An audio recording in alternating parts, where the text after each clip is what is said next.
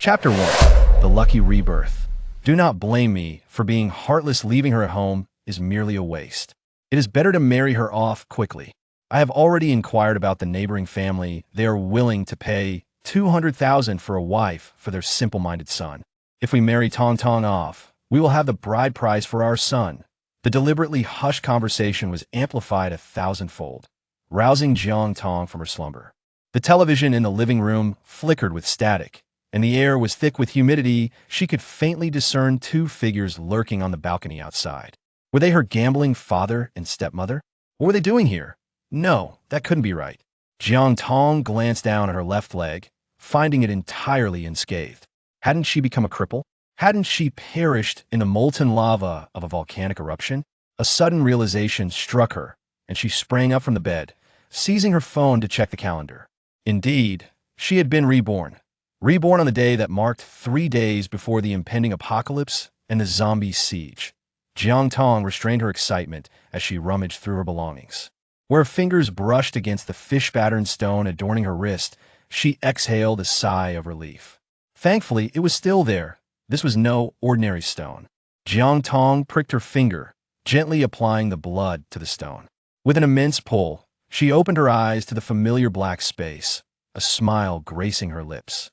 This was a discovery from her past life. Within the stone lay a realm that could freeze time and harbor vast quantities of supplies. It was thanks to this that she had managed to survive a little longer in the apocalypse. As she reopened her eyes, she heard her stepmother urging her father to sell her off and couldn't help but scoff.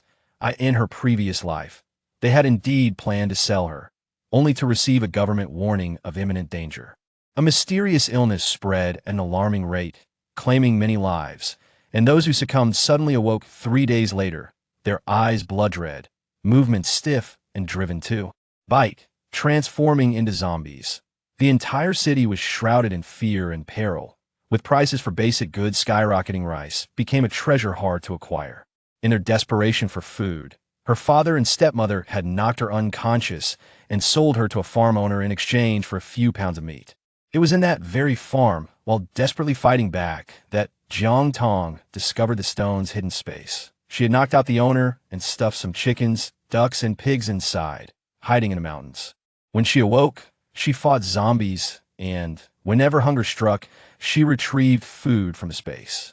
After 2 long years, the zombie threat was quelled, but the climate had undergone catastrophic changes. Rising seas, volcanic eruptions, and solar storms disrupted the magnetic field. Ultimately, Jiang Tong still met her demise, unsure of what the Earth had become.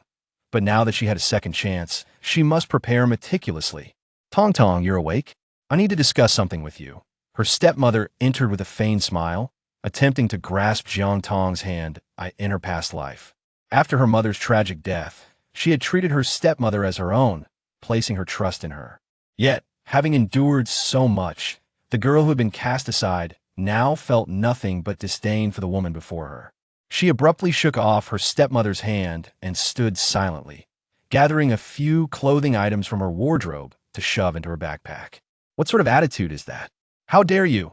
Her gambling father stormed toward her, intending to grab her. Jiang Tong pivoted swiftly and kicked him in the chest with such force that he fell to the ground, wincing in pain.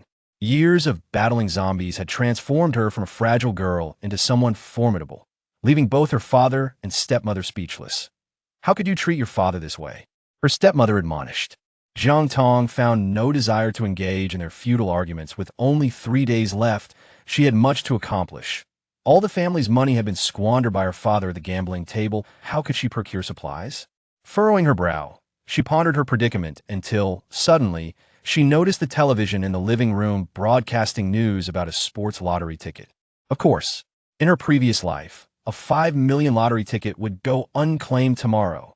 At that time, she had quarreled with her family, running outside in tears, just in time to catch the news and memorize the numbers. It was as if fate were offering her a golden opportunity. She would no longer remain in this home. Let those who wish to stay do so. Jiang Tong stepped outside, smashing her piggy bank to retrieve a handful of coins. She made her way to the lottery station, placing 50 bets on the numbers she had memorized, carefully stowing the tickets and her ID together before checking into a small hotel.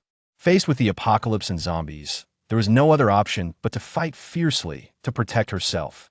In her previous life, she had spotted an abandoned underground military shelter on the outskirts, long neglected, owned by a state enterprise. Pulling out her phone, she conducted a brief online search and discovered it was indeed available for rent. Hello? I would like to rent the shelter for 20 years. For 100,000? That's acceptable. I will bring cash tomorrow to sign the contract. The process unfolded more smoothly than anticipated. Jiang Tong lay on a single bed in the hotel, restlessly tossing and turning, unable to sleep. At dawn, she hurried to the Lottery Redemption Center, donning a mask and a baseball cap to collect her winnings. Congratulations. You are truly fortunate. The Lottery Redemption staff couldn't help but envy her as she received a bank card containing $4 million after taxes. She headed straight to the largest shopping mall nearby. Dressed simply in a t-shirt and sweatpants, her tattered backpack slung over her shoulders, she prepared to enter. As the automatic doors swung open, she suddenly felt a gaze upon her from behind. The heightened sensitivity forged by years of surviving the apocalypse led her to swiftly turn around, tracing the source of the stare. Soon, she spotted a man clad in army green short sleeves and cargo pants, his bronze skin accentuated by a cigarette dangling from his lips, leaning casually against the utility pole across the street, watching her intently. Who was he? Her heart raced, a sense of familiarity washing over her. Never mind, the priority now is to buy supplies. Shaking her head, Jiang Tong entered the outdoor equipment store on the first floor.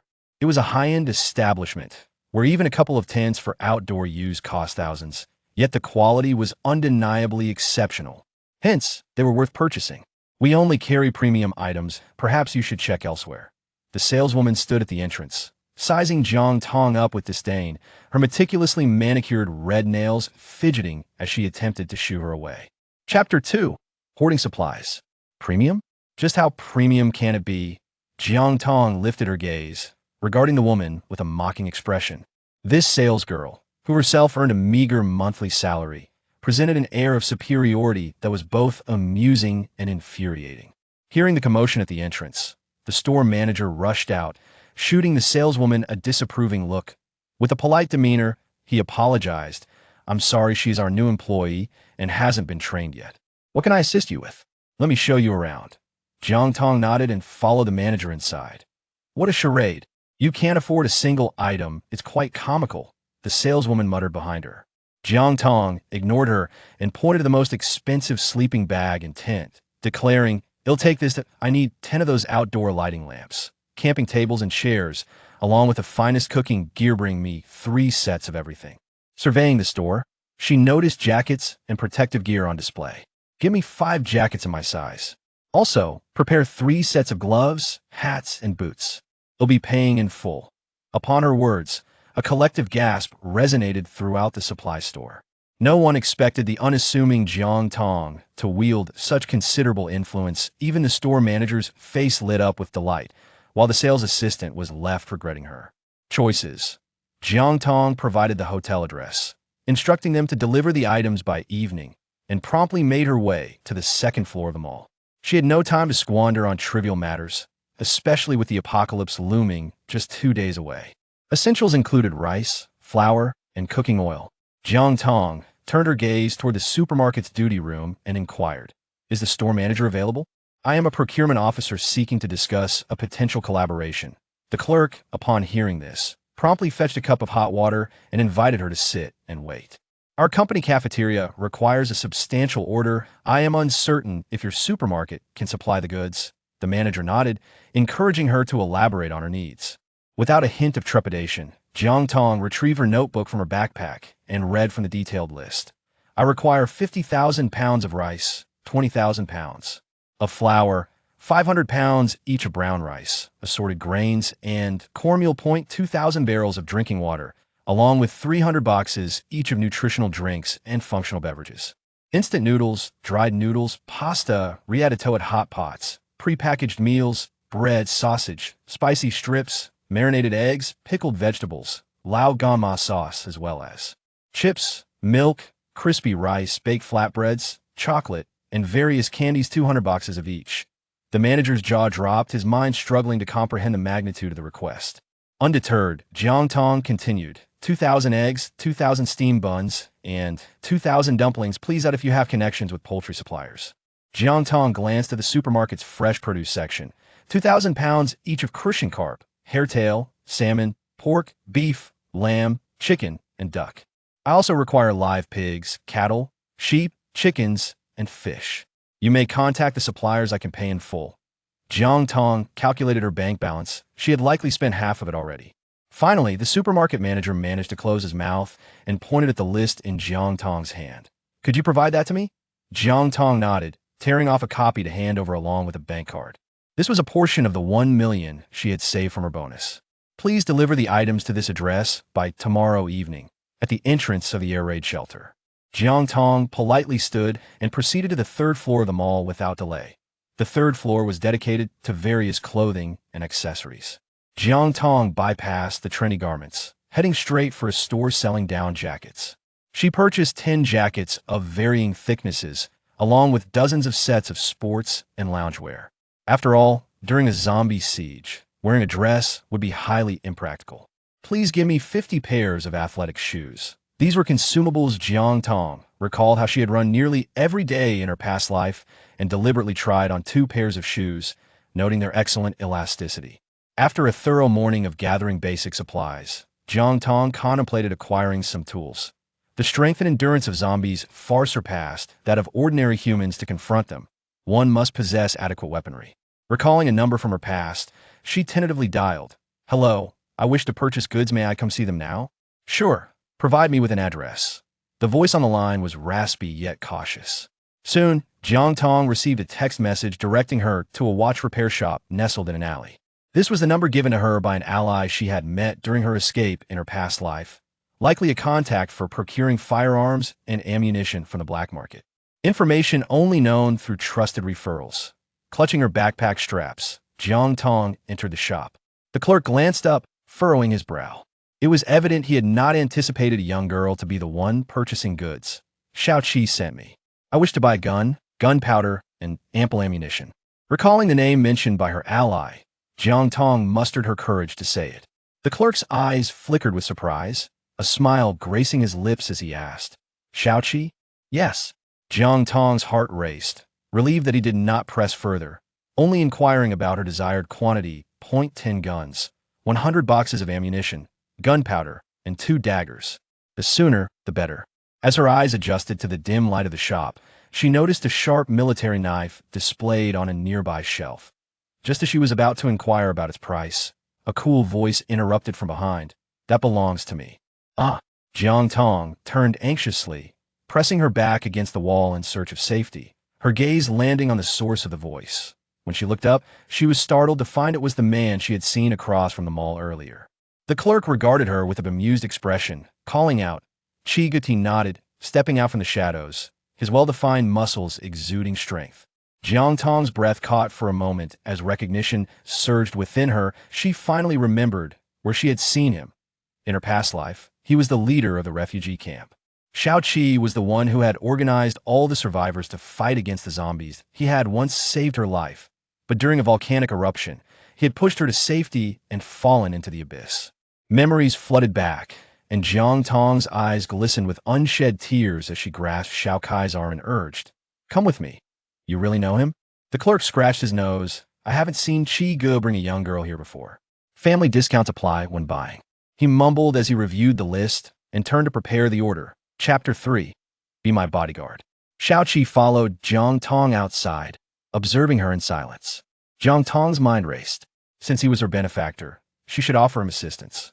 However, would he dismiss her as insane if she revealed that the apocalypse and zombies would appear in 2 days? Xiao Qi noted the myriad expressions crossing the young girl's face. His interest piqued.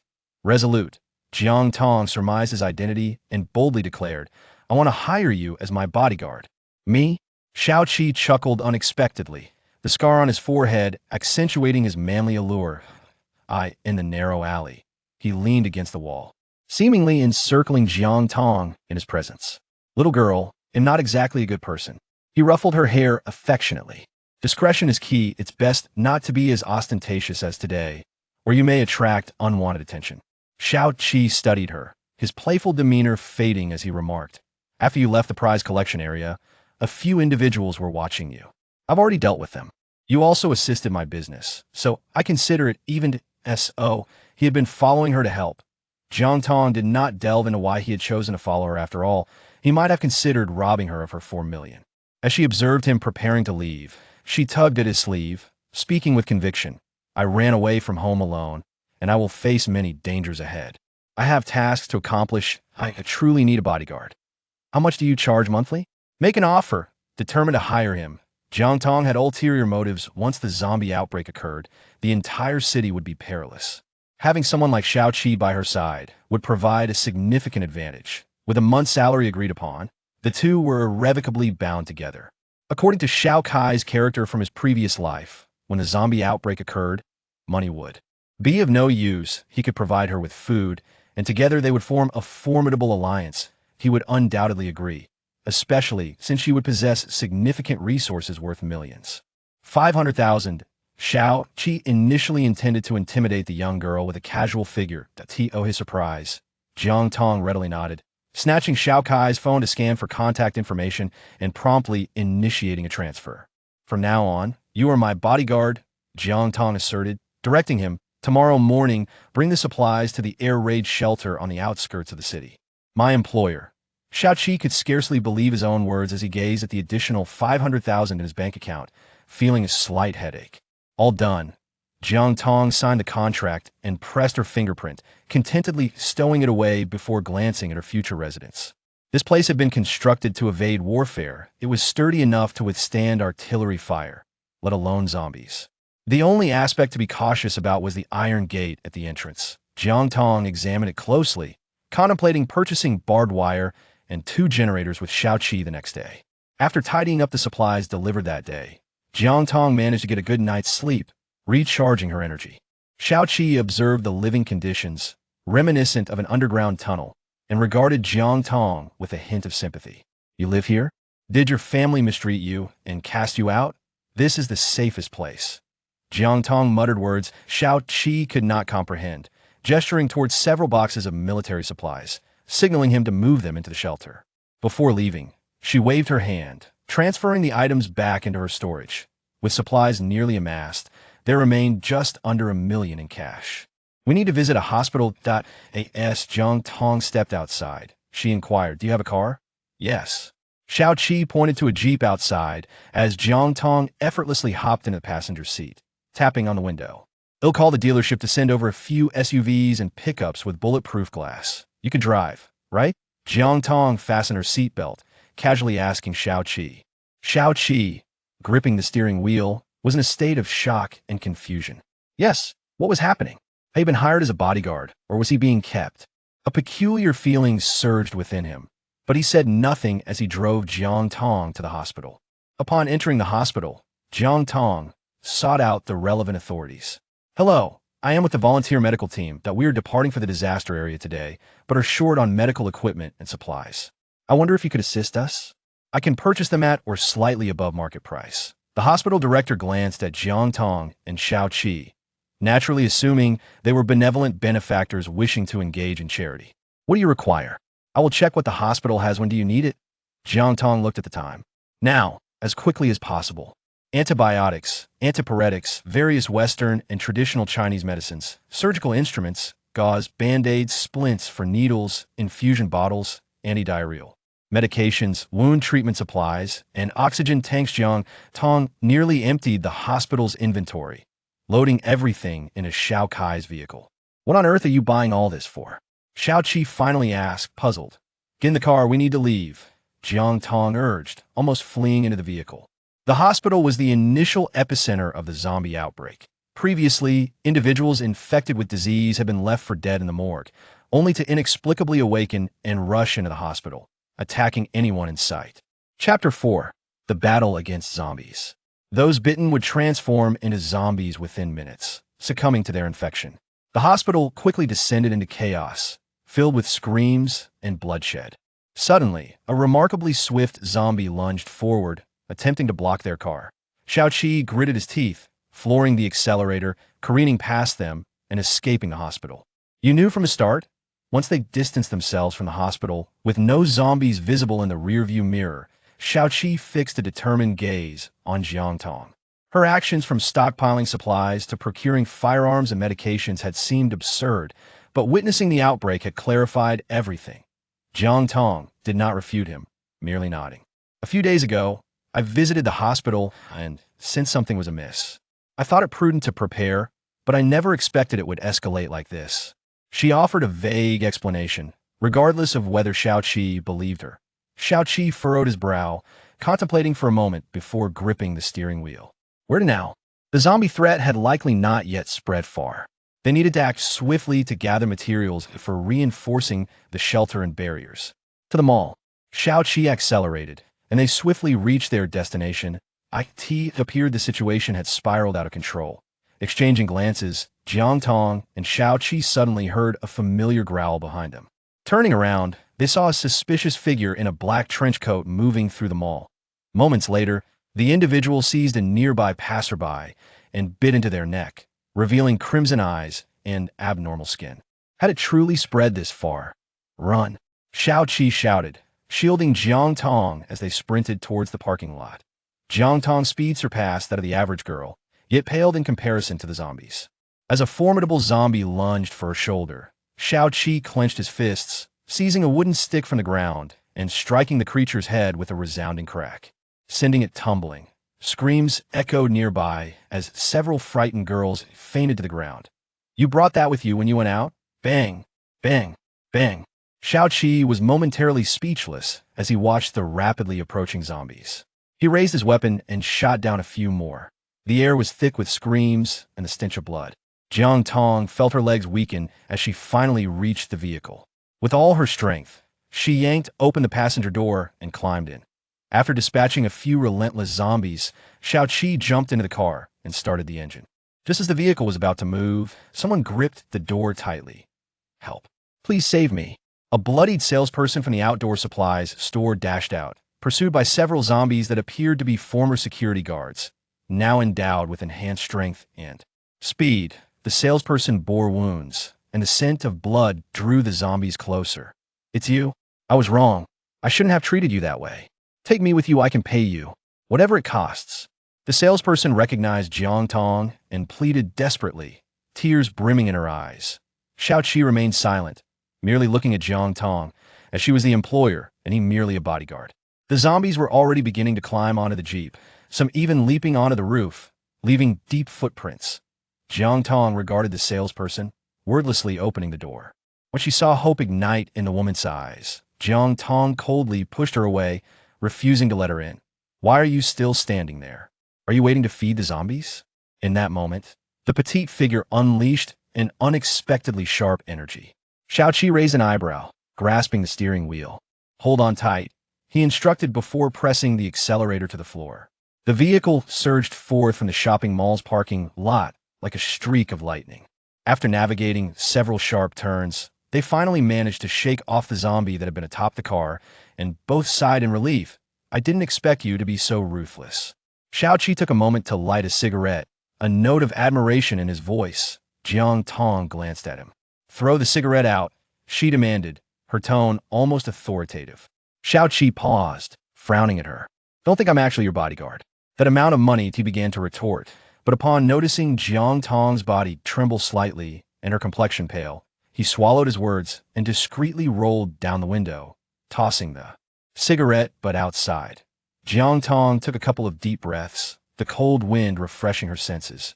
Turning to face Xiaoqi, she subtly reminded him that it was she who had saved his life. Xiaoqi remained silent, the atmosphere in the vehicle heavy until they could finally see the air raid shelter. Jiang Tong leaned back against the passenger seat. Her bleeding is due to the injury on her ankle. Xiaoqi looked at her in confusion, not grasping why she suddenly mentioned this. As Jiang Tong opened the car door and leaped out, she stated, she has already been bitten by a zombie. The bite is small, so the toxin has not yet attacked her nervous system. Within 10 minutes, she too will become a zombie, rendering any rescue futile.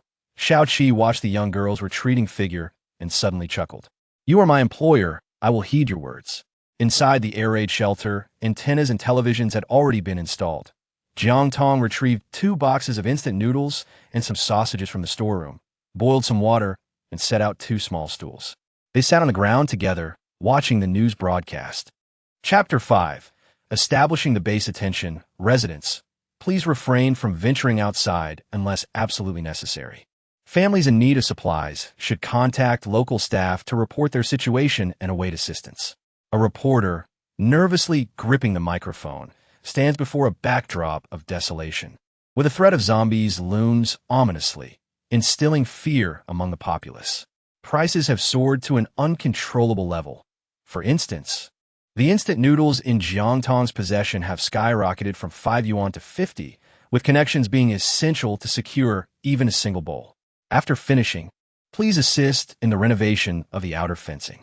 Jiang Tong slurped her noodles, not lifting her head as she spoke.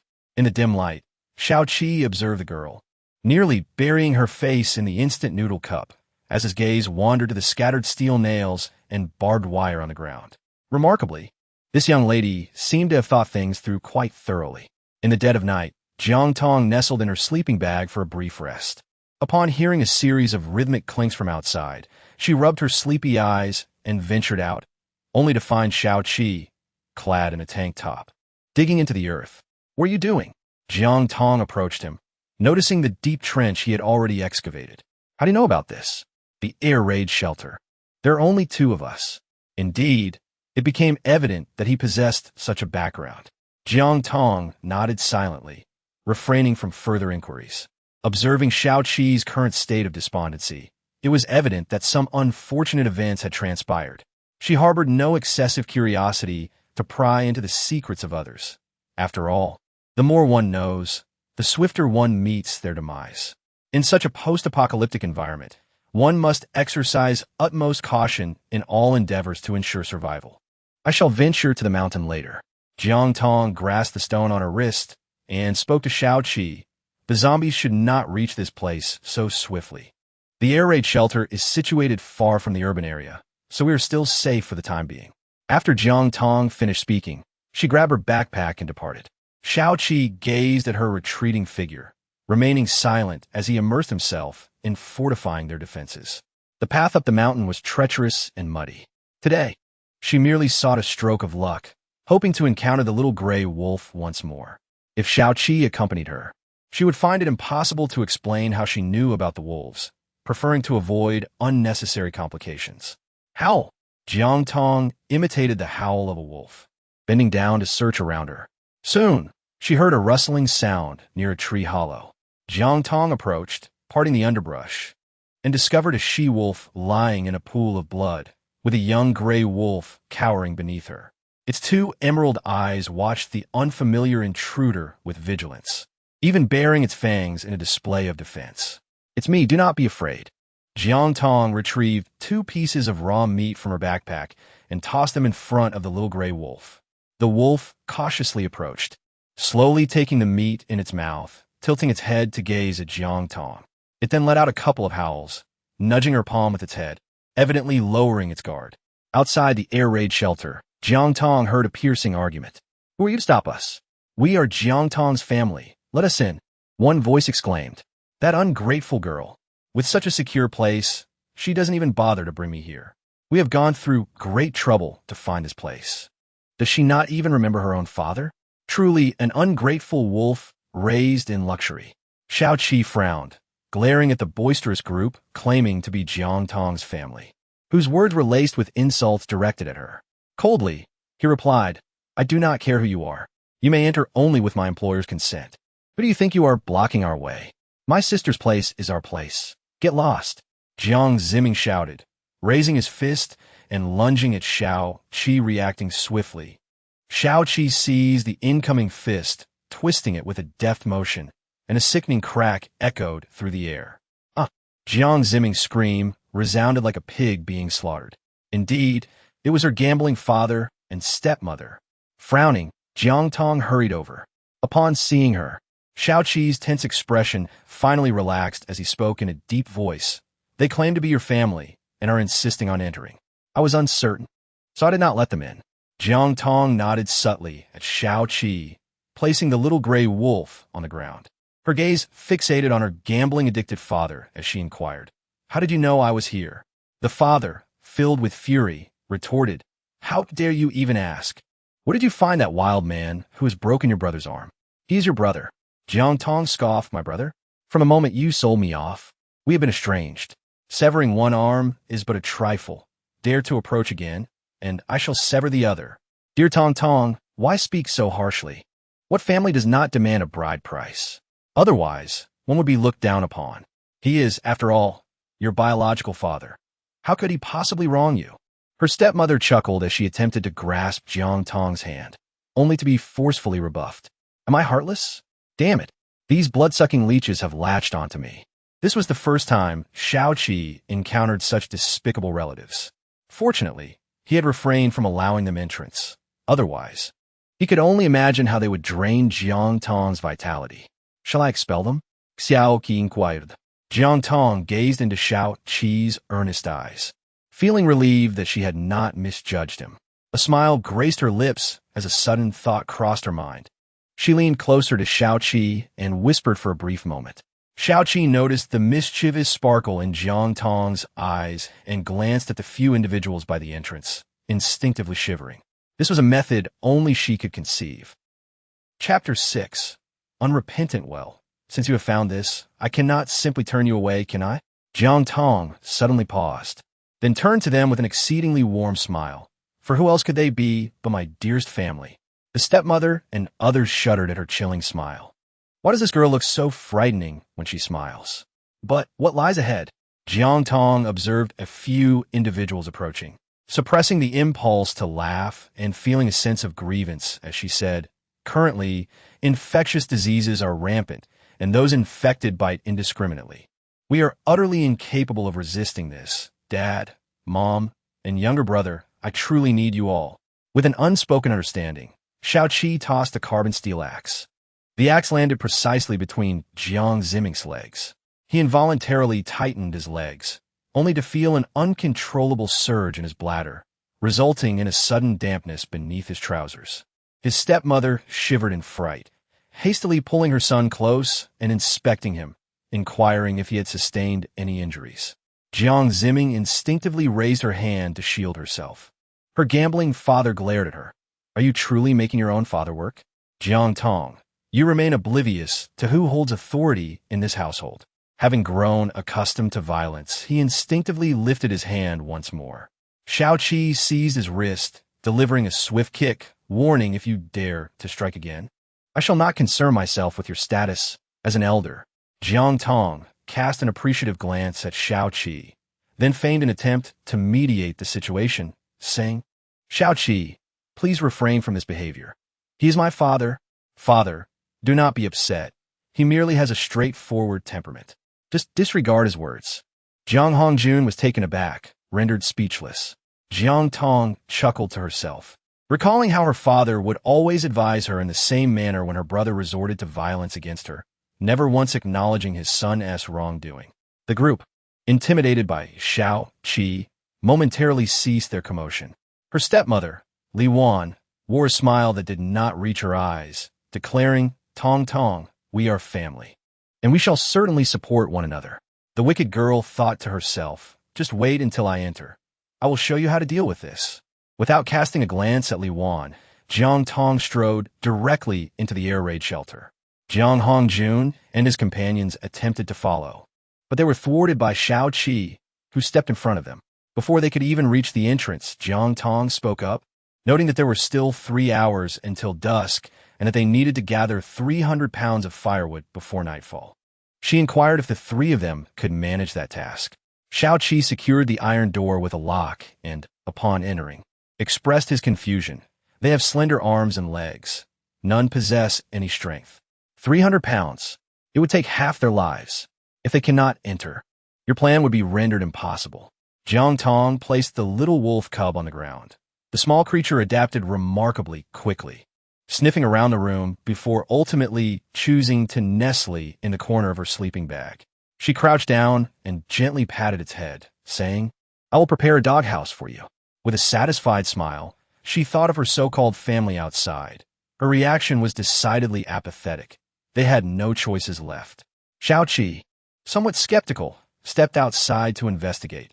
Indeed, the others were gone, having taken an axe with them. Jiang Tong's profound understanding of her family must have led to her utter disappointment and subsequent indifference. If it were him, he would not have afforded them a single opportunity to enter. These items would soon become exceedingly valuable. Even a self-heating pot could compel a person to toil like a beast of burden. They would return tomorrow to gather more. Jiang Tong would never find an abundance of supplies burdensome. As time progressed, food crops would only become scarcer, and volcanic eruptions could lead to utter annihilation. She could not express this too plainly to Xiao Qi, but preparations were imperative. After spending several days together, Xiao Qi had come to trust her to a degree of 70%. He pondered the likelihood that the outbreak of this infectious disease could indeed spiral out of control. Just then, they heard the sound of someone shaking the iron door, the chains clanking resonating eerily within the air raid shelter. The two rose and stepped outside, where they beheld her parents, each dragging a basket of firewood, struggling to keep pace with Jiang Zimming, who, despite being the strongest, bore the least burden. Jiang Tong smiled gently. Had it been in the past, she would have readily assisted her parents in educating Jiang Zimming. However, now she is indifferent to the matter. Jiang Zimming leaned against the iron gate, panting, and gestured towards the firewood on the ground. "What you seek, grant us water." Jiang Tong and Xiao Qi exchanged smiles. Xiao Qi pointed at Jiang Zimming and said, "You, please fetch the scale over there." Jiang Zimming diligently suppressed his anger and obediently approached the scales. Xiao Qi effortlessly tossed the heavy firewood, which several individuals struggled to lift, onto the scales with a single hand. Jiang Zimming and his companions widened their eyes in disbelief. "What? We have to wait again? Jiang Tong, you have gone too far." The group was practically hopping in frustration, particularly because their firewood was evidently insufficient for the scale. They never anticipated that this stubborn girl would be so serious about it. 300 pounds? It was utterly exhausting. As they gazed at the fluctuating numbers on the scale, their hearts raced to their throats. 136 pounds. Jiang Tong nearly burst into laughter, exclaiming, "Oh dear, this isn't enough. What shall we do?" The few of them, utterly exhausted, collapsed onto the ground, harboring thoughts of tearing Jiang Tong apart. However, having gone an entire day without food and laboring tirelessly, they lacked the strength to act on such impulses. Li Wan contemplated that their only option was to appease Jiang Tong for the time being, waiting until they were well fed before dealing with this insufferable girl. "Tong Tong, look at us. We have toiled all day without a morsel to eat. We are your family, after all. Please, could you spare us some food?" How ironic it was for her to utter such words. Family? Wasn't it the very same family that often left her hungry during her childhood? Jiang Tong retrieved 2 buns from her bag and, with a sense of grievance, remarked, "These are indeed the most challenging times. We must conserve our food. Let the 3 of you share these 2 buns." The faces of the others turned pale. Jiang Zimming was infuriated, contemplating the extreme of taking Jiang Tong's life. However, recalling the food in her possession, he restrained his fury. "Sister, our parents haven't eaten all day. How can these 2 buns suffice? You incessantly claim that we harbor animosity towards you. Yet how can we embrace you when you act this way?" Jiang Tong's greatest fear was their rejection. In the past, whenever he appeared displeased, she would concede everything to him. However, he remained unaware that Jiang Tong was no longer the same person she once was. Jiang Tong chuckled coldly. "I have no choice. During these tense times, we must make do with what we have."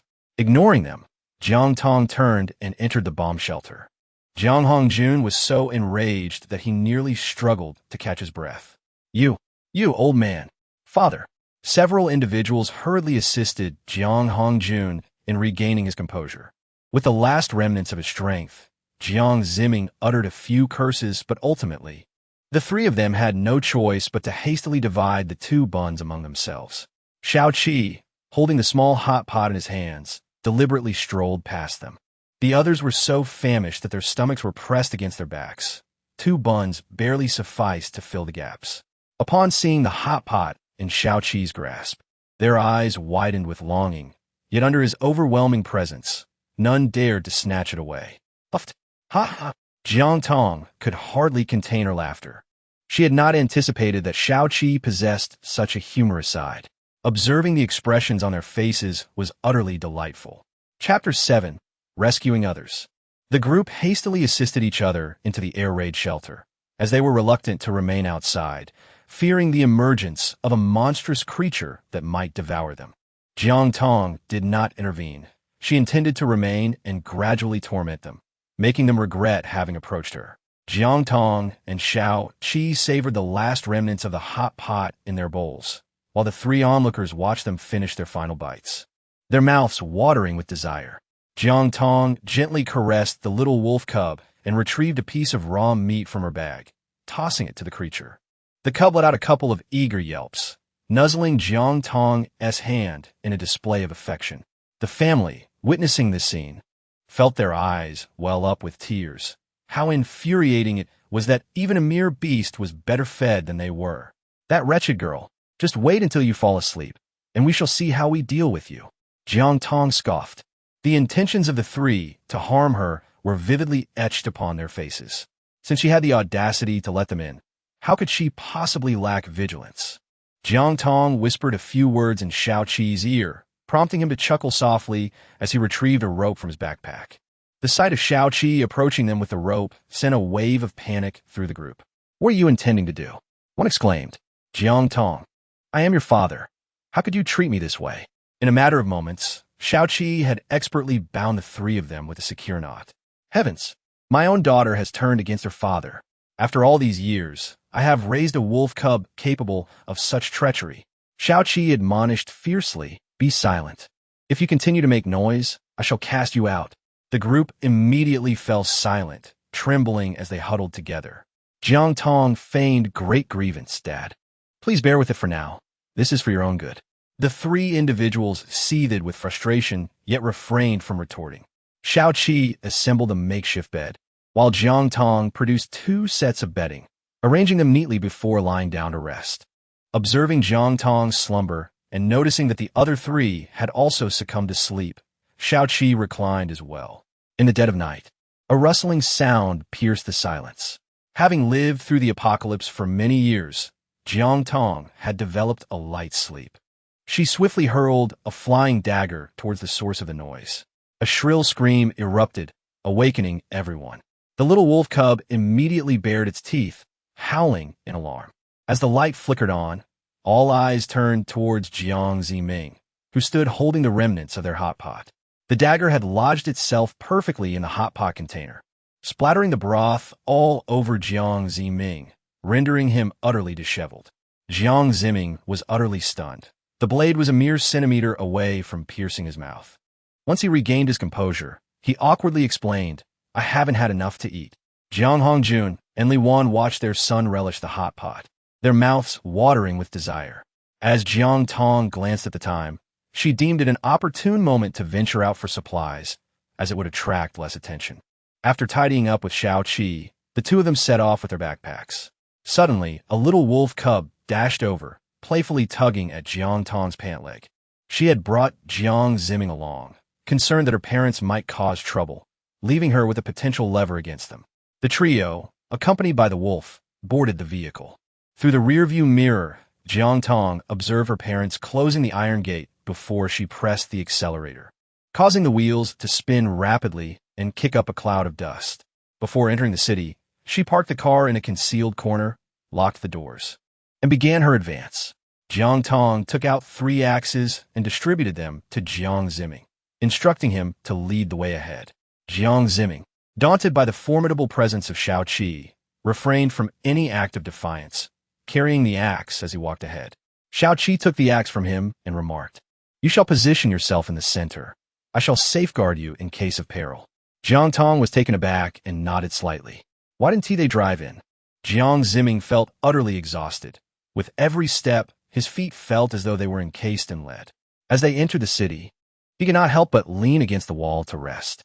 The sharp sound of applause rang in his ears, causing a ringing that distracted him. His gaze involuntarily shifted to the right, where someone turned to look in their direction, as if drawn by the allure of some delectable dish. Suddenly, the person bolted towards them, covering several paces in the blink of an eye. The little wolf cub dashed swiftly to Jiang Tong's side, adopting a defensive stance against the towering zombie, emitting a low growl. Xiao Qi was even quicker.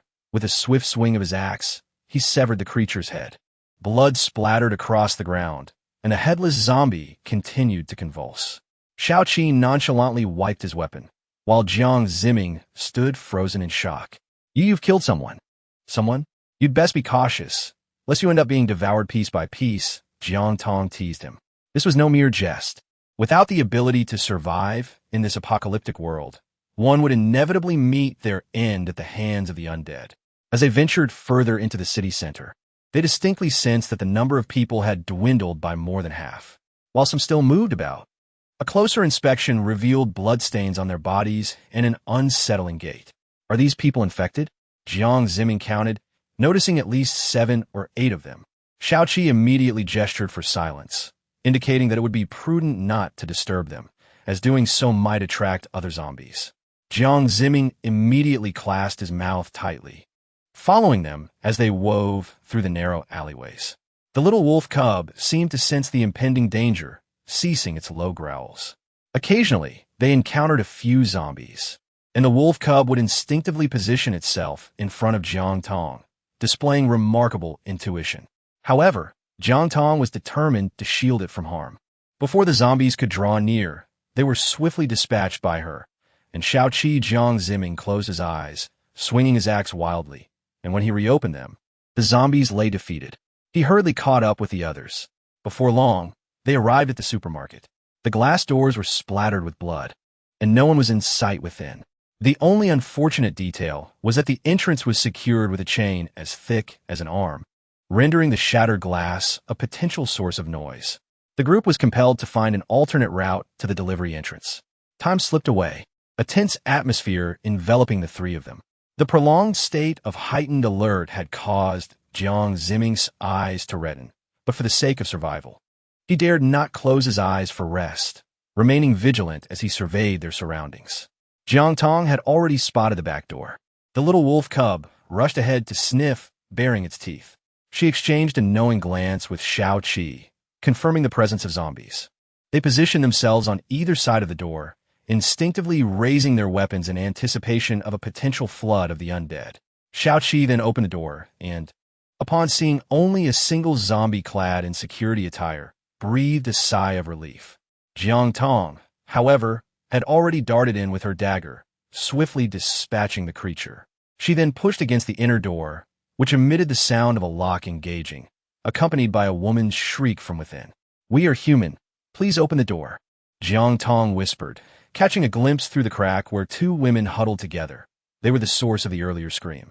The infected zombies were unable to speak, and the people inside had been confined for several days, too terrified to unlock the door. "No, please don't." Xiao Qi began to contemplate the possibility of forcibly breaching the door, weighing the necessity of such an action. If they forced it open, there was a risk that more zombies would surge in, posing a dire threat to their safety. Chapter 8. The disparity in treatment. "We will perish if we go out," came the quavering voice of Yao Shi from inside. At just 18, she had come to work as a waitress for the summer, never anticipating such a dire predicament. Yet, a flicker of determination ignited in her eyes. "Aren't you afraid of the zombies? Compared to humans, zombies are less agile. If we find the right approach, we can deal with them." Time was of the essence. Xiao Qi noticed her sudden shift in demeanor and quickly approached the door to call for Jiang Zimming to help barricade it. "Could you assist me in rescuing my brother?" Yao Shi's hope reignited as she pressed against the door. After a brief exchange among the individuals inside, they ultimately chose to let the trio in, clinging to the faintest glimmer of escape. The sound of the lock turning echoed, and Xiao Qi observed the zombies outside, twisting their necks. Hastening towards the source of the noise, the door swung open. Jiang Zimming pushed open the door, rushing inside, closely followed by Xiao Qi. As they closed the door behind them, the relentless horde of zombies outside began to force their way in. The door was barely holding its shape under the pressure. The sounds of growling and moaning sent shivers down their spines. Once it was certain that the undead could not breach their sanctuary, Jiang Tong exhaled in relief. allowing her eyes to survey the interior. To her astonishment, there were over 10 individuals present, mall attendants and patrons alike, with an equal distribution of men and women. The sight of her seemed to ignite a flicker of hope in their eyes, as if she were a beacon of salvation. The outbreak of the zombie plague had indeed commenced, signaling the dawn of the apocalypse. Survival now depended solely on their own resourcefulness.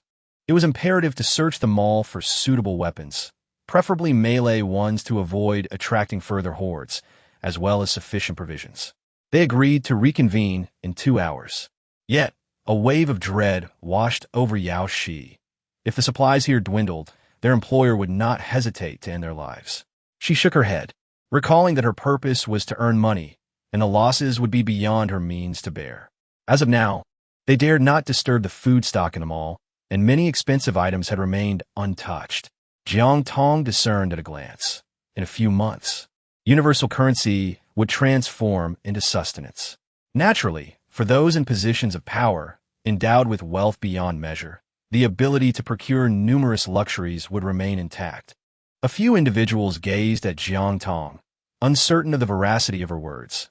Yet such circumstances tend to starve the timid while emboldening the audacious. Half of the gathered crowd had already begun to take action. The remaining souls, driven by yearning for their families and a fervent desire to escape, felt an urgency that rendered even a moment's hesitation intolerable, swiftly joining the ranks of the resolute. Jiang Ziming followed closely behind Jiang Tong, rolling his eyes in exasperation. Jiang Tong, are you out of your mind? Why are you assisting them in snatching our belongings? Jiang Tong halted her steps and regarded him with a frigid expression, declaring her willingness. Shao Qi, perceiving Jiang Tong's intentions, offered his assistance, though the outcome of their survival remained uncertain. They traversed in silence until they arrived at the mall, where they divided into 3 groups. For provisions, they sought items that would stave off hunger, possess a lengthy shelf life, occupy minimal space, and not be overly burdensome. As for weaponry, they desired blades that were both sharp and sturdy, emphasizing swiftness, for they must depart before dawn. After giving herself instructions, Jiang Tong began to venture inside, her separation from others serving the purpose of conveniently stockpiling supplies. She felt the stones and commenced a meticulous search, the expansive space easily capable of accommodating dozens of supermarkets. Upon reaching the pet section, she gazed at the fluffy dog beds, over a dozen of various sizes, which she promptly stored away. A howl escaped her lips as she noticed a small wolf cub, its tiny paws gripping the shelf, its nose eagerly sniffing the cans. With a smile, she knelt down, opened a can for the cub, and subsequently stashed the remaining ones into her space. The neatly arranged shelves were laden with an array of daily necessities and food items, all of which Jiang Tong collected with a mere touch. After completing her circuit, she arrived at the seafood section, where the fresh catch awaited her, a rare chance to indulge in a lavish feast without the need for currency. She also gathered an assortment of chilled meats, all of which she stored into her space. Jiang Tong recalled that the supermarket had a warehouse, so she proceeded directly to it. The door was ajar, suggesting that others had already come to retrieve items, rendering the door's state inconsequential. Upon entering, she found a variety of rice, flour, and cooking oil neatly arranged on the shelves, all with remarkably fresh dates.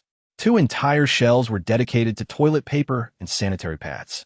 Remembering the scarcity of sanitary pads in a post-apocalyptic world, Jiang Tong couldn't help but beam with joy, collecting them all into her space. After clearing the shelves, she was drenched in sweat but felt an overwhelming sense of satisfaction. Jiang Tong arrived at the cold storage, where the temperature was noticeably lower. First, she entered the fresh-keeping cold room, filled with an assortment of fresh fruits and vegetables, as well as various wines and beverages. I shall collect. Next was the refrigeration room, where the temperature was 5 to 6 degrees lower than the previous one. Here, baskets upon baskets of fresh eggs and poultry meat, including chicken, duck, and goose, amounted to a staggering 100 kilograms, enough to last her a lifetime. Collect, collect, collect. Finally, she approached the quick freezing room. Jiang Tong donned a protective suit designed to withstand low temperatures. The temperature here plummeted to at least minus 35 degrees Celsius. Even exposing a single finger felt as though it might freeze off. This chamber was filled with an array of frozen dumplings, glutinous rice balls, and even various ice creams and sorbets. Just imagining indulging in a delightful ice cream during the sweltering heat of summer felt heavenly. There were also assorted frozen meats, although not as fresh as their chilled counterparts. In the future, these would be sought-after treasures. Jiang Tong hurriedly gathered everything into her space. Once finished, she quickly exited the ultra-low temperature cold storage, which housed deep-sea delicacies such as tuna, prawn, swordfish, and a colossal king crab, whose claws were thicker than her arms. The mere thought of these treasures brought her immense satisfaction as she continued to collect. After finishing her gathering, she hastily left, feeling as though she would freeze solid if she lingered even a moment longer.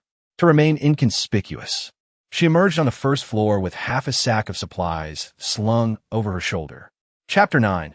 Unexpected developments. Xiao Qi had collected quite a bit, managing to carry 3 full sacks without appearing to feel any strain. Upon inspecting Jiang Ziming's sack, she found it filled with spicy chicken legs, flavorful chicken wings, and dried beef, items rich in flavor. But where were the staple foods? Jiang Tong frowned. While these were delectable, they would not suffice to stave off hunger. You have some, but I cannot run with rice, Jiang Ziming retorted. He was not foolish. Those items could be shared with her, but carrying them for several kilometers would be impossible. He had dragged firewood down the mountain last night. Otherwise, he would have no energy left now. Jiang Tong smiled, contemplating beauty. The others each gathered their necessary belongings. Nods of agreement echoed among the group. If they managed to survive, they could bring supplies to the air raid shelter in the suburbs to find her. In this apocalyptic world, there was no room for weakness. If any among them could endure, they could bolster their own strength. Accompanying Jiang Tong were Yao Shi and 2 robust men, the towering Gao Zheng and the shorter Wang Yang, standing at 1.60 meters. At this moment, the rear door was completely blocked, but Jiang Tong discovered another exit with relatively few zombies. She and Xiao Qi led the way, while the little wolf cub used its keen sense of smell. Wherever it growled softly, zombies were sure to be lurking. The trio swiftly forged a bloody path forward. Littering the alley were over a dozen corpses, their blood staining the walls crimson. Taking a moment to steady their nerves, they decided to disperse. Having reached a fork in the path, they spotted a few scattered zombies, and after a brief rest of 5 minutes, everyone went their separate ways. Jiang Tong and the 6 of them first made their way to Wang Yang's residence, which was merely a half-kilometer journey away, separated by 2 streets. They swiftly navigated the narrow paths and encountered no further zombies along the way, allowing them to exhale in relief. Upon reaching the ground floor, Wang Yang expressed his gratitude and ascended the stairs. The remaining 5 continued onward and soon arrived at Gao Zheng's home. His family operated a business on the ground floor, and as they approached, Gao Zheng let out a startled scream, tears streaming down his face as he rushed forward, calling out, "Dad, Mom." How could this be? In the shop, it appeared that Gao Zheng's parents had not reacted in time during the outbreak and had already been bitten. Their bodies bore gruesome, blood-soaked wounds, and their vacant eyes, upon hearing his voice, twisted into unnatural angles as they turned to face him. In the next moment, they hurried towards him. "Run!" Jiang Tong shouted. Rather than retreating, Gao Zheng opened his arms wide, driven by a desperate desire to embrace his family, resigned to the inevitability of death. The young wolf cub dashed ahead, howling. Xiao Qi tightened his grip on his dagger, but as he advanced, Jiang Tong halted him. "I will cover the rear. Take him away." Without hesitation, Xiao Qi immediately grasped Gao Zheng and began pulling him back, with Yao Shi joining to assist. Jiang Ziming, filled with apprehension, closely followed Xiao Qi. After swiftly dispatching 2 zombies, Jiang Tong took flight, aware that the earlier commotion had attracted over a dozen more. The little wolf cub trailed behind her, sensing the deviation in her path, and let out a soft howl. First, she needed to divert the zombies. Noticing that the zombies around the corner were closing in, Jiang Tong signaled the little wolf to hasten its pace. She could not lead the zombies outside. Doing so would only hasten their approach to the air raid shelter. At that moment, Xiao Qi and the others had already reached the outskirts of the city. They discreetly unearthed a vehicle from a hidden corner, and the group swiftly boarded. The engine roared to life, and they took off. Jiang Zimming observed the approaching zombies in the distance, and, with a sense of urgency, forcibly swapped positions with Yao Shi. Shifting to the left, Yao Shi rolled her eyes in exasperation, but quickly redirected her attention to the intersection, where she caught a fleeting glimpse of a figure. She exclaimed, "Down there!" They were currently on an overpass and needed to navigate their way down. Xiao Qi, noticing the constant movement on his phone's GPS, immediately shifted the car into reverse, swiftly retreating before executing a sharp turn to change direction. Jiang Tong continued her frantic dash, vividly recalling that after the city fell, a particular location had amassed a multitude of zombies. Just ahead, not far off, lay an unfinished foundation, a vast pit capable of accommodating thousands of the undead. If she could reach it, not only would she resolve the zombie threat, but she could also procure a fresh supply of resources from the nearby live poultry market.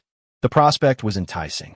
She sprinted forward, clutching a wolf cub, which she tossed into the air. Hearing its yelp of safety, she swiftly began her ascent.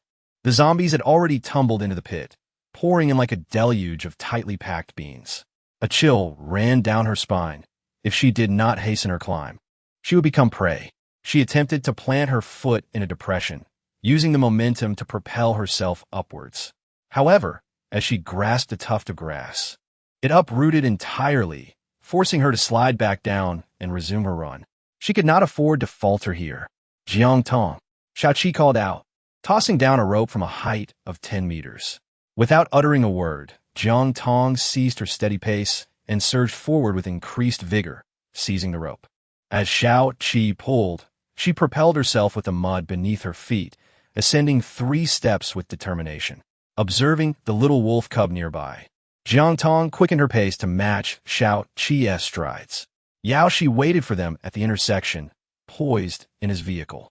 Upon returning to the air raid shelter, she immediately began to stretch her limbs.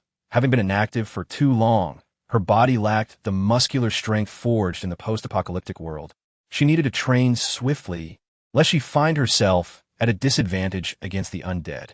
Her stepmother had spent half the day chopping wood, her formerly delicate and fair hands now marred with blisters, rendering her hesitant even to grasp food. Her gambling father fared no better, his hands stained with blood. Jiang Hongjun lamented, "When shall we dine?" Jiang Tong paused, her body glistening with perspiration, and pointed towards the pile of firewood in the corner. "Now you all go and cook." "Cook? How can we possibly start fire, Xiao Tong? Isn't there electricity here?" The stepmother immediately inquired softly, her weariness apparent. "I'll handle it." Yao Shi promptly raised her hand. In the bloom of youth, she had her hair tied back in a high ponytail, having shed her loose work attire, revealing her curvaceous figure. She understood Jiang Tong's principles and knew she had to complete her younger brother's share of the work. 12-year-old Yao Bei trailed closely behind his sister. "Go study. You all will cook tomorrow," came the directive from the little wolf cub, who was following closely. Xiaoqi did not leave, adhering to Jiang Tong's instructions to ensure the iron gate was electrified, thereby safeguarding against intruders. Chapter 10. To survive, Jiang Zimming approached, saying, "Xiao Ge, why do you heed a woman's words? Money has lost its value now. Why not strive to become the leader yourself? I will undoubtedly follow you." Xiaoqi disdainfully turned away from Jiang Zimming, replying, "Isn't she your sister?" Jiang Zimming, sensing Xiaoqi's inclination towards betrayal, grew increasingly assertive. "She controls us, and we will certainly not submit. What significant achievements can a woman accomplish? You, however, are different. In this apocalyptic world, we could easily establish a small nation here, capturing people to serve as slaves. How advantageous that would be." Xiaoqi, holding 2 wires together, produced a crackling sound of electricity, threateningly extending them towards Jiang Zimming. "What do you think would happen if this current coursed through your body?" Jiang Zimming, startled, quickly retreated. "Xiao Ge, I sympathize with your predicament. Consider my earlier comment merely a jest." At this moment, Jiang Tong, having enjoyed a refreshing bath in the water, felt invigorated. She stood upon a stone halfway up the mountain, with her back to the tranquil pool and her gaze set upon the vast expanse of skyscrapers ahead. As twilight descended, the iconic 9-story tower, symbolizing the city, illuminated the skyline. A month into the apocalypse, circumstances appeared less dire, yet the respite would not endure for long. Everyone was gathered at the entrance, waiting. Dinner was prepared, a simple meal of rice accompanied by a pot of stir-fried meat and cabbage. Not eating? Jiang Tong had previously mentioned that there was no need to wait for her. She took her seat first before checking her phone, where bold black letters greeted her. The epidemic had been contained, and the military was apprehending those infected. Citizens were advised not to panic. She couldn't help but chuckle at the absurdity. Yaoshi's smile faltered slightly. With all the supplies we've gathered, might we face legal repercussions? If things stabilize, the mall surveillance will clearly document our actions. There's no need for excessive worry, Jiang Tong reassured. Focus on your meal and rest. Tomorrow we shall venture into the city to seek solar panels. We cannot rely on that meager supply of diesel for long. Jiang Tong was acutely aware of the government's actions, aimed at stabilizing public sentiment. At that moment, she believed the authorities had effectively contained the infectious disease. Yet, within a mere 2 months, the entire city succumbed to chaos. Seizing the current semblance of stability, she realized that if she did not procure essential supplies now, it would be exceedingly difficult to obtain them once the situation deteriorated. That evening, she planned to watch the live broadcast, which was expected to occur later that night. After dinner, Jiang Tong retired for the night, drifting into slumber almost instantly. In a world teetering on the brink of collapse, moments of peaceful sleep were rare, and she cherished them deeply. The little wolf cub nestled in the adjacent dog bed, close to her. Uncertain if the signal towers were also affected, the reception was poor, the broadcast stuttering intermittently, barely allowing her to view the live stream.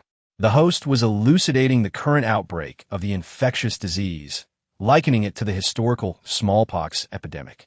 Although deadly, it was not without hope, as the government was actively addressing the crisis. Suddenly, the scene shifted to the military apprehending wandering zombies on the streets, confining them and advising citizens to remain indoors temporarily, assuring that normalcy would soon be restored. However, in the next moment, chaos erupted in the studio, as an individual lunged at the host, savagely biting him, the camera shaking violently amidst the ceaseless screams. Jiang Tong had anticipated this. The following day, before dawn had broken, the air raid shelter was nearly empty, save for her parents, who remained behind to wash dishes, clean, and gather firewood, and a younger Yao Bei. The rest had donned their gear and ventured into the city. Apart from Jiang Tong, the expressions of the others were far from pleasant. The previous day's live broadcast. Ugh, Yaoshi had witnessed an abundance of corpses at school, yet the vivid imagery of that bloody scene and the cries still echoed in her ears, prompting an involuntary wave of nausea. Jiang Ziming's complexion was as pale as paper, while Gao Zheng occasionally appeared lost in thought. Jiang Tong grasped Xiao Qi's phone. Upon entering the city, the signal improved significantly. She opened her WeChat moments, which were filled with friends recounting their mundane lives at home, alongside group discussions warning about individuals who had gone mad and were biting others. It appeared that many were still alive. Xiao Qi abruptly hit the brakes, instantly elevating everyone's spirits. Outside, there were signs of life. He was astonished. Just yesterday, they had entered the city with barely 100 people, yet now, dozens were darting about outside. The scene was more lively than before, with the horde of zombies now including individuals clad in camouflage, some even armed. Disembarking, they ventured forth. Jiang Tong was the first to leap from the vehicle, striding purposefully towards a camouflaged zombie, swiftly dispatching it with a single stroke. In the instant it fell, she seized an AK-47 and tossed it to the rear, where Yaoshi stood. It was Yaoshi's first encounter with a firearm, and his hands trembled uncontrollably. Learn to use it and protect yourself. Otherwise, no one will look after your brother. Jiang Tong's icy voice resonated. She then scavenged another weapon from the ground and flung it to Jiang Ziming. Xiao Qi retrieved a handgun and handed it to Gao Zheng, stating, "Stay alive." Alive? Gao Zheng queried vacantly, clutching the gun. Xiao Qi instructed him, then proceeded to teach the same to Yao Shi and Jiang Ziming, who wielded rifles. Once they were adequately prepared, Jiang Tong led the way deeper into the city, with the little wolf cub trailing closely at her heels. The area specializing in such equipment was located in the east of the city, while they belonged to the northern sector, requiring at least a 2-hour trek. Upon their entry into the urban landscape, Jiang Tong's gaze was drawn to the charred remains of vehicles. Over a dozen collided and burnt, with remnants of explosions scattered about. Several staggering zombies lurked nearby, alongside dismembered limbs that still exhibited movement. One severed head lay on the ground, prompting Gao Zheng, distracted, to step toward it, only to hear a low growl. The zombie opened its mouth, revealing teeth tinged with a noxious dark green, snapping shut with a clattering sound. Startled, he jumped back in fright. Following closely behind, Xiaoqi swiftly dispatched the threat with a single stroke, urging, "Let us move." Gao Zheng, still recovering, hurriedly kept pace. By 2 in the afternoon, the group had safely arrived at a street in Shaba. The shopfronts boasted signs advertising various solar-powered lamps and water heaters, trivial matters in the grand scheme of things. She rapped on a merchant's door, but silence ensued. Glancing back at Xiaoqi, she noted his grip tightening around the pliers. If this contagion were indeed under control, they would be starting anew after at least 50 years. Opening the door proved effortless, a matter of just a few swift motions. Jiang Tong entered first, oblivious to the gaze fixed upon her from behind. Xiaoqi lingered at the entrance, casting a glance at the glass of the nearby shop, yet saw no one, though he remained vigilant in his heart. Once inside, as Jiang Tong turned on the light, it flickered several times before emitting a dim glow. It wouldn't be long before the power would be cut off. We must hasten to relocate the solar photovoltaic panels. Despite her words, she proceeded directly into the warehouse, closing the door behind her. After 10 minutes, she opened it again, feeling as though there was no cost involved, simply taking what she needed. Xiaoqi then glanced into the warehouse, finding it eerily empty, and couldn't help but reflect, business seems to be thriving. Jiang Tong, with unwavering eyes, gazed at the 12-meter solar panel. She stretched her arms, stacked 2 panels together, and secured them with cardboard before hoisting them onto her back. Chapter 11. A murder this truly exemplified inconvenience to the fullest. One had to sidle out through the door. "You all pack up, Xiaoqi. Let's go find a vehicle to transport this," Jiang Tong called out, already pulling the door open. "No, we must leave one person to protect us," Jiang Zimming insisted, tugging at Xiaoqi, his anxiety palpable as he swallowed hard. Yaoshi raised her hand silently, unable to shake off her student habits. "I'll go with you. I just obtained my driver's license. Your driving skills that day didn't seem indicative of just having passed." Xiaoqi pressed, keenly sensing her evasion. Yaoshi, under the scrutiny of her peers, quickly explained, "To afford my tuition. I've been driving a black van for quite some time." "Even better. We need a van," Jiang Tong replied with a satisfied smile, realizing that this female college student possessed unexpected skills, truly a stroke of luck. "I'll take Yaoshi to find the vehicle. You stay here," Xiaoqi instructed firmly. "Be cautious. It seems someone is across the way." "Understood." As the two stepped outside, the door closed tightly behind them. Jiang Tong gazed at Jiang Zimming with an expression of discontent. "Hurry up and get it done." "Jiang Tong, do not push your luck. You always seize the opportunity to make me work harder," Jiang Zimming roared. Jiang Zimming, unable to express his anger, felt his face flush as he silently went about his tasks. In contrast, Gao Zheng appeared drained of vitality, lacking enthusiasm for any endeavor. After a considerable period, he had only managed to secure 2 planks.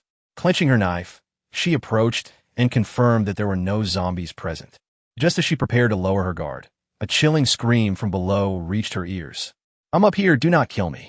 Jiang Tong tightened her grip on the gun and swiftly moved behind the door. The fact that she could apprehend someone indicated that the figures downstairs were not zombies. Recalling Xiaoqi's warning, she glanced out the window behind her, facing the street. There was no roar of vehicles.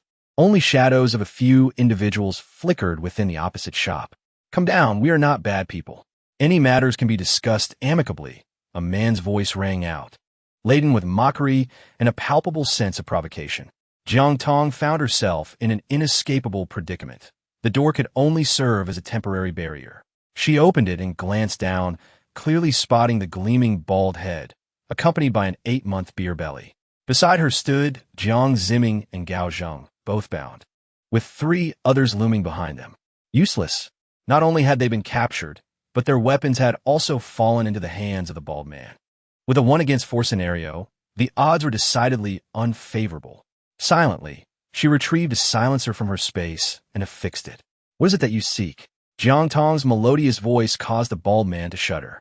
He was indeed not mistaken. She was a remarkable individual. "Sister, why not join me? The situation is quite chaotic now, and it would be unfortunate to get caught in it." "Just you?" Jiang Tong scoffed, her disdain palpable. The bald man delivered a swift kick to Jiang Ziming's abdomen.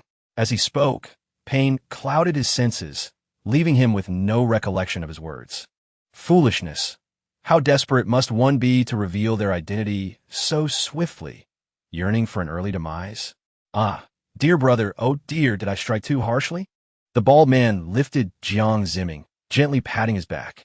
Jiang Ziming felt a glimmer of hope, yet before he could fully smile, a dagger was pressed against his throat. "Brother, what are you doing?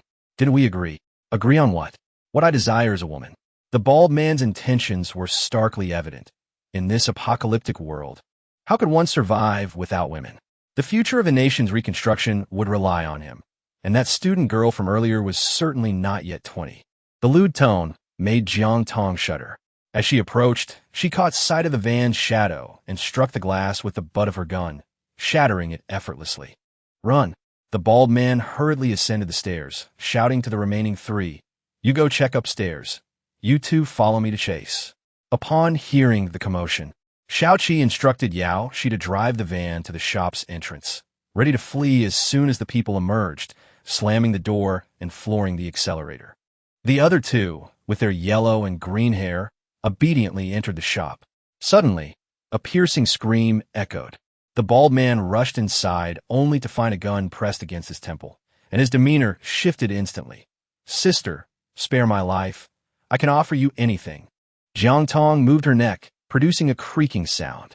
"Where is your warehouse, and what do you have?" It had been a while since she had moved, just moments ago. While upstairs, she had taken the initiative by ambushing the man, swiftly incapacitating him. Afterward, she had unbound Gao Zheng, engaging in a 1-against-2 scenario, knocking one unconscious and crippling the other, who now lay on the ground, howling in agony. "I underestimated you." Xiaoqi arrived remarkably quickly, and upon witnessing the scene, was taken aback. Her vigilance and approach were excessively direct, almost as if a single strike had rendered her adversaries immobile. On the opposing side, the bald man raised his hands, all 10 fingers adorned with gold rings. Precious gemstone rings were priceless. Diamonds were of little worth, yet gold had perpetually retained its value. Clearly, he was someone who understood the worth of goods. Jiang Tong shouted, "You all load the items onto the vehicle. I shall be there shortly. Can you manage alone?" Xiaoqi expressed some concern. 10 minutes, Jiang Tong replied, already pushing the bald man towards the opposite shop. Inside, there were 4 young men, dressed in loose-fitting clothes, nonchalantly smoking, exuding an air of unwarranted arrogance. Jiang Tong, indifferent to the bald man, pushed him aside and entered the large, securely locked warehouse. She surveyed the modest space, roughly 20 square meters, filled with instant food. With a swift kick, she closed the iron door, and in the astonished gaze of the bald man, she gathered all the items into her spatial storage. Monsters, demons. A sudden bang echoed, and the interior fell silent. She rummaged through the man's belongings and discovered a gold watch, which she also stowed away. Upon exiting, the 4 underlings exchanged glances, waiting for their leader to step out before they rushed into the room. The journey back was enveloped in silence. Jiang Tong instructed Yao Shi to drive the vehicle into the gas station. Observing the desolate station devoid of any patrons, she noted that the door was locked, while an indistinct figure loitered outside, clearly not human. Xiaoqi procured 2 oil drums she commanded. As she watched the numbers on the display leap to 500, Jiang Tong joined the search for the oil drums. Soon, 2 barrels, each towering to her waist, were arranged, one filled with 98-octane gasoline and the other with diesel, causing the total to ascend beyond 3,000. It was free of charge, allowing them to fill it to the brim. Contemplating the figure on the screen, Yao Shi felt a profound sense of nostalgia and sought to shatter the peculiar atmosphere. My previous miserly boss would only allow 100 at a time. Loading the oil drums onto the vehicle, the van emitted an impression of imminent disintegration. Trusting in the reliability of the Wuling van, Jiang Tong patted the fuel cap before taking her seat in the passenger side. "You have committed murder," Jiang Zimming exclaimed, his eyes wide and bloodshot, overwhelmed by terror. While the act of slaying zombies could be comprehended, after all, zombies were akin to the deceased. What about humans? Living, breathing individuals. Chapter 12. Guidance. Jiang Tong gazed at him with an expression of utter disbelief. In the apocalyptic world, it was a matter of survival. It was either you or me. Friends could turn against each other, and even those who shared a bed could kill for food. How much more dangerous were they, being notorious bandits? Allowing them to remain would only endanger countless innocent lives. Tears streamed down Jiang Zimming's face. "Will you implicate us? If that happens, we will all be imprisoned. If you don't leave, then stay here with them." Jiang Tong gestured for Yao Shi not to rush into driving. She stepped out and opened the car door. Jiang Zimming shivered, clutching the oil drum tightly, unable to gaze upon her. "Let's go," Jiang Tong urged, unwilling to waste time. After departing the city, the group arrived at their designated parking spot. Xiao Qi and Jiang Tong boarded the vehicle, trailing behind a van. "Do you also believe I am indiscriminately slaughtering the innocent?" Jiang Tong suddenly inquired, her heart filled with doubt about whether saving these individuals was right or wrong. Xiao Qi paused momentarily, then fixed his steadfast gaze upon Jiang Tong. "I trust you. Those individuals are ruthless criminals, their hands stained with the blood of countless innocent lives." He observed the lifeless city, acutely aware that this was the calm before the impending storm. "We require more supplies, more." Listening to his low murmurs, Jiang Tong understood that while they awaited government rescue, clinging to the hope that their homeland would return to normal, he had already sensed the lurking danger and despair. Realizing that survival was no longer a guarantee, she glanced at her phone to check the time and dialed Yao Shi's number. Once outside the urban area, the signal diminished, ringing thrice before Yao Shi's voice came through. "All right, they are undoubtedly up to something behind our backs," Jiang Zimming chattered once the call ended. Yao Shi, driving, cast him a sidelong glance, having come to understand his nature over the past 2 days, and smiled innocently. "Would you like to join them?" No. Jiang Zimming shook his head vigorously. Returning to the familiar confines of her home, Jiang Tong lay on the small bed she had occupied for over a decade, her expression weary. In these past few days, consumed by the task of stockpiling supplies, she had not had the opportunity to savor the days before the apocalypse. However, if this area fell, the chances of escape were slim. The narrow intersections could only accommodate a few people, and the residents here were numerous and diverse. Jiang Tong turned over, her eyes fluttering as fatigue overtook her. She gently said, "Xiao Qi, allow me to rest for half an hour before we set off." With that, her eyes closed, her hand resting upon a stone, glimmering faintly with traces of blood. As her consciousness slipped into the vastness of space, she was taken aback, instinctively checking her form and realizing she could traverse through it. Fortunately, it was not a human that had entered. She found it curious that she could manifest as a person this time, a feat previously achieved solely through thought.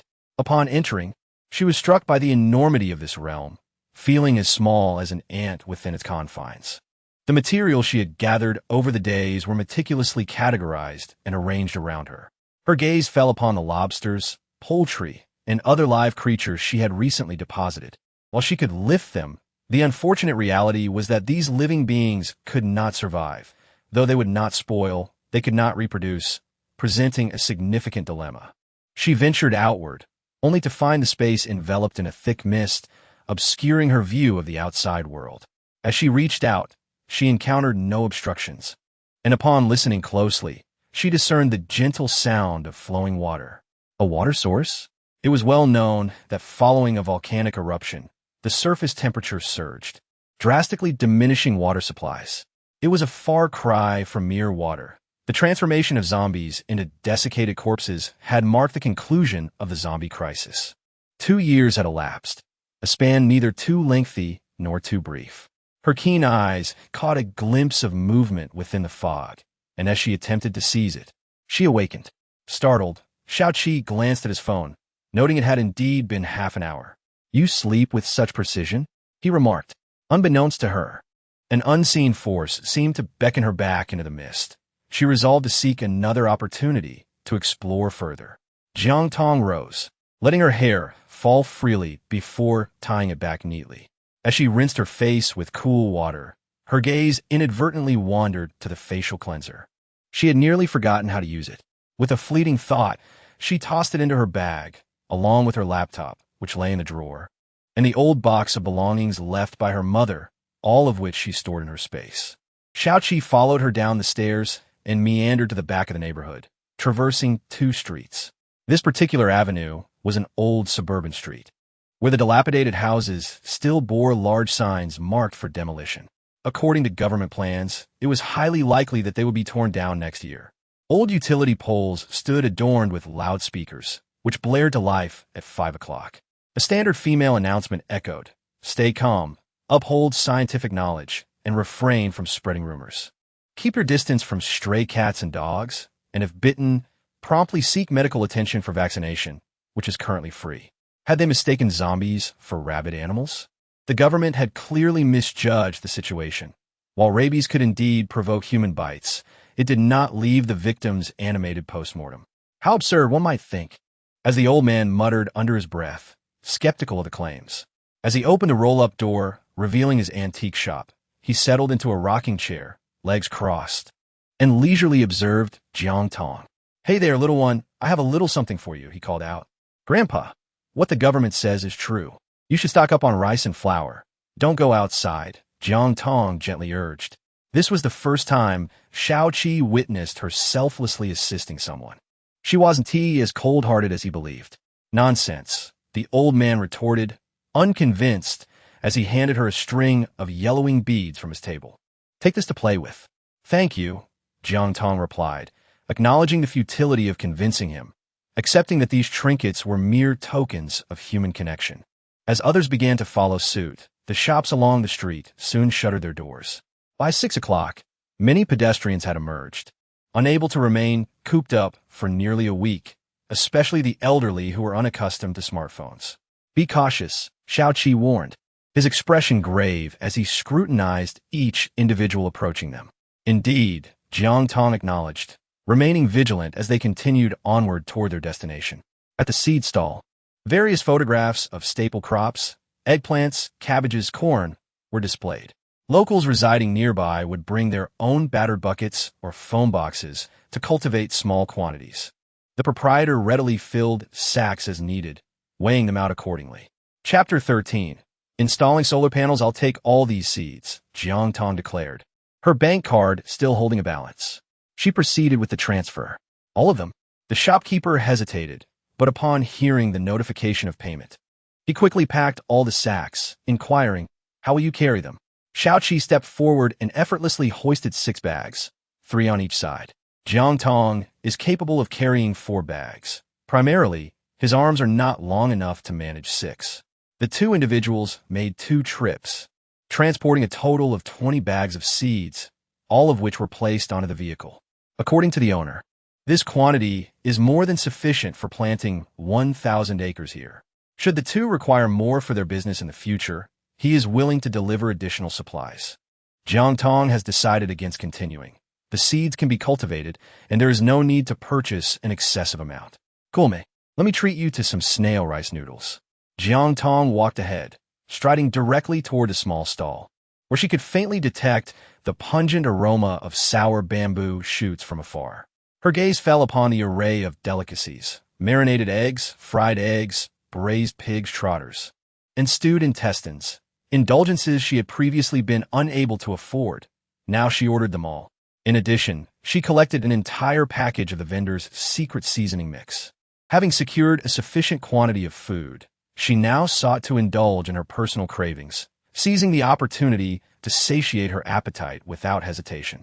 The vendor presented 2 large bowls of steaming snail noodles, the rice noodles glistening and springy, generously topped with an array of condiments. Jiang Tong lifted a handful of noodles and began to slurp them down with delight. Observing her enjoyment, Xiaoqi's appetite surged, prompting him to join her in the culinary feast.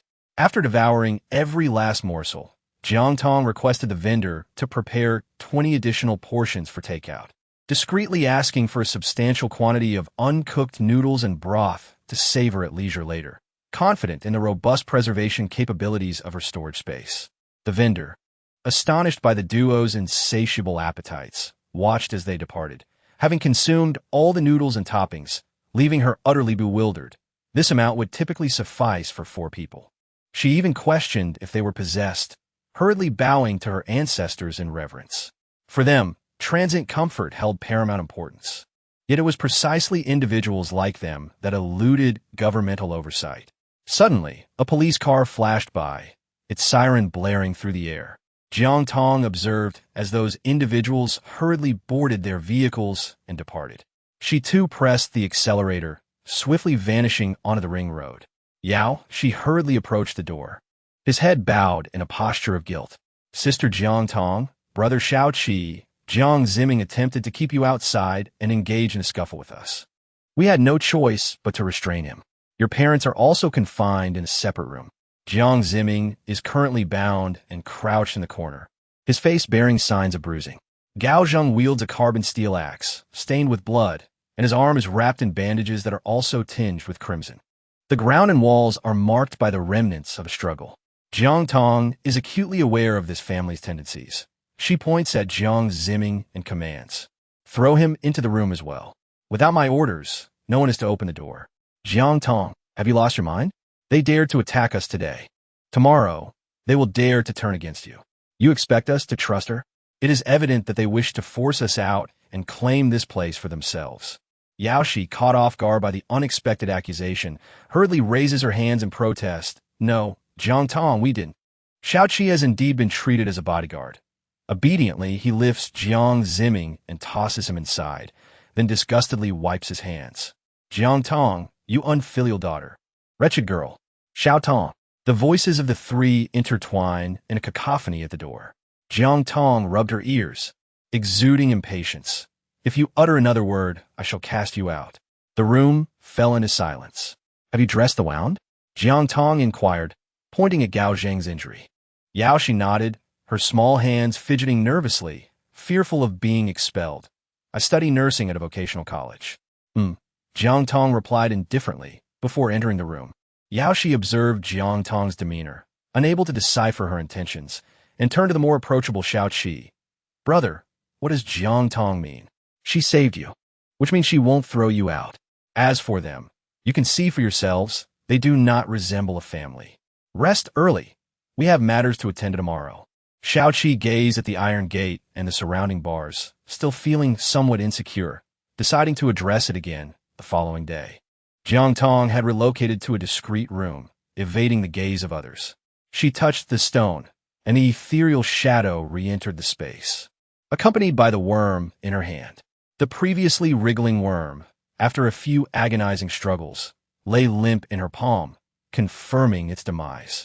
She stepped once more into the misty circle and, through the haze, discerned a totem, its eyes the size of her stone. The stone. She produced the stone and pressed it against the totem. With a sharp crack, the mist swiftly dissipated, revealing an invisible door. As she circled to the back, the door vanished from sight. To unlock its presence, she would need to procure the other eye. Searching yielded a disheartening discovery.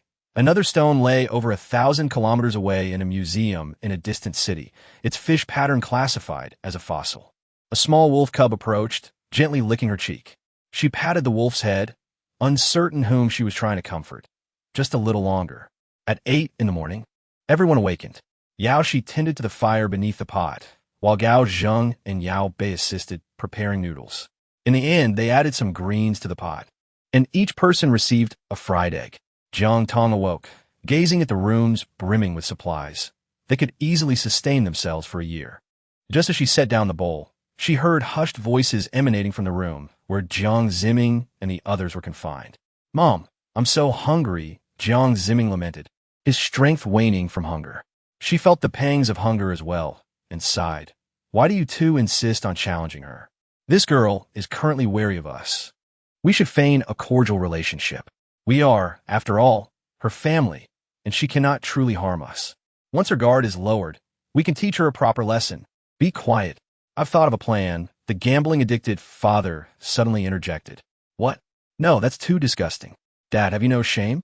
Xiaoqi, overhearing their conversation, worried about potential repercussions. Receiving a signal from Jiang Tong, he opened the door. Upon doing so, he was met with the sight of Jiang's father, his bare backside exposed as he squatted. Xiaoqi swiftly assisted Jiang's father in pulling up his trousers and helped him out of the air raid shelter. As he let go, the man tumbled down the slope, rolling until he collided with a tree trunk, causing his stomach to rumble uncontrollably, resulting in an unfortunate accident. Chapter 14. The cement factory. The stepmother followed Jiang zimming out and was taken aback by the scene before her. Well done, Jiang Tong remarked, giving a thumbs up as she calmly continued to eat her noodles. Yao Shi, mentally preparing for the grotesque sight, managed to force down a few bites. Yao Bai, being younger, was solely focused on his meal. Gao Zheng, still reeling from sorrow, found the food tasteless. Xiaoqi, having endured far worse during his time as a special soldier, remained unaffected by the unpleasantness. The noodles in their bowls were soon devoured. Jiang Tong set down the bowl and inquired what type of noodles. Then, she produced 3 steamed buns and tossed them to them, saying, "These are for you. Remember to wash the bowls once you finish." Jiang Zimming gazed at the locked warehouse door, his face turning a shade of green with frustration. However, in order to keep Jiang Tong calm, he had no choice but to gnaw on a steamed bun. This air raid shelter was constructed against the mountainside, yet received insufficient sunlight. Ideally, the solar panels should be placed atop the mountain, where they could bask in sunlight all day long. The narrow path was only wide enough for one person, and it would take at least an hour to reach the summit. Xiaoqi led the way, carrying 3 blocks as he forged ahead. Jiang Tong carries 2 blocks, while Gao Zheng, as an ordinary individual who does not engage in exercise, finds it quite strenuous to carry just 1. Jiang Zimming followed behind, carrying a heavy piece, while Yao Shi held an electric wire. Yao Bei wielded the tools, and everyone was actively engaged in the task. The large number of participants, however, inevitably slowed down the progress. By the time they reached the summit, it was already 11 o'clock, with the sun directly overhead. Jiang Tong grasped an axe and commenced her task of felling trees. The others divided their roles efficiently, some chopping while others dragged away the fallen timber. A little wolf cub, creeping along the ground, sniffed the air before gradually retreating to a secluded corner, curling up on a barren patch of grass and closing its eyes to rest. Gao Zheng initially struck the wood with a lackluster effort, but gradually summoned more strength, ultimately swinging the axe with fervor, his clothes drenched in sweat as he vented his sorrow. The group worked in silence, swiftly clearing a section of land to begin their installation. "Are you proficient in everything?" Jiang Tong observed Xiaoqi skillfully securing screws, the structure quickly taking shape before her eyes, filled with admiration for the substantial investment of 500,000. Xiaoqi nodded, a proud smile gracing his lips. These are essential skills. With a larger workforce, their pace quickened. By noon, they dined on instant noodles and steamed buns atop the mountain, completing the installation of the solar panels before darkness fell, burying the wires from the summit to the bunker. Once the wires were connected to the engine, Xiaoqi and Gao Zheng poured diesel into the generator. Everything was prepared, and as Jiang Tong pulled the main switch down, the lights in the bunker illuminated, casting a glow down the corridor. 1 kilometer away, there is a small stream. "You're to fetch water from there," Jiang Tong instructed decisively. "We need to procure cement tomorrow. Gao Zheng, Yao Shi, accompany us to the east. Once we reach the cement factory, we will follow the small road to a brick factory nearby. We will need enough material to construct a wall. What do you wish to transport?" She tossed Yao Shi a set of car keys. "Cement, then." "Very well." Jiang Zimming observed Jiang Tong's unwavering trust in them, yet as her family, they had continuously been subjected to oppression, leaving him filled with discontent and clenching his fists. The following day, as dawn broke, the roar of vehicles gradually receded from the air raid shelter. Jiang Zimming and his family carried water buckets in search of water. Jiang Tong and Yao Shi each drove along a narrow path, with her leading the way, hesitant to press the accelerator too firmly. This winding route frequently hosted trucks, riddled with numerous potholes, making the ride more jarring than a children's rocking car. Xiaoqi gripped the steering wheel firmly, remaining as steadfast as a mountain. His gaze catching sight of Gao Zheng leaning against the window, retching. Jiang Tong cast a glance and remarked nonchalantly, "He still needs practice. Such a physique is insufficient." Xiaoqi turned to her, noting her attire, a yellow and black striped shirt with exposed sleeves. Her muscular contours significantly more defined than when he first encountered her. Her profile exuded an extraordinary resolve. Throughout their acquaintance, he had never witnessed Jiang Tong display a semblance of anxiety or fear. Thud! Jiang Tong had already exited the vehicle, followed closely by the young wolf cub. She cast a glance at the shattered skull of a zombie, crushed beneath the wheels, before crouching down to rummage through the security uniform. She detached the keychain from the belt and picked up the security badge, a guard from the cement factory, which evidently had succumbed to devastation. Xiaoqi received the badge and briefly inspected it, his gaze drifting towards a nearby area shrouded in smoke. They were nearing their destination. Yaoshi and Gao Zheng had also parked their vehicle and approached, confronting yet again the gruesome scene before them. Yaoshi had begun to come to terms with the horror. Gao Zheng, in a daze, suddenly inquired, "Is this how you killed my parents that day?" "I killed zombies." Gao Zheng, "Look closely. Can you still call this a human?" Jiang Tong retorted, observing his vacant expression. She chose not to engage further, cradling the young wolf cub as she made her way to the driver's seat. "Get in, we're leaving." Xiaoqi climbed aboard. Yaoshi watched as the vehicle drove away, grasping Gao Zheng's arm, speaking softly, "I share your sorrow over the loss of your parents. But you cannot place the blame on Sister Jiang Tong. Look at them. The blood is thick and dark. Their skin is a deep brown. Humans do not transform into this." She entered the vehicle first, waiting as Gao Zheng hesitated for a moment before joining her, swiftly catching up with the others. Yaoshi tightened her grip on the AK as she disembarked, while Gao Zheng wielded a carbon steel axe, finding it to be a comfortable choice. Jiang Tong and Xiaoqi arrived at the cement factory ahead of schedule. After parking their vehicle, they observed a total of 3 factory buildings and a 2-story residential structure. The entire facility was desolate, enveloped in an eerie silence.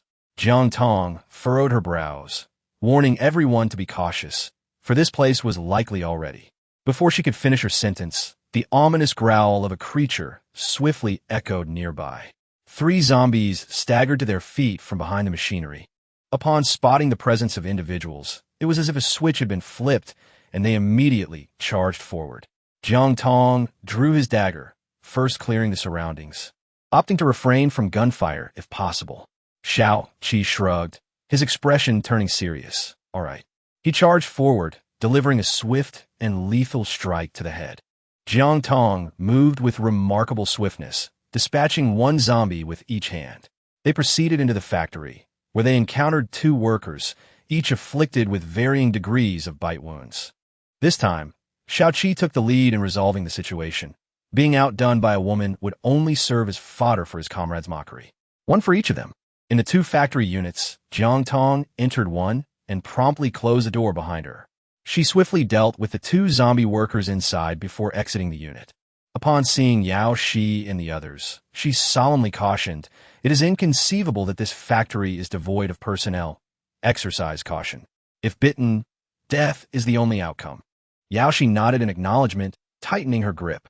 Gao Zheng displayed little reaction, his eyes betraying a sense of disdain for such individuals, those who seemed to wield power over the lives of others, as if they fancied themselves gods. Jiang Tong merely cast a glance at him, then signaled for the already emerged Xiaoqi to follow. They were about to search the building for zombies, ensuring that none were present before Yao Shi and the others could proceed with transporting the cement. The first floor consisted of 7 rooms. Xiaoqi forcefully kicked open the door, and Jiang Tong braced herself, only to find the interior desolate and empty. After thoroughly inspecting the rooms on the first floor, they discovered no zombies. The 2 then ascended the stairs in succession. "Hush!" Jiang Tong meticulously examined the reflection on the ground. It was in motion, and around the corner there was someone. The 2 exchanged a glance, and Xiao Qi directly peered out of the corridor window, nodding slightly. Jiang Tong witnessed someone vanish from the windowsill. Tightening his grip on the gun, he spoke softly, "Do not worry, we are not zombies. We have come here to purchase cement." "Ah, do not bite me. Do not bite me." The individual crouched in the corner appeared on the verge of a mental breakdown, uttering, "They are all dead. All of them are dead." Jiang Tong exhaled softly, relinquishing the firearm in her grasp. It seemed that this factory had succumbed to ruin. Jiang Tong gazed at the neatly stacked piles of cement, a surge of exhilaration compelling her to scream. There must be at least 50 tons of it. As soon as Jiang Tong's hand grazed the cement, a voice suddenly echoed from behind. "Don't move. Put down the gun in your hand and raise your hands." Chapter 15. Humans are more terrifying than zombies. Jiang Tong nearly exclaimed in shock. What a fright. Turning around, she was confronted by a man in his 40s. "Don't move. Otherwise I will shoot." The man's hand trembled violently as he brandished the gun. Jiang Tong let out a soft chuckle, calmly placing the gun down and raising her hands. "See, I have surrendered." Just as the man began to relax, a figure stealthily approached from behind, swiftly tackling him to the ground and locking his throat with a firm grip. Jiang Tong gazed at the man with a hint of disappointment, remarking, "You have arrived a tad prematurely. I was prepared to counter." Xiao Qi chuckled softly. "Perhaps next time?" The man strained vigorously several times, yet failed to break free, his face turning a shade akin to that of a liver, while his nails dug into Xiao Qi's flesh. Jiang Tong retracted the gun and approached Xiao Qi. Sensing the diminishing strength of his resistance, he was about to retrieve the rope to bind him when he suddenly noticed Jiang Tong's swift motion to draw the gun. Instinctively, his arm shot back in a protective gesture. "Be careful." Upon realizing that her adversary was merely a woman in her 40s, Jiang Tong released the trigger. Consequently, Qiu Si struck Xiao Qi's arm with a heavy blow.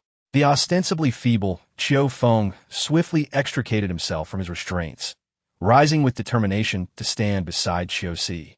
Behind the two, an elderly man with graying hair and beard, Qiu Laotu, wore a furrowed brow, his expression one of concern. Jiang Tong hurriedly approached to protect Xiao Qi, her gaze scrutinizing the few individuals present, ultimately fixating on Qiu Si's calf as she raised her firearm once more. "Stop. It wasn't a rabid dog that bit." Qiu Feng hastily interjected, pulling up his aunt's pant leg. "That day my uncle suddenly bit someone. My aunt couldn't evade in time and got injured by the machinery. A chunk of flesh had been torn away, bandaged with medication to staunch the bleeding.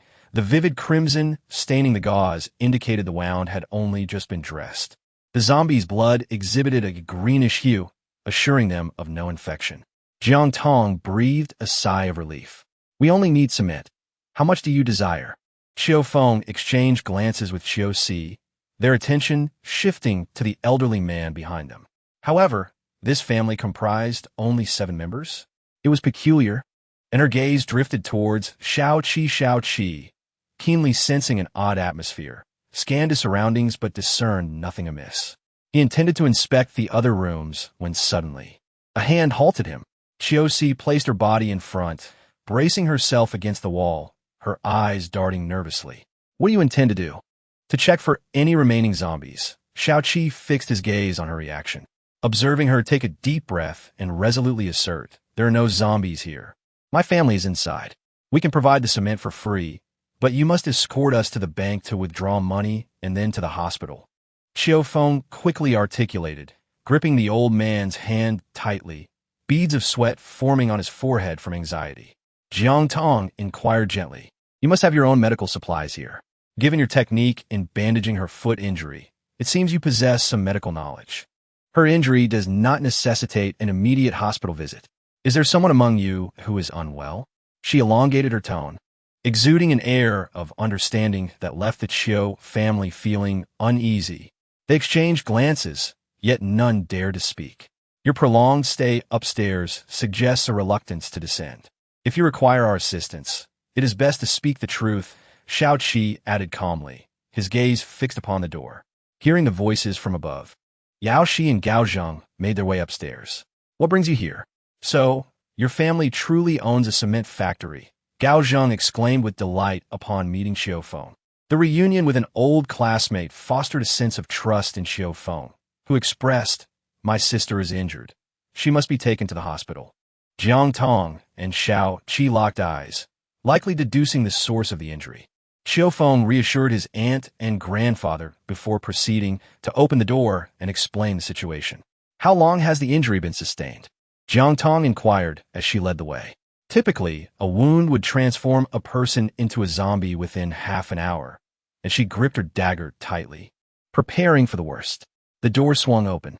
On the single bed, Qiao Miao lay pale, her eyes slightly moving as she faintly called out, "Brother, I hurt. How could this happen?" Gao Zheng exclaimed, rushing to her side. Witnessing the once playful and lively girl in such a shattered state brought tears to his eyes. For those infected, time was of the essence. Jiang Tong and Xiao Qi hurried to the bed to assess the wound. Although it appeared to be a mere scratch, it was already oozing a greenish fluid. Jiang Tong shook her head. "There is no hope.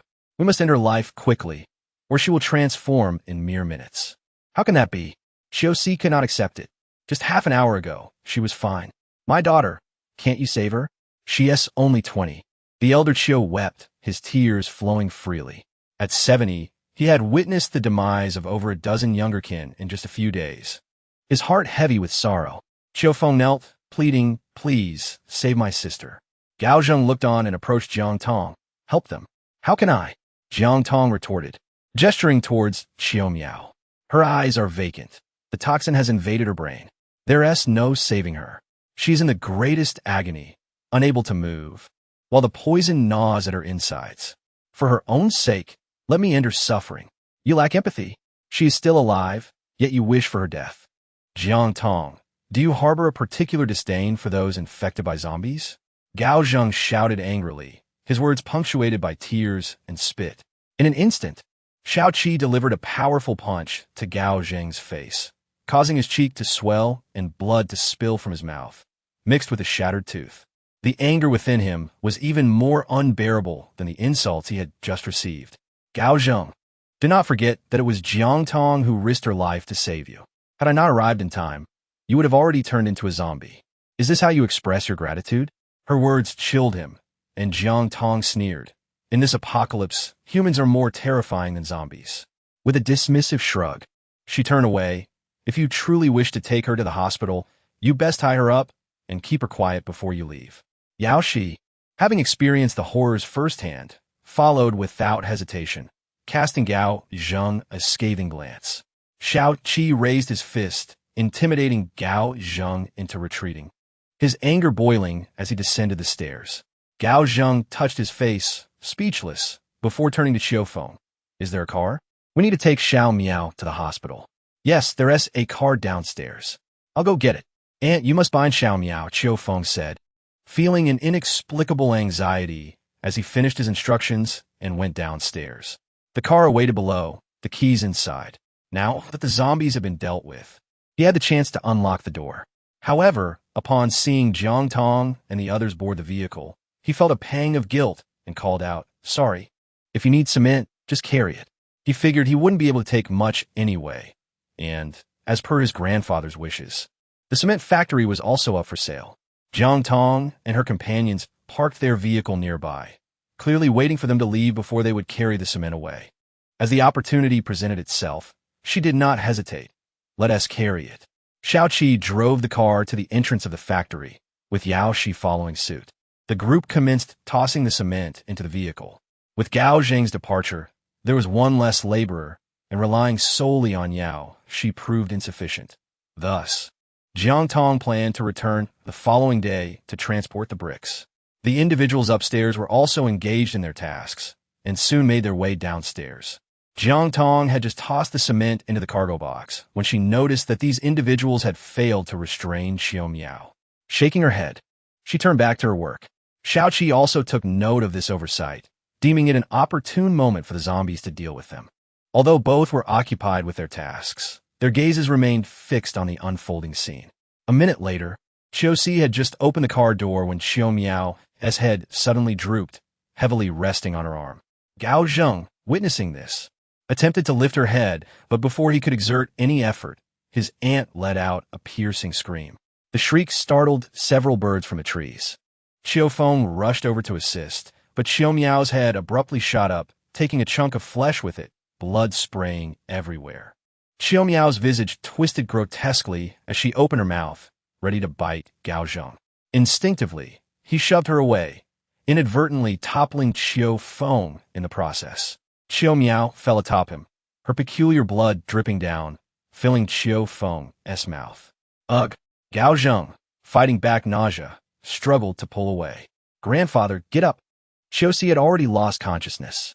Seeing his helpless grandfather nearby, Qiu Feng seized the moment to drag him toward the staircase, picking up Gao Zheng's fallen carbon steel axe, lifting it high, and pretending to strike at Xiao Miao's head. The tension was palpable as Jiang Tong and the others held their breath, caught in a state of indecision. Do something. Gao Zheng was entangled with Xiao Miao, desperately avoiding injury, yet his strength waned. No, I can't do it. Qiu Feng, panic-stricken, was on the verge of tears. Gao Zheng, exhausted, realized that if he continued to hesitate, he would meet his demise. In that moment, he forgot that it was he who was protecting Xiao Miao. He pushed the zombie away forcefully, intent on seizing the axe from Qiu Feng's grasp. However, in his haste, he stumbled slightly. As Xiao Miao lunged at him again, he used his intact leg to kick Qiu Feng's backside. The axe descended, cleaving through flesh and bone, and the zombie collapsed, the weapon embedded in its forehead. How ruthless, murmured Yaoshi quietly. Just moments ago, she had perceived Jiang Tong and Shao Qi as indifferent, unwilling to assist Gao Zheng. Now, she realized her naivety in underestimating human nature and felt a newfound admiration for the two, as long as one remained loyal by their side. Following her brother would not lead to peril. What if being bitten turns us into zombies? Qiu Feng suddenly whispered, casting a glance at Gao Zheng. Exhausted, Gao Zheng sat there, feeling a pang of guilt. I didn't mean to, he lamented. Qiu had also transformed into a zombie, lying behind Gao Zheng. Qiu Feng merely watched as Gao Zheng was tackled, a piece of flesh torn from him by the zombie. You bastards! I tried to save you, and you betrayed me.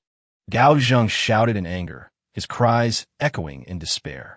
His voice weakened, yet the earlier screams had already attracted several zombies toward them. Jiang Tong tossed the dagger to Yaoshi, suggesting it was time to practice. Yaoshi took a few deep breaths and nodded.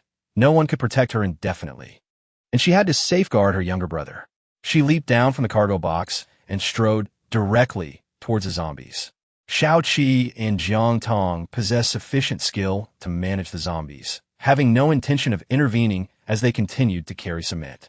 Qiu Feng, confronted by his uncle Gao Zheng and his aunt, who had both succumbed to the zombie transformation, reluctantly rose to his feet. He retrieved an axe from Xiao Miao's forehead and forcefully struck it into Gao Zheng's skull. The force was so great that he struggled to extract the axe. Seeing his aunt rush towards him, he could only flee. Shao Qi hurled his dagger towards Qiu Feng, who instinctively picked it up and plunged it into the zombie's mouth, piercing its brain. Yaoshi, on her end, managed with some difficulty, adjusting slightly to the left before stabbing directly into the base of the skull. Jiang Tong, during her brief pauses in moving the cement, offered guidance. Yaoshi gradually acclimated. After dispatching 6 zombies, both Yaoshi and Qiu Feng sat down to catch their breath. They had nearly finished. Both trucks were fully loaded with cement. What can you offer me? I do not seek money. Jiang Tong pondered seriously, noting the dire need for labor in the current shelter.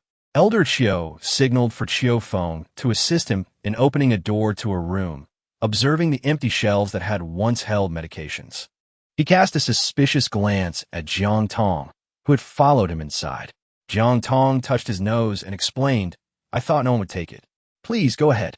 Old Qiu continued to walk inside, prompting his grandson to move aside the makeshift sickbed, revealing the floor beneath. Qiu Feng was equally perplexed, entirely unaware that his family possessed a basement. He lifted the board, unveiling a staircase that descended into the depths below. You may clear out whatever is inside, he said. Old Qiu, having weathered many storms, understood that survival was of utmost importance. Jiang Tong did not hesitate and proceeded downwards, unexpectedly encountering a formidable monster. There lay a plethora of treasures, renowned paintings, exquisite porcelain, and dazzling jewelry, all unmistakably valuable. Well, she accepted them, but she would need to put them to work for her. Jiang Tong knew she had to take precautions to avoid any future mishaps. Of course, old Xiao nodded. Behind is the factory cafeteria, which has food. Would you like some? Yes, I want it all. Xiao Feng, you must have a truck, right? Let's use it to transport everything. Jiang Tong exclaimed, her excitement palpable. She climbed up from the basement and followed old Xiao towards the rear. Not far ahead, they arrived at the cafeteria. It was a single-story bungalow, and, upon entering, one could see the layer of dust that had settled inside. The tables were cluttered with moldy remnants of meals, and due to the abrupt circumstances, the chairs were askew. At the serving window, an abundance of food was still visible. Jiang Tong circled to the back kitchen, cautiously noting the absence of any personnel emerging from within. Xiao Feng, grasping his grandfather's hand, trailed closely behind Xiao Qi Yao Shi, eager for experience, felt a surge of excitement upon hearing about the zombies. Unable to contain her emotions after following Sister Jiang Tong, she exclaimed, "Am I going insane?" A small wolf cub, leading the way, suddenly barked at the slightly ajar door. Jiang Tong hurriedly stepped forward and counted. 5. I will place 1, and you will deal with 1. Is that feasible? Yao Shi immediately tightened his grip on the dagger and licked his lips. I am ready. 1. Jiang Tong opened the door, releasing the first one. Yao Shi approached and swiftly resolved the situation. Jiang Tong observed, her eyes filled with admiration. 4 5, she exclaimed as it concluded, clapping her hands. Perfect. With a bit more strength training, it would be flawless. Yao Shi, basking in the praise, chuckled softly, his eyes sparkling with a clear, yet naive brilliance unique to university students. Jiang Tong acquired the key from the corpse of a zombie and unlocked the warehouse door, only to be greeted by a foul stench. Some vegetables, left unrefrigerated, had begun to rot, with potato sprouts emerging in dense clusters from the burlap sacks. Although it consumed considerable electricity, the frozen dumplings and tanyuan in the freezer were indispensable without a refrigerator. All right, Xiao Feng, go fetch the truck, Jiang Tong instructed. Old Xiao observed them clearing out the place as if they were moving homes, momentarily lost in thought, reflecting on a lifetime spent here, now culminating in hardship. Once everything was packed, Jiang Tong drove with Yao Shi and Xiao Lang, while Xiao Qi took a separate vehicle. Xiao Feng also drove the truck, glancing at his immobile grandfather. What troubles you? I'm of an age where my presence would only burden you. Just promise me you will take good care of my grandson, the old man replied, waving his hand to indicate that they should proceed without him. Jiang Tong leaned forward, expressing her frustration. Your uselessness is truly exasperating. When the day comes that we encounter zombies and cannot escape, it will be more prudent for you to perish then, as it might save your grandson's life. Xiao Feng, understanding her good intentions but feeling uncomfortable with her words, earnestly pleaded, Grandfather, please come with us, otherwise, I shall remain behind with you. They boarded Xiao Qi's vehicle, whose driving skills were remarkably steady. After Jiang Tong spoke, she started the engine and urged Xiao Feng to follow, taking the lead. Only after confirming that his grandfather was safely in the car did Xiao Feng trail behind, frequently glancing at the rearview mirror to monitor the situation. Upon arriving at the air raid shelter, darkness had already enveloped the sky. There was no time to unload the unnecessary items, so they prioritized moving the refrigerator inside. Upon sighting the refrigerator, the younger ones rushed over, eager to check for ice cream, only to be met with disappointment. Now, let's boil some water for dumplings. How much water did you all gather? Jiang Tong inquired, making her way directly toward the water tank. The lazy Jiang Zimming family, who had shirked their responsibilities for a day, immediately hurried over to provide an explanation. The path over there is treacherous. It's been spilled on. Our parents hardly did any of this work and can't lift it. Let us skip dinner. It would be wasteful. Jiang Tong calmly turned around, instructing Yao Shi not to prepare portions for a few. We've all been hungry all day. Truly, I assure you I will accompany you tomorrow and work diligently. Jiang Zimming's stomach growled audibly. If he didn't eat soon, he felt he might ascend to the heavens. His stepmother wore a pained expression, while his gambling father was nowhere to be seen. Tomorrow, we'll be moving bricks. For every 1,000, if even one is missing, your family should not expect a meal, Jiang Tong declared with unwavering authority before she commenced transporting the cement. Let us move the goods first. Otherwise, forget dinner. Meanwhile, old Xiao and Qiu Feng observed their interactions with a sense of bewilderment, only to learn from Xiao Qi that Jiang Tong had ended up here by mere chance, having been cast out by her family, inadvertently finding refuge. The base station's signal had diminished further, rendering the mobile phone nearly a solitary device. After finishing with the cement, Jiang Tong took a shower, gazing out at the city shrouded in darkness. Tonight, the 9-story pagoda remained unlit, leaving her to ponder its current state. According to the apocalyptic developments of her previous life, the city should have already succumbed. However, it had not yet reached such extremes, as zombies did not ascend stairs. Those residing in high-rises would only face danger if they lacked provisions. Inside the air raid shelter, Yao Shi issued a warning. If you cannot speak properly, I guarantee Sister Jiang Tong will feed you to the zombies. Observing his pallor, he then earnestly explained the reasons behind Gao Zheng's demise. Jiang Ziming, without needing to guess, knew that if he were to encounter danger, Jiang Tong would certainly not come to his aid. Seeing that Yao Shi was armed while he was not, he felt a surge of frustration. After casting a lingering glance at Yao Shi, he took a seat. Cici, do you have a boyfriend? Yao Shi hesitated, torn between laughter and tears. Yao Bei immediately stood up, his slender frame shielding his sister. You must not deceive my sister. Yao Bei was momentarily taken aback by the performance. Such a sudden inquiry cannot be genuine. It is merely nonsensical, isn't it? Are you so starved for female company after such a long absence that you've lost your senses? Next time we go to the city, I shall have Jiang Tong take you along, so you may indulge to your heart's content. Yao Shi's series of sarcastic retorts left Jiang Ziming feeling embarrassed, prompting him to rise and flee. Xiao Bei, keep your distance from him, Yao Shi advised, to which Yao Bei nodded in agreement. I shall accompany you to gather sand and gravel. They will fetch bricks. Xiao Qi promptly altered the personnel arrangement, providing a rather reasonable justification. They too need practice. We cannot rely solely on the two of us for protection. You are my employer. My sole purpose is to ensure your safety. Sensing that one reason was insufficient, Xiao Qi added another, a slight unease bubbling within him. Let's each lead a team. I do not trust those three. Jiang Tong wished to prevent further casualties, at least until their defenses were adequately fortified. Chapter 18. The bricklaying in the apocalypse while at the cement factory. Seizing the opportunity when they were distracted, Jiang Tong managed to collect an additional 25 tons of cement. Together with some porcelain from a basement, it seemed as though the surrounding fog had begun to dissipate slightly. She could see, peering through the mist, she noticed the dark earth, an entire expanse of cultivated land. Confirming her observation, she couldn't help but exclaim, "Oh yay yay!" In this apocalyptic world, the existence of arable land was a treasure beyond measure. After 2 years of devastation, food supplies had dwindled significantly, and with subsequent natural disasters, survival had become exceedingly arduous. Although she possessed a space of her own, its resources were finite. Now that she had laid eyes on the fertile black soil, her spirits soared. When the city initiated its zero-cost purchases, she would seize the opportunity to showcase her skills.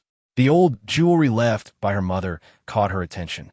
Among them was a large silver bracelet, tarnished black due to its lack of purity, alongside some exceedingly fake gemstone necklaces, the kind sold for 10 yuan for 3. She picked them up, inspecting them in her palm, and with a quick rub, they shone just a little brighter. Having experienced the apocalypse, her longing for maternal affection intensified. Though motherhood could be foolish at times, the love for one's child remained pure. Alas, reflecting on such matters was not particularly uplifting. She grasped the bracelet gifted by her grandfather, wondering how they were faring.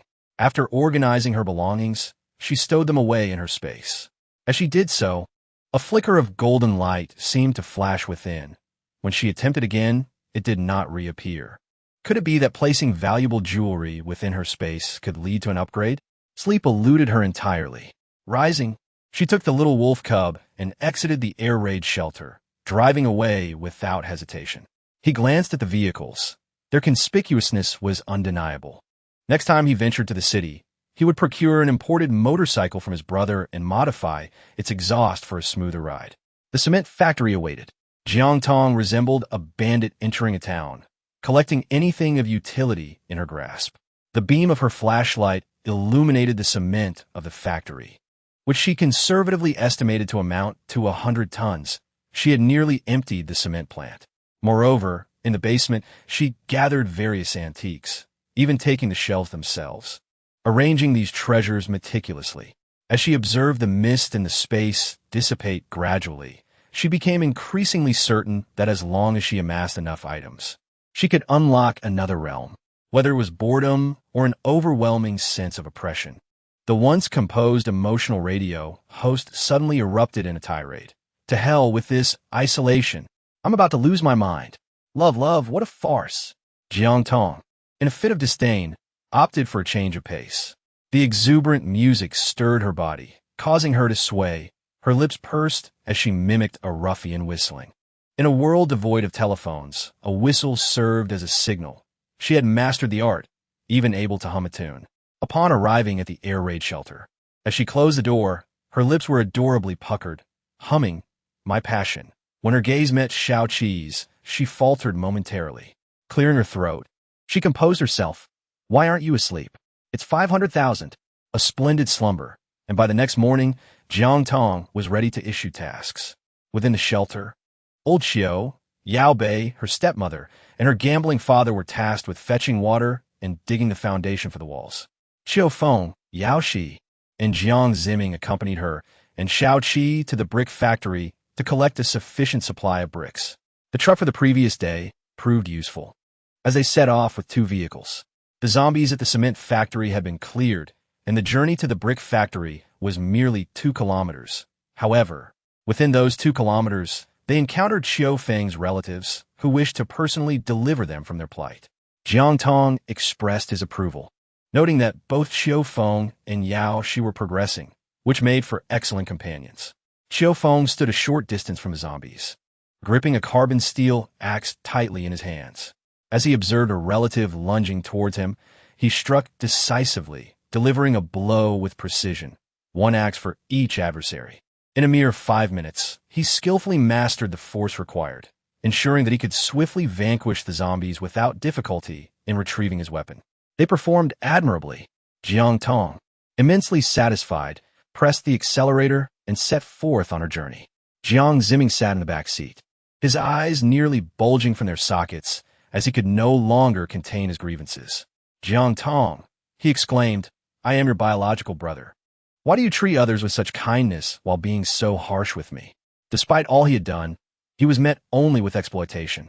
With a cold chuckle, Jiang Tong seemed to delight in belittling him, treating outsiders with a warmth that suggested they were her own flesh and blood. Jiang Tong observed the change in his expression through the rearview mirror, fully aware that he was akin to a dog that could never be tamed. The brick factory had also succumbed, with workers outnumbering those at the cement plant. A mere glance revealed a dozen or so zombies. Upon hearing the roar of the vehicle, they began to encircle. Xiao Feng and Yao Shi proactively armed themselves and exited the car. "Be careful not to get bitten," Jiang Tong cautioned, tossing him an axe before promptly locking the car door. Jiang Ziming was taken aback, his previous bravado extinguished entirely. As he beheld the oncoming horde of zombies, he was utterly paralyzed with fear. Jiang Tong scoffed disdainfully. Just as the zombie was about to seize Jiang Ziming, she executed a swift maneuver with her vehicle, crashing into the creature and shattering it into a grotesque mass of flesh and blood, splattering Jiang Ziming's face with the viscous remains. Having never encountered such a harrowing experience, he stood frozen in place, utterly dumbfounded and unresponsive for quite some time.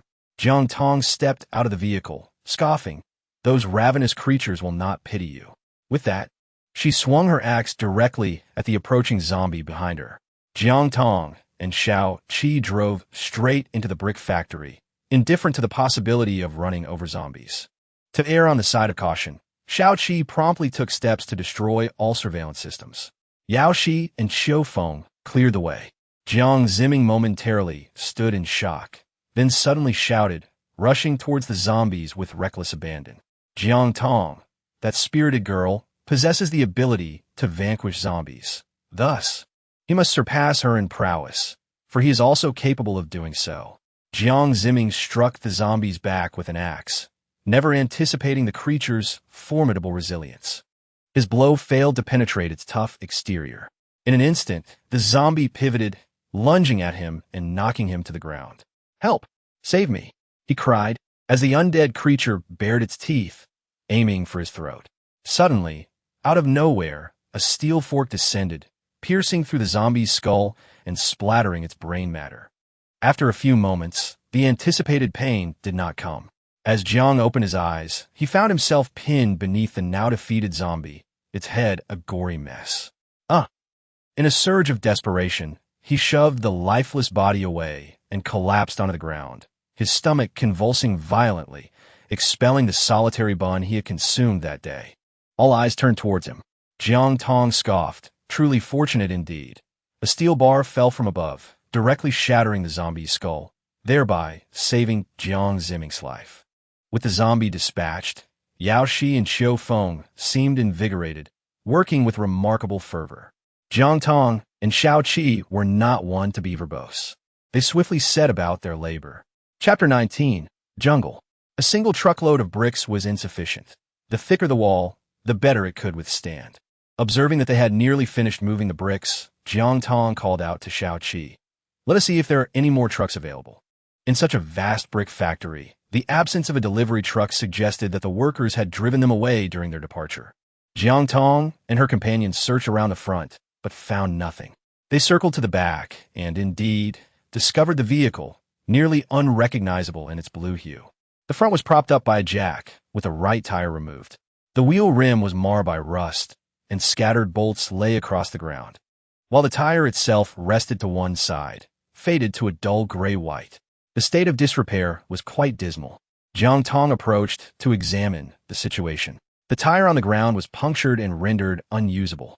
As she ventured further behind, she noticed the absence of a spare tire. Realizing that 3 wheels would be insufficient for movement, a thought struck her, and she hurried forward, picking up a hex socket wrench from the ground. "Wait, we need to take the jack first. Otherwise, how will you replace the tire?" Shao Qi loosened his shoulders and began to operate the jack. Jiang Tong paused, taken aback by his actions. "Do you know what I am thinking? We seem to have quite the understanding. Such teammates are indeed rare to encounter." Jiang Tong felt immensely pleased with her decision to recruit him as her bodyguard and walked ahead. Shao Qi observed her silhouette, his gaze instinctively following her. The cement on the truck was fully loaded, and unloading the tires would be rather laborious. Xiu Feng closed the door and jumped down, brushing off the dust from his hands. "There's no need for such trouble. I have a spare tire at home. I'll fetch it. It will only take about 15 minutes. Jiang Tong and Shao Qi both overlooked the awkward similarity in their smiles. "Then I shall accompany you," Jiang Ziming declared as he swiftly took the passenger seat. And the two of them drove off in the pickup truck, vanishing along the wooded path. Shao Qi proceeded to re-establish the vehicle. Meanwhile, Yao Shi busied herself in the kitchen. After a mere fortnight, the fire could still be ignited, and the rice cooker remained operational. She set about washing pots, scrubbing dishes, and preparing a meal, ultimately retrieving frozen chicken and tomatoes from the refrigerator, intending to create a tomato chicken dish. "Your culinary skills are quite impressive," Jiang Tong complimented, her gaze directed towards the tightly shut warehouse door. Seizing a nearby hammer, she struck the lock thrice, breaking it, and then ventured inside. Jiang Tong's eyes sparkled as she stored 500 pounds of rice in her space, followed by nearly 100 pounds of cured meat and some peanut oil and seasonings. After securing everything, she closed the door and stepped outside. "Prepare the food. I shall explore upstairs," she declared before ascending to the opposite building. The structure was also 2 stories high, with the lower level serving as workers' dormitories. The occupants had taken most of their belongings, leaving behind a litter of debris, which she disregarded as she proceeded upstairs. The decor on the upper floor appeared more lavish than that of the cement factory, featuring marble floors, genuine leather sofas, and an office desk, albeit with some potted plants that had withered from lack of water. Venturing further inside, she discovered a spacious office with partitions. She forcefully entered through a broken door, noticing the electronic lock covered in dust, though the 4 digits were somewhat faded. She entered the correct sequence and unlocked it.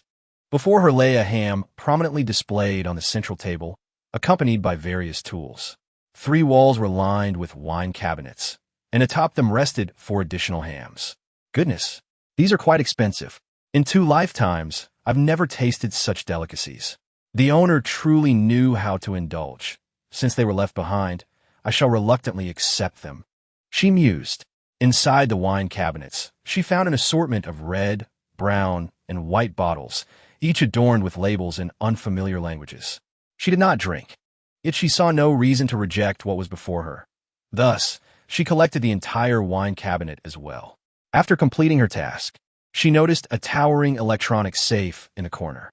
She attempted to input a number, and, to her surprise, it opened successfully.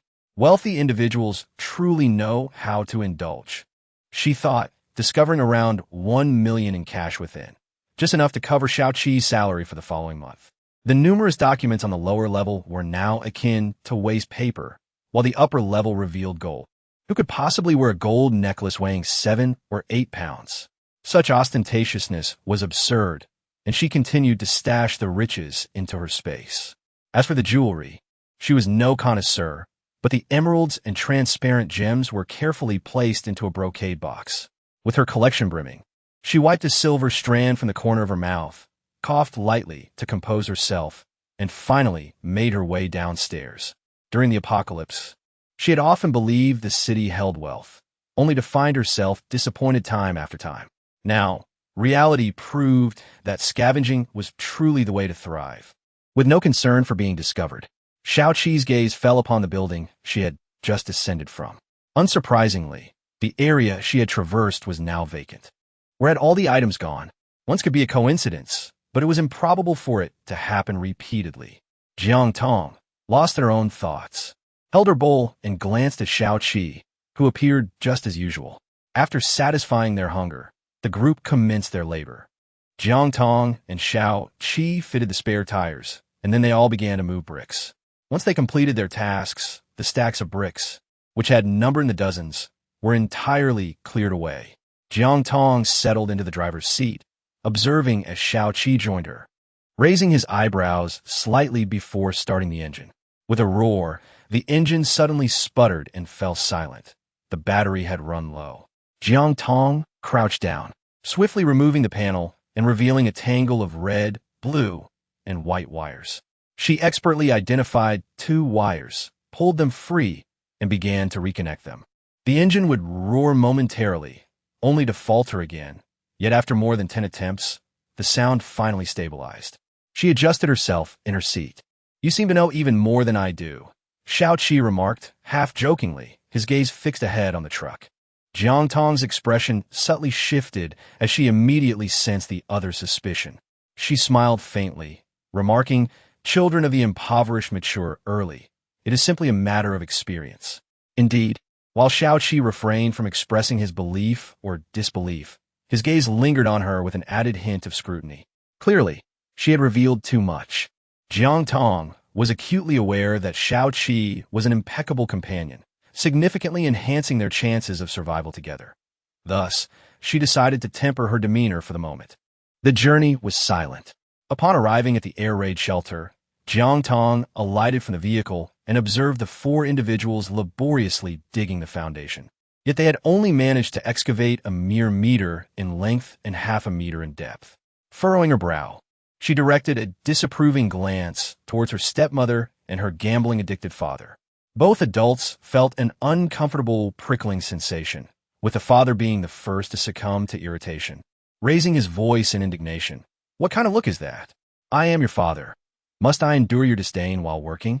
Yao Bei and old Xiu uttered not a single word, immersing themselves in their toil. Jiang Tong had noted from the outset their drenched clothing and perspiration glistening on their foreheads and necks, in stark contrast to her stepmother and father, whose garments remained pristine. Chapter 20. A fool's errand sweat was hardly the issue, The scant meter of the foundation was cramped and barely sufficient for any significant effort. It was evident that the work had been forced into such a confined space. In my view, it was imperative to regard oneself as an integral part of the team, contributing to the construction of a shared haven. Only then could one be considered family, residing here, relishing sustenance, and receiving our protection. Conversely, those who resorted to cunning and idleness should distance themselves as far as possible. I offer you one final opportunity, Jiang Tong declared, pointing at the two adults. Unload the half-load of bricks. You shall not rest until the task is complete. After stating her command, she instructed Old Xiao and Yao Bei to take a break. One was aged, the other youthful. Given the rocky terrain, their accomplishments were commendable. Her gambling father was about to retort, but her stepmother pinched him, compelling him to comply and unload the bricks. Yao Shi set about preparing a meal while the others attended to the unloading of the remaining bricks. The water from a stream was unsuitable for drinking, but served well for bathing. As they neared completion, the meal was also prepared. Jiang Tong produced some cured meat, while Yao Shi combined wild onions and bracken ferns gathered from the mountains to stir-fry a delightful dish, which was remarkably tasty. The stepmother and her companion had barely consumed a quarter of it before they sat down to rest. As they observed the others dining, the enticing aroma wafted over, stirring their appetites. Xiao Tong, we are exceedingly famished. May we finish our meal before we resume our tasks? The stepmother's saliva lingered in her mouth, while the gambling father licked his parched lips. Jiang Zimming could no longer bear it. You've gone too far. Are you trying to starve our parents? Jiang Tong cast him a fleeting glance and noticed that his demeanor had waned. She spoke coolly. No. You may only come in to dine once your tasks are fully completed. If you wish to assist, then the burdens they are unable to finish shall henceforth fall upon your shoulders. The two elderly figures stood there, their eyes brimming with tears, their bodies swaying precariously. In just a few days, it was evident that they had sprouted a considerable amount of white hair. Jiang Zimming buried his head in sorrow, tears welling in his eyes. Jiang Tong, you possess a heart so cruel. Jiang Tong, weary of idle chatter, set down the bowl in her hand and declared go. It was time for her to assert her authority. Without rules, there could be no order. If things continued this way, others would only perceive her as a benevolent figure. And benevolence often leads to exploitation. Such a role she would not assume. With a swift motion, she seized Jiang Zimming and hurled him outside, firmly closing the iron door behind him. Jiang Tong. In the fleeting moment when Jiang Zimming grasped the door, a sharp pain coursed through his hands, rendering them numb. His entire body trembled, and his eyes widened in shock. He had been electrocuted. After Jiang Tong pushed the person aside with a wooden stick, she calmly turned around and went to eat. Xiao Qi, observing that no one dared to speak on behalf of others, realized that Jiang Tong had achieved her objective. A smile curved his lips, fully endorsing her actions.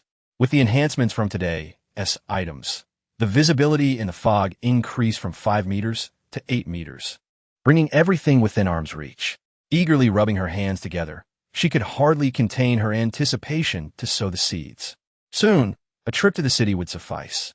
Upon exiting her space, she retrieved her phone and, after some time, found a spot with a stronger signal to check the news. A large red exclamation mark indicated an urgent warning. No one was permitted to descend unless absolutely necessary. The photos released depicted zombies roaming the streets. It seemed the city had succumbed entirely, regardless of the government's efforts to eradicate them. As long as there were fatalities, the dead would transform into zombies, an unending cycle. She glanced at the global reports, noting that nearly all regions had encountered zombies, albeit to varying degrees, with some areas still managing to maintain a semblance of order. She needed to expedite the construction of her defensive wall before heading to the city. She turned off her phone and fell asleep. The air raid shelter was eerily silent, with only the sound of insects chirping outside. Jiang Zimming and the others huddled in the cab of the truck, their bodies either turned sideways or curled up, cramped and suffocating from a stench of their gambling father's feet, a true torment. Damn it! The gambling father kicked him. How dare you speak to me like that? Huh? Jiang Tong is unfilial, and you've taken after her. Haven't you? Do you have any idea what sins I committed to have raised 2 beasts like you? His anger escalated, and he even sat up, intending to slap Jiang Zimming. At this moment, Jiang Zimming was consumed by regret. Had he known it would come to this, he would have relished the simple pleasures of dining and resting peacefully. He alighted from the vehicle, enduring the aches as he continued to toil, secretly vowing that one day he would make Jiang Tong rue her actions. Outside, tranquility enveloped the scene as Shao Qi, having listened to the family's commotion, shook his head in exasperation, his sympathy for Jiang Tong deepening. The following day, upon awakening, Jiang Tong beheld the exhausted Jiang Zimming alongside their slumbering stepmother. She roused Jiang Zimming to join her for breakfast, suggesting a half-day's rest before resuming work.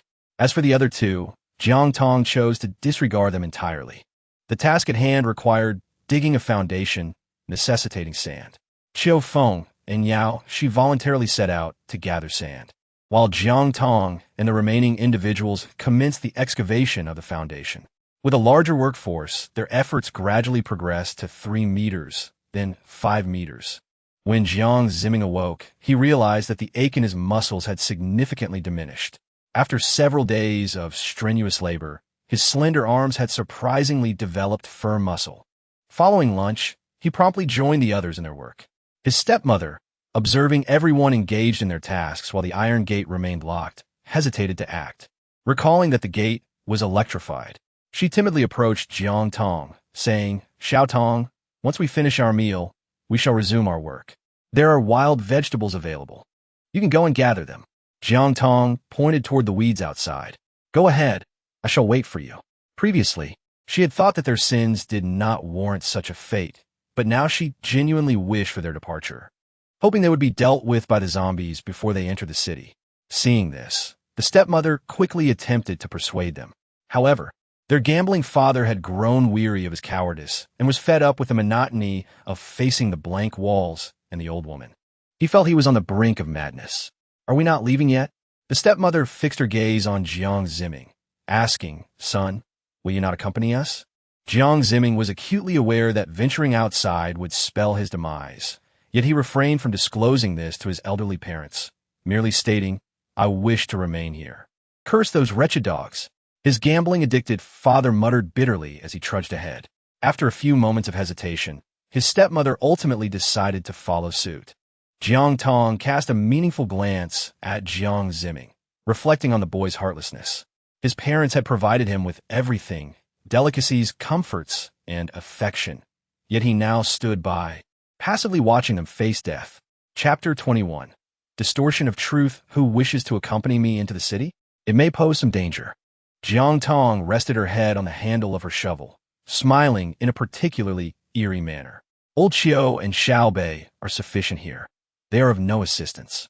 Her gaze shifted to Shao Qi, who would undoubtedly follow, and then to Yao Shi. Yao Shi swallowed hard, and guided by a woman's instinct, she shook her head. "The cement here has been mixed. It cannot be left unattended. I will continue to build the wall." It is often said that children possess a remarkable ability to learn. Yao Shi quickly became adept at the task. After just a short while observing Shao Qi, the remaining individuals consisted of the elderly, children, and a lone woman. Concerned for their safety, Qiu Feng declared, "I shall remain here to protect them. Physical labor is best suited for men." Jiang Tong cast a glance at Jiang Zimming. "What?" Jiang Zimming pointed at himself, his heart and eyes filled with resistance. He always felt that Jiang Tong was harboring ulterior motives. Jiang Tong nodded, setting the shovel aside, and called out, "Shao Qi, tidy up, we are heading to the city." "Oh, has my opinion ceased to matter now?" Shao Qi regarded this peculiar woman with intense curiosity and promptly followed suit.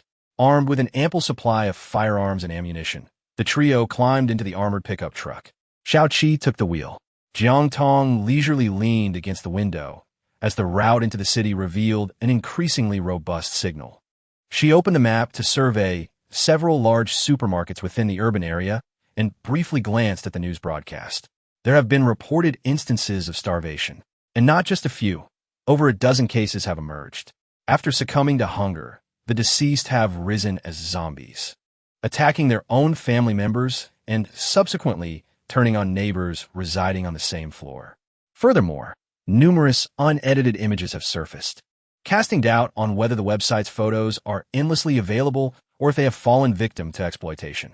Social media is inundated with countless unredacted photos and videos, revealing extensive devastation.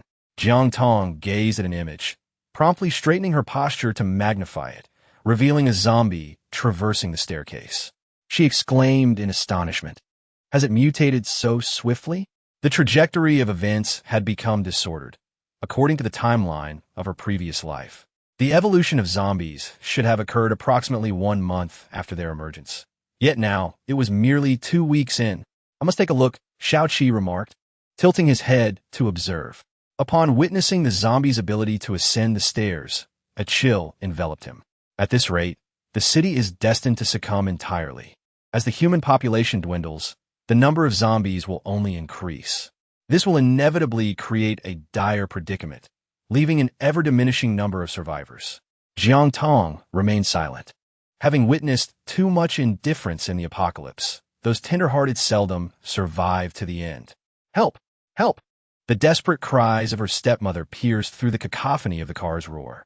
Xiao Qi halted the vehicle, observing 2 figures frantically thrashing their legs as if encountering a specter, unleashing a strength previously unseen as they sprinted toward him, continually pleading for assistance. As they drew nearer, their identities became clear. Xiao Qi glanced at Jiang Tong, who wore a look of delight.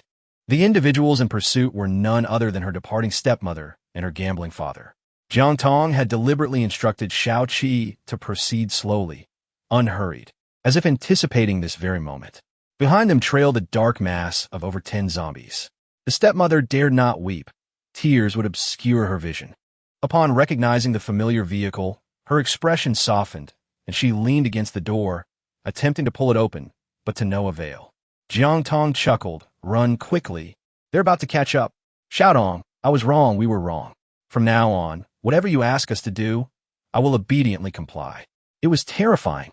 Her stepmother gripped the door tightly, her body trembling as the zombies drew nearer. Having just witnessed the gruesome scene of zombies devouring a wild boar, bloody and violent, she couldn't help but ponder the horror of enduring such a fate herself. What was the point of escaping now? Regret gnawed at her, making her wish she could turn back time. Open the door, or I will break it down, shouted her gambling-addicted father from the other side, lifting a stone in an attempt to smash it. Unfortunately, it was bulletproof.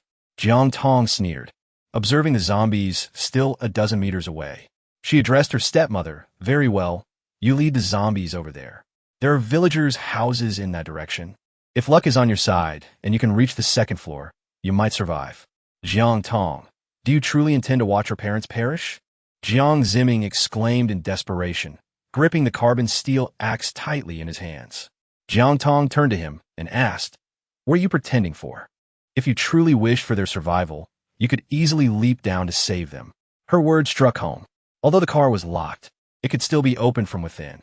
Jiang Ziming always had the opportunity to escape. However, faced with the overwhelming horde of zombies, he lacked the courage. Bowing his head, he watched his mother pleading for his help, and his conscience ached to the point of suffocation.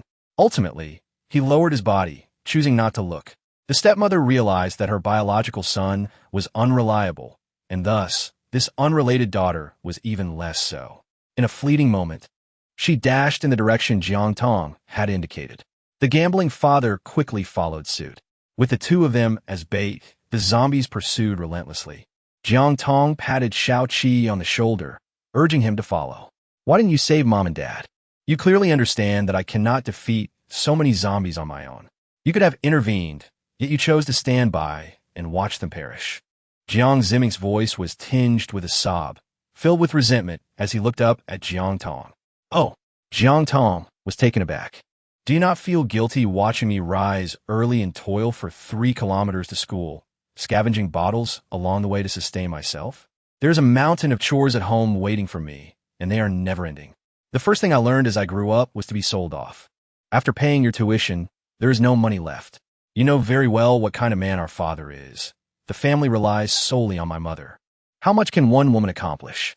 Jiang Ziming retorted angrily.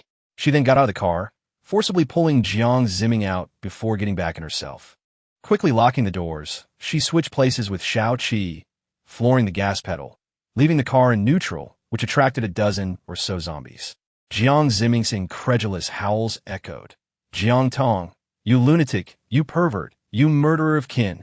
He attempted to shatter the car's glass with an axe, leaving at most 2 faint scratches. As the zombies approached, he found himself overwhelmed and could only flee. Jiang Tong drove closely behind, maintaining a synchronized pace with the zombies.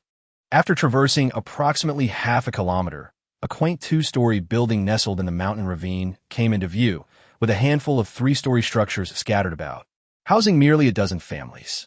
Upon the arrival of the 3 individuals, their raucous clamor stirred the slumbering undead within the village. In an instant, the concrete path was teeming with wandering zombies.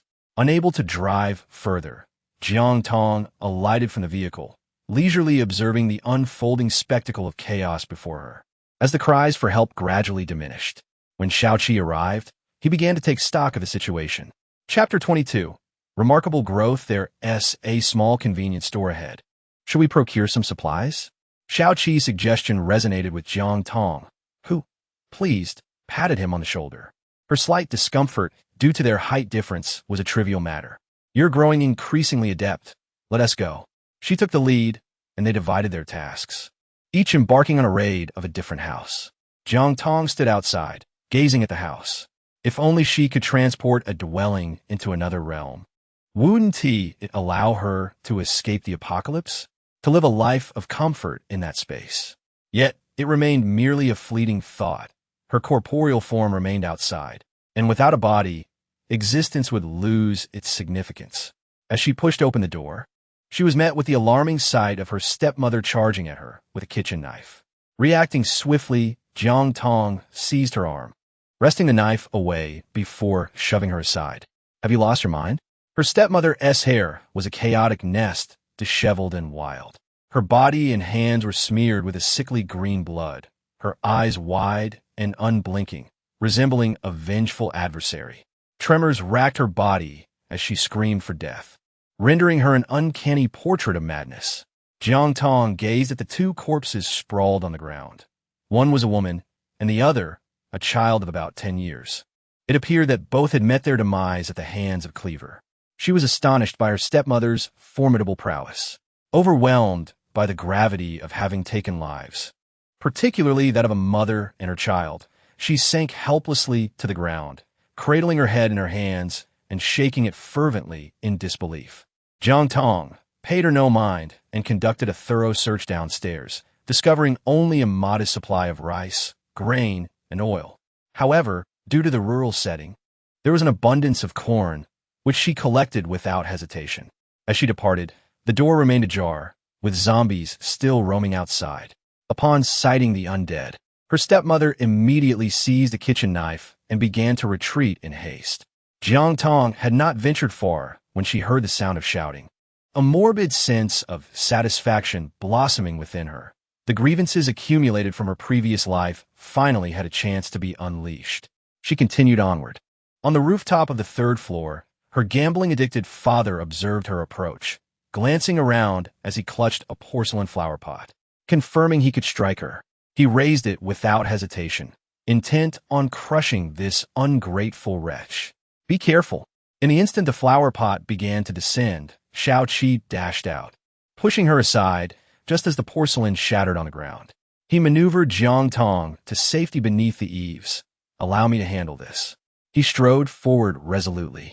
Jiang Tong quickly regained her composure, yet she was taken aback by Xiao-Qi's protection. That minute of accelerated heartbeat and the enveloping presence of his towering figure filled her with an unexpected sense of security. A strange sensation washed over her, prompting her to furrow her brows and dismiss such emotions. Her gaze fixated on a shard of a broken flower pot, which she picked up, revealing it stained with blood. Was Xiao-Qi injured? She ensured that no one was observing her as she retrieved Yunnan Baiyao and gauze, hastily following him. Not long after she proceeded, a shadow trailed behind her. On the rooftop of the 3rd floor, her gambling father instinctively attempted to flee upon seeing Xiao-Qi, however. With no surrounding structures to escape to, leaping down would surely result in injury. Lacking an avenue of retreat, he feigned composure, forcing a smile as he said, "It was merely an accident with the flower pot. It didn't harm you, did it? An accident? If it had struck Jiang Tong's head, survival would have been utterly impossible. The pot, made of porcelain and filled with soil, would be akin to a hammer crashing down upon one's skull, and given the distance to the hospital, there would be no time for emergency aid." Xiaoqi recalled the harrowing moment when he nearly witnessed Jiang Tong's demise, and merely envisioning her injured brought a suffocating weight upon his heart, filling him with an overwhelming urge to unleash his pent-up fury upon someone. The gambling father attempted further explanations, but in an instant he found himself lifted by his collar, as if he were a mere chick, and a punch landed squarely on his face. The pain radiated through his teeth and face, the saltiness of blood overwhelming his mouth. Before he could plead for mercy, another punch landed in his gut, causing him to nearly regurgitate the remnants of his previous meal, his intestines twisting in agony. Xiaoqi was relentless, striking blow after blow. "You'll die if you keep this up," Jiang Tong remarked coolly, observing her father, who lay on the ground like a half-dead man, feeling that such a demise would be far too lenient for him. "Jiang Tong, come here." Xiaoqi's expression shifted dramatically as he quickly pulled her into his embrace. Retreating a few steps, the gambling father was rendered immobile, yet through his swollen eyelids, he glimpsed the undead at the stairway. Desperation surged within him as he whimpered, "Help! Help me!" He had witnessed the gruesome nature of the zombies.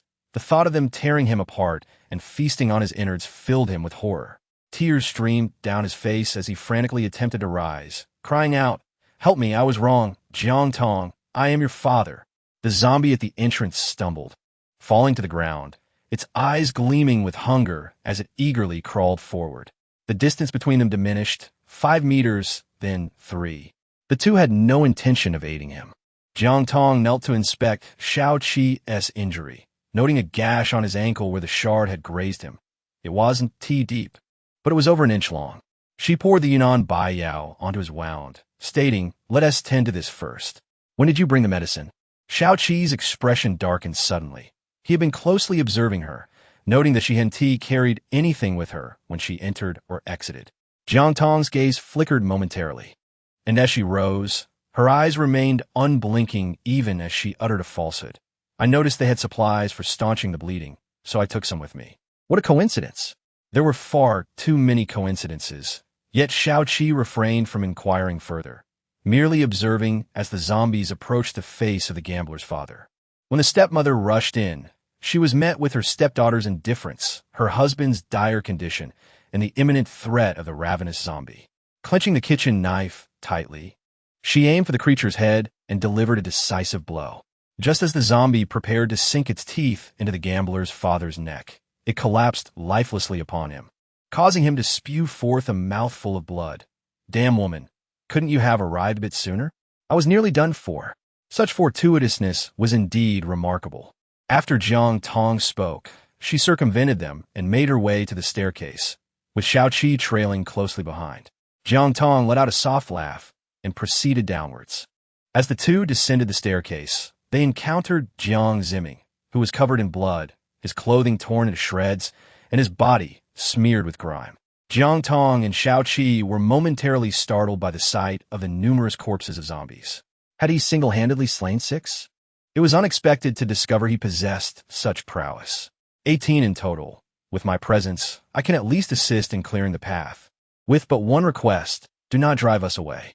Chapter 23. Stepping on a bomb. Jiang Tong turned around, observing Jiang Zimming, who was carrying their gambling-addicted father behind him, while their stepmother followed closely, looking pitiful. The three of them simultaneously gazed at her, devoid of resistance or resentment. All that remained was submission. She felt immense curiosity. Could a single encounter with a zombie truly instigate such a profound transformation? What if she chose otherwise? Jiang Zimming furrowed his brow, having anticipated her refusal. Taking a deep breath, he said, "It is quite simple for me to reach the city now. The network has not collapsed. If I expose the air raid shelter, you will only invite more trouble upon yourself." Jiang Tong glanced at Xiaoqi, discerning the conflict reflected in his gaze. Indeed, Jiang Zimming can act in such a manner. Their current defenses, along with the supplies accumulated previously, would amount to a futile endeavor. However, retaining their family is akin to harboring a ticking time bomb. Jiang Tong swiftly made her decision. Very well, hand me the axe. Jiang Zimming hesitated for a moment. After all, it was a weapon he was accustomed to wielding. Yet, if he did not grant it to Jiang Tong, she would remain on her guard. He took it and passed it to her. His stepmother hastily handed over the kitchen knife as well. The gambling-addicted father was currently unable to walk unaided, making him a burden if he were to accompany them. Xiao Tong, we have all vowed to serve you. You cannot simply abandon your father like this. The stepmother grasped her husband's hand, despite his mistreatment of her. Their years of sharing a bed had forged a considerable bond. Stop crying, Jiang Zimming admonished, stifling his fury as he turned to carry the person upstairs. Humph. You little wretch, how dare you truly leave yourself here? The gambling father heard the door slam shut with a resounding thud, followed by the sound of it being locked. Whatever curses he uttered were known only to himself. The stepmother, with no other choice, immediately ran to catch up. In the car, Jiang Tong had already started the car, idly playing a mobile game on her phone. Aren't you worried? Xiao Qi could not comprehend her nonchalance. After this incident, their hatred for Jiang Tong had undoubtedly multiplied many times over, to the extent that they wished for her demise. Jiang Tong is not foolish, yet she harbors her own concerns. They are aware of the location of the air raid shelter. Leaving them stranded outside would only endanger it, especially given the fragility of our current defenses, with both the young and the old among us. Indeed, today I witnessed Jiang Zimming's growth, which poses a genuine threat. Xiao Qi silently glanced into the rearview mirror. The two had already approached the back of the vehicle. They entered the car, and Jiang Tong immediately pressed down on the accelerator. The zombies had been effectively lured away, and encountering one or two on the road. Jiang Tong did not hesitate to run them down. In the back seat, Jiang Zimming tightened his grip on the hammer he was wielding, a temporary weapon since his axe had been confiscated, clearly inferior to a carbon steel axe. The stepmother watched as blood splattered against the car window, the wipers incessantly trying to cleanse it, yet the green stain remained stubbornly untouched, sending a chill down her spine. I need to head to the west side of the city shortly to retrieve a motorcycle. Xiao Qi had previously coordinated with his brother for this, and also to procure some ammunition. The batch of ammunition Jiang Tong had purchased remained unseen by Xiao Qi, suggesting she had concealed it, only to be utilized in dire circumstances. However, the occupants of the air raid shelter were in need of weapons. Understood. Jiang Tong altered her course, bypassing the small convenience store to head directly to the largest supermarket in the city, Orma, where the food supply was not only ample but abundant, effectively equivalent to two. She hoped to see if she could unlock another layer of space. The vehicle swiftly approached a bridge, which served as an entry route to the west side of the city, an untraveled path for them until now, causing a sense of unease to wash over the two in the back seat. After securing the car in a hidden spot, Jiang Tong instructed Xiao Qi to safeguard the keys. Leading the way, Jiang Zimming took the lead, followed by the stepmother, as they commenced their journey into the city. The urban area, compared to their last visit, was not silent but rather steeped in desolation. Dust blanketed the buildings, and as one looked upward, inscriptions pleading for help were visible everywhere. Even zombies hung on the walls with notes indicating that the living could seek their protection. Jiang Tong furrowed her brow slightly. Indeed, in the aftermath of the apocalypse, numerous individuals had formed their own factions, albeit earlier than anticipated. She gazed at the abandoned vehicles strewn along the road and the fragmented remains of individuals, all decayed and avoided by insects. The ground was stained with fresh crimson blood, trailing ahead along the pavement. With just a few more steps, she could see the lifeless bodies sprawled on the ground, their blood having turned a sickly green. She gestured for her companions to tread lightly, urging them not to disturb the slumbering zombies. Continuing onward, their destination lay 3 kilometers ahead. Along the way, they encountered many zombies lying on the ground, most of whom had mutated later and remained in a dormant state. It was only during this phase that the zombies posed no threat. Once awakened, they would be drawn to any sound, relentlessly pursuing all edible creatures. Jiang Zimming walked ahead, beads of sweat forming on his forehead. He swallowed hard, and as soon as his foot touched the ground, he sensed something amiss. Jiang Tong, what have I stepped on? Jiang Tong swiftly approached and examined the sole of his foot, noticing a minuscule patch surrounded by an alley, where dozens of dark green discs, each less than 5 millimeters in height and approximately 1 centimeter in radius, lay scattered on the ground. Xiao Qi crouched down, and after a meticulous inspection, he was slightly taken aback. These were miniature explosives, and stepping on one could trigger an explosion with sufficient force to sever a leg. This revelation elucidated the asphalt in this area, which shimmered with an intense green hue and emanated a foul odor. "Allow me," Xiao Qi said as he crouched lower. "Do not lift your foot, or you may lose your leg." With that, he drew a dagger from the pouch strapped to his thigh. Jiang Tong also crouched down. "You handle him. I will check on the others." Before she could finish her sentence, she swiftly rose to her feet, casting a significant glance at Jiang Zimming, and pulled Xiao Qi up, retreating 3 meters away. Xiao Qi had just sensed that when Jiang Tong crouched down, Jiang Zimming was poised to lift his foot. Had Jiang Tong not stood up so quickly, their heads would have surely collided. "Jiang Zimming, if you wish to obliterate me, do not blame me for the consequences." As Jiang Tong led Xiao Qi aside, her gaze flicked to the windows of the second floor on either side of the alley, suspecting that someone was watching from above. The stepmother, torn between her desire to intervene and her fear of her son being harmed, frantically devised a plan. "I will hold down the bomb." Chapter 24. A life for a life. The stepmother had already crouched down, ready to leap. "Son, on the count of 3, as you lift your foot, I will press down on the bomb." Jiang Zimming could no longer see the figures of Jiang Tong and the others. He maintained his stance, confronted with 2 inevitable possibilities. Either he would be bitten to death by the zombies, or he would drag his broken leg until he ultimately succumbed to a zombie's bite. In the face of his mother's resolute determination to save herself, Jiang Zimming's eyes reflected an icy indifference, yet tears cascaded down his cheeks as he struggled to utter, "All right." His stepmother closed her eyes and counted 2, 3.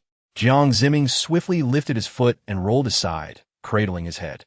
With a gentle thud, his stepmother felt a slight impact in her chest, neither painful nor bothersome. Surprised, she sat up, noticing some residue of gunpowder on her clothing, while the bomb emitted wisps of smoke. "Damn it, they actually sold us a dud." Jiang Zimming heard the harsh insults and hurried over, intending to pull his mother away and flee. In the next moment, he found himself encircled by 4 or 5 individuals wielding machetes. Meanwhile, Jiang Tong and Xiao Qi had chosen a vantage point, witnessing the unfolding scene before their eyes. This was, after all, the essence of maternal love. Jiang Tong scoffed derisively, her heart heavy with bitterness. She understood that her stepmother was not her biological mother and would never cherish her as a true child. Yet, the utter lack of humanity she displayed was disheartening. In that fleeting moment, she felt like a child, not the decisive Jiang Tong everyone knew. Xiao Qi, wanting to comfort her with an embrace, raised his hand, but she quickly composed herself. I glanced around. The path ahead was largely obstructed by explosives, while advancing seemed straightforward. These individuals were formidable opponents. Should we confront them directly or seek to negotiate? Jiang Tong tends to favor the second option. It is not yet a time of absolute scarcity, and one would not easily resort to the slaughter of others merely to survive. Negotiation, with Xiao Qi's understanding of her. The decision had already been made by the time he descended the stairs. Jiang Tong followed closely, her gaze fixed upon the tall figure ahead, her delicate face slightly flushed. As Jiang Zimming beheld the arrival of the 2 individuals, a flicker of hope ignited within him. He clenched his fists, relieved that he hesitated at the moment of lifting his foot. He was not yet prepared to forfeit a leg. He reassured himself that there would be ample opportunity to eliminate Jiang Tong in the future. Assuming an air of respect, he called out, "Sister Jiang Tong." Having learned from past lessons, he refrained from addressing her as sister again, for their mere acquaintance sufficed. Among the 5, the leader, Tan Lin, stood at a height of 1.70 meters, clad in a camouflage outfit and black hiking boots. Around his neck hung a compass necklace that swayed as he approached. adjusting his cap while assessing Jiang Tong. It appeared that this woman was their commander, exuding strength as if she frequently engaged in physical training. She possessed striking beauty, yet her piercing gaze suggested an acute awareness of her surroundings, rendering her somewhat intimidating. Do not be alarmed. These explosives are intended for zombie defense. There are still hundreds of survivors within these two buildings, relying on the supermarket over there for sustenance. After offering this explanation, Tan Lin, now devoid of suspicion, inquired, "Where do you reside? Are you here for food? Do you require assistance?" Xiaoqi instinctively glanced at Jiang Tong, uncertain why everywhere she tread seemed immaculate. If this supermarket were to be completely emptied, it would only be a matter of time before these individuals succumb to starvation. "No assistance is necessary. Simply allow us to pass," Jiang Tong replied with a smile. "Very well," Tan Lin acquiesced, leading his companions toward the entrance. Through the corridor that would lead them to the rear, Jiang Tong observed that the building was filled with people, alongside several robust men, presumably tasked with safeguarding the elderly, the weak, and women. Tan Lin's smile faded, and he expressed his disdain for her conjecture through his actions as he shut the door. Jiang Tong pursed her lips, resolving to do what was necessary. She gazed toward the distant supermarket sign and suggested, "Shall we find another place? Where else could we go? Other locations would be even more perilous. Why should we concern ourselves with their fates?" "Jiang Tong, you are not so benevolent." Jiang Ziming did not follow their lead. In his eyes, Jiang Tong could have saved Gao Zheng and Qiu Si, yet she chose not to. Her indifference towards her family was enough to demonstrate her lack of virtue. Why then should she care about the lives of others? The reason they refrained from taking supplies here was that many relied on this supermarket for survival. Emptying it would be tantamount to endangering those lives. If she did not require these provisions, she would not hesitate to accept them. However, at this moment, she found herself in a position where she could forego them. With the food in her possession, she could scarcely consume it all. Yet, she desperately needed the land within her space. The two had already departed. Her stepmother tugged at Jiang Ziming's sleeve, saying, "Son, let us catch up. We should finish early so we can fetch your father." Under the weight of circumstance, Jiang Ziming swallowed his pride and quickened his pace to follow. They proceeded to another location 2 kilometers away, where a smaller supermarket awaited, only a single floor, with a meager supply of goods. Upon their arrival, the supermarket doors stood ajar, revealing bloodstains and signs of a struggle. Jiang Tong's expression suddenly grew solemn as he cautioned them to exercise caution. Upon entering the supermarket through the rolling shutter, they found themselves in an eerily vacant space. On the left, the jewelry store's glass had been shattered, leaving nothing behind. The clothing store fared slightly better, having been ransacked yet still retaining a fair amount of items, while the cosmetic shop had been spared to a lesser degree.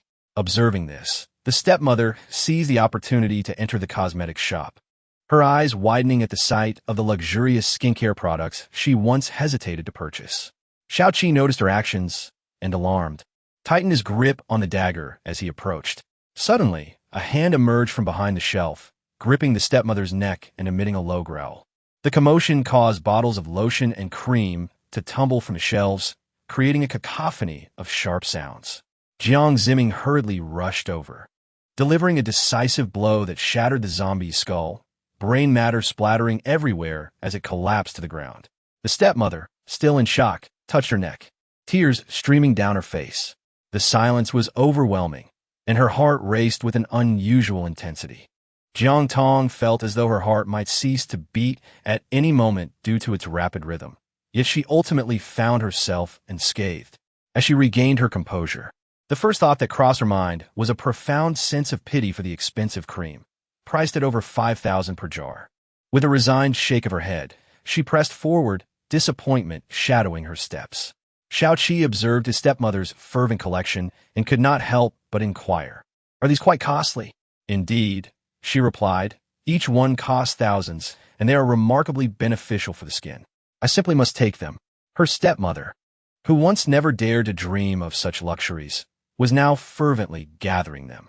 Xiaoqi scanned the surroundings, selecting items that appeared to be of superior quality, swiftly packing them away as he hurried to catch up with Jiang Tong and the others. Chapter 25. unerring precision. Jiang Tong had only taken a few steps when she reached the corner of a lengthy corridor that stretched for dozens of meters, filled with the undead. To reach the supermarket, she had to traverse this area to access the elevator that would take her to the second floor. The noise she had just made had already roused the zombies, each one staring intently at her, and in the next moment, they lunged towards her. Jiang Ziming's hand subtly lifted. With a mere push, Jiang Tong would be left to feed those zombies, meeting a fate of utter dismemberment. His eyes sparkled with boundless delight and madness. Just as his hand grazed Jiang Tong's back, Xiaoqi struck his arm with the back of his blade, causing him to recoil in pain. I will sever your hand should I witness this again. Xiaoqi's dagger plunged directly into the zombie's skull, and with a swift kick, he sent the zombie threatening Jiang Tong sprawling away. Jiang Tong, having found a moment of respite, glanced at Jiang Ziming with an understanding of the unfolding situation and retreated. Go, and you as well. She thrust a dagger into her stepmother's hands and pushed her towards the zombies. The stepmother appeared significantly more composed than before. Yet burdened by an array of skincare products, she struggled to maneuver effectively. As the zombies tugged at her, threatening to dislodge her belongings, she summoned her strength and swiftly dispatched the nearest undead foe. With over 30 zombies to contend with, Xiaoqi quietly withdrew to the back. By the time Jiang Ziming and the stepmother had dealt with the remaining threats, he was utterly exhausted. Ignoring the remnants of dismembered corpses and blood that lay strewn about, he slumped against the wall, gasping for breath. Jiang Ziming, if you entertain any thoughts of harming me, I shall turn you into a human puppet, Jiang Tong declared coolly, stepping over the lifeless zombies as she made her way towards the elevator. Xiaoqi followed closely behind. The stepmother, lost in thought, pondered, what is a human puppet? Jiang Ziming closed his eyes, a sinister smile curving at the corners of his mouth. No wonder she refrained from killing us. She has been allowing us to follow her as a means of revenge for the grievances we have inflicted upon her over the years. The term human puppet refers to one whose limbs have been severed. What? Jiang Tong is truly ruthless. Isn't she? We complied with her every demand. The stepmother exclaimed in disbelief, questioning the significance of all she had done. Jiang Ziming refrained from continuing his words, propping himself against the wall as he rose. Let us first procure sustenance. Once we survive, opportunities will abound. Above, those who had intended to procure provisions from the supermarket had perished below, and even higher up, the staff had transformed into the undead. Jiang Tong effortlessly resolved the situation. Observing the abundance of food, she instructed Xiaoqi to pack it up first before she ventured into the vegetable and seafood sections. Regrettably, with time passing and no one to tend to them, the vegetables had wilted beyond consumption, and the seafood lay lifeless. She glided her hand over the remaining items, rice and packaged goods, and collected them into her space. The supermarket, though modest, posed challenges for extensive gathering, so she proceeded to the warehouse. At the entrance to the fresh meat section, she was disheartened to find the meat had turned black and emitted a foul stench. It was a pity. Had it been several years after the apocalypse, she would have seized it without hesitation. But now, she thought better of it. The warehouse was locked. Yet, during her encounters with the zombies, she had been astute enough to search the pockets of a supermarket employee in uniform, acquiring a set of keys marked for the warehouse. Upon gently unlocking the door, a wave of putrid odor enveloped her as she stepped inside, promptly shutting the door behind her. The shelves within were laden with various cardboard boxes, most of which contained dried goods neatly packaged in bulk. She collected all of it, except for the rotten fruits and perishables, stowing everything else away. Inside, she found a plethora of rice, both large and small bags from the Northeast and Jiangnan regions, estimating her haul to be conservatively around 2 tons. Though the supermarket was small, it offered a comprehensive array of goods. The collection took some time, and when she finally emerged from the warehouse, she locked the door once more, discarding the key into the murky waters of the drainage system, where it was quickly swallowed by the filth. How did you fare with the goods? She inquired. There are still plenty on the shelves. With only 4 of them, their capacity was limited. Xiaoqi gathered the essentials, filling 3 burlap sacks. You carry this, he said, while he took on the remaining 2 heavy sacks for himself. Jiang Ziming has also collected 2 sacks, This time, he's been astute, filling them with rice, flour, dried mushrooms, dried kelp, and other delectable foods that only require rehydration, along with some seasonings. His stepmother has already shouldered a bag of skincare products. Alongside what Jiang Tong has gathered, she has also taken some nuts, lemon slices, and rose tea. Let's depart. The items they have taken, when compared to the vast array available in the supermarket, are rather insignificant. Jiang Tong simply cannot fathom why he must traverse an additional 2 kilometers to acquire items readily available at the Orma supermarket. It cannot solely be for the sake of those individuals. He just cannot discern the reasoning at present. Xiaoqi, on the other hand, is aware that she must have gone to the warehouse during her absence. He refrains from inquiring, yet he finds it peculiar. Could it be that with the emergence of zombies, there are also those endowed with extraordinary abilities? These phenomena, surpassing the bounds of science, leave him in a state of skepticism. Jiang Tong had just descended the stairs with her belongings when she unexpectedly encountered Tan Lin at the entrance of the supermarket. Although he appeared innocuous, it was shocking to discover that he had been following them. Noticing the unusual expression on her face, Tan Lin hurriedly clarified, "I brought people here to assist you, but I never anticipated your remarkable prowess." He was genuinely astonished. After all, he had previously intended to bring reinforcements to eliminate the zombies in the area and secure additional supplies, only to find himself inadvertently offering up more victims to the horde. "How did you manage this? We have more people than you." Jiang Tong cast a glance at Jiang Tong, signaling him to speak. "What technique?" Tan Lin pressed for clarification. A headshot came to response. Their stepmother looked at them in confusion. "You don't know?" The 2 sentences left Tan Lin and his companions with expressions as sour as if they had ingested a fly. Even the elderly woman outshone them in understanding. A source of shame, and it became clear why the zombies could never quite be eradicated. "We should take our leave. We are pressed for time," Jiang Tong stated, circumventing them as she made her way outside. Xiaoqi and the others followed suit. Tan Lin, still eager to inquire further, noticed their urgency and signaled to his companions to head upstairs to gather their belongings. Jiang Tong and her companions will not return here again, barring any unforeseen circumstances. This place will soon be completely emptied. Fortunately, she has already cleared out the warehouse. When Tan Lin and his group pride opened the warehouse door, they were astonished, but held no suspicion towards Jiang Tong and her friends, for they had taken very little. Xiaoqi first found a pickup truck by the roadside, smashed the window, and hotwired it. The food was stored in the truck bed, and Jiang Tong took the driver's seat.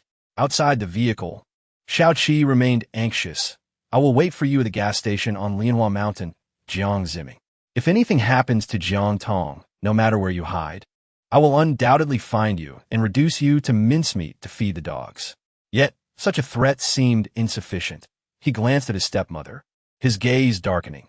"Before you find your husband, I will slice his flesh piece by piece and offer it to the zombies." "No, we would never do that. We are all family," the stepmother hastily reassured. Jiang Tong smiled softly, retrieving a small handgun from her waist and winking. "Rest assured, my aim is impeccable. I'll see you later." Chapter 26, Learning and Growth.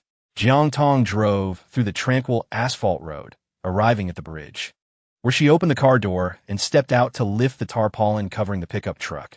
Gazing at the vehicle, she was momentarily taken aback. It had clearly been tampered with. "That little wretch, feigning ignorance again," Li Wan murmured in a low voice, her frustration palpable. Today had been exhausting. Having accomplished laborious tasks that would have taken her at least 6 months previously, and yet this insufferable creature merely stood there in a daze. Jiang Tong cast a glance over, his eyes filled with resentment. Had it not been for a grasp on the weapon, he would not have endured such humiliation.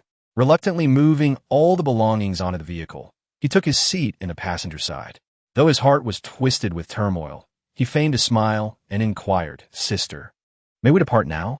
Jiang Tong glanced into the rearview mirror and discerned a vehicle trailing her from several hundred meters away. However, to Li Wan's eyes, Jiang Tong appeared to be scrutinizing herself. Their thoughts aligned, leading Li Wan to swallow the lump in her throat and hesitantly speak, "Tong Tong, I brought you a set of skincare products worth several tens of thousands. In a desperate bid for survival, She reluctantly extracted a few boxes valued at over 30,000 and, trembling, extended them forward. "Do not obstruct me." As Jiang Tong shifted gears, her hand inadvertently overturned the boxes, but she paid them no heed. Increasingly sensing an unsettling feeling, the vehicle was closing in tighter. Li Wan immediately rushed to retrieve the boxes. Jiang Zimming glanced at the rearview mirror and, to his astonishment, beheld a throng of individuals. He murmured in confusion, could it be Tan Lin and the others? Uncertain, he steadied himself. Jiang Tong pressed the accelerator to the floor. What is it like to soar at 150 miles per hour on the ring road? Li Wan forgot to breathe, her eyes wide with disbelief. Jiang Zimming gripped the seatbelt tightly, engulfed by fear, apprehensive that he might meet his demise in the next moment. Jiang Tong harbored great confidence in her driving skills. After circling around the city ring road, she veered onto a narrow path, making several more loops. Noticing that their pursuers remained closely on their tail, she comprehended their intentions. They must have targeted us quite some time ago and likely affixed a tracker beneath our vehicle. Realizing that we were not heading in a direction conducive to their plans, they evidently intended to take decisive action. Jiang Tong underestimated them. At present, as long as their car is fully occupied, they are not their match. "What shall we do?" Li Wan cried out. Jiang Zimming fixed his gaze upon Jiang Tong. Although he harbored a deep-seated animosity towards her, he could not deny the inexplicable sense of security that accompanied her presence. He decided to call Shao Qi Jiang Tong. Facing an insurmountable predicament, observe the dwindling fuel gauge in the vehicle. If they continued on this path, they would be able to travel only a mere 20 kilometers before inevitably being apprehended. She certainly did not perceive the other party as amicable. Jiang Zimming immediately dialed the phone. A moment later, Shao Qi's anxious voice came through. "Has Jiang Zimming dealt with you? I've already obtained the motorcycle and will be there shortly to deal with him." His words were laced with profanity. Jiang Zimming tugged at the corner of his mouth, holding his phone, utterly at a loss for words. Jiang Tong seized the phone and addressed the matter directly. "Before we entered the city, we were targeted. There is a tracker installed in the car, and their goal seems to be the air raid shelter. Currently, I am circling around Huanxi Road, but I can't hold out for more than 10 minutes. What? My sister-in-law is in trouble. Let us go teach them a lesson." "What sister-in-law?" Shao Qi responded with a tone of reproach, but quickly added, "Try to delay for another 10 minutes. We will arrive shortly." After hanging up, Jiang Zimming took the phone and noticed Jiang Tong's ears turning red. He rolled his eyes in exasperation. They were on the brink of death, yet still concerned about romance. Were they to discuss love in the underworld? "When we arrive ahead, I will let Mom out." Jiang Tong glanced in the rearview mirror and saw no sign of their pursuers, her heart sinking. "Are you planning to abandon my mother?" Jiang Zimming exclaimed, shaking his head. "No way. I want to allow my mother to get out. If we don't let her out, we will truly be sending ourselves to death. Once she is out, we can find Tan Lin and see if he can assist us." Jiang Tong, weary of their emotional turmoil, pulled into an alley and commanded sternly, "Get out." Li Wan hesitated, clutching her seatbelt and shaking her head. "Get out. Only by doing so can Jiang Zimming and I survive. If we wait for Shao Qi, you will only become a liability. Regardless of the situation, you are merely a woman. Leaving you behind could at most shield us from 2 bullets. It is entirely unnecessary." Jiang Tong spoke with such righteous fervor that one could discern no hint of selfishness in her words. However, Jiang Zimming sensed something amiss by the time he realized it. Li Wan had already exited the vehicle, brandishing a dagger, and was sprinting down the alley with her head bowed low. After signaling Jiang Zimming to follow suit, Jiang Tong pressed on with the drive. Meanwhile, the vehicle trailing behind came to a halt, and 3 individuals leapt out to pursue Li Wan, while the remaining occupants continued to drive on. Jiang Zimming, belatedly realizing the situation, exclaimed, "Jiang Tong, was this your intention? You have put my mother in grave danger. Those individuals are pursuing her, leaving us with no more than 2 defenders here. Our chances of victory in a one-on-one confrontation are considerably high. I must admit, Jiang Zimming's mind is exceptionally quick in this alley." Jiang Tong had a specific aim. "Your mother would undoubtedly be willing to sacrifice her life to save you." Jiang Zimming harbored no doubts. He could only think that once he resolved matters here, he would seek vengeance for his mother by eliminating those individuals. The vehicle had run out of fuel and was slowing down, prompting Jiang Tong to select a stop in the midst of the buildings, surrounded by obstructions. Ideal for a swift escape and guerrilla tactics. This learning is not to be confused with that learning. Jiang Tong suppressed the chill coursing through her body, her grip tightening around the pistol. In comparison to the relentless gunfire from her adversaries, she would undoubtedly be the first to be riddled with bullets.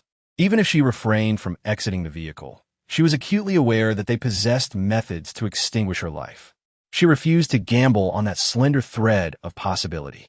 Steeling herself, she offered a faint smile. "You've been pursuing us relentlessly, simply for the sake of a girl? Is there no one left in the city?" Her inquiry caused the man's expression to stiffen. Once the vehicle came to a halt, he leapt out, weapon firmly in hand. "Get out. Let me test this bulletproof pickup of yours. Hundreds of thousands, just like that. You're quite affluent, aren't you? Yet, is it truly just for the vehicle?" Jiang Tong harbored doubts, yet she nonetheless secured the gun to her waistband. As she gestured for Jiang Zimming to disembark, she also retrieved his titanium steel axe. "You expect me to use this?" Jiang Zimming exclaimed, his frustration palpable. What difference was there between this and courting death? Jiang Tong paid him no mind. Having already exited the vehicle, tossing the car keys over, "The car is yours. Will you allow us to leave?" Chapter 27. A fortunate turn of events. The two men, upon observing Jiang Zimming disembark, immediately sensed that something was amiss and hastily summoned their counterparts via radio. Given the poor signal at the base station, the radio proved to be the preferred option, far superior to mobile phones reliant on data, particularly in a team setting. Jiang Tong's eyes sparkled with determination. This item was indeed essential for her, and she had almost forgotten to procure it. The intercom crackled with static before a voice emerged, clear and resolute. "You better ensure that no harm comes to a single hair on my woman." It was Shao Qi's voice. Following a brief silence, the two men exchanged glances and retrieved ropes from the vehicle, each grasping one. The man bearing the AK-47 swung his weapon behind him, revealing his muscular physique, as he prepared to bind Jiang Tong. In that fleeting moment, Jiang Tong seized the opportunity. She delivered a swift kick to the man's groin, then deftly twisted his arm, hearing the ominous crack of bone as she effortlessly wrested the AK from his grip. Every movement was precise and purposeful. Meanwhile, Jiang Zimming had witnessed Jiang Tong's actions and reacted with alacrity, drawing his carbon steel axe to strike the weapon aside, sending vibrations through the man's hand while simultaneously positioning the axe against his throat. Jiang Tong exclaimed in astonishment, "To bind a person." In just a minute, the situation was reversed. The two men were caught off guard and found themselves securely tied to the pillar. Jiang Tong leisurely rummaged through the belongings in their vehicle, uncovering little more than water and compressed biscuits, which she proceeded to stow away in her own car. Additionally, she seized the walkie-talkies from the two individuals. Tuning into the channel, "Shao Qi, I've resolved the situation. Where are you?" Behind her, Shao Qi was entirely unfazed by this unfolding scene. The watchmaker, accompanying him, exclaimed, "Sister-in-law, you are truly remarkable. I previously thought you were merely an inconsequential student, a fraud, but you are impressive indeed. No wonder Brother Qi is so fond of you." At this remark, both individuals stiffened slightly. Noticing Jiang Tong's discomfort, Shao Qi sought to bridge the gap rather than create distance, advising his junior, Tan Lin, "Behave yourself." Tan Lin promptly saluted, understood. After sufficient mischief, he gathered everyone near the post. The 5 captives were bound, their faces resembling the hue of liver, some marked by bruises, others exhibiting shame, all with heads bowed, presenting an appearance of utter defeat. "Speak up. Where do you reside? How many of you are there? What weapons do you possess? How much food do you have?" Jiang Tong crouched down to interrogate them, idly toying with a small pistol in her hand. Jiang Zimming stood alongside Li Wan, feeling a sense of relief upon learning that his mother encountered Shao Qi during her escape and emerged relatively unscathed. This revelation deepened his awareness of Jiang Tong's ruthless nature, leaving him with a profound sense of helplessness and frustration. The expressions on their faces mirrored those of the 5 individuals nearby. Jiang Tong approached him, observing his battered visage, and directly pressed the handgun against his thigh. Realizing her intent, Xiaoqi swiftly interjected, "I will handle the interrogation." He gently tugged Jiang Tong aside, and as he crouched down, the sharp blade of a military knife plunged into the man's thigh. Are you all as resolute as he is? Willing to perish here and transform into a zombie?" Xiaoqi articulated each word as if they were ominous notes of a death knell. The 2 individuals adjacent to the injured man trembled in fear.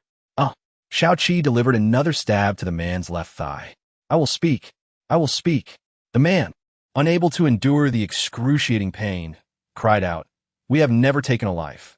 Our leader provided us with firearms to procure food, yet we have never fired a shot. During our first robbery, we encountered you. There are 12 of us in total. Aside from the 4 of us who are newcomers, the remaining 8 appear to be veterans, including him." The man gestured towards his companion. "Silence. As long as we can survive, nothing else matters," the man continued, his head bowed. "They did not allow us to inspect their armory, but must be substantial. They have stocked 2 warehouses with food and drink." "Quite impressive indeed," Jiang Tong marveled, her words betraying her desire to seize it. "You rob me, I rob you. It is a back-and-forth game." Xiaoqi signaled Tan Lin to attend to the man's wounds before he approached the veteran.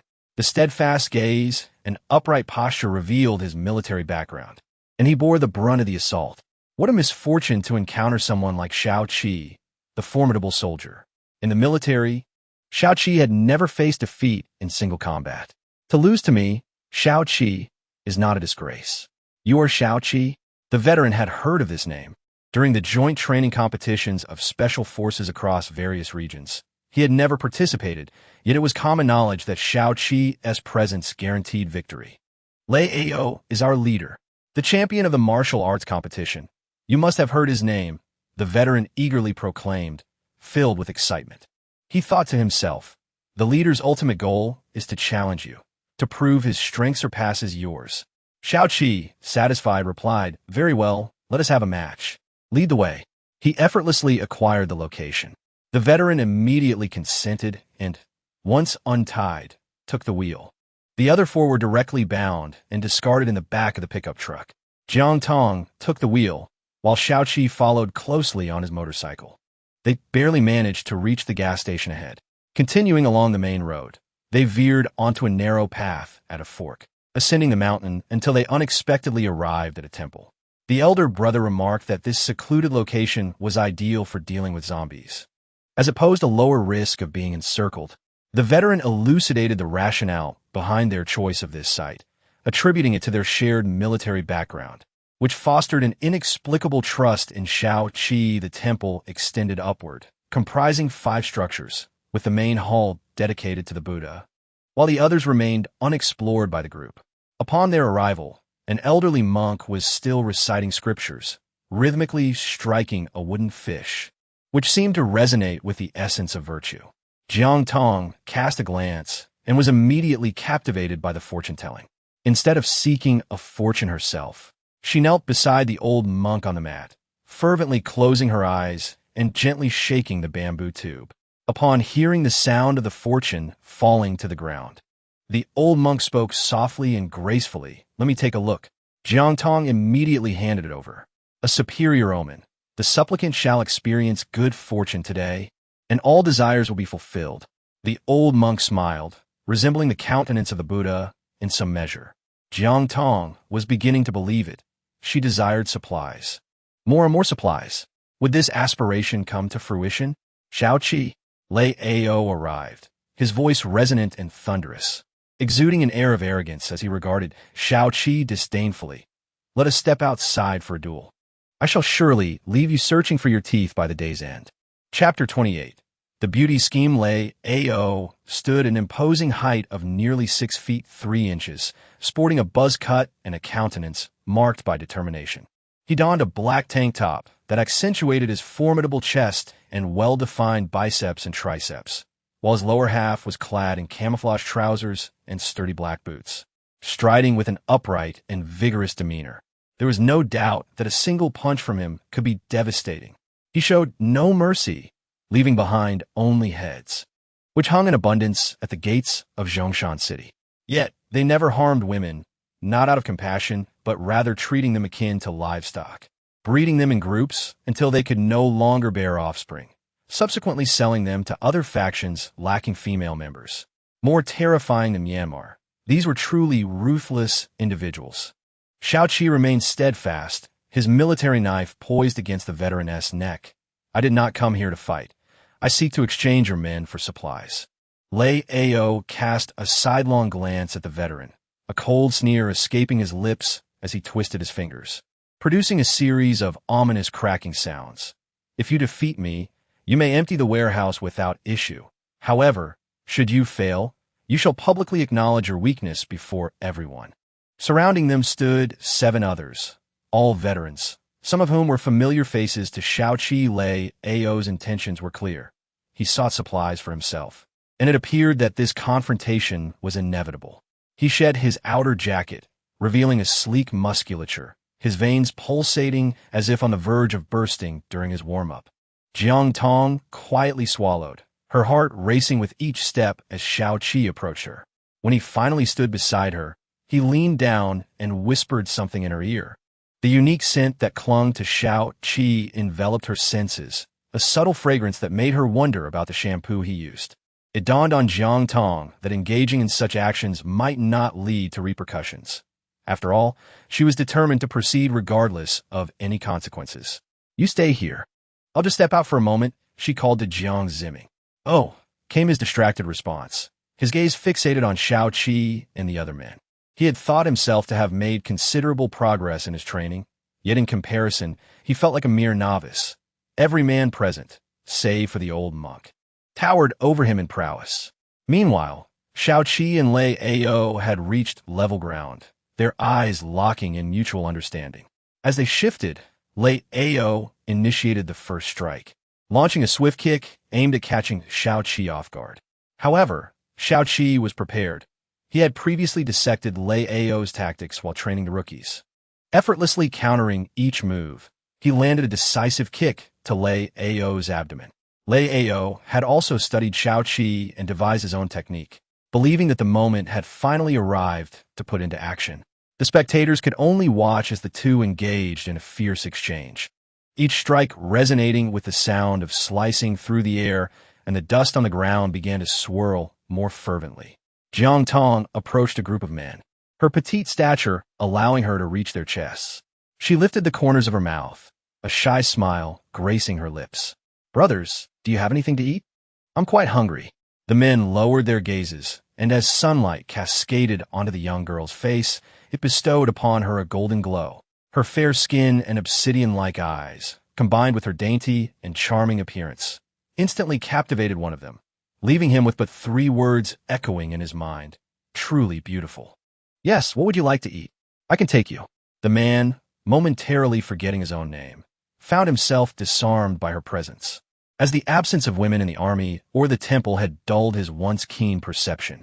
After all, she was a beauty with a heart as treacherous as a serpent. Jiang Tong smiled innocently, asking, "Is it permissible to consume meat in the temple? I have not had meat for such a long time. I feel as though I am growing weak and emaciated."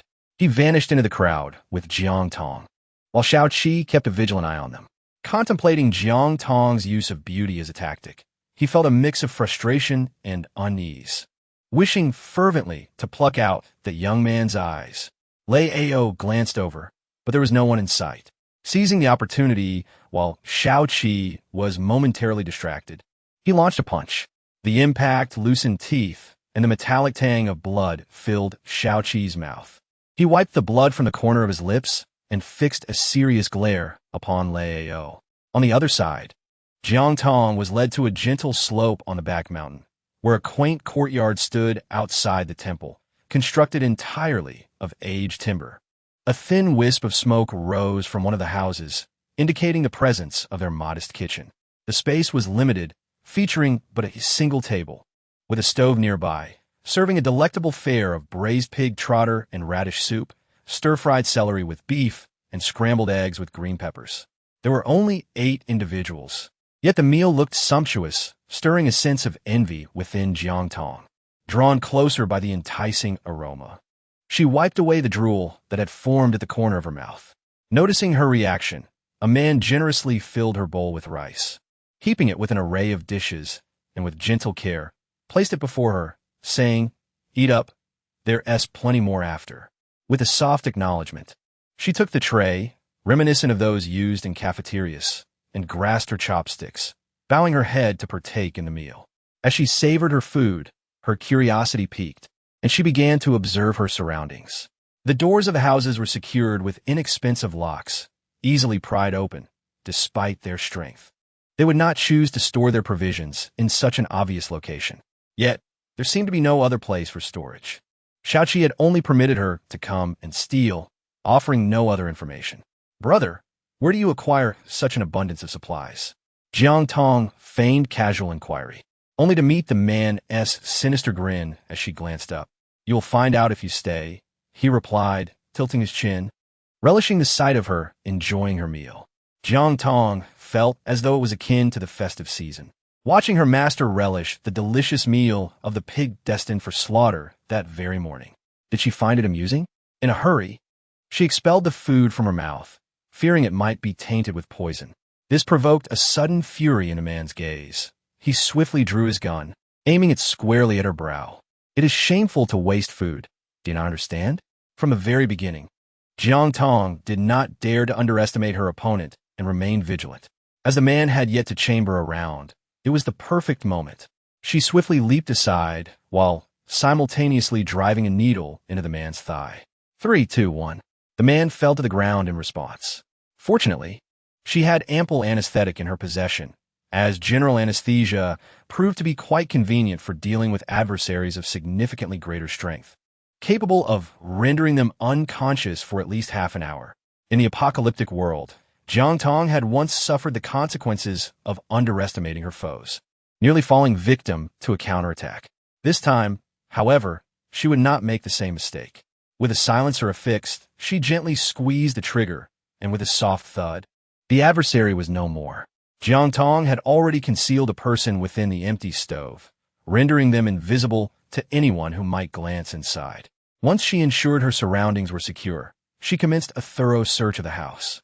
The window provided a clear view of the room, yet after inspecting every corner, she found not a single clue. However, she did observe the cattle and horses within the enclosure. Chapter 29. A scheme within a scheme. Though placing them into her spatial realm would result in their demise, she thought it unwise to let such an opportunity slip away. Jiang Tong approached, gently patting the head of a hefty bull, and in an instant, the 500-pound creature vanished without a trace. The adult horse, startled by the sudden occurrence, remained silent as its form too disappeared from sight. Jiang Tong clapped her hands, her gaze landing upon the corner of the opposite room where a concrete slab sat, conspicuously out of place. She hurried over, pondering, a cellar? An ideal refuge for food, warm in winter and cool in summer. How could she have overlooked this? Hastily, she lifted the concrete slab, but as she raised it a third of the way, her body froze, and she slowly turned her head to behold a bomb. Just a fraction faster. Had she elevated the slab another centimeter, she would have triggered the transparent wire. She felt fortunate not to have stood in that direction, for otherwise, she would have faced dire consequences. Once she calmed her emotions, she first dismantled the bomb, then retrieved a flashlight from her space to ascertain whether any traps lurked within the cellar, only to be astonished. Inside was an entirely different realm. Shelves were meticulously arranged with an array of military-grade compressed biscuits, jerky, canned goods, as well as potatoes and carrots, conservatively estimated to weigh over 300 pounds. There were also 20 bags of rice, each weighing 100 pounds, along with flour, cooking oil, and instant noodles. This provision was ample enough to sustain more than 10 people for a year. Since she was there, Jiang Tong felt no need for decorum. Yet, as she collected the items, she was cautious, fearing that she might inadvertently bring the bomb into her space. Indeed, the adage, "a cautious approach ensures safe passage," proved true. As she prepared to grab a potato, she noticed a fine, transparent thread hanging from its sprout. This was indeed ominous. Jiang Tong internally lamented her predicament, but obediently proceeded with the examination. There were 5 traps in total, and one by one, she skillfully disarmed them, leaving the cellar devoid of any dangers. Observing the cellar, which resembled a secret passage, she noticed 3 doors ahead and randomly chose the 3rd one. Within, it unfolded like a winding tunnel, allowing passage for only one person. After approximately 5 minutes of walking, she encountered a fork in the path and opted to proceed to the right. Shortly thereafter, she discovered a concealed trap. The soil beneath her feet appeared different, and the footprints conspicuously avoided that particular spot, indicating the presence of landmines. What could be hidden that necessitated such precautions? Over a span of a dozen meters, 3 landmines were buried in the ground. Upon entering, she spotted several military green crates. As she opened one, her eyes widened in astonishment. 3M249 light machine guns. Without hesitation, she stowed them away in her space, along with 10 rifles, a box of grenades, and a box of smoke bombs. She gathered everything without a moment's pause. Ahead, a glimmer of light suggested the existence of a passage, prompting her to hasten her exit. If time permitted, she yearned to investigate what lay behind the other 2 doors. Emerging from the tunnel, she found herself at the front of a temple. The trap within that subterranean passage was ingeniously devised. Should anyone enter, they would be ensnared without a chance of escape. Upon witnessing Jiang Tong's appearance, Xiao Qi let out a sigh. He had been granting Lei Ao the opportunity to rise, wary of being discovered. Now, seeing her, he felt empowered to dominate the situation unilaterally.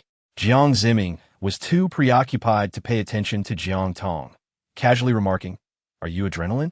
We were evenly matched before. Yet your mere presence seems to empower." Xiao Qi feared not at him, realizing that his own physical prowess fell short against Xiao Qi's might. Alas, he had just squandered a solitary opportunity to eliminate Jiang Tong.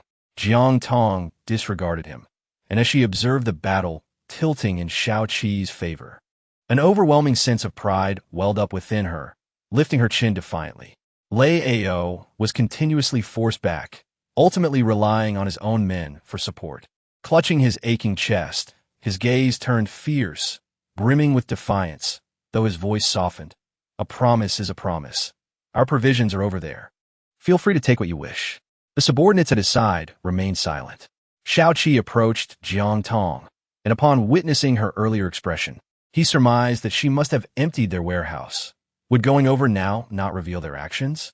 Jiang Tong remained completely unperturbed. The direction pointed out by Lei Ao led to the temple's dining hall, and she turned on her heel and departed. Jiang Ziming did not dare to pause and hurriedly kept pace. Jiang Tong nodded lightly. Jiang Ziming was utterly perplexed, unaware of the schemes concocted by the 2 individuals. Upon arriving at the dining hall, he discovered 2 bags of rice, a bundle of asparagus, a bunch of scallions, and a cluster of garlic shoots. This was a temple, devoid of meat. The provisions laid out in the dining hall represented merely a week's worth of sustenance for the temple. The rest, as long as Lei Ao and his companions remained silent, would elude the grasp of the others. "Are you attempting to deceive?" Jiang Tong pointed at the food, turning around in feigned fury, questioning, "Is this all? Is this enough for you?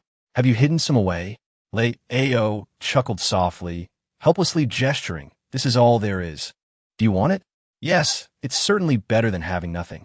Jiang Tong sighed in resignation, directly stuffing the items into a burlap sack, her gun never leaving her side throughout the encounter. Jiang Ziming was compelled to bear the weight of 200 pounds of rice, his waist nearly breaking under the burden. Xiao Qi was gravely injured, unable to withstand much more. Jiang Tong hoisted a bundle of scallions on her left shoulder, while her right arm bore garlic shoots. The burlap sack slung across her back was laden with condiments and oil, for nothing had been overlooked in the kitchen. After several individuals loaded the vehicle, Jiang Tong gripped the steering wheel and ignited the engine. 10 meters behind, a companion of Lei Ao inquired, "Boss, are we truly allowing them to depart unimpeded?" With someone as astute as Xiao Qi, it is certain that he has stockpiled a considerable amount of supplies over this duration. From the very beginning, Lei Ao's intentions were far from mere competition. Yet, having previously hinted at our abundant resources, Can we simply let them go? Lei Ao's expression darkened. The plan has changed. Arm yourselves and follow them. At this moment, Jiang Tong and her companions had arrived at the foot of the mountain. She parked the car midway, alighted, and removed the locator from beneath the vehicle. Subsequently, she untied the bag of rice and poured its contents onto the ground, revealing another locator within. The second bag of rice contained one as well, totaling 3 locators in all. She tossed them all to Xiao Qi before continuing their journey forward. Jiang Ziming cast a glance at the 3 small black machines, hardly giving them a second thought, and voiced his lingering curiosity. Did they not claim there were supplies from 2 warehouses? Having emerged victorious, why were they only taking such a meager amount? The less they took now, the more perilous their subsequent entry into the city would become, especially considering that his father was still waiting. Was this not a waste of precious time? Jiang Tong cast a glance at him through the rearview mirror. Are you lacking in judgment? Think for a moment. Why did they expose the quantity of supplies and weapons immediately after their capture? That individual must have been watching us for quite some time, aware that we had amassed a considerable stockpile of resources, whether through surveillance or revealing their own capabilities. Their intent was to lure us into the mountains and plant a tracker. We are not omniscient. Initially, such complexities did not occur to us. It was during Lei Ao's seemingly casual decision to let them go that Jiang Tong sensed something amiss, recalling an incident from the post-apocalyptic era. Chapter 30, A Stir of Emotion. Aren't they soldiers? Jiang Ziming could not comprehend. Soldiers are meant to serve the people, so why exhibit such cruelty? Jiang Tong was not inclined to offer him solace. After all, soldiers are still human, and as humans, they experience a myriad of emotions. She cast a sidelong glance at Xiao Qi, who hung his head low, seemingly engulfed in profound sorrow. Are you all right? She inquired. Xiao Qi gazed out the window, replying, I'm fine. Yet, from a reflection in the car window, she could discern the faint redness around his eyes. What could possibly weigh so heavily on his heart? She drove directly to the gas station. Xiao Qi forcefully pushed her aside, thrusting a few devices into her hands. Take these and leave, the farther the better. What about a helicopter? The government sends helicopters daily to rescue the citizens. Brother Qi, would you not consider leaving with me? The government has established a quarantine center where everyone is gathered. There is food and drink, and it is safe. Tan Lin, also a former Special Forces soldier, still held faith in the nation. However, recalling something, he fell silent, his resolve wavering. Jiang Tong sensed that they were certainly harboring some secret. Yet she had no intention of probing further. If you wish to go, then go. If not, I can transfer you 500,000 right now. Can we also go? Jiang Ziming, shielding Li Wan, felt a surge of desire at the mention of the Epidemic Prevention Center. Li Wan tugged at her son's sleeve gently, saying, Your father is still waiting for us. Regardless of how he treated her, he remained her man, and she could not bear to abandon him so callously. Jiang Ziming recalled Jiang Tong's accusation of his lack of conscience, and, not wishing to incur her disdain, promptly added, Let's wait until we take Dad along with us. Jiang Tong was equally unwilling to bear the burden of these 3 anchors. In the next moment, torrential rain poured down, drumming against the car roof with a cacophony of sound. Even the highest speed, the windshield wipers could barely reveal a distance of a mere 10 meters. The vehicle progressed at a sluggish pace. Lei Ao and his companions observed a tracking signal persistently moving within the city, diligently following it through the once thriving buildings now in ruins. They dared not halt, even amidst the heavy downpour. It was only after exiting the urban area that they sensed something amiss. Boss, Lei Ao realized that their plan had unraveled, but as long as they remained in the city, locating them would not pose a challenge. A thought struck him, and he inquired, What about the 5th one? Still no sign of him? During the duel, I witnessed him depart with that woman, and since then, he has vanished without a trace. That woman possesses formidable skills. Could it be that Jiang Tong sneezed, and a bath towel was draped over her dripping head? Would you like to wash up? There's hot water in the solar water heater. Xiao Qi took a towel and dried his short hair. They had arrived at the village. Jiang Ziming and Li Wan were attending to Jiang Hongjun, while the 2 of them sought refuge in a reasonably comfortable house to rest. You go ahead and wash. I'll tend to your wounds, Jiang Tong said, observing the bloodstains on his body being washed away by the rain, making him appear as if he had emerged from a pool of blood. I'm fine. Did you clear out their warehouse and kill that man? Xiaoqi had longed to inquire, but had refrained due to the presence of others, fearing the exposure of Jiang Tong's secret. He could detect her refusal. Indeed, their relationship had yet to reach the stage of sharing secrets. He remarked, Lei Ao is obstinate and self-willed. If you have slain his men, as long as you remain alive, he will not let you go. Will you let me go if I don't kill? Jiang Tong retorted, fully aware of Lei Ao's ruthless nature in this apocalyptic world. He kills without hesitation, and anyone he targets is doomed to suffer. And he has already set his sights on them. Thus, whether she killed or not held little significance. In her past life, Lei Ao had a band of 100 to protect him. This time, he did not. If it came to a direct confrontation, Jiang Tong would undoubtedly shoot him down, teaching Lei Ao how to conduct himself in the next life. Recognizing her resoluteness, Xiaoqi chose to remain silent. As long as he was by Jiang Tong's side, he would ensure her safety. Go wash up. Jiang Tong, shedding any sense of shyness, first took a refreshing shower. The cold water had invigorated her, and as the warm water cascaded over her, she felt a delightful languor enveloping her, as if her very cells were awakening. After drying her hair, she forced her eyelids to remain open, awaiting his return. When Xiaoqi emerged from his wash, he was wrapped in a towel around his lower body. His upper torso was adorned with sculpted abdominal muscles and a graceful contour reminiscent of a mermaid, droplets of water cascading from his hair to his chest, meandering enticingly into the depths of his physique. The sight was enough to set Jiang Tong's face ablaze, compelling her to avert her gaze. She had never contemplated such thoughts before, but the visual impact was overwhelming. In haste, she moved behind Xiaoqi, stammering, I will apply the medicine for you. All right, he replied, as he settled on the edge of the bed, the towel precariously threatening to slip away with every movement.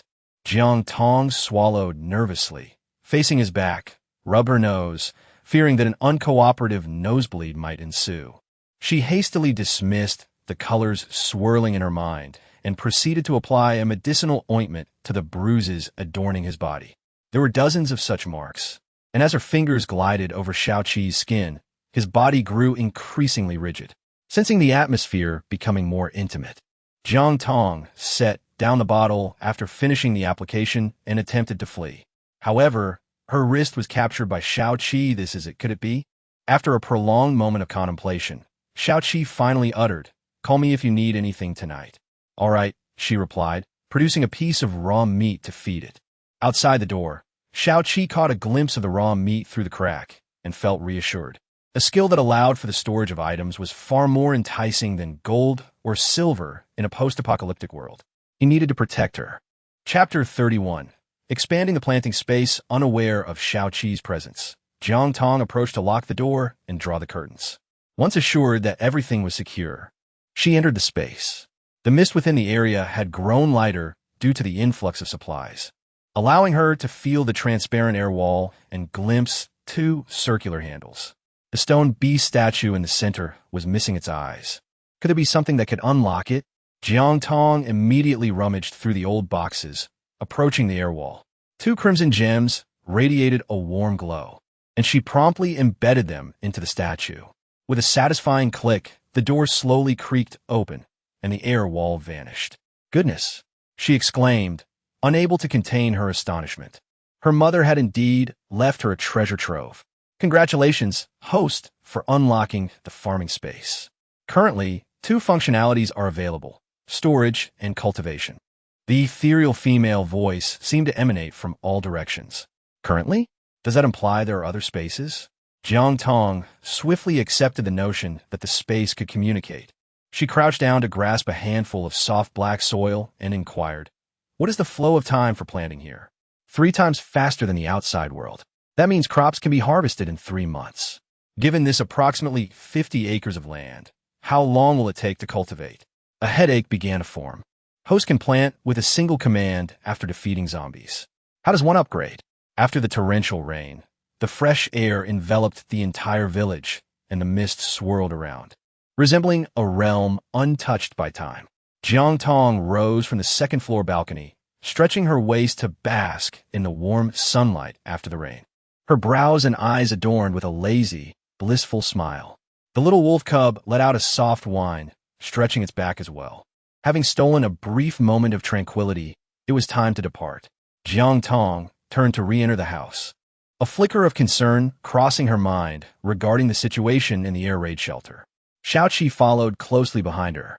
As they descended the stairs, Jiang Ziming also arrived downstairs, carrying Jiang Hongjun on his back, accompanied by Li Wan. Observing their demeanor, it was evident they had no intention of leaving. "Aren't you heading to the city?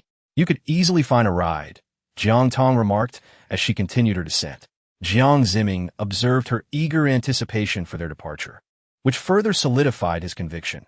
Her reluctance to go was undoubtedly due to the fact that the Epidemic Control Center had not portrayed the situation as favorably as they claimed. Venturing forth would only leave them in uncertainty. It was wiser to remain by her side.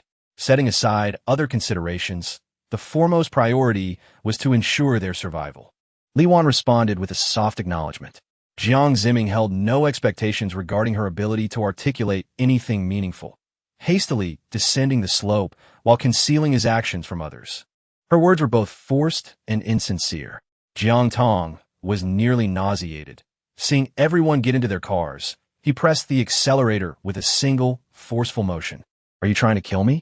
Jiang Hongjun was burdened with resentment, a torrent of anger surging within him with no outlet. Just yesterday, on this very day, he had contemplated countless ways to end his suffering, and the torment he endured had brought him to the brink of despair. Jiang Tong glanced into the rearview mirror and saw his bloodshot eyes glaring at her. She steered towards another pit, causing Jiang Hongjun to cry out in pain. After a few kilometers, Jiang Ziming immediately declined, stating, "It's too far. Walking will take at least half a day. If we have to carry someone, we may not even reach home before nightfall."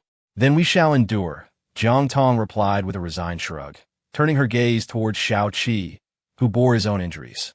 Jiang Tong stood at the entrance, observing the wall that had been constructed to a height of 3 meters and a length of 1 meter, adhering to her specifications. Its width measured 30 centimeters, designed to withstand both the undead and human threats, covered with tarpaulins to guard against torrential rains. A few individuals had dug a drainage ditch yesterday, which, on the whole, had not caused any disruption. She felt assured leaving her home in their capable hands, confident in their unity and determination. With the sun shining brightly today, they planned to commence their labors after a hearty meal, aiming to complete the wall within the next couple of days. Having satisfied their hunger and thirst, they were ready to begin. Jiang Tong began to instruct others to get to work. "Father, you are gravely injured. You shall only be responsible for pulling the lead weights." Jiang Hongjuan's hand trembled as he grasped the chopsticks. Disbelief etched across his face as he held a mouthful of rice, unchewed, and questioned. "Am I expected to work in this condition? Are you not taking any medication?" Jiang Tong appeared utterly innocent. The tasks assigned to others were no less demanding: mixing cement, lifting bricks, and constructing walls. Everyone sprang into action, toiling for 3 days to erect a towering wall. Where once the view of the outside world was visible, they now faced an imposing barrier, an overwhelming sense of suffocation enveloping them. Jiang Ziming expressed his dissatisfaction, remarking, "The power is still on above." "Jiang Tong, are you preparing for a zombie apocalypse or constructing a prison to confine us?" Standing at the cave's entrance, he gazed out, perceiving the world from the perspective of a frog at the bottom of a well. After Jiang Tong and Xiaoqi established the electrical connection and confirmed the power supply, the heavy stone that had weighed upon her heart finally fell away. "You may leave," she said. Yaoshi nodded. The land measured about 1 meter in width and length, suitable only for cultivating a sparse amount of edibles. Li Wan's gesture of slapping her face became frozen as her gaze fixated on the pot, her eyes wide with disbelief. If she refrained from making a choice, she would undoubtedly become a target for others. With Jiang Hongjuan's condition deteriorating, she felt compelled to remain, merely nodding in acknowledgement. Jiang Tong held her in a tight grip, leaving her with unspoken frustrations and unvoiced anger. Jiang Tong was consumed by hunger. The more food, the better. Chapter 32. The Unrelenting End Times. The provisions in the 3 rooms were sufficient to sustain them for at least a year. Jiang Tong, with all this food you're hoarding, are you letting anyone else live? Jiang Zimming understood that she simply did not wish for him to survive. After 3 uninterrupted days of labor, his hands ached with fatigue. Could he not rest for a single day? He complained as he sank onto the ground, surrendering to despair. Yao Shi and Qiu Feng were not in much better condition. Yet these past few days, whenever they had internet access on their phones, they could catch up on news. In the urban area, only half of the population had evacuated, as the Epidemic Prevention Center could not accommodate so many people. When the government relocated, they emptied several large supermarkets and the city granary. Now food was in short supply. It was a matter of survival. Either you starve me or I starve you. If you want to go, I will. I refuse to live just for a year, Yao Shi declared as he took the car keys. The situation in the city was dire, and Qiu Feng sighed, with over 1 billion of us, that little food is hardly enough. He wished to survive and hoped for his grandfather to pass away peacefully. Everyone gathered around Jiang Tong, and Jiang Zimming felt like a sinner, though it was Jiang Tong who treated them as if they were less than human. What was the difference between today and tomorrow? If everything were to be postponed until tomorrow, then he could very well go to the city himself to fetch medicine for their father. Jiang Tong possesses a space and sustenance, yet she refrains from indulgence, having been haunted by the specter of hunger. In the aftermath of the apocalypse, she has experienced debilitating starvation, with the absence of water and food becoming a frequent occurrence. At times, her forays in search of nourishment would extend for several days, leading to hallucinations born of hunger. A lifetime is an interminable stretch, and she is uncertain of what lies ahead. Thus, the more provisions she can gather, the better. Compared to others, her daily fare of meat, vegetables, and soup is already a considerable blessing. Upon hearing the mention of medicine, Li Wan tugged at her son. Your father has been suffering from a persistent fever due to infection. If we cannot procure antibiotics, he may not survive.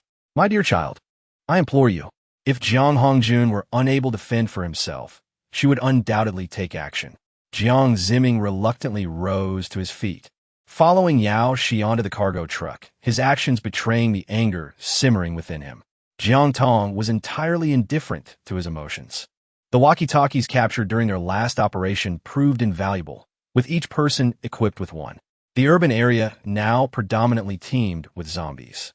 Yao Shi and Qiu Feng were prepared to confront this reality, splitting into 2 groups to enter the city from the east and south respectively, in search of provisions. Once their vehicles were filled, they would depart. Given the size of the truck, Jiang Zimming accompanied the team of Yao Shi and Qiu Feng. After Jiang Tong and Xiao Qi turned off the intercom, they concealed their vehicle, remaining vigilant of Lei Ao's team. The duo consistently avoided appearing in open areas to evade detection. Upon infiltrating a building, they ascended directly to the top floor. The little wolf cub let out a couple of whines. There were zombies inside. I'll handle it. Jiang Tong had yet to grasp how one could level up by exterminating zombies. Perhaps it was based on quantity? Regardless, she decided to attempt it first. After Xiao Qi forcefully kicked open the door, the sound attracted the zombies within, a family of 6. 2 elderly individuals, a married couple, and 2 children. Judging by the varying degrees of their injuries, it appeared that the elderly had transformed and subsequently bitten their family members, leading to their mutations. The youngest child was still in swaddling, with tiny hands and feet devoured, half of its face missing from bites. Yet, as its brain remained intact, it had morphed into a little zombie, merely lying in bed with its toothless mouth closed. Such is the reality of the apocalypse. Only death prevails. Jiang Tong dispatched each zombie with precision, subsequently retrieving 3 gold pieces from their remains.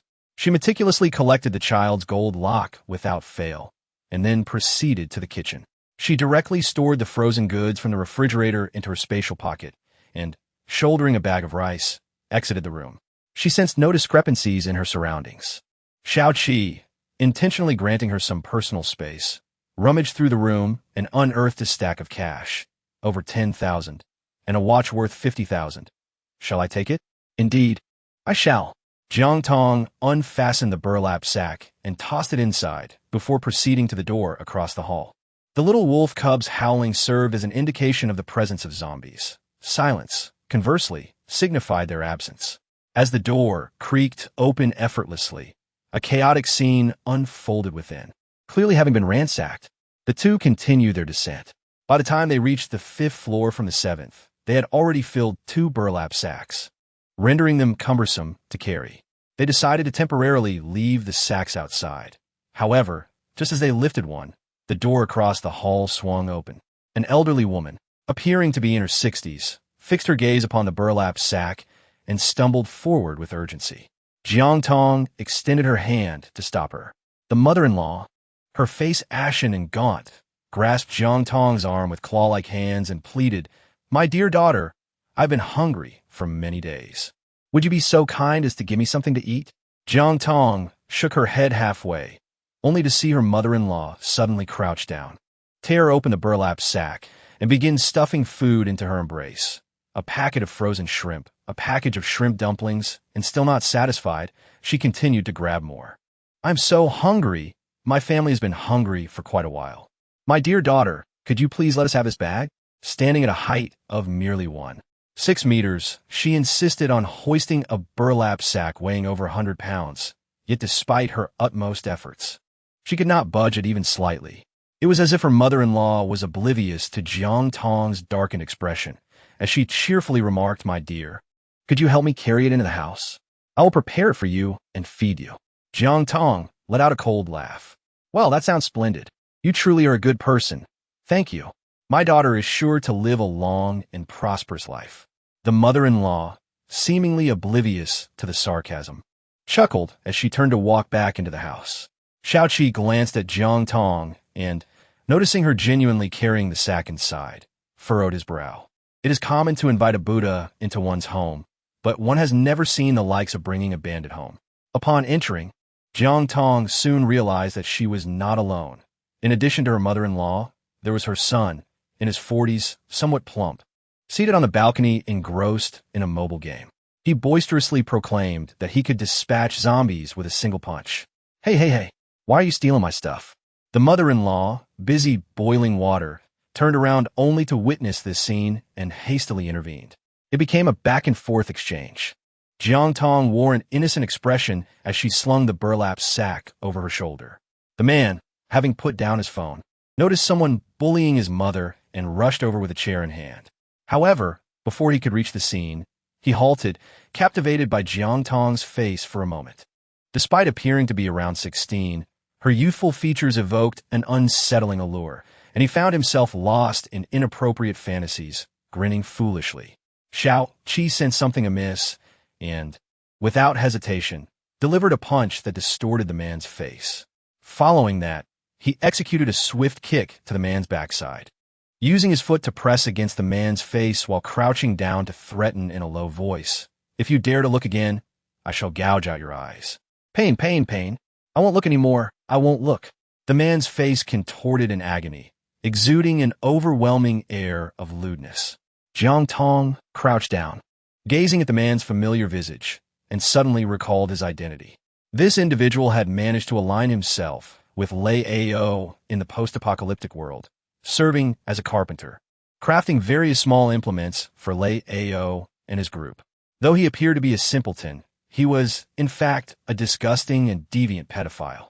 Many of the young girls who fell into Lei Ao's clutches had suffered at his hands, enduring torment that led to their demise. Confronted with this abhorrent figure, Jiang Tong unsheathed her knife and unceremoniously lowered the man's trousers, only to discover he was adorned in pink fairy underwear. Chapter 33. Back to the womb. This was utterly revolting. A shiver ran down Jiang Tong's spine as she tightened her grip on the hilt of the knife. Xiaoqi, recognizing the man's depravity, swiftly seized the weapon from her grasp, asserting, "Do not lay your eyes on such filth.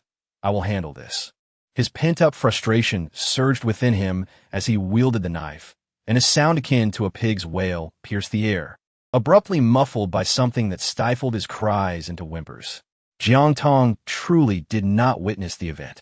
One could surmise that the man's vital essence ought to have been forcefully thrust into his mouth. Evil begets evil. Jiang Tong recalled the man and, in turn, his mother, a woman who had undoubtedly deceived countless underage girls into serving her son, even compelling them to bear children. At the tender age of 14 or 15, a life had been extinguished, resulting in the tragic loss of two souls. Reflecting on these events, one might surmise that death had come too easily. How to contain such turmoil? The man had considered various horrific scenarios: to sever his mother's abdomen and conceal himself within, or to dismember his own body for the same purpose. Yet, he had never envisaged that she would bind her own hands and feet, transforming her into a ghastly creature, akin to a maggot, crawling towards him, only to sink her teeth into his tender flesh. The pain was excruciating. His toe was bitten off, blood gushing forth, leaving him in agony, his eyes rolling back in despair as he succumbed to unconsciousness. The next bite jolted him awake once more. Jiang Tong had already shouldered the heavy sack as she stepped into the elevator. Once Xiao-Qi caught up, they descended to the 4th floor. Do you not wish to inquire further? Is her target a person this time, employing such a brutal method? Xiao-Qi gazed into her subtly troubled dark eyes, longing to embrace her and assure her of his faith in her. Yet, faced with the stark reality, he merely remarked, "Were it me, I would resort to far more torturous means. Their existence is certainly not that of virtuous individuals. Indeed, they are anything but." Jiang Tong had already kicked open the door to room 401. Upon entering, she resumed her usual task of collecting supplies. Yet before she could uncover any significant findings, she heard voices echoing in the hallway. The little wolf cub stood obediently to the side, alert and silent. Xiao-Qi immediately positioned himself behind the door, prepared for any eventuality. "Lao Lu, are you certain they are on this floor? And what about the food and ammunition from our warehouse? They seem to have vanished into thin air. I suspect that wretched woman is responsible. Without a doubt, she even concealed people in the stove. Had it not been for the stench, we would have remained oblivious. We can no longer underestimate her." Jiang Tong listened intently, yet her gaze wandered toward Xiao-Qi. Did he perceive her as ruthless, or harbor any suspicions? No. Why should she concern herself with his thoughts? He was merely a bodyguard, someone she had paid for. She endeavored to redirect her thoughts elsewhere, yet found herself unable to resist glancing at Xiao-Qi, fearful of encountering a look of fear or wariness in his eyes. It seemed Xiao-Qi was attuned to her inner turmoil as he shook his head slightly. The two had reached the elevator, a mere 2 meters from the door. "Old 7, let us each take a room," she suggested. Their footsteps echoed, dispersing into the silence. Xiao-Qi pressed himself against the wall, observing the shadows that crept in through the crack of the door as they moved deeper inside. Jiang Tong had concealed herself within the confines of the cupboard, ensconced in a corner where Xiao-Qi could not perceive her. Surrounded by an abundance of provisions, she could only stow them away in her spatial pocket, curling up with the little wolf. Uncertain of the number of adversaries or the weapons they bore, she remained tense. The raucous sounds of rummaging persisted until a pair of footsteps approached. "There's nothing here. Shall we ascend to the upper floor?" "Huh? Very well." The 2 sets of footsteps then made their way upstairs. Jiang Tong had just emerged from the cabinet, dragging a burlap sack behind her. "Notify Yao Shi and the others to hide. We must leave at once." "Leave? Where shall we go?" At the entrance stood 2 familiar silhouettes. Seasoned veterans who had been encountered before. They blocked the doorway with resolute determination, openly producing a walkie-talkie. "Boss, we found it.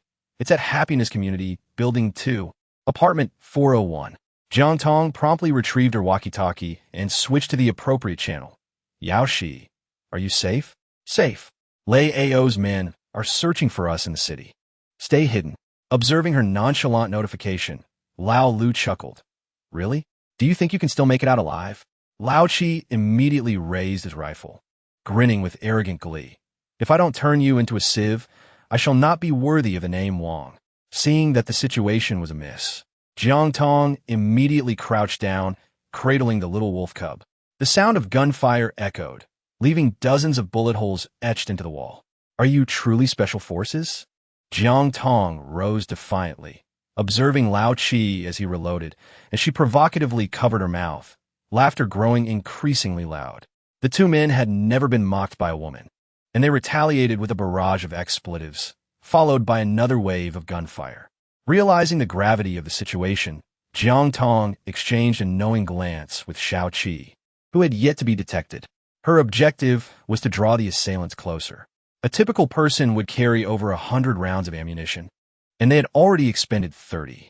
She awaited the moment when her adversaries would run out of bullets. However, they were not inept. They quickly discerned Jiang Tong's ploy. You can hide, but unless you jump from the 4th floor, you might as well surrender. We could at least ensure you a complete corpse. Jumping from the 4th floor was not out of the question. Jiang Tong reached the corner and, ensuring that her adversary could not see her, she craned her neck to look. Indeed, there was a way to descend through the pipes, though the route on Shao Qi's side was perilous and likely to lead to discovery. Howl! The little wolf cub had grown taller, now reaching below the knees, and effortlessly leapt onto the table, poised for an attack. Oh, the little wolf! Lao Lu relaxed his guard. He had trained dogs during his military service, and none of the military dogs under his command had ever disobeyed, not even wolves. He had already planned to claim the creature as his own, but after taking just 2 steps, he sensed someone behind the door, only to be seized by Shao Qi, who locked his grip around his neck. Tot tot tot. Lao Qi instinctively opened fire. Shao Qi used Lao Lu as a human shield, with 7 or 8 bullets striking him in the chest. Lao Lu coughed up blood, his words muddled with a crimson fluid, barely discernible. Shao Qi, he is your comrade. You use him to shield yourself from bullets? They were right. You are indeed a cold-blooded, heartless individual. No wonder you abandoned the disaster victims and fled. You deserve to be forcibly discharged from service. A person like you is unworthy of being a soldier. Enraged by his impotence, Lao Qi shot even more frantically. Shao Qi discarded the corpse and dove into the cabinet, relieved that it was brick-built and could withstand bullets. This stalemate was untenable. Don't worry about me. I'll hold him off. You must escape, he thought, steeling himself as the figure approached ever closer, gripping his pistol tightly. I'll go down first. Jiang Tong, now free from worries, stuffed the little wolf into her backpack and swiftly leapt out of the window. The speed, the angle. Startled, Shao Qi jolted at the sight, just as he raised his head to witness a barrage of gunfire. Chapter 34. Nothing is more important than life. Shao Qi scarcely had time to consider his own safety. He rolled around the window and shouted, Jiang Tong, Jiang Tong.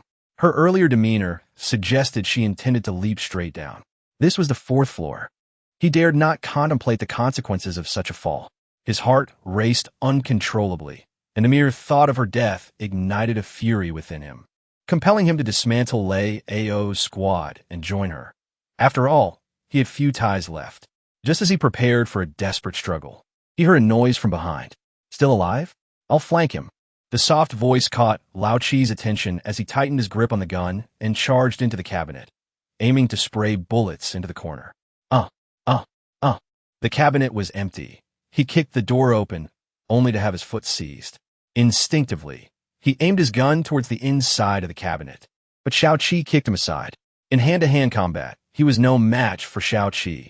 He quickly broke free and reached for his firearm. Bang! Don't move. The bullet grazed the back of his hand, leaving a streak of blood. As Lao Qi straightened from his crouch, he clenched his fists upon seeing Jiang Tong, forcing himself to appear calm. If you have the guts, let us settle this one-on-one. Jiang Tong shook her head, brandishing her firearm. Am I out of my mind to engage in a one-on-one duel with you? Raise your hands. After instructing Shao Qi to securely bind the individual, she hurried to the balcony to gaze below.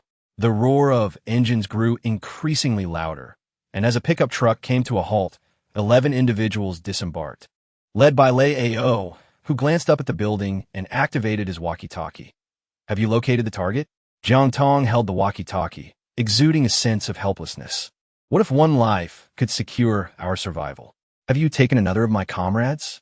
Lei Ao emphasized the word another, his voice thick with fury. Each fallen comrade was a brother, a warrior of formidable strength. Losing even one diminished their collective might, and now he mourned the loss of 3. I shall avenge my brothers. Even through the walkie-talkie, The palpable rage of the other party was unmistakable. Jiang Tong, in a fit of defiance, switched off the device, opting to ignore the exchange as she retrieved a self-heating hot pot to satiate her hunger. Let's eat first.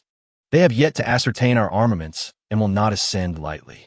Shao Qi had just inspected the pipes when Jiang Tong seized the moment to leap outside, maneuvering along the 10-centimeter protrusion of the wall towards the balcony. We could use the pipes to descend, but only if they come upstairs, which seems unlikely.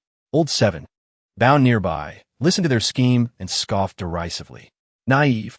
With merely the two of you, rather than pondering an escape, perhaps you should contemplate how to persuade me. Who knows, I might grant you an intact corpse. Jiang Tong's self-heating hot pot was ready. As she opened it, an enticing aroma wafted through the air. She took a moment to cool herself with a gentle breath, then slurped the noodles, exhaling lightly as she remarked, "If you prove to be of no use, I shall dispose of you and make you my own." Shao Qi immediately grasped her implication. Indeed, they were but two in number, yet the building harbored a multitude of zombies, currently considered akin to family. It was no wonder she could leisurely enjoy her hot pot. She had evidently devised a plan long ago. Perhaps he had overthought the situation or underestimated her capabilities.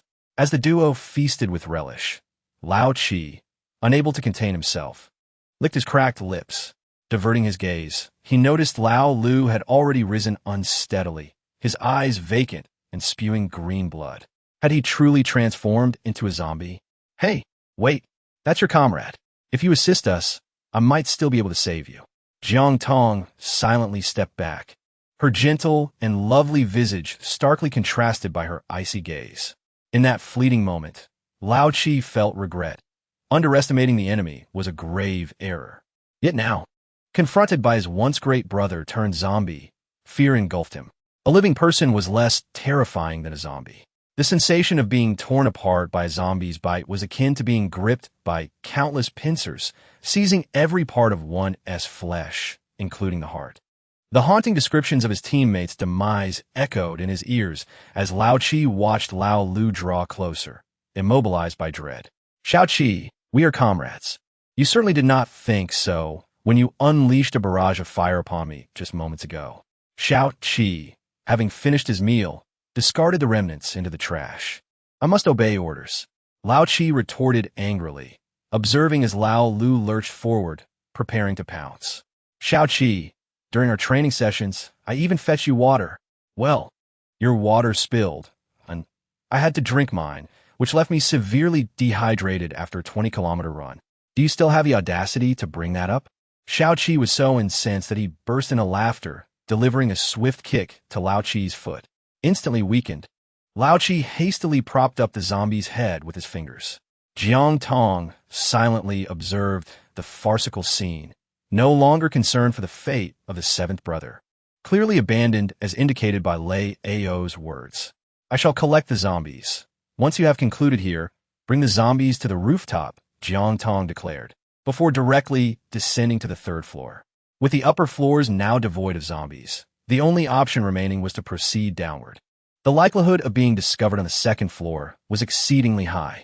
Jiang Tong entered room 301, which housed a family of 8, 4 elders and 4 young couples. She opened the door and swiftly released one individual, deftly binding their hands with a rope before silencing them. Next, she proceeded to the second, moving with the agility of a grasshopper, all tethered together by a single cord. Subsequently, she moved on to rooms 302 and 303. Having captured 5 rooms on this floor, she had apprehended over 20 individuals.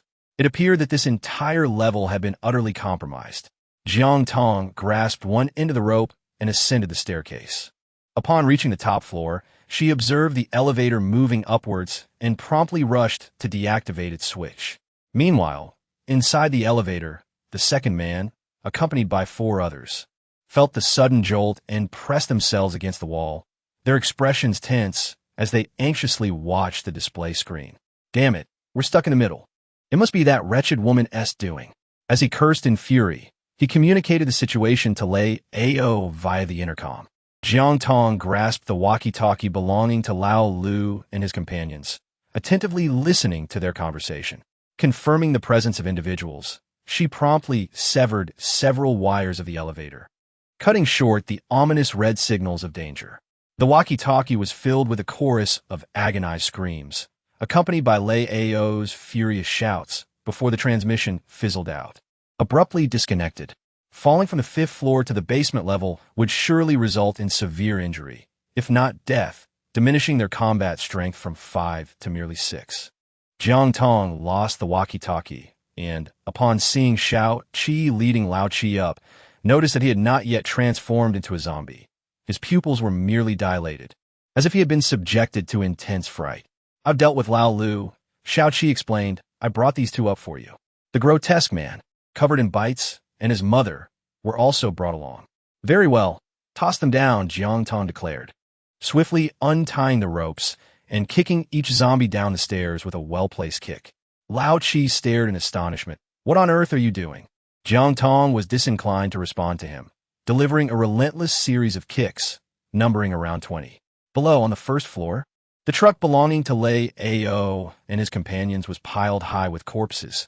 The bodies had crashed onto the roof, causing significant dents and leaving a gruesome trail of blood that stained the vehicle.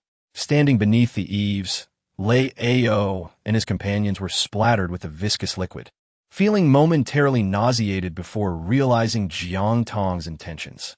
How audacious of her to consider employing the zombies against them. Had she underestimated their capabilities? The zombies that had fallen but not perished were now rising to assault the living. Chapter 35. Deception in Warfare. Jiang Tong rested her chin on her hand, gazing downward, her fingers idly tapping on the little wolf cub's head. Lao Qi found himself cornered by 5 zombies, unable to eat, unable to bite, and with no threat to his life. Yet the stench was so overwhelming that it made him feel nauseous. Xiao Qi squatted nearby, inquiring about their next course of action. What did that look mean? Xiao Qi felt an overwhelming sense of redundancy in his presence. His intuition was not mistaken. Jiang Tong was just contemplating that if Xiao Qi were absent, she could unleash a barrage with 2 M249s, and if she failed to make Lei Ao howl in agony, it would be a disservice to the weapon's formidable power. However, at present, she could only wield a rifle, with a mere 80 rounds to confront 6 adversaries, which posed a significant challenge. "I have a strategy. We shall descend and eliminate them one by one." Xiao Qi downwards, noting the eerie silence below. True to Lei Ao's nature, he should have ascended. "Let's proceed. Lacking superior alternatives." Jiang Tong cast a fleeting glance at Lao Qi before ushering him and the zombies along. They descended to the 4th floor, where the sounds of footsteps echoed in the corridor. Naturally, Lei Ao and his companions also heard it, their eyes gleaming with a frenzied thirst for blood as they gripped their AKs, urging everyone to halt. "Do not scatter. Pair up, and upon encountering the enemy, do not engage alone. Our objective is to eliminate those 2 at all costs." "Understood." The response was a unified chorus. Lei Ao's prowess was not to be underestimated. Within just a few days, his group had significantly strengthened. "Lao Qi, your survival hinges on your performance. When they ascend, lure them inside, and we shall launch a surprise attack from behind." Jiang Tong opened the doors to rooms 404 and 405, stepping into 304 alongside the zombies. Xiao Qi bao Lao Qi, directly affixing a grenade before his eyes, warning that should Lao Qi fail to comply, he would be obliterated. Lao Qi regarded Lei with a bittersweet smile. Xiao Qi then entered room 404. "Boss, I'm sorry. Grant me a swift end with your gun." Lao Qi lifted his chin, angling his body to reveal a landmine, simultaneously signaling that everyone was in 404. Lei Ao took a step back, gesturing with one hand. "Charge, detonate, salute." The others mirrored the gestures and saluted in unison. Tears welled in Lao Qi's eyes as he stood tall in military posture, his hands bound, rendering him unable to salute. Retreating slightly, he grasped the pull ring, turning resolutely towards 404. Upon glimpsing only zombies, a flicker of confusion crossed his mind. He had not pulled the ring. The air was suddenly pierced by screams and gunfire from behind him, prompting him to dash to the door, where he spotted Jiang Tong at the entrance of room 401. realizing too late that the wall was ample enough for a person to maneuver. Outside, Jiang Tong and Xiao Qi successfully eliminated two individuals. Observing as Lei Ao led his men swiftly into room 405. Their eyes met in a silent understanding. "Little Wolf," a voice called out, and Little Wolf dashed from the corner, a thread still dangling from his neck. As he sprinted, room 405 erupted in a deafening explosion, engulfed in dust and debris. Lao Chi was pushed back 2 or 3 steps by the shockwave, gripping the ring but failing to detonate it. He immediately realized, "Jiang Tong, did you use me? Did you intentionally inform the boss of your presence here?" Drawing his attention away, only to launch a surprise attack from behind. While the dummy grenade in my hand couldn't even guarantee mutual destruction, why spare my life? No sooner had he spoken than Jiang Tong raised her gun, aiming it at him.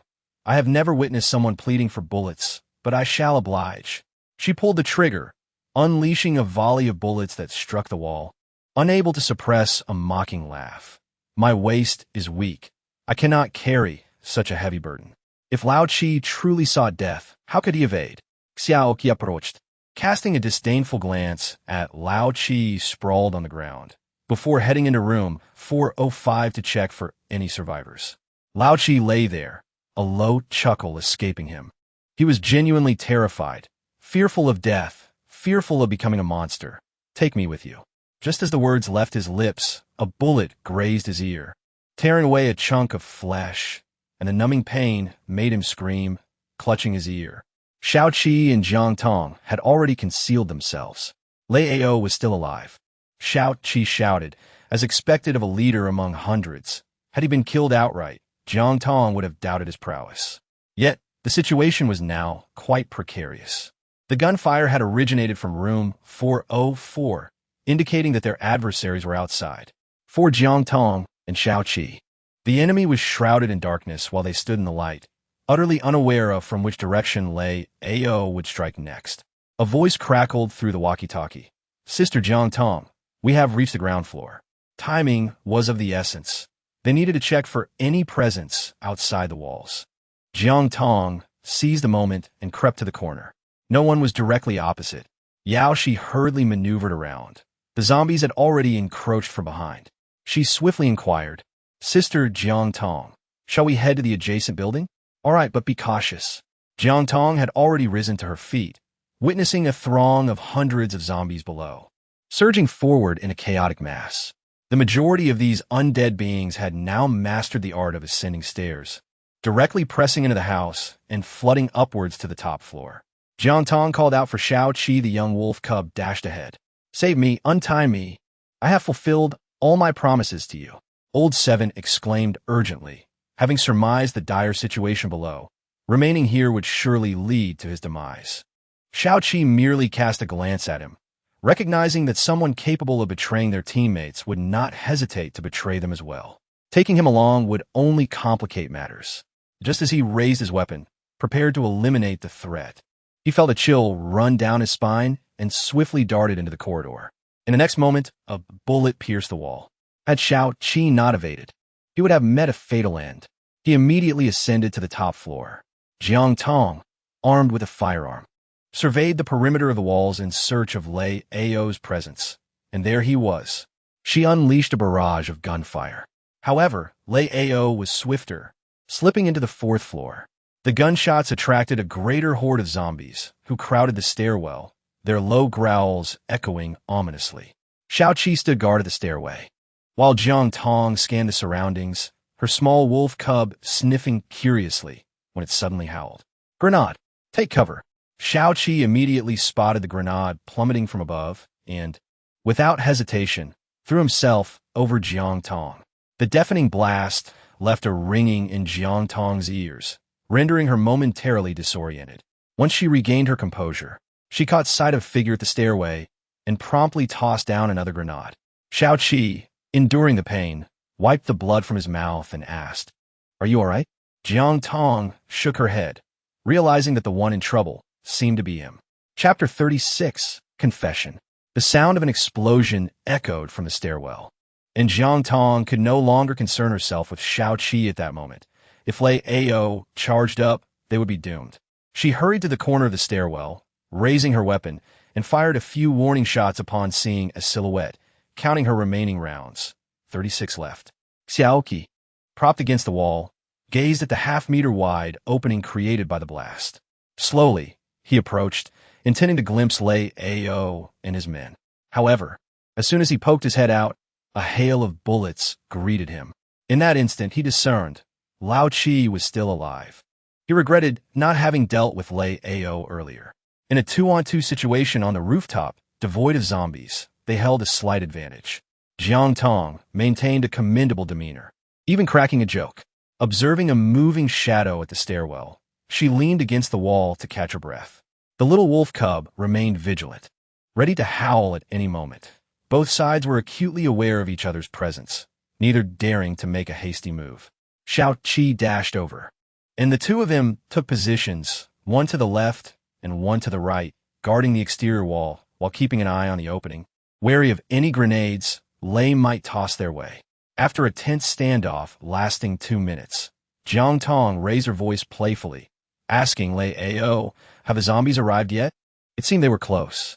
Lei Ao chuckled derisively, retorting, "Even if I die today, I will take you down with me." With that, he hurled 2 grenades. The staircase on the 3rd floor was severed, obliterating their path upwards and, indeed, cutting off their escape downwards. Who could outlast whom?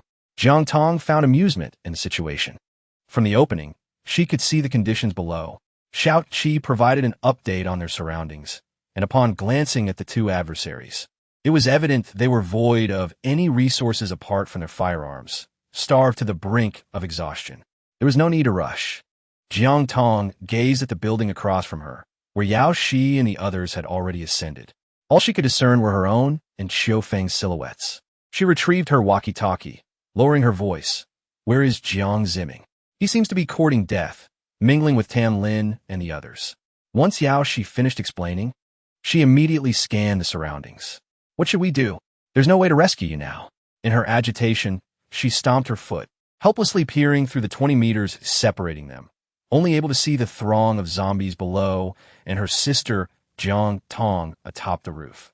"I'll toss the food over." As she spoke, she produced a plastic bag brimming with supplies. Yao Shi understood that Jiang Ziming was untrustworthy, particularly given the current circumstances where the youth roamed outside. However, could she abandon them? Yet, Qiufeng half-pulled, half-dragged, and the two began their descent. On the 5th floor of the opposite building, Lei Ao chewed on a steam bun, scoffing with disdain. "Once I finish off the 2 of you, I'll head to your stronghold and eliminate everyone to feed the wolves. I rather fancy that little wolf cub." The little wolf cub expressed its refusal, nuzzling closer to Jiang Tong. "Dream on." As the sky darkened and the moon ascended overhead, its silvery light bathed the city, accentuating its desolation. There was not a glimmer of brightness, only a pervasive gloom. Silence enveloped the ground below. The little wolf cub kept vigil, while the famished Jiang Tong and Xiao Qi leaned against the wall, exchanging glances. If Xiao Qi were to discover the secret of her space, Jiang Tong shuddered at the potential consequences. Yet now, the excruciating sensation of having food within reach but being unable to eat was unbearable. She felt on the verge of madness, having vowed countless times never to starve herself again. Xiao Qi observed her desperate state, and upon hearing the little wolf's whimper, he took aim and fired 2 shots into the corridor, the sound echoing through the night. "Jiang Tong, I can surmise your secret. In this dire moment, I hope you could trust me. It is only the first half of the night. They will endure.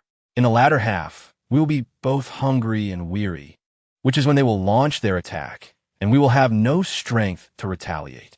Xiao Qi understood that if he remained silent, they might truly perish from hunger. Falling into Lei Ao's clutches would spell doom for them both. Jiang Tong suddenly became spirited, gazing intently at Xiao Qi, who feigned ignorance. "I'm a special soldier. Every place you pass is left immaculate. I have never uttered a word of reproach, nor committed any transgression against you. Jiang Tong, I implore you to trust me now." His words resonated with conviction, his eyes brimming with sincerity. It is often said that sincerity is an unbeatable weapon, and undoubtedly, Jiang Tong found herself swayed. Whether to reveal or conceal was a matter of life or death. Why not reveal it? You turned your back, Jiang Tong remarked. And there are instant hot pots, 2 small lobsters, and a pound of river shrimp. When did you acquire these items? The difference between mere speculation and witnessing it firsthand left Shao Qi in undisguised astonishment, as if he had encountered a creature of the extraordinary. However, upon reflection, he realized that the downstairs was teeming with anomalies. What, then, was truly impossible? He swiftly came to terms with the situation. Jiang Tong observed his reaction and secretly let out a sigh of relief. "Let's dine," she said. After opening the self-heating hot pot and placing the ingredients inside, she deftly cleaned the small green dragon and the prawns with a dagger before adding them to the pot. The bubbling sounds accompanied a rich and fragrant aroma that wafted through the air. The delectable scent permeated the surroundings, and Lao Qi, stationed at the stairway, could not help but drool. "Is this for real? You all have hot pot to eat?" Lei Ao, now awake, sniffed the air and cursed. "Let us charge up and confront them." Lao Qi took a step forward, only to hear a series of rapid-fire sounds as more than a dozen bullet holes appeared on the wall. "Boss, our light machine gun." Based solely on the sound and the appearance of the bullet holes, "I am certain," he exclaimed, "if it truly belongs to her, I shall not spare her." Leaning against the wall, Lao Qi could still hear the sound of soup slurping from upstairs. The next moment, something fell down, startling him. Upon closer inspection, it was merely a shrimp shell. "This is too much. You're treating us to shells," Jiang Tong laughed, marveling at the unconventional way of enjoying a seafood feast. After satisfying her hunger, a wave of drowsiness swept over her. "You sleep. I will keep watch," Shao Qi said as he settled beside the stairway. Jiang Tong responded with a soft hum. Seizing the opportunity while Shao Qi was not watching, she retrieved the tent from within. Once the two of them had it set up, they would be able to enjoy a delightful slumber inside. Chapter 37. Gaining Experience. Jiang Tong feared deep slumber. The slightest rustle would cause her to awaken instantly, gripping the dagger strapped to her thigh. Only when she confirmed that Shao Qi remained vigilant at the stairway did she allow herself to exhale in relief. She had confided in Shao Qi, a precaution against any potential betrayal. Though he was lauded for his character in this post-apocalyptic world and was indeed a competent leader, Jiang Tong harbored the belief that no one was entirely trustworthy. She had witnessed too much. Brothers and lovers alike would turn against one another when it came to matters of self-interest. "Rest easy and trust me," she urged. Shao Qi, sensing her disordered breath, glanced at his phone. It was just past 1 o'clock. "Sleep for another 2 hours, and then it will be your turn to keep watch." "All right," she replied. Jiang Tong closed her eyes, drifting into a light slumber. Downstairs, Lao Qi had dozed off against the wall when Lei Ao approached, covering his mouth and delivering a light punch, just enough to rouse him. With a gesture for silence, he stealthily ascended the stairs alongside Lao Qi. Awoof! The little wolf cub, previously sprawled in slumber, suddenly opened its eyes and let out a low growl. Shao Qi immediately readied his light machine gun. Hearing the commotion, Lei Ao and Lao Qi instinctively drew closer. To think this little creature possessed such awareness, I find it even more endearing. Once we're up there, I'll spare its life. Lei Ao felt a mix of amusement and frustration as he entered room 505. The 2-meter mattress was remarkably comfortable, and he quickly succumbed to slumber, snoring softly. Lao Qi leaned against the wall, struggling to keep his eyes open. The leader had not mentioned a shift change, leaving him to endure the torment alone. During the first half of the night, Shao Qi silently kept watch at the stairway, maintaining his distance from the tent, aware that Jiang Tong had yet to fully trust him. At precisely 3 o'clock, Jiang Tong pulled back the tent flap. "You can sleep. I'll take over." "All right." Shao Qi recognized the necessity of conserving his strength to protect her, so he moved to the wall, cradling his rifle against it. "You should sleep in the tent. It's more comfortable inside." Upon hearing her suggestion, Jiang Tong averted her gaze. Sharing a bed? How absurd! This was hardly the time for such thoughts. Downstairs, Lao Qi's face contorted in distress, resembling a bitter melon, his heart heavier than the fruit itself. He had not anticipated that Jiang Tong and the others possessed a tent while he was left without even a mat, his backside numb from discomfort. At 4 in the morning, taking advantage of the moment, Jiang Tong attempted to sneak downstairs to catch the adversary off guard. However, just as the little wolf cub poked its head out, it nearly met its demise from a gunshot. Both the person and the wolf hurriedly took their positions to guard. The standoff persisted for a day and a night. At this juncture, within the bomb shelter, an elderly figure with a full head of white hair stood alongside the youngest, who was still nestled in an infant suitcase. Their attire resembled that of refugees who had just escaped. They shouted at the entrance, pleading, "Let us in. I am an employee of the company. We have been fleeing for half a month, and we have nothing to eat or drink." All right. Yaoshi immediately moved to open the door. "Wait," Qiu Feng grasped her arm, shaking his head. "If we let them in now, it will be the end for us." There were 4 young individuals outside, and confronting them with just 2 was somewhat challenging. Are we to watch them perish out there? Yaoshi, being a nurse, felt a pang of compassion upon seeing the child. That was not Qiu Feng's intention. Just give them some food and water. Yaoshi considered this and nodded in agreement. Unbeknownst to them, the family outside, observing their sheltered existence, was mesmerized and promptly set up a tent on the ground, resolutely refusing to leave. Meanwhile, another day had slipped by upstairs. Jiang Tong retrieved a portable cartridge stove from her space and placed a stainless steel pot atop it. She then took out a 5-liter bottle of mineral water and began to prepare the snail seasoning packet. Next, she employed a dagger to perform a simple preparation of the king crab, tossing the meat into the pot along with some prawns, abalone, and oysters. As they dined, the flavors melded perfectly, ensuring that the meat was thoroughly cooked. Fortunately, Shaoqi also had a penchant for such delicacies. The 2 relished their seafood, snail noodle hot pot, utterly content. Jiang Tong lowered her guard slightly and couldn't help but vent her frustrations. "I didn't bring it out in the air raid shelter for fear of being discovered. Now I can finally indulge. No one knows what tomorrow holds or which unexpected event may come first. It is better to satisfy one's cravings first." Shaoqi nodded in agreement. "From now on, I will provide you with cover, ensuring that no one else learns your secret. Otherwise, the consequences could be dire." "Do you not feel a stir of emotion?" Jiang Tong suddenly asked earnestly, her gaze fixed on him, not missing any change in his expression. Shaoqi allowed her to scrutinize him and replied with a smile. "My sole duty is to protect you, nothing more." In this moment, money seemed utterly useless to Jiang Tong, who felt that carrying it was merely taking up space. Shaoqi glanced at the pot of food. "As long as it fills us, that is sufficient. That is not a problem.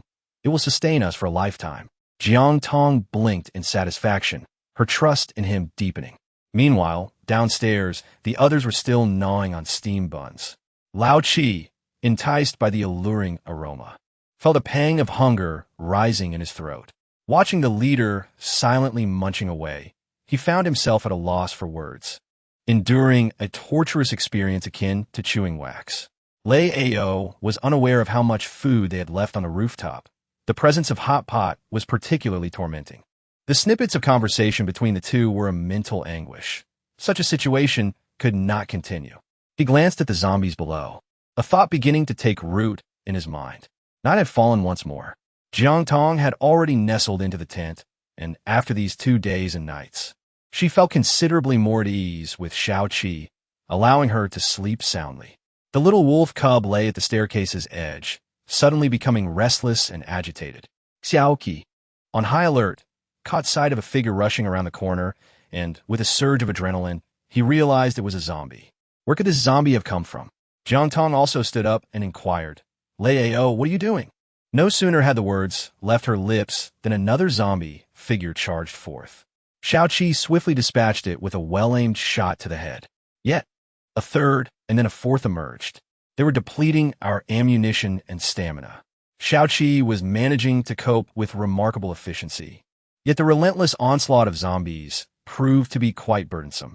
Jiang Tong made her way to the entrance of the cave, managing to glimpse the horde of zombies surging from the 4th to the 5th floor.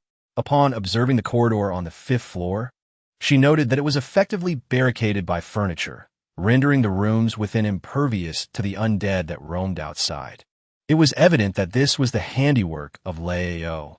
As she approached the wall to peer outside, She could see scattered zombies wandering along the narrow paths surrounding her. The sound of gunfire echoed, drawing them inexorably towards the upper floors, an endless cycle of death.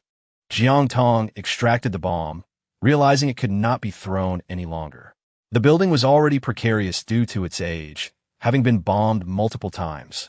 She feared that the structure would collapse before the zombies were eliminated. Shao Qi quickly intervened, his expression somber. You must find a way to reach the building across. While I hold this position, this is the only option we have now. Let me take over. You devise a plan. With numerous zombies to contend with, Jiang Tong tightened her grip on the M249, taking over Shao Qi's position, dispatching one creature at a time. Observing her confidence, Shao Qi felt assured of her capability.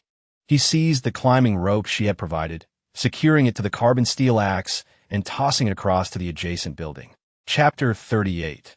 The ruined Shao Qi swiftly hoisted the axe back up, his heart racing with trepidation. He inhaled deeply. Luring the zombies over would be a double-edged sword. If the two above perished, they too would face peril in their escape. The sound from above persisted, while more zombies continued to flood in from below. Jiang Tong, glancing anxiously at the corridor nearly blocked by corpses, inquired, "How is it going?" Shao Qi had attempted 4 or 5 times. The upper floor is desolate. The axe cannot grasp. I will try again. He threw the axe once more, and this time it lodged itself in the corridor. After several vigorous attempts, it remained steadfast. He quickly approached the corridor, wrapping one end of the rope around the iron door several times, binding 3 zombies to his waist for good measure. You go first. Take Little Wolf with you. I have some matters to attend to. Without hesitation, Jiang Tong declined, continuing to eliminate the smaller creatures to accumulate experience. Her own plans forming in her mind. The rope represented a lifeline for both. Should Shao Qi harbor intentions toward her secret, it would lead to his demise, and she would retaliate without mercy. If he did not, then trust could blossom between them. All right, Xiao Qi acquiesced. As he climbed the rope to the rooftop of the other building, a glimmer of excitement illuminated his eyes. She had not taken the opportunity to shoot him from behind. Their relationship had drawn closer, stirring an inexplicable thrill within him. He waved, signaling Jiang Tong to come over. Jiang Tong nodded, having dealt with the recent few, then leaped from the rooftop, her hands grasping the rope, inching her way down. Goodness, when did zombies learn to maneuver ropes? Behind her, a slender zombie, clad in a form-fitting attire, clearly trained in dance, stood confidently on the rope, balancing effortlessly. Unbelievable! Jiang Tong was left speechless in shock. Shao Qi immediately drew his gun and urged in a hushed tone, "Hurry! It will be over if Lei Ao and the others find us." At this moment, Jiang Tong, suspended by the rope, was akin to a fish on the chopping block. Jiang Tong, no longer distracted, entrusted her back to him and continued to advance. However, due to the movement of the zombies behind her, the rope swayed from side to side, preventing her from shaking them off without drawing attention to Lei Ao and his companions. She could only quicken her pace. The distance of over 20 meters had now dwindled to 5. Inside the 5th floor, Lei Ao and Lao Qi, stationed below, grew puzzled as the silence stretched on without the sound of gunfire. Lao Qi remarked, "Boss, do you think they might be dead?" There's no noise. As he ventured closer to the edge where he could shoot, he was met not with a sight of them, but rather with falling zombies. "Boss," Lei Ao noticed as well, observing one zombie after another plummeting down, 5 in total. With a rapid succession of gunfire, he commanded, "Get inside the room." As the two hurried into the room, they immediately barricaded themselves. Deep down, Lei Ao refused to believe that the duo was dead. Just as he leaned toward the window to glance, he spotted Jiang Tong, suspended by the rope. "Damn, you two are quite swift." Shao Qi, who had been vigilant, realized they had been discovered and promptly initiated a barrage of fire, urging, "Hurry, we're only half a meter away." Lei Ao and his group, unwilling to yield, resolved that if they were to meet their demise here, they would drag that wretched soul down to hell with them and exact their revenge. He merely extended his gun and pulled the trigger. Lao Qi, bracing against the door, was nearing his limit. "Boss, what should we do? Even in death, I must hold the line." Lei Ao had no time to spare for him.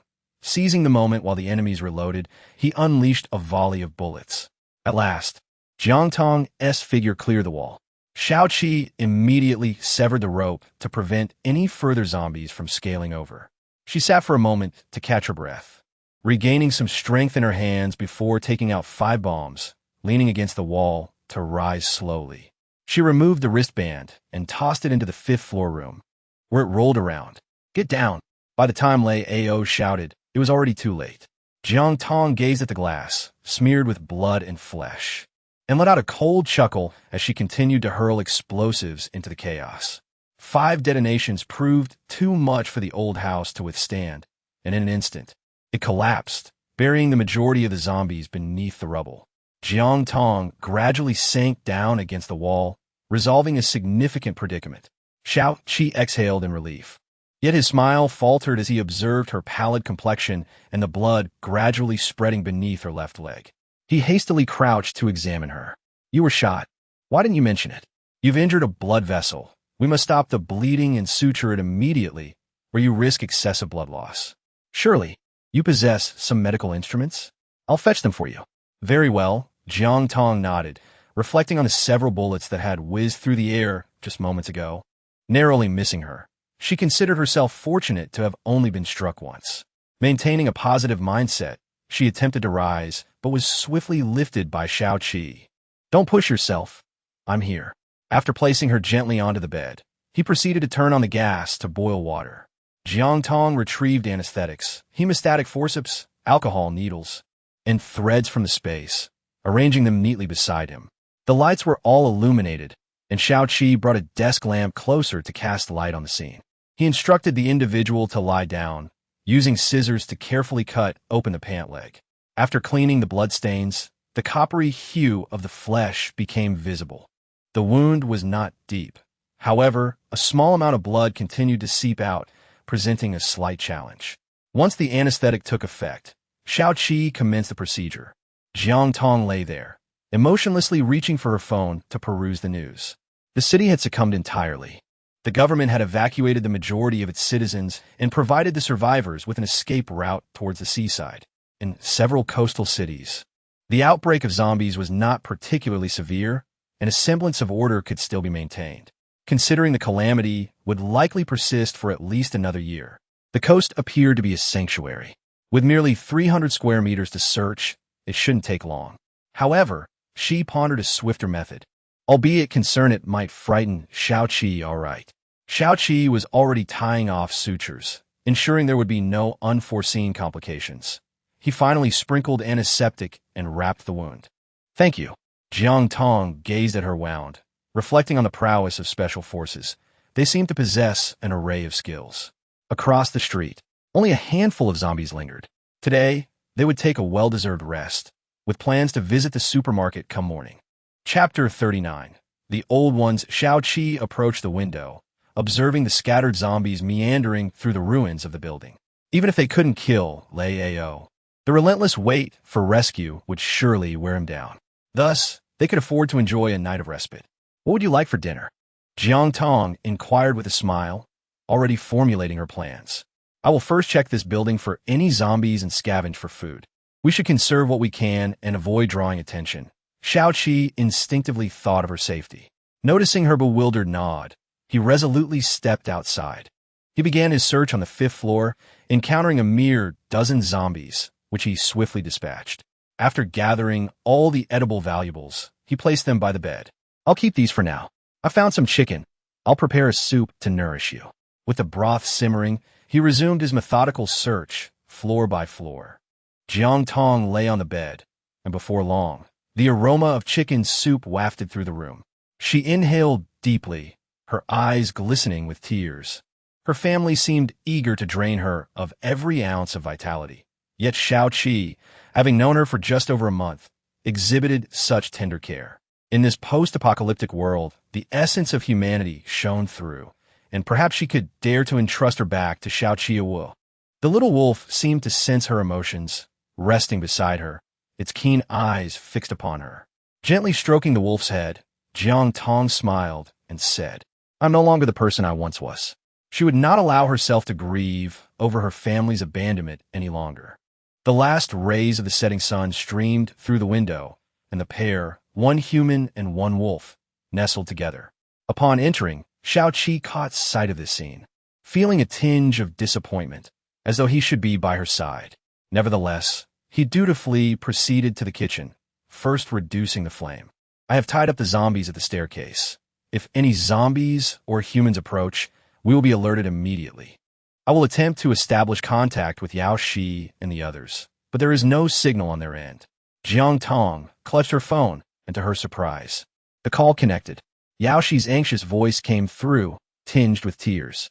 Sister Jiang Tong, are you all right? I wanted to come find you. But many refugees have arrived outside the air raid shelter these past few days, and I fear they might rush in if I open the door. Yao Shi then recounted the events of the past couple of days. Originally, only one family of employees was outside, but upon seeing their plight, Yao Shi had intended to let them in. However, one individual threw a stone that struck Jiang Ziming, causing a deep gash on his head that bled profusely. They decided against admitting anyone else, but the following day, more people appeared, cursing at the entrance when denied entry, and even tossing refuse, including excrement, against the iron gate. The area before the air raid shelter had transformed into a veritable trash heap, and more critically, their water supply was dwindling. She worried about the shelter's safety. They could not allow their hard-built sanctuary to be compromised. As Xiaoqi voiced a suggestion, she immediately shook her head. If we leave, we must scavenge thoroughly first. And besides, I wish to visit a certain place. Jiang Tong continued her meal. Xiaoqi, recalling something, stood up. You rest first. If anything arises, the little wolf will alert me. Oh, woo. Good. Jiang Tong and Xiao Lang lay in the room, attuned to the gentle rhythm of shallow breaths, indicating that slumber had embraced them. Xiaoqi opted for a makeshift bed on the floor, resting beside them. In the dead of night, the sudden rustling sound pierced the stillness, causing both of them to awaken simultaneously. Jiang Tong was momentarily stunned, pondering when her blanket had been exchanged with Xiaoqi's. With no time for explanations, Xiaoqi rose and strode towards the door, soon encountering a lone figure voraciously devouring a pot of chicken soup. Upon noticing their presence, the individual hastily seized a hammer. I merely wish to eat, not to kill. The man, appearing to be in his late 20s, stuffed his mouth with chicken, his eyes wide with terror, his hand trembling as it gripped the hammer. The two remained unfazed. Xiaoqi maintained his composure, saying, "Go ahead and eat. I have a few questions for you." Zhang Wan, upon hearing he could eat, immediately began to grasp the food, disregarding the fact that the oil had congealed and the potential for an upset stomach. All he desired was to consume. "Where do you come from?" Xiaoqi inquired. Zhang Wan pointed to a building nearby. "My home is over there." "So you witnessed and heard everything?" Jiang Tong asked, her hand firmly clutching a silenced pistol. Zhang Wen's eating came to an abrupt halt. Realizing it was futile to claim ignorance, he shifted his response. "I won't say anything. I only ask that you take me with you. Why not follow the government?" Xiaoqi questioned, intrigued, as the evacuation point had not been far from their current location. Li Mian, the pig dealer, bossly? Jiang Tong chuckled. She recalled sleeping in the pig pen, and how Li Mian had deemed her disobedient. Had she not discovered the space in time, the pigs would have resorted to cannibalism out of hunger. Zhang Wen's resentment shifted towards the individuals before him, his voice taking on a sinister tone as he asked, "Do you know him?" "I do. Hasn't he since acquired numerous young girls to bear his children? Treating people like livestock?" Jiang Tong's words struck a chord, and suddenly a thought crossed her mind. Jiang Tong had never seen her, only knowing that the girl was pregnant and was vomiting uncontrollably in the pig pen. The person who had impregnated her had fled, and in a fit of rage, Li Mian had killed him and fed him to the pigs. Zhang Wen, intimidated by her gaze, hastily swallowed a few bites of chicken and retreated, saying, "Thank you. I'm leaving. Seize him." As soon as Jiang Tong's words fell, he took off running. Alas, he could not outrun Xiaoqi. Observing the demise of all the zombies he had captured, Xiaoqi realized that this individual should not be underestimated. As he grasped Zhang Wen's hand, the latter attempted to pull out a hammer, prompting Xiaoqi to press the gun to his temple.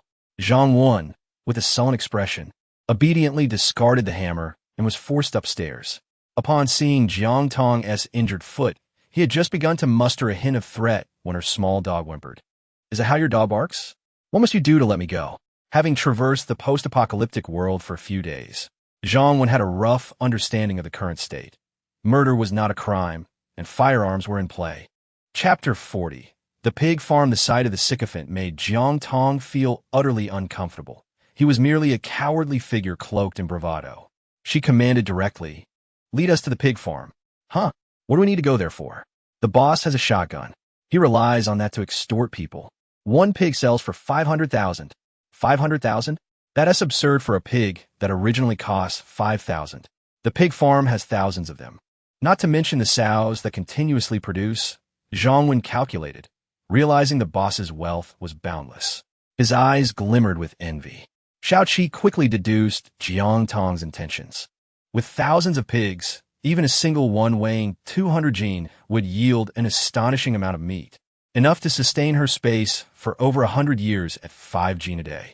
This was far superior to scavenging supermarkets. Jiang Tong nodded. "Lead the way." "Are we going now? At this late hour, one can never know where zombies might emerge." Zhang Wen contemplated further, the cold muzzle aimed at his forehead, ultimately resigning himself to the situation. He nodded in acceptance. "All right." Xiao Qi lowered his gun and squatted down. "I will carry you downstairs." Jiang Tong did not force herself. Once she climbed onto his back, she found it remarkably solid and warm, and she could even feel his heart racing rapidly, which in turn caused her own heartbeat to quicken, instilling a sense of unease between them. Zhang Wen furrowed his brow, scrutinizing the pair ahead of him, contemplating an opportunity to flee, yet his instincts warned him that escape would be futile. He resigned himself to leading the way, also tasked with eliminating any zombies that might approach. Upon reaching the ground floor, Xiao Qi gently placed her in a wheelchair and began to push her along. In this apocalyptic world, the sight of 3 individuals and a wolf brazenly traversing the road, leisurely pushing a wheelchair, was indeed astonishing. Unfortunately, there were few people around to witness it. Following their instructions, Zhang Wen made his way toward the outskirts of the city. Upon arriving at an intersection, Xiao Qi removed the obstruction, revealing a bulletproof pickup truck. Jiang Tong opened the rear door and steadied herself as she climbed inside, followed closely by the wolf. Xiao Qi took the wheel. Zhang Wen, feeling a mix of anxiety and curiosity about the bulletproof vehicle and their identities, inquired, "Who are you? Lei Ao is so formidable. How could you possibly defeat him?" As he posed the question, he directed the vehicle as it exited the suburban area and entered a narrow path.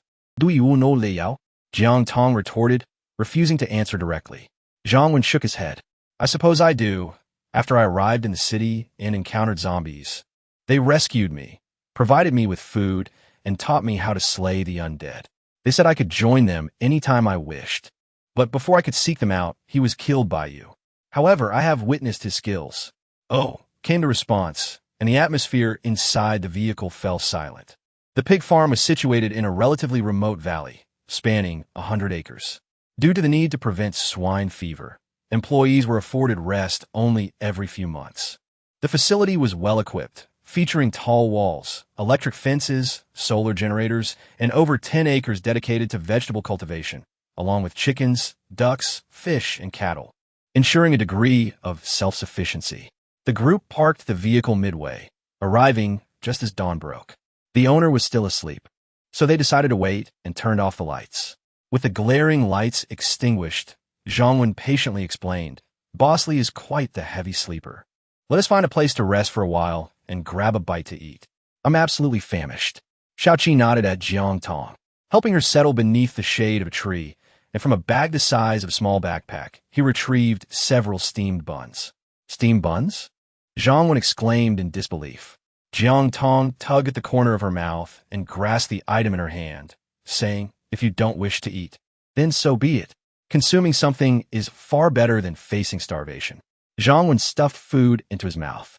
Xiao Qi promptly retrieved a bottle of milk from his bag, opened it, and handed it to Jiang Tong, followed by a portion of pickles. Zhang Wen, observing the scene, felt a pang of envy as he realized there was none left for him. Xiao Qi, having taken neither milk nor pickles for himself, saw Jiang Tong's offered pickles and half a bottle of milk, and without a moment's hesitation, accepted them and began to eat. Jiang Wen could only feel the bitter plight of his situation, struggling to eat while being compelled to consume more. After their meal, the group rested until 11:30, at which point they caught sight of Bosley atop the tower, clad in a blue suit, his beer belly threatening to burst from its confines, his face round and fleshy, displaying a look of disdain. "Are you certain you can be of assistance?" "Boss, it's true. They're even more formidable than Lei Ao," Jiang Wen exclaimed hastily. "Were the terms?" Bosley recalled Lei Ao's stipulation of an incessant supply of free pigs, which seemed akin to a death sentence. He promptly declined. "Here my injury, and I shall offer you 10 sows as gratitude," Jiang Tong stated coolly. "5, Li Mian countered. "I can provide you with 1,000 tons of feed, enough for a month. Surely 10 pigs is not an excessive request?" The door swung open. It was within Jiang Tong's expectations. After a few individuals entered, Li Mian also descended from the tower. Standing at a height of 1.60 meters, he found himself half a head shorter than Jiang Tong. After a brief, dissatisfied appraisal, he coldly declared, "I expect to see the feed by tomorrow. Otherwise, do not expect to leave here alive." Jiang Wen had previously mentioned that this pig farm was equipped with weapons for the purpose of preventing theft. With Xiao Qi's imposing stature and his unique military demeanor, he easily commanded respect. "Rest assured," he assured them. Li Mian then instructed Jiang Wen to lead the others to rest. Jiang Tong declined, saying, "I would like to see the pig first." Li Mian gestured in agreement. Jiang Tong strode directly towards a factory building, while Jiang Wen hurriedly positioned himself at the entrance, urging, "Let us choose another one. Is there something we cannot see? We must not allow ourselves to be deceived by Bosley with sick pigs." Jiang Tong retorted, her gaze darkening. "Of course we cannot see, for there are indeed other pigs inside." Just as Li Mian finished speaking, he noticed the disbelief in their eyes. Gritting his teeth, he conceded, "Fine, let us take a look." Initially, he had no intention of accompanying them, but now he braced himself to enter. As the door swung open, a nauseating stench of pig excrement assaulted their senses. After taking a few steps, they observed a series of enclosures. The first few occupied by pigs, while the latter were filled with women. Their hair was disheveled and grimy, their bodies smeared with filth. Upon seeing them, the women immediately retreated to the corners, turning their backs and trembling in fear. These were the disobedient ones, placed here for taming. Jiang Tong immediately recognized the familiar pig pen, where she had once been confined for 2 days, nearly starving to death. Had it not been for her feigned obedience in order to meet Li Mian, she would not have had the chance to acquire the space stone. These individuals are disobedient, and their affairs concern you not. Keep an eye on the pigs, and then leave. Li Mian urja impatiently. "How is it that she appears to be pregnant?" Jiang Tong inquired, pointing at a woman. The woman turned around, her face stricken with terror as she clutched her abdomen. "No, it's impossible," she murmured, her voice dwindling. Chapter 41. None are good people. From her reaction, it was evident that the woman was aware of her own condition. Li Mian delighted in the prospect of pigs giving birth. Yet this pig was not carrying its own offspring. He cast a glance at the employees before him, including Jiang Wen, and commanded, "Take her for an examination to confirm whether she is pregnant."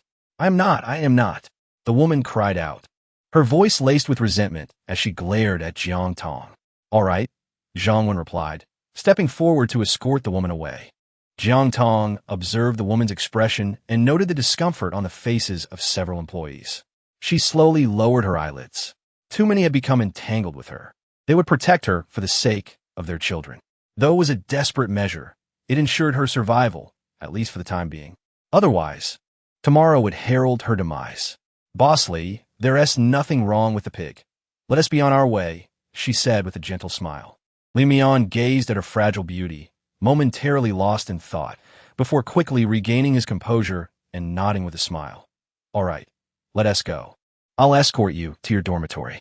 Li Mian personally accompanied her, noticing her difficulty in walking. He willingly crouched down before her, saying, "Come, let me carry you. It pains me to see you limping.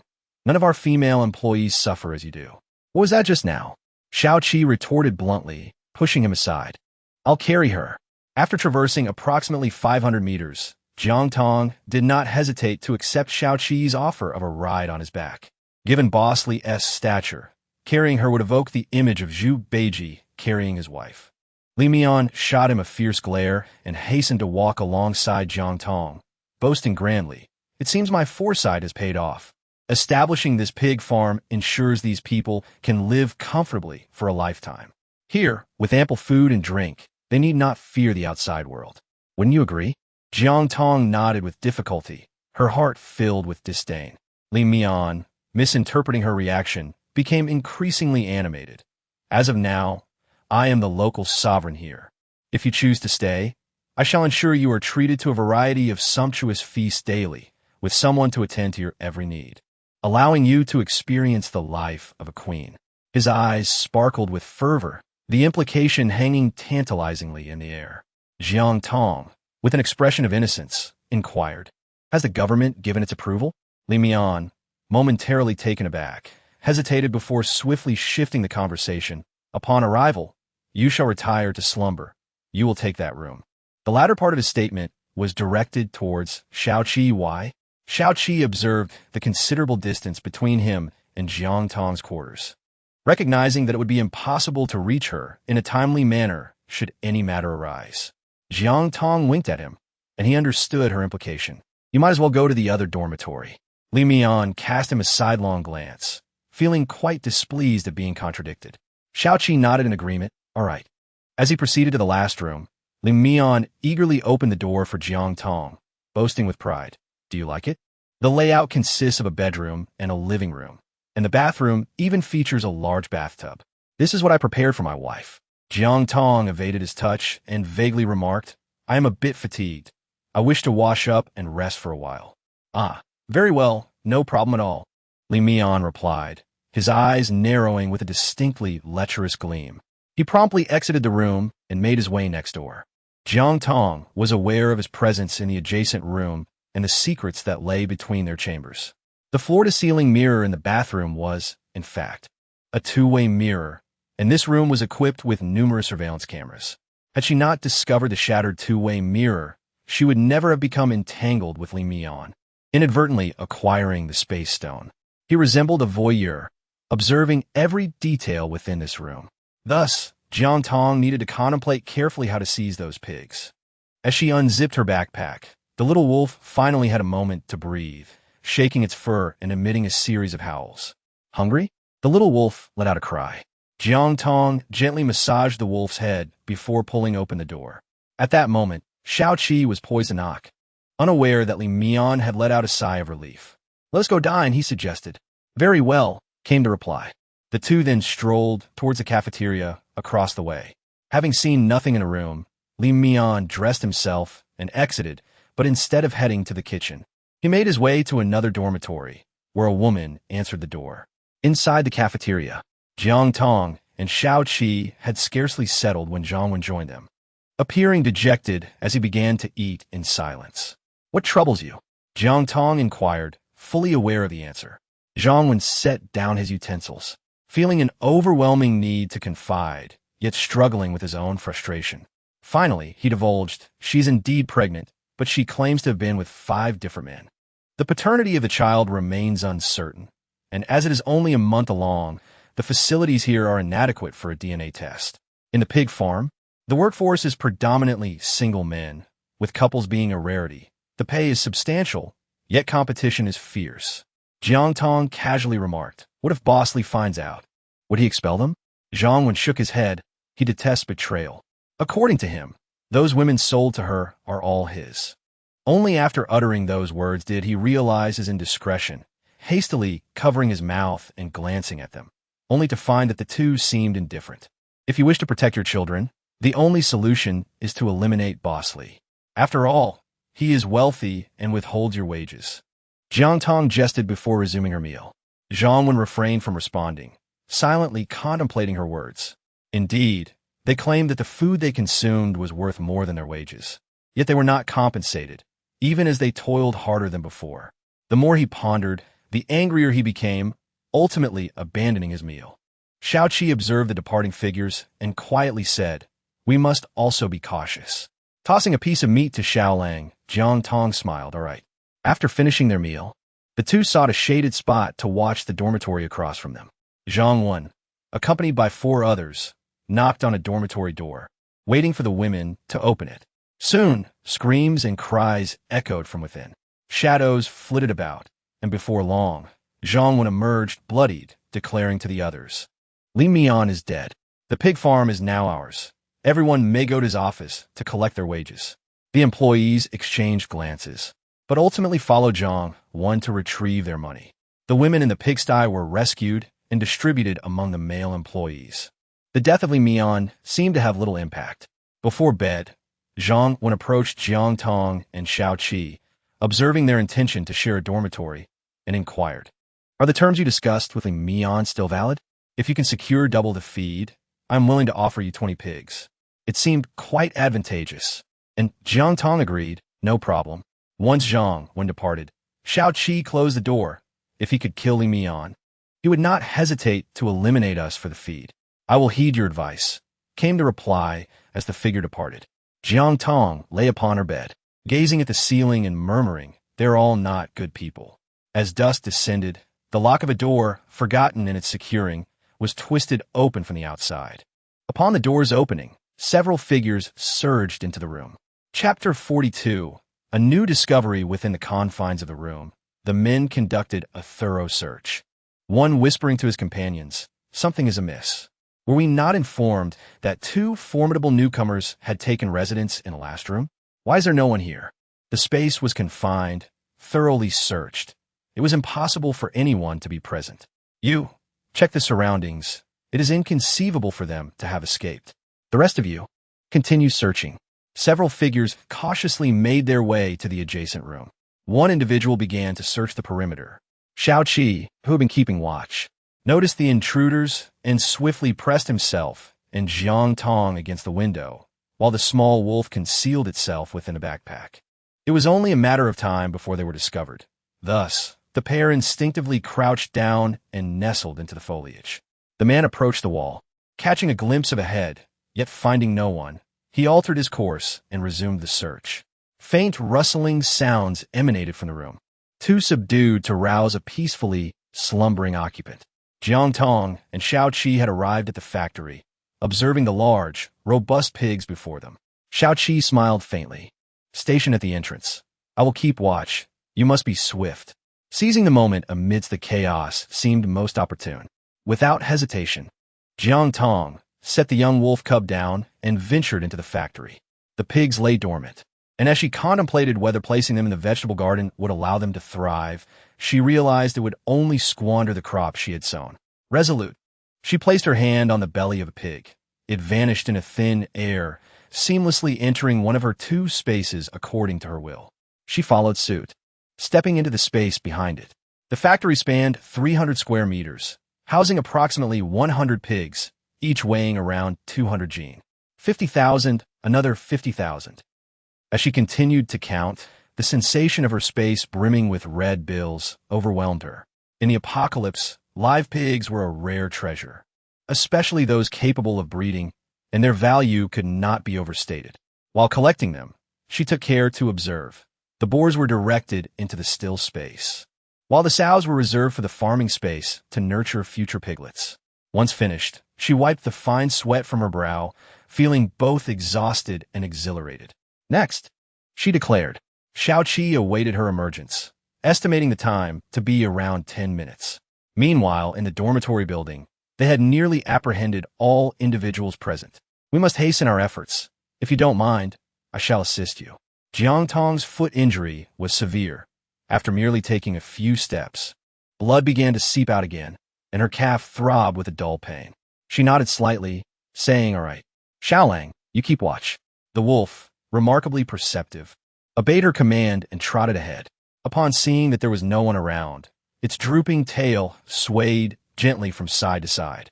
Jiang Tong nodded in agreement. "It has accompanied us through thick and thin, indeed bringing us considerable fortune." It has grown as well. We cannot simply call it Little Wolf anymore. How about we name it Little Lucky Star instead? Little Wolf let out a reluctant howl. Sounds pleasant. Let's go with Little Lucky Star.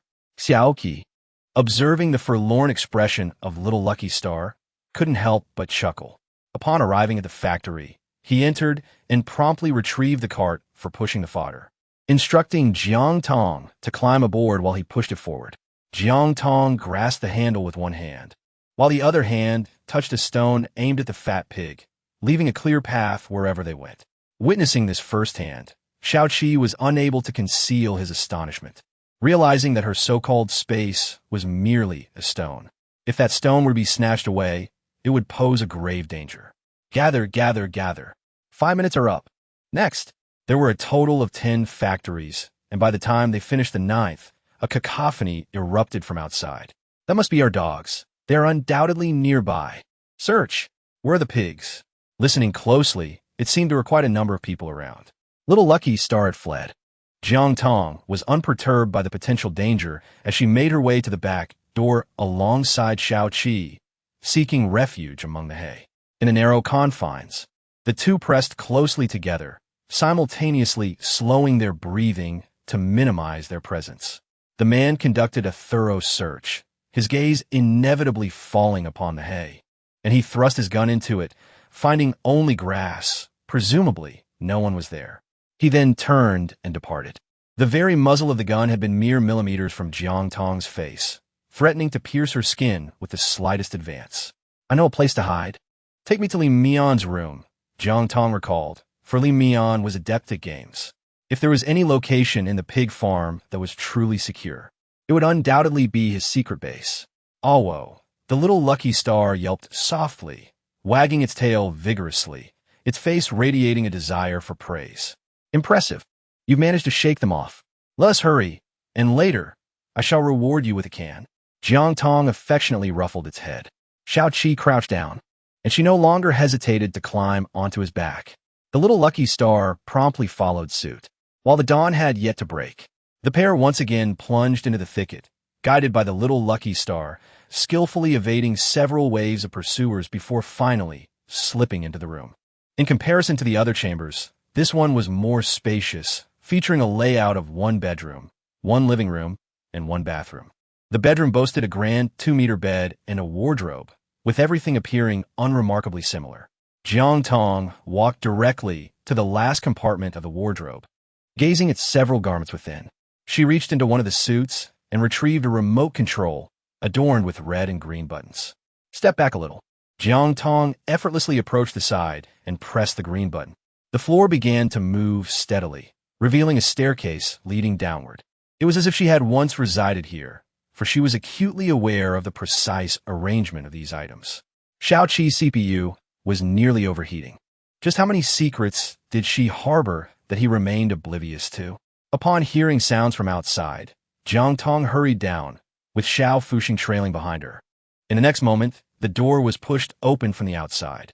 Zhang Wan, having shed his work uniform, entered the room and took a hearty sip from Li Mian's gold cup before slamming it onto the table.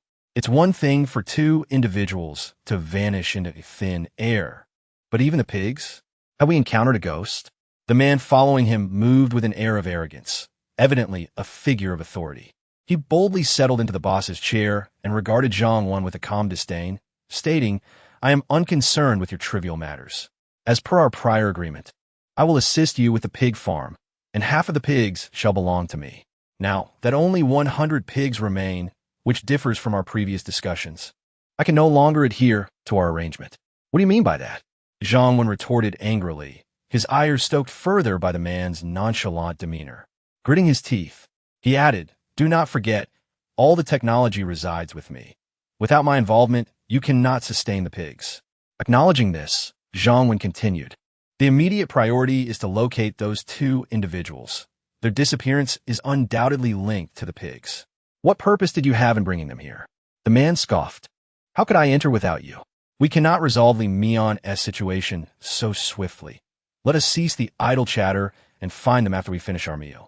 Chapter 43. One-click construction daylight had arrived. In the basement's twin bed, a small Fuxing lay between 2 individuals, each resting. However, Jiang Tong remained awake, surveying the familiar room.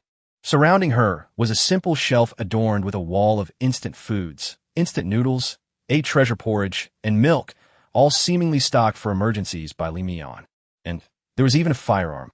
Additionally, some gold necklaces, rings, and watches lay among valuable collectibles, while a corner feed bag concealed 30 million in cash. Above her, the surveillance from the upper room loomed.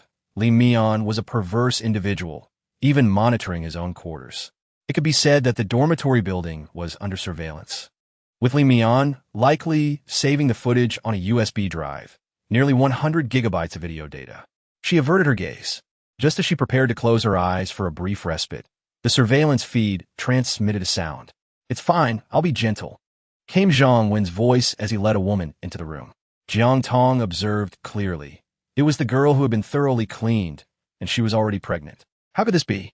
Watching her being undressed by Jiang Wen in a hesitant manner, she felt compelled to shut off the projection. "Zhangge, who are those people? They look quite fierce," the woman whispered gently into Jiang Wen's ear. Jiang Tong's hand lingered over the switch. Her curiosity piqued as she sought to glean information. Yet she was reluctant to witness the live broadcast. Shao-Chi also opened his eyes. Their gazes met. A solitary man and woman, their thoughts entirely misaligned. "Thank you, Brother Jiang. Only you truly care for me. From now on, I will follow you. But what are those people with us? Will they truly leave? They have assured us they will depart. Do not concern yourself with them. Focus instead." Jiang Tong gazed at the ground, only able to hear the sound around her. Shao-Chi, feeling equally embarrassed, avoided looking. The voices emanating from the surveillance footage continued for a moment before abruptly shifting to cries of terror. "Blood! Quickly! I will carry you to the doctor." After a flurry of panic, the two figures exited the frame of the monitor. Jiang Tong discreetly glanced at Shao-Chi. Noticing that he had clenched his fists, she tentatively inquired, "Would you like some ice water?" Indeed, Shao-Chi was in need of it at that moment. Jiang Tong retrieved a bottle of ice water from the space, deftly shifting the topic. "Jiang Wen is duplicitous, having exploited all of us. We have all been manipulated." He leveraged Lei Ao's amnesty to hone his skills and then used Jiang Tong and the others to eliminate Li Mian. Subsequently, he opened the door for others, intending to use the townsfolk to destroy Jiang Tong and her companions. Yet, she could not fathom why, when all we needed were 20 pigs. He would rather offer 50 to someone else. Unless, of course, he intends to give none at all. This speculation startled Jiang Tong herself. If true, it would reveal Jiang Wen as a formidable character. Let them contend for now. You should focus on recuperating first. Shao-Chi rose and approached her, gently unwrapping her bandages, meticulously disinfecting and applying ointment. Every step was taken with utmost care, and Jiang Tong, observing this attentiveness, instinctively averted her gaze. The little lucky star continued to lick the can. Inside, they quietly monitored the external surveillance, clearly witnessing Jiang Wen once again congregating with the townspeople. 7 individuals encircled him, and their leader inquired nonchalantly, "What do you plan to do since you cannot locate the pigs and those 2 individuals?" It was certain they could not simply take flight. They were undoubtedly still nearby. Jiang Wen responded with unwavering confidence. "Taking all of them would be unfeasible for you to sustain. It would be wiser to leave them here for us to care for. Once the sows give birth in a few days, we shall deliver piglets to you each month." With a grin, Jiang Wen proposed his terms. The 7 convened, reaching a consensus. "Very well, we shall take 10 first." Agreed. Jiang Wen winced as he watched them seize 10 pigs, and, seizing the opportunity, while no one was paying attention, he turned to the infirmary, gently assisting the frail woman out and placing her into the pig pen as well. Jiang Tong observed his actions and surmised his intentions.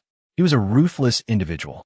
Not only had he caused his woman to miscarry, but he also sent a dying person to the town, effectively delivering a ticking time bomb. Shao-Chi's gaze darkened.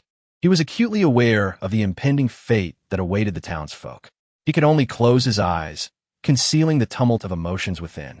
Jiang Tong recalled that Lei Ao and the others had mentioned that Shao-Chi had forsaken the rescue of the refugees. Although the reasons remained shrouded in mystery, she felt deep within that he was not a heartless individual. A profound silence enveloped the atmosphere. The sky darkened once more, and the townsfolk departed in their vehicles. Jiang Tong, who had previously been apprehended, released the captured employees. Observing the fear etched on their faces, he lamented passionately, "It is I who saved you. The existence of someone like Li Mian only brings you further suffering." "What do you intend to do?" a woman inquired, her voice trembling. With a satisfied smile, Jiang Tong replied, "From this moment forth, I shall take charge here. You may all continue with your usual activities. And a meow. You two shall reside in the room next to mine. It is quite spacious." The two expressed their gratitude profusely. When Xiao Qi emerged from the wardrobe, he remained oblivious to the impending danger until a gun was pressed against his temple. In an instant, his brother faltered, dropping to his knees. "Please don't shoot. I will give you anything you desire. What do you possess?" Xiao Qi retorted, delivering a powerful blow to Jiang Tong's abdomen. The pain was so intense that it made him feel as if he might regurgitate the previous night's meal. It was unbearable. Jiang Tong subsequently emerged from the wardrobe, and even before approaching, she noticed Xiao Qi had pulled the blanket over Jiang Tong's lower half. Jiang Tong, witnessing the two emerge from the wardrobe, was filled with frustration. "How long have you been hiding?" He collapsed to the ground, his eyes wide with disbelief at the realization that he had perished in such a manner. Ding! The one key construction function has been unlocked.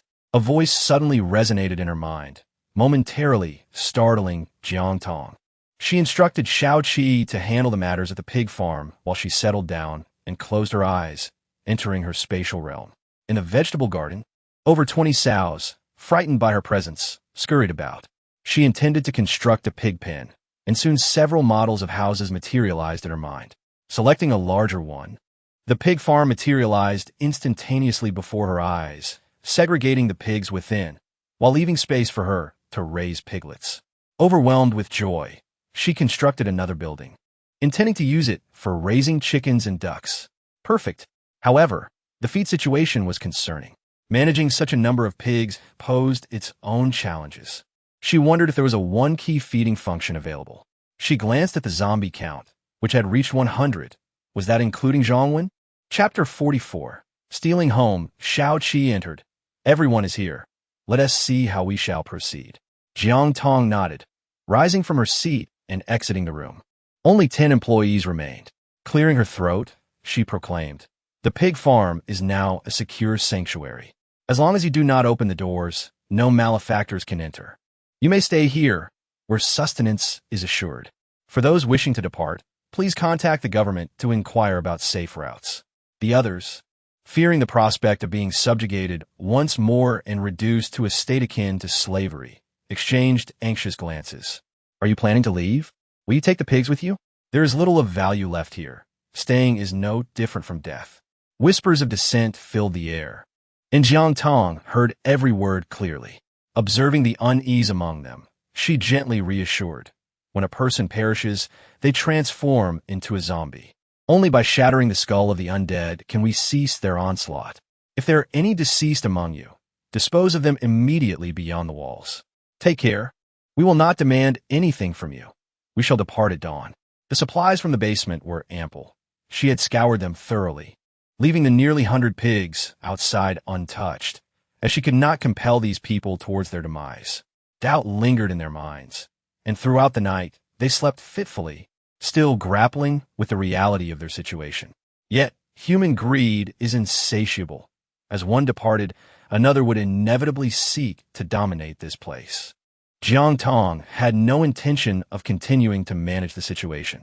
After getting into the pickup truck with Xiao Qi, they followed the address provided by the employee and drove onto a concrete road.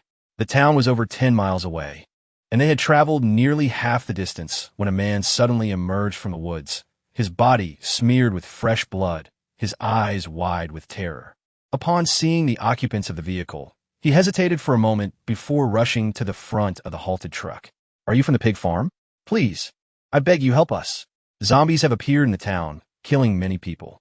I escaped to seek help." He attempted to take a shortcut, but, limited by his stamina, could run no longer. The two exchanged glances. Receiving the unspoken cue, Xiao Qi opened the door. Jiang Tong leaned forward and said, "Get in the car." As soon as the man entered, he inquired about water, swiftly consuming an entire bottle of mineral water in one go. "Could you elaborate on the specifics?" Jiang Tong observed the man through the rearview mirror, noting his honest and simple demeanor, which showed no trace of suspicion upon hearing the question. "The pigs you sent are problematic. This morning, one of them escaped when we opened the pen and bit anyone in sight. We quickly dealt with that creature, but during our meal, one of our own suddenly went mad, biting indiscriminately. We had no time to react, and several of us were bitten. By the time I left, 5 or 6 people had transformed into monsters." The man's eyes reddened as he spoke, his gaze fixed on the direction of the town, and he anxiously asked, "Are you really going to walk into certain death like this? One we can take on 100. Xiaoqi exuded confidence. The man, observing their demeanor and presence, felt an inexplicable trust in them. After approximately 20 more minutes, they arrived at the town. As the vehicle came to a halt, a female zombie appeared from around the corner. Jiang Tong swiftly opened the door, declaring, "I'll handle this." With her leg healed from the gunshot wound over the past few days, she plunged a knife into the zombie's skull. The man watched in astonishment, following closely behind the two with ease. Once inside the town, they encountered an even greater number of zombies. The man, in disbelief, covered his face with his hands, peering through the gaps to witness the devastation. "It's all gone." Jiang Tong and Xiaoqi focused solely on dispatching the zombies, with little Lucky Star lending a hand. After half an hour, tranquility enveloped the surroundings. The man sat amidst the corpses, gazing at the familiar faces around him, tears streaming down his cheeks. "How many of you were there?" "More than 170. Then there should still be dozens alive. You should call out." While Jiang Tong fought, she counted, having dispatched over 50. Xiaoqi kept track as well. 75. That means there should be more than 50 left. After catching their breath, they followed the man inside. Some rooms stirred with sounds, but upon entering, they encountered zombies. Their search culminated in discovering only a little over 10 survivors, all women and children. They regarded the man as their pillar of support.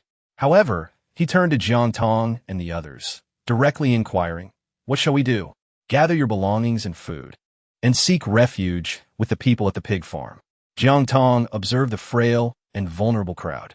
They posed no threat to the pig farm and could even enhance the labor force, though uncertainty lingered about whether the farm would accept them. The man couldn't help but voice his confusion. "Aren't you from the pig farm?" Jiang Tong shook her head and said, "Take it. Do your best to take it. What cannot be taken is mine. Give them time." The two sat on the kapika, observing as men loaded luggage and provisions into the truck, which eventually drove away. She then commenced her search, sweeping through one house after another. The remaining food was scarce.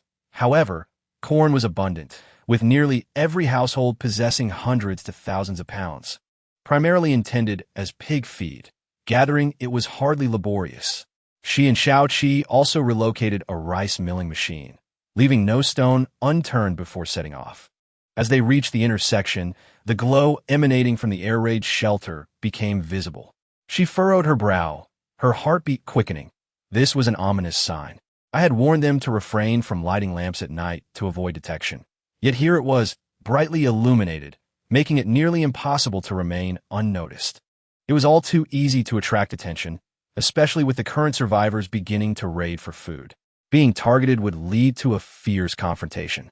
The vehicle halted midway, and as they approached, the scene became clearer.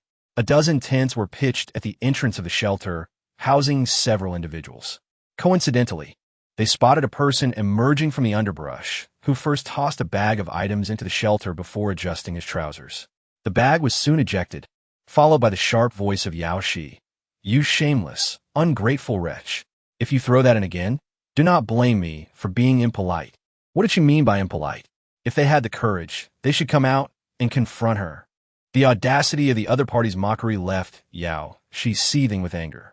Jiang Tong was utterly disgusted. "Don't you all wish to enter? 100 pounds of rice per person. What? Where can we find rice now? We're on the brink of starvation." Someone immediately countered, realizing the tone was off. Someone stepped out of the tent, scrutinizing the two, and directly inquired, "Who are you? Can we trust you?" "Sister Jiang Tong," Yao Shi called out. tears of heartbreak welling up in her eyes. The others quickly grasped the situation. This individual was the leader of the bomb shelter. Several burly men exchanged glances and silently surrounded them. Very well, 100 pounds per person, I concur, one man raised his hand. The others nearby followed suit, raising their hands in agreement. Unbeknownst to them, Jiang Tong and Shao Qi found themselves encircled by 7 muscular men. Chapter 45. Coercive expulsion. Observe. They would prefer to resort to violence than seek food willingly. Shao Qi positioned Jiang Tong behind him, flexing his wrists. Fight me. If you win, you may enter. He intended to teach these ruffians a lesson, to prevent their ignorance from causing havoc here, while simultaneously avenging Jiang Tong, sensing her desire to strike these men. Hey, be careful, one man mocked, bouncing on his feet before throwing a punch at Shao Qi's face. Shao Qi watched the man's slow movements, even finding time to shake his head and then swiftly grasp the man's arm, delivering an elbow strike that resulted in a muffled grunt and the sound of dislocation emanating from the man's shoulder. Come on, what are you doing? You don't want to go inside? Everyone was aware that there was food inside, and it was considerably safe, leading to a surge of temptation as they rushed forward. Some brandished iron rods. Shao Qi effortlessly caught one, striking the assailant on the head. The man immediately staggered, dazed, and collapsed to the ground. The remaining individuals understood that unless they all worked together to subdue this man, they would continue to endure the harshness of life outside. Weapons swung from all directions. Shao Qi ducked and delivered a sharp blow to a knee, causing the individual to writhe in pain on the ground. 10 minutes later, over a dozen men lay on the ground, incapacitated and in agony. Scram! Shao Qi wiped the sweat from his brow and commanded coldly. Watching their men fall, the women surged forward, resolutely kneeling. I beg you. I am already pregnant. I can endure poor living conditions, but think of the child. The pregnant woman cradled her belly, tears streaming down her cheeks, her eyes red and piteous. Being part of a vulnerable group only heightened the empathy stirred within others. Yaoshi felt a pang of anguish. She knew there were pregnant women and the elderly among them, which was why she had refrained from forcefully driving them away. This sentiment was shared by Qiufeng. How far along are you? Jiang Tong crouched down to meet the pregnant woman's gaze. The woman instantly lit up with hope, eagerly responding, 3 months. Were you pregnant before the apocalypse? Jiang Tong sighed, rising to her feet. Being pregnant and giving birth during the apocalypse is nothing short of suffering. It is not just you who endures, but the child as well. Walk to the right for about 10 kilometers. There is a township hospital where you can find abortion pills. What? You? Are you asking me to terminate my pregnancy? The pregnant woman's voice rose in disbelief. You have a heart of stone. Just because you cannot be a mother, why should you deprive others of their right to be one? Jiang Tong seemed to have heard a rather amusing jest. Do not bring your child to elicit pity. It is not I who bore your child. So why would I care whether your offspring survives or endures hardship? Initially, other women, the elderly, and children who were observing her, contemplated kneeling down together to plead for a chance at survival. However, upon hearing such words, they realized the utter ruthlessness of this individual. Their pleas would be futile. The woman wept more fiercely, while the man offered no consolation, instead casting a resentful glance, blaming her for her perceived ineptitude. This sentiment extended even to those obstructing their path. As the door swung open, Qiufeng and Jiang Ziming emerged, having not stepped outside the confines of the walls for several days. A sense of relief washed over them. If they had known it would be so effortless, they would have acted sooner. Jiang Ziming reproached Qiufeng and Yao Shi, lamenting that had it not been for their insistence on compassion and nonviolence, he would have long since frightened off the intruders with a single volley. Qiufeng remained steadfast in his belief. Others too possess the right to exist and aspire toward safety. They may disregard their surroundings, yet they must not become the straw that breaks the camel's back. Recognizing the familiar glimmer of sympathy in Qiufeng's eyes, Jiang Ziming scoffed derisively and took his place at the wheel. At last, the opportunity to drive this armored pickup had arrived. He pressed the accelerator, careening towards the wall and crushing several tents in his path. The woman evaded in time, clutching her abdomen in disbelief at their audacity. A few others cursed vehemently, grateful for their quick reflexes that spared them from being struck. Do not overstep. Swiftly vacate the premises. Jiang Ziming barked. Jiang Tong observed silently, choosing not to speak, merely calling out, lift the items inside. Xiao Feng and Jiang Ziming began to carry the load. Xiao Qi leaned against the outer wall to rest, while Yao Shi pulled open the iron gate. As the group beheld the door swing wide open, their eyes met, and they steeled themselves to venture forth together. Jiang Tong entered first, seizing the AK from Yao Shi's grasp, offering these individuals a chance to depart with dignity, though they ought to recognize the opportunity afforded to them. Charge! At the command of one, the others surged forward in a frantic rush. If they failed to appreciate this chance, they had only themselves to blame. Jiang Tong smirked. She was no longer the benevolent person she once was, one who would offer mercy and allow others the opportunity to inflict harm upon her. She stepped into the fray, aiming her weapon directly at the ground. With a series of gunshots, bullets struck the earth, sending dust and debris soaring, blinding those present and eliciting cries of terror. Xiao Feng and Jiang Ziming, armed and resolute, lowered their weapons and took control of the situation. It hurts. My foot. Ah, they're killing. The individuals at the forefront retreated in a frenzy, pressing against the walls in their desperation. A man clutched his injured foot, his sneakers stained crimson, blood oozing from the wound. They had never witnessed such a gruesome scene. Having only seen it in the news, they typically fled to secluded areas, unaware they would encounter such ruthless adversaries. I will count to 10. Anyone still standing here will find themselves transformed into a zombie. Jiang Tong stated calmly as she reloaded her weapon. 10. Wait, are you counting from the back? The crowd, terrified and unprepared, abandoned their belongings and fled downhill. Within a minute, not a single figure remained in sight. Let us move the supplies. Jiang Tong returned the firearm to Yao Shi, intending to impart a crucial insight. In the apocalypse, compassion translates to handing over weapons to others. Should we allow them entry, they shall merely occupy the moral high ground, commanding us as if it were their right, taking residence at our expense, and consuming our provisions while living as parasites. It is futile to claim the presence of virtuous individuals among them. If even one were truly good, they would not reject the opportunities we offer. When faced with overwhelming odds, they would decry the injustice, and in moments of feigned vulnerability, they would seek to grovel before us. Such selfish individuals, upon gaining entry, would indeed behave as Jiang Tong foresaw. As a medical student, she is destined to possess a compassionate heart, yet that heart has gradually hardened. Sister Jiang Tong, shall we refuse to shelter anyone in the future? It depends on the circumstances. Our current numbers are limited, and once the tide of the undead recedes, conflict among the living will surely escalate. Lacking sufficient numbers puts us at a disadvantage, making us targets. Jiang Tong has long pondered, we shall only keep those who are useful, not nurture the worthless. Chapter 46. The heart can be so ruthless. Jiang Ziming felt a sense of comfort as he listened to her uniform demands of everyone. He knew he was no longer a mere layabout. His physique was honed to perfection. He awaited the day when Xiao Qi would no longer accompany Jiang Tong, for that would be the moment he could step in her stead. While contemplating this, he recognized that there was still work to be done. A few of them unloaded a corn milling machine, 2 sacks of corn, and 2 piglets from the pickup truck.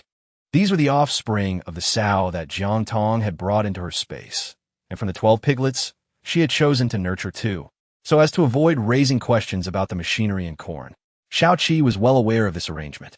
The other's eyes gleamed with excitement upon seeing the piglets. Jiang Ziming wiped his drool.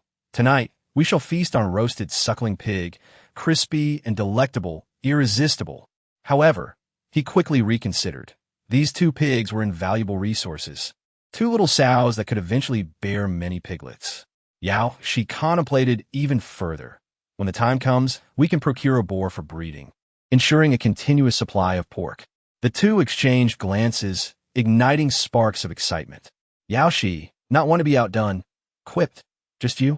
A mere accompaniment of spicy pigskin would suffice. Jiang Ziming's face darkened instantly.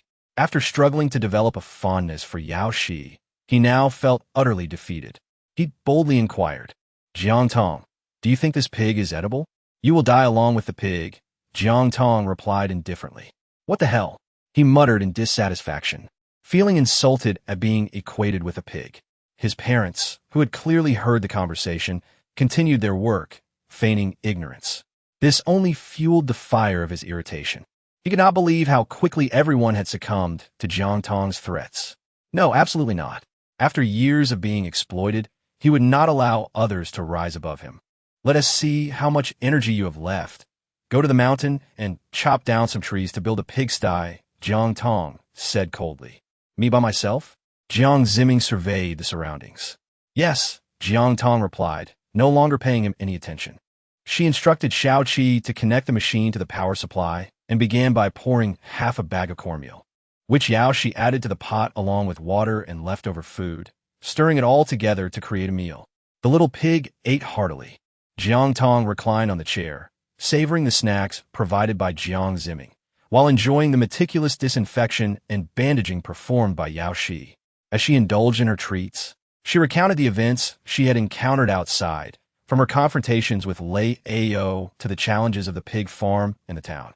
The safety of urban areas dwindled with each passing day, and food supplies grew scarcer. They were compelled to amass a sufficient stock of provisions before others depleted the resources. Tomorrow, they would designate one person to guard their home while the rest ventured out in search of sustenance. Agreed. Once Yao, she completed the bandaging. She proceeded to wash vegetables and prepare the meal, a task that had predominantly fallen to her. At that moment on the mountain, Jiang Ziming, in a fit of anger, unleashed a torrent of curses upon Jiang Tong's ancestors, treating the tree he was chopping down as if it were Jiang Tong himself. With each swing of his axe, he struck with fervor, awaiting the moment the tree would yield. As he began to clear the fallen branches, he caught sight of some wood ear mushrooms and fragrant shiitake mushrooms clinging to the dead tree. His eyes sparkled with delight. It had been a while since he had indulged in mushrooms, and this was the perfect opportunity to savor a change of flavor. His pockets filled to the brim. He hoisted the logs on his shoulder and descended the mountain, only to spot a group of people setting up camp 100 meters away, along with some individuals lurking stealthily near the entrance of an air raid shelter. He set down a bundle of logs, circled around to approach one of the men from behind, and swiftly covered his mouth, plunging a knife into his heart. The man struggled momentarily before his body went limp, leaving the lifeless figure behind. Jiang Ziming shouldered the logs once more and whistled as he made his way into the air raid shelter. He still possessed considerable strength. First, he would prepare the pigsty, for confining the pigs in the room had become intolerably foul. Jiang Tong leisurely began to speak, surmising that Jiang Ziming must have already taken action. This lad, due to his youth, was not adept at concealing matters. His heart was truly ruthless. A person like him could manage everything if kept under control, but if not, he would become a sharp blade resting upon one's neck, capable of claiming one's life at any moment. Jiang Ziming's lips twitched in irritation. I have just descended the mountain. Can I not take a moment to rest? Despite Jiang Ziming's dissatisfaction, he was acutely aware that they had eliminated Lei Ao, the top soldier among the special forces. Furthermore, he recognized that he still needed to eat and drink to survive, prompting him to resume his activities. Fortunately, the fragrant dishes served as his motivation. He constructed a semicircular enclosure at the corner of the wall, erected a simple shelter overhead, and fashioned a trapezoidal feeding trough by splitting a 30-centimeter wide piece of wood at both ends, then hollowing out a groove in the center to create a rudimentary pig feeding trough. Before Jiang Ziming could even settle down, Jiang Tong instructed him to clean up the mess left by the pig in the room, showing no intention of allowing him a moment's respite. I have never encountered such a ruthless sister. Are you truly related by blood? Jiang Ziming roared. Jiang Tong merely cast a fleeting glance at him, her eyes eloquently conveying the message of not being biologically related. Li Wan went to lend a helping hand. Jiang Hongjuan's injury had yet to fully heal, yet he needed to engage in tidying up the air raid shelter. Otherwise, without painkillers, he would suffer sleepless nights from the agony. The meal was ready, featuring stewed chicken with mushrooms, stir-fried black fungus with carrots, and sot-ed shredded potatoes. The group gathered around the table, and Xiao Qi first lifted a bowl, serving a portion of chicken soup before Jiang Tong, advising her to drink more for nourishment, cautioning her to be wary of the heat. The remaining members sensed the delicate atmosphere between the two. Jiang Ziming felt disheartened, realizing that his plan to sway Xiao Qi seemed utterly futile. Qiu Feng, being somewhat older and having witnessed many events, was reminded of the tragic demise of his wife and children at the hands of the undead, causing him to bow his head in sorrow. Yao Shi, filled with dreams and aspirations, remained a Na'vi girl untouched by love. Li Wan and Jiang Hongjun were enveloped in despair, recognizing that with Jiang Tong and Xiao Qi in the picture, a peaceful existence was beyond their reach. Old Qiu couldn't help but chuckle at the sight of the harmonious gathering, stirring a deep sense of nostalgia within him. Each individual harbored their own thoughts. Jiang Tong was injured, presenting Jiang Ziming with the perfect opportunity to strike. She dared not let her guard down, particularly due to the presence of that group. They were stationed at the foot of the mountain, and surely they would encounter zombies tonight. You must guard the main entrance to prevent those individuals from entering. Xiao Qi keenly sensed that Jiang Ziming's words during the day were indeed suspicious, and nodded in agreement. All right. Aowu, the little lucky star, lay at the entrance, demonstrating through its actions that it too was capable of standing watch. Jiang Tong gently caressed the wolf's head and closed her eyes to rest, knowing she needed to recuperate swiftly from her injuries. Xiao Qi stood guard at the entrance, and when he noticed Jiang Ziming rising to use the restroom, their eyes briefly met before he averted his gaze. Even if Jiang Ziming possessed tenfold courage, he would not dare to approach tonight. Chapter 47. The Selfish Nature, however. This night was far from tranquil. In the deep of night, a pregnant woman anxiously awaited outside the tent, fretting over the fate of her partner who had ventured to inspect the air raid shelter. Just as hope began to flicker, she spotted a figure approaching. Without a moment's hesitation, she dashed forward. A piercing scream shattered the stillness, rousing the others. Panic erupted within the tent as frantic discussions ensued. Yet, the zombies spared them little time, charging towards the nearest tent. With their massive frames, they crushed anyone beneath them, and through the layer of rain cloth. They opened their jaws, tearing flesh and fabric with terrifying ease. The horrifying cries sent chills down their spines, propelling everyone into a frenzy of escape. Oblivious to their families or the dangers ahead, their sole instinct was to flee. After all, since the apocalypse began, most had never encountered a zombie. They had merely followed the crowd, unaware of the true horror depicted in the news. Down the hill, a game of eagle catches chicks unfolded. Meanwhile, in the air raid shelter above, Yao Shi and Qiu Feng found themselves unable to sleep. Armed with night vision binoculars, Yao Shi witnessed a scene beyond imagination.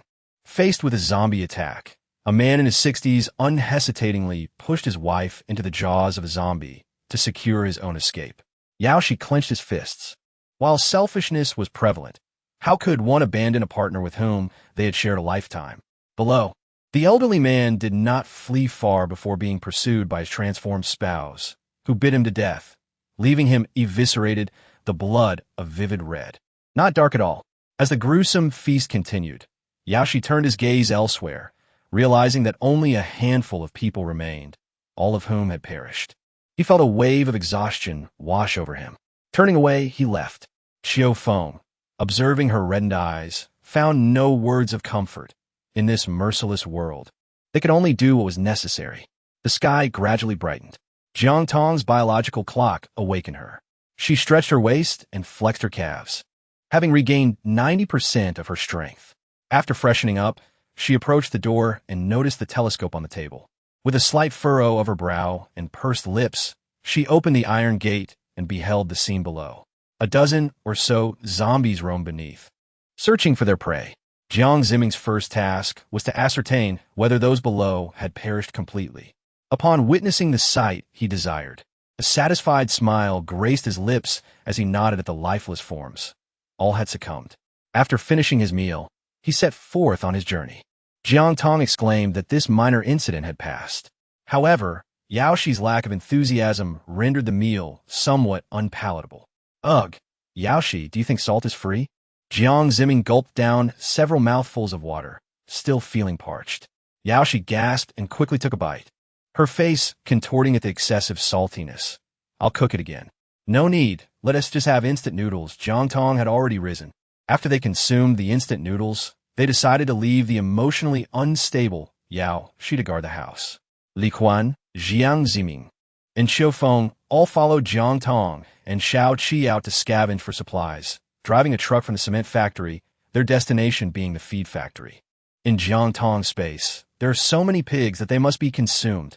Fortunately, the city is an industrial one, abundant in factories. This unique advantage makes it an ideal place for survival in a post-apocalyptic world. As the vehicle descends the mountain, Jiang Tong ventured alone to confront the zombies. Driven by a singular motive, to amass experience. The feed factory loomed larger than life. As far as the eye could see, it was dominated by the factory buildings and the shuffling figures of the undead, an unmistakable horde of over 50. Prior to her arrival, Jiang Tong had researched the scale of the feed factory, which purportedly produced 30 to 40 tons of feed daily, with a publicly declared stockpile of 5,000 tons. Should this claim hold true, maintaining a stable population of over 20 pigs could sustain her for 3 centuries. Ample provisions indeed. Yet, the immediate challenge lay in neutralizing the zombies. Armed with an M249 and equipped with a silencer, she commenced her endeavor by targeting the heads of the undead to accumulate experience. Jiang Ziming walked to the back, completely devoid of any opportunity to demonstrate his abilities, left utterly perplexed. Was she angry? That was the only explanation that made sense. We're searching for a house. Xiu Feng is already gone. Jiang Ziming subsequently witnessed a disturbing sight. Li Wan, upon seeing these zombies, would have preferred to work harder in the air raid shelter. However, Jiang Tong would not consent to this. She eagerly wished for them to fulfill their earlier words and sacrifice themselves to fend off the zombies. After dispatching 53 of the undead, Jiang Tong stretched her limbs, and as she forcefully kicked open the factory door, she was met with a shocking revelation. A familiar face stared back at her, belonging to someone she had seen just 2 days prior at the pig farm. They had come to fetch feed, but had met their demise here, transformed into a zombie. Equally recognizable were 2 others, local townsfolk who had likely been taken in by the pig farm in their quest to gather sufficient feed for the pigs. Yet, they were woefully inadequate against the overwhelming horde of zombies. A ghastly roar erupted as the zombies lunged, mouths agape, ready to bite. Jiang Tong aimed at the mouth and fired a shot, shattering 3 heads in quick succession, revealing the dense concentration of zombies. Xiao Qi, how? Little Lucky Star dashed over, leaping into the air to sink its teeth into the back of a zombie's head, forcefully crushing it. The brain matter spilled forth, and Little Lucky Star's look of disdain was unmistakable as it moved on to the next target. Even it demonstrated such prowess, and Xiao Qi, arriving shortly thereafter, was equally unreserved. The duo, along with the wolf, swiftly dispatched more than 30 zombies clustered at the factory entrance. You take care of it, I'll keep watch. After Xiao Qi closed the door, he cast her a reassuring glance. On the ground lay freshly packaged feed, weighing 40 kilograms per bag, and a cursory glance suggested that it filled more than half the warehouse, conservatively estimated at over 100 tons. Without a moment's hesitation, she collected it as if it were her own, seamlessly storing it in her space before exiting the factory. With Xiao Qi covering her, she felt like a bandit in the city, seizing everything in sight. She collected from 8 factories, amassing over 500 tons, and continued her search diligently. Within the building, Jiang Ziming scoured the office, reassured by the absence of any presence, as he tucked away the owner's valuables and cash into his pockets. However, as he searched, an unsettling sensation washed over him. The silence was unnaturally eerie. Just as he contemplated stepping outside to investigate, a zombie lunged at him from behind the door. So, you dare to ambush me? Hearing the sounds of battle above, Jiang Tong glanced upward. Help me, Jiang Tong. Jiang Ziming's voice erupted in a howl. Jiang Tong ascended the stairs with a furrowed brow, and in the last few rooms, she encountered Jiang Ziming, entangled with a grotesque zombie, whose corpulent form suggested a life once lived as a boss, endowed with a keen intellect. This creature had collapsed entirely upon Jiang Zimming, attempting to pry his hands away while incessantly gnawing. Had it not been for Jiang Zimming's current physical strength, he would likely have succumbed to its bites. "Help!" she called out. Chapter 48. The hidden hand zombies have become increasingly formidable adversaries. Jiang Tong pondered, recalling previous encounters with those who had once danced gracefully upon ropes. Now faced with this new menace, everyone must exercise caution. Do not underestimate these creatures as mere mindless beasts, she cautioned Xiaofeng. Li Huan, arriving tardily, witnessed her son pinned beneath the weight of the zombie. In a surge of primal strength, she charged forward, forcefully dislodging the creature before plunging a dagger into its skull. Jiang Zimming, having narrowly escaped death, lay on the ground, gasping for breath as he stared at the ceiling, his gaze gradually darkening. "Jiang Tong, do you intend to watch me die?" he lamented. "This is a punishment for your petty thievery. You may also perceive it as a form of trial." Jiang Tong had already crouched down, holding a luxury watch and emitting a derisive laugh. "We're all part of the same team. If you hide something and I hide something, we might as well go our separate ways." Her words were not merely directed at Jiang Zimming and Li Wan, but also at Xiaofeng. Xiaofeng clenched his fists, only to release them suddenly. "My grandfather adores this. His 70th birthday is approaching, and I wish to present it to him." In his grasp was a commemorative coin. He cast a fleeting glance at Jiang Zimming before descending the stairs, with Shao Qi following closely behind. Xiaofeng made a beeline for the kitchen, hoping that the items remained unspoiled. Li Huan supporta Jiang Zimming, observing the collection with a gentle tone as she advised, "Your father still requires time to recuperate and needs her pain medication. Even if you wish to leave, you must endure a little longer. Once your father is well, we shall." Jiang Zimming, filled with impatience, pushed her aside. "You only think of you, man. Why not consider me?" he exclaimed. "While you all, being of advanced age, do nothing, I bear the burden of your responsibilities." Seething with anger, he kicked a zombie and gathered the valuables before descending the stairs, tossing a small bag of items to Jiang Tong. "Everything's in here." He still chose to remain. And Jiang Tong smiled and nodded in agreement. "All right." Jiang Zimming directed all his fury towards the undead. Jiang Tong then made her way to the warehouse. In contrast to the factory, the warehouse was devoid of the towering stacks of feed, which, by conservative estimates, amounted to around 5,000 tons. She accepted it without hesitation. Observing the sudden emptiness around her, Shaoqi scrutinized his surroundings more carefully. Given a multitude of zombies that had appeared, it seemed implausible that anyone could still be alive. Yet he couldn't shake the feeling that something was amiss. The zombies in both the factory and the warehouse had been largely eradicated. "You load the vehicles. I will clear the upper floors," Jiang Tong instructed, taking her little companion, Xiao Fuxing, and heading directly towards the dormitory building. The dormitory, consisting of 5 floors, appeared somewhat dilapidated, but there were hardly any zombies in sight. Shao Qi understood that she intended to scavenge for supplies, and he stopped Li Wan, who was about to follow her, to lend a hand. The first room on the ground floor was the monitoring room, where a lone zombie hung. Presumably having succumbed to fear and, lacking food, had chosen to take its own life. Jiang Tong entered and accompanied him for a while. She sifted through the documents in the cabinet and noted the details regarding the dormitory arrangements, which were segregated by gender. Female residents occupied the 1st and 2nd floors, while male residents were assigned to the 3rd, 4th, and 5th floors. A substantial stack of documents revealed that they were all female. This was peculiar. Jiang Tong roughly counted the female employees, noting there were over 100, while the male employees numbered more than 300. However, among the recently slain zombies, nearly half of the women were missing. "Xiaofeng, let us proceed with caution. We should finish loading the feed and depart. There may still be close to 100 living individuals here." Jiang Tong tightened her grip on the gun as she stepped outside. "So many?" Xiaofeng was taken aback, looking up towards the upper floors, an inexplicable fear creeping over him. He swallowed hard and quickly followed her. The feed had already been loaded to a considerable extent. Just as Jiang Tong settled into the passenger seat, she heard a distant rumble, growing increasingly closer.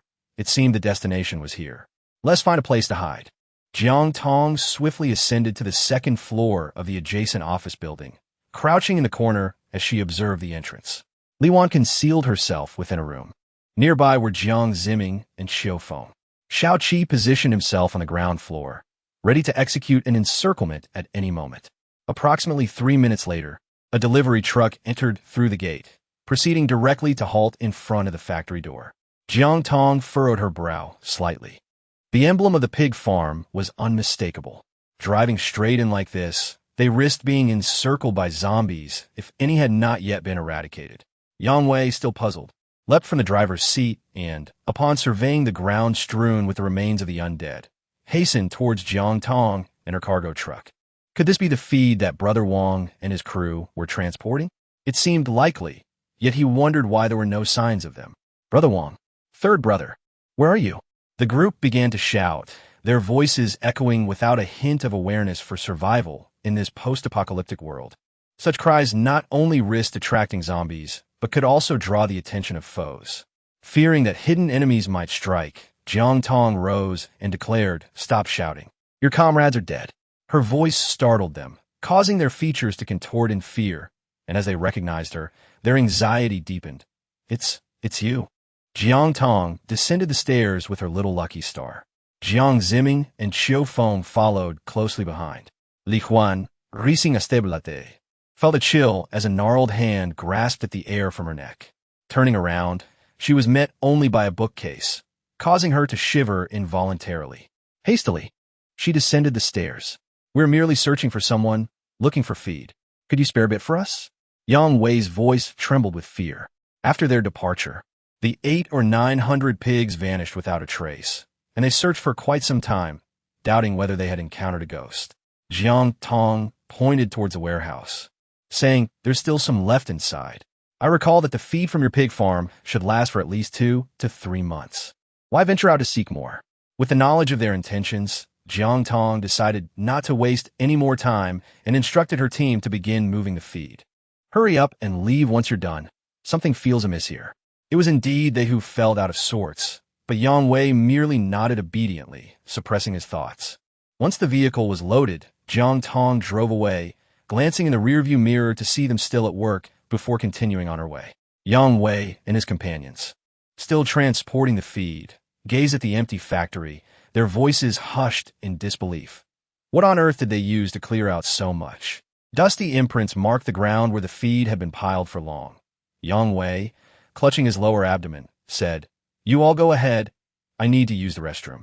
He had been startled into a slight loss of control, disregarding everything as he turned and dashed away. Chapter 49. A cry for help by all that is holy. She was astounded for a century. The others followed suit, equally dumbfounded. 5 zombies stood at the rear of the air raid shelter.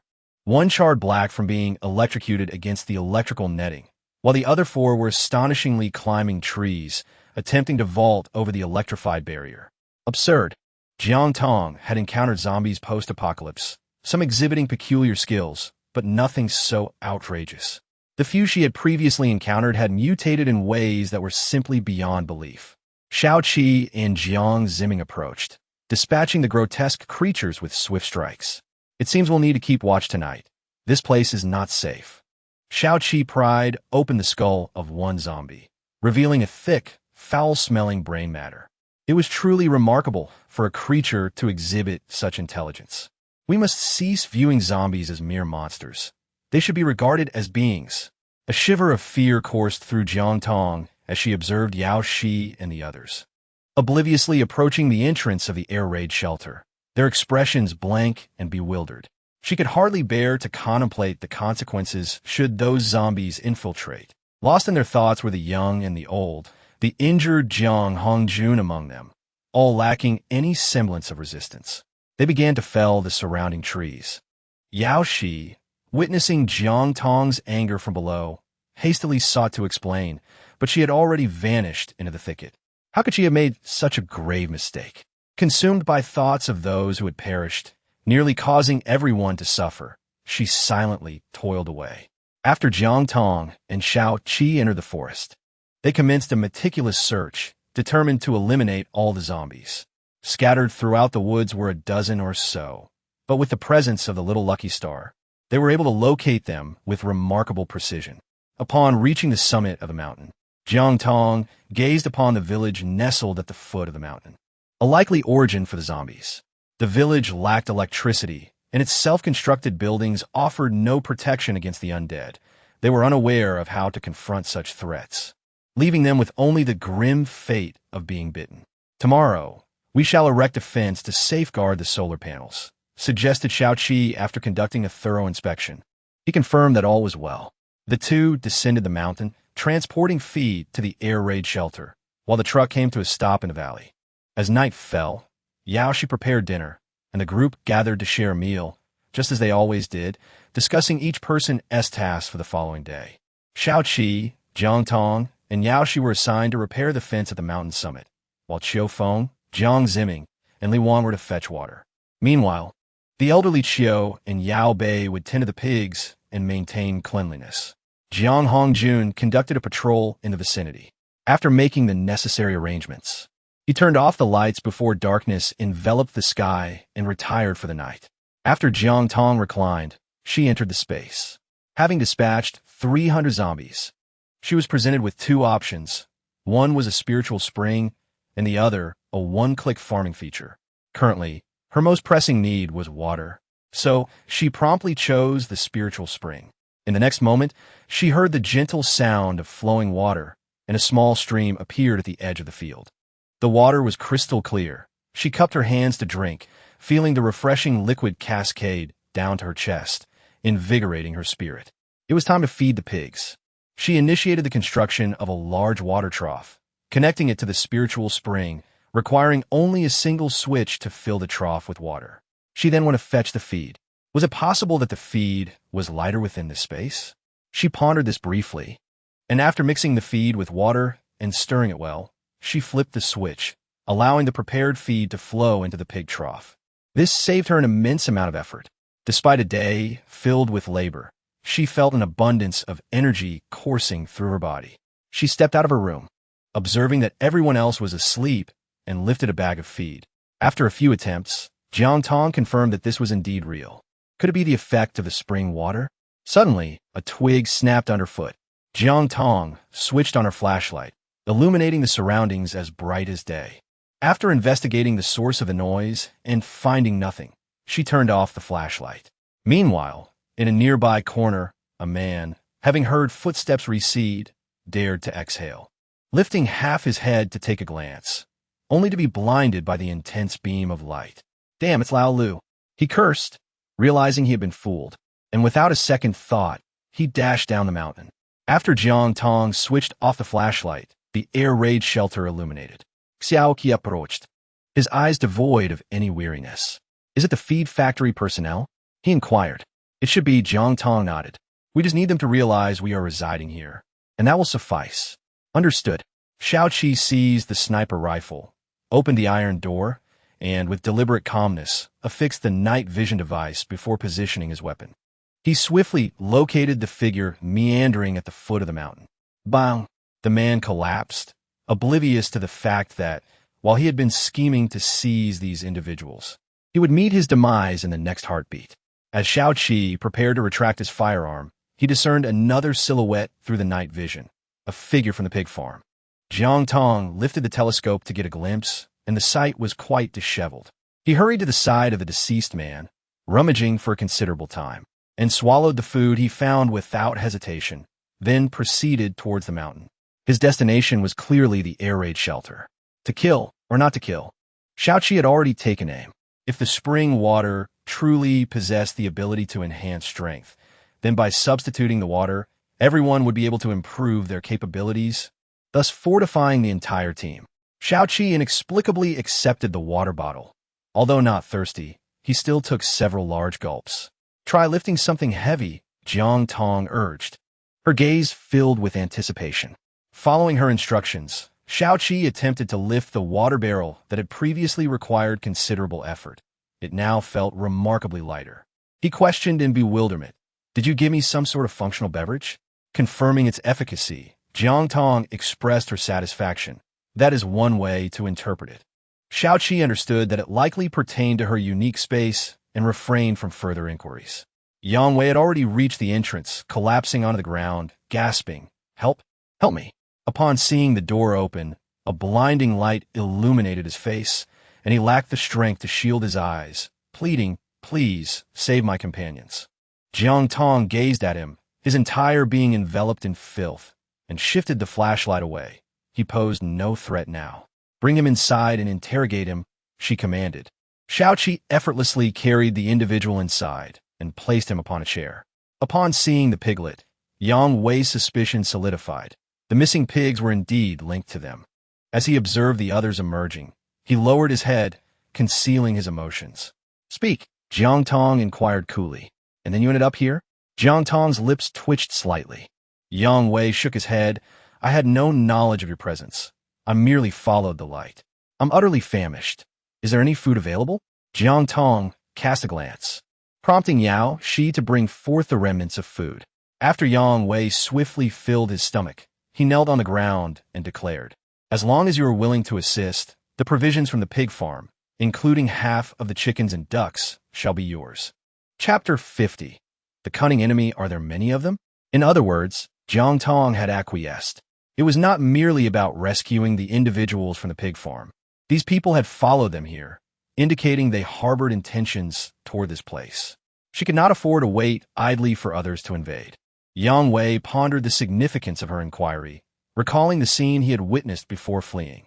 Atop the dormitory building, there were conservatively 70 to 80 individuals, predominantly women, with perhaps only 20 to 30 men, none of whom appeared to be armed. No wonder they did not act against us while we were present. They had to stealthily make their way here. The horde of zombies in the factory showed little evidence of conflict, suggesting that their true objective was the weapons we possessed. After Jiang Tong finished speaking, she suddenly smiled, a grin that sent chills down the spines of those nearby. "We have weapons. Taking out a few would be a mere matter of seconds." Jiang Ziming's newfound confidence stemmed from his robust physique. Xiaoqi cast a glance at him and said solemnly, "I fear they might resort to underhanded tactics. You all should rest and remain vigilant regarding the intercom. I will keep watch." "Very well," Jiang Tong replied, turning away, feeling it unnecessary for everyone to squander time in this manner. Yang Wei, perplexed, asked, "Aren't you going to rescue my companions? If we do, they would perish even faster." Jiang Tong secured handcuffs around his ankles, restricting his movement to merely half a step. He couldn't escape, nor would he pose any significant threat. Little Lucky Star squatted in the corridor, guarding the door. As dawn gradually broke, Jiang Tong observed him as he entered the room, casually opening the door to the adjacent room. Yang Wei jolted awake, panicking, "Don't kill me." He had been seized in his dream and was relieved to recognize who it was. "Come with me." Jiang Tong transferred the silver shackles from his feet to his hands and led him outside. While taking a round to survey the area, she allowed Yang Wei some time to relieve himself. An hour later, everyone regained consciousness. Yao Shi began preparing breakfast, just as she poured the rice into the pot. The light suddenly dimmed. Had the power gone out? The others quickly confirmed that indeed, there was no electricity. They started the generator, reminding everyone to exercise caution from that moment onward. They were coming. Jiang Tong sat leisurely on a chair, her gaze fixed on a vast expanse of blue sky and white clouds, enjoying some snacks. For some inexplicable reason, Yang Wei felt an overwhelming sense of pressure from her, as if she knew everything. Initially, he thought he could exploit their presence, but now he simply considered it a stroke of luck to be alive. Yao Shi, while cooking porridge, had come to a realization over the past few days. In a world overrun by zombies, no one, not even a pregnant woman, could escape unscathed. Her current objective was to protect herself. After sipping some water, she felt a wave of relief wash over her. She skeptically took a few more sips, and the difference was unmistakable. "Sister Jiang Tong, why does this water taste different? After drinking it, I feel invigorated." Jiang Tong glanced over and uttered a sound of realization, merely an illusion. Indeed, such unfounded matters held no place in Yao Shi's thoughts. She was preoccupied with preparing the meal. After finishing breakfast, each individual meticulously tended to their weapons. Previously, they had faced off against zombies, but now they were preparing to confront humans, each mentally steeling themselves for the impending confrontation. Outside, a dozen or so individuals were scattered atop the mountain, having ostensibly cut off the electricity, yet no one appeared to restore it, thereby disrupting their plan of systematic dismantling. What should be done? Wait. I refuse to believe they will not emerge.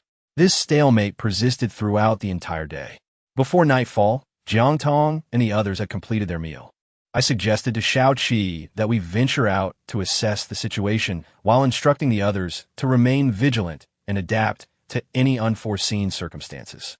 Jiang Tong was not one to remain passive. The cloak of darkness was their opportune moment for a counterattack.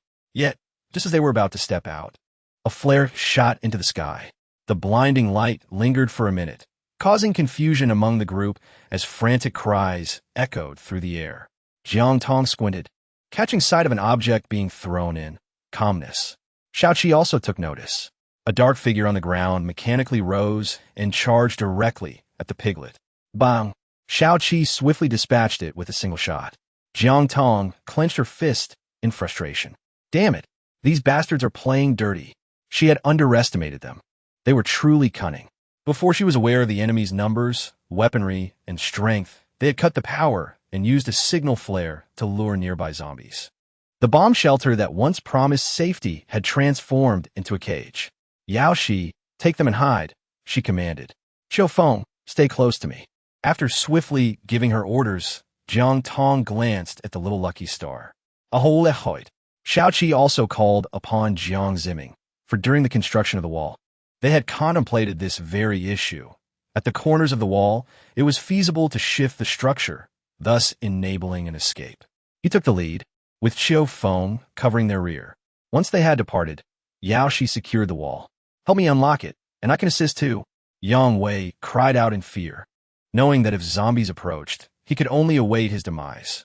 Yao Shi shook his head in refusal and instructed Grandfather Qiu, Yao Bei, take him into the room and gather several days' worth of food.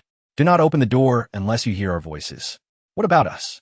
Li Wan turned her gaze toward Yao Shi, feeling adrift after being ordered around for so long without anyone calling upon her. You must assist me, otherwise, we shall all perish. Yao Shi fixed his serious gaze upon her, devoid of any hint of intimidation. Li Wan nodded, grasping the gun, which she could only wield in exceptional circumstances.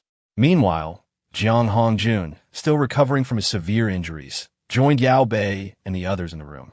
2 more zombies were hurled into their midst. Yao Shi dispatched them with a single shot each, ensuring they did not harm the piglet. More were cast in, this time, 5 in total. Outside the wall, Jiang Tong and Xiao Qi separated, each navigating their way up the mountainside. As they reached the halfway point, Jiang Tong, utilizing night vision goggles, was taken aback to discover a densely packed horde of zombies below. Pigs?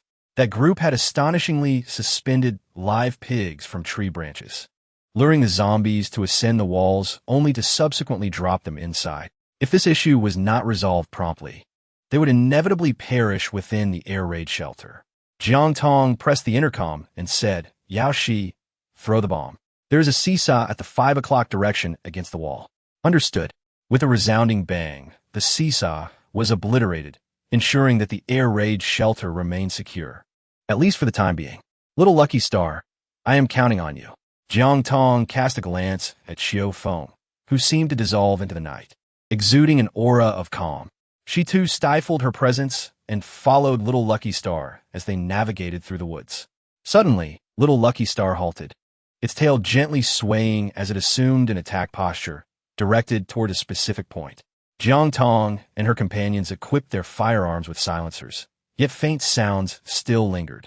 She tightened her grip on the dagger, silently appearing behind the man, covering his mouth as she swiftly slashed his throat. Qiu Feng hurriedly approached, searching the man's person, discovering only a flare gun and 2 rounds of ammunition. Chapter 51. The Little Lucky Star is shot. Jiang Tong holstered her firearm, observing Little Lucky Star advance ahead. She couldn't help but acknowledge that nurturing Little Lucky Star was indeed a wise choice. In the absence of light as night enveloped them, Little Lucky Star served as a living beacon. She signaled to Qiu Feng, who silently followed, occasionally glancing around to ensure they remained undetected. The duo continued their forward journey for about 10 meters, while little Lucky Star bent its front legs, gazing up at the sky, its tail swaying gently. Jiang Tong understood that there were enemies nearby. She gestured to Qiu Feng to remain still and looked up to spot a figure in the tree. If she were to fire a shot, it would undoubtedly produce a sound, so she needed to devise a clever plan. Jiang Tong exchanged a knowing glance with her little Lucky Star, who seemed to comprehend the situation and suddenly let out a howl. The noise caught the man's attention, prompting him to shine his flashlight downward, whereupon he saw it was merely a puppy and chuckled. Not far away, a male voice inquired. "It's nothing, just a dog." The man in the tree dismissed, returning his gaze to the air raid shelter. They had repaired it.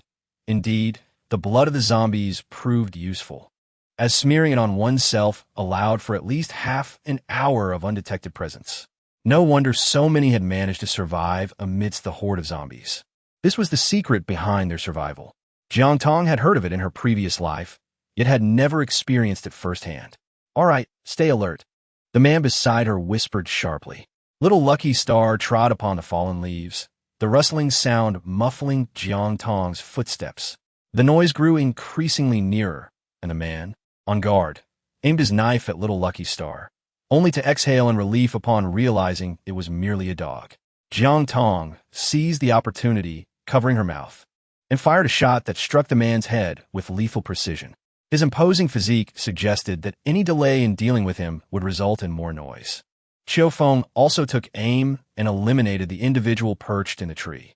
From their earlier conversation, it was evident that no one else was in the vicinity. In that fleeting moment, as the body fell, he instinctively reached out to catch it, only to find the corpse ensnared in the branches. He signaled with an okay gesture. Jiang Tong nodded and continued to follow the little Lucky Star as they navigated their surroundings.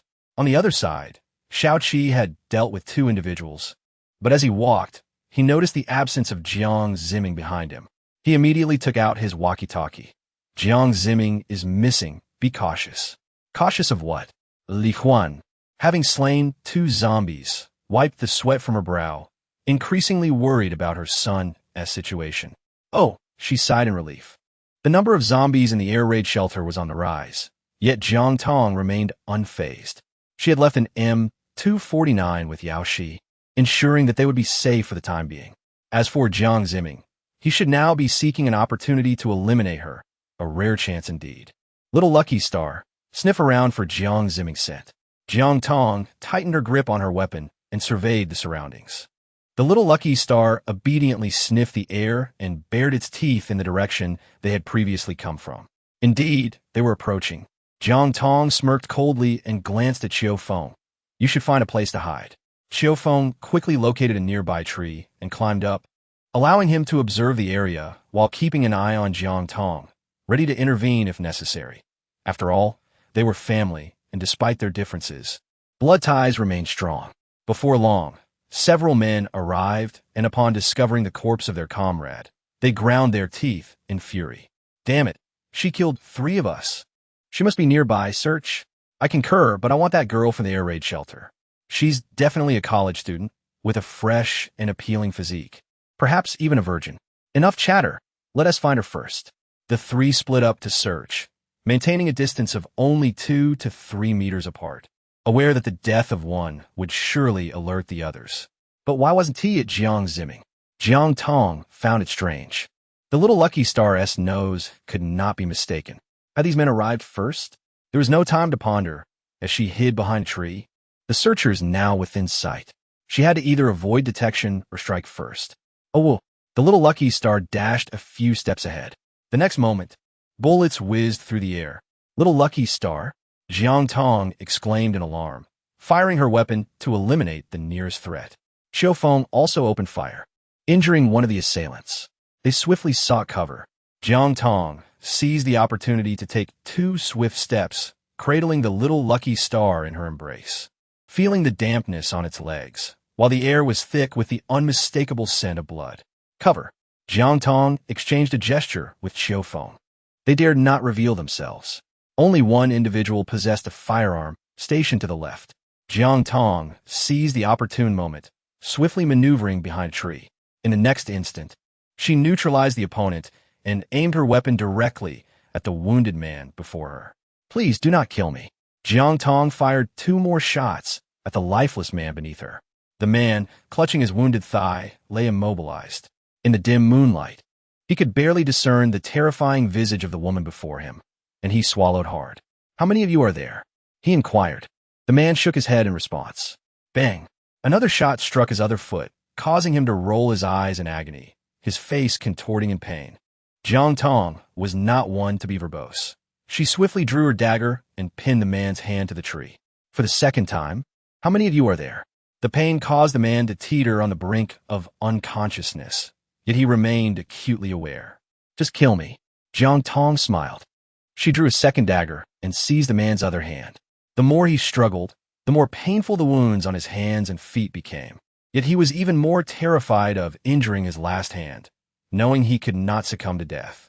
He cried out 12. Shao Qi, Jiang Tong relayed into the walkie-talkie. There are 12 of them. I have 6 here. Jiang Tong chuckled. Not a single one shall escape. Little Lucky Star has been injured. Subsequently, all that could be heard was the incessant sound of beeping from below.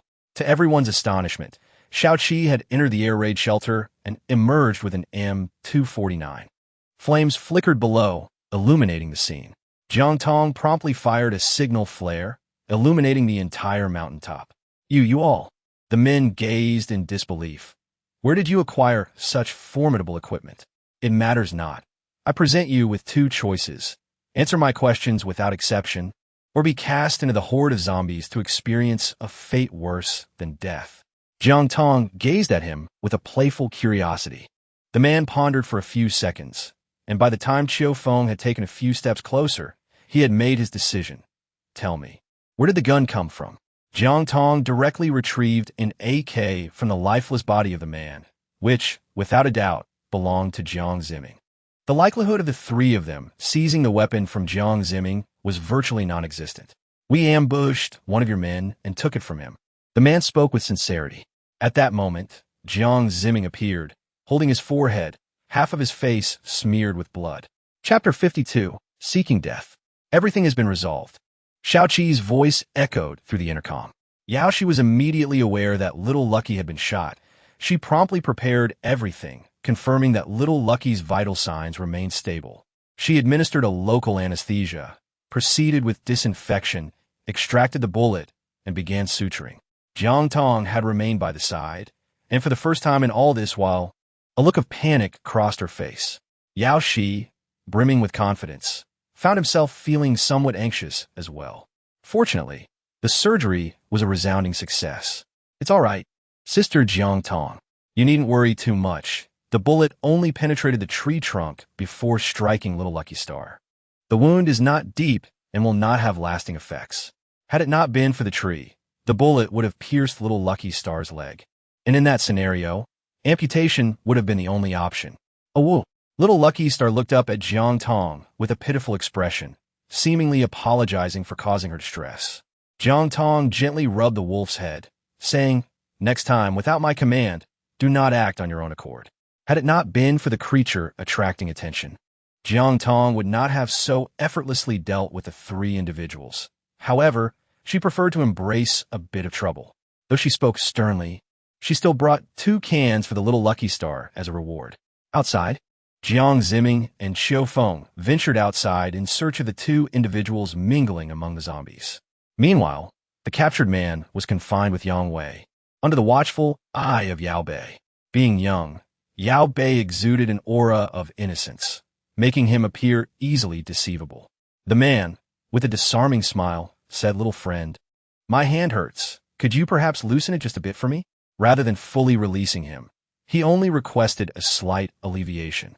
Yao Bei, in Adatsa, stood up and approached the man from behind, observing his flailing hand, and then deliberately stepped onto it with his athletic shoe. A blood-curdling scream akin to that of a slaughtered pig echoed through the air raid shelter. Yang Wei, watching from the sidelines, felt an immense sense of relief for having remained compliant. The man's face contorted in agony. Jiang Tong entered, presenting a bag of chips to Yao Bei, remarking, Well done. A smug smile curved at the corners of Yao Bei's lips as he exited the room. You bunch of monsters. Even a mere child can be so ruthless. The man thought, his mind blank from the pain. How many of you remain at the feed factory?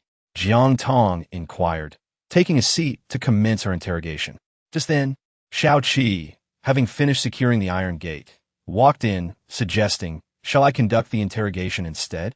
How many of you are responsible for foraging for food? How many women are there, given that the weapons are targeting us? Who is the leader?" Jiang Tong stifled a yawn. The late hours of the night were truly exhausting. Did he not wish to eliminate so many zombies? Jiang Tong only trusted the names and numbers he had been told. What has become of my companions? Yang Wei felt a surge of anxiety within. The man cast a glance at him. They're dead. I will kill you. Yang Wei suddenly erupted with anger, struggling to strike back. Jiang Tong cast a glance, her gaze lingering on the man.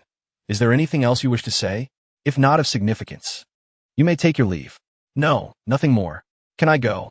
The man chuckled with excitement, astonished that he was still alive, and shamelessly inquired, "Could you possibly assist me with a simple bandaging?" She thought it was a miracle she wasn't delivering the final blow, yet Jiang Tong nodded. She could only extract the bullet and staunch the bleeding, foregoing the administration of anesthesia. The man, racked with pain, nearly succumbed to unconsciousness, yet his eyes darted around, spotting the provisions in the 3 warehouses, several firearms, and most crucially, 2 M249 light machine guns. With these, he would no longer fear the zombies. As he departed, everyone except Xiao Qi looked on in confusion. Jiang Tong had no time to elucidate. Everyone, load whatever you can on the vehicle. We must relocate. This place was already water scarce, and now, having been discovered, it had become a marked stronghold, constantly under scrutiny, rendering it unsafe. Moving overnight, Jiang Ziming clasped his head. He had yet to receive proper bandaging or rest. Jiang Tong cast a glance at him and remarked, "This injury appears more like a result of your own recklessness." In an instant, the skeptical gazes of everyone present turned towards him. Jiang Ziming sought to explain, moistening his lips a few times, yet failing to find an adequate justification. "Is it not permissible for me to move? As for the accusations against me?" He promptly set about his task of moving items, while the others immediately busied themselves as well. Jiang Tong and Xiao Qi exchanged a glance, waiting for the air raid shelter to be emptied. They had laid explosives around, targeting the feed that could not be removed from the warehouse. They drove through the night, but did not venture far, finding a vantage point behind 2 hills where they could observe the situation at the shelter through binoculars. "Let's rest here for the night," Jiang Tong called out. Xiao Feng had already begun setting up the tent. Their grandfather, aged and frail, could not endure much more strain. After merely 2 hours, he was hunched over, unable to sit upright. Shi was also lending a hand. Just as she was about to take a sip of water, Li Wan quietly approached her and grasped her hand. "Shi, could you please tend to Ziming's head? He has been bleeding for several hours now." Shi glanced over, realizing that his injury ultimately affected them, and nodded before going to bandage Jiang Ziming's wound. Jiang Ziming's gaze darkened. His self-harm had not garnered the trust of the 2 individuals. He felt a sense of relief that the man had not exposed him. Yet he remained uncertain whether the clues he had left behind would be discernible to these people. In just 1 hour, dawn would break. After careful consideration, he designated Yao Bailai to keep watch through the night, who diligently surveyed the surroundings. The others required ample rest to restore their strength.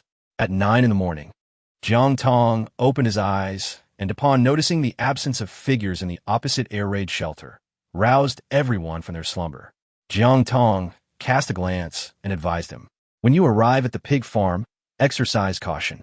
If it has already been occupied, proceed to the cement factory to ensure your safety first." "Understood." Shi took the wheel of the pickup truck, leading them away, while Qiu Feng followed in the cargo truck. Jiang Tong has faith in the current capabilities of Qiu Feng and Yao Shi. Their survival should pose no issue. The real challenge lies with Jiang Ziming, who employs treachery to achieve his ends. Jiang Tong asserted, "Let us proceed to the feed factory." "Have you lost your mind? Are the 3 of us courting death?" Chapter 53, Reaping What One Sows. Jiang Tong carefully stored the telescope, drawing a dagger that glided menacingly before Jiang Ziming's eyes. Observing the shock on his face, she coldly wiped the blade, remarking, "This knife is destined for the heavens." Nonsense, isn't it? Is this truly the reason? Jiang Zimming silently lamented, maintaining an expression devoid of any indication of his thoughts. They have so many women. It is pitiable. Let them be. Having gathered his belongings, Jiang Tong descended the mountain alongside Shao Qi, entirely disinclined to engage with Jiang Zimming, for he knew that, true to form, Jiang Zimming would undoubtedly follow. Jiang Tong is certainly aware of the presence of other women. However, if one were to persistently follow her, would she continuously evade? Moreover, the pig farm is quite suitable for living, equipped with fields, water, and electricity, sufficiently meeting the necessities of a post-apocalyptic world. Jiang Zimming soon followed suit and descended the mountain. In the thicket at the foot of the hill, Shao Qi cleared away the weeds, revealing his motorcycle. Were you not planning to leave yesterday? Jiang Zimming pressed on with his inquiries. Jiang Tong mounted the motorcycle's rear seat, secured her helmet, and gestured an okay, simultaneously informing Jiang Zimming, "You must reach the feed factory before darkness falls. Otherwise, the second wave of zombies they attract will devour you alive." Shao Qi revved the motorcycle, navigating the rugged mountain path. Although the ride was bumpy, his speed was impressive, enhanced by the silencer and soundproofing materials he had installed, rendering the noise minimal. In the blink of an eye, the motorcycle's silhouette diminished into the distance. Frustrated, Jiang Zimming hurled his carbon steel axe, surveying the area for any form of transportation. But finding none, he resolved to proceed on foot towards the village in search of a vehicle. Meanwhile, Jiang Tong and Shao Qi took a detour, parking their motorcycle at the mountain's base before ascending to the summit. There, they beheld their solar panels, shattered by stones, surrounded by several man-made traps. With the presence of little Lucky Star, they skillfully circumvented the traps and settled beneath the shade of a tree, preparing to inject themselves with supplies meant for the air raid shelter. Sending Jiang Zimming to the feed factory was merely a ruse. The true objective was to ensure that those who sought to seize control of the air raid shelter would face the consequences they deserved. As evening approached, half the sun had already dipped below the horizon, casting a shadow over the land, while the echoes of horns resonated at the mountain's foot. Jiang Tong, equipped with a night vision device, observed 3 individuals from the feed factory driving a vehicle, using the horn to lure a horde of zombies up the mountain, roughly estimated to be around 40 to 50. The 2 individuals leading the way appeared suspicious. Shao Qi glanced over and noticed 2 zombies turning their heads to converse, seemingly mimicking human behavior. Upon realization, he prepared his sniper rifle, ready to take aim at each one. Jiang Tong shook his head, continuing to wait. The personnel from the feed factory had arrived at the entrance of the bomb shelter. Their puzzlement grew as they heard no sounds, despite the electrical grid being functional. The man wielding a megaphone persisted in driving the zombies in circles. One individual, utilizing a seesaw, entered the bomb shelter and promptly turned on the lights, revealing a stark emptiness within. The remaining person ventured inside, discovering a considerable amount of useful items. He proceeded to search the room and, upon encountering something covered, swiftly pulled back the tarpaulin. Suddenly, the sound of a pull ring echoed. In the next moment, an explosive detonation reverberated 3 times within the shelter, sending clouds of dust swirling through the air. Jiang Tong gazed through the night vision device, witnessing the severed hand soaring through the air. The 2 individuals were undoubtedly doomed. Of the remaining 3, the demise of merely 2 would suffice. She tightened her grip on the sniper rifle, its 6-fold magnification allowing her to clearly discern the human figures amidst the horde of zombies, and she aimed directly at the adversary's foot. A resounding bang echoed, and the excruciating pain caused the man to collapse, clutching his foot and howling in agony. In that fleeting moment, the zombies sprang into action as if a switch had been flipped, lunging at him with ferocity, save for one female zombie who hesitated, taking a step back. Nearby, another individual poised to rescue his comrade was struck in the thigh by gunfire. He bit down on his tongue to stifle any cries, enduring the pain as he limped toward the approaching vehicle, desperate to avoid attracting the attention of the zombies. The female zombie, initially intent on assisting, witnessed her companion suffer a gunshot wound to the other leg, losing his support. As he fell to the ground, he cried out, "Help me!" My wife and children are still waiting for me." The woman yearned to aid him, especially as she observed him valiantly dragging himself forward, but she dared not. She could only feign being a zombie, lest she become the next target. "What are you doing?" the man exclaimed. Disbelief etched across his features as he felt his leg being seized. In the next instant, a piece of flesh was bitten from his ankle by the woman, his eyes widening in anguish. More zombies surged forth, overwhelming him, devouring him piece by piece. The sound of flesh being torn apart reverberated in her ears. She loathed the necessity of her actions, yet she had no choice. The vehicle was a mere 2 meters away. The man, desperate to save his companion, had just poked his head out. "Get in the car," he urged. Bang! The car's window shattered, a bullet grazing his scalp. He slammed on the brakes and swerved, witnessing the woman attempting to approach, only to be pushed back by the horde of zombies. They clawed at the vehicle. If he hesitated any longer, he too would meet his end there. Resolute, he pressed the accelerator and veered down the mountainside. Only the woman remained. She had to survive, to seize the chaos and escape. On the mountain, Jiang Tong rose and brushed off the dust from her attire. "Once we have dealt with the zombies, we shall proceed to the feed factory." She was eager to gain experience. After consuming the spiritual spring water, she felt a noticeable enhancement in both strength and agility. Her descent down the mountain quickened, her reflexes sharpened, and she deftly sidestepped just in time to avoid colliding with a tree trunk. The little lucky star employed all 4 of its legs, maintaining a commendable speed. Xiaoqi had just perceived an unusual zombie and cautioned, "Be careful." His warning was carried away by the wind as he hastened his pace. Upon reaching the air raid shelter, they immediately attracted the attention of the zombies, several of which charged towards them. Jiang Tong opted for a blade to resolve her predicament. Bullets are consumables, and after such a prolonged period, their quantity dwindled significantly, with many more encounters yet to come. She dispatched one foe and pushed another aside, as an unending tide of zombies surged forth. "Awoo!" The little lucky star fixated on a certain spot, howling eagerly. Jiang Tong glanced over, perceiving the figure as a zombie.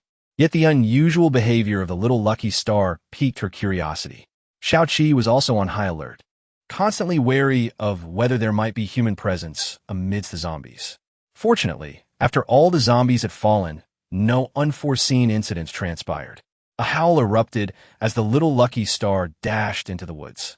Jiang Tong and Xiaoqi exchanged a glance, acutely sensing the unusual atmosphere, swiftly drawing their weapons to follow. The darkness was profound, compounded by dense clouds that obscured the moonlight, leaving them to navigate the night by instinct, skillfully avoiding tree trunks. Little Lucky Star sniffed the air while advancing, and upon reaching a tree trunk, it twitched its nose and howled. Over here. In the past, Jiang Tong had already glimpsed a shadow, soon followed by the intense cries of Little Lucky Star. It was vaguely discernible that it was clad in a zombie's guise. However, this peculiar zombie did not charge towards them, but instead dashed deeper into the forest, weaving and circling. Jiang Tong followed closely behind, able to ascertain that the other party was merely masquerading as a human. Chapter 54, Frustration. Jiang Tong felt a pang of regret for failing to notice this critical oversight while on the mountain. Little Lucky Star accompanied her in the pursuit. The net crafted by the group gradually tightened. The woman, sensing an escalating sense of unease, hastened her flight, but it was too late. She misstepped and fell, landing clumsily. Before she could rise, Jiang Tong's knee pressed against her spine, the sharp blade of a knife poised intimately against her throat. A chill ran through her, rendering her motionless. Little Lucky Star circled her, sniffing and emitting a low growl. During the chase, Xiaoqi had surveyed the surroundings. The zombies had largely been drawn away, leaving this area currently devoid of their presence. Jiang Tong calmly switched on the flashlight, observing the woman smeared with the blood and flesh of the undead. With a hint of disdain, she rubbed her nose and remarked, "As a woman, you have stooped to this level. Is there truly a dearth of men in the feed factory?" "Humph." Jiang Tong chuckled. "Surely you do not believe us to be virtuous individuals? Just because you are a woman, we would spare you." The woman paused, evidently harboring a flicker of hope. Xiaoqi couldn't suppress his laughter. The booming sound of a man's mirth echoed ominously through the forest. The woman swallowed hard, attempting to endure the situation. Considering your gender, Jiang Tong continued, sensing her relief. Let's proceed by severing one finger at a time, granting you 8 additional opportunities. 8?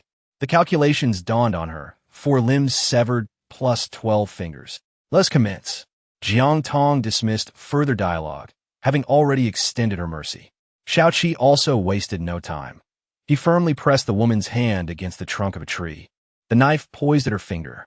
With a swift motion, the little finger fell, rolling onto the ground, the scent of blood permeating the air.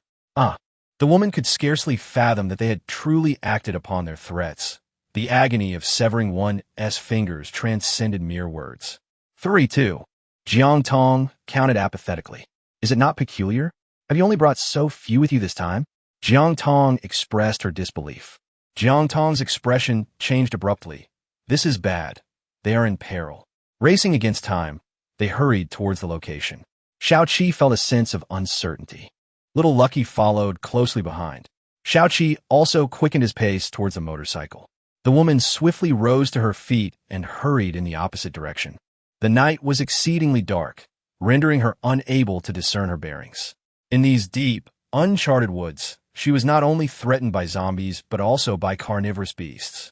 Jiang Tong and Xiaoqi donned their helmets, only to be met with the harrowing screams of a woman emanating from the forest. Aware of the impending death before their departure, Jiang Tong was reluctant to take a life with her own hands.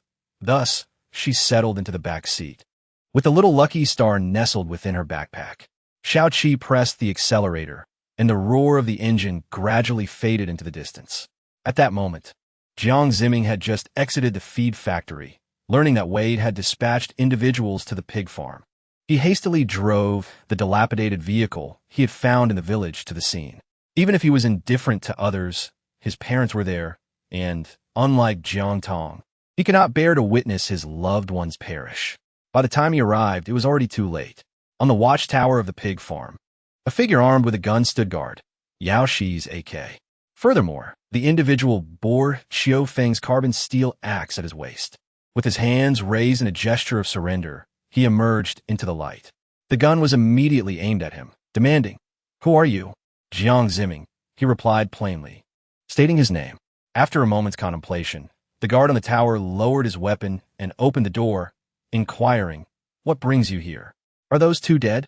A hint of excitement flickered in his eyes at the thought of their demise. Jiang Zimming shook his head and said, "It's a long story. Take me to where you have detained the individuals. They are in the dormitory building over there." Jiang Zimming, having discerned the direction, promptly made his way towards it. Meanwhile, on the other side, Jiang Tong and Xiaoqi parked their motorcycle at a distance and traversed the rugged terrain until they reached the edge of the wall. After searching the perimeter, they found no convenient entrance. However, the electric fence was deactivated, allowing the two to descend into the enclosed area using a large tree and a rope. The pig farm was vast. Apart from the light surrounding the dormitory building, the rest of the surroundings were shrouded in darkness, which facilitated their stealthy movements within. Soon, they arrived at the corner behind the dormitory. "If you dare to come any closer, I shall kill you."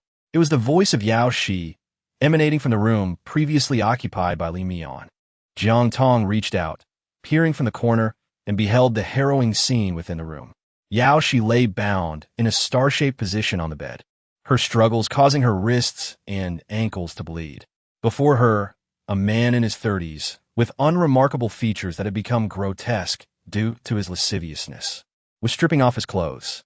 He climbed onto the bed, and the first act of his depravity was to remove Yao Shi's socks and grotesquely lick her feet. Xiaoqi had always implied the presence of someone nearby, warning that any action taken by Jiang Tong would attract dangerous attention, inevitably putting the captive at risk. Yet, could she merely stand by and witness Yao Shi's torment? "Bastard, I will kill you." A knock echoed through the room. "Who is it?"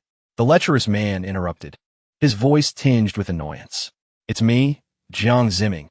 I wish to discuss something important with you." Jiang Zimming's voice was unmistakable, and Jiang Tong could easily envision his sycophantic demeanor, tightening her fists in response. "We'll talk later. In half an hour," the lascivious man retorted, lowering his head once more. His mouth agape.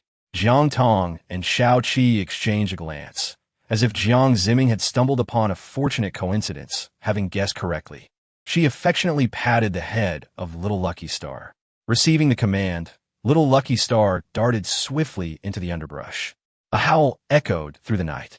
Jiang Ziming was taken aback. If they truly entered, would he not have exposed them? It was over. Jiang Tong would undoubtedly take his life. He needed to act swiftly to atone for his transgressions. They had genuinely arrived. Brother, hurry. Outside, chaos had ensued, everyone aware of the formidable individuals in the air raid shelter, along with a fierce little wolf, who had now commenced a direct search. Chapter 55. Supplies sent to the feed factory. Jiang Ziming deftly evaded, kindly reminding, Wade would not wish to hear news of the pig farm's downfall. Observing the lewd man leave in a state of frustration, Jiang Ziming pushed the door open and stepped inside, only to find Yao Shi's humiliation manifesting in tears. His heart filled with compassion as he spoke. Cici, I am sorry for my tardiness. Upon learning of your capture, I feigned surrender to rescue you. Fortunately, I arrived just in time. Yao Shi's tears could no longer be contained as her emotions reached a breaking point. Help me untie this, she implored. Jiang Ziming regretfully untied the ropes. Had the timing been more favorable, he might have enjoyed a delightful interlude with Yao Shi. Upon gaining her freedom, Yao Shi immediately retreated to the bathroom, scrubbing her feet until they appeared crimson, yet the lingering disgust remained. She was determined to locate that man and ensure he faced the consequences. In the shadows, Jiang Tong and Shao Qi observed, reassured that no mishap would ensue before they too vanished into the night. Howl! Over there, pursue swiftly. A muffled thud echoed as Jiang Tong incapacitated a solitary man, dragging him into an alleyway. Be cautious, the lecherous man commanded from behind. Do not scatter. We must not afford them the opportunity to pick us off one by one. He tightened his grip on the firearm, rallying everyone together. Jiang Tong lowered her gaze to the lifeless body, her feet shifting slightly. She then turned her attention to the enemy before her and slipped into the shadows. On the other side, Shao Qi's crossbow bolt struck one man's calf with precision. A scream erupted, drawing the zombies' attention. Their eyes snapped open, and they surged forth from the darkness. Brother! The man's words were cut short as a zombie pounced on him, the sound of tearing flesh echoing in the night, accompanied by his anguished cries. In a state of panic, the lecherous man pulled the trigger, unleashing a barrage of bullets that felled two individuals. As the gunfire illuminated the scene, Jiang Tong and Shao Qi swiftly approached. Before the lecherous man could reload, a blinding light shone upon them. Jiang Tong's voice rang out coldly. Drop your weapons and surrender, or I assure you, you will all be turned into sieves. Do not dare to resist. Shao Qi smirked as he stepped into the brilliant light, his rifle aimed squarely at the group. The last flicker of hope for the lecherous man dissipated, and he relinquished his weapon. Yao Shi and Jiang Ziming hurried over. Without hesitation, she delivered a powerful kick to the lecherous man's groin, causing him to crumple to the ground in agony, his veins bulging from the pain. Even Shao Qi subtly averted his gaze. Only a man could understand the depth of such suffering. Yet that was not enough. Jiang Tong, may I have this person? Yao Shi inquired. Jiang Tong nodded, surmising that this lecherous man would not have an easy time ahead. He still wanted to take me away. After pretending to be innocent, with such ruthless actions, wouldn't he forfeit his own happiness? The lecherous man forced a bitter smile, thinking that happiness had come knocking at his door, when in fact, it was death itself. Jiang Ziming averted his gaze. Yao Shi was far from an ordinary university student. Help me take him away, Yao Shi urged, glancing at Jiang Ziming. All right, Jiang Ziming, wishing to avoid further entanglement and the potential torment from Jiang Tong, agreed without hesitation. Together, they escorted the lecherous man away. Jiang Tong and Shao Qi bound the remaining 6 individuals and confined them to one of the dormitories. Next door, Qiu Laotu and his companions were already untying their ropes. When they opened the door and saw Jiang Tong and the others, tears welled up in their eyes. Qiu Laotu choked with emotion, saying, We thought we were destined to perish here. Jiang Tong surveyed the room, noticing the absence of Qiu Feng and Yang Wei. Even the familiar youthful faces from the pig farm were nowhere to be seen. She spoke in a low voice. "Where is everyone?" Old Qiu's expression grew grave.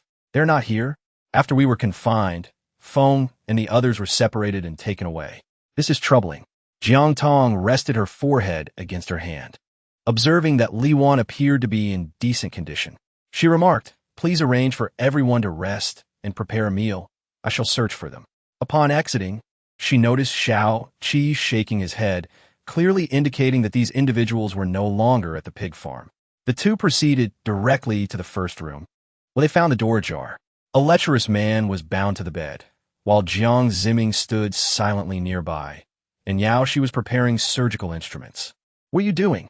Jiang Tong inquired. Yao Shi meticulously sterilized the scalpel, responding, "I intend to sever his genitals and then stitch his mouth shut." "You release me." The lecherous man, realizing that his situation was far from what he had envisioned, began to struggle, but the bonds he had tied were unyielding. "I will ask a few questions in the meantime." Jiang Tong approached the bedside. Yao Shi nodded. Having already removed the lecherous man's trousers and starting the preparation of the skin without flinching, the cold blade made contact with the skin, sending a shiver through him, and he felt a surge of despair. "I beg you, can we not proceed with this? Without that, I shall no longer be a complete man. This is more painful than death itself." Yao Shi seemed to disregard his pleas. "What are the others?" Jiang Tong took a seat, her mind racing with conjectures. "And our supplies, the pigs at the farm? They have all been sent to the feed factory. Many of your people have been slain, and we require labor. The pig farm will serve as our new stronghold." Suddenly struck by a thought, the lecherous man shouted, "It was I who saved you. If you go to the feed factory, you will be reduced to a mere plaything for those men, a fate worse than death." "Are there not many women remaining?" Jiang Tong questioned, though she had already instructed Jiang Ziming and the others to prepare for departure to the feed factory. Jiang Ziming, despite his myriad of reluctances, obediently set about his preparations. Yao Shi's movements froze as she quietly inquired, "Is Xiaobei not here either?" Jiang Tong nodded subtly. Yao Shi, consumed by frustration, crouched down. Blinded by hatred, she failed to seek her brother immediately. The realization that all of this stemmed from the lecherous man struck her, and she glared fiercely at him. The lecherous man swallowed nervously, terrified. Wade would not easily harm them. He has just arrived with the supplies. I can assist you." Fearing his escape, Yao Shi swiftly injected a serum into his lumbar spine. The man felt a sharp pain, which soon faded, leaving his lower body devoid of sensation. "Dad, Mom, let us rescue the others. You stay here and keep an eye on the man in the room. Only venture out if absolutely necessary. Remain within these confines." "This is for you." Jiang Tong, reluctant yet pragmatic, recognized that in their current situation, with fewer people, she had no option but to provide them with weapons for their potential needs. "All right." Li Wan, upon receiving the firearm, immediately felt a surge of confidence. "All right." Jiang Tong and his companions set forth. Yao Shi and Jiang Ziming were driving the pickup truck, with 6 individuals in the cargo bed. Jiang Tong and Xiao Qi circumvented from behind on their motorcycle, preparing to employ their previous tactics once more. Chapter 56. The Coach. Before nightfall, Yao Shi arrived at the feed factory with a group of people. Upon learning via the walkie-talkie that Jiang Tong and her companions had also reached the factory, she promptly took out a loudspeaker. "Wade, all you men are in my vehicle. 5 individuals will exchange for 3. Her sole objective was to rescue her brother. Qiu Feng and Yang Wei sufficed. In a confined room, Yao Bei, upon hearing his sister's voice, became immediately agitated. Upon noticing the woman guarding the door with an iron rod, he bit his lip and held his breath, his face turning crimson as he struggled to contain himself. Qiu Feng, witnessing this, urgently called out, "Quick, save him. My brother is in dire straits." The woman approached with suspicion to investigate. Yao Bei opened his mouth, and blood gushed forth. "Cough, sister. I do not wish to perish." A small boy, weeping pitifully, tugged at the woman's heartstrings, for she too had children. She crouched down, preparing to embrace him.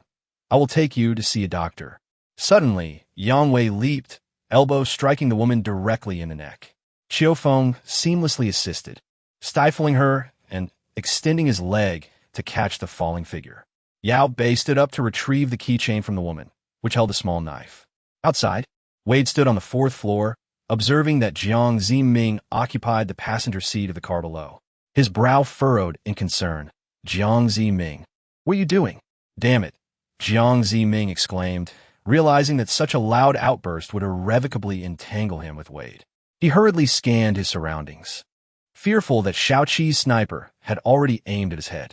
And indeed, the situation was just as perilous. Jiang Tong retrieved the walkie-talkie and instructed Jiang Ziming, feign compliance and take the opportunity to create chaos within their ranks. We shall exploit the turmoil to rescue the hostages. Upon receiving such an order, Jiang Ziming felt as though his CPU might overheat, yet he steeled himself and opened the passenger door. "Brother, are you joking?" he remarked, and with that, aimed his firearm at Yaoshi. "Cooperate with him," came Jiang Tong's voice, prompting Yaoshi to lower the loudspeaker and conceal the walkie-talkie. The 5 individuals in the vehicle were utterly bewildered. Not far off, nestled within the trees, Jiang Tong and Xiao Qi patiently awaited the onset of nightfall. They conservatively estimated that there were still over 50 adversaries. A direct confrontation could lead to casualties. "You keep watch. I shall return shortly," Jiang Tong declared, conjuring a crossbow and handing it to him. "No way," Xiao Qi protested. Little Lucky Star trailed closely at her heels. She traversed the forest and took an uncharted path, walking straight for approximately half an hour. She then produced a small piglet, tethering it to a tree trunk, and the creature began to squeal incessantly.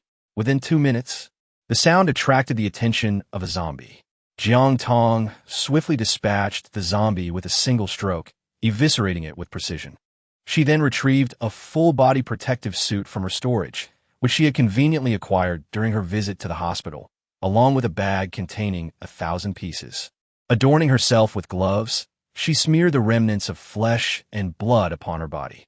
"Hurry up," Jiang Tong urged, her gaze fixed upon the ever-increasing horde of zombies. "Oh, woo."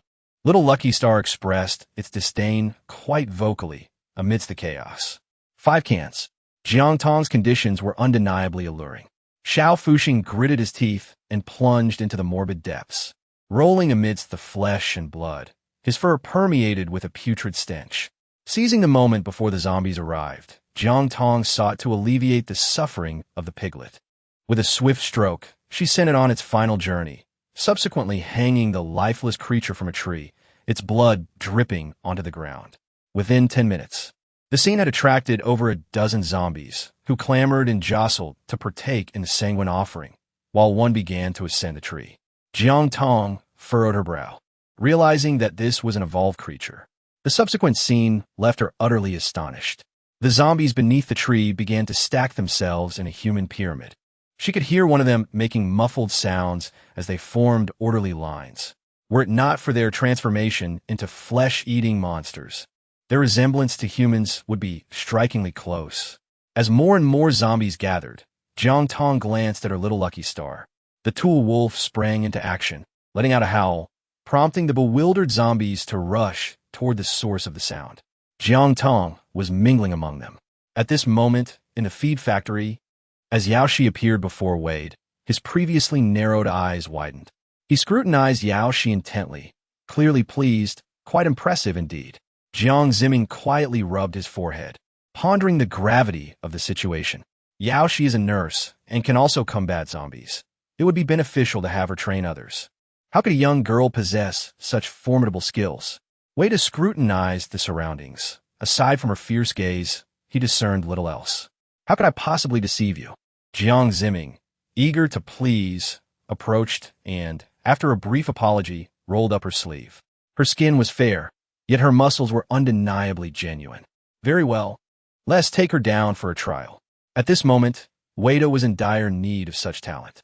Suddenly, a woman rushed in, exclaiming, "Boss, we have zombies." She pointed downstairs. Wade called out to Yaoshi, "You give a try." A dozen or so individuals descended in a grand procession. Leading the way, Yaoshi quickly spotted a female zombie, her path obstructed by an iron rod, with Yao Bei and Xiao Feng visible behind her. "Eliminate her? Read it commanded." Jiang Ziming approached to remind, We still have other opportunities. Yaoshi tightened her grip on the dagger, lunging forward to stab it into the zombie's skull, causing it to collapse lifelessly. The others gazed at Yaoshi in astonishment, their pupils dilating in shock. Very well, you shall remain to train them, Wade declared enthusiastically, clapping his hands repeatedly. Although the group was numerous and strong, they possessed little experience in dealing with zombies. Yaoshi spoke calmly. I have a condition. He must be released. She pointed at Yao Bei. Who is this child? Wade inquired with a smile, a glint of malice flickering in his eyes. I see. Wade replied with a hint of disappointment. If he were her brother, he could serve as leverage against her. Very well, bring him over. Yao Bei valkit over unflinchingly, obediently calling out to her, sister. What happened to your mouth? Yaoshi asked anxiously. Wade's expression darkened. Arrange rooms for them and release the zombies. Training commences immediately. Understood. Yaoshi ensured Yao Bei was settled before descending the stairs. Downstairs, 30 young women awaited, each wielding a knife or sharp tool.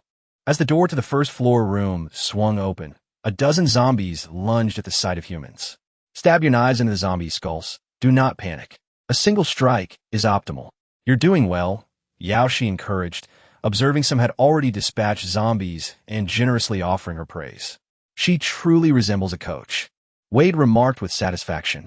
Yet, some faltered, stabbing a zombie in the neck, causing it to grasp her and attempt to bite. Help me, she cried out. Yaoshi rushed over, swiftly dispatching the zombie, then turned her gaze to the woman's arm. Are you all right? I'm fine, the woman replied, shaking her head. The first wave of zombies had been exterminated, and Yaoshi affirmed this. Through the intercom, Jiang Tong and the others could hear all the conversations. Chapter 57. Damn it. 3 hours had passed since she left. At this moment, Jiang Tong was concealed behind a tree trunk, tightly gripping her shotgun, aimed at the wild boar approximately 10 meters away. With no humans to drive them away, the boar dared to descend the mountain. Its meat more delectable than that of domesticated pigs, she intended to store it in her space. A resounding bang echoed as the boar collapsed in response. She swiftly stored the boar away, discarding a live pig in its place. The zombies, drawn by the commotion, surged forward, following the swine. Seizing this opportunity while the zombies were preoccupied with the pig, she hastily devoured 2 meat buns, biding her time as moments passed. Similarly, the news reached Yaoshi and Jiang Ziming. According to their plan, Yaoshi was to delay Wade by feigning drunkenness while he went to rescue Qiu Feng and the others, diverting attention long enough for him to unlock the door. When Qiu Feng spotted Jiang Ziming, he rolled his eyes dramatically. What are you doing here? Unbeknownst to others, upon being captured, they had learned that Jiang Ziming had long since betrayed Jiang Tong. Jiang Ziming sighed, expressing his innocence. I am blameless. My espionage was solely to rescue you. He reassured them that their grandfather was well, tending to the pigs. He then untied their bonds and handed them daggers. Upon hearing that his grandfather was safe, Qiu Feng exhaled with relief. Is that true? After a lavish meal, Wade embraced Yaoshi and produced his cherished jade bracelet, declaring, Stay by my side, and I will ensure you live a life of luxury. Yaoshi, after reluctantly consuming a couple of drinks, felt the world spinning around her, without Jiang Ziming's timely arrival. She sensed imminent doom. As fate would have it, just as she thought of him, he appeared. Jiang Ziming chuckled and remarked, Dagu, she has yet to experience love. She must ponder it deeply.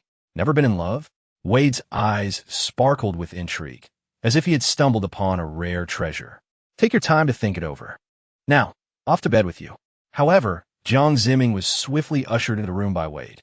Once inside, any remnants of inebriation vanished entirely. The 2 men forcefully restrained Jiang Ziming, pressing a gun against his temple. Speak, what is your plan? Wade ignited a lighter, the smoke swirling ominously, casting a shadow over his foreboding features. I do not merely oversee this place with idle hands. When I was immersed in the underworld, you were still in diapers. A resounding slap echoed against Jiang Ziming's face, the sound reverberating hauntingly within the confines of the room. Jiang Ziming, undeterred, smiled obsequiously and said, Dagu, there is no particular plan. I am genuinely pledging my loyalty. Allow me another chance. Wade, a man of dubious character, had myriad ways to inflict torment. He pressed his foot down upon Jiang Ziming's fingers, the sole of his shoe threatening to crush the bones within. The pain elicited a grimace from Jiang Ziming as he exclaimed, "I admit it.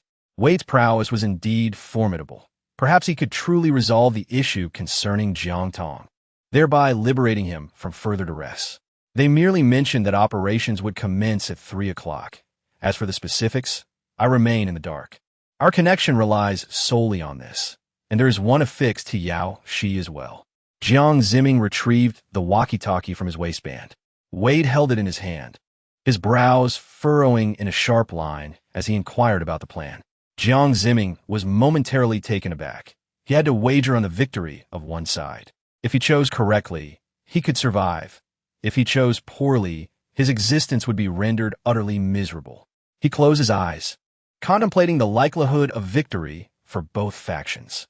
The Wade faction had the numbers, yet lacked sufficient weaponry and strength. However, occupying higher ground might allow them to turn the tide in their favor. Jiang Tong possessed a light machine gun.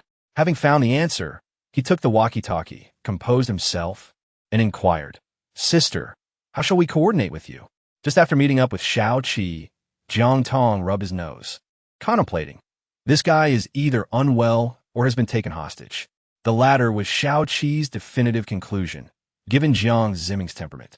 Calling out for his sister was akin to a matter of life and death, and he would hardly ever do so.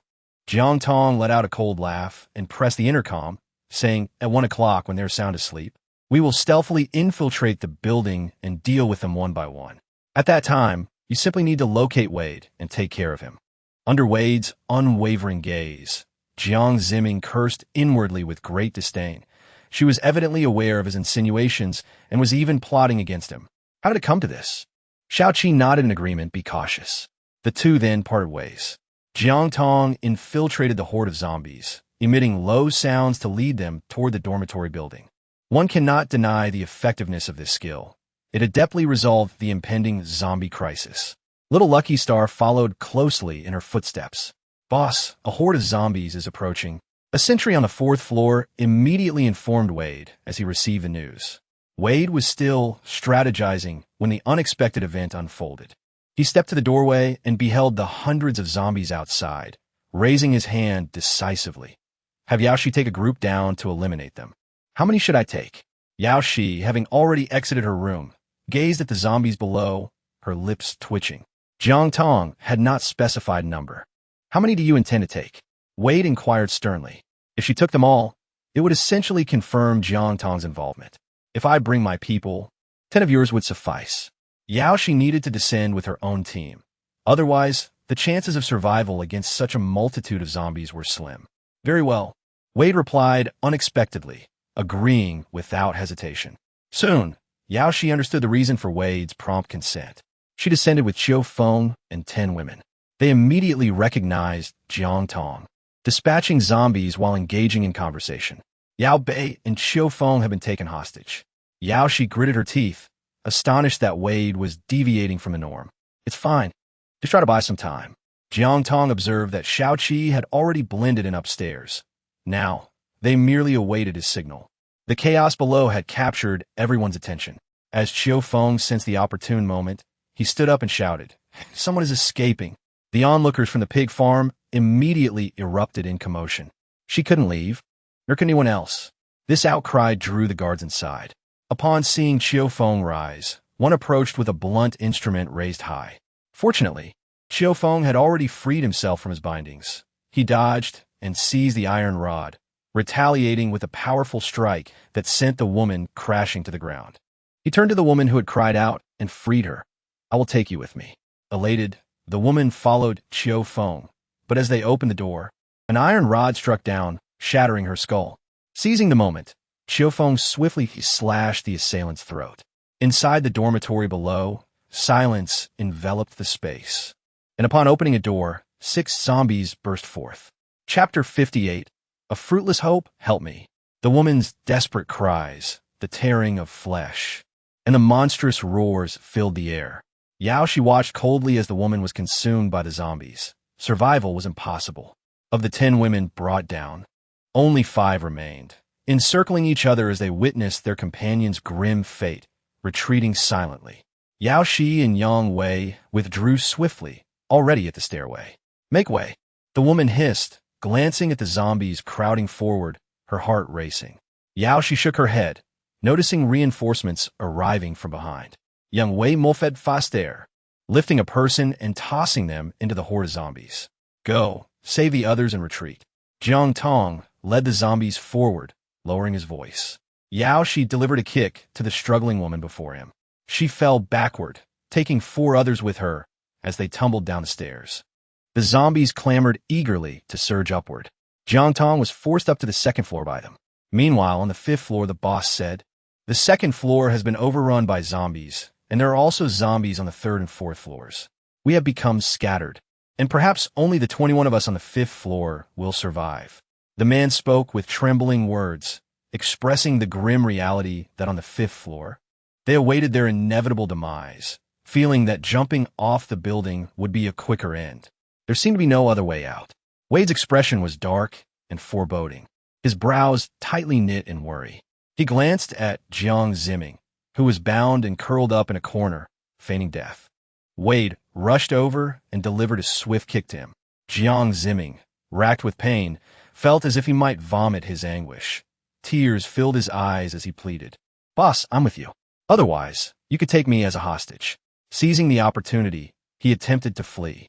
Wade abruptly lifted him and hurled half of his body over the railing, shouting, "Jiang Tong, I give you half an hour to clear the zombies away, or I will kill your brother." Jiang Zimming felt an overwhelming urge to vomit, his hands bound behind him, his body swaying precariously as if he might tumble down at any moment. Gazing at the throng of zombies below, he swallowed hard and shouted with all his might, "Sister, save me. I am your dear brother. If I perish, how will you explain to Mom and Dad?" His plea was earnest, tears welling up in his eyes. The thought of Jiang Tong abandoning him was utterly devastating. 1 was insufficient. What about 2? Wade's voice grew louder, pushing Yao Bei closer to the edge of the wall. Jiang Tong ascended from the 2nd floor, noticing that the 3rd floor harbored only a handful of zombies, about a dozen. Failing to spot Yao Shi, she proceeded to the 4th floor. There, she encountered no zombies. However, as she peered out, a metal rod came crashing down. Fortunately, she managed to evade it just in time, though the wall sustained a significant dent. "It's me," Qiufeng remarked, swallowing hard in relief. "I thought it was a zombie." Gazing down from her vantage point, she observed a sea of zombies below, rendering those on the upper floors mere lambs awaiting slaughter. Just then, a sound from above reached Yao Shi, who felt her legs weaken. Leaning against the wall, darkness enveloped her vision, but Yang Wei offered a steadying hand. "Jiang Tong, please save my brother," Yao Shi implored, nearly collapsing to her knees. She and her brother were all each other had. Should he perish, she could hardly bear to live on. "Stay calm. Shout Shi, how are preparations on your end?" Jiang Tong pressed the intercom to inquire, simultaneously peeking her head out slightly, allowing her to glimpse Jiang Zimming's half-exposed head, though she did not catch sight of Yao Bei. It was sufficient. Jiang Tong nodded, removing her protective suit. Within her backpack lay the climbing gear she had meticulously prepared, which she tossed to Qiufeng. "You all should proceed first. Xiao Fuxing will be waiting below to guide you to safety. However, be aware that there are zombies in the vicinity. Apply some zombie flesh before you continue. The undead are present all around us, just in case." Qiufeng and Yang Wei immediately began their preparations. Once ready, Qiufeng descended first, followed by several women from the pig farm, then the men, and finally Yang Wei. Yao Shi, however, did not leave. She had to wait for Yao Bei. "Jiang Tong, I will count to 3, and if you do not comply, I will cast this little one down." Wade's voice was teetering on the brink of madness, as zombies had already reached the 5th floor. Jiang Tong and Yao Shi first barricaded the corridor, listening intently to the sounds from above. Jiang Tong declared, "Very well. I shall provide you with a climbing rope, but on the condition that I receive a hostage. Sister, from this moment on, you shall be my true sister," Jiang Zimming said, feeling profoundly touched. Wade contemplated for a moment. With no better options at hand, he nodded in agreement. "Then please release my brother." Jiang Tong said in a solemn tone. Jiang Zimming, whose eyes were bloodshot from the railing, smiled contentedly. Sister, I love you. Jiang Tong nearly choked on her food, leaning against the railing while silently rolling her eyes. Yao Shi, unable to believe the situation, hurried to open the door but was restrained by Jiang Tong's gesture. I will toss one end of the rope to you, while the other end will be thrown down below. I will catch the person, and you will secure the rope. As Jiang Tong spoke, Qiu Feng and the others quietly descended, unaware that those below had already departed. Yao Shi hesitated before handing over the rope, his fist clenched tightly. Jiang Tong could no longer afford to squander time. The furniture in the distance had already been dislodged by the encroaching zombies, and it was merely a matter of time before they arrived. She extended one end of the rope with a stick. The moment Wade caught sight of the rope, a glimmer of hope ignited within him. Observing his subordinates still battling the zombies, he promptly commanded, "Block them with something tie." His gaze fell upon Jiang Zimming, a spark of cunning flashing in his eyes. "Bind Yao Bei." "Why?" Jiang Zimming felt as though he were on the verge of tears. The previous moment's joy had turned absurdly theatrical. Yao Bei remained in a daze, staring at them. "She is your sister. Keeping her is of value to you." Wade had already intended to retain whoever was deemed necessary, continuing to use them as hostages. His subordinates began to securely bind Yao Bei, the rope wrapping tightly around the wall, with two individuals holding on firmly. Jiang Tong slowly released one end of the rope, coordinating with the individuals above, waiting to catch sight of Yao Bei. Upon seeing him, Yao Shi joyfully reached out to secure him, and in the next moment, swiftly untied the rope. When she beheld her brother safe and sound, she cast a grateful glance towards Jiang Tong. Jiang Tong felt a sudden chill. The zombie on the third floor had attempted to grasp the rope. If it had truly managed to ascend, Wade and his companions would undoubtedly face dire consequences. Meanwhile, on the upper floor, having secured the rope, Wade instructed his subordinates to descend first, intending to follow thereafter. The darkness of the night was profound. Illuminating the area would attract the undead. Once the first individual landed safely, a sigh of relief escaped his lips. Following him were Wade, Jiang Zimming, and his subordinates. Just as they touched the ground, a resounding bang echoed through the air.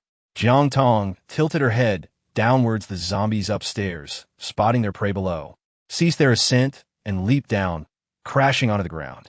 They swiftly rose, dragging their severed limbs, eager to bite. "Damn it, this is infuriating," Wade exclaimed. Drawing his gun, "Run." The gunfire quickly attracted the zombies to the lower levels, while more continued to tumble down from above. With no prey in sight, they began to wander aimlessly. "Sister Jiang Tong, what shall we do now?" Yao Shi inquired, observing the dire situation. Their escape seemed impossible, and continuing this way would lead to death. "No," Jiang Tong replied, pointing at the zombies on the ground, donning her protective suit while providing suits for the others, preparing to descend, using the rope from above. Chapter 59. To think they are still alive. Shao Qi, observing through the night vision binoculars, couldn't help but wipe the sweat from his brow. He beheld a scene reminiscent of candied hawthorns, where two zombies dangle from a rope. Jiang Tong moved swiftly, grasping the rope and descending. The advantage of zombie evolution lay in their ability to blend seamlessly among humans. As long as one remained silent, they would not be detected. Yao Shi noticed more zombies descending from above and signaled Yao Bei to hasten, with a zombie separating them. When Jiang Tong glanced upward, she saw that 4 or 5 individuals had already been ensnared. It was imperative that nothing went awry. Just then, a zombie lost its grip and fell vertically, landing on Yao Shi, who tumbled to the ground. The impact forced Yao Shi into an inverted position, her feet clinging desperately to prevent her fall. Even so, she managed to suppress any sound. As Yao Bei opened his mouth to speak, he noticed his sister making a shushing gesture, stifling his urge to cry out. Jiang Tong had already descended to the ground, being pushed outward by 4 or 5 zombies. When Yao Bei arrived, his usually impassive face was etched with terror. He was jostled by the zombies, his small body painfully battered, overwhelmed by fear. He clenched his mouth tightly, his heartbeat growing ever louder. Suddenly, a hand grasped his, radiating warmth. He turned his head to see his sister, Jiang Tong, and took a deep breath, returning her grip. Yao Shi's figure was engulfed by the horde of zombies. The others fared little better. The scent of blood was akin to an intoxicating drug for the undead. Jiang Zimming, bound hand and foot, found his efforts to run increasingly arduous. When a zombie approached, he relied solely on his feet to send the creature sprawling to the ground. After delivering a decisive blow to its head, he gasped, "Boss, could you please untie me? I can assist you in dealing with the zombies." Wade, observing his formidable strength, furrowed his brow as he regarded his subordinate, who was merely adept at fleeing. He stepped forward to sever Jiang's bonds, cautioning, "Do not entertain thoughts of escape." Jiang was acutely aware of the gun Wade possessed, having already discharged a round. As he continued to run, a harrowing scream echoed through the forest. "Boss, there's a trap. My leg is broken." Some were unable to utter a word before witnessing the grim spectacle of bodies severed from their heads. One after another, individuals fell prey to the traps, only to be immediately pounced upon by zombies. There were also zombies that met their demise within the snares. There seemed to be no way out. As Jiang Zimming was about to climb the tree, he noticed someone had ascended before him. However, it was unclear what had befallen that individual. As they plummeted into the clutches of a zombie, it was undoubtedly Xiao Qi. No wonder he had not made an appearance for such an extended period. Did he not consider the possibility of his own demise while setting up numerous traps? Jiang Zimming cursed inwardly, contemplating how to survive. The zombies lunged at him once more, and Wade, having emptied his magazine, was unable to reload in time before being overwhelmed by the undead. Thus, the owner of the feed factory met his untimely end. With no prey to pursue, the zombies resumed their search for animals within the forest. As Jiang Tong pulled Yao Bei away from the horde of corpses, she immediately headed in the opposite direction and, after 100 meters, spotted Qiu Feng and the others resting. "Why are there only 5 of you?" she inquired, surveying her surroundings but finding no other figures. Yang Wei's lips twitched in a grimace as he replied helplessly. They found the blood and flesh of the zombies repugnant and refused to smear it on themselves. They didn't run far before being caught by the zombies and met their demise. Thus, it appeared that nearly everyone was cloaked in the blood and flesh of the undead. Jiang Tong sighed. In light of survival, what did this truly signify? "Qiu Feng, take them to the pig farm first. Ensure it is well guarded this time. I will accompany Xiao Qi to find Yao Shi." She also wished to gain some experience in the process. Jiang Tong turned to embrace him, seeking solace, yet the sight of his bloodied form rendered her unable to act. She nodded softly, conceding, and then vanished into the shadows. Those who survived were the obedient ones. As they receded into the distance, Xiao Qi observed their separation through the night vision goggles. He retrieved his walkie-talkie and remarked, "The last time I saw Yao Shi, she ventured into the forest, blending in among the zombies, making it unfeasible to use the machine gun." Jiang Tong took a deep breath and said, "Cover me." "All right, I have 30 rounds in my sniper rifle." Xiao Qi steadied his sniper, focusing intently on Jiang Tong's advancing figure. "Good." Jiang Tong gripped her dagger firmly, swiftly dispatching 2 zombies with a single motion. As more undead surged towards her, she moved with the grace of a feline, weaving effortlessly between the grotesque figures. With a decisive thud, she glanced back to see a zombie collapse, a satisfied smile gracing her lips as she entrusted her back to Xiao Qi, engaging in a one-sided slaughter. Time slipped away unnoticed until a voice emerged from the shadows. "Sister Jiang Tong." "Yao Shi?" Jiang Tong had feared for her safety, but upon approaching the source of the voice, she discovered Yao Shi had ascended a tree, dispatching the zombies clinging to the trunk, effectively concealing her presence. "I intended to wait until the zombies dispersed before heading to the pig farm." Witnessing Jiang Tong's prowess left Yao Shi filled with awe and admiration. Jiang Tong felt fortunate that she had not retrieved anything from the space, as that would have been difficult to explain. She uttered, "Let us go to the pig farm to find them." Yao Shi descended from the tree, her legs trembling uncontrollably. Upon witnessing a fallen horde of zombies, she leaned on her weary body and pressed forward. With her worries dissipated, Jiang Tong directly drew her M249. The sound of the silenced gunfire resonated through the forest, not insignificant in its volume. Jiang Zimming heard the incessant beeping and, peering out with half his head exposed, saw that the zombies had all fallen. Tears streamed down from the corners of his eyes. Jiang Tong, I am here. Are you still alive? With the threat of the undead eliminated, Jiang Zimming's voice rang out with unusual clarity. Jiang Tong, evidently disheartened, made her way towards him, kicking aside a fallen zombie. What benefit would my death bring you? At least I assisted in saving Yao Bei and dealt with Wei De. Jiang Zimming propped himself up to stand, his limbs numb from the weight of the zombies pressing down upon him. It was precisely due to these very zombies that he managed to survive. How truly ironic it was. Jiang Tong turned and walked away.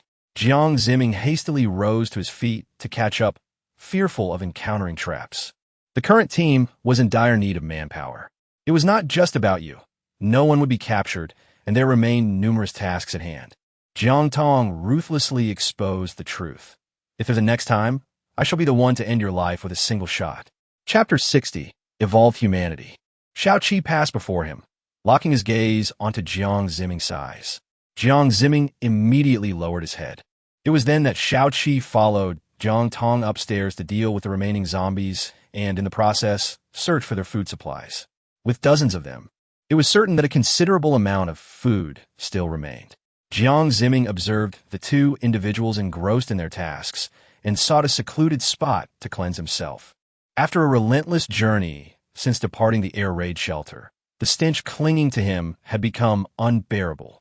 In the bathroom, enveloped in a misty haze, the warm water cascading from the shower felt exquisitely soothing against his skin, allowing Jiang Tong a rare moment of relaxation. The little lucky star frolicked in the water, eventually sinking into a frothy slumber. Logically, there should not be any zombies remaining, as Jiang Tong had previously cleared the area before entering. Thus, as she finished washing herself and donned the bathrobe she had retrieved from her space, she was unprepared for the sudden presence of a figure that stealthily approached and viciously bit her ankle. Hiss! A woo! The little lucky star immediately sprang into action, attempting to bite the intruder's head, but the zombie evaded her and fled outside. The little lucky star gave chase. Jiang Tong crouched down to examine her foot, biting her teeth hard, the imprints of her teeth oozing blood. As Shao Qi rushed in, the first thing he noticed was her injured foot. He immediately sensed something was amiss in her absence. Little did he expect. His gaze was shrouded in uncertainty as he approached and lifted her out of the bathroom. The lingering scent of shower gel clung to her, intoxicating and alluring. Jiang Tong raised her gaze, able to see his features up close. Her eyes, slightly reddened and brimming with unshed tears, suddenly softened into a smile. Xiaoqi, when the time comes and I leave, I will leave everything to you, she declared, including her space.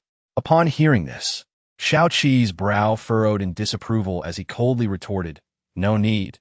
You should keep it for yourself." Why be angry? Jiang Tong fell into his embrace, enveloped by warmth. Harboring a secret she did not share with Shao Qi once they reached the room, Shao Qi laid her gently on the bed and took a seat at its edge. His restraint rendered his expression quite grim.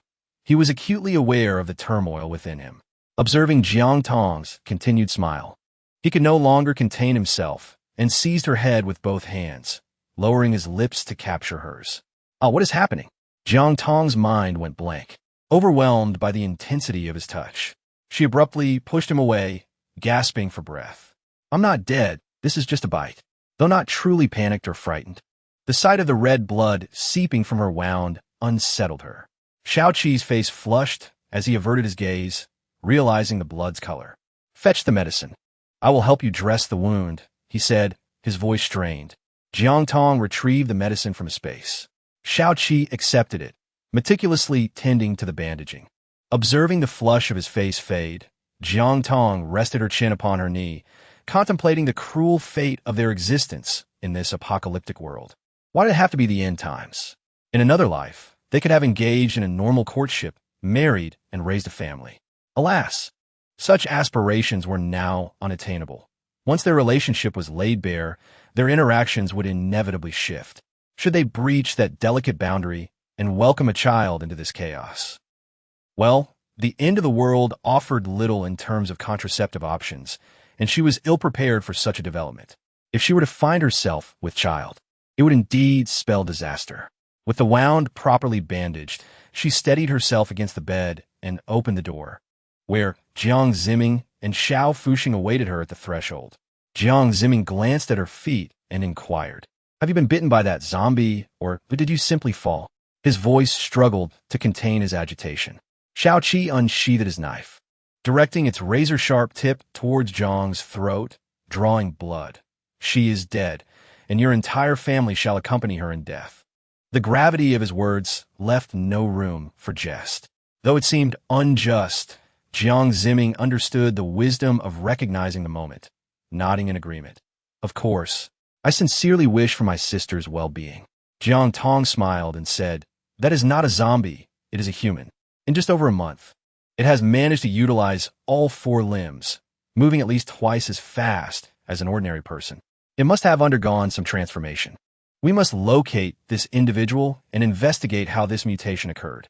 If we can discover a method to enhance our strength, then dealing with zombies will become a trivial matter in the future." Jiang Ziming suddenly recalled that his sister had majored in biological research technology during her university years. The name itself evoked the impression of a vocational school, and considering that the family had not supported her education, it seemed to reflect a certain mediocrity. "Are you truly capable?" Jiang Tong chose not to engage with him. Were it not for her being sold to the pig farm, she would currently be in the research laboratory at school. However, she had taken note of the situation in the lab. They had departed with the government. Nevertheless, the laboratory remained. Accompanied by the little fortune star, she set out to search for it. Xiao Qi, without a hint of doubt, followed her. The office building comprised merely 2 floors, making the search relatively effortless. Each person occupied a separate room. The little fortune star diligently sniffed the air, as traces of that individual lingered in nearly every room. After examining each space, the trio of Jiang Tong gathered on the 2nd floor, all shaking their heads in dismay. "Awoo!" The little fortune star's paw scratched at the door of the final room. Jiang Tong suddenly had a thought and headed straight towards the former CEO's office. Wealthy individuals often conceal certain items, and there might be hidden compartments. Xiao Qi followed closely behind, and as he surveyed the office, his gaze landed upon the bookshelf, prompting him to approach and investigate further. Jiang Tong and Jiang Ziming prepared for any unforeseen circumstances. The room was enveloped in silence, with even the sound of breathing rendered strikingly clear. A noticeable rustling noise emerged, subtle yet alarming, which Xiao Qi keenly detected. He gestured for Xiao Fuxing to step back, gripping his handgun firmly before opening the cabinet door. It was empty. Xiao Qi knocked against the cabinet, and upon locating a hollow space, he pushed it open with determination. A foul stench assailed their senses, prompting the group to cover their noses. Jiang Tong directed her flashlight inside, revealing a dimly lit room of roughly 10 square meters. There, she discerned a crouching figure, its hair unkempt and face obscured by filth, hunched over a corpse, voraciously devouring its intestines, the slurping sounds echoing ominously. Upon noticing their presence, the figure kicked at the corpse beside it, seemingly inviting them to partake in the gruesome feast. Jiang Ziming covered his mouth, his stomach churning. Jiang Tong and Xiao Qi were not in a much better situation. They were apprehended first. He understood and retreated cautiously, pressing against the wall, baring his teeth as a thick stream of green blood dripped down. Jiang Ziming could not bear it any longer and retreated to the door, declaring, "I will guard the entrance." Just as Xiao Qi was about to step inside, a low growl escaped the man's lips. "Jiang Ziming, you stay outside to keep watch." As Jiang Tong's words faded, the door slammed shut with a swift motion, and he slipped away in an instant. She retrieved 2 syringes of tranquilizer from her space and handed them to Xiao Qi, urging, "Try not to harm him." From the perspective of their actions, it indeed held significant research value. Xiao Qi took the syringe, and, as he extended his foot into the room, he witnessed the man leap half a meter high, landing atop a pile of zombies. In the next moment, he charged down, darting past Xiao Qi's legs. He swiftly reached out, but grasped only air. Chapter 61. Disobedience will lead to severance. As the man lunged towards her, aiming for her head. Jiang Tong quickly sidestepped, avoiding him while simultaneously allowing him to surge toward the doorway. The two held onto their tranquilizers, watching as the man shattered the glass, followed by Jiang Ziming's anguished scream. They hurried outside and saw the man sniffing Jiang Ziming's head, then grimacing as he pushed his lips away in disgust. Without hesitation, he vaulted over the surrounding wall, landing on the second floor, and swiftly dashed into the woods. Jiang Tong's heart raced wildly as she gazed in the direction where he had vanished, her eyes sparkling with an unwavering determination. I shall capture him. Jiang Tong did not stop him. Drive the truck within 3 kilometers and await my instructions. Understood. As soon as he departed, Jiang Tong retrieved a sniper rifle from her space. She modified it with skill, and soon enough, it was ready. Testing it with a blank round, the needle penetrated the zombie's body, allowing water to flow in. Perfect. Jiang Tong glanced up at the sky, then checked the time. It was 9 o'clock. The atmosphere still shrouded in mist, with heavy rain expected later. Let us capture a few zombies and hang them up, biding our time. She scrutinized the dim chamber, where at least a dozen zombies lay, their state indicating they had been feeding on the deceased since the apocalypse began. This was something she had never heard of in the aftermath of the world's collapse. Perhaps it was one of the causes of human mutation.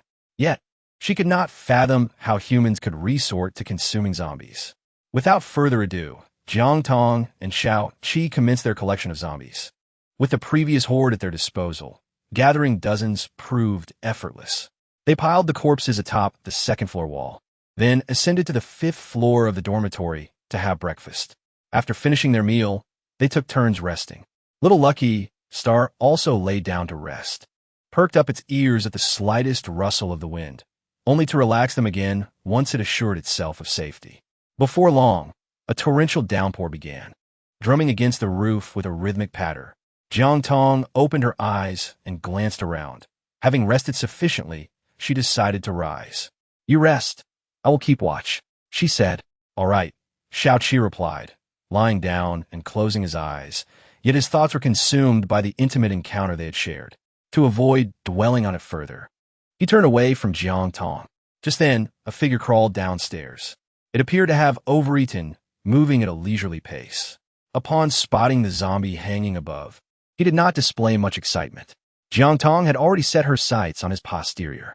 With a swift bioe, he felt a sharp pain and frantically dashed up the stairs, not forgetting to carry the zombie on his back as he hurried into the room. Go! Jiang Tong shouted as she rushed down the stairs, followed closely by Xiao Fuxing. Xiao Qi, too, quickly regained his composure and descended the stairs with haste. By the time the two reached the 2nd floor across the way, the man was already pinned beneath the zombie, the tranquilizer taking effect. Jiang Tong swiftly bound the man, lifting his hair to observe closely. He appeared to be in his 40s or 50s, clad in a security uniform. She pried open his mouth to inspect his teeth, noting that the fallen ones had regrown into sharp canines. Moreover, his musculature was remarkably that of a robust individual in their 20s. This held significant research implications. She took out her walkie-talkie, adjusting it to the appropriate channel. You may come now. All right, came the voice of Yao Shi. Jiang Tong and Xiao Qi embarked on a quest for supplies. After a thorough search, they ultimately stumbled upon a heavy iron door leading to a basement within a warehouse. Although it could not be opened from the outside, an unmistakable stench of pig manure wafted through the air. Knock, knock. Xiao Qi rapped on the door. The occupant, without much thought, cracked the door open just enough for a head to emerge. However, upon realizing the presence of intruders, it was already too late. Xiao Qi swiftly pulled the man aside while Jiang Tong aimed her firearm at him. The man, bewildered and frantic, swallowed hard. He had been oblivious to the commotion outside. With his hands raised in a gesture of surrender, he pleaded, "You can take whatever you want. It all belongs to us."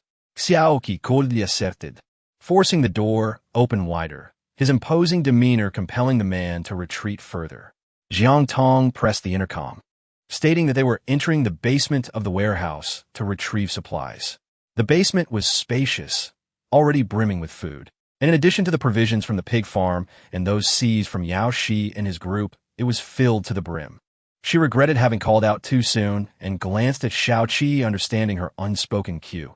Xiaoqi proceeded to bind a man, blindfolding him before taking his position at the entrance of the basement to keep watch. Their silent understanding had reached such depths that Jiang Tong felt a wave of emotion. Yet her hands continued to gather supplies, setting aside those from the pig farm and her own. She clapped her hands. Xiaoqi, Yaoshi has just arrived. Let us begin moving the supplies inside. Xiaoqi replied with a smile. Among the newcomers were Yang Wei and Jiang Ziming, while Qiu Feng was to remain at the pig farm. The group busied themselves with transporting the food, but the most troublesome task lay with the pigs. They needed to be caught and lifted onto the truck. As they continued to relocate the supplies, with the assistance of the pig farm and Li Wan, Jiang Hongjun, they confined the mutated man in a dark room, ensuring there was only one exit to prevent his escape. After locking the door, the man regained consciousness and began to strike the door. With the sofa pressed against it, there was no way for him to move it. Jiang Tong stepped out of the room and observed everyone gathered around the table, cooking and preparing vegetables. She announced in a clear voice, for the time being, "We shall reside at the pig farm. I will assign 2 individuals to keep watch. Should any issues arise, immediately alert everyone using the intercom. Tomorrow, I plan to visit the city, accompanied by Xiaoqi. You all must ensure the safety of this place." Jiang Ziming felt an immense sense of relief. Grateful that he had not been included, he promptly nodded in agreement, exclaiming, very well, very well. "Shall I accompany you as well?" Qiu Feng inquired. "Indeed." Several voices responded in unison. Jiang Tong nodded and shifted the conversation. "Yang Wei, I can provide you shelter, but only if you obey and contribute. This was, after all, our territory. What did it mean to offer shelter?" One of the women from the pig farm, in her 30s and named Wang Ping, was responsible for the kitchen and held some authority at the pig farm. Yang Wei hastily attempted to interject, but Wang Ping interrupted him. "You're merely a swineherd. You have no say in this matter." Unexpectedly, someone so forgetful had managed to survive. Jiang Tong, playing with the dagger in her hand, smiled and remarked, "In this world, power dictates who speaks. If you disagree, I shall dismember you and cast you aside." No sooner had she spoken than the dagger embedded itself halfway into the chopping board. If it were a person, they would be eviscerated. Wang Ping fell silent in fear, while the others dared not even breathe. Remember, if they disobey, there will be no mercy. Chapter 62.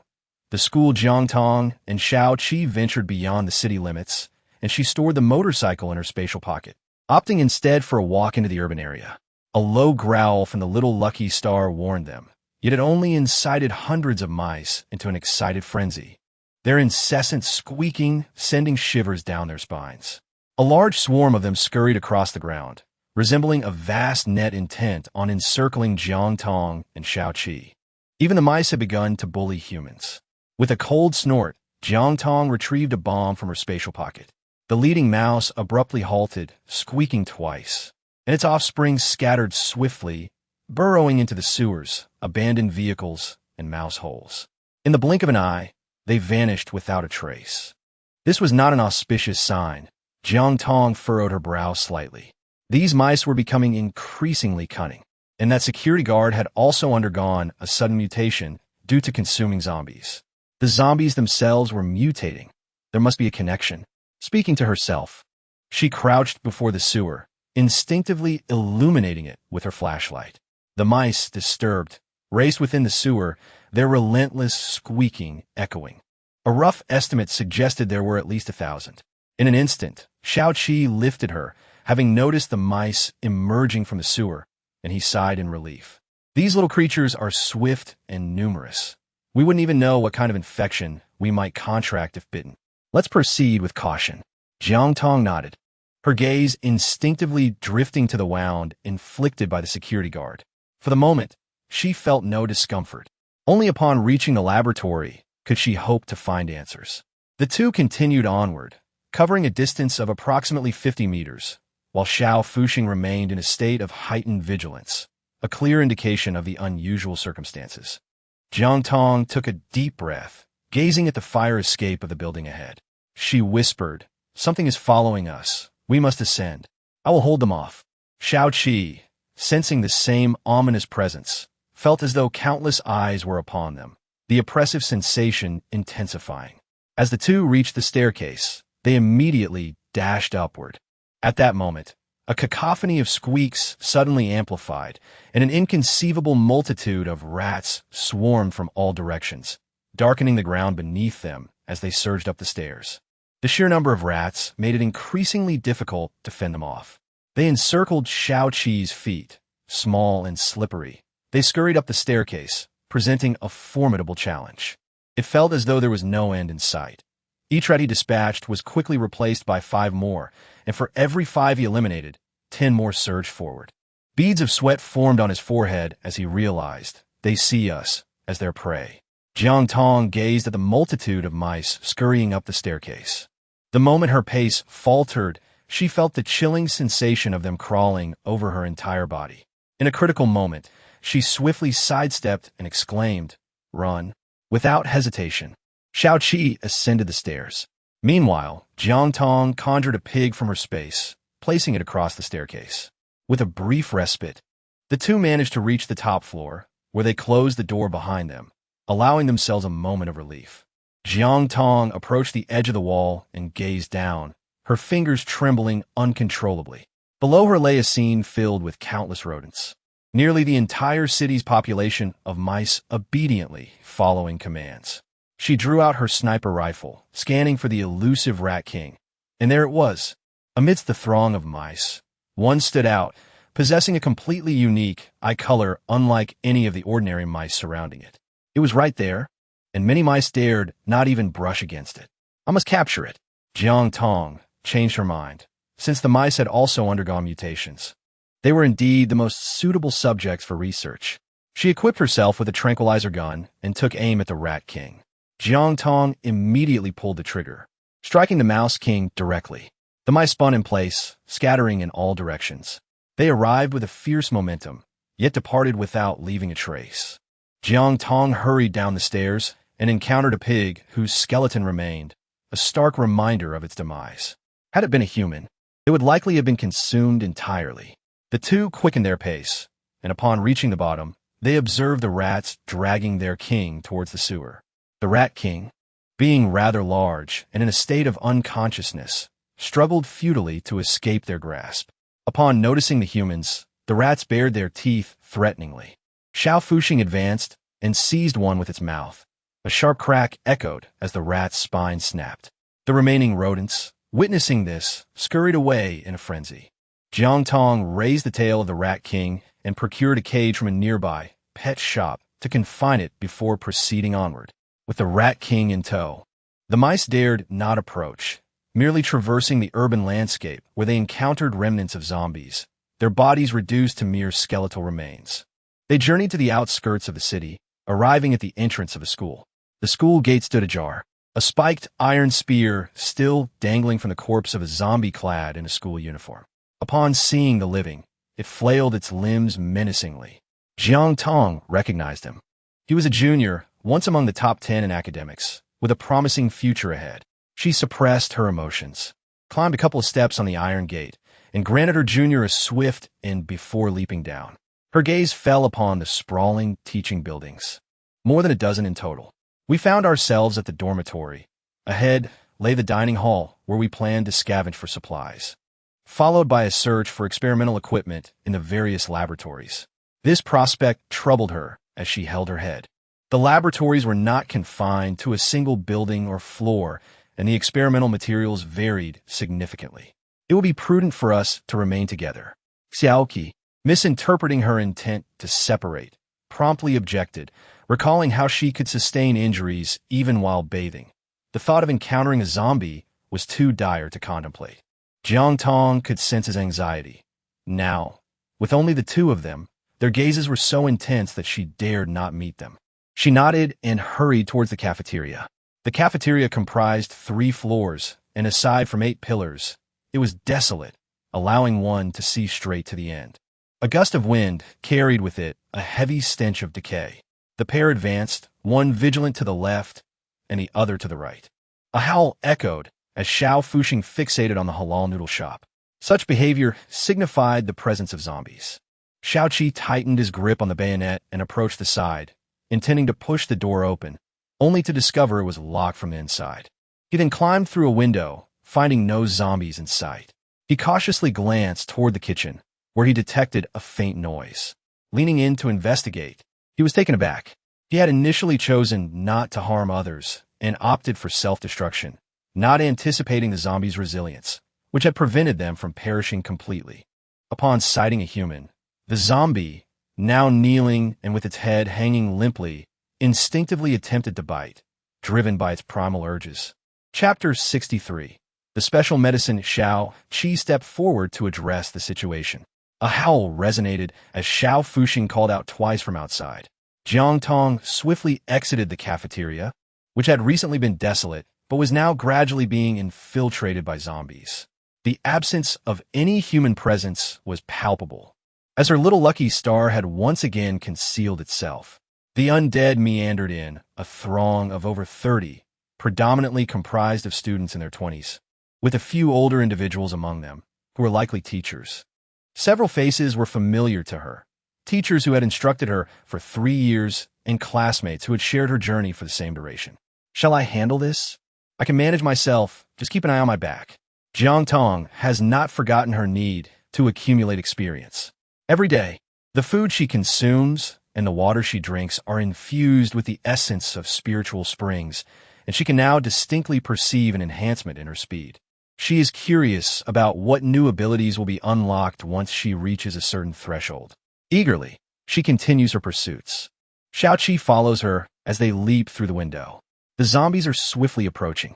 Little Lucky Star leaps up and bites into the zombie's head, shattering it effortlessly. Jiang Tong gripped the knife firmly in both hands, relentlessly advancing forward, while Xiaoqi stood behind her, ensuring her defense was secure.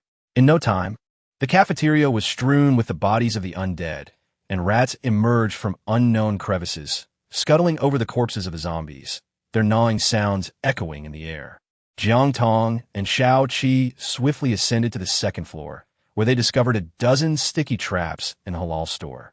However, against the onslaught of thousands of rodents, these traps would prove futile. As they retained their hold on the traps, a sudden commotion erupted at the top of the stairs as zombies surged forth, presumably drawn by the noise from below. The abruptness of their descent caused some to tumble down, akin to bowling pins being struck. With the cafeteria now abandoned, Jiang Tong and her companions had no choice but to flee downward. "Help! Someone save us!" cried out 4 or 5 individuals from the third floor, a mix of men and women, who were desperately waving their hands from the staircase. Having been confined in that cramped warehouse for over a month, they yearned to escape. Missing this opportunity could mean an indefinite wait for freedom. Lin Shun clung to the railing, exclaiming, "We have food. We can offer you thousands of pounds of rice. Moreover, we have developed a special serum to combat the zombies." A special serum? Jiang Tong and Xiaoqi came to a halt, for their purpose was to develop a remarkable antidote, and unexpectedly, they had succeeded. She held no doubts regarding the authenticity of this medication. After all, this was a prestigious institution of biological research, attended by students who excelled in the field, under the guidance of esteemed mentors. They had previously developed numerous effective treatments for ailments, such as cancer and pneumonia, garnering numerous accolades. It was only Jiang Hongjun and his associates who dismissed the institution as a mere vocational school, failing to even investigate further, perceiving the tuition fees as exorbitant, and thus choosing to pass it by. She had quietly studied for 3 years, only to be sold off just before graduation. As they proceeded, the corpses were nearly entirely enveloped by swarms of rats, which did not retaliate against the rodents, but instead pursued the living.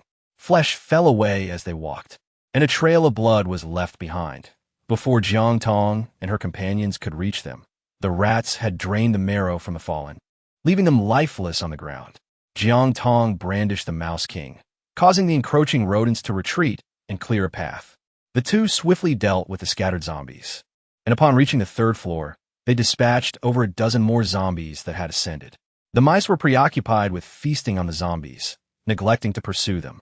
Once the Mouse King opened its eyes, it attempted to gnaw at the iron cage, but left no mark after a considerable time. Jiang Tong selected the finest materials, rendering any attempt to break free utterly futile. As she observed it relinquish its struggle, her gaze shifted to the 5 individuals before her, 4 men and 2 women, each emanating a palpable odor of gravity. The 3rd floor was littered with excrement. The zombies, having not evolved, were unable to ascend to the 3rd floor, yet they had managed to survive for this long. Noticing her frown, Zhou Mo instinctively lowered her head. It had been a month since she last bathed, and she was well aware of the foul stench clinging to her. Where's the antidote? Jiang Tong scrutinized the few individuals before her, the younger students, unfamiliar faces. She sensed that the miraculous medication was likely a ruse. What about the food? Lin Chun, who had keenly observed the actions of the 2, assuredly declared, I shall lead you. The other 4 promptly followed suit. As they entered the shop, they ventured further towards the kitchen, and around the corner lay the storeroom, filled with an overpowering odor. Jiang Tong pinched her nose, struggling to suppress the urge to vomit. Upon entering the warehouse, she felt somewhat relieved. Although it was stifling, the foul odor was not overwhelmingly intense. She lit a candle, its dim light illuminating the walls lined with bags of rice and flour. After Lin Chun finished his explanation, he noticed their indifference and pondered for a moment before speaking. Indeed, the special medicine has been developed by Teacher Cui. They are in the laboratory, and we have become trapped here while trying to have a meal. Are you certain they remain behind? Cui Jing, the dean and also Jiang Tong's instructor, was said to have the opportunity to work at a national research institute. Yet he chose to stay at the school to educate and nurture students, often proclaiming that it was an honor for him to teach them. Yes, just half a month ago, there was still signal on our phones and before the power outage. Teacher Cui even called us from their 1401 laboratory, advising us to hide, well as they would come to rescue us. Zhou Mo hastily clarified, fearing their disbelief. As she produced her phone, which still had 1% battery left, and opened the call log, Jiang Tong indeed witnessed it. In the next moment, her phone completely shut down. The group fell into despair. Without their phones, they could no longer contact their teacher. Please, dear sister, save us, they implored. We have been trapped here for a month, enduring a fate worse than death, and we are on the brink of madness.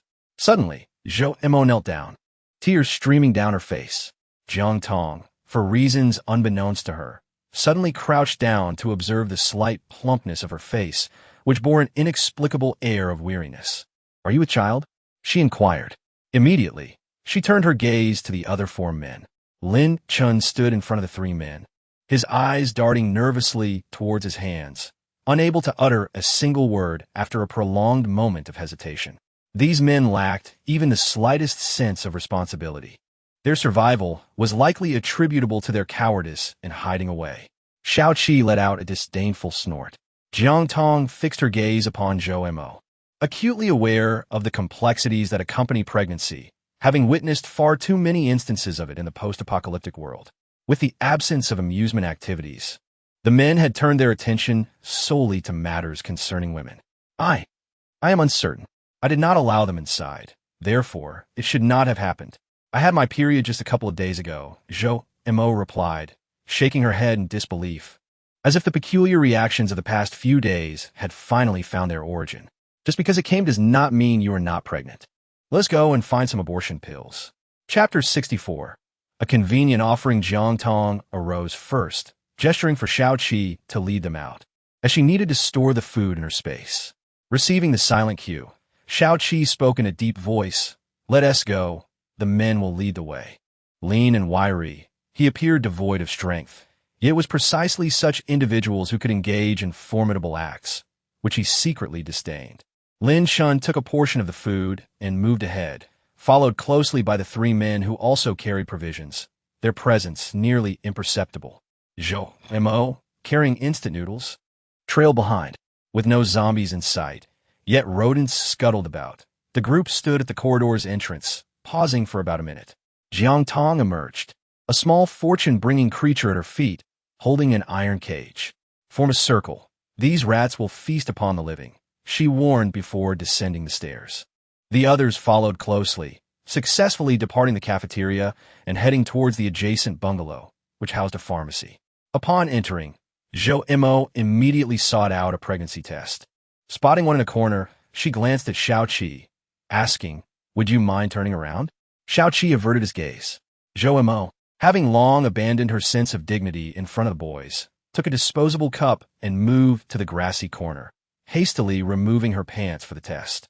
Almost inevitably, Jiang Tong rummaged for abortion pills, certain they must be available.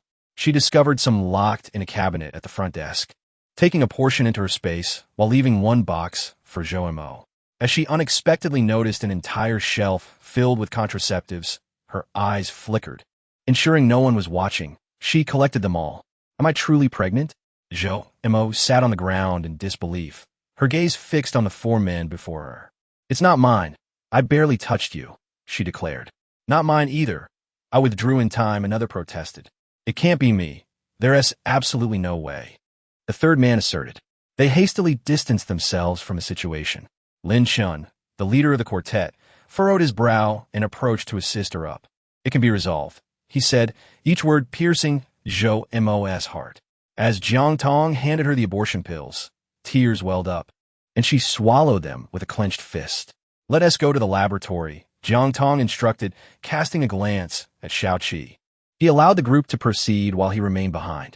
Jiang Tong swiftly gathered the medications from the pharmacy and hurried to catch up with the others. The group made their way towards the laboratory, moving at a brisk pace. After approximately 10 minutes, Zhou Mo crouched down, clutching her abdomen, her complexion turning alarmingly pale as blood began to seep through her pant legs. I can't go on," she gasped. "Let us head to Laboratory 1204. That door should provide protection against the zombies. Someone must stay behind to safeguard her," Jiang Tong instructed. The four understood that following Jiang Tong offered the utmost safety. Three of them shook their heads vigorously, resembling bobblehead dolls, and positioned themselves behind Xiao Qi Lin Chun, observing their actions, sighed, and said, "Then I shall remain." He stepped forward, lifting Zhou Mo into his arms and ascending the stairs. Xiao Qi led the way, ensuring it was safe as they traversed the usually deserted laboratory, encountering no zombies. Once he had deposited the two at their destination, he descended back down. The remaining group continued their search for Teacher Cui. As they navigated through the dormitory buildings, Jiang Tong and Xiao Qi walked ahead. "If there are still people on campus, it would be unwise for me to retrieve the equipment. We shall wait until they have left," Jiang Tong remarked. Upon turning a corner, they paused on the steps, and Jiang Tong's gaze fell upon the library above, recently constructed and opened this year, adorned with floor-to-ceiling glass. The bright red words "Emergency" stood out starkly against the glass at the top, accompanied by 3 exclamation marks. "They must have relocated," Jiang Tong murmured, scanning the surroundings with caution. The little lucky star's tail drooped as it sniffed the air, suddenly turning towards the adjacent teaching building. It looked up sharply, letting out a low growl as it crouched before them. "Quick, let us take cover." Jiang Tong swiftly pulled Xiao Qi to take refuge beneath the eaves. Among the remaining 3, one reacted a moment too late. As he glanced upwards, he beheld a dark figure plummeting downwards. In the instant it struck his head, consciousness slipped away from him. The zombie immediately began to gnaw at his neck, feasting upon the unwitting prey. Subsequently, as if rain were falling from above, a dozen or more zombies cascaded down from the upper floor. 2 of them landed awkwardly, breaking their legs, while the others, though injured, managed to rise and scuttle toward Jiang Tong and the others. A boy let out a piercing scream, his legs propelling him forward in a desperate flight. However, just as he sprinted ahead, another zombie descended, crashing down directly in front of him, its brain matter splattering across his face. He froze in shock, and before he could gather his wits, yet another zombie crawled toward him, sinking its teeth into him with ferocity. Only then did pain jolt him back to reality. "Help me." The last remaining companion, witnessing the horror unfold, was rendered almost catatonic, instinctively drawing closer to Xiao Qi, clutching his hand and pressing his body against him. Despite Xiao Qi's vigorous attempts to pry him away, he remained steadfast. Damn it! The zombies had already encircled them. Their position was perilous, situated in a corridor originating from the first floor, with exits on either side. Jiang Tong shouted to Xiao-Qi, urging him to flee toward the classroom. The air was filled with incessant screams of terror. Jiang Tong merely cast a glance without uttering a word, patiently awaiting Xiao-Qi's entrance as he barricaded the door with the table. Before the two could exhale in relief, a zombie appeared outside the window, under their astonished gazes. It picked up a stone from the ground and hurled it against the glass. With a resounding crash, the window shattered and the zombie began to crawl inside. Jiang Tong brandished her firearm, dispatching one zombie after another. It appeared that the situation was not as Lin Shun and the others had described. Rather than retreating with many students, they had all succumbed to the fate of becoming the undead. The two of them were tasked with guarding the windows on either side, and despite their relentless efforts, the onslaught seemed never-ending.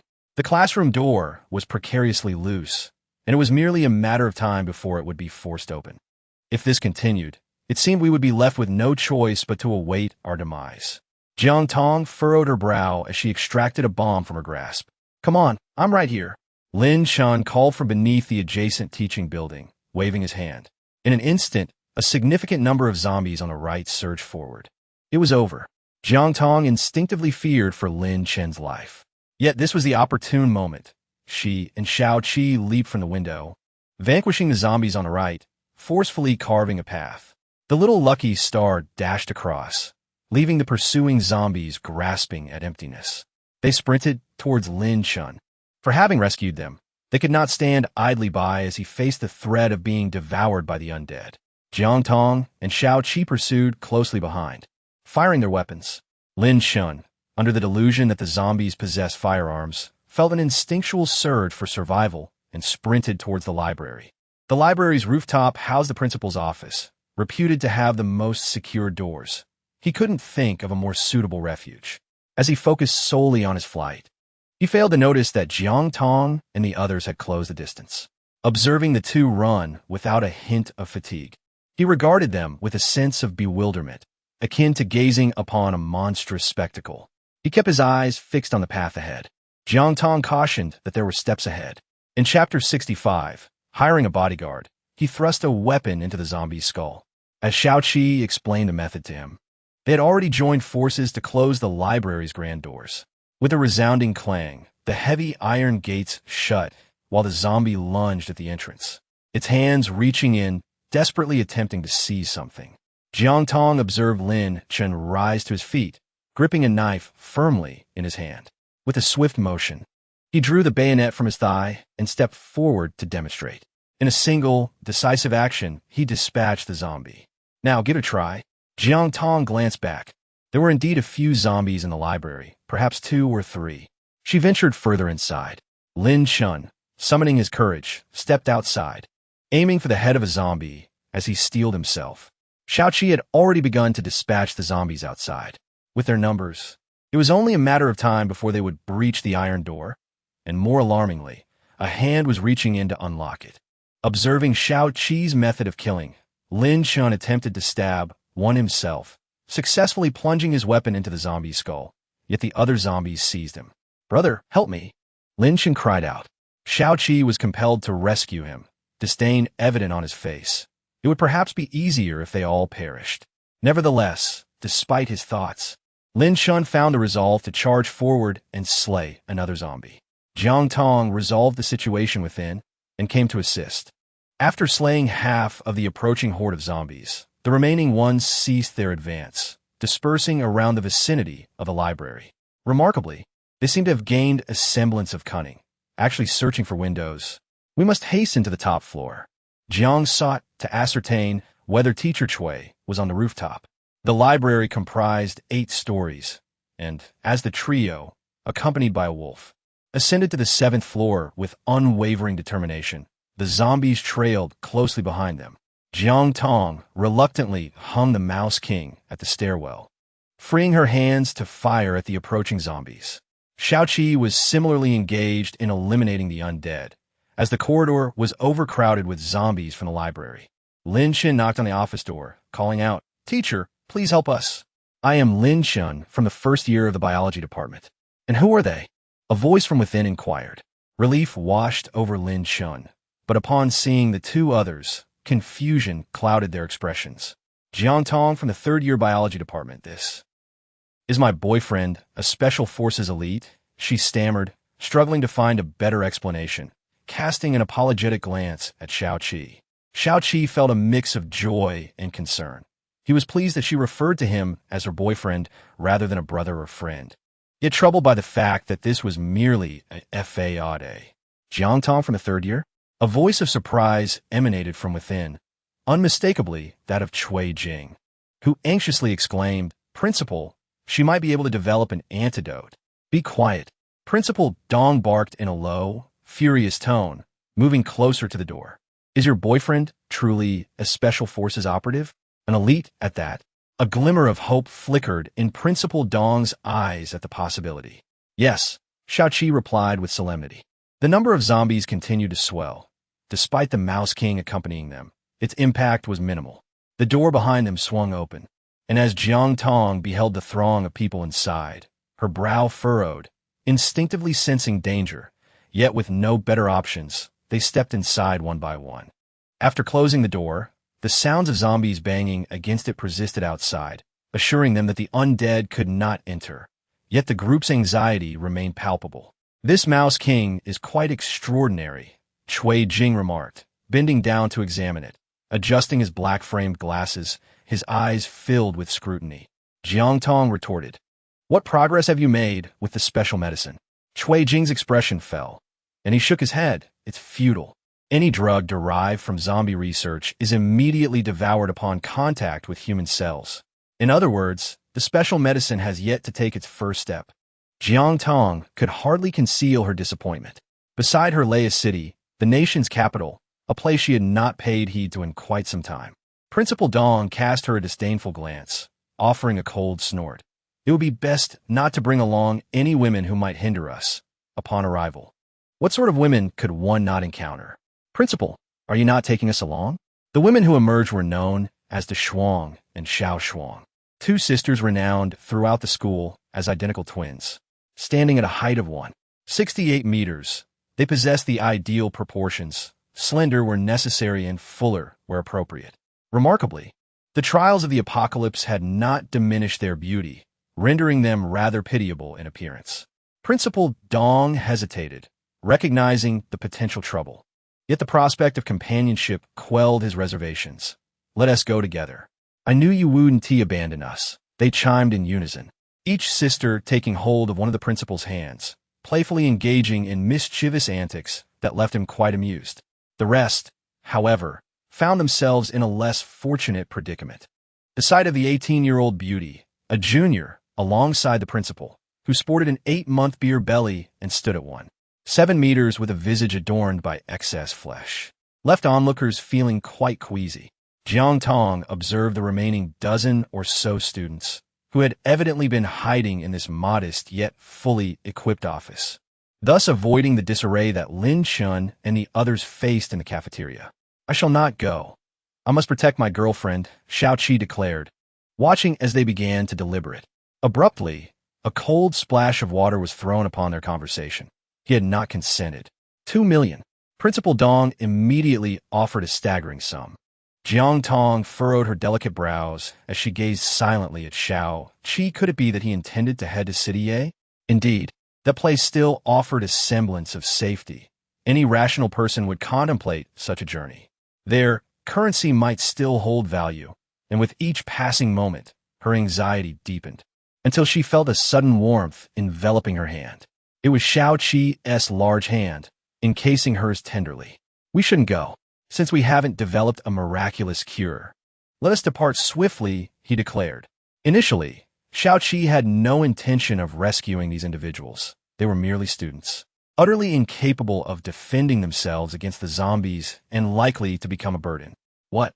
Principal Dong stared at them in disbelief. "If money is an issue, then I can offer you a different deal. I can allow you to bring your girlfriend along. Not only that, but I shall also provide you with a villa in City A as a wedding gift, along with sufficient funds. Surely, you two, being in love, must be considering marriage. I'll even finance your wedding, and when the time comes, I will cover the expenses for your children as well." In this apocalyptic world, Pregnancy was not merely an act of irresponsibility towards oneself, but also towards the unborn child. Jiang Tong subtly glanced at the two girls, understanding the gravity of the situation.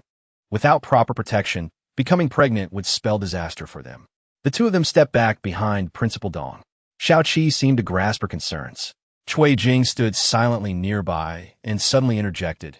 The school procured a new analytical instrument, but it was compromised midway due to a zombie outbreak. If we can retrieve it, combined with my knowledge, we will surely be able to develop a solution. His confidence was not unfounded, being confined to the library. The conditions for conducting experiments were exceedingly harsh.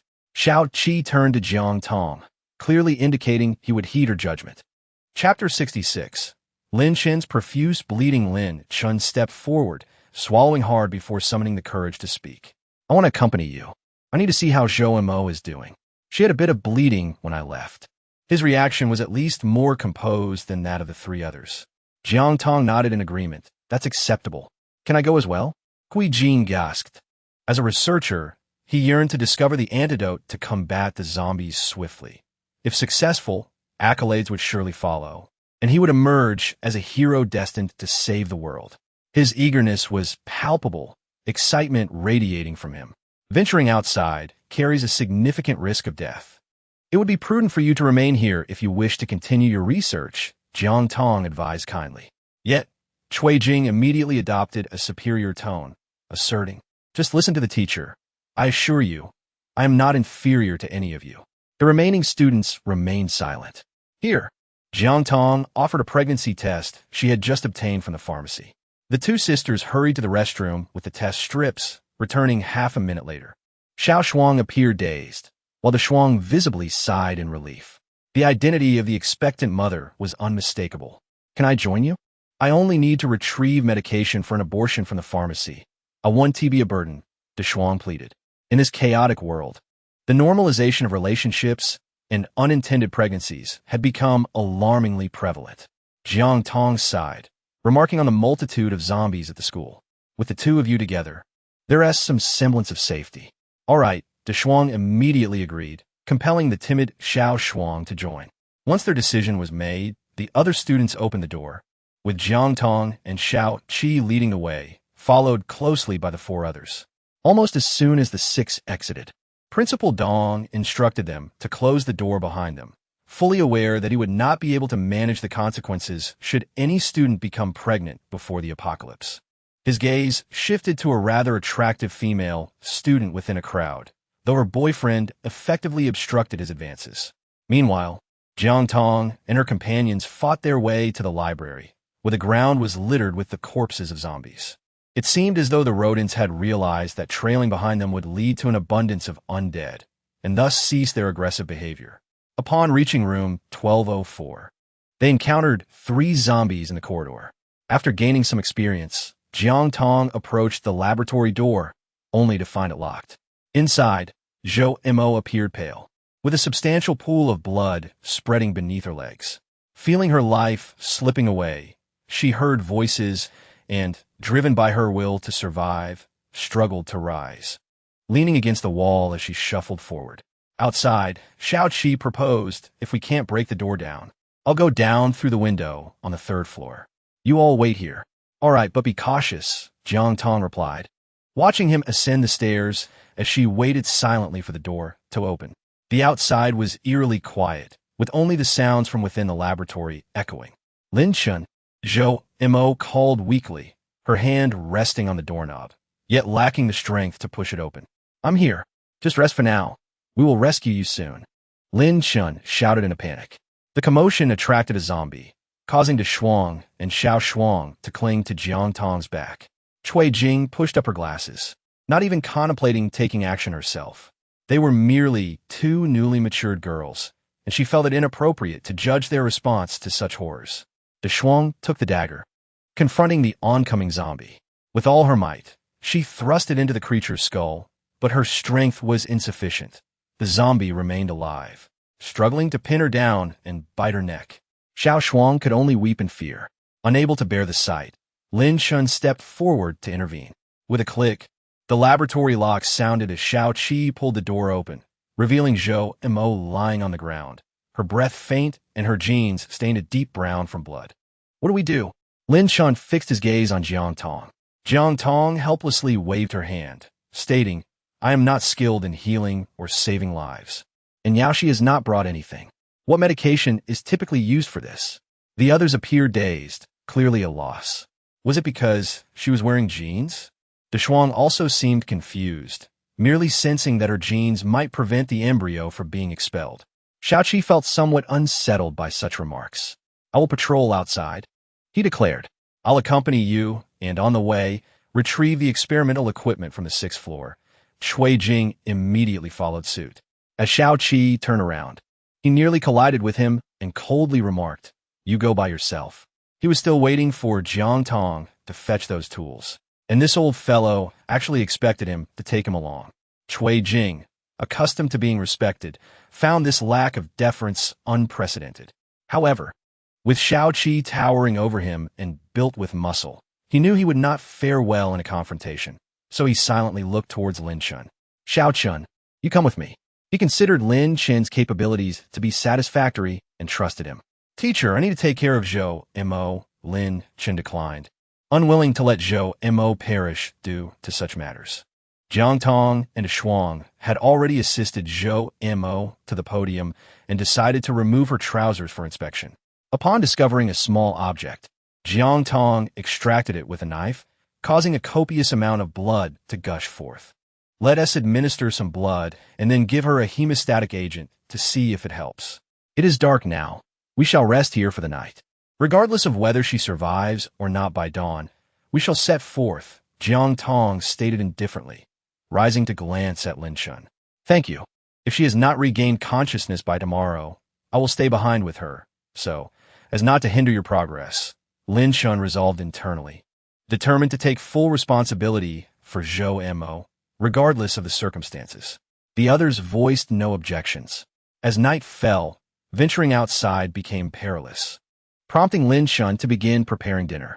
Seizing the opportunity, Jiang Tong and Xiaoqi declined Cui Jing's company, making their way to the laboratory on the 6th floor.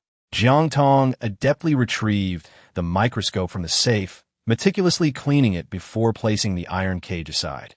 The laboratory was equipped with specialized tools for securing mice, and she firmly restrained the Mouse King to extract its blood for a temporary slide, which she then positioned on the stage. Through the eyepiece, she observed the blood cells of the Mouse King exhibiting remarkable vitality. She pricked her fingertip with a needle, allowing a drop of her blood to mingle with its own. In that fleeting moment, macrophages voraciously engulfed her blood cells. In other words, should she be bitten by the Mouse King, the likelihood of her transforming into a zombie was considerably high. She then ventured next door to capture a small white mouse, injecting her blood into it and closely monitoring its reaction. After 1 minute, the small white mouse appeared normal. 3 minutes later, it collapsed, its eyes vacant. By the 5-minute mark, the small white mouse was convulsing and attempting to bite, having transformed into a zombie mouse. Yet, the Mouse King displayed none of the characteristics of a zombie. What distinguished them? Chapter 67. The Jealous Heart. As Jiang Tong became immersed in her work, she lost track of time. She conducted several experiments and discovered that the Mouse King, a robust macrophage, could devour anything in its path. Realizing this, she decided to capture a zombie for further examination. Xiao Fuxing growled toward the door. Instantly, she put away the microscope and, alongside Xiao Qi, turned to the corridor, drawn by the sounds emanating from outside. Teacher Cui, hurry up, Lin Chun urged, his face reflecting discontent. Understood, Cui Jing replied dismissively as he pushed open the laboratory door. Upon seeing Jiang Tong and her companions, a flicker of anger ignited in his eyes. Aren't you supposed to be on patrol? What brings you here? Planning to concoct a miracle drug on your own? His tone dripped with disdain. You, an ungraduated student who has barely scratched the surface of knowledge, dare to engage in pharmaceutical research? Truly, you are unaware of your own limitations. Jiang Tong smiled faintly and continued washing her hands with soap. Isn't this what we're learning? Teacher Kui, you seem busy. She had just exited the laboratory with Xiao Qi. Where is the microscope? Cui Jing's aim was the Olympus microscope, yet now it stood empty, prompting him to cast a suspicious glance at Jiang Tong. It was missing when we arrived. She shrugged, her hands devoid of anything. If they were to search, they would certainly find nothing. With a cold huff, she descended the stairs first. The beloved teacher Cui, it appeared, could not resist the temptations of the post-apocalyptic world. She had long since grown accustomed to the nature of humanity. Xiaoqi followed closely behind. Lin Chun observed the upper floor, noting the absence of zombies, and inquired, "Teacher, may I go down first? I am concerned about Zhou Mo's condition." Go on, go on. With students like you, what success can I expect? I wasted such a splendid opportunity to teach you at this school, Cui Jing retorted, rolling his eyes skyward as he searched for the finest microscope. It was evident that the school had provided funding for his research, yet he was acutely aware of the substantial cost incurred for the intermediary analyzer. The tuition for their cohort had increased by over 1,000 due to him. Lin Chun, already feeling uncomfortable, descended the stairs in a huff, indifferent to whether the teacher would survive. Dinner remained warm, and after Jiang Tong and Xiaoqi had finished their meal, they checked on Zhou Mo's condition. De Shuang was administering a blood transfusion. Her complexion had begun to regain a faint rosy hue, suggesting she might endure the night. Within 10 minutes, Cui Jing rushed in, cradling a microscope, breathless as he exclaimed, "Zombies! There's zombies!" Xiaoqi's eyes lit up. He grabbed the rope he had prepared earlier and stepped outside, where he indeed spotted a zombie approaching. He swiftly restrained the creature's arms and bound its legs, rendering it incapable of anything but futile attempts to gnash its teeth. He quickly discarded the zombie into the adjacent room. Noticing the restless mice, Jiang Tong hastened over, sealing the laboratory door before extracting blood from the zombie. The dark green cells writhed vigorously. Upon contact with human blood, they voraciously consumed it, though they were slightly less intense than the rodent king. Could it be that they required a mutated zombie? Jiang Tong pressed her lips together, pondering. Zombies are easy to find, but mutated ones are rare. No worries. We shall encounter them on the road tomorrow, Xiaoqi assured her, confident that their new route would present unforeseen challenges. Jiang Tong nodded, gaining 1 experience point. The mice swiftly overwhelmed the zombies. They proceeded to ransack the building in search of equipment. Jiang Tong meticulously gathered all that could be of use into her space. As the second floor of the teaching building was largely interconnected, leading the way, she headed directly to the laboratory. Lin Chun, tasked with guarding Zhou Mo, remained on watch. De Shuang had lost considerable blood and, having consumed several eggs for sustenance, fell into a deep slumber, while Xiao Shuang, unable to sleep, had red-rimmed eyes. Cui Jing, in a light slumber, fixed his gaze upon the two, sensing that she harbored a secret. Should she truly discover an effective antidote before him, he would never permit it. As he rose, the little wolf opened its eyes and cast a warning glance. Its vigilance was unexpected, indicating that it must be dealt with first. Pretending to need the restroom, Cui Jing made his way to the window. The sound of water roused Jiang Tong, who frowned in displeasure. The following morning, as dawn broke, Jiang Tong and the others awoke to find Lin Chun assisting Zhou Mo to her feet. Her complexion markedly improved. Upon seeing the sun, she felt a sense of elation, exclaiming, "I thought I had perished." "You're fine now," Lin Chun reassured her. "The 3 of them fell victim to the zombies yesterday. I intend to accompany Senior Jiang Tong. What about you?" He understood that survival depended on following Jiang Tong. After a moment of contemplation, Zhou Mo nodded affirmatively. "I shall go as well." Witnessing Zhou Mo's near demise from the miscarriage, Xiao Shuang hesitated, but De Shuang quickly grasped the situation and declared, "We will join you." "Very well. Let us depart after breakfast," Jiang Tong announced. She first retrieved a can of meat for Xiao Fuxing and proceeded to boil water for noodles using a small gas stove.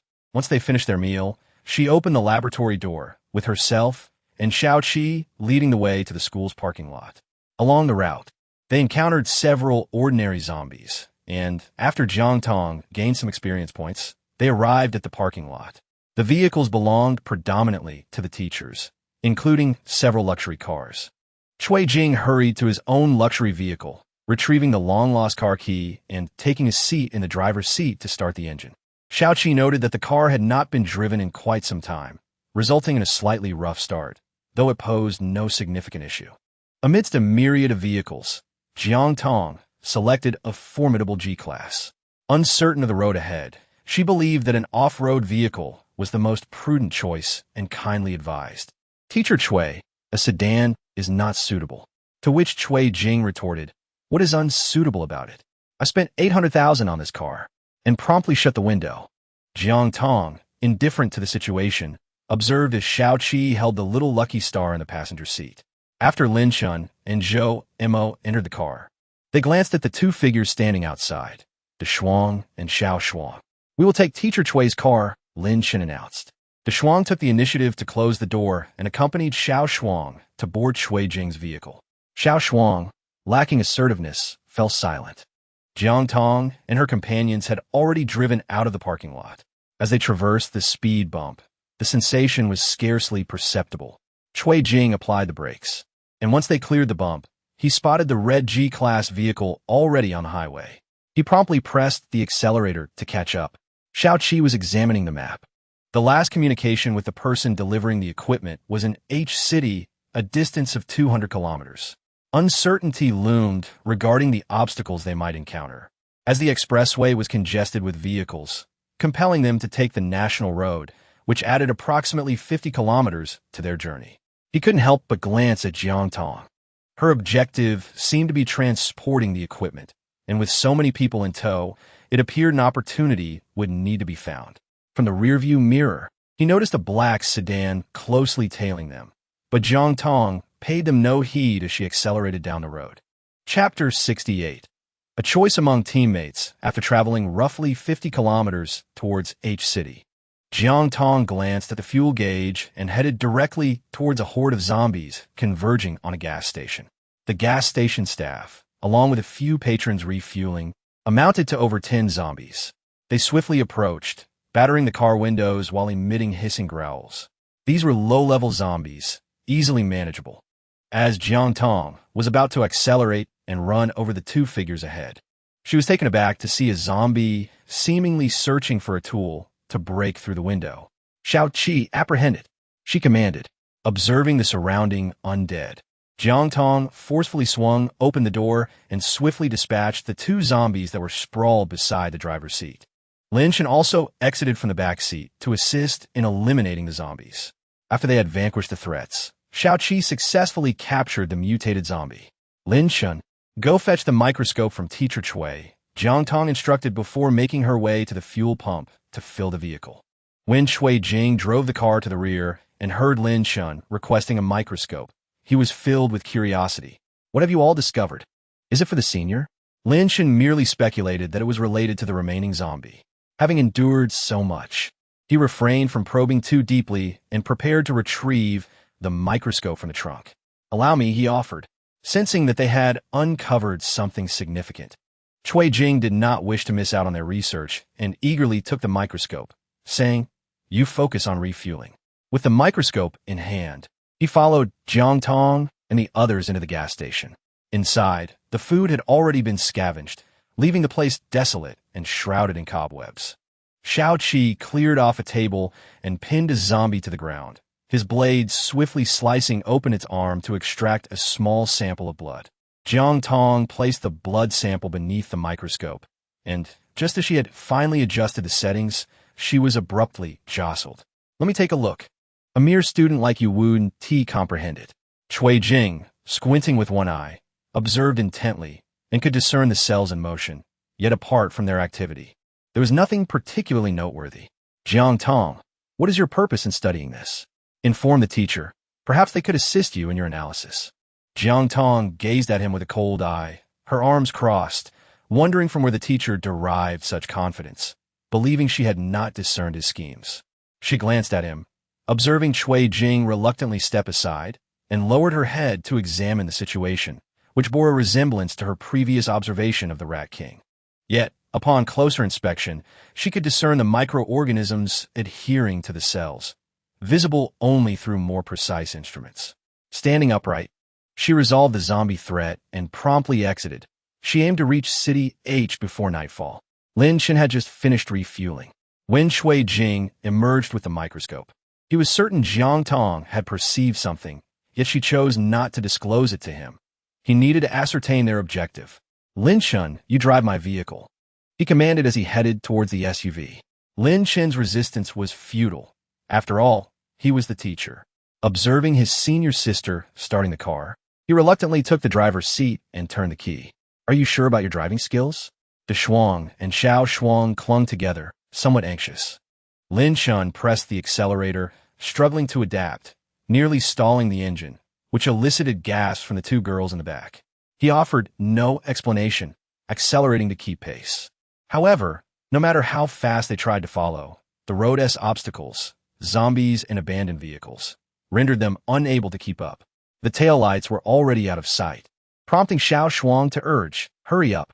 Are you trying to show off your driving skills? What now? Don't panic, De Shuang reassured her sister, even as she felt a twinge of anxiety. Inside the SUV ahead, Jiang Tong could not see them in the rearview mirror and halted by the roadside. Jiang Tong, have you discovered something? Shui Jing inquired, clutching the microscope as he leaned towards the center. Jiang Tong furrowed her brow slightly and responded indifferently, no. How could there be none? Do you not trust others, yet doubt your teacher? I assure you, my analysis will yield results far beyond your expectations, and ultimately, it will still be your research achievement. Shui Jing wore a gentle smile, yet his fingers gripped the base so tightly that they turned white, entirely disregarding the discomfort of Zhou Mo beside him. The microscope reveals nothing, Jiang Tong stated candidly. She had brought Shui Laosher along for analysis, but if he had ulterior motives, she would not hesitate to prolong the research period just to see him through. Not yet, Xiao Qi expressed a hint of concern, diverting the conversation. She couldn't help but frown and shoot a glare at Shui Jing. I do not wish to perish. Xiao Shuang clung tightly to her sister, crying louder as she caught sight of the grotesque faces pressed against the window. Xiao Shuang. De Shuang forced a semblance of calm to comfort her. Outside, some zombies had begun to shift their focus towards Jiang Tong and the others. Xiao Qi exited the vehicle, just as she pulled out her dagger, only to hear the car door lock with a definitive click. In disbelief, she turned to look inside the car. Shui Jing maintained his position, locking the door, and chuckled. I will let you out shortly. He would unlock it once the zombies were dealt with. If they remained a threat, he would simply take the driver's seat, prepared to flee at a moment's notice. Zhou Mo, feeling weak and powerless, reached to unlock the door. In your current state, pushing it open means waiting to be devoured by zombies. Can you refrain from being a hindrance? Shui Jing remarked bluntly. Zhou Mo truly dared not move again. Jiang Tong and Xiao Qi were fully engrossed in combating the relentless horde of zombies, their numbers overwhelming. The little lucky star would leap up, occasionally severing a zombie's leg with a decisive bite. The trio, 2 humans and 1 wolf, charged valiantly into the throng of corpses. Lin Chen observed as the number of zombies beside the vehicle diminished. With a forceful shove, he pushed aside a zombie leaning against the door and began to eliminate them. De Shuang also refused to remain passive. The 4 of them fought together, and after half an hour, every last zombie lay defeated, while rats, undeterred, feasted upon the remnants of their victory. Jiang Tong sat resting, casting an admiring glance at Lin Chen. It was commendable for a 20-year-old student to possess such audacity. She casually inquired, how are your results in biological research? Lin Chen, filled with sorrow and resignation, replied that his once prized achievements had now lost their value. Indeed, would you like to collaborate on researching an effective medicine? Compared to the self-serving teacher Chui, I believe you would make a far more suitable teammate.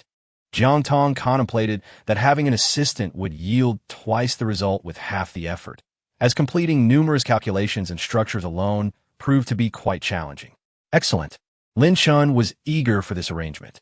With the zombies entirely dealt with, Shui Jing finally dared to exit the vehicle. He kicked a zombie aside as he approached the group and remarked, shall we go? We've already squandered a considerable amount of time. Jiang Tong cast her gaze upon the zombie with the teacher's footsteps, which appeared to have been merely wounded rather than completely vanquished. Chapter 69. Xiaoqi's threat the zombie's head tilted precariously and it clamped down on Cui Jing's heel, eliciting a terrified gasp from him as he instinctively kicked, sending the zombie's head soaring into the air, momentarily detached from its body. Everyone was taken aback and rose to their feet in shock. Xiao Shuang, eager to step outside for some fresh air, opened the door, only to have the zombie's head land steadily in her embrace. "Ah!" she cried out in horror, her body instinctively retreating into her seat, with nowhere left to escape. De Shuang hurried over to inspect the situation, but as her hand brushed against the zombie's head, her sister's screams intensified, leaving her frozen with fear. Jiang Tong had already gathered around, witnessing the zombie's relentless grip on Xiao Shuang's thigh, its bite deeply entrenched, blood seeping forth and saturating her pant leg. The light in her eyes dimmed as she resolved the zombie's head, softly uttering, "There is no hope." Xiao Qi tightened his grip on the dagger. "Should we enter suffering?" "No." De Shuang pushed them aside. Disbelief etched across her face as she gazed at her sister's thigh. Seeing her sister weeping inconsolably, she embraced her tightly. "If you won't save her, I will." If they had acted swiftly to sever the bitten area, there might have been a chance, but the bite was perilously close to her waist. Amputation would only exacerbate her agony. Jiang Tong wished to offer some counsel, yet De Shuang shook her head. Their sisterly bond was profound. She could not bear to witness her sister's demise, yet she understood the grim truth in their words. "Sister, it hurts so much, I feel so unwell." As Xiao Shuang spoke, her breath became labored, her gaze slowly turning glassy. In this dire moment, the true perpetrator, Cui Jing, approached with tweezers, preparing to draw Xiao Shuang's blood for examination under the microscope. "Come quickly and take a look." Jiang Tong leaned closer, observing the minuscule curved bacteria swiftly adhering to the cells, which were then unexpectedly engulfed by the host cells. Thus, the reason for the zombies relentlessly pursuing and biting humans was unveiled. Lin Shen also leaned in for a closer look, his brows furrowing tightly. The spread of this disease was alarmingly rapid. As he glanced at Xiao Shuang, he noted that in less than 3 minutes, she had begun to convulse. She was on the brink of becoming a zombie. Xiao Qi urged Shuang to take action. Xiao Shuang, unwilling to succumb to death, found herself unable to control her convulsions, leading to a loss of self-awareness. She was already lost. De Shuang gripped the knife tightly, her gaze fixed intently on Cui Jing. Cui Jing glared at her furiously. "Your sister brought this upon herself. What was the point of opening the door? If I get bitten, I'll definitely be thrown out, leaving my car filthy and bringing bad luck." Lin Shen clenched his fists, wishing he could sever Cui Jing's head off, if not for his role as a teacher. De Shuang regained her composure and pleaded with Xiao Qi to assist in securing her sister in the passenger seat. Jiang Tong took charge of driving the vehicle at the rear, while Xiao Qi operated the one in front. This time, they did not procrastinate. They arrived at the highway entrance of H City before nightfall. Numerous zombies donned protective suits, indicating that precautions had been in place. Yet the zombie plague proved to be an insurmountable threat. The office building here was 2 stories tall, and the number of zombies totaled over 20. After effortlessly dispatching them, they fortuitously discovered their food reserves, along with 2 hens pecking at core in the warehouse, astonishingly still alive, and more than 10 eggs scattered on the floor. With Jiang Tong's consent, Lin Shen decided to cage the hens for future sustenance while they prepared a dish of steamed egg custard and boiled eggs, as Zhou Mo needed to nourish her body. They cooked on the 2nd floor, while Jiang Tong and Xiao Qi went to observe the situation. They could see both the entrance and exit filled with vehicles, with no sign of the delivery truck carrying research equipment. They resolved to set out the following day to search for it. After Xiao Qi spoke, his gaze inadvertently fell upon her profile, compared to their first meeting. Her expression was resolute and more gallant. He turned to face the biting wind, attempting to dispel any unwarranted thoughts, and inquired how she planned to retrieve the instruments. "Just divert their attention," Jiang Tong replied, glancing at the room below where the others were gathered around the fire cooking. Lin Shen was bustling about without pause. "I need Lin Shen as a teammate. Firstly, he can independently confront zombies, demonstrating commendable explosive strength and diligence. Secondly, his expertise aligns perfectly His assistance should significantly aid my research. As for Cui Jing, such scum cannot be allowed an easy demise.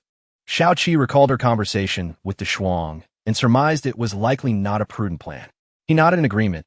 I'll follow your lead. Senior, dinner is ready. Lin Chen called out. The two exchanged glances and descended for their meal. During dinner, Cui Jing took a few bites before losing interest.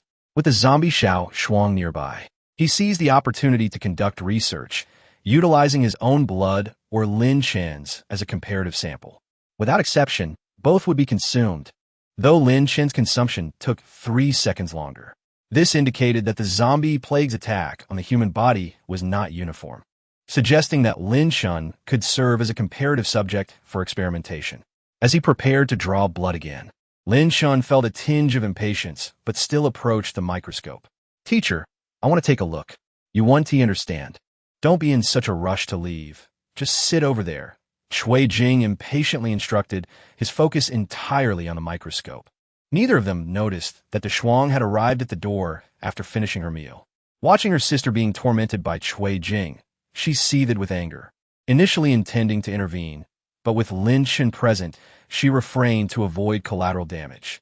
Exhausted from the day's events, they assigned Lin Chen to guard the first half of the night, and Xiao Qi the latter half, before everyone retired for rest. De Shuang had intended to stay awake until midnight to take action, but ended up sleeping soundly until dawn. Zhou Mo, having recovered significantly, volunteered to cook. To prove her worth, she concocted a hodgepodge using instant noodle seasoning and other ingredients, including potatoes and onions, resulting in a delightful aroma.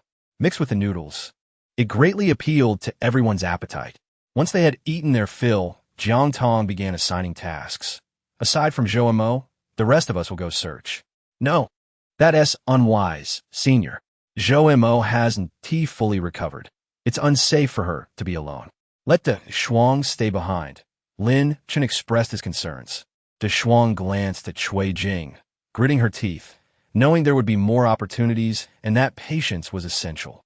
All right, with the decision made for two to remain, Jiang Tong and the others loaded their supplies and set off.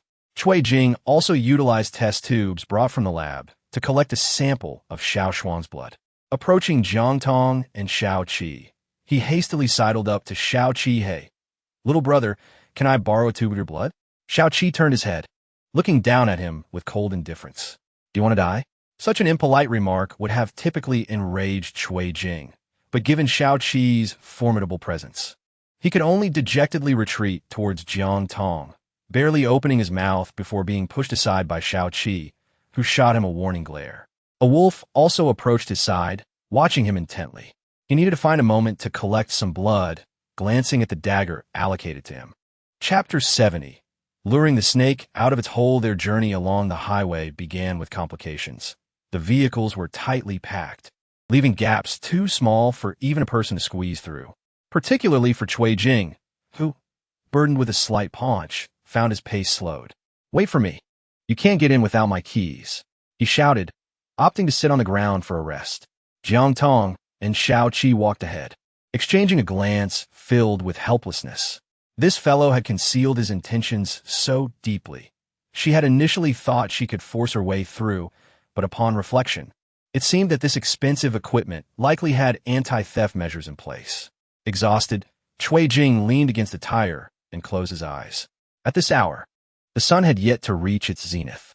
Jiang Tong glanced over and noticed that Teacher Cui was tightly guarding his pocket, which led her to understand that the so-called key was concealed within it. Cui Jing leisurely explained, as he handed the food he had been holding to Jiang Tong. Jiang Tong furrowed her brows slightly, harboring no intention to respond, a glimmer of murderous intent flickering in her eyes.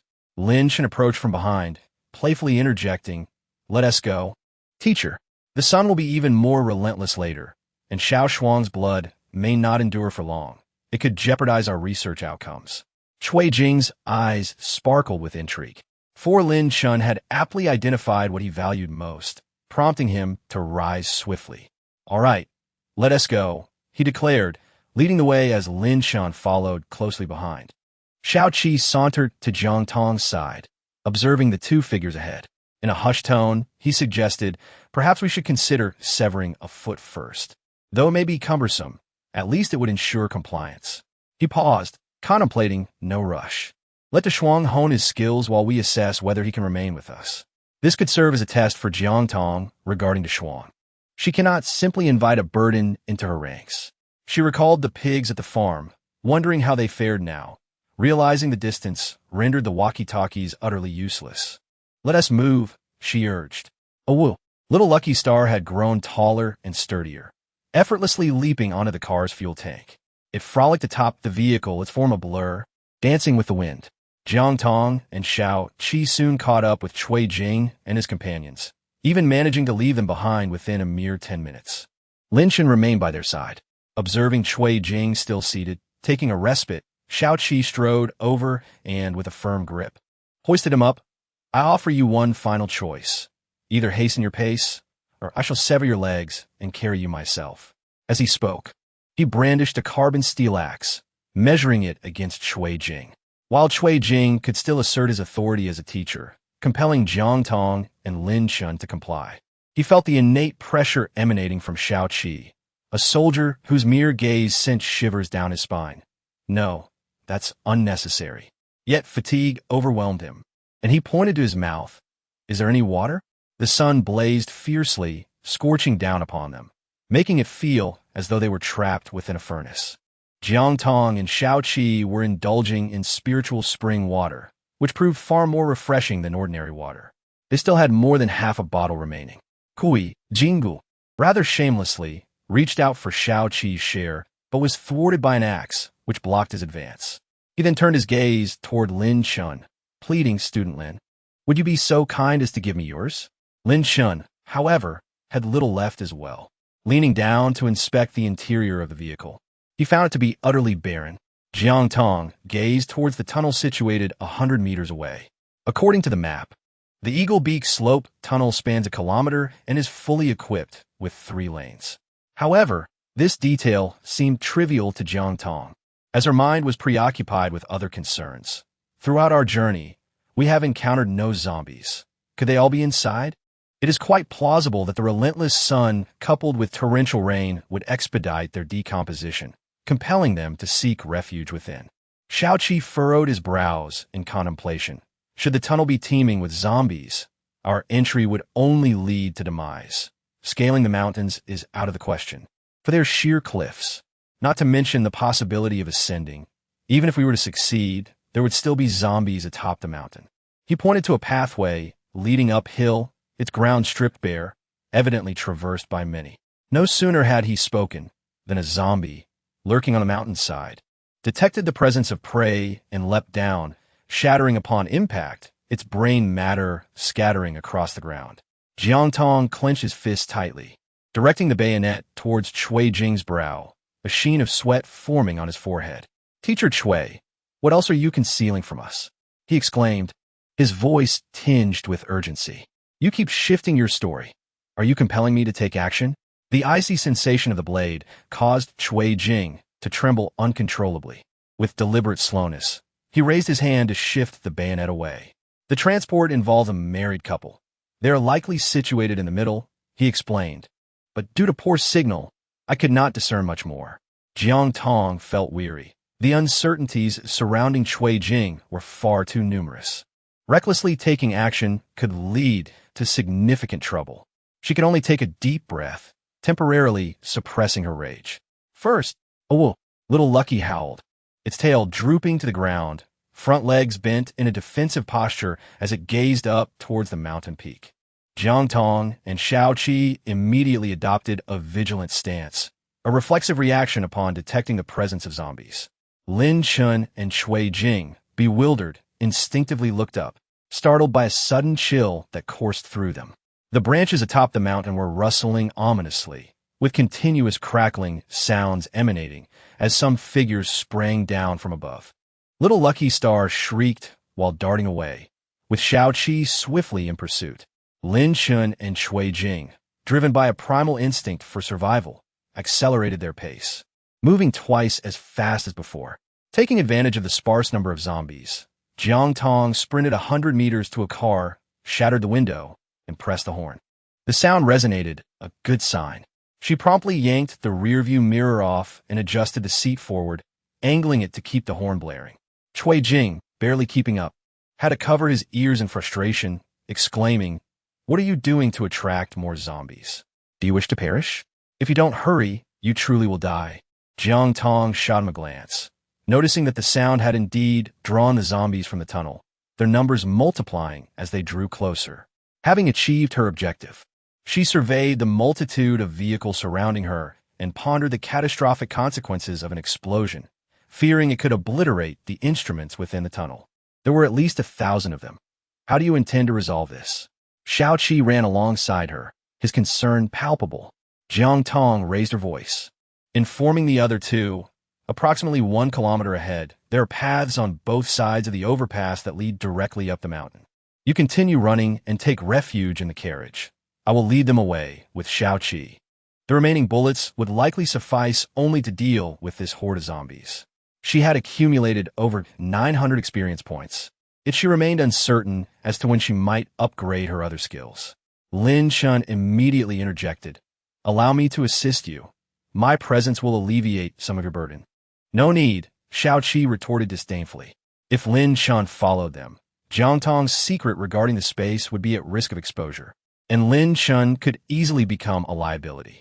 The little lucky star continued to howl, drawing the zombies' attention. They were already a kilometer away. As Lin Chun ran, he attempted to open the car doors, only to find that after trying more than a dozen, none would budge. "Useless," Cui Jing exclaimed, glancing back to see the zombies nearly upon them. He randomly pulled on one of the car doors, and to his surprise, it opened. He swiftly climbed inside, noticing that the keys had been left in the ignition. He quickly turned the key and locked the doors and windows.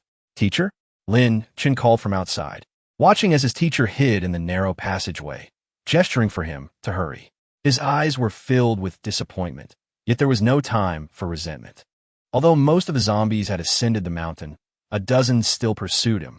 With no other option, he pressed forward until he finally discovered a door that would open, allowing him to slip inside.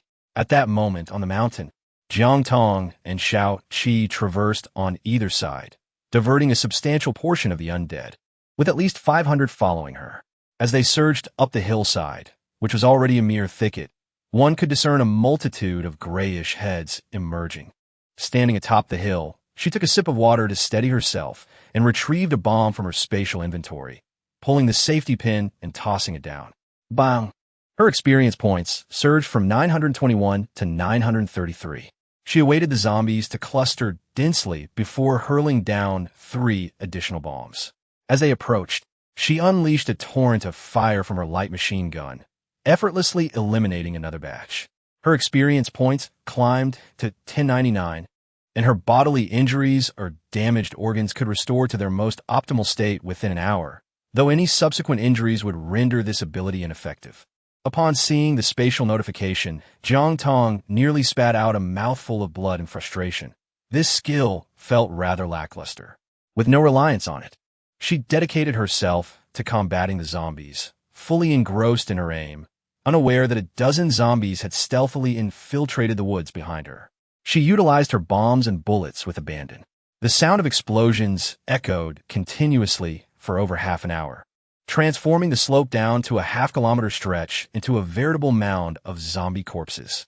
Just as she prepared to take a moment's respite, her little lucky star let out a yelp. Unbeknownst to her, a zombie had crept up from behind and seized the tail of her little companion, ready to deliver it straight to its gaping maw. Little lucky star, Jiang Tong swiftly fired her weapon, only to witness the zombie unexpectedly tilt its head to evade the bullet, leaving her utterly speechless. To her dismay, there was not just one zombie. She had encountered an upgraded version. With no time to ponder how to confront the other zombies, her sole focus was on rescuing Little Lucky Star. In a moment of inspiration, she hurled the iron cage containing the Rat King. It was a morsel of food, and the zombie instinctively reached out with one hand to grasp it, while the Rat King squeaked in protest. Jiang Tong hurled the axe, swiftly severing the hand of the zombie. As soon as Little Lucky Star hit the ground, it dashed over, but the zombie's hand clutched its tail tightly. Jiang Tong embraced it and hurried down the mountain, skillfully using her dagger to sever the fingers along the way. Meanwhile, the Rat King was ensnared in a cage held by two zombies, desperately seeking a way to escape. Instantly, the swarm of rats clambering over other corpses rushed forward, engulfing the zombies. The zombies seized them and stuffed them into their mouths, devouring them one by one, while 5 zombies relentlessly pursued Jiang Tong. They even coordinated their efforts. 2 chased from behind, while 3 rolled down the slope, reaching the bottom at an astonishing speed that surpassed Jiang Tong's by several folds. Upon reaching the base, they swiftly turned around and charged toward Jiang Tong, encircling her in a menacing formation. Jiang Tong gazed at their brazen demeanor, her teeth clenched tightly. The bullets had run out, yet she grasped the bayonet firmly and aimed for the head of the female zombie. However, midway through her strike, she executed a swift flourish and redirected her attack towards the approaching zombies, dispatching one with precision. Realizing the feint, the female zombie emitted a low growl, prompting the 3 nearby zombies to join in a chorus of guttural sounds. Goodness, they can communicate now? In that fleeting moment, the female zombie lunged at her, attempting to bite her arm. Swiftly, she braced the zombie's chin with her weapon, contemplating the rapid evolution of this creature.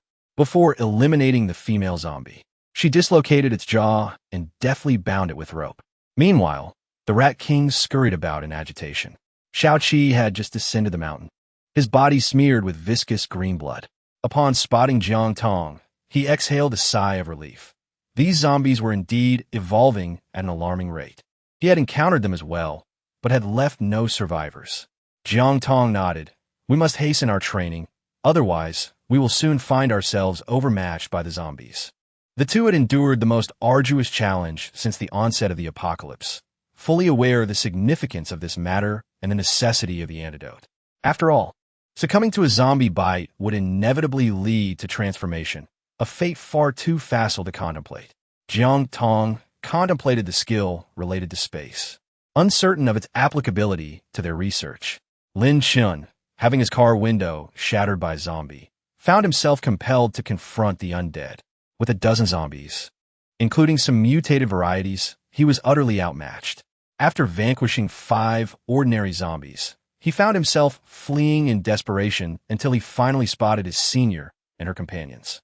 In his haste, he stumbled and rolled from the car directly into the presence of the zombies. "Teacher Chui, save me," he cried. Teacher Chui's concealed vehicle was nearby. He could simply open the door and crash into the zombies to rescue Lin Chun. Yet at that moment, he could only watch helplessly as he sat in the back seat, his face obscured by someone else's clothing. Lin Chun closed his eyes, resigned to his fate.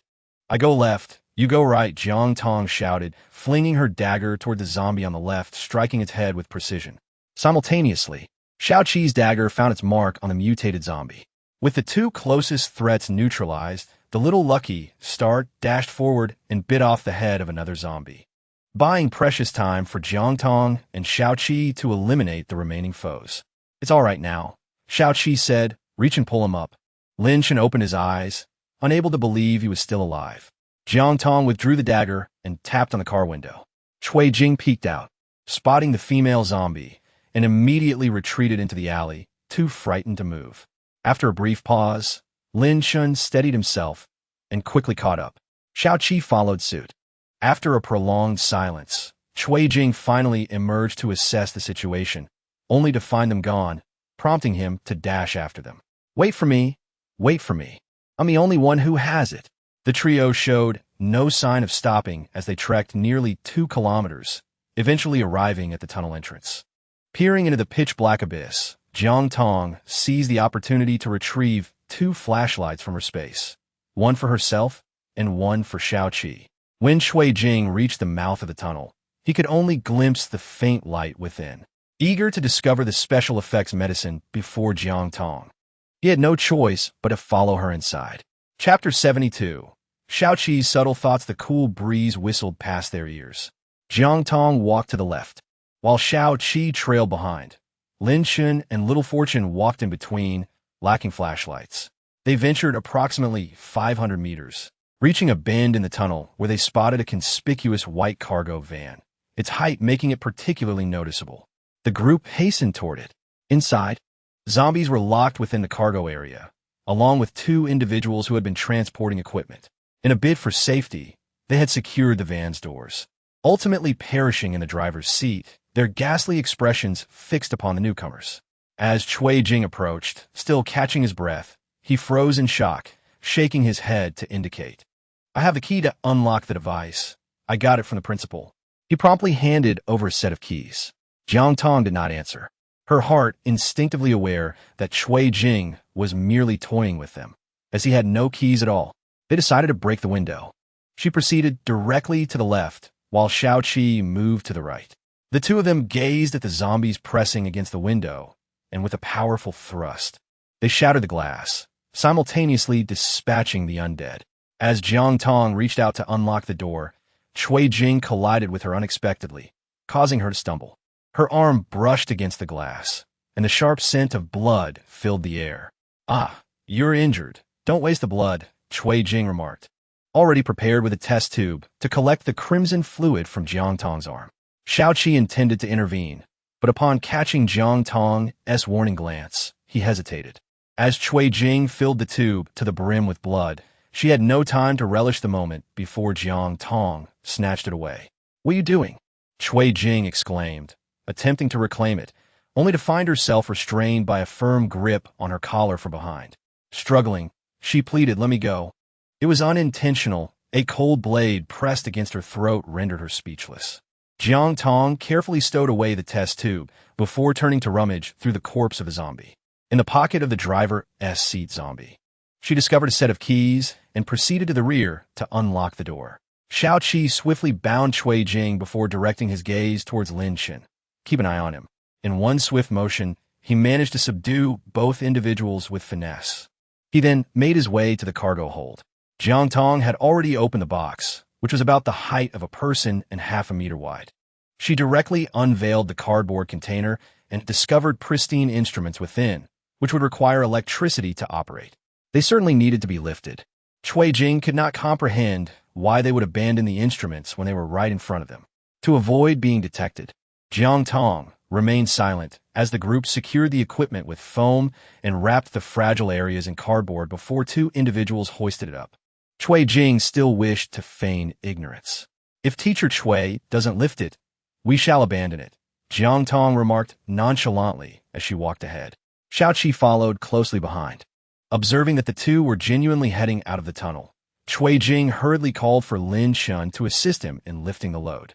The weight of 200 pounds was manageable when shared between two individuals, yet coordinating their movements to navigate the carriage out proved to be quite exhausting, and carelessness could easily result in damaging the instruments.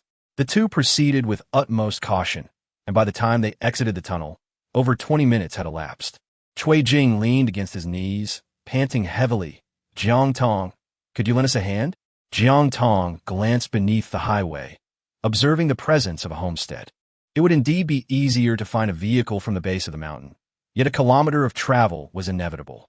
Regardless of how many bullets one possesses, they will eventually deplete, and if one had the ability to forge their own, the journey ahead would undoubtedly be far more manageable. His robust physique, brimming with sinewy muscle, stood in stark contrast to Lin Shen, who resembled a scrawny mutt in a rather unflattering light. With enhanced training, even Jiang Ziming could achieve such a form. In comparison to Jiang Ziming, Jiang Tong found himself more fond of Lin Shen. However, the current abundance of people and the dwindling food supply left him unwilling to nurture any useless individuals. After walking for an hour, the two had traversed a mere kilometer, and as dusk approached, Xiao Qi effortlessly took the burden from their hands, hoisting it onto his shoulder while casting a disdainful glance at the pair. Lin Shen looked upon him with utmost admiration. Cui Jing, stretching his limbs, muttered a curse at the oversized individual. They hastened their descent, with Jiang Tong swiftly moving ahead. Lin Shen, resting upon a rock, noticed Teacher Cui settled beside him. Without uttering a word, he brought forth the remaining half bottle of water to quench his thirst. Offering some to the teacher, Cui Jing snatched it away, draining it in one gulp, and upon observing Lin Chen's foolish demeanor, he rolled his eyes and remarked, "Lin Chen, your studies are meant to elevate you. The opportunity lies before you now. Whether to seize it is entirely up to you." "What opportunity?" Lin Chen inquired, furrowing his brow in confusion. "If we can achieve it, then surely others have already explored it." Lin Chen felt as though a bucket of cold water had been poured over him. Leaning back against the ground, he closed his eyes, declaring, "I'm so tired. I need to rest for a moment." Seeing him truly drift into slumber, Cui Jing contemplated shouldering the load himself.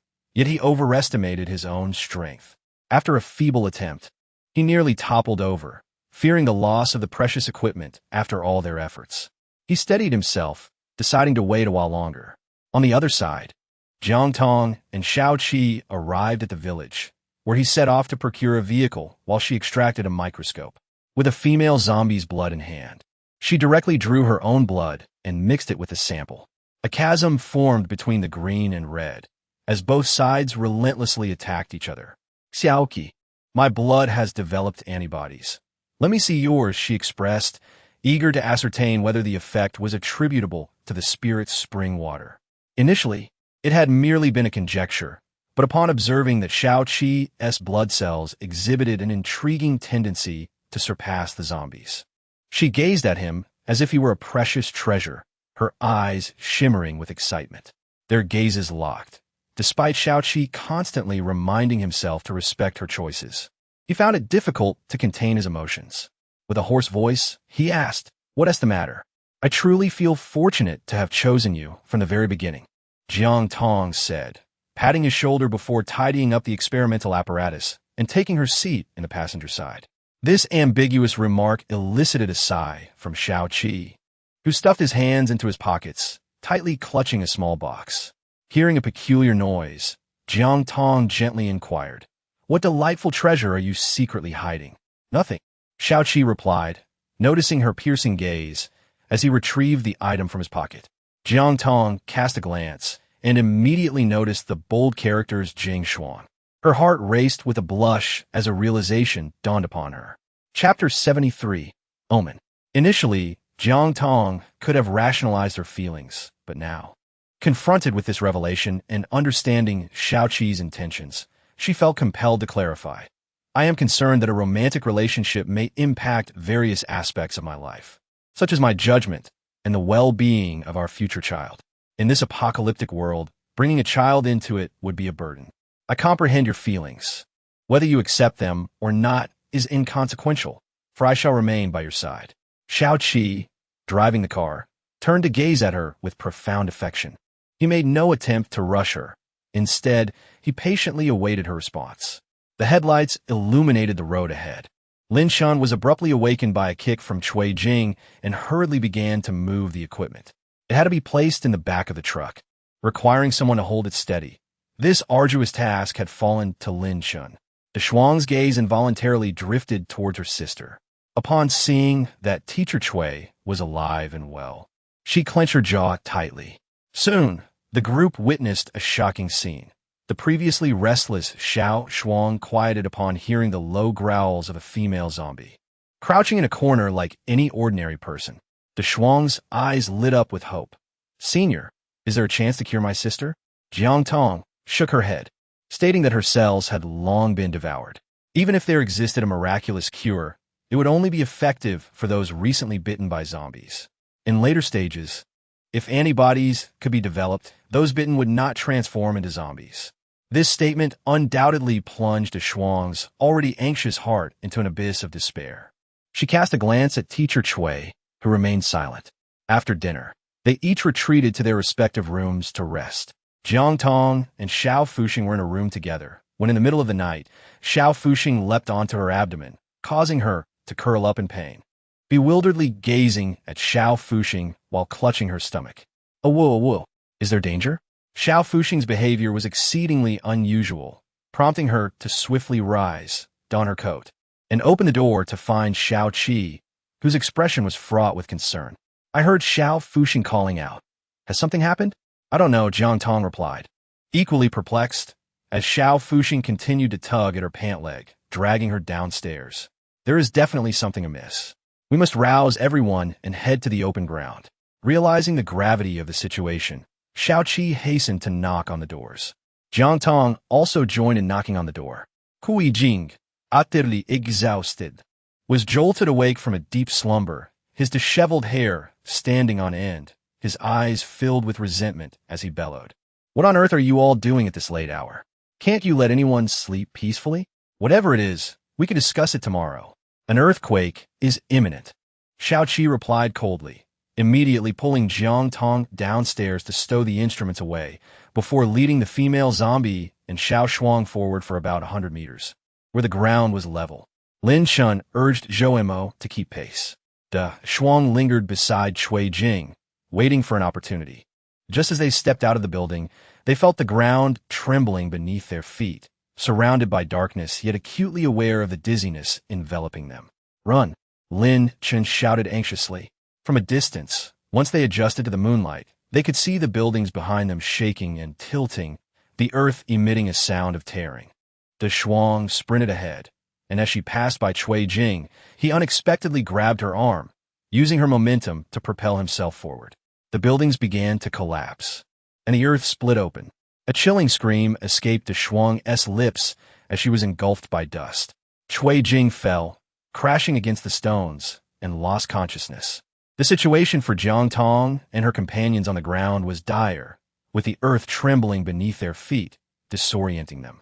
A massive fissure had opened in the road, separating Lin Shun and Zhou Mo from the rest. Run! Keep running forward! Xiaoqi shouted, pulling Jiang Tong along as they fled.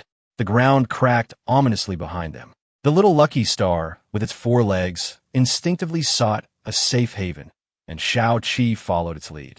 They ran for what felt like an eternity until the thunderous sounds behind them finally ceased, signaling the end of the earthquake, granting them a moment to catch their breath. The disaster had struck earlier than anticipated.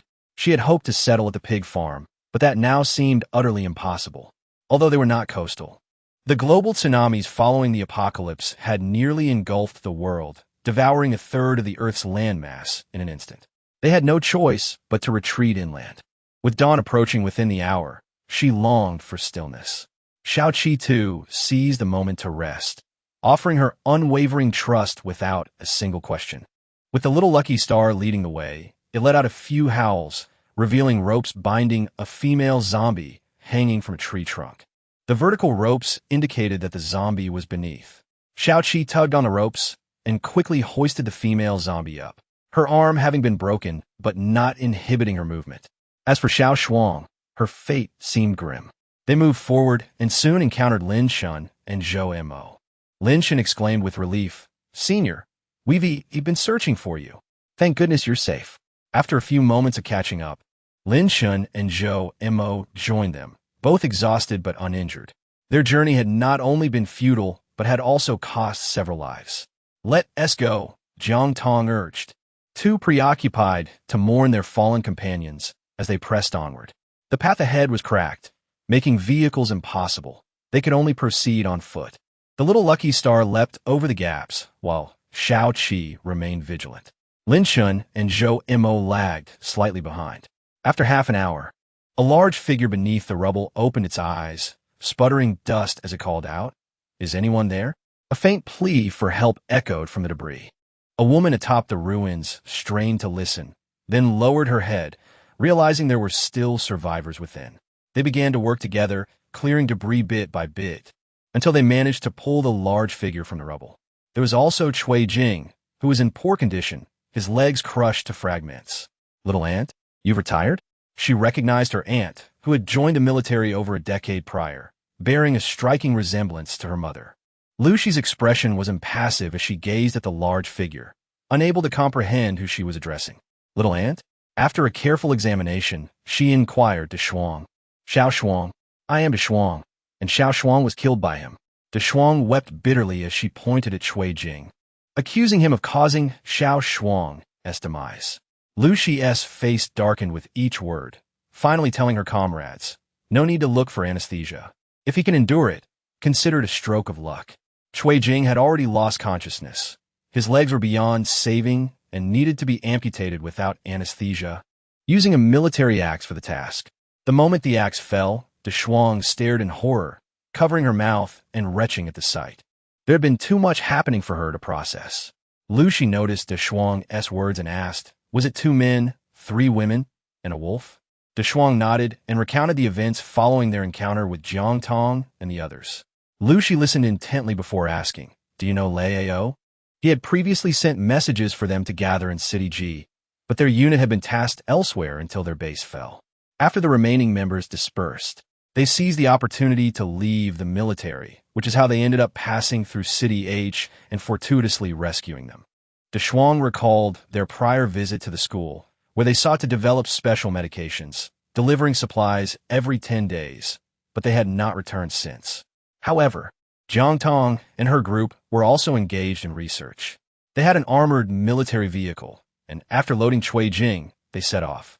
At that moment, Jiang Tong and her companions had also reached the city center, where the distance had spared them from significant damage, experiencing only aftershocks. Xiaoqi drove straight to an old residential building, a place bustling with activity before the apocalypse, ideal for conducting illicit dealings. He parked in front of the dilapidated structure and led them upstairs to the top floor. Entering the last room, they could access the stairwell connecting to the adjacent building. A bird's-eye view of these residential buildings would reveal that each one was linked by staircases, allowing for a quick escape in case of search. They navigated through the interior, with Zhou and Mo struggling to keep up and leaning against the wall to rest. Upon arrival, they found the space in disarray, with shell casings scattered across the floor, some half-finished, others fully formed bullets. It appeared that his subordinates had scavenged before their departure. "You all rest here," Xiaoqi instructed Lin Shun and the others, leading Jiang Tong deeper inside. He passed through a makeshift office and opened the door to a secret room, revealing a dazzling array of weaponry. Various machine guns, sniper rifles, and ammunition were on display.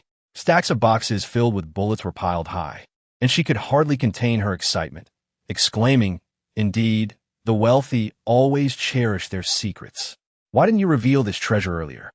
Having visited the city numerous times, he had never mentioned it. "I had no idea you possessed such valuables to carry away. I kept them as my ultimate trump card.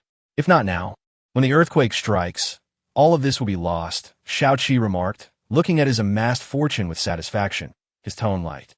"Now all of this belongs to you. And I belong to you," he thought, but could not voice. He deeply cherished his military service, relishing the honor it brought, yet when that honor became tainted by greed, he had left without hesitation. Jiang Tong, confronted by eager gazes, felt a twinge of guilt and turned her head away.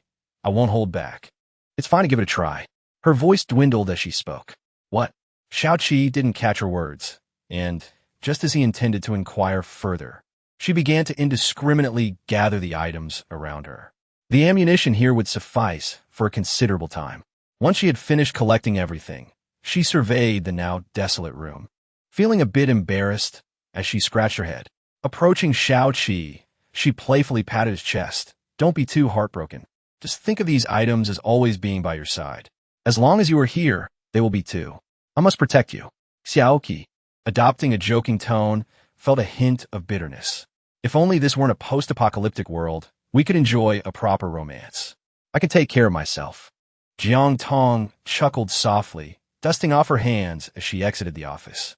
"Actually, we are not in a hurry." This unfinished remark led to a clear misunderstanding. Yet neither of them offered an explanation. Jiang Tong gazed at Zhou Mo, whose complexion was rather poor, and gently said, "You both rest here for a while and prepare the food. Do not wander off. We shall go in search of provisions." Xiaoqi accompanied her upstairs and closed the door behind them. As Zhou Mo listened to their footsteps receding, she slumped to the ground, questioning, "Must we truly engage in such violent confrontations? It is exhausting."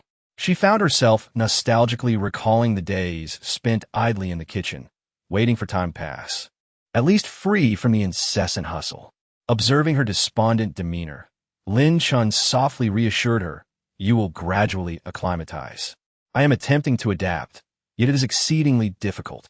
"Those two are like spinning tops, ceaselessly energetic," Zhou Mo replied gloomily. "We are human. We're different from them." Lin Shun fell silent for a few moments before responding. That is precisely why I wish to grow stronger alongside them, to protect you. Zhou Mo did not intend to convey that meaning. Seeing Lin Chen's lack of understanding, she chose to remain silent. Meanwhile, Jiang Tong and Xiao Qi, who had not actually left, overheard their entire exchange. Xiao Qi turned to Jiang Tong, his expression chillingly cold. Jiang Tong pushed the door open, observing the astonished expressions of the two individuals. With a smile that didn't reach her eyes, she remarked, "Let us go together in search of sustenance." Lin Shen wished to offer an explanation, yet the reactions of the others suggested they were not inclined to listen, so he refrained from speaking. After navigating through the residential building, they entered the vehicle, and Jiang Tong drove directly to the school, parking in front of the laboratory. She meticulously examined her surroundings before stating coolly, "Let us commence our search. Do bring along any experimental equipment that may prove useful." Chapter 75. Counterpressure. Upon recognizing her familiar school, Zhou Mo eagerly opened the car door to alight, only to notice Lin Chun had not followed. She turned back, perplexed, and inquired, "Aren't you coming?" Lin Chun clenched and then relaxed his fists, sensing an oddity in the air. He approached her, whispering, "Zhou Mo, do not jest. Staying with them is the safest option."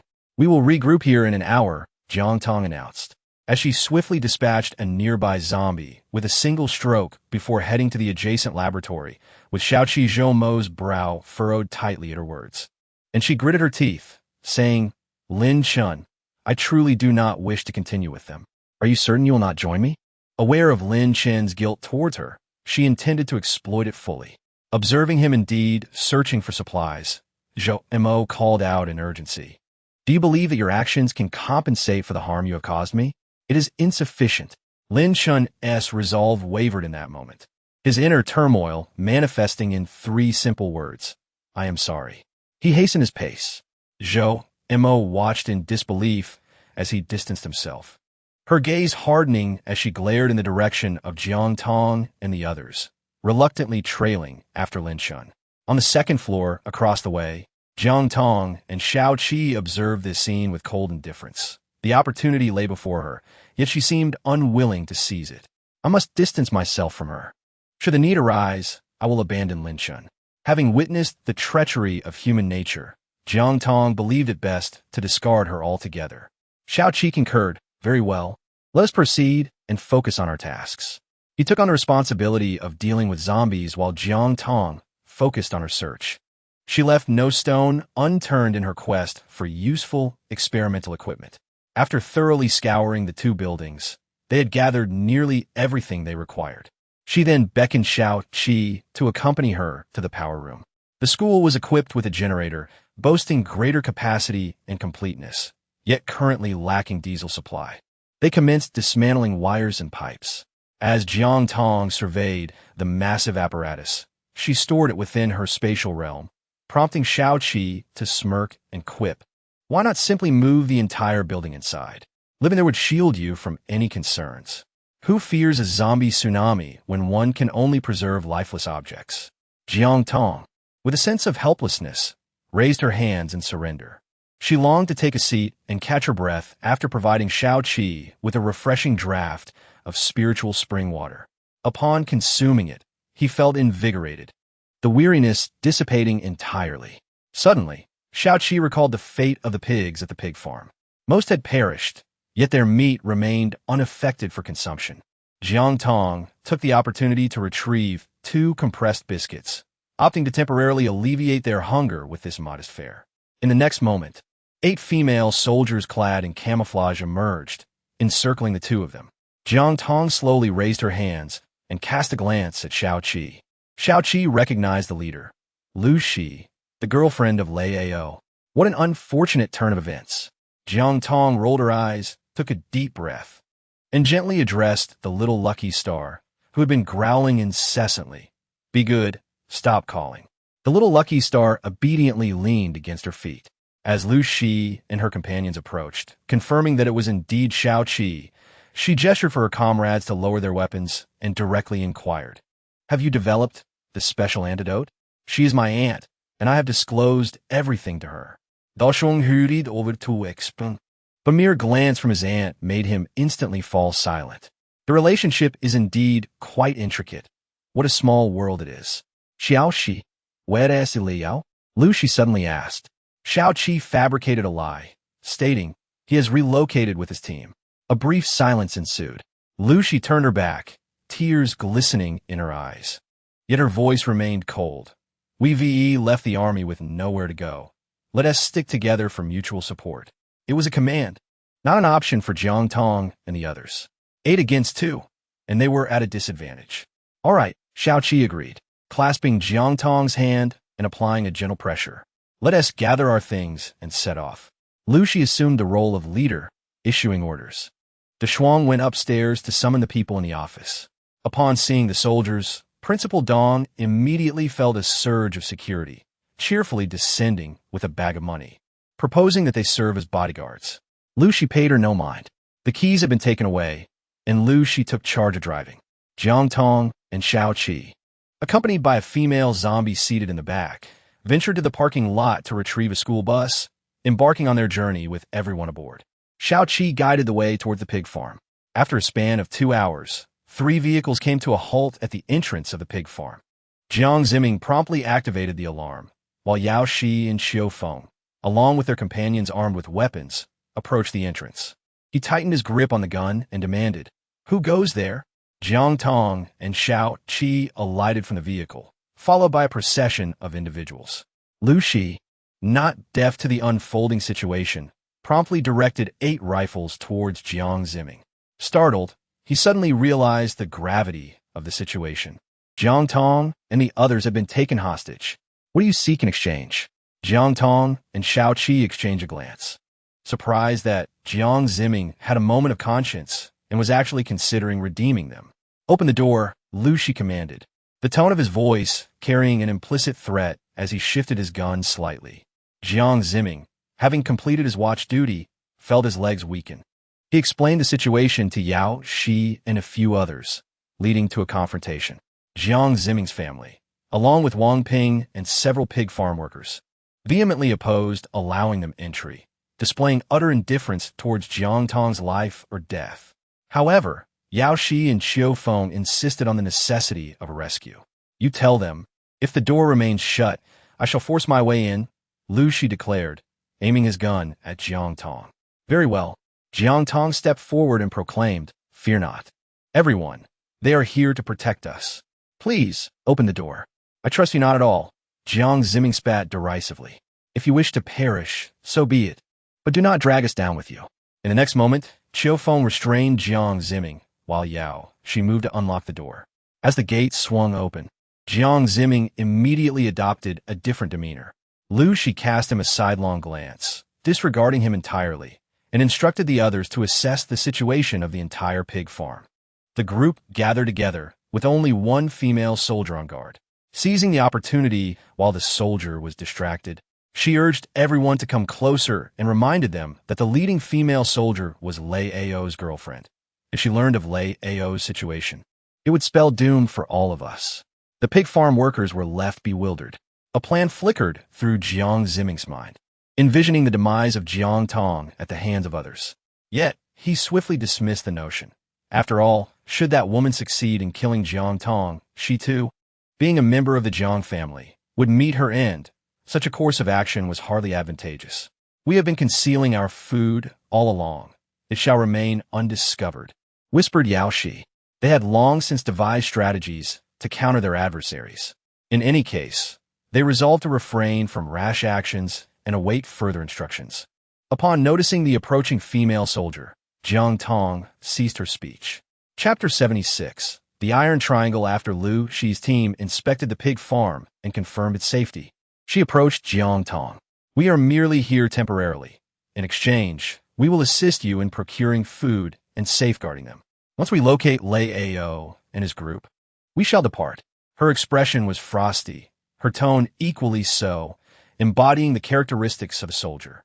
I do not want these individuals, Jiang Tong declared, gesturing towards the group of students behind Lu Shi, each appearing incapable of lifting even 50 pounds of rice. Their presence would only serve as a burden. She furrowed her brow slightly, recalling the situation. These individuals were not desirable to her either. I will make arrangements for them. Principal Dong and a cluster of students, gripped by fear, dared not utter a word. Jiang Tong gestured towards the dormitory building not far away, saying, "You may reside there for as long as you wish." She found these words rather peculiar, yet, with Das Wang present, she felt compelled to look after her and first lead everyone to tidy up the dormitory. The other students followed suit. The pig farm workers seemed to have grasped the situation. With Lei Ao deceased, this woman would not leave until she found him. Setting aside the question of whether she might pose a threat to them, her icy demeanor suggested she was not one to negotiate easily. Once everyone had departed, the pig farm workers remained, casting their gazes towards Jiang Tong. "No need," she asserted. "We shall head to Maping in a few days." Jiang Tong extracted a simple map from her pocket, unfolded it, and pointed to the central location, informing them, "Those willing to come along may do so. Those who prefer to stay may remain. Food will be distributed according to head count."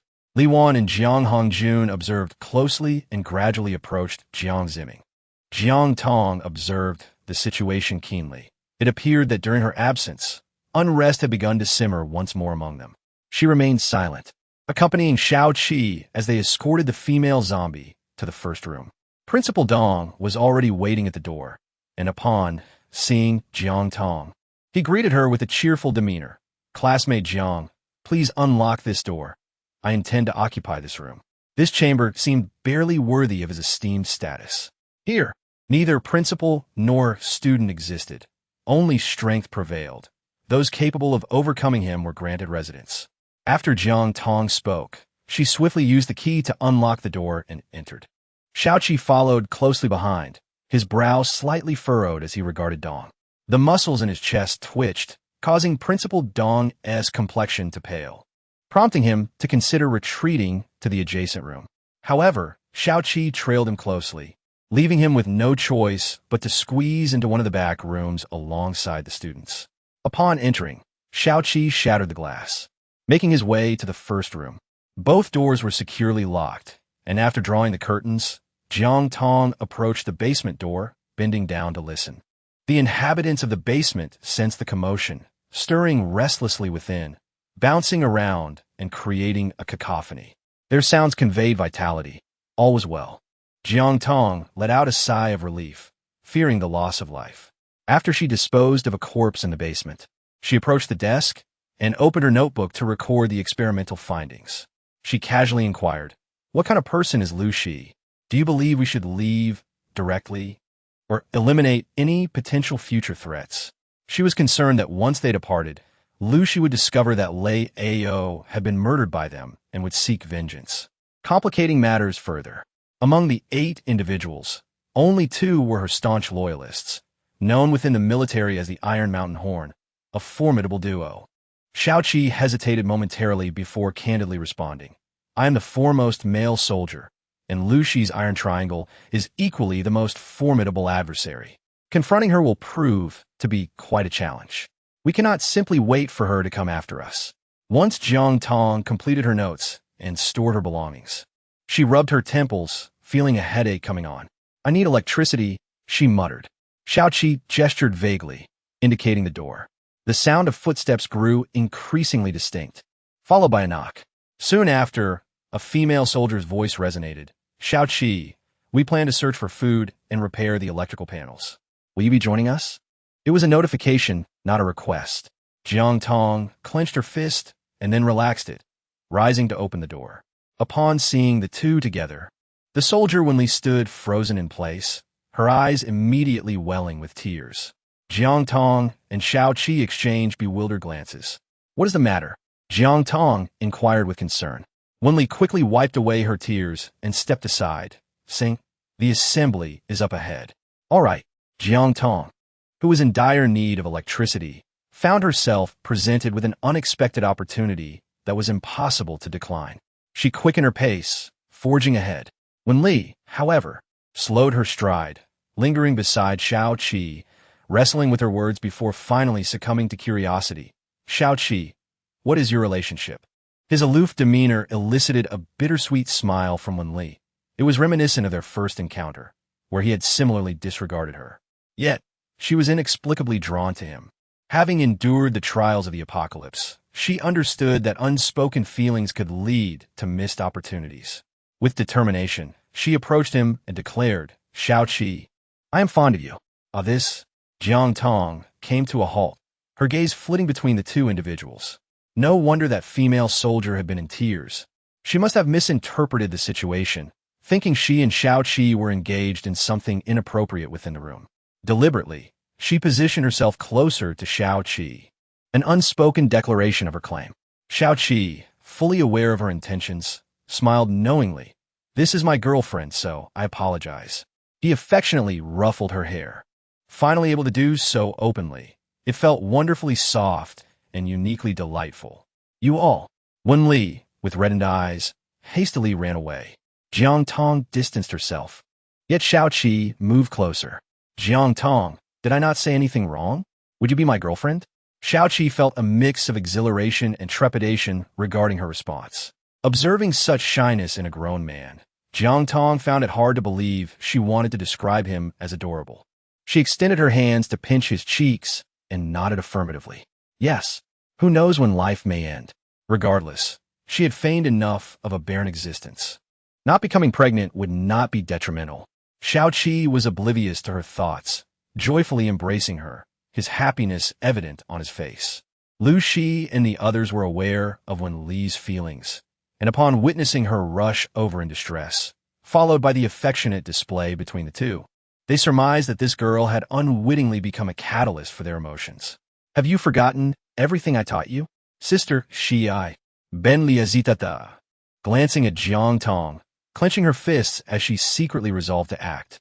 Upon arriving, Jiang Tong could effortlessly sense the hostility emanating from the group.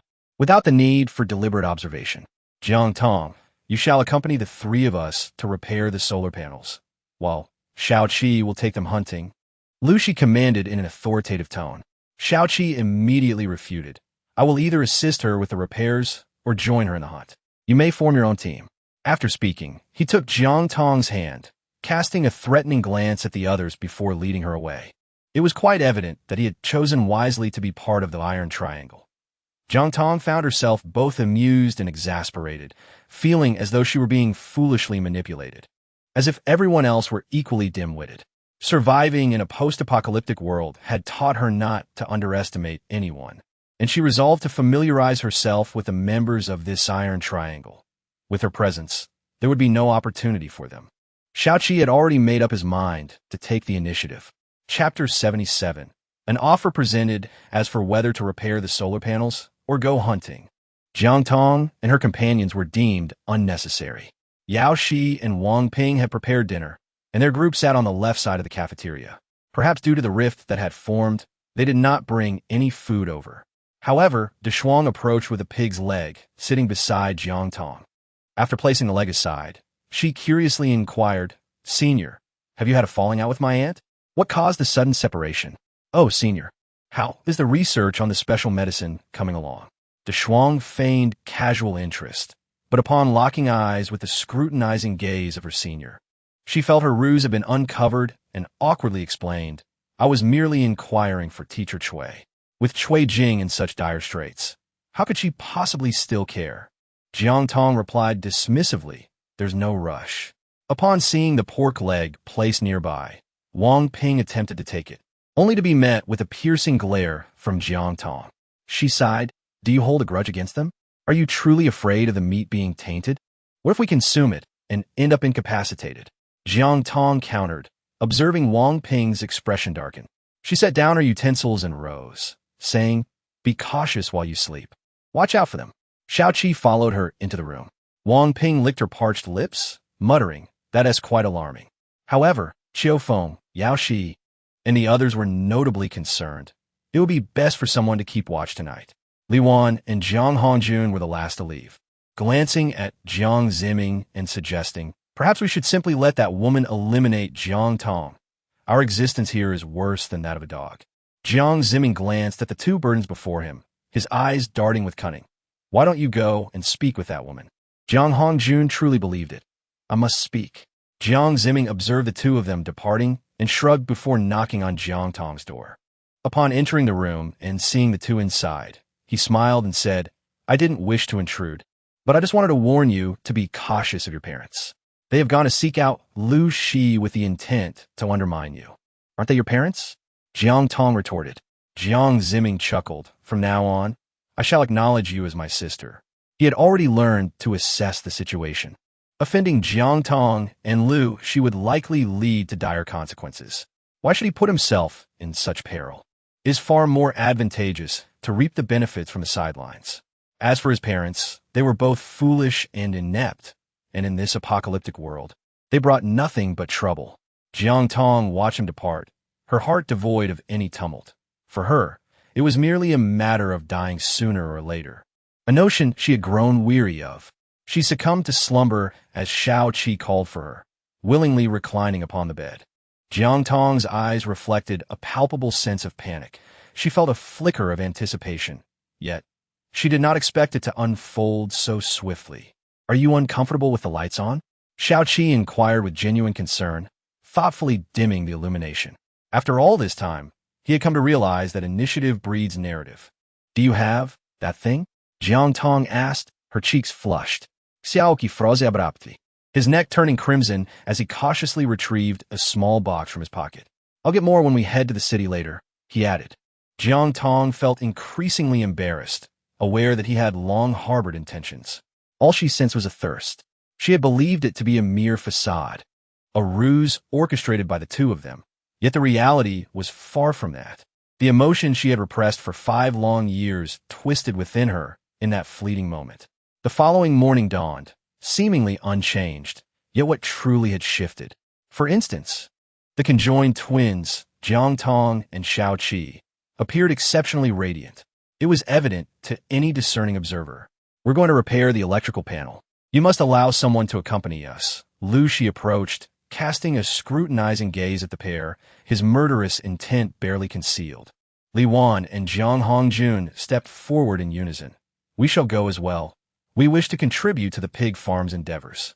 Yao Shi and his companions wore expressions of disbelief, as if the sun had risen in the west. Had the woodworm truly transformed? Very well.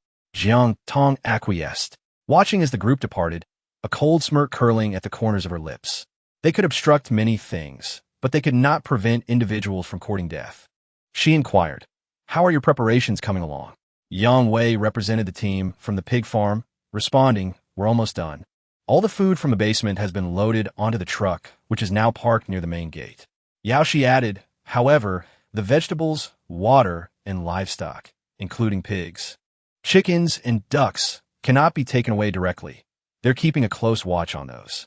The more he pondered, the angrier Qiu Feng became. Rarely one to complain, he could not hold back this time. They have taken all these things as if they belonged to them. How shameless, since those who had left the military were deserters. Their inherent nature could not embody the spirit of serving the people. Jiang Tong glanced at Shao Qi, her eyes softening with empathy as she explained.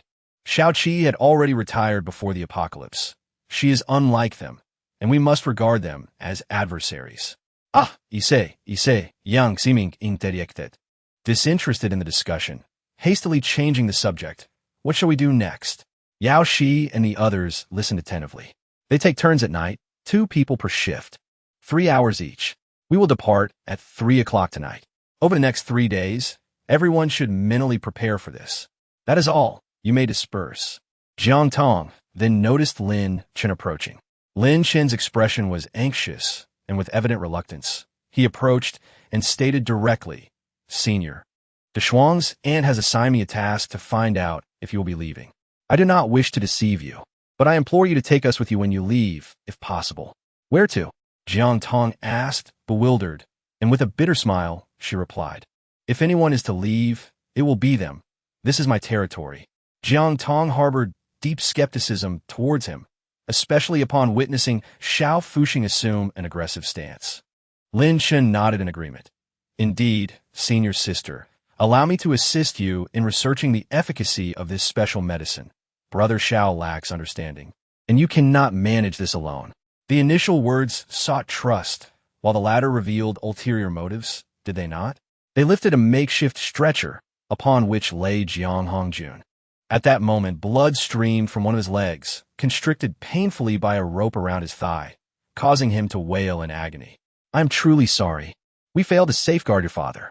A zombie suddenly emerged and bit his leg. She lamented, her expression one of profound guilt. "What shall we do now?" Chapter 78. The dilemma of sacrificing a limb for survival. The challenge was abruptly thrust upon Jiang Tong. As Jiang Hongjun endured pain, he squinted his eyes to observe Jiang Tong's reaction. The previous day, he had approached Lu Shi to express their intention to have Jiang Tong killed, with Lu Shi assuming the role of their leader.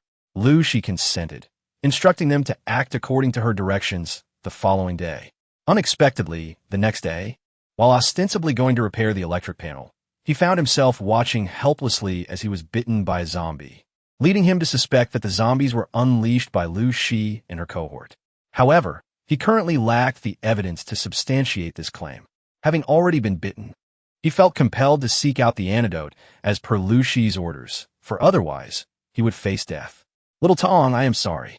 Over the years, I have subjected you to so much suffering. I am a scoundrel. Whatever you desire for compensation, I am willing to grant it, as I am destined to die anyway.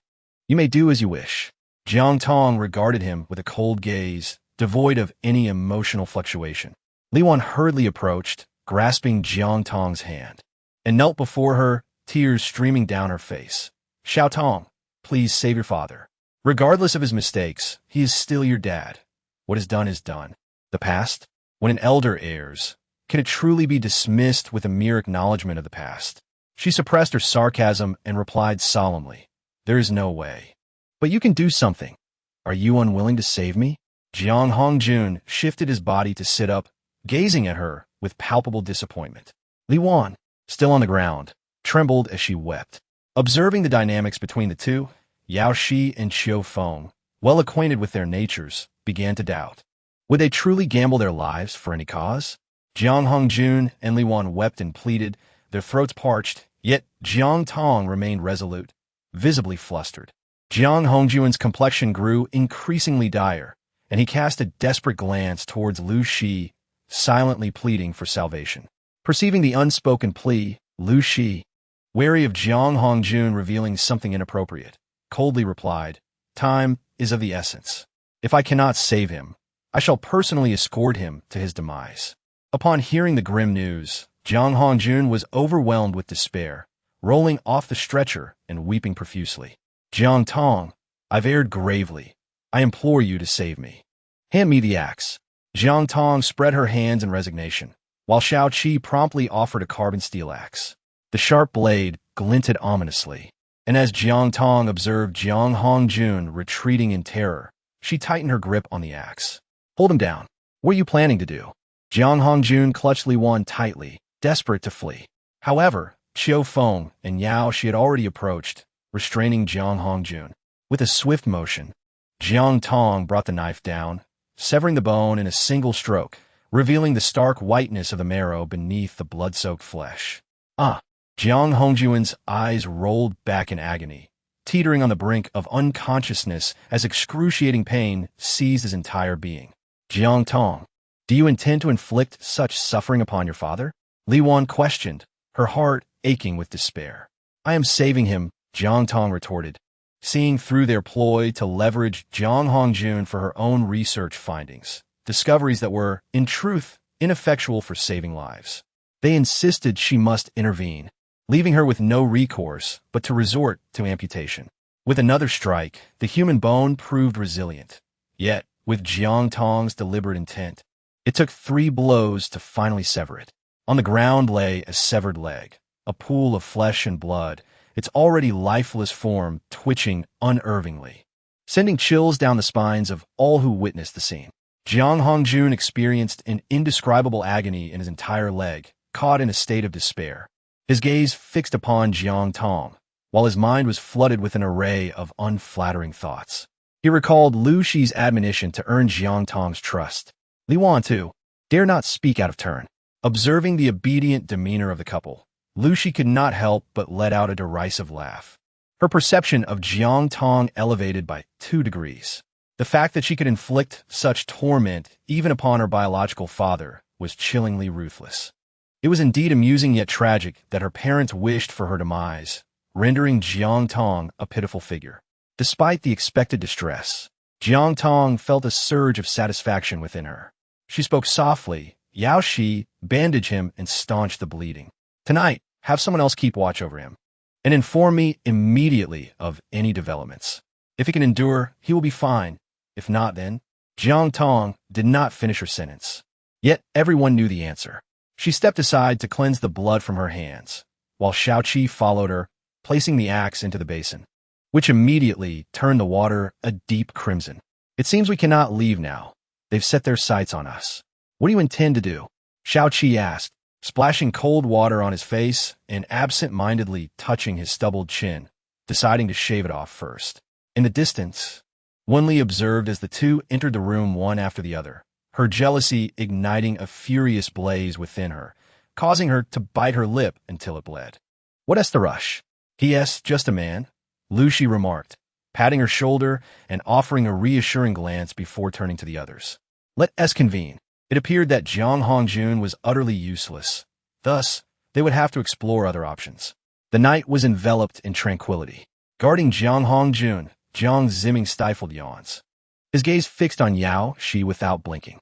He shifted his chair closer. "Yao Shi, are you truly not considering me?" Yao Shi felt a sudden chill, shifting her chair back a step. "Stop trying to nauseate me. I have no interest in you. The apocalypse is so lonely. It's not easy for you to take care of your brother. If you were with me, I could protect you both. Think about it." Jiang Zimming felt a stirring in his heart, particularly as he observed the affectionate bond between Jiang Tong and her partner. He longed for a connection as well, believing that Yao Shi was the most suitable choice. "Get lost. Do I need your protection?" Yao Shi had completely lost faith in men. She relentlessly trained, bringing Xiao Bei along, determined to rely solely on herself. She undoubtedly possessed the strength to do so now. Jiang Zimming, having received a reprimand, wore an expression of discontent as he shifted his gaze towards the female soldier stationed outside. He licked his chapped lips and rose to step outside. Yao Shi, witnessing his fickle affections, nearly dropped his jaw in disbelief. This man truly lacked conscience, considering his father lay unresponsive nearby. Li Wan, exhausted from a day's labor, had already succumbed to slumber, while Jiang Hongjun exhibited no signs of mutation. After about 10 minutes of vigil, Yao Shi glanced outside to find Jiang Zimming still engaged in conversation.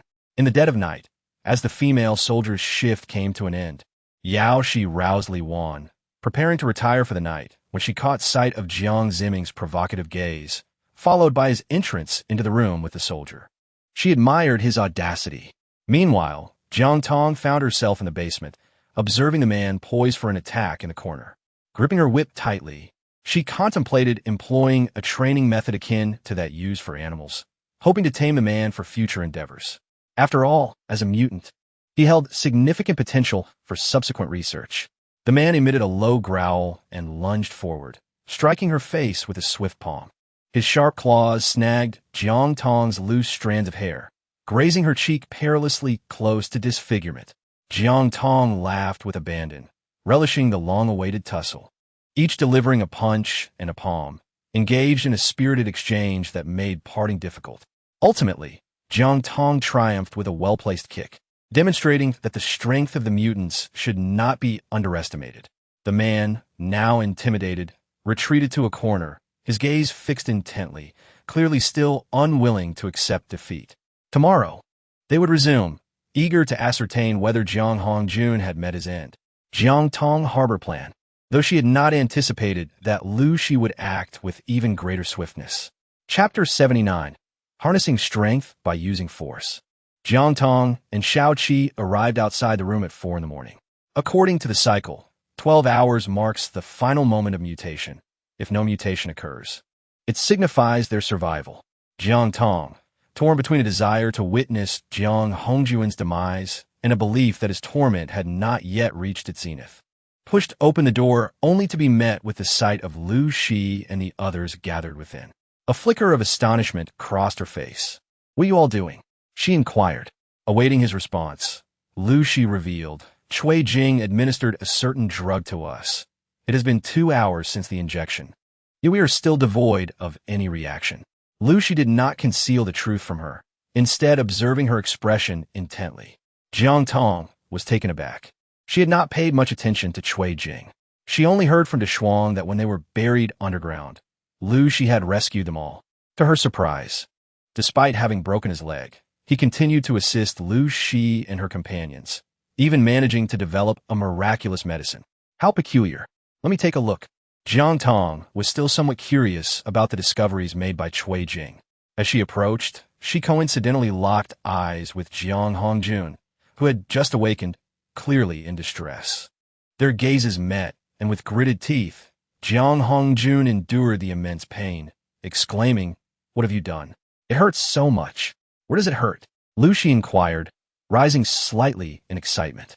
Beside them, Wen Li was recording the events, but couldn't help but glance at Shao Qi in my lower body.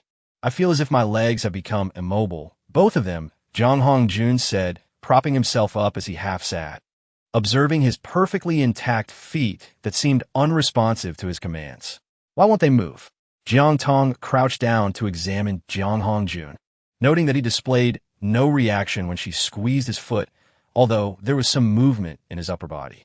A glance at the injection site on his waist suggested that the medication had rendered his lower body paralyzed. Lin Shun rushed over, and upon seeing his senior, he momentarily panicked, respectfully calling out, "Senior." After addressing her, he proceeded to assess Jiang Hongjun's condition. Among all the individuals present at the pig farm, aside from Jiang Tong and Cui Jing, Lin Shun was the only one who could be considered knowledgeable. After a thorough examination, he concurred with Jiang Tong's assessment. The drug had caused paralysis. "My apologies." Lu Shi muttered a perfunctory apology before hastily rising to leave. For Jiang Tong, it made little difference whether Jiang Hongjun lost one leg or two. The only notable aspect was that Cui Jing could not possibly be unaware of the drug's side effects, unless his intention was purely one of vengeance. This situation had become intriguing. So many were focused on him, truly a case of reaping what one sows. She shook her head, finding a certain satisfaction in observing Jiang Hongjun's plight. "What do you mean?" Jiang Hongjun did not comprehend her words. "Clarify what you're saying." Shao Tong. Li Wan entered with water, approaching the bedside to tend to Jiang Hongjun, expressing relief that her husband had not turned into a zombie. "When the time comes, go to the city and have a prosthetic leg fitted for your father. That will resolve the issue of walking." However, she did not realize that her words struck a painful chord with Jiang Hongjun, causing tears to fall as he retorted, "Shut up, Jiang Tong." "I beg you." Jiang Tong's cold smile revealed a semblance of sincerity in his distress. She understood that the best way to torment someone was to make them fully aware of an inevitable outcome while being powerless to alter it. Indeed, he was destined to become a mere subject of experimentation. She dusted off her hands, as if brushing away non-existent dirt, and linked arms with Shao Qi as they exited the room. She intended for Jiang Hongjun and the others to witness their misfortune. The more they suffered, the better she would feel. Jiang Hongjun collapsed onto the bed, as if devoid of all spirit. Upon learning the full story, Li Wan found her regrets to be of no avail. At dawn the following day, Lu Shi set out once more with 5 companions to repair the electrical panel. Currently, the Shuang was tasked with caring for Cui Jing. Resentment simmered within her, leading her to treat him poorly. She would nourish him only sparingly, presenting a bowl of food on the table without chopsticks, leaving him to eat like a wild beast with his bare hands, resembling a famished ghost returned to life. Utterly devoid of the dignified demeanor expected of a teacher. Sensing another's presence, Cui Jing lifted his gaze, and, upon seeing Jiang Tong, a glimmer of hope flickered in his eyes. "Jiang Tong, you must save me. I can reveal to you the direction of your research. I can help restore your father's leg." Jiang Tong shook her head, truly understanding why it is often said that teachers possess cunning intentions. As educators, they are exceedingly astute, and when such intelligence is misapplied, it becomes nearly impossible to guard against. Fortunately, she felt no affection for Jiang Hongjun and the others, only disdain, which brought her a sense of relief. The Shuang hastily explained, Senior, my aunt and her companions merely seek the special medicine, but sensing your distrust, they have no choice but to heed Shui Jing's counsel. I tried to persuade them, but to no avail. I am truly sorry. Shuang lowered her head, feeling genuine remorse. During the days spent with Jiang Tong, she felt that Jiang Tong treated both her and her sister quite well. Shuang, if your aunt and her associates wished for our demise, what would you choose? Jiang Tong inquired with utmost seriousness. Shuang was momentarily taken aback. Surely not. I would persuade them otherwise. It was evident that her attempts would be futile. Jiang Tong found her answer and no longer pressed her. Shuang, I need to speak with the teacher for a moment. Shuang responded with an acknowledgement and waited by the door. Shui Jing's eyes sparkled with excitement. Rest assured, I will certainly restore your father's health. Teacher Shui, I have a research direction in mind. What do you think about using Lu Shi's blood? She is so robust. It might just work. Jiang Tong whispered, intently observing the teacher's reaction. His heart was stirred. But how should I articulate this? Shui Jingtai yearned for fame. I am uncertain. It all hinges on the teacher's response. However, I can inform the teacher that the device lies buried beneath the ruins and should be recoverable. Jiang Tong smiled as she rose, casting out this bait, which would at least divert Lu Shi and her companion's attention. Furthermore, Lu Shi's blood would engender greater trust in Shui Jing, thus leading her to agree to dispatch someone to search for the device. She intended to sharpen Shui Jing's metaphorical blade, compelling Lu Shi to place it against her own throat.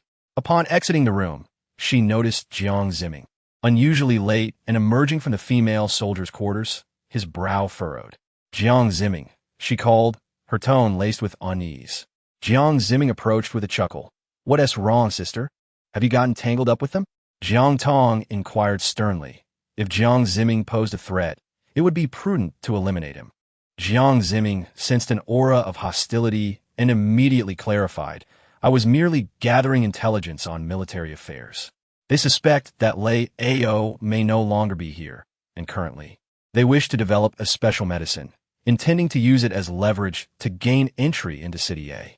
No wonder they abruptly altered their approach. Jiang Tong stroked his chin, deep in thought, while observing Jiang Zimming, whose expression mirrored that of someone utterly drained.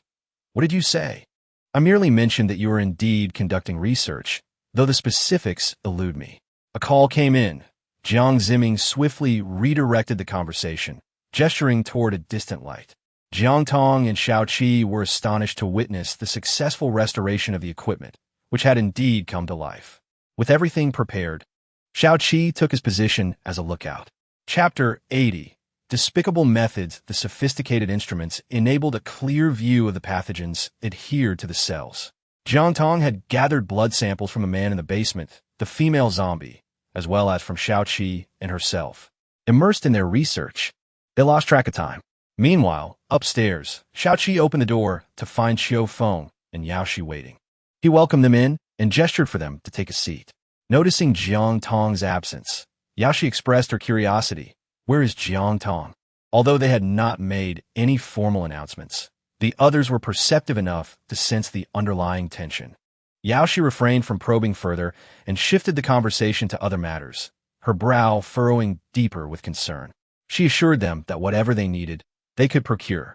However, Xiao Feng felt an unsettling notion arise, remarking, "It feels as though we are being kept in captivity." What was initially perceived as a positive development now appeared to have placed them in a passive position. Their original plan to leave was now in jeopardy. Shao Qi nodded in agreement. Let's wait for Jiang Tong to finish before we deliberate further. We must advise everyone to refrain from rash actions, particularly the two of you. Conceal your capabilities for the time being. Our opponents are all retired soldiers. Should a conflict arise, their casualties would undoubtedly outweigh ours. You two could be the pivotal factor in our success. Xiao Feng then took his seat across from them.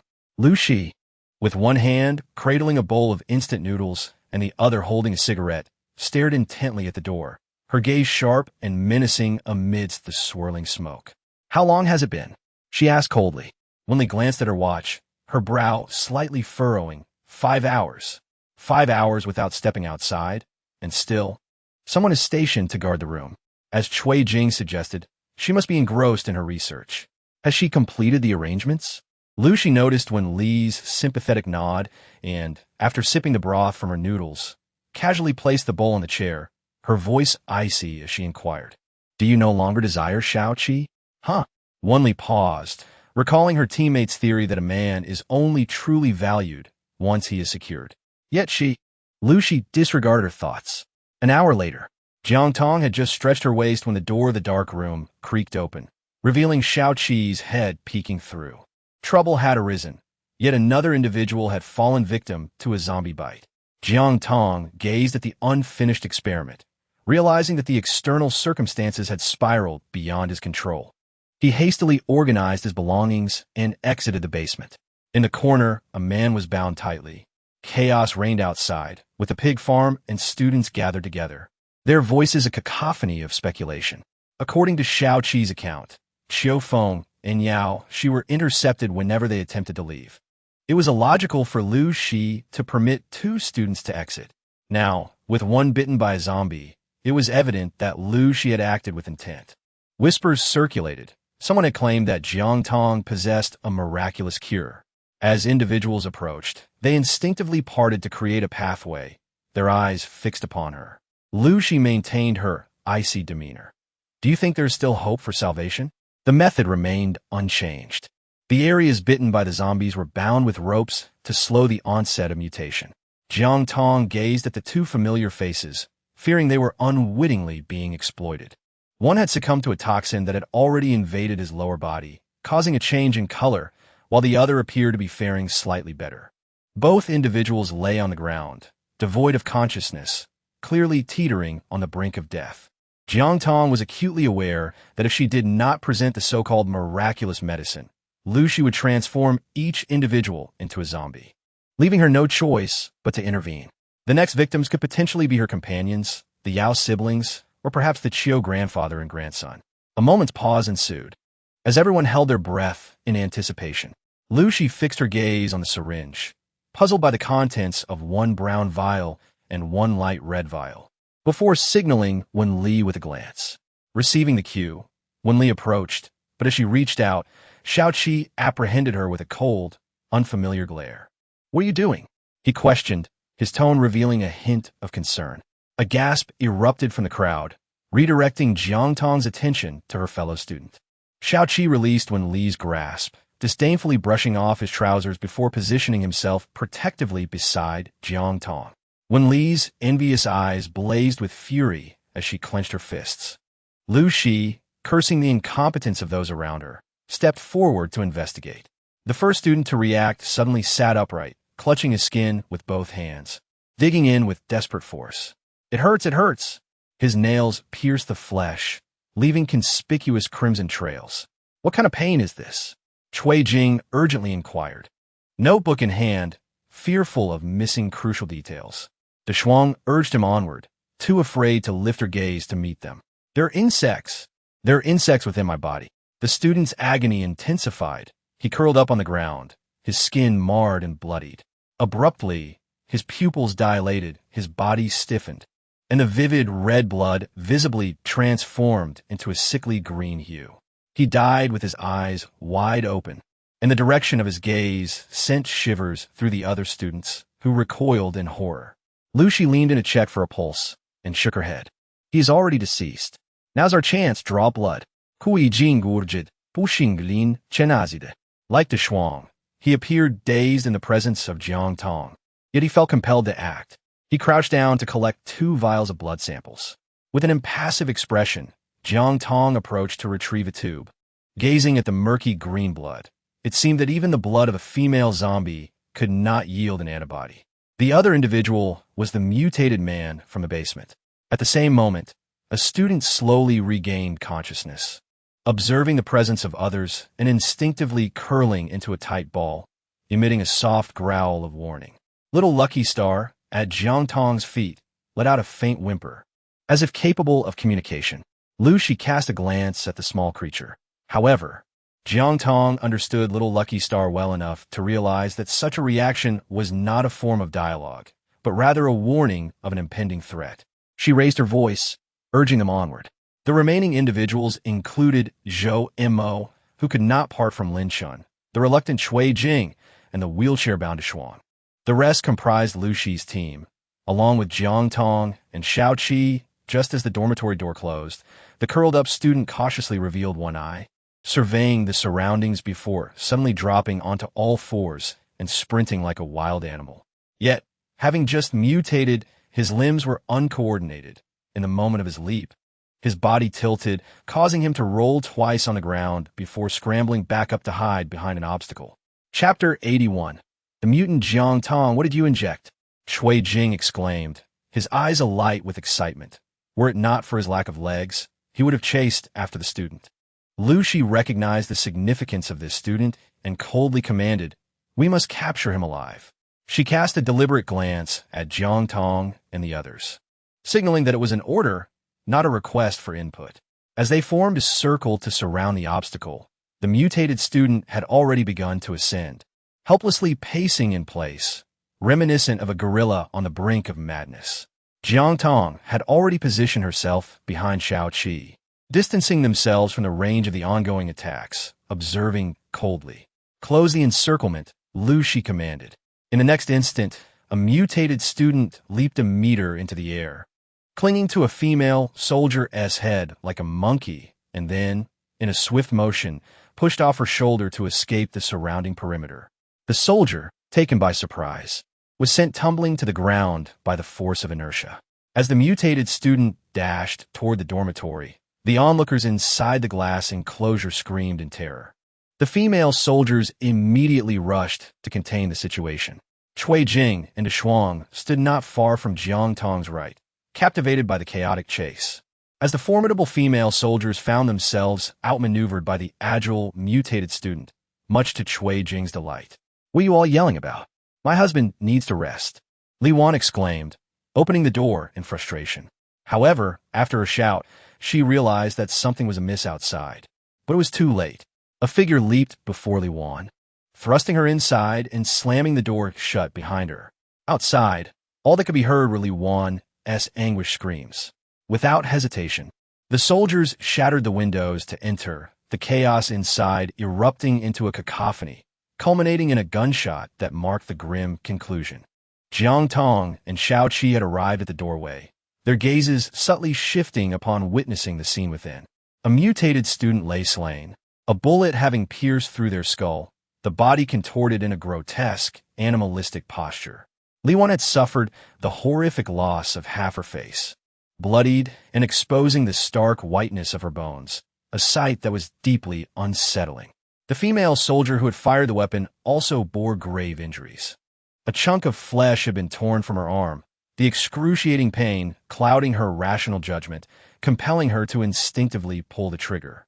Jiang Hongjun was utterly terrified. The room was in disarray as Lu Shi anxiously observed her companions, fixating on Jiang Tong. Will she turn into a zombie if bitten?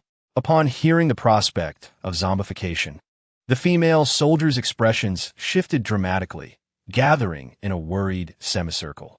"No," Jiang Tong responded, just as Li Wan approached her. "Xiao Tong, what should I do?" With no one to attend to her, Li Wan felt a numbing pain on one side of her face, accompanied by a disturbing sensation as if her flesh were being torn. She feared for her own well-being. Just as she prepared to leave, Lu Shi intercepted her. "Wait, what did you inject?" She provided Jiang Tong an opportunity to divulge information. Xiao Qi then positioned himself as a barrier, casting a warning glance at Lu Shi, signaling that any reckless action would not be tolerated. Lu Shi discerned the meaning behind his gaze and let out a disdainful scoff. The infatuated Xiao Qi was no longer the top soldier in the unit, especially considering her indomitable trio had always emerged victorious.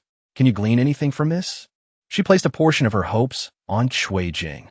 Faced with a lifeless body, Cui Jing's eyes reddened with sorrow, mistaking the scene for the loss of a loved one, causing him profound grief. "Draw more blood. Such a prime specimen shouldn't perish so easily.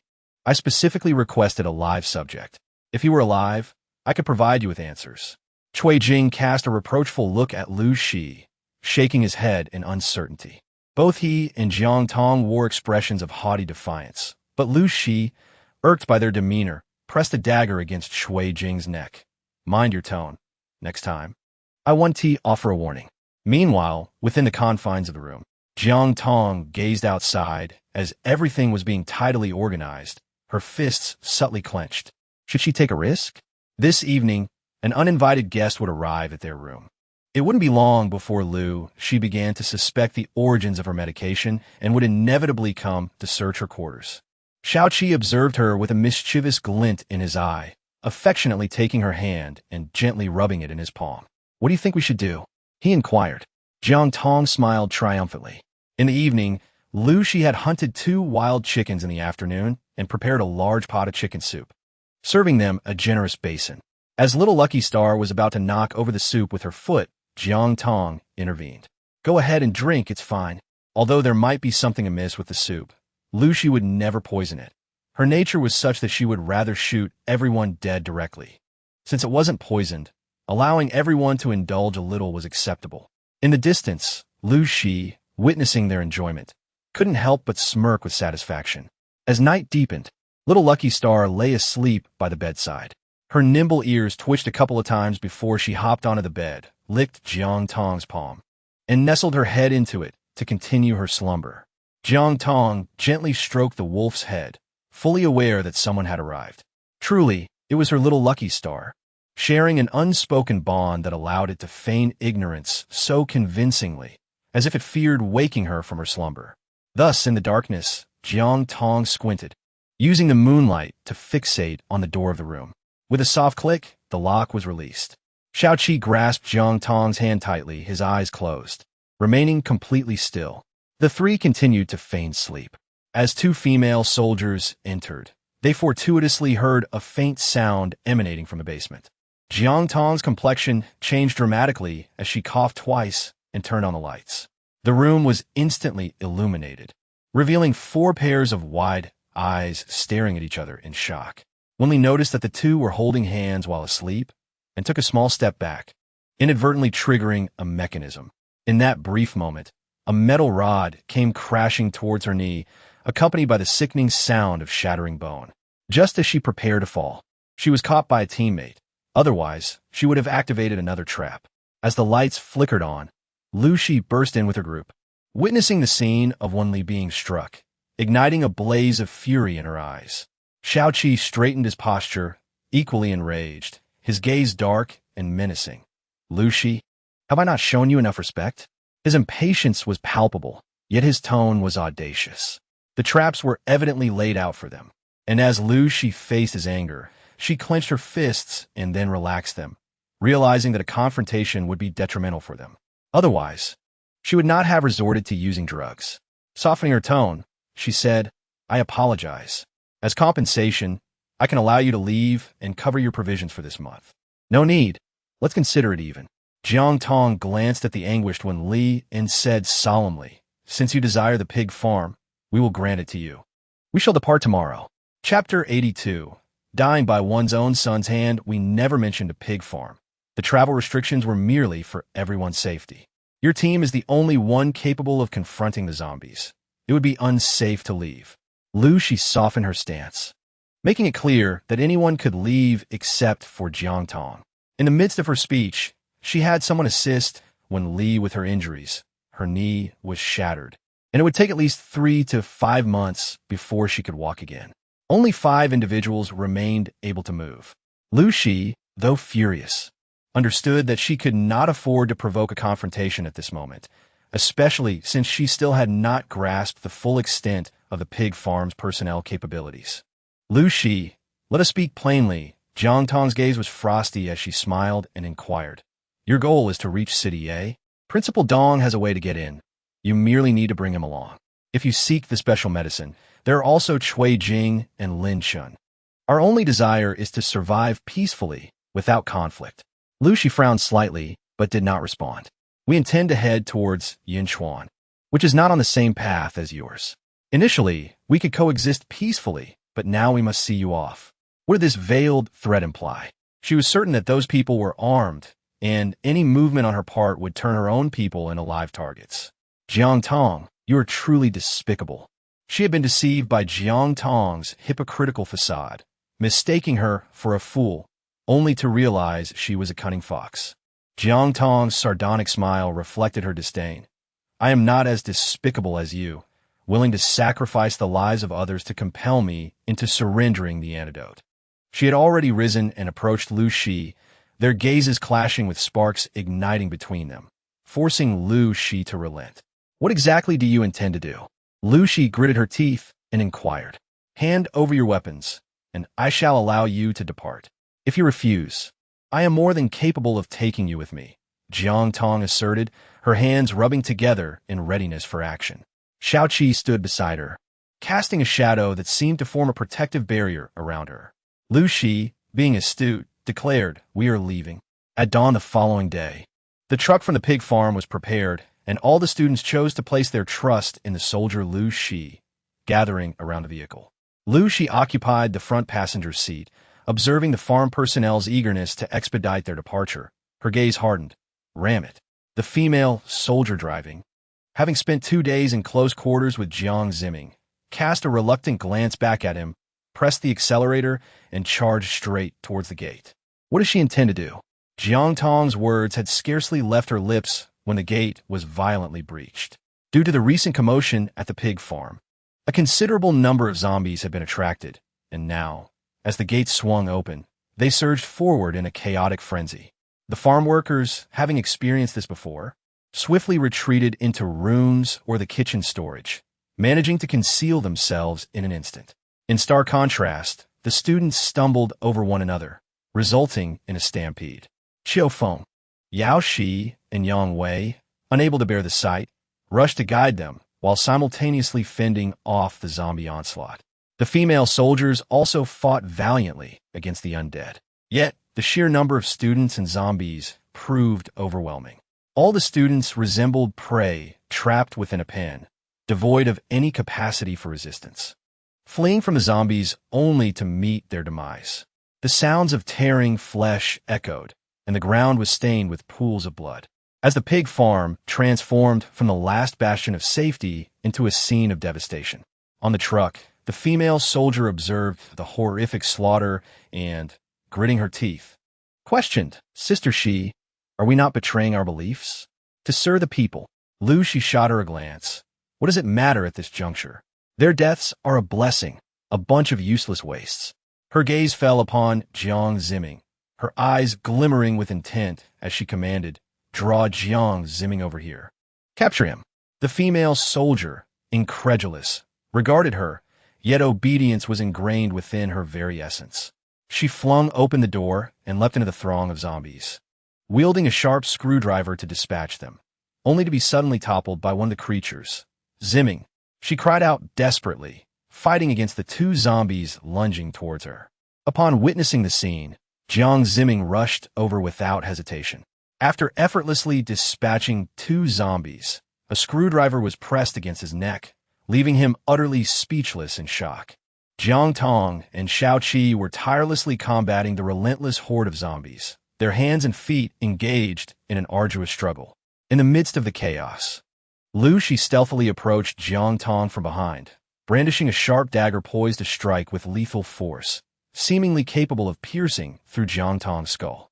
However, the blade missed Jiang Tong entirely, instead plunging deep into Xiao Qi's arm. As Jiang Tong turned, she noticed that Xiao Qi's hand was dripping with blood.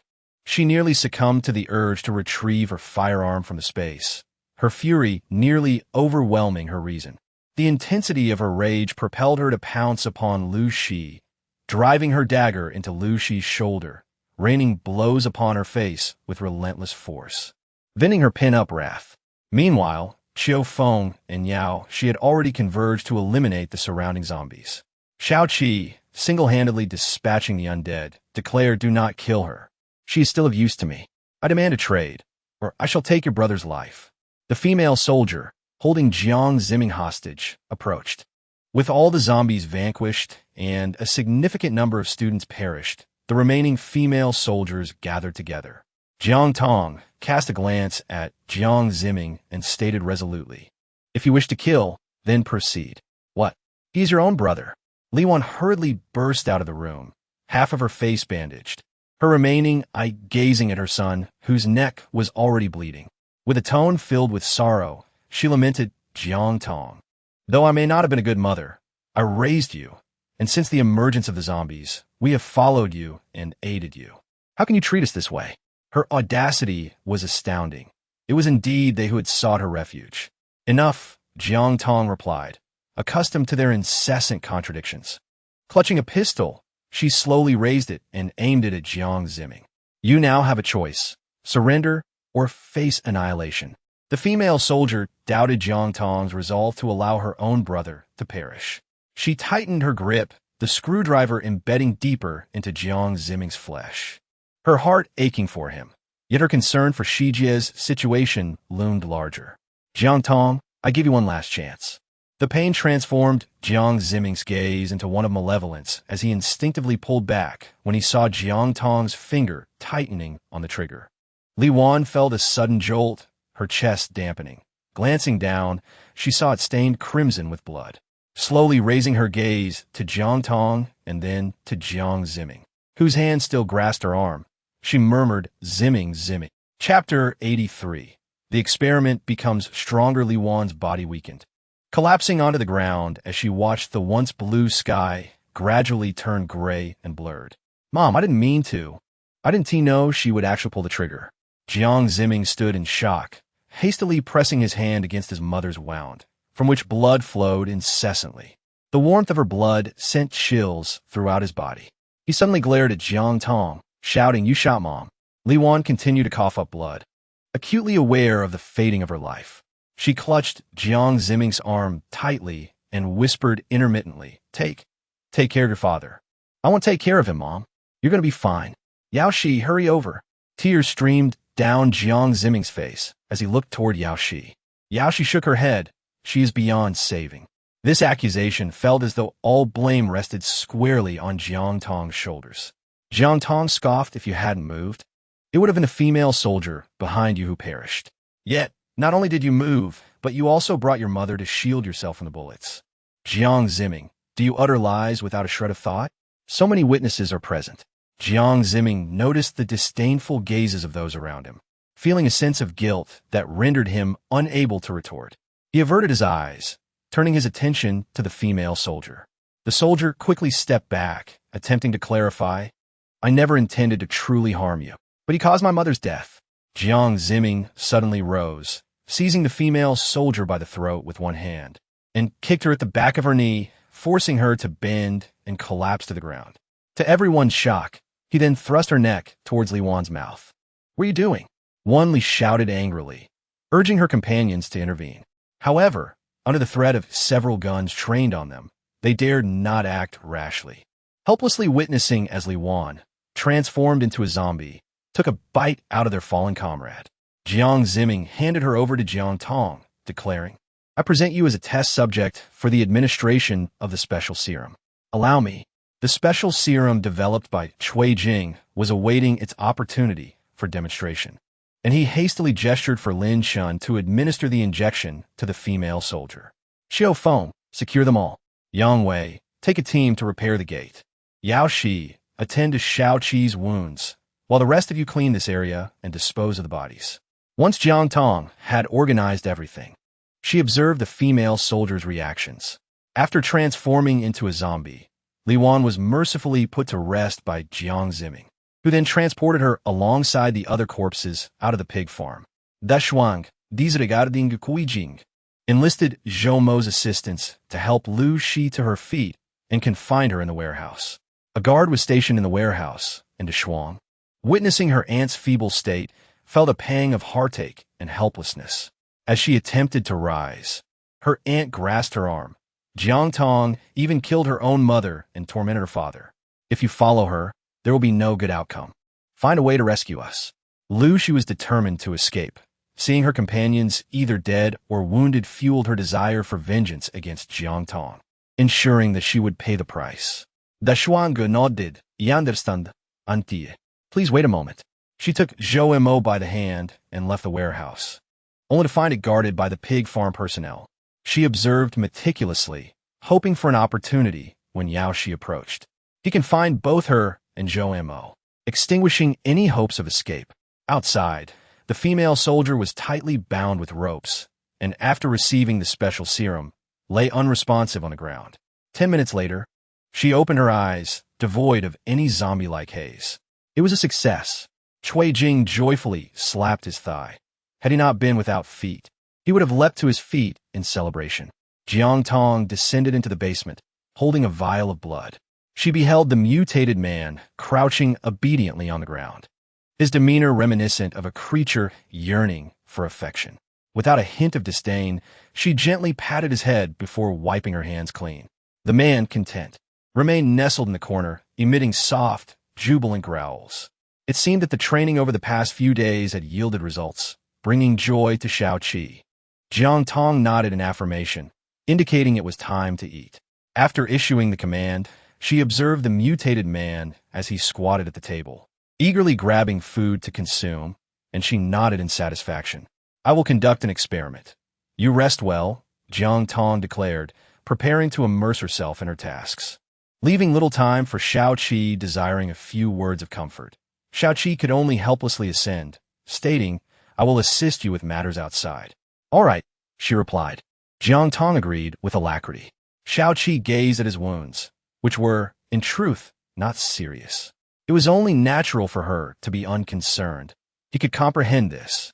Yet a sense of discomfort lingered within him, as if he felt her indifference towards his plight. He contemplated speaking up, but upon witnessing her engrossed in her experiments, he chose to refrain from interrupting her. Outside, the area had been thoroughly cleared, devoid of zombies, female soldiers, or students, as if tranquility had been restored to its former state. The main gate was also undergoing prompt repairs. Within the laboratory, Jiang Tong's instrument is exceptionally precise, revealing that the cells have seized control over the bacteria, transforming them for their own purposes. This indicates that the female soldiers' bodies have successfully mastered the illness. With the advent of solar power generation, surveillance has become feasible. Inside the room, the female soldiers are struggling, attempting to free themselves from their restraints. The knots binding them are specifically designed to be unyielding. The more they struggle, the tighter they become, even binding Shao-Chi beyond escape. However, the female soldiers' efforts are causing the ropes to show signs of fraying.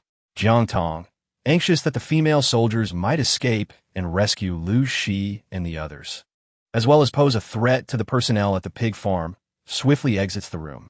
She enters with a syringe in hand, administering anesthetic to the female soldiers. Within mere moments, they succumb to unconsciousness. Upon leaving the room, Jiang Tong encountered Cui Jing, along with Lin Shun, bore an expression of grave concern. The cells have become robust. We must deploy personnel to bolster our defenses. If she escapes, none of us shall survive, Jiang Tong declared, underscoring the urgency of the situation. Cui Jing would not have issued such a warning were it not for the gravity of their predicament. Lin Shen added, her consciousness may become muddled, rendering her incapable of distinguishing friend from foe. Even Lu Shi's commands may fall on deaf ears.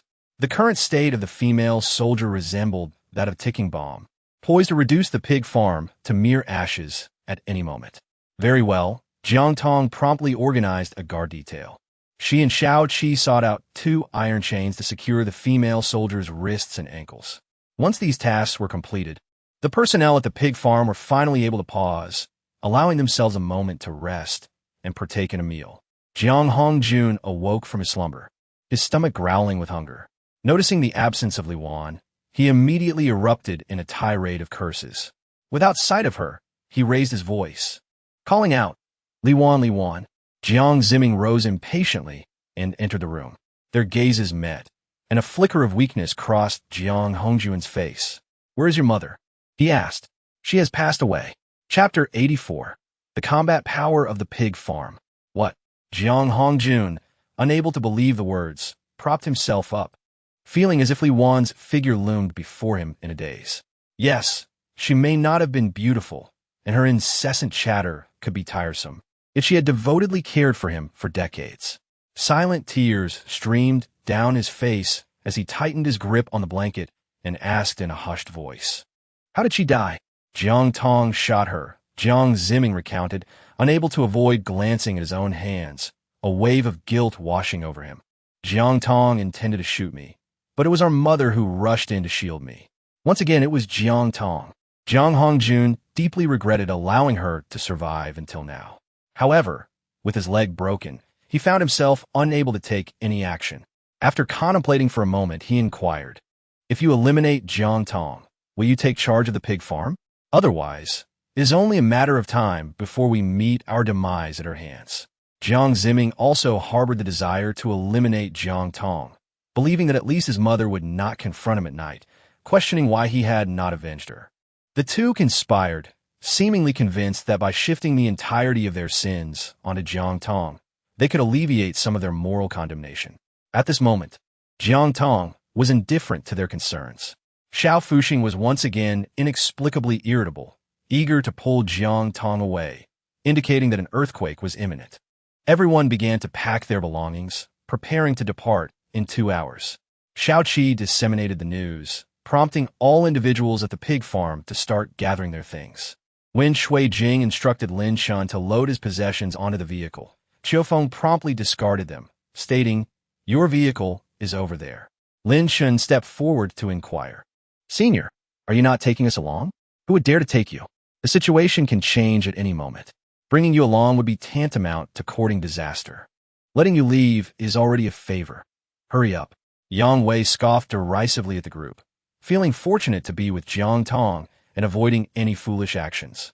As long as one complied, everything was manageable. Shui Jing, Lin Shun, and Zhou Mo, the only survivors from the school capable of moving outside, could only watch as the pig farm's belongings were being relocated. The three exchanged glances. "Teacher Chui, what should we do?" Lin Shun, too, felt lost, devoid of direction. "We must rescue Lu Shi and the others. They're trained soldiers capable of protecting us. Otherwise, once we leave the pig farm, we are as good as dead." Lin Shun shook his head. "If they emerge, they will surely clash with the seniors again, and then there will be casualties." "Teacher, I will go," Zhou Mo interjected, casting a sidelong glance at Lin Shun. "I do not require your assistance. From now on, just remain silent." She resolutely headed towards the warehouse.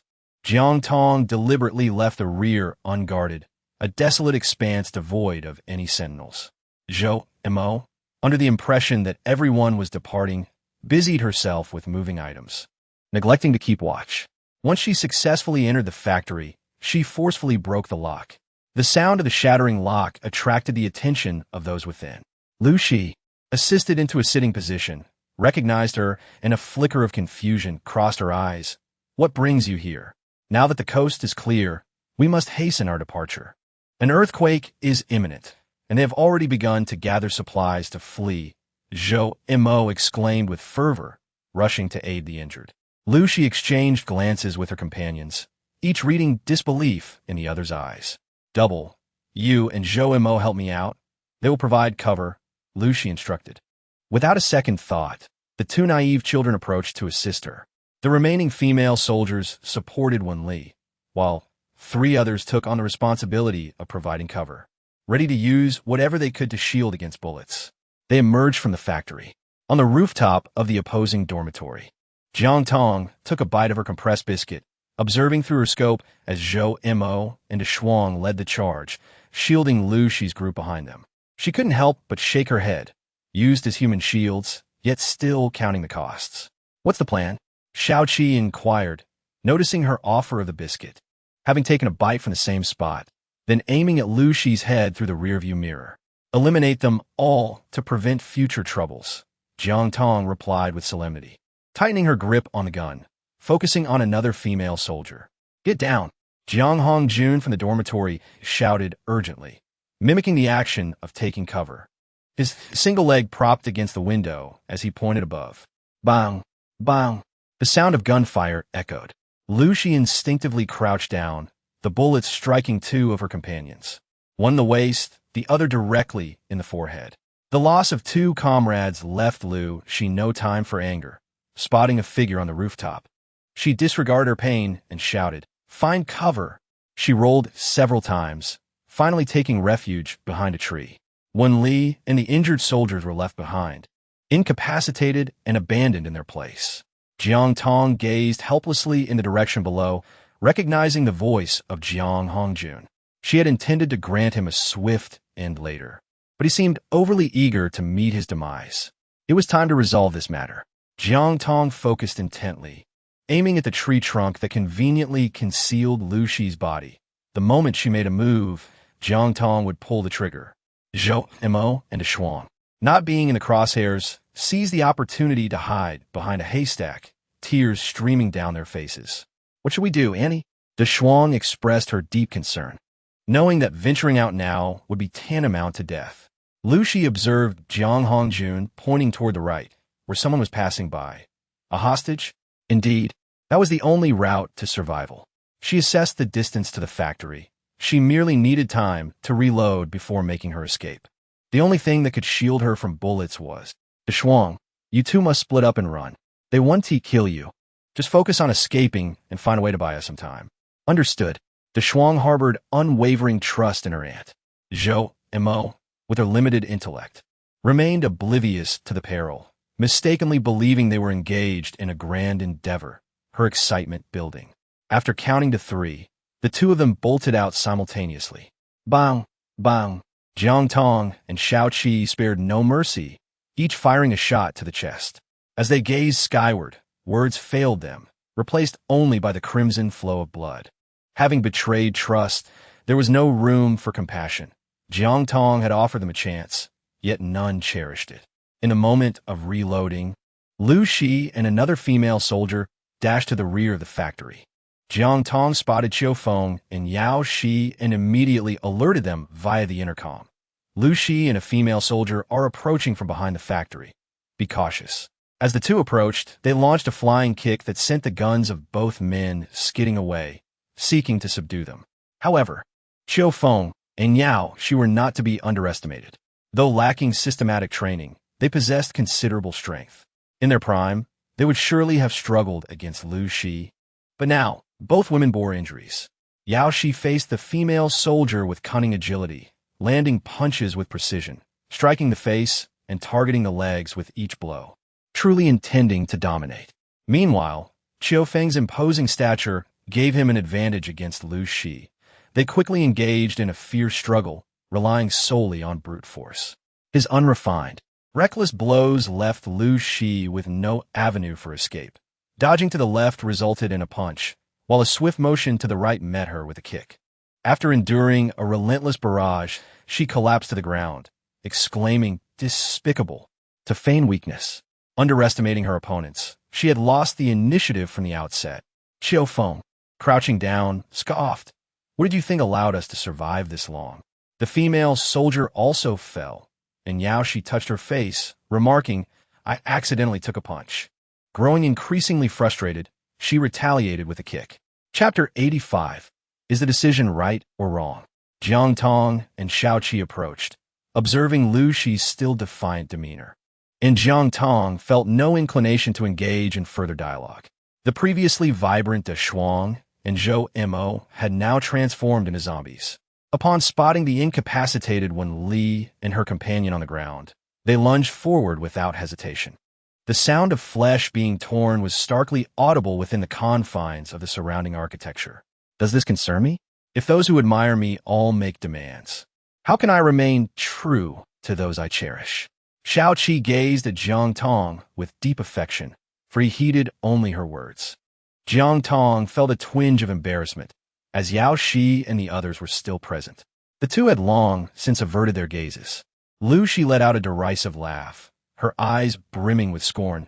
"You, during the disaster relief efforts, sacrificed an entire family of 5, the youngest merely 2 years old, who cried out for her mother amidst the rubble. Your selfishness led you to dismantle a load-bearing wall to save your own, while their desperate pleas echoed in your ears as you sealed their fate. Just like now, they are still fighting tirelessly for 3 consecutive days. And Shao Qi has been in the thick of it, racing against death. In the evening, he heard cries for help. A family of 5 trapped beneath the debris, 2 adults and 3 children, pleading for salvation. Yet, on the other side of the wall lay 12 others, still alive. With the rain beginning to fall and the forecast predicting a tempest in half an hour, if they were not rescued by then, death would be their only outcome. It was a choice between 2. He chose the greater number. Consequently, The media sensationalized the event, neglecting to mention his name, only that of the troops. In the office, his superiors slammed the table in reprimand. Why did you sacrifice 5 lives? The newspapers are rife with it, and no explanation will suffice. Do you know the pressure I have endured on your behalf? Why, when I save lives, do they not acknowledge it? Xiao Qi, indignant at the time, shouted back. His superior gazed at him solemnly. I wish you had not heard their cries and had not saved those 12. The external pressures they faced bore down upon us, suffocating us with public opinion. I understand you are right, but they do not see it that way. Xiao Qi could never comprehend this, ultimately choosing to retire. In later years, he became increasingly indifferent to the lives of others, dismissing the notion of prioritizing the people as a mere jest. As he recounted the past with ease, Xiao Qi remained calm. Everyone has dualities. If I were in your position, I too might view our actions as cruel. However, as your adversary, I believe I safeguarded those whom I was meant to protect. At that moment, the 4 of them, the Shuang and the others, transformed into zombies, closing in. Jiang Tong called for Yao Shi and Xiao Feng to depart, clasping Xiao Qi's hand as she spoke. I concur with your sentiments. You are not at fault. The true culprits are those who exploit advantages while pretending to be innocent. Xiao Qi tightened his grip on her hand, declaring, I shall eliminate anyone who seeks to harm you, regardless of their strength. Jiang Tong nodded solemnly. Jiang Tong, have you all abandoned me? I am, after all, your father. Jiang Hongjun leaned against the door frame and called out, having lost a leg and confined to the room for recuperation, without a wheelchair or crutches. He found himself unable to move an inch. Jiang Tong continued to walk, her gaze fixed on Jiang Ziming. You go and assist him. Jiang Ziming, upon witnessing the dire predicament of Lu Shi and her companions, was seized by a profound fear that approaching to rescue Jiang Hongjun would result in his own demise at the hands of Jiang Tong's indiscriminate gunfire. Hastily, he inquired with a tone imbued with a sense of appeasement. Father, he despises you and has allied himself with Lu Shi. Do you still intend to save him? Jiang Tong remained silent. Jiang Hongjun was filled with panic upon witnessing Lu Shi and her companions being bitten, their anguished cries instilling such terror in him that his legs trembled. Lacking strength, he collapsed to the ground, realizing he could not rely on Jiang Tong. Desperately, he turned to Jiang Ziming, exclaiming, Ziming, come save me. I am your father. I have wronged you all in the past, but I promise to make amends from now on. I acknowledge my mistakes. As zombies approached, and Jiang Tong and the others hurriedly boarded their vehicle, Jiang Hongjun, in sheer fright, crawled into the room, using all his strength to slam the door shut. Damn it. May you all meet a terrible fate. Jiang Hongjun realized he had been abandoned and cursed vehemently, until the zombies broke through the window and began to gnaw at him. The vehicle had already driven far away. Jiang Ziming sat in the back seat, beads of cold sweat trickling down as he wiped his brow, only to find more appearing in their stead. Though he could anticipate Jiang Tong's thoughts after a scolding or a beating, her current silence and complete disregard for him left his heart in turmoil, rendering him restless and uneasy. Sister, I had no inkling he would betray you. Had I known, I would have intervened, unable to bear the weight of the moment. He took the initiative to admit his fault. Jiang Tong cast a glance at him, fully aware of everything. However, she did not wish for Jiang Ziming to meet his demise so easily. With a soft acknowledgement, she resumed her discussion with Xiao Qi regarding their route ahead. Through the rearview mirror, Xiao Qi observed the sedan that had been trailing them. Cui Jing and Lin Shun were still in pursuit. Jiang Tong also observed Jiang Ziming. Go down and sit with them. From this moment forth, your task is to keep a close watch on those two. Should any issues arise, I shall be the one to end you. Yes, I assure you I will fulfill this mission. Jiang Ziming dared not refuse. As soon as the vehicle came to a halt, he hastily exited to intercept Lin Shun and his companions. Lin Shun halted his car and leaned out to inquire. Has the senior accepted us? The death of Zhou Mo represented a form of liberation for him. Jiang Ziming settled into the back seat and, after signaling for him to drive on, spoke. What are you all thinking? Those who betray her meet with dire consequences. Even if she forgives you, you should brace yourselves for the day when she might bring about your demise. What do you mean by that? Lin Shen questioned. glancing at Jiang Zimming through the rearview mirror, perplexed. I believe the senior is not that kind of person. Although I have indeed made a poor choice. I haven't inflicted any substantial harm. Surely, that counts for something, right? My parents would agree. Jiang Zimming, unwilling to delve into explanations, leaned back in his seat, harboring his own fears of meeting an untimely end at Jiang Tong's hands. You would do well to keep some cards close to your chest. By the way, how is your experiment progressing? The female soldier, who had shared his bed for several days, was now confined in the trunk, and he found himself reminiscing about their time together. Lin Shun, devoid of any ulterior motives, candidly replied, "The situation is stable. Currently, all bodily functions are improving, with both speed and stamina on the rise. In the future, applying this to humans should pose no challenge in dealing with zombies." Jiang Zimming nodded, elongating the sound of O, resolutely determined that Jiang Tong must not gain strength before him, or else he would truly be outmatched. Chapter 86. The Buddha Cave. Occasionally, vehicles would halt in the middle of the highway. Jiang Tong drove the armored vehicle, crashing through them, continuing for approximately 30 kilometers before abruptly braking. The two trucks behind her also came to a stop. Yaoshi leaned out halfway. "Sister Jiang Tong, what is the matter?" Jiang Tong had already leaped from the vehicle, gazing at the approaching horde of zombies in the distance, numbering at least in the thousands. Engaging them would not be advantageous for her and would merely squander precious time. She waved her hand behind her, signaling to take a detour. The vehicle then turned around, veering off in another direction. Jiang Tong pressed the accelerator and continued down the road, her heart racing with the weight of the supplies she carried. She dare not relax. To traverse the highway ostentatiously with such a bounty could attract unwanted attention.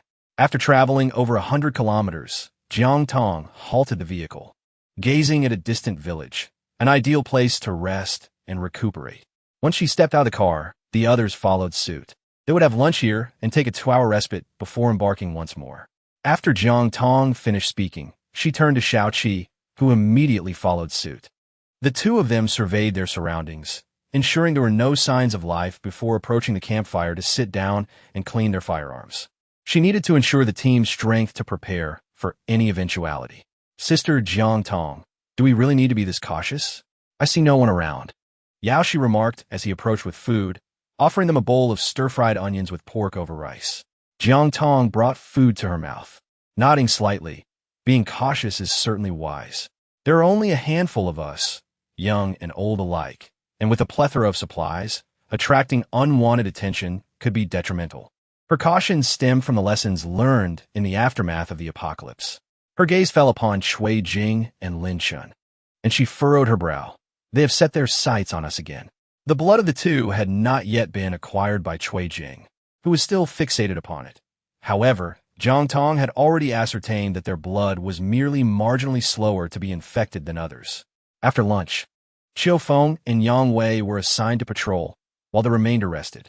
Old Qiu observed his grandson's fatigue with a heavy heart and approached him from behind.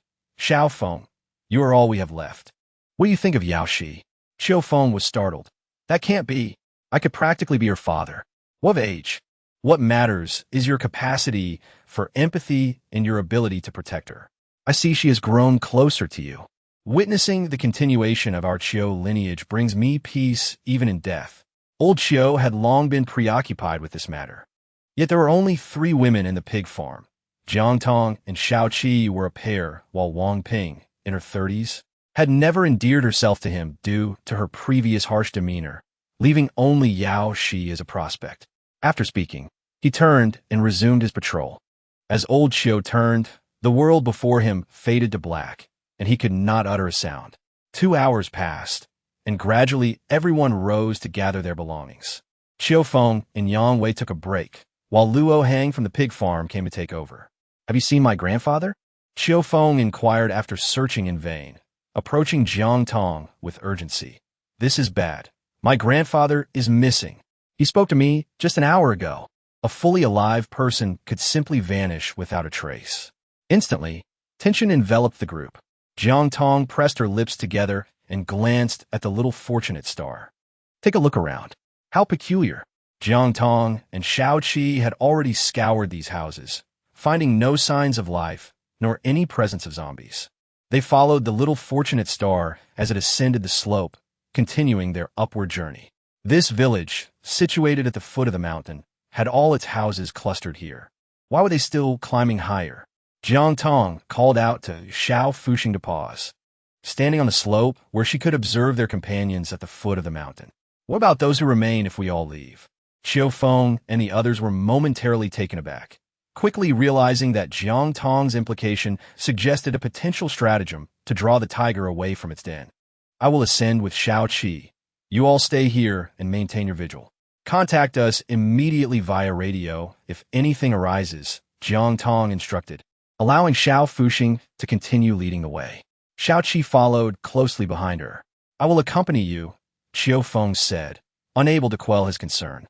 If anything happened to his grandfather, he would never forgive himself. Yao Shi had no choice but to descend with Yang Wei. As they made their way halfway down, Yao Shi's eyes were unmistakably filled with disdain upon seeing Jiang Ziming trailing behind. One moment, he professed his affection for her, and the next he shared a bed with a female soldier. This was not jealousy, but a visceral disgust at the character of the man before her. Jiang Ziming approached her, seemingly unfazed. Yao Shi, do you have any leads? Everything had already been packed away. If it was a tactic to lure them away, then they were in grave danger. Everyone remained vigilant.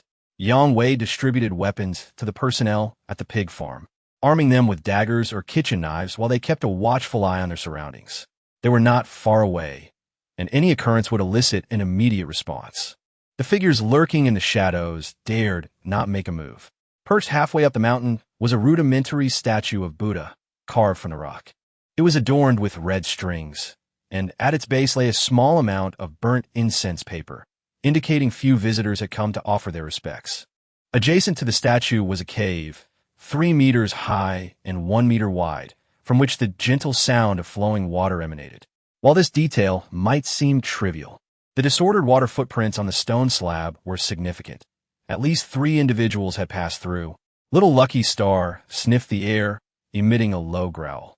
It was evident that someone had abducted old Xiao and brought him here. Just as she prepared to move, Xiao Qi stepped ahead of her, declaring, I'll go first. Uncertain of the strength of these individuals, Xiao Qi hesitated to let her lead. As they ventured 3 meters inward, darkness enveloped them instantly. Little Lucky Star suddenly barked fiercely, retreating to press against Xiao Qi's foot.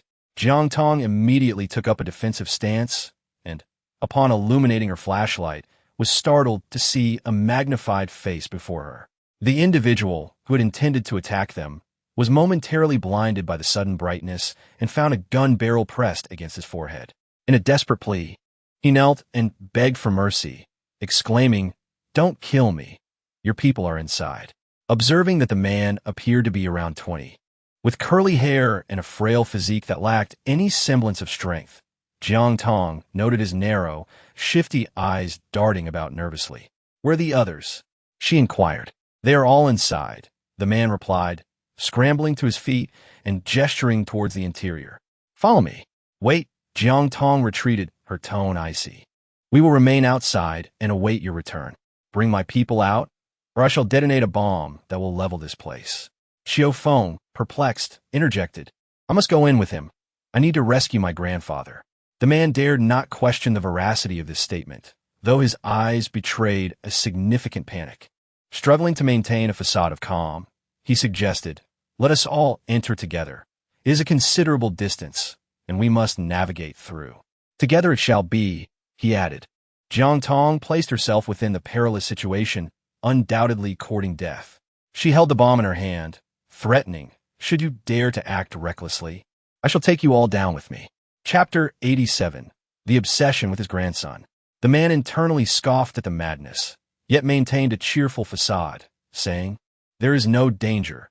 It is merely that the old master has taken a wrong turn, and we have guided him back, treating him to fine delicacies and drinks. Upon hearing this, Xiao Feng breathed a sigh of relief, his vigilance considerably diminished. Jiang Tong and Xiao Qi remained ever vigilant. Those who had survived until now could not be underestimated, for they were undoubtedly not mere novices.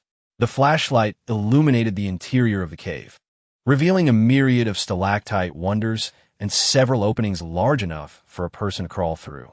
Jiang Tong peered inside, able to see only a meter or two ahead, as the path veered into darkness. For reasons unknown, she felt an unsettling anxiety gnawing at her. It seemed as if the little lucky star sensed her distress, emitting a low growl with its tail drooping. After traversing over 50 meters, they finally emerged from the narrow entrance. The sudden brightness was blinding, shielding her eyes slightly. She beheld a scene reminiscent of an idyllic paradise.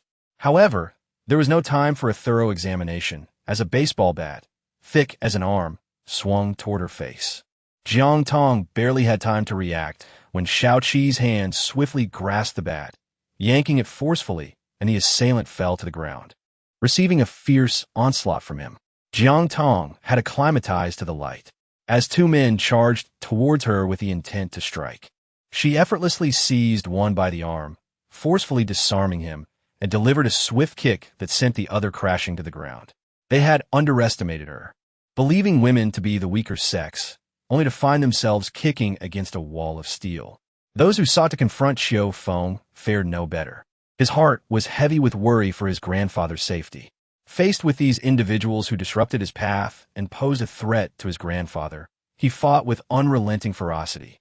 The 6 assailants cried out in agony, "If you strike again, I shall cast him over the edge."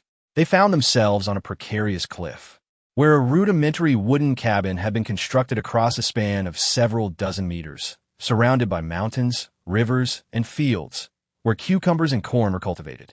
A throng of 30 to 40 villagers, men, women, and children, stood nearby, observing the scene. This place, with its unparalleled natural advantages, could be considered a veritable utopia, provided the entrance to the Buddha cave was properly sealed to prevent zombie incursions. That is, if a tsunami did not strike.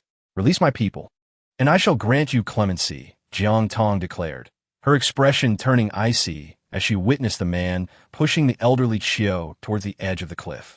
The man swallowed hard. "First, release our people." Simultaneously, Xiao Feng and Shao Qi relinquished their hold.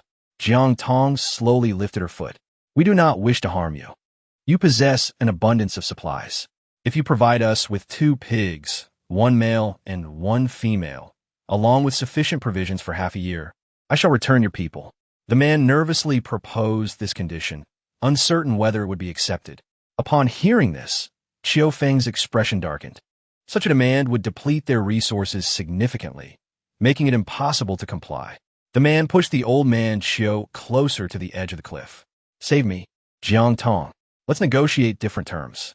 Jiang Tong, rather than engaging in discussion, stated her limit, considering Qiu Feng's usefulness, for 100 jin of rice.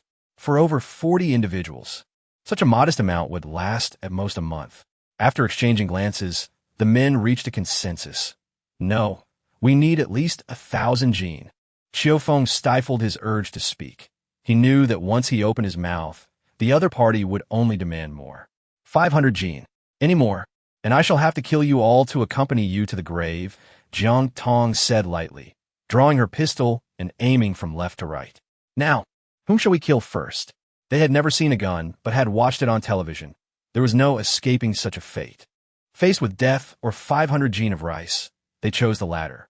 "Wait!" the old man Qiu exclaimed, finally freed, as he approached a nearby young woman, tugging at her clothing.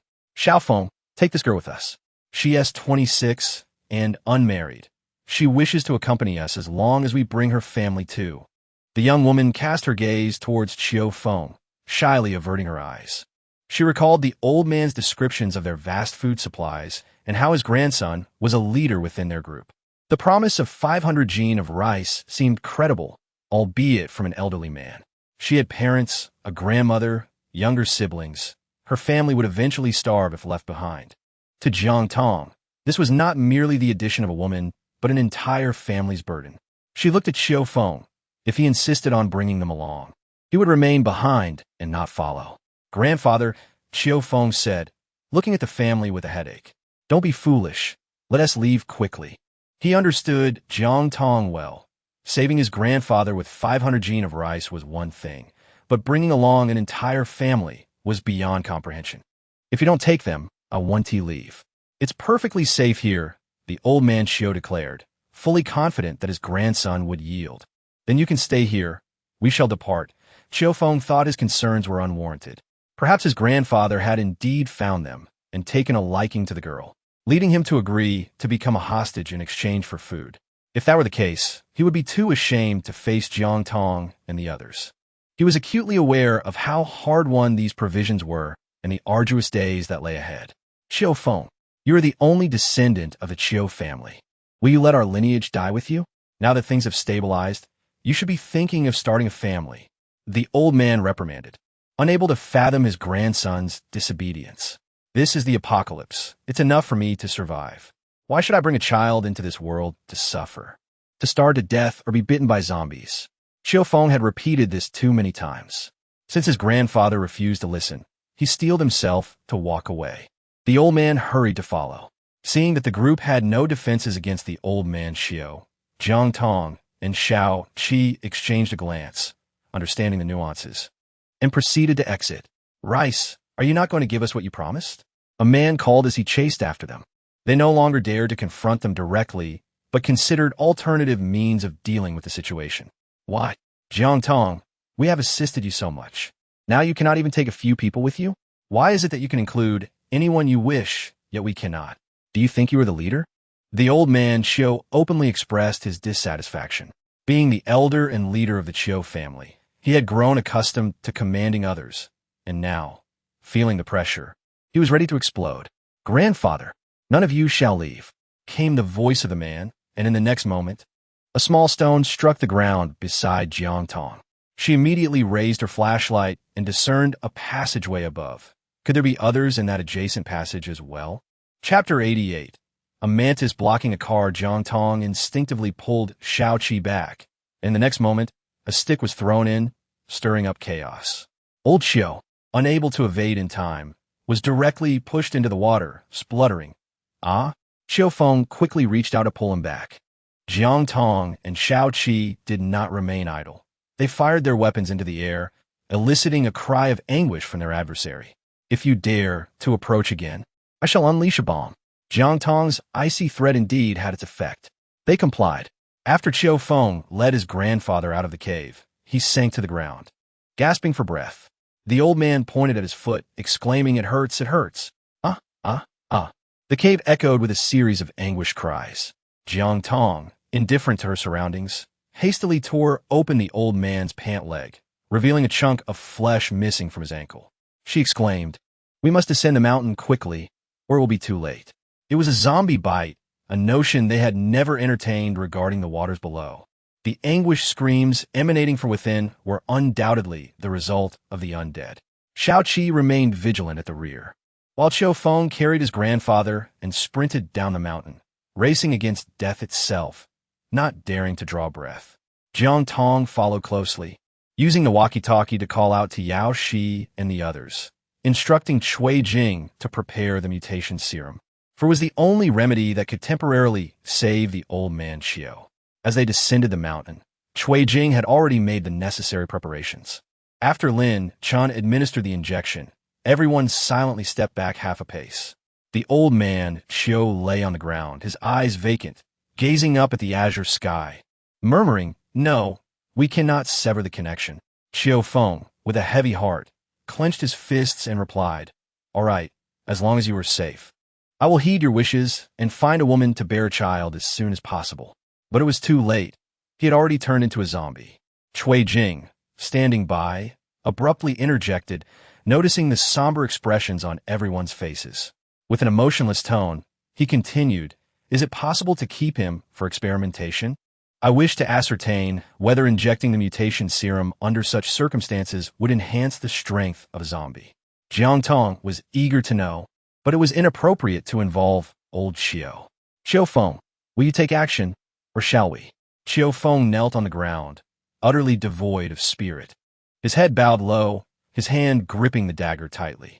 How could this be? His only kin had departed so suddenly and right before his eyes. A gasp escaped him as old Xiao had completely transformed into a zombie, rising swiftly to attack. Xiao Feng reacted even faster. standing up and driving the dagger into his grandfather's skull. The corpse collapsed with a thud. He too crumpled to the ground, kneeling beside the body. "Please, everyone, help me bury my grandfather." Yao Shi and Yang Wei led the others to dig a grave nearby. Hui Jing tentatively asked, "Is it possible to draw a vial of blood?" Lin Shun tugged at the teacher, exclaiming, "Teacher, in this situation, are you not afraid that Xiu Feng will retaliate?" Hui Jing fell silent.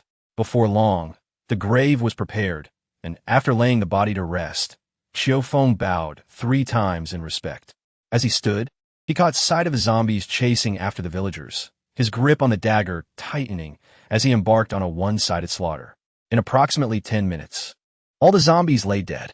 Jiang Tong initially intended to gain some experience, but instead, it became an outlet for his frustrations. The only survivors were 2 women. One was Lu Feng, whom the old man Xiu insisted that Xiu Feng take away, and the other was her 18-year-old cousin, Lu Yun. The 2 of them embraced, kneeling before Shao Qi, pleading, "Please take us away. If we stay, we will surely perish. We will comply with any demands, even bearing children. After all, is it not said that those with ample hips can give birth? I have ample hips." As Lu Feng spoke, she stood up and removed her trousers, exposing her fair skin to the gaze of the onlookers.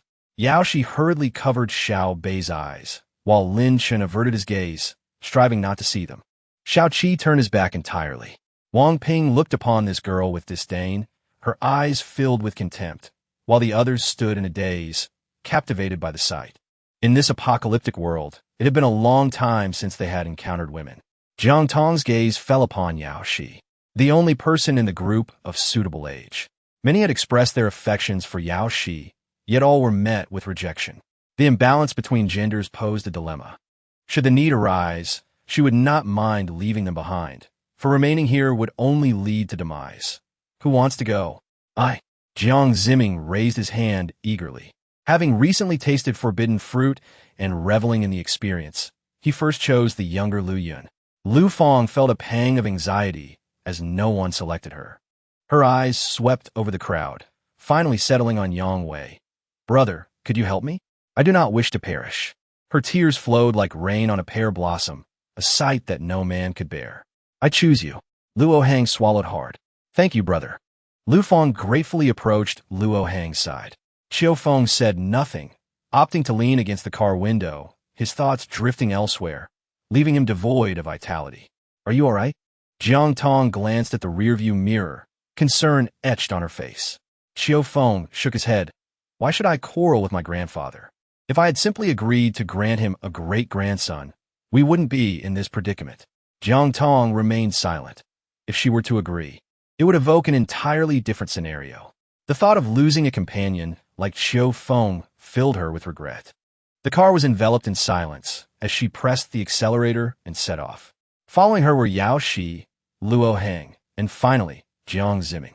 The vehicle continued its journey for over 200 kilometers until darkness descended, leading them to Huaran City, where they directly sought refuge in a villa district.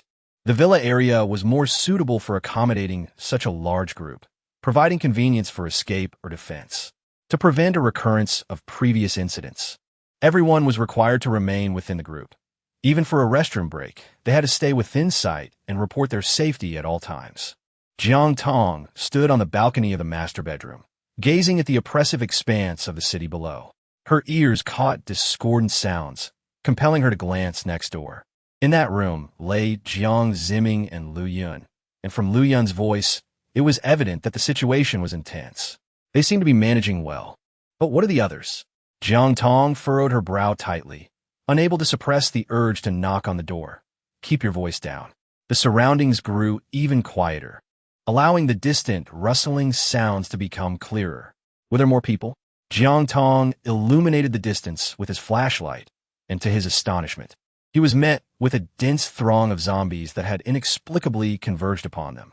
As the sea of heads surged towards the iron gate, Yang Wei and his companions began to strike. However, their efforts to eliminate the undead were outpaced by the relentless tide of zombies, with some even scaling the walls. Jiang Tong and her companions gazed down from the upper floor, where the walls were teeming with zombies. If they did not devise a plan soon, They would be left to await their inevitable demise. As she pondered this dire situation, she skillfully employed her sniper rifle, summoning the Rat King for assistance. The presence of the rodents provided a slight respite, yet she remained vigilant. Xiaoqi, wielding his sniper, was able to eliminate 2 or 3 foes with a single shot. However, such efforts were akin to a mantis trying to stop a chariot. The struggle within the villa grew increasingly arduous for those trapped inside. Jiang Tong cast her gaze towards the rockery behind, where the horde of zombies was not yet overwhelming. I will clear a path with explosives. You all hurry and get in the vehicle. Chapter 89, The Dominator of the Apocalypse. 5 bombs were scattered and thrown, instantly sending limbs flying and brutally carving a bloody path. Yang Wei drove the truck, leading the group from the pig farm along with Yao Bei, ramming through and dispersing the advancing zombies to clear the way for those behind. Luo Hang followed in his vehicle, carrying Jiang Ziming and the Lu sisters, loaded with cargo. After breaking through the horde, Jiang Ziming suddenly surged forward, forcefully turning the steering wheel to veer onto another road. Yao Shi and her companions held the rear, observing as the zombies began to encircle them. If they did not move swiftly, it would soon be too late. She leaned out and shouted, "Sister Jiang Tong, hurry up and get in the car. Let us go." Jiang Tong continued to eliminate zombies, tossing out another bomb to forge a path for them. Qiu Feng had already taken the passenger seat, killing zombies while urging Lin Chen behind him. "Move! What are you waiting for?" He and Cui Jing were left behind, facing certain death. "What are you doing? We should leave first." Cui Jing quickly objected, but they pressed Lin Chen without starting the vehicle. Watching the stalemate on both sides, Jiang Tong barked, "Hurry up, what are you dilly-dallying for?" Impatiently, she glanced down and threw another bomb. Although her current ammunition was sufficient, it was not meant to be squandered. Yao Shi no longer hesitated, stepping on the gas and crashing into the city from behind. The thunderous explosions echoed throughout the urban landscape, while Jiang Tong and Xiao Qi stood on the second floor, dispatching zombies. When they noticed distant lights and signs of human presence, she took out her walkie-talkie and cautioned, "There are people in the city. Everyone should find a place to hide." Each individual was equipped with a walkie-talkie, and upon receiving the message, they promptly sought shelter. As Jiang Tong hurried down the stairs, she called out, "Sit in the back." Xiao Qi climbed into the rear seat, glancing at the obstructive Cui Jing beside him, and promptly shoved him into the trunk before commencing the dual task of exterminating the zombies. Lin Chen swiftly occupied the front passenger seat, fending off the zombies that surged towards the door.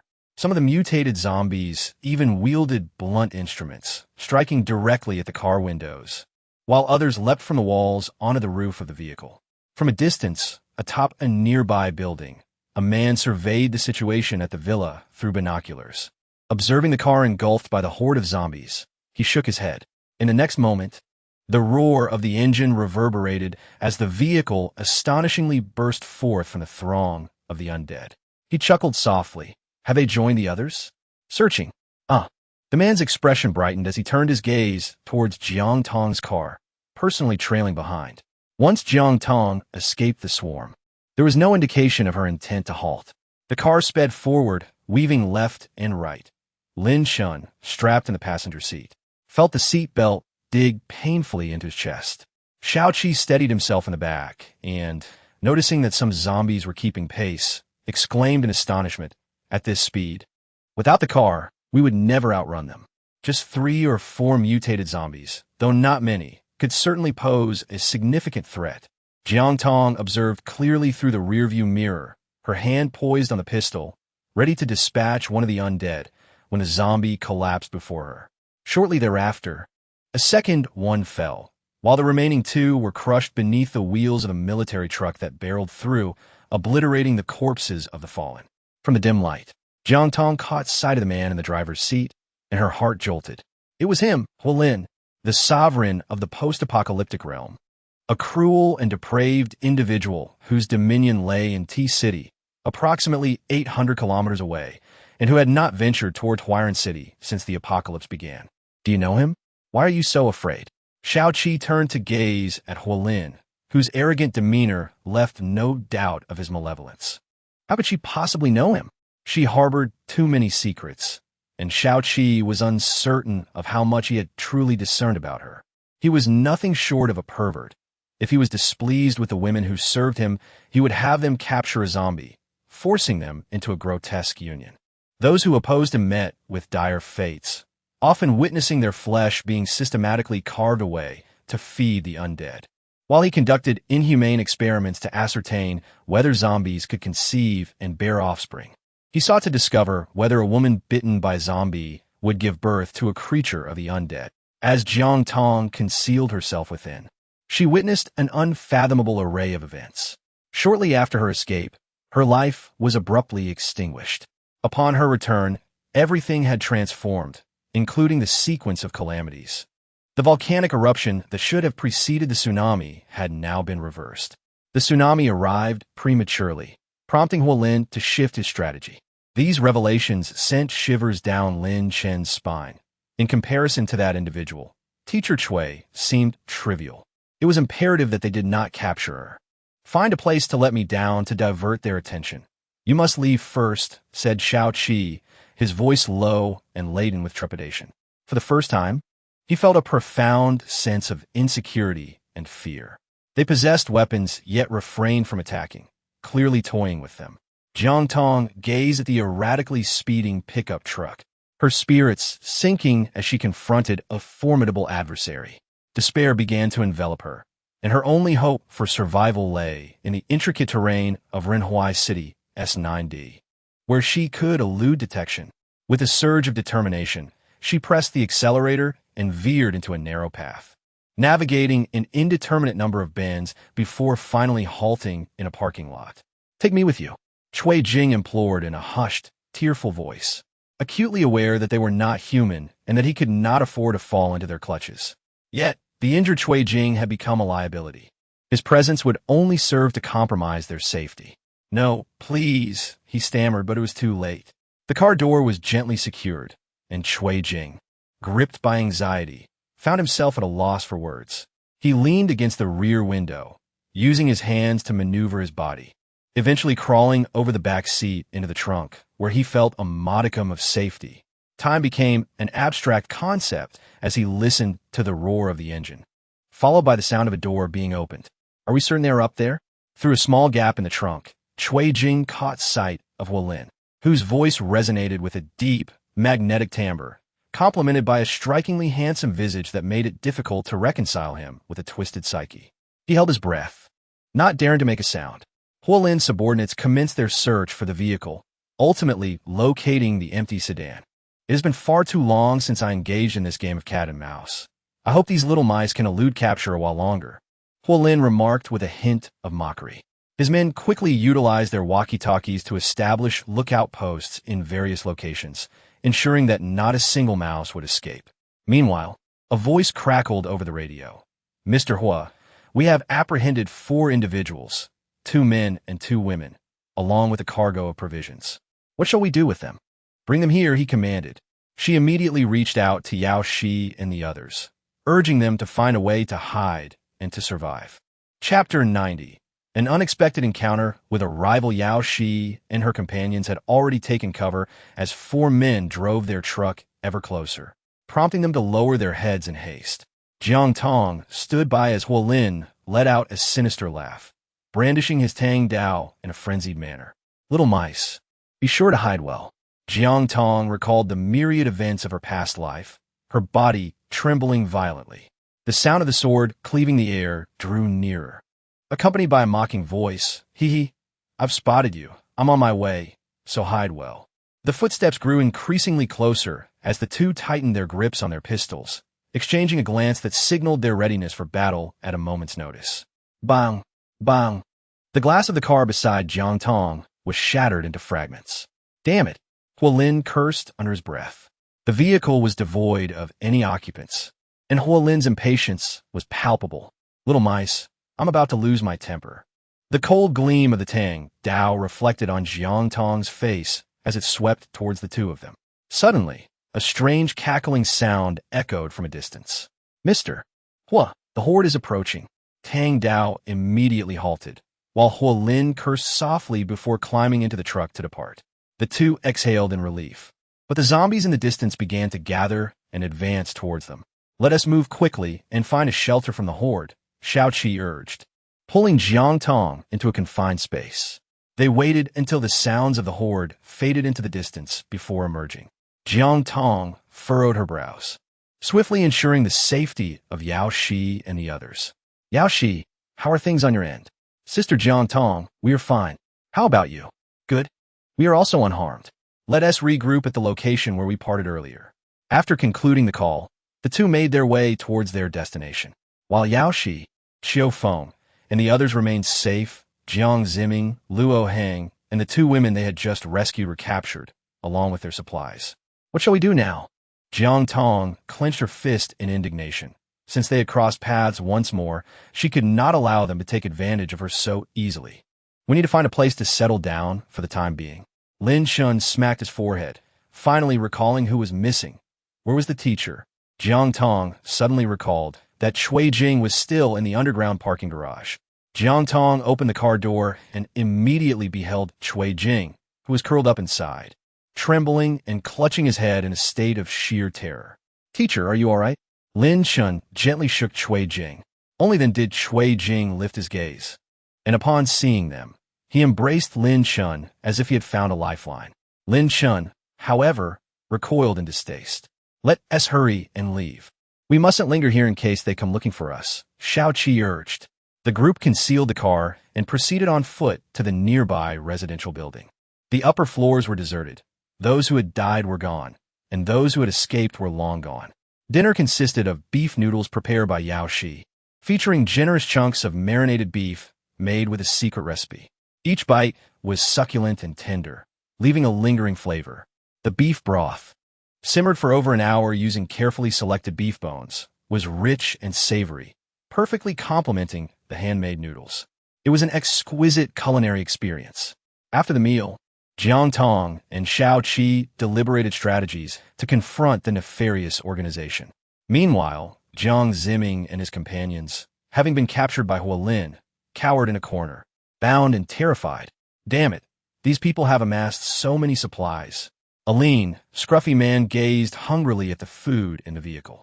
Huolin, stuffing his mouth with meat snacks, did not cease until he could eat no more. It had been months since he had consumed a proper meal, and today's feast felt like a distant memory. The onlookers in the garage watched Huolin devour the meat with gluttonous envy, yet they dared not provoke him. He was a former black belt leader, brutal and formidable, and none wished to challenge him.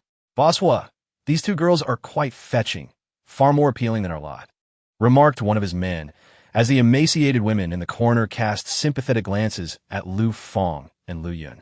The two girls returned their gaze to the cornered women, whose bodies bore countless bruises, their tattered clothing barely concealing their shame.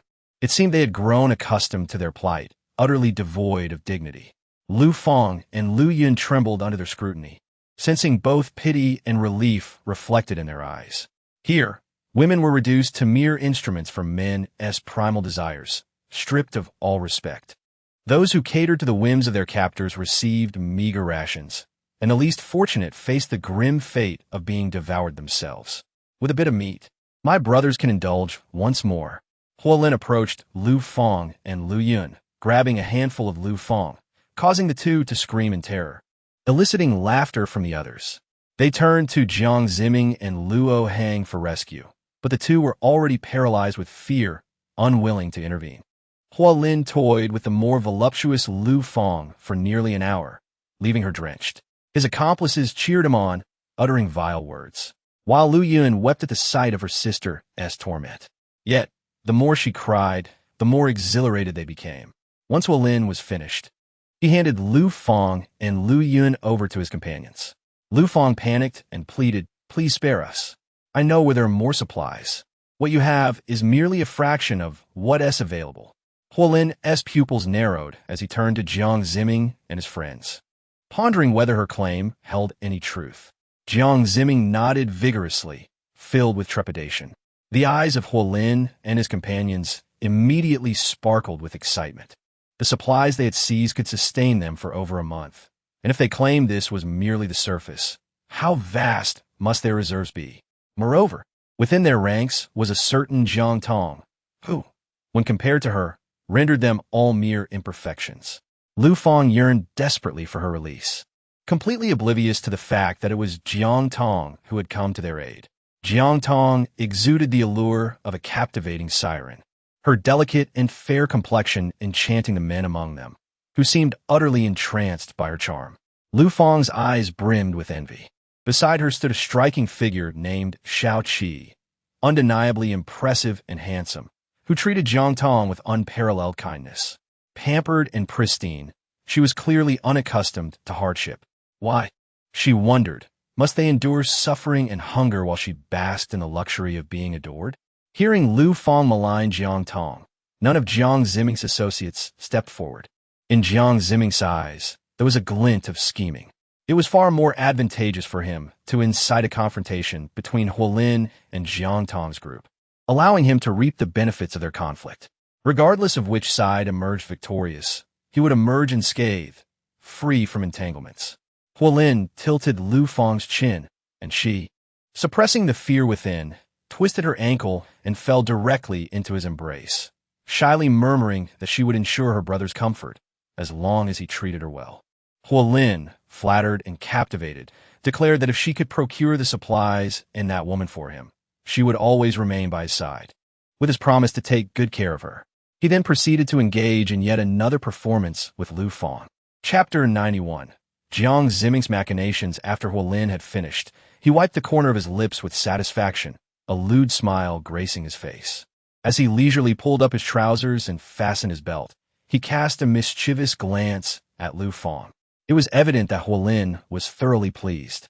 Lu Fang, standing beside him, her attire barely sufficient, still flushed with embarrassment, feigned shyness as she gazed at Huolin, thinking to herself that this man seemed quite pleased with her, which meant she would have a solid backing in the future. However, her thoughts inevitably drifted back to Jiang Tong. In Jiang Tong's eyes, all her actions were merely a manifestation of the victor's disdain for all others. Jiang Tong, just wait. One day, I shall make you realize that I deserve to be on high, and you will be the one begging on your knees. Quite impressive, remarked Huolin, his expression turning cold as he uttered these words, devoid of any further gestures. How astonishing it was, indeed, that one could so easily discard former acquaintances. Lu Fang, observing Huolin's reaction, found it hard to believe. This could not be right. He had seemed so pleased just moments ago. What had changed? Lu Fang pondered. Was her performance not adequate? Clearly, she was overthinking it. In this apocalyptic world, matters were solely dictated by self-interest. People congregated only when there were benefits to be gained. Otherwise, they would disperse. Such was the nature of survival. One could easily meet their demise if they were not vigilant. And as for someone like Huolin, devoid of any humanity, that was hardly worth mentioning. With that thought, Lu Fang swayed her hips alluringly, drawing closer to him. Indeed, it was in plain view of all. Huolin gazed at the woman before him, overwhelmed by an inexplicable sensation, perhaps a feeling of revulsion. He was baffled. He had never experienced such a reaction before. Instinctively, he took a step back and said, "As long as you assist me in locating the woman you all speak of and procure the supplies, rest assured, you shall not be left without your rewards." Huolin had developed an intense curiosity regarding the woman mentioned by Jiang Ziming and Lu Fang's group. He was eager to uncover the extraordinary abilities that allowed her to thrive in such a dire world. It seems that Jiang Ziming was acutely aware of Huolin's thoughts and immediately responded with fervor. "Brother Hua, the woman named Jiang Tong has a formidable man by her side. If you wish to win her over, you must first deal with him. Moreover, her resources are exceedingly abundant, seemingly inexhaustible. While others subsist on plain bread, she indulges in hot pot. While others settle for white rice, they feast on exquisite Australian lobster and seafood, living a life of unparalleled luxury. Just imagine if you desire it. All of this could be yours. Envision a scenario where you have beauty and resources at your disposal. You would reign as the king of this post-apocalyptic world." Jiang Ziming bore in mind the various forms of oppression and humiliation he had endured at the hands of Shao Qi and Jiang Tong. At this moment, witnessing the formidable prowess of Huolin, who could barely contend with Jiang Tong and Shao Qi, he naturally yearned to cling to this powerful ally. Should Huolin emerge victorious, Not only would Jiang Ziming find some measure of satisfaction, but he could also covertly eliminate Huolin, thereby seizing the opportunity to monopolize the resources of both parties and emerge as the ultimate victor. Even if he failed to eliminate Huolin, his grievances would be alleviated, and his situation would not significantly worsen. To any observer, this scenario appeared to be a surefire profit, and Jiang Ziming stood to lose nothing. Why not seize the opportunity to stoke the flames? This scheme was so audacious that even those light years away could hear the clinking of his calculating mind. Luo Heng and the others silently observed Jiang Ziming fervently fanning the flames, while they looked upon him with disdain. They neither intervened nor spoke a word in defense of Jiang Tong, merely regarding the scene with cold indifference, as if the individuals they had rescued were not of their concern at all. After indulging in a delightful feast, Jiang Tong and her companions felt a significant replenishment of energy, invigorated in this moment. Xiao Qi glanced around, noting that darkness had already enveloped the surroundings. It had been nearly 4 months since the onset of the apocalypse. The once vibrant metropolis, aglow with lights and bustling with life, now lay in ruins, as though history had regressed by several centuries. The remnants of buildings were strewn with corpses, emitting a nauseating stench. The pitch-black night loomed like monstrous beasts, their gaping maws terrifying in their vastness. Strangely, Xiao Qi realized he had not seen the moon in what felt like ages, perhaps obscured by the abandoned skyscrapers. Yet, in comparison to their earlier experiences, the current environment seemed relatively tolerable, at least for the time being. The number of zombies was not as overwhelming as it had once been. "Let us rest for a while," I said softly, gently grasping Jiang Tong's hand. Jiang Tong sat beside Xiao Qi, reflecting on how this world, which had once basked in tranquility just a few months ago, had now transformed into its current state. She was overwhelmed with emotions. However, the tumultuous times did not permit her the luxury of excessive contemplation. In this chaotic era, stagnation equated to demise. Jiang Tong did not hesitate. She said, "I will sleep for an hour first, and then it will be your turn to rest while I keep watch." With that, she closed her eyes and leaned against Xiao Qi's shoulder, sinking into a deep slumber. Xiao Qi, too, remained vigilant. After counting the number of people present, he realized one was missing. Yao Shi and Xiu Feng were waiting nearby for their turn to rest, while Yang Wei and Lin Shun stood not far off, appearing rather bored. Upon closer inspection, it dawned on him that it was none other than Shui Jing, the one known for his countless schemes, who had vanished. A sense of foreboding washed over Xiao Qi. He glanced at the peacefully sleeping Jiang Tong, his emotions a tumultuous mix. There was no doubt that Shui Jing had long desired to draw blood from the two of them. Now, with him missing, who could tell what nefarious plans he was concocting? Yet, why hadn't Lin Shun followed him? Was it to throw others off his trail, or for some other reason? After further contemplation, he concluded that, given Shui Jing's condition in a wheelchair, he was unlikely to cause much trouble alone. It was better to keep him around, as he still had his uses. Before long, an hour had passed, and Jiang Tong awoke as punctually as ever, ready to let Xiao Qi rest a little longer. Upon receiving the news of Jiang Ziming and his companion's capture, it would be disingenuous to claim that Jiang Tong was not displeased. After all, having followed him for so long, she had long contemplated dealing with him herself, though she had wished for a more arduous fate for him. Now, it seemed fortuitous that he had been seized by that perverse Huolin, sparing her the trouble and avoiding any further misfortune. However, a thought struck her, given Jiang Ziming's nature. He was unlikely to remain docile. To ensure his own safety, he would undoubtedly betray their group without hesitation. In light of this, why not indulge in a little game with them? It would certainly add a touch of amusement to the otherwise monotonous struggle for survival in this apocalyptic world, wouldn't it? Chapter 92. Encounter with a snake. As Jiang Tong contemplated this, a sinister sensation surged within her, prompting a sly smile as she murmured to herself, "Just wait, you'll see." The faint, jarring sound of rustling emerged from beside her, rendering the already dark surroundings even more eerie. Jiang Tong has endured 2 cataclysmic eras, rendering her acutely sensitive to such sounds. Instinctively, she sensed that danger was gradually encroaching upon her. The little lucky star curled at her feet, gazed with eyes shimmering an eerie green light, as if it had detected something amiss, warily surveying its surroundings. Observing the little lucky star's reaction only fortified Jiang Tong's suspicions. She nervously swallowed, casting a glance at Shao Qi, who leaned against her, her mind racing to devise a course of action. After all, they were confronted with an unknown peril, completely oblivious to the circumstances that lay ahead. Perhaps Shao Qi sensed Jiang Tong's unease, for he stirred awake at that moment.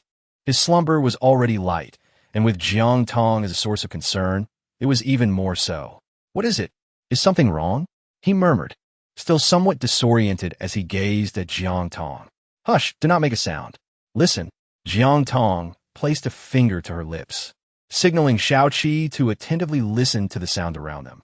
Shao Qi immediately understood and promptly focused his mind. He listened intently for a considerable time, then turned to Jiang Tong with a bewildered expression. "What does this expression mean?" Jiang Tong remarked with a hint of disdain, pondering whether what he heard could truly be so frightening.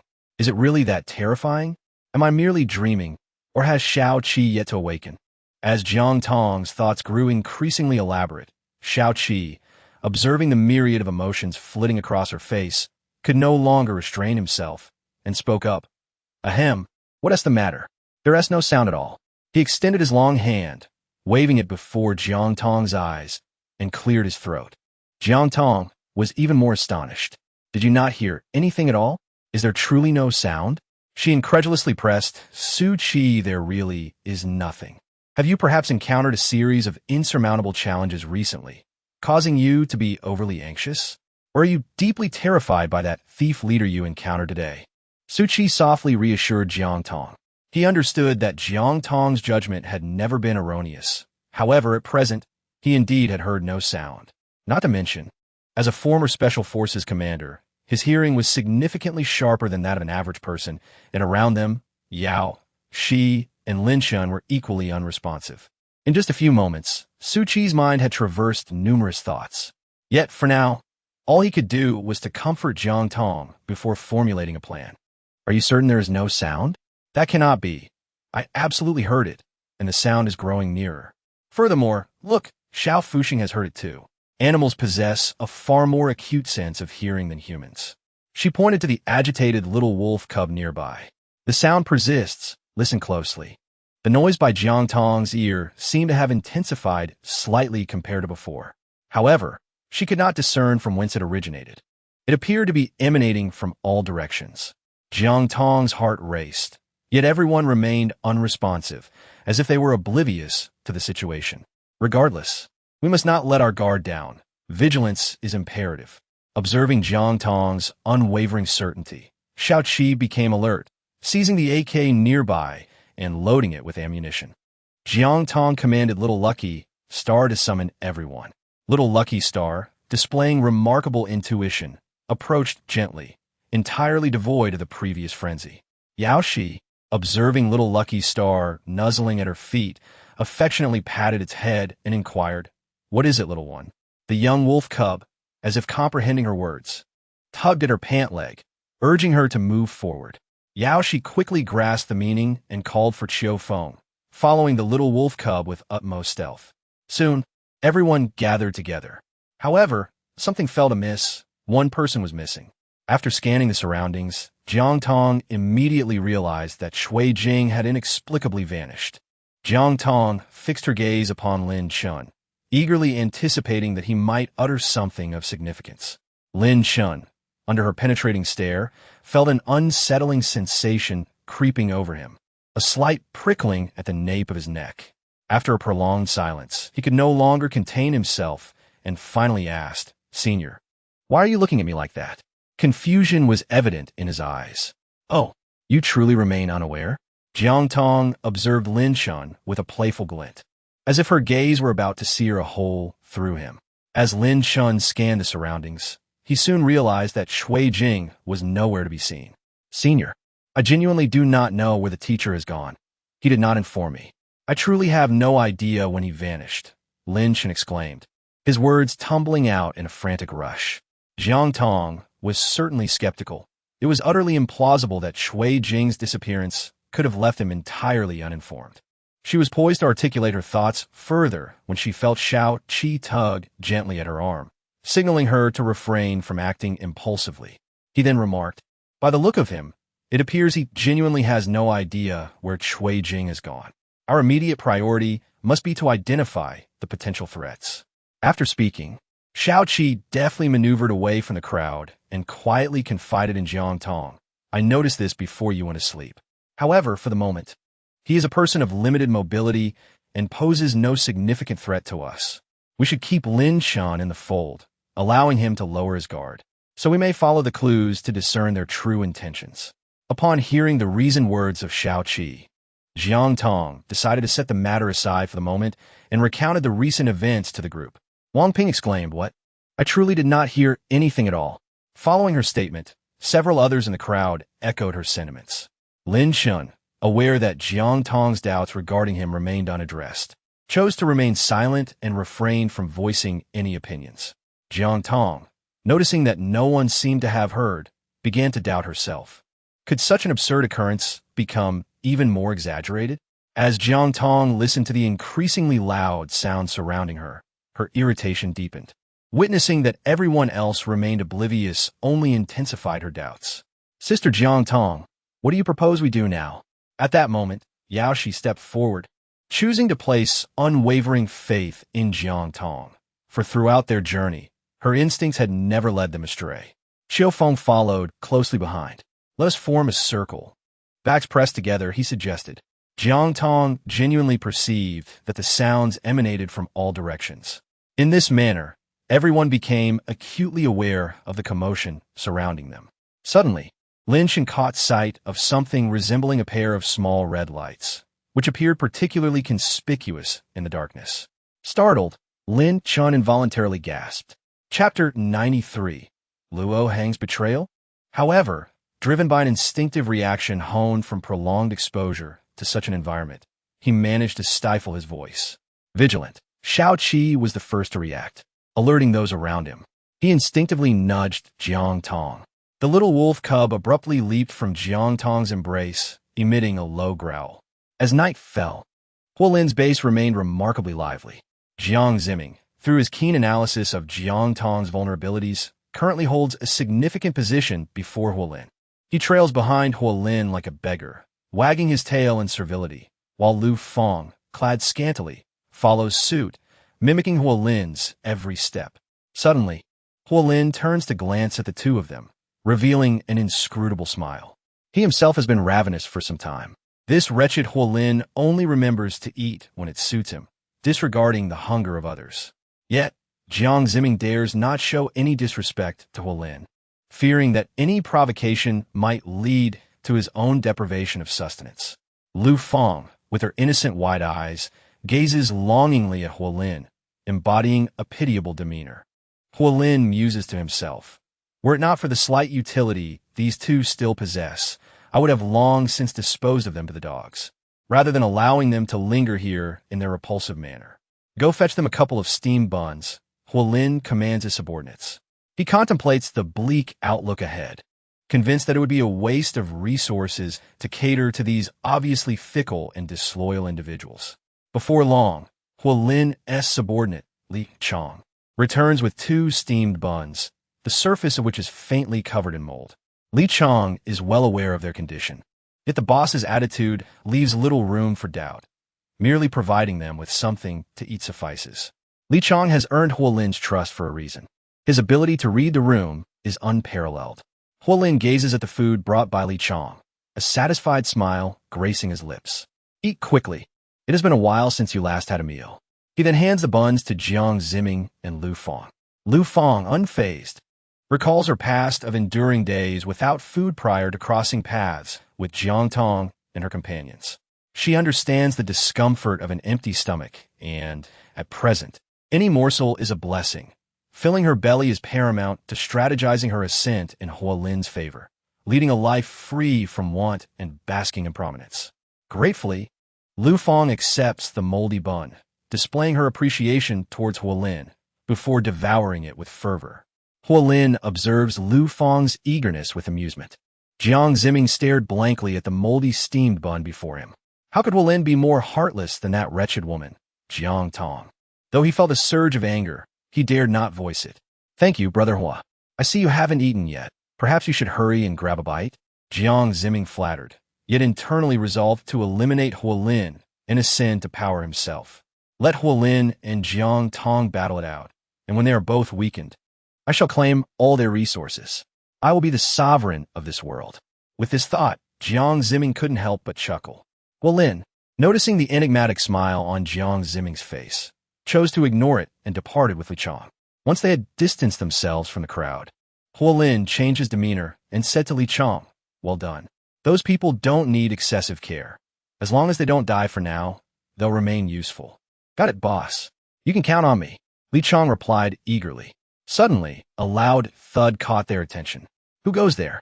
Show yourself, and I promise you won't survive," Li Chong shouted, instinctively positioning himself in front of Huolin. Meanwhile, Luo Heng, hiding in the shadows, trembled in fear. What bad luck, he thought. He had merely been starving and wanted to eavesdrop on how to secure food, yet had stumbled upon this misfortune. "I don't want to lose my life here today," he pondered. "Wait, Brother Hua, I don't know how I ended up here. I must have gotten lost," Luo Heng said, raising his hands in surrender as he cautiously stepped forward. "What are you doing following me?" Huolin, not one to be trifled with, immediately drew his handgun and aimed it at Luo Heng's temple. Anyone could see that Luo Heng's words were lies, and Huolin would certainly not let him off the hook. "If you can't provide a valid explanation, I'll put you down with a single shot." The menace on Huolin's face became evident. Luo Heng hadn't expected such a direct threat and realized that his previous attempts at negotiation were futile. He had hoped to barter for food, but now his life was in Huolin's hands. "Boss Hua, please don't be rash. I'm just desperate for something to eat." Luo Heng stammered. "What? You dare covet my resources? Do you even know your worth?" Huolin retorted, though he lowered the gun slightly. Sensing Huolin's wavering resolve, Luo Heng seized the opportunity. "Boss Hua, I know a secret about that woman Jiang Tong. If you give me some food, I'll tell you everything. It will be more than just resources. There will be unexpected surprises. What makes you think you can negotiate with me?" Huolin swiftly reloaded the gun and aimed it back at Luo Heng's temple. "Your life is in my hands now. A mere twitch of my finger, and you're gone. Don't think you can deceive me with your trivial offers. I advise you to speak plainly, or I will make your existence a living hell." As he spoke, Huolin gestured toward the zombies he had kept captive. Li Chong also revealed the cage containing the starving creatures. Luo Heng, witnessing the ominous figures and the ferocity radiating from both men, gulped nervously. His legs trembled uncontrollably as he imagined the zombies gnawing at him. Chapter 94. The Temptation of Braceport. "Boss Hua, I was wrong. I admit it." Luo Heng, now terrified, abandoned any thoughts of bargaining and revealed everything he knew. "The one you captured, Jiang Zimming, is Jiang Tong's brother. Their parents died not long ago, and they are currently at odds." He carefully omitted the long-standing discord between the siblings, selectively sharing only what he deemed valuable. "Are you mocking me? What use is that information? What value does your so-called secret hold?" Huolin's patience waned as he realized Luo Heng's words were empty. "Boss, why waste time with him? Just shoot him. We have nothing to lose, and we still have 3 more women to find." Li Qiang interjecta astidi. Huolin glanced at Li Chong, acknowledging his point, and tightened his grip on the trigger. Jiang Tong possesses a peculiar stone that she treasures greatly. Just as the situation reached a critical point, Luo Heng suddenly spoke up. Huolin lowered his firearm. "Well, now you pique my interest. What about this stone?" Huolin regarded Luo Heng with a scrutinizing gaze, eager to hear more. Luo Heng, realizing he had no choice but to continue, thought, "I might as well speak if it means survival. Jiang Tong wears a small stone that resembles an eye. It's always watching her furtively. I suspect it has some sort of power, perhaps the ability to control others. Otherwise, how could she survive in this perilous world for so long? And how does that man remain utterly devoted to her? With so many loyal followers, there must be something more at play." Luo Heng's excitement grew as he elaborated, wishing to attribute all her successes to that stone. Originally, he intended to keep this knowledge for himself, but the instinct for survival compelled him to divulge it. "Interesting," Huolin replied, his expression unreadable. "Thank you." Hua. Luo Hang's gratitude was cut short as Huolin seized him and tossed him to Li Chong. "Bind him and place him in that house. As long as he doesn't starve, it will suffice. And take care of the others as well." With that, Huolin strode away. Luo Hang found himself bound and confined in a transparent, cramped space, surrounded by 3 towering zombies. After Li Chong tossed him inside, he also threw in a dagger, leaving little doubt about his intentions. Panic surged within Luo Hang as he realized the 3 zombies had been starving for an extended period and lunged toward him with alarming speed. Grabbing the dagger, he hurriedly severed the ropes binding his hands. One of the zombies, displaying a hint of intelligence, charged directly at him. Luo Hang narrowly dodged its attack. But before he could catch his breath, another zombie lunged, baring its fangs and aiming for his throat. In a split second, he thrust the dagger into the creature's mouth, and a thick, viscous liquid splattered across his face. He touched the liquid on his face, dismissively shaking it off. Perhaps the zombies paused upon seeing their comrade with a perforated throat, granting Luo Hang a fleeting moment to breathe. Outside, Huolin and the others observed the unfolding scene with profound significance. After a prolonged struggle with several zombies, Luo Hang ultimately vanquished them all at the last moment. Upon emerging, his eyes were filled with a fierce glint and bloodshot veins as he regarded Huolin, contemplating the fate that lay ahead. Huolin had confined him within an upgraded zombie cage, initially intending for him to perish. After all, only the dead could uphold the secret, and he wished to keep the matters concerning the stone from becoming common knowledge. Unexpectedly, Luo Hang's tenacity allowed him to survive and even eliminate those 3 zombies. Preserving him held potential. He ordered that Luo Hang be taken to wash his face and provided with sustenance, to be confined with his companions. Following Huolin's command, his subordinates promptly executed the task. They first released Luo Hang, unbinding him, and then presented 2 freshly steamed buns and a bowl of tantalizing braised pork. Though only a few pieces, such a delicacy was exceedingly rare in this apocalyptic world. "Eat up, Luo Hang. The boss values you. This is a feast we have yet to witness," remarked the envious underling as he set the bowl heavily on the ground before departing. Now, only 4 remained. The braised pork, placed upon the ground, stood out conspicuously. It wasn't designated for anyone in particular, after all. For Jiang Zimming, who had just consumed moldy buns, such an enticing morsel was undoubtedly the greatest temptation. Jiang Zimming swallowed hard, akin to a dog spotting a bone, and rushed forward to seize the bowl of meat. Luo Hang, having endured hunger for quite some time, was certainly unwilling to relinquish it. Moreover, it was rightfully his. Luo Hang swiftly picked up the food from the ground, took a generous bite, and safeguarded the remainder close to his chest. Upon witnessing the scene, Jiang Zimming immediately lunged forward to seize the food. In a fit of fervor, he even took a bite out of Luo Hang's hand. "You, Jiang Zimming, are a disgrace. This is mine, unworthy of your touch." With that, the 2 engaged in a fierce struggle. Having just battled zombies, Luo Hang was already fatigued, and now found himself at a disadvantage, being overwhelmed by Jiang Zimming's relentless assault. Jiang's fists rained down upon Luo Hang's face, driven solely by the desire for sustenance. Yet, Luo Hang refused to relent, enduring the blows, even as his face became bruised and battered. 2 women soon joined the fray, eager to partake in the scramble for food. As the chaos escalated, a sharp crack echoed through the air. Luo Hang could no longer maintain his grip, and the bowl shattered upon the ground, scattering the braised pork everywhere, while the steamed buns rolled to the feet of Lu Fang. The 2 women swiftly dropped to the ground, ravenously gathering the fallen braised pork, devouring it with insatiable hunger.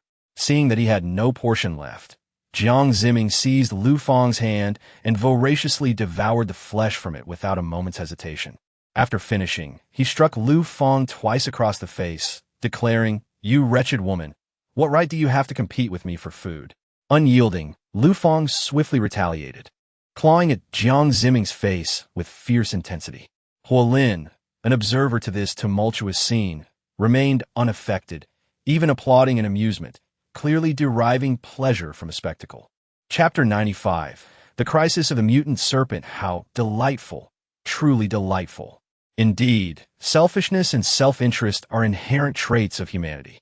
Huolin had intentionally orchestrated this scenario. He yearned to witness the choices made by these hypocritical and incompetent individuals, who masqueraded as refined beings while embodying profound insincerity. A mere morsel of food was sufficient to turn so-called allies against one another. How could he ever place his trust in such individuals? Very well, let it be. Even in times of peace, the prevalence of selfish and hypocritical souls is undeniable. How much more so in this apocalyptic age? Huolin waved his hand, signaling for the curtain of the transparent space to be drawn. And then he departed. Jiang Zimming and his companions continued to engage in the fierce struggle for sustenance within the residential building. Jiang Tong and others swiftly became aware of the commotion. The small red lanterns appeared as if manipulated by an unseen force, multiplying in an instant, dense and overwhelming. They moved rapidly. "It's snakes!" Xiao Feng exclaimed, observing the serpents advancing with astonishing speed. Their swift movements rendered them nearly impossible to capture, and a sheer quantity posed a formidable challenge. The inherent fear of snakes, deeply ingrained within everyone, surged to the forefront upon witnessing such a multitude, potentially mutated. How could they not feel anxious? Tiny snakes, no thicker than a thumb, coiled together, winding around their feet. Lin Chun trembled uncontrollably, paralyzed by fear, standing frozen in place. Jiang Tong and her companions observed the rapidly converging serpents and unleashed a barrage of gunfire. However, the sheer number of snakes was overwhelming. They could not be eradicated. Not by any means. This predicament was untenable, Shaoqi pondered. Continuing in this manner would yield no resolution, even if all the ammunition were expended to eliminate these repulsive creatures. Moreover, the commotion generated would inevitably attract hordes of zombies within the hour, and when that time arrived, escape would be impossible for everyone. Stripping off their garments, they soaked them in gasoline and ignited them. Jiang Tong immediately recalled that snakes were averse to fire, and thus, the group swiftly complied, igniting their clothing. Indeed, the advancing serpents were scorched, and the surrounding circle of snakes hesitated to approach further. Yet, the flames were feeble, and the garments insufficient in number. It was only a matter of time before they would be consumed entirely. At that juncture, they would still be unable to flee. Detonating explosives was not an option, as proximity to the group posed a risk of injury. Having expended the bullets in his firearm, Shaoqi discarded the weapon and seized a large blade at hand, methodically striking at the serpents. This course of action was unsustainable. A solution must be devised swiftly. We must conclude this battle immediately and charge forth. The fire remains manageable. We can harness its power to make our escape, Wang Ping, who had been silent until now, declared. Let us draw the snakes in one direction and then make a run for it. The snakes will venture into areas devoid of flames, Lin Chun suggested. Jiang Tong cast a glance at Lin Chun, sensing an inexplicable disquiet. However, she could not articulate what felt amiss. Quickly, extinguish the flames on one side. We shall retreat via the left staircase, Shaoqi urged hastily. Wang Ping handed her flaming garment to the adjacent Yao Shi, taking a step back and shouting, You all must flee. Do not concern yourselves with me. Seeing Wang Ping in such a predicament, Jiang Tong and the others yearned to save her. But it was too late. Having just passed her clothing to Yao Shi, she found herself devoid of protection, and the serpents swiftly converged upon her. The snakes began to slither up her calves. Quickly go. Don't worry about me any longer. I am weary after fleeing for so long. Not only must we guard against natural disasters and zombies, but also the treacheries of the human heart. I am exhausted. You must leave at once. As the serpents ascended higher and multiplied, a smile graced her face, a tear glistening in the corner of her eye as she urged, Hurry. Escape. You must survive. You must live. The others had long fled, yet Jiang Tong witnessed the gruesome scene of Wang Ping being consumed. Shaoqi grasped her arm and pulled her away with urgency. Let us go. Do not betray her sacrifice. For her, this is a form of liberation.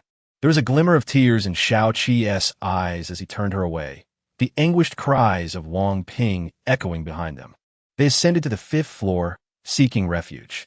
Do not inquire why we do not descend, the The area is swarming with snakes, both on the ground and encircling the building. The lower 3 floors are infested with a writhing mass of serpents. Having reached the 5th floor, they found temporary safety, yet the threat remained for the serpents lingered. Trapped within these confines, they had little respite. Then, as Jiang Tong caught her breath, she recalled the rustling sound she had heard earlier, emanating from the woods approximately 400 to 500 meters from the residential building. How was it possible to hear such a distance? It was no wonder her companions had not perceived it. Could it be the effect of the spiritual spring? Recently, the space had developed this phenomenon, but its purpose was unknown. Could the spring grant individuals supernatural abilities? Was the capacity to hear distant, subtle sounds the unique gift she possessed? If so, that power seemed rather futile, for it could not be wielded in combat. Tong-Jie, it's bad. The snakes are coming up again, Yaoshi exclaimed, astonished by the speed of the mutated serpents, hastily alerting her companions.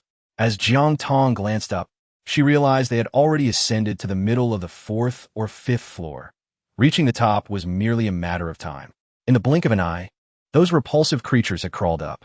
The crowd was at a loss, acutely aware that time was slipping away and the nearby zombies were surely gathering. It was a moment of desperation. We must take drastic measures, Xiaoqi declared. Let us use explosives. This notion resonated with everyone, as it seemed the only viable solution to break through. Other concerns faded into the background. Qiufeng unfastened a moderately powerful bomb from his waist, pulled the safety pin, and hurled it into the writhing mass of serpents. The explosion did not eliminate many, but it shook the building perilously. Witnessing this, a heavy silence fell over the group. If the structure collapsed, they would all perish. I have a plan, but I require a substantial amount of water, Lin Shen suddenly interjected. To others, his words appeared abrupt. Yet he had been contemplating this for quite some time. Xiaoqi cast a glance at him, and alongside Jiang Tong, said, "We'll go find it. You all hold on for a moment." With that, the two hastily made their way upward. The 8th floor, the topmost level, housed a water reservoir, abundant in supply. Truly, there is no path so dire that it cannot be traversed. Jiang Tong retrieved the water pump from space. "Hurry up, there's a reservoir here," Xiaoqi announced over the intercom, notifying the others that they had reached the top floor. Lin Shen, with an air of mystery, produced a small pouch resembling an incense bag. Upon opening it, a white powdery substance was revealed, seemingly modest in quantity, akin to 3 packets of cold medicine. In Chapter 96, titled King of Serpents, Lin Shen poured the white powder into the reservoir, causing the water to bubble as if it were boiling. He then activated the water pump, pinching the end of the hose to widen the spray. With determination, he directed the water towards the approaching horde of snakes. The mutated serpents, upon contact with the spiced water, exhibited signs of agitation. Those that were splashed writhed in agony for a brief moment before collapsing lifelessly to the ground, rapidly decaying before their eyes, reminiscent of the undead. To the astonishment of all present, the corpses of these swiftly decomposing snakes spontaneously ignited. In the blink of an eye, clusters of snakes underwent this same cycle, ultimately igniting into ashes. The onlookers were left dumbfounded, a thick veil of suspicion enveloping their minds. With Wang Ping deceased and the snake threat neutralized, it was time to relocate. Although there was still some time before the nearby zombies would arrive, the burnt remains of the snakes could provide a temporary barrier. They had sufficient time to escape. I advise you to speak truthfully. Cassia seeds repel snakes, but they do not instantly annihilate them, Jiang Tong asserted, fully aware of Lin Chen's deceit. Otherwise, I cannot harbor anyone with potential danger. She toyed with the handgun in her hand, its blood-stained surface hinting at her intent. At that moment, Xiaoqi noticed that Shui Jing, who had mysteriously vanished for the night, was now standing unscathed within the group. It was a stealthy return, one that Jiang Tong might not have realized yet. Xiaoqi thought. He nudged Jiang Tong, signaling her to glance in Shui Jing's direction, then subtly shook his head. "Everyone, we must depart swiftly. This place is no longer safe. The longer we linger, the greater the peril." Xiaoqi urged the group to evacuate. However, it was too late. "Qi behind us." Qiufeng stuttered, his anxiety palpable. Shao-Chi turned to see a massive python rising up, swiftly advancing towards the crowd.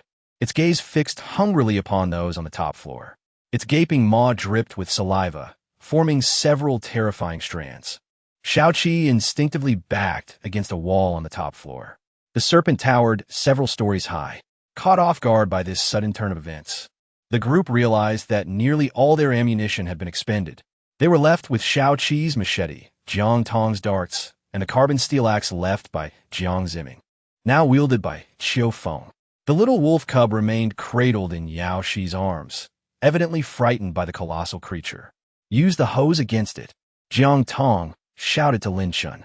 He quickly aimed the hose at the serpent's eyes. After the water splashed against them, the serpent paused momentarily before rushing forward. While it seemed swift, its enormous size hampered its speed. Senior, this doesn't seem effective, Lin Shun remarked. Increase the pressure of the pump and keep dousing it, Jiang Tong commanded. The serpent charged directly at Shao-Chi, startled by the sudden attack. He dodged and drew his machete, aiming a powerful strike at the creature's vulnerable spot. However, the blow failed to inflict any damage and nearly caused him to lose grip on the weapon. Clearly incensed by Shao-Chi's action, the serpent lunged forward, colliding forcefully with his chest. Shao-Chi fell heavily to the ground with a resounding thud. Witnessing this, the others rushed to engage the serpent. Lin Shun continued to douse the creature with the spiced water from the hose. Jiang Tong gazed at the fallen Shao-Chi, swiftly helping him to his feet and leaning him against the wall. Subsequently, she retrieved a dart and hurled it towards the eyes of the Serpent King. Alas, it missed its mark. As Jiang Tong pondered, the Serpent King had already taken notice of her, swiftly advancing in her direction. The others brandished fire in a futile attempt to drive the Serpent King away, but their efforts had little effect on the formidable creature. Observing the Serpent King's charge towards Jiang Tong, Shao-Chi quickly gathered his strength and pushed her aside. Consequently, he found himself ensnared by the serpent, its coils tightening with each moment, leaving him struggling to breathe. Seeing this, Jiang Tong swiftly hurled the dart once more. This time it must hit, she thought. And indeed, it struck true. The Serpent King was pierced in the eye by the dart, writhing in pain, and consequently loosened its grip around Shao-Chi's body. Furthermore, Lin Shun had been continuously dousing it with water specifically designed to combat serpents, rendering the Serpent King considerably weakened. Now was the moment, quickly thrust down upon its head. Cui Jing, seated in his wheelchair, called out to Shao-Chi upon hearing this. Jiang Tong immediately tossed the large machete to Shao-Chi, grasping the weapon. Shao-Chi swiftly aimed at the location described by Cui Jing. However, the enormous Serpent King writhed incessantly, making it exceedingly difficult to strike. Shao-Chi patiently awaited an opportunity to divert the serpent's attention. Jiang Tong shouted. In response, Lin Shun increased the pressure on the water pipe he held, directing a powerful jet towards the Serpent King's eyes. Others followed suit, each wielding their weapons to launch an assault on the Serpent King. Jiang Tong's darts flew one after another. Although these measures had a significant impact on the serpent, Shao-Chi, entangled by the creature, was no better off. He was equally perplexed by the interference from the water and darts. Beast, come and catch me. I am right here, Jiang Tong shouted. The Snake King heard the commotion and extended its neck, charging towards Jiang Tong. Now's the moment, Shao-Chi thought. He then seized a heavy machete and, with great effort, approached the elongated neck of the Snake King, plunging the blade in without hesitation.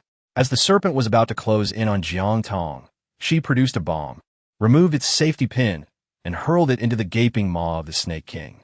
A resounding explosion echoed as the bomb detonated, causing the serpent's head to sway precariously. However, it still possessed considerable offensive power. Thanks to the explosion, Shao-Chi was finally released from the Snake King's grip. He leaped to a higher vantage point on the rooftop.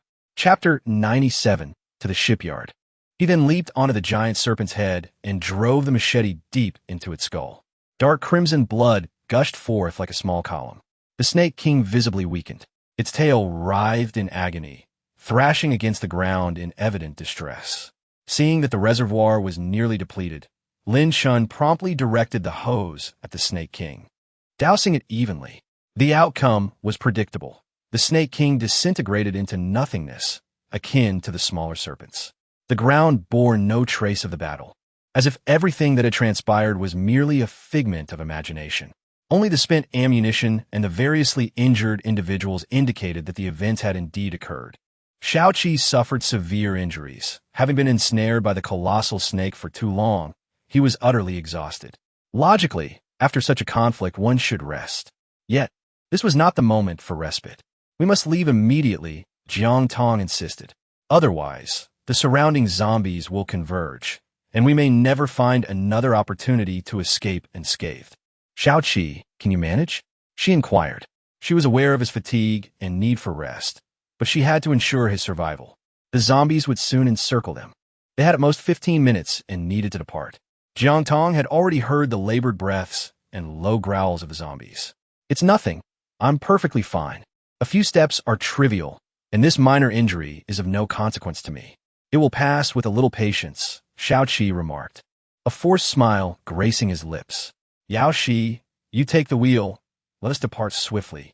Certainly, Tong Jia, Yao Shi replied. Fortunately, the recently found SUV was still operable. It will only take 3 minutes to reach the vehicle. Let us hurry. Upon reaching the car, everyone promptly took their seats. You two should drive the other vehicle. Jiang Tong instructed Lin Shun, gesturing towards Cui Jing. Why us, senior? Why must it be the teacher and me in the other car? That vehicle's quality pales in comparison to the SUV, and its speed will undoubtedly lag far behind. Whoever else is chosen might not even agree to go, Lin Shun protested. You should understand the reasoning behind this without my reiteration, Jiang Tong replied bluntly. Such individuals, remaining close, are inherently dangerous. In this apocalyptic world, Jiang Tong found it impossible to trust everyone, nor dared she to do so. You are aware of the recent incident involving the snake, as well as the whereabouts of the teacher, I presume. Even if you did not partake, you cannot be entirely ignorant, Jiang Tong assessed Lin Chen's expression, knowing her suspicions were confirmed. Let us depart, Tong Jia. Time waits for no one, Yao Shi urged from the vehicle. Get driving and keep up. Qiu Feng also prompted from within the car. Jiang Tong swiftly nestled into the car. Resting beside, Xiao Qi, let us take a moment to rest. For now, we are safe. Jiang Tong contemplated that, if events continued to unfold in this manner, a tsunami would soon follow. Although these occurrences were somewhat earlier than those in her previous life, the sequence remained unchanged. With the internet rendered completely inoperative, communication was now reliant solely on walkie-talkies. She vaguely recalled, during the time when the internet was still functional, observing a massive, abandoned shipyard to the southwest of their current location, where there might be resources to help them evade the impending tsunami disaster. Southwest. Let us hasten, she urged. Yao Shi promptly started the vehicle, speeding towards the southwest. Lin Shun and Cui Jing followed closely in another car. Fortunately, their journey was uninterrupted. Perhaps the recent commotion caused by the snake had drawn the surrounding zombies away, for they encountered only a few sluggish ones along the way. However, this situation was unsustainable. Their ammunition was dwindling, with merely 2 boxes remaining in the trunk. What would they do if they encountered trouble? A solution was imperative. Perhaps they could retrieve some supplies from their spatial storage, or continue to search for provisions. She glanced at Xiao Qi, noticing his exhaustion, and tenderly grasped his hand. Wait a moment, could I perhaps take him into the spiritual spring? He might awaken latent abilities. Furthermore, they were still in the vehicle, which presented an opportunity for entry. It was likely that her spatial storage had undergone an upgrade, considering the numerous zombies they had dispatched before encountering Huolin, and they hadn't entered since then. Additionally, it was plausible that those snakes had also undergone a transformation. Such bizarre phenomena could not occur without reason. With that thought, she pricked her fingertip and let a drop of blood fall upon the small stone that activated her spatial storage, then tightly held Xiao Qi's hand. Stay still. Close your eyes. This was Jiang Tong's inaugural attempt to bring someone else into her space, and she herself was uncertain of the method or whether it would succeed. Wake up, Xiao Qi, please awaken. As she gazed at Xiao Qi, lying on the ground, she realized that she had succeeded. This is the space you saw earlier, where I store supplies. His mouth fell agape in astonishment as he surveyed the expanse before him. Xiao was aware of the existence of this space, but had not anticipated it to be this vast. Before him lay an orderly array of meticulously categorized supplies: rice, flour, an abundance of food, a variety of instant meals, and even fresh vegetables, tomatoes, cucumbers, and countless greens. There were also firearms, ammunition, medical supplies, and clothing. Live poultry, such as chickens, ducks, pigs, and sheep, were present as well. Soil and water sources were also available. He had pondered the nature of the space. Yet the reality before him was as astonishing as if God were standing before him. It far exceeded Xiao's imagination, shattering his worldview. It felt as though everything he had learned in physics was a mere fabrication. As he surveyed the seemingly boundless space, the surrounding mist was the only thing that hinted at the confines of their reality. Do not linger in astonishment. Come over quickly. There are urgent matters to attend to. Jiang Tong assisted the still bewildered Xiao to his feet and ventured forward. As they walked, she remarked, "At present, it is merely your consciousness that has entered this realm. However, I cannot ascertain how it arrived here. There exists a place known as the Spirit Spring, which has the potential to awaken extraordinary abilities. I thought it prudent to bring you here for an attempt. Even if awakening does not occur at this moment, it may still aid in healing your wounds. I am not entirely clear on the current extent of the Spirit Spring's development." Xiaoqi, still in a daze from the recent shock, responded absently. "What truly remains impossible?" He mused. Chapter 98. Gaining extraordinary abilities as they approached the vicinity of the Spirit Spring. A serene voice resonated from all directions, welcoming them. "Greetings, esteemed guest. Welcome to the Spirit Spring. Please follow the instructions to complete the relevant tasks, and you shall gain corresponding abilities. Kindly note that the abilities are random."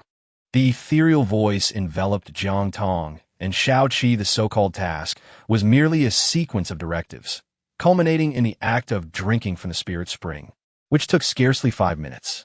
Congratulations on successfully acquiring extraordinary abilities. By vanquishing zombies and fulfilling the requisite tasks, you shall accumulate experience, enabling the enhancement of your powers. The mechanical voice announced once more. Your initial extraordinary ability is to evade damage from bullets and various external firearms. Furthermore, upon sustaining an injury, you may benefit from a temporary hemostatic function until the combat ceases. Inflicting damage upon adversaries during battle will restore 5% of your vitality. Xiao was rendered speechless by the mechanical voice's proclamation. "Does this mean I am essentially invincible?" he inquired, perplexed, turning to Jiang Tong. "In theory, yes," she replied. "However, based on my understanding of the system, it is unlikely to be that straightforward. Initially, you will undoubtedly struggle to control it, so refrain from acting impulsively." Jiang Tong expressed her discontent vocally, yet her thoughts were consumed by the perceived injustice of his extraordinary abilities overshadowing her own, which she deemed trivial. It felt profoundly unfair. Why did the flawed system exhibit such bias? He had merely arrived for the first time, yet was bestowed with such remarkable powers. Meanwhile, after our prolonged engagement, my abilities remained so lackluster. "Are you incapable of fair play?" Jiang Tong shouted towards the source of the mechanical female voice, her arms crossed in a haughty, slightly pouting manner. "Humph, I refuse to acknowledge you any longer." With a childish demeanor, she retreated to a corner. Xiao, witnessing this distinctly uncharacteristic side of Jiang Tong, erupted into laughter, yet soon felt a tinge of melancholy. Indeed, she was merely a young college student. Since the apocalypse, Jiang Tong's composure and resilience had led him to forget that she was still, at heart, a young girl.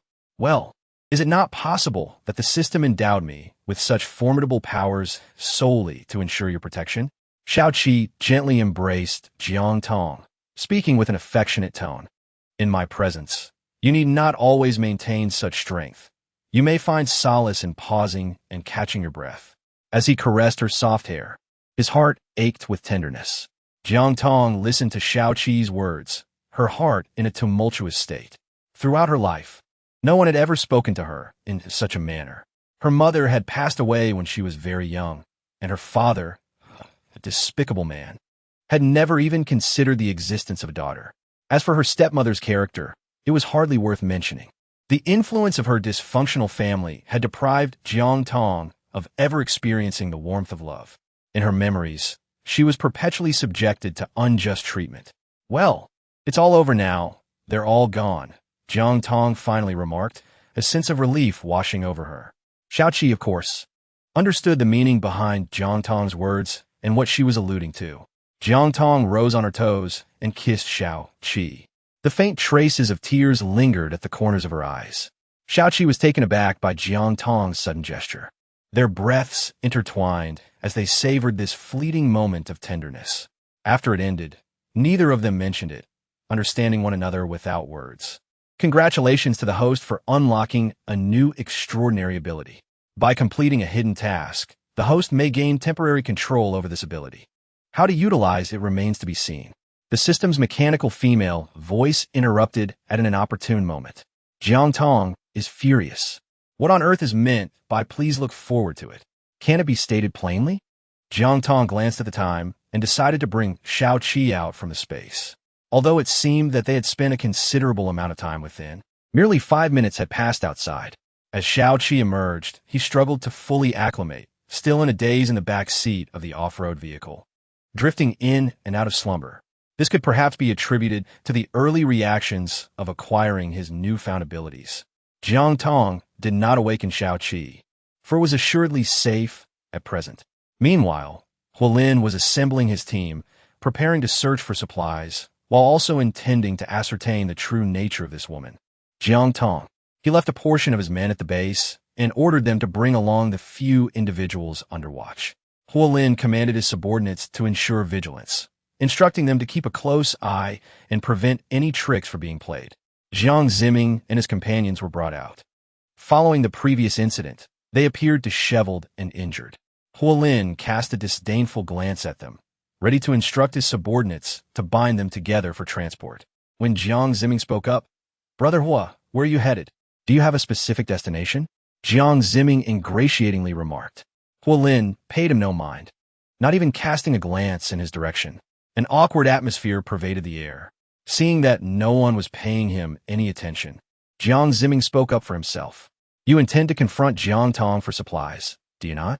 Jiang Zimming adopted a tone imbued with disdain and contempt. Upon hearing this, Huolin swiftly approached, seizing Jiang Zimming by the collar and forcefully slamming him against the nearest wall. He then stepped forward and delivered a punch. "Who do you think you're looking down on? I can't possibly be thwarted by a mere woman."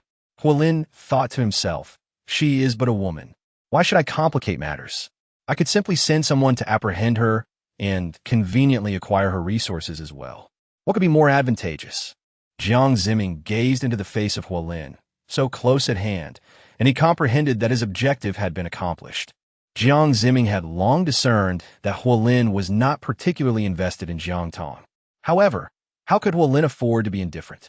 Indifference would thwart his plans to observe the unfolding conflict from a distance. All prior efforts would undoubtedly be rendered futile, leaving no opportunity to reap the benefits of other struggles. In his relentless pursuit to undermine Jiang Tong, Jiang Zimming resorted to every conceivable tactic. Provoking Huolin was his sole recourse, particularly as Huolin held a disdain for the male chauvinism of women and was consumed by his own arrogance. Jiang Zimming was well aware of how to provoke Huolin, for fundamentally, both Huolin and Jiang Zimming were cut from the same cloth, selfish and self-serving. The distinction lay in the fact that Jiang Zimming lacked the capabilities and thus relied on women, all the while looking down upon them. Observing Huolin's demeanor, Jiang Zimming continued to stoke the flames. Meanwhile, Lu Feng, standing nearby, also sought to enhance her own standing. Jiang Tong was truly extraordinary, perpetually exuding an air of superiority, often resorting to violence against her subordinates, mercilessly punishing them at the slightest provocation. The men under her command lived in fear of her wrath. Chapter 99. The evolution of zombies. The men under her rule endured lives akin to slavery, yet they complied with her every command, even while suffering from hunger. "We can only rely on you. You're the only one who can eliminate this menace." Huolin's impression of Jiang Tong grew increasingly unfavorable. "I hear she possesses abundant resources?" Huolin mused, while his thoughts were consumed with the notion of how to make her submit, envisioning her groveling before him like a dog, begging for scraps. This was merely to illustrate her disdain for women. He feigned indifference, claiming it was solely about the resources. Quite a lot. As long as we find her, we need not worry about food or clothing. And there are weapons as well, Jiang Zimming asserted. Interesting. But isn't she your biological sister? Huolin inquired. What enmity drives you to betray your own flesh and blood? She killed my parents, Jiang Zimming blurted out, offering no further explanation and placing the entirety of the blame on Jiang Tong. Such details were unknown to outsiders. However, those within their circle were well aware of the underlying reasons. Jiang Zimming meticulously cleansed himself. Upon hearing this, Huolin could hardly contain his fury. To think that one could murder their own parents. How depraved one must be. Lu Yun, as if suddenly stricken by conscience, exclaimed, Jiang Zimming, may you meet a wretched fate. Are you unaware of how your mother perished? Not a single truth escapes your lips. Huolin, do not believe him. He nearly bellowed these words. Yet Huolin remained undeterred, choosing to believe only what he wished. Before Lu Yun could articulate further, 2 gunshots rang out, and 2 gaping wounds appeared on her chest, causing her to collapse. Dispose of her. Cast her away to a place where I cannot see, he commanded his subordinates, who promptly dragged Lu Yun's lifeless body out. However, before they could exit the base, Lu Yun abruptly rose, blackish-green liquid oozing from her chest wounds. She broke free from the grasp of the 2 who had been carrying her and dashed toward Huolin's direction with alarming swiftness, leaving no time for reaction. It was as if she instinctively knew Huolin had been the one to end her life. As this grotesque creature, bleeding the foul liquid, charged at him, Huolin could not evade in time and was sent sprawling several meters away.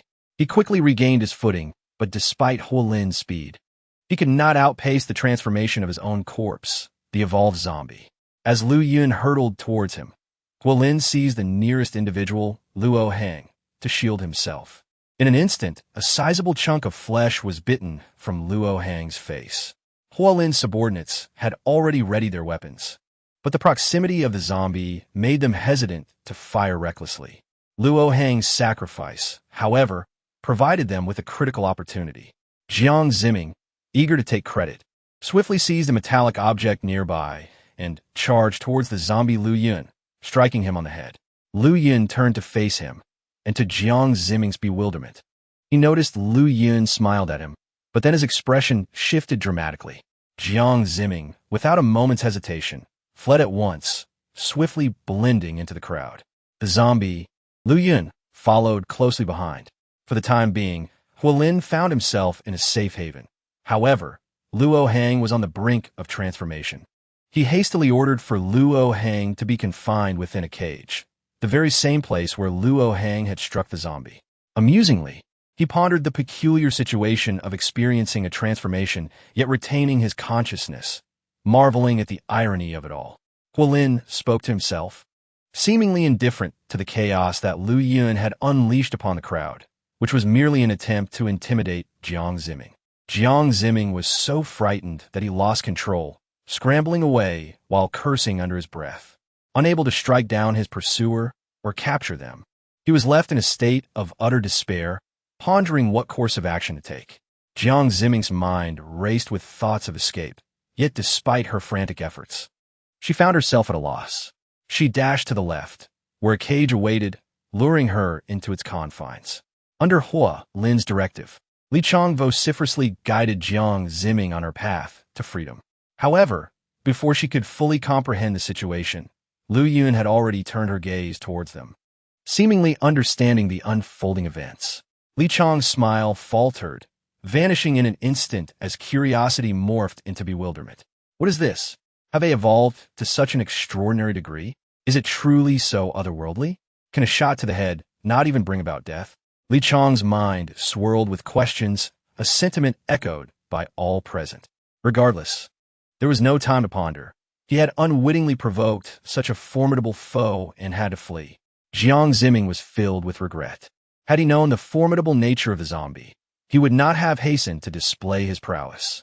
Surprisingly, the process of luring the zombie Lu Yun towards the cage went remarkably smoothly, as though the moment it comprehended human speech was merely a coincidence. Thus, the zombie Lu Yun was captured and confined within the base's zombie enclosure. The zombies housed there had evidently been starved for a considerable time. Upon the arrival of a new member, they instinctively perceived it as sustenance and lunged forward. However, in an instant, these famished zombies squatted down. Lu Yun emitted an unpleasant growl, seemingly attempting to communicate. To their astonishment, these zombies obeyed her commands and displayed a surprising degree of orderliness. Soon, Luo Heng was also brought in. By now, he had completely transformed into a zombie. The fetid stench emanating from the horde, coupled with the viscous, repugnant liquid left behind, felt like a provocation towards humanity. Yet, none of this was witnessed by Huolin and the others, who had just escaped danger. Everything transpired silently. Jiang Zimming, right? Well done. You have indeed saved my life, Huolin remarked, observing Jiang Zimming, who had narrowly escaped death and now appeared quite disheveled. From now on, there's no need for him to be restrained or caged. Find him a more suitable place, Huolin instructed Li Chong beside him. Thank you, Brother Hua, thank you, Jiang Zimming expressed, feeling increasingly vindicated in his decision-making. Let us not depart today. We should replan our route before we leave. Everyone, let us rest a little longer. Just moments ago, she had expressed a flicker of sympathy for her sister, Lu Yun's demise. Yet now, how is it that she alone remained confined, deprived of sufficient food and restful sleep? All of this was the fault of Jiang Tong. She could not fathom Lu Fang's logic that could somehow implicate Jiang Tong.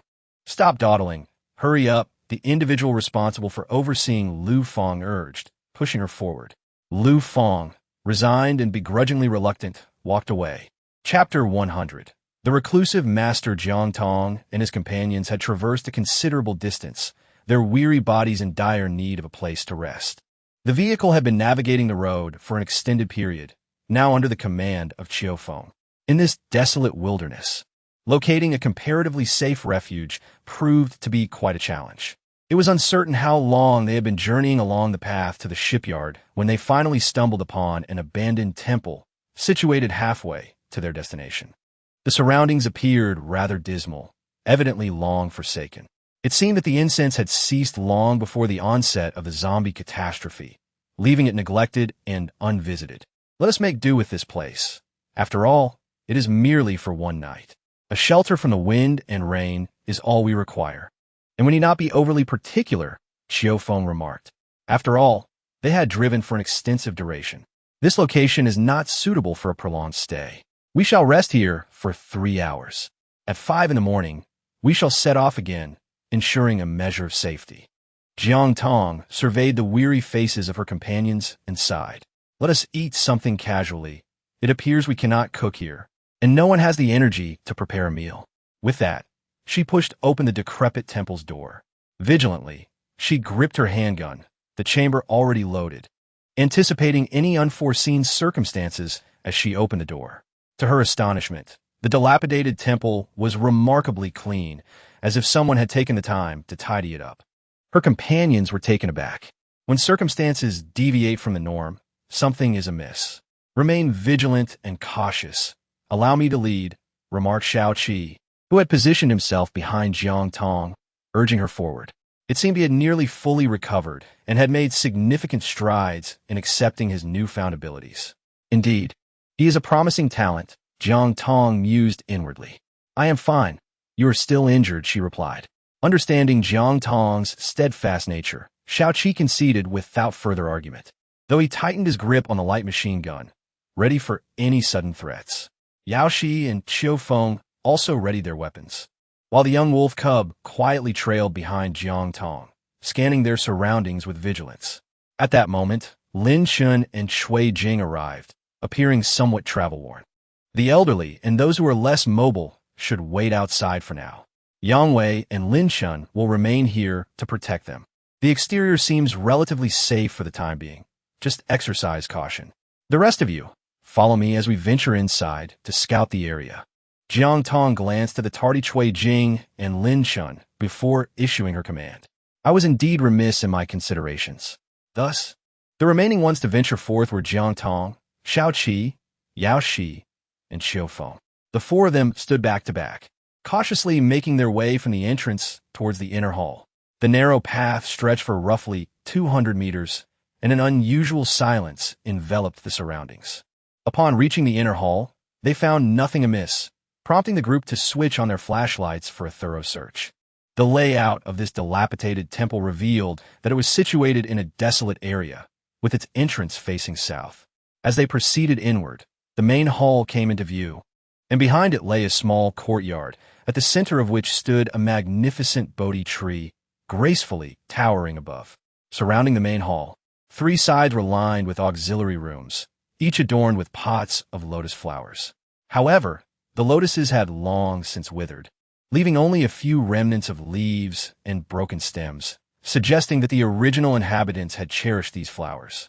Strangely enough, while the lotuses had all perished, the Bodhi tree flourished with remarkable vitality. This anomaly was indeed peculiar. The group meticulously scoured every corner of the temple, ensuring that not a single hiding place was overlooked. The entire edifice appeared devoid of life, untouched by dust, and certainly did not bear the marks of long abandonment. Ultimately, they resolved to stay, for further searching for a suitable refuge would prove exhausting for anyone. Yaoshi called for Cui Jing and the others waiting outside to join them. Once Lin Shun and Cui Jing entered, an aura of awkwardness and discomfort hung around them. Both felt as though Jiang Tong's gaze was fixed upon them, and it was anything but amicable. Senior, about what happened earlier. Lin Shun could not help but speak up. Fine, since we are all here. Let us rest promptly, Jiang Tong replied, disregarding Lin Chun's attempt at conversation. We will take turns keeping watch, each for half an hour, and set off in 3 hours. With that, she proceeded to organize the group's arrangements. Jiang Tong understood that the 2 individuals speaking now had undoubtedly prepared their words in advance. She was not foolish and saw no reason to waste time listening. I shall begin.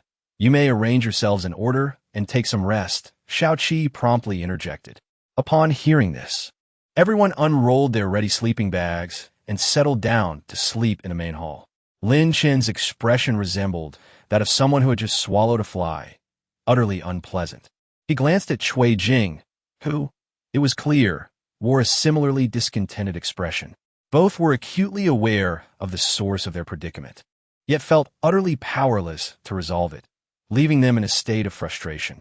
They could only awkwardly step into the dilapidated temple's main hall under Shao Qi's watchful gaze. Time passed slowly, and eventually, no unexpected incidents occurred, until it was nearly 4 o'clock, and at that moment Jiang Tong awoke. It was time for her to take the night watch. She gazed at the peacefully sleeping Shao Qi and gently tidied his tousled hair. Unbeknownst to him, his hair had grown a bit longer, softening the sharpness of his features compared to when they first met. Now his hair, in contrast to the buzz cut he had initially sported, lent a gentler air to his countenance. Jiang Tong, brimming with energy, cast a vigilant glance around. The little wolf cub, with its round, innocent eyes wide open, curled up at Jiang Tong's feet. Something seemed amiss. Jiang Tong suddenly noticed something near the Bodhi tree. She grasped the AKF assault rifle beside her, adopting a shooting stance as she cautiously advanced step by step. He observed that the sound emanated from the right side of the Bodhi tree, prompting her to decide on a flanking maneuver. She signaled to the little wolf cub to approach from the opposite side, preparing for a coordinated assault to encircle him. With each step she took, Jiang Tong's heart raced a little more. In this seemingly bizarre and absurd environment, every movement required utmost caution. Don't move. Raise your hands. Jiang Tong circled behind the Bodhi tree, brandishing his gun and shouting loudly. The young wolf had already taken its position, baring its teeth and growling menacingly at the target. The gun was pressed against the man's head, yet he appeared utterly unfazed. Jiang Tong remained still, while the other person remained silent. Who are you? And why are you here? Where's this place? Chapter 101, a hint.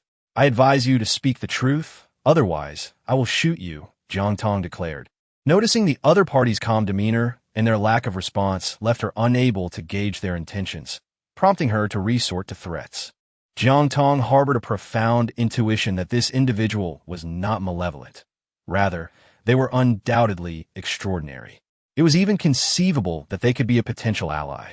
Nevertheless, even if that were the case, They were not to be underestimated, for it was inconceivable that anyone could endure alone in this apocalyptic world for such an extended period.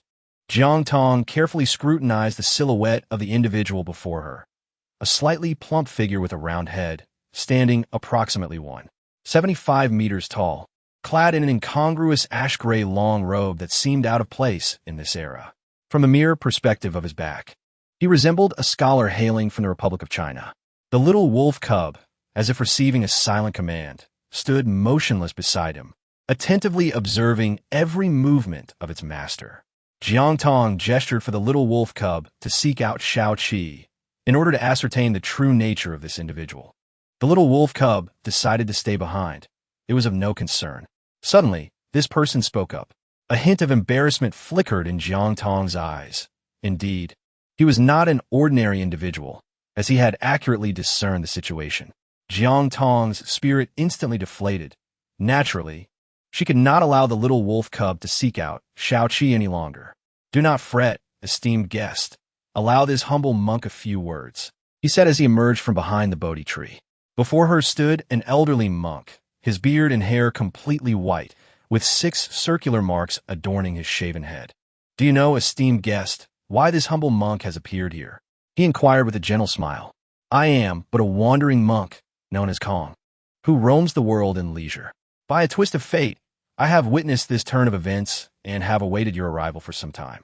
The monk spoke in a slow and measured manner. Jiang Tong suddenly recalled her own reincarnation, which could indeed be described as the variable he mentioned. However, Jiang Tong could not afford to reveal her thoughts. Who could say whether he was merely a charlatan? In the dead of night, he might have come merely to frighten her, or perhaps he was simply waiting for someone to arrive and take him away. Jiang Tong reassured herself in her heart. Yet, deep down, she still believed that this person was indeed extraordinary and profound. "What do you mean?" she pondered. "I truly do not comprehend. What does it mean to specifically wait for me? In this chaotic world, I am uncertain of my own path. How could you possibly know?" Jiang Tong endeavored to conceal her anxiety and unease. "Every occurrence has its own causality. All that you have experienced is governed by its own reasons. You need only to know that I have been waiting for you here for quite some time, for instance, several months." At this moment, Jiang Tong could no longer maintain her composure. Jiang Tong found the situation utterly absurd. In this day and age, how could there still be talk of cultivating immortality? Yet, upon further reflection, with the emergence of zombies, apocalyptic scenarios, spatial anomalies, spiritual springs, and supernatural abilities, it became clear that her own rebirth was a tangible reality. What was truly impossible in such a world? What are you waiting for? And for what purpose? Jiang Tong inquired. Her tone noticeably softened as she addressed the old monk. "Dear benefactress, behind the statue in the main hall lies a mechanism. Press it, and you shall obtain what you seek. Remember, with great power comes great responsibility. You possess abilities that others cannot fathom, and it is your duty to wield them against the absurdities of this chaotic world. Understand that the powers you hold, which remain unknown to others, are unparalleled in this realm. How you choose to utilize them is entirely up to you." With that, he turned to depart. "Esteemed monk, please stay. It is perilous out here. Accompany us on our journey for greater safety," Jiang Tong implored, having completely lowered her guard around the old monk. A stranger had seen through her entirely, and there was no longer any need for pretense. She chose to trust the old monk, for there was no other option. "That is unnecessary. Dawn approaches, and you should commence your journey. Know that those destined to meet will certainly cross paths again." With those words, Jiang Tong had not yet grasped the situation when the kind-eyed old monk had vanished without a trace. Jiang Tong was utterly bewildered. Could it be that she was dreaming? She rubbed her eyes, straining to confirm that she was not mistaken. Pinching herself forcefully, she exclaimed, "Ouch, that hurts!" It appeared that this was no dream. Jiang Tong glanced at her watch. It was 4:32, just a moment for the change of the night watch. She approached with her gun in hand. And now she was just rising to take over the shift. "Sister Tong, go take a rest. I can handle things here. You still have time to sleep." "Yao," she remarked, as Jiang Tong walked through the courtyard. Jiang Tong had just experienced an extraordinary event, and now she was wide awake, certainly not inclined to sleep. "It's fine. There's no need for that. I shall keep you company. Besides, We won't be able to sleep for long anyway. Yaoshi was equally pleased with Jiang Tong's decision to share the vigil. You stay here. I will go check the main hall. Jiang Tong's mind was filled with the old monk's words, and she was eager to discover what it was that he had referred to as something she desired. She entered the grand hall, slowly making her way to the statue of the Buddha. Before her stood an unfamiliar figure, exuding a gentle demeanor. Strangely enough, it bore an uncanny resemblance to the old monk she had just encountered. Yet, she could not pinpoint what exactly was similar. Could it be that the venerable monk was an incarnation of this Buddha? The more she pondered, the more unsettling it became, especially since the old monk had vanished in an instant. At that moment, Xiaoqi awoke, observing Jiang Tong pacing beside the statue, as if in search of something. He approached her and inquired, "What are you looking for? Is there something amiss?"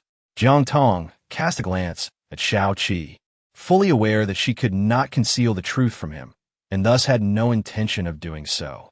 "There is a mechanism here. If we locate it, there lies something within," Jiang Tong stated earnestly. Gazing at Xiaoqi, "How do you know this? Have you been here before, or perhaps?" Jiang Tong, fearing that Xiaoqi might speak increasingly absurdly, hastily covered his mouth with her hand. Subsequently, she succinctly recounted to Xiaoqi everything she had encountered during her night watch. Xiaoqi had grown accustomed to the surprises Jiang Tong occasionally bestowed upon him. Thus he did not display much astonishment. "Let me assist you in the search," Xiaoqi proposed. "All right, let's separate and search. This will expedite the process, allowing us to set off without significant delay," Jiang Tong replied. Without a moment's hesitation, the two commenced their search. Meanwhile, Yaoshi stood outside, vigilantly observing the surroundings alongside the little wolf cub. Chapter 102. A hidden world. "Come quickly, Jiang Tong. I found something," Xiaoqi exclaimed with excitement. Upon hearing the words, Jiang Tong hurried over. At this moment, the others had also awakened. "Have you discovered something?" Xiaofeng inquired. As Xiaoqi observed, nearly everyone else was also roused from their slumber.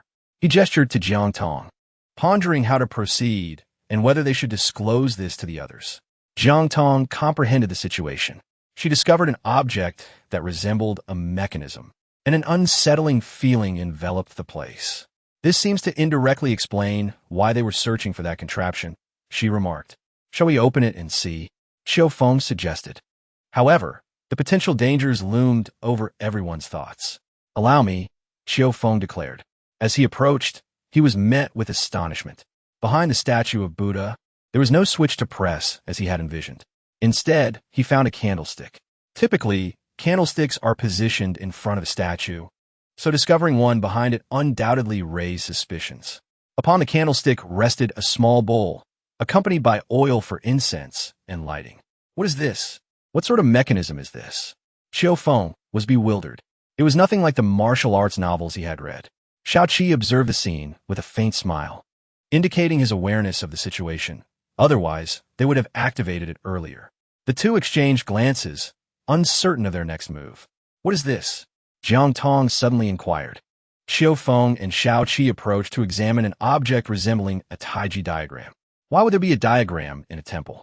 Clearly, this puzzled everyone. "I understand now," Xiaoqi exclaimed, inspired. He approached the stone candlestick and picked up the bottle of oil, pouring it into a small bowl. As the oil level gradually rose without any immediate reaction, doubts began to creep into Xiaoqi's mind, causing him to slow his pouring. When the oil reached 2/3 of the bowl, a reaction finally occurred.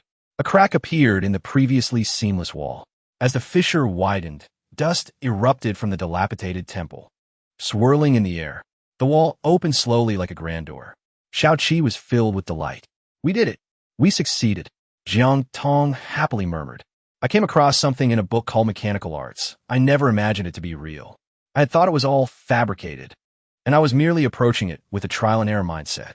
Xiaoqi, equally astonished, elaborated. "You two go ahead. I shall keep watch outside." Xiaofeng interjected at the opportune moment. "Very well. We shall venture forth to scout the situation," Jiang Tong replied. With that, the two of them stepped inside.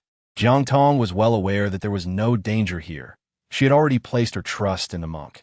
The two walked side by side, each holding a weapon as a mere formality. Externally, it appeared to be a dilapidated temple. yet internally it was astonishingly wondrous.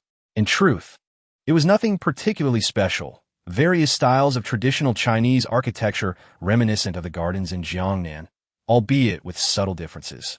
Could this be what they referred to as uncertainty? Jiang Tong pondered, recalling the old monk's words. But what did this signify? Did it have any connection to her rebirth? Xiaoqi pushed open one of the doors, revealing a cornucopia of foodstuffs inside: compressed biscuits, grains, oils, beef jerky, and an array of weapons. Everything one could imagine was present. He then opened another door. Indeed, this room, too, was filled with an abundance of supplies. Each chamber was stocked with essential items, and the quantity was remarkably substantial, evoking a sense of having stumbled into a paradise untouched by the world. Were it not for the impending tsunami, Jiang Tong might have truly wished to settle here. She gathered a few items into her space, leaving plenty behind. After all, her storage was overflowing, akin to an inexhaustible reservoir. The two continued their exploration until they reached the final room. If this last chamber were also brimming with supplies, it would hold little further value. Filled with anticipation, Jiang Tong opened the door to the last room. To her astonishment, it was a laboratory, a biological laboratory, to be precise. However, to label it merely as a laboratory would be an understatement. It resembled a miniature ecological system. The layout of the lab was predominantly modeled after an intact ecosystem from the world before its destruction. Could this be the insight he intended to impart to me? Was it possible that I could utilize my space and the spring of vitality to restore the ecosystem and a better way of life, thereby saving humanity? As she observed this, Jiang Tong began to dream of saving the world. Prior to her encounter with the old monk, her thoughts had been solely focused on surviving amidst chaos, hoarding resources to avoid hunger until someone else came to rescue the world. Yet, this time, everything felt different. The monk's words struck deep within her heart like nails. Clearly, she had only wished to endure, to survive as long as possible. Perhaps it was best to take things slowly and see what unfolded. Jiang Tong has not relinquished her initial dreams. Nearby the laboratory, Xiaoqi stumbled upon a nest of tiny, yet remarkably prolific, rud chickens. He gently cradled the newly hatched chicks and presented them to Jiang Tong. "How adorable! Where did you find them?" she exclaimed, her heart melting at the sight of the soft, tender chicks. After a moment, she gathered the little ones into her space. Ultimately, she surveyed the surroundings and decided to incorporate the miniature ecosystem into her domain. Having observed everything, it was time to bring everyone in. Apart from Xiaoqi, no one else was aware of the existence of this space. Resources were nearly depleted for everyone. As Xiaoqi stepped outside, he found that the others had finished their preparations, and he beckoned them to enter.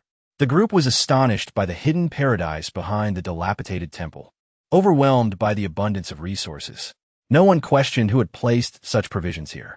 Everyone, gather what you can. This catastrophe may linger indefinitely. It is wise to stockpile supplies for unforeseen circumstances. The group hurried to collect the essential materials. "Teacher, this place is remarkable. If we could stay here long term, we would have no worries about food or clothing," Lin Shun whispered to Cui Jing as he surveyed the bountiful surroundings. "Its concealment and environment are far preferable to our current plight. I believe residing here would be much better." Chapter 103. A narrow encounter. Cui Jing gazed around, then glanced at his incapacitated legs, agreeing with Lin Chen's sentiments. After all, following that incident, he felt unwelcome within the team. Although Jiang Tong had not spoken of it, Cui Jing, Lin Shun, and Jiang Tong all shared an unspoken understanding of the matter. Jiang Tong has lost faith in herself. Rather than waiting to be dealt with, it is preferable to settle down in such a wonderful place, live as long as possible. Although it is somewhat regrettable not to have obtained the blood of those like Jiang Tong, who have already developed antibodies, the importance of preserving one's life undeniably takes precedence. As usual, Jiang Tong symbolically gathered a few items. Yao Shi and Xiu Feng divided their tasks. Yao Shi collected durable food, such as compressed biscuits, which were easy to store, hunger-resistant, and not easily consumed. Meanwhile, Xiu Feng made a round, acquiring instant food items like beef jerky, instant noodles, and self-heating hot pots, along with some water for the vehicle. Everyone also gathered an array of weapons to combat potential dangers. As it became apparent that they had nearly finished their preparations, Lin Shun timely interjected, "Senior, the teacher truly cannot continue. Let us allow him to rest here for a while." "Indeed, Jiang Tong, look at my legs. Accompanying you all would be a burden. It would be better if you left me behind. You must prioritize your survival." Cui Jing's heartfelt words seemed genuinely aimed at the well-being of Jiang Tong's small group. Upon hearing this, Jiang Tong pondered the implications of their scheme. "Very well. You may remain here. It's fortuitous that Lin Shun can attend to you," she remarked. Both Cui Jing and Lin Shun were taken aback by Jiang Tong's unexpected acquiescence, believing they had effortlessly achieved their goal. Before they could bask in their triumph, Jiang Tong continued, "Staying here is acceptable, yet I have a stipulation. This location was discovered by me, and if you wish to remain, you must offer something in exchange." "What do you desire?" Cui Jing inquired, his demeanor swiftly transforming. Abandoning his earlier pitiable facade, "Let us dispense with the riddles. Teacher, hand over your latest research findings on zombies," Jiang Tong replied nonchalantly. "Jiang Tong, you are being unreasonable. That research is the product of your teacher's diligent efforts. Do you truly believe it is fair for you to simply take it?" Lin Chun exclaimed in exasperation, confronting Jiang Tong. The little wolf cub, witnessing Lin Chen's outburst, dashed in from outside and collided with Lin Chen's leg. In pain, Lin Chen contemplated retaliating, but the cub's agility rendered him unable to catch it. "Fair? How could it not be fair? Not only do I have a part in this, but even without that, you owe me," Jiang Tong retorted, maintaining her haughty demeanor. "Do not be so domineering," Lin Chen warned. "Very well. If you refuse to comply, then do not expect to stay here. Is that not acceptable, Teacher Cui?" Jiang Tong turned her gaze to Cui Jing. "You are on the verge of retirement. This research holds no further value for you. It would be wiser to relinquish it to me. Perhaps I could develop a cure to save the world," she continued. "Do not presume I am unaware of your undertakings. Do not think you can remain here so easily. All right, I shall surrender all my findings, provided you allow me to stay," Cui Jing conceded after much deliberation, suppressing his reluctance. "Teacher, how could you agree to her terms? Those topics are the culmination of your years of hard work." Lin Shun protested urgently. "It matters not. In these chaotic times, living day by day with uncertainty, clinging to those projects serves little purpose. It is better to entrust them to your senior sister, allowing me a measure of peace." Cui Jing appeared to have genuinely reconciled his priorities, no longer fixated on his research, but rather seeking stability amidst the turmoil.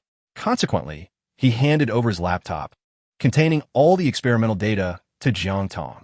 Although devoid of internet access, the files remained intact. "As long as there is power, it suffices," he remarked. "Power? Do we have electricity?" "Indeed, if only I had a generator," Jiang Tong mused. "Solar panels are rather cumbersome and inconvenient. Next time we find a location, I must acquire a generator." "Are you certain you do not wish to accompany us?" Jiang Tong inquired. No, you all go ahead," Cui Jing waved his hand dismissively. "Hurry along. Do not linger, for danger may arise." Jiang Tong did not inform them of the impending tsunami. This matter is delicate and should not be forced. After all, these two individuals pose a significant risk. Accompanying them would only invite further peril. It is perhaps wiser to leave them here to face their own fate. In any case, the research findings have already been obtained. After Jiang Tong and the others departed, Cui Jing and Lin Chun had settled in completely. Prior to their entrance, they shattered the small bowl concealed behind the Buddha statue, which served as a mechanism.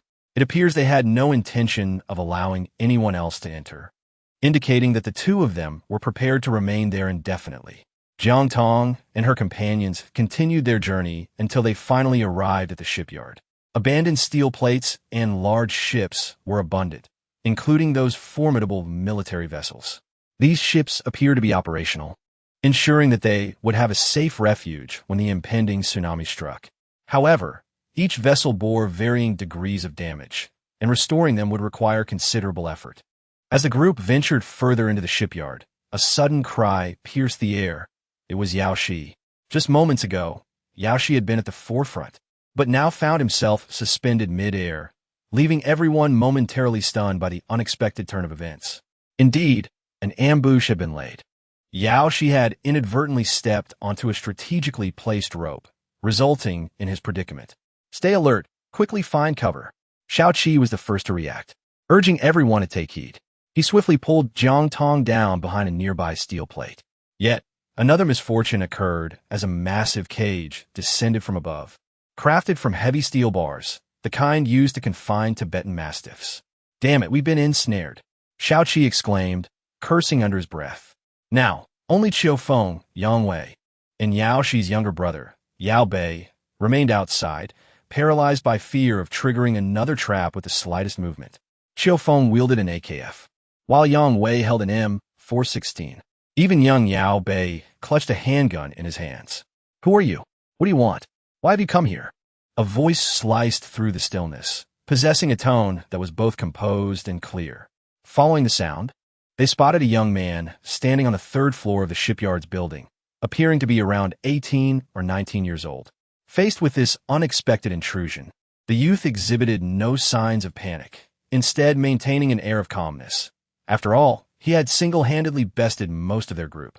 Chapter 104. The new member of the young man brandished a firearm, though it was not a conventional weapon. It resembled a hunting rifle, seemingly a family heirloom. He appeared to lack substantial weaponry, relying instead on his keen intellect. What brings you here? Jiang Tong inquired, drawing from her earlier deductions. This older sister is quite intriguing. You must be the leader here, the young man replied, unperturbed by Jiang Tong's cold demeanor or the superior armament of her group.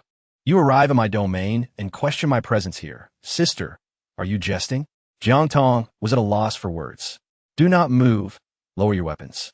I am referring to the three of you standing there. Put them down and raise your hands.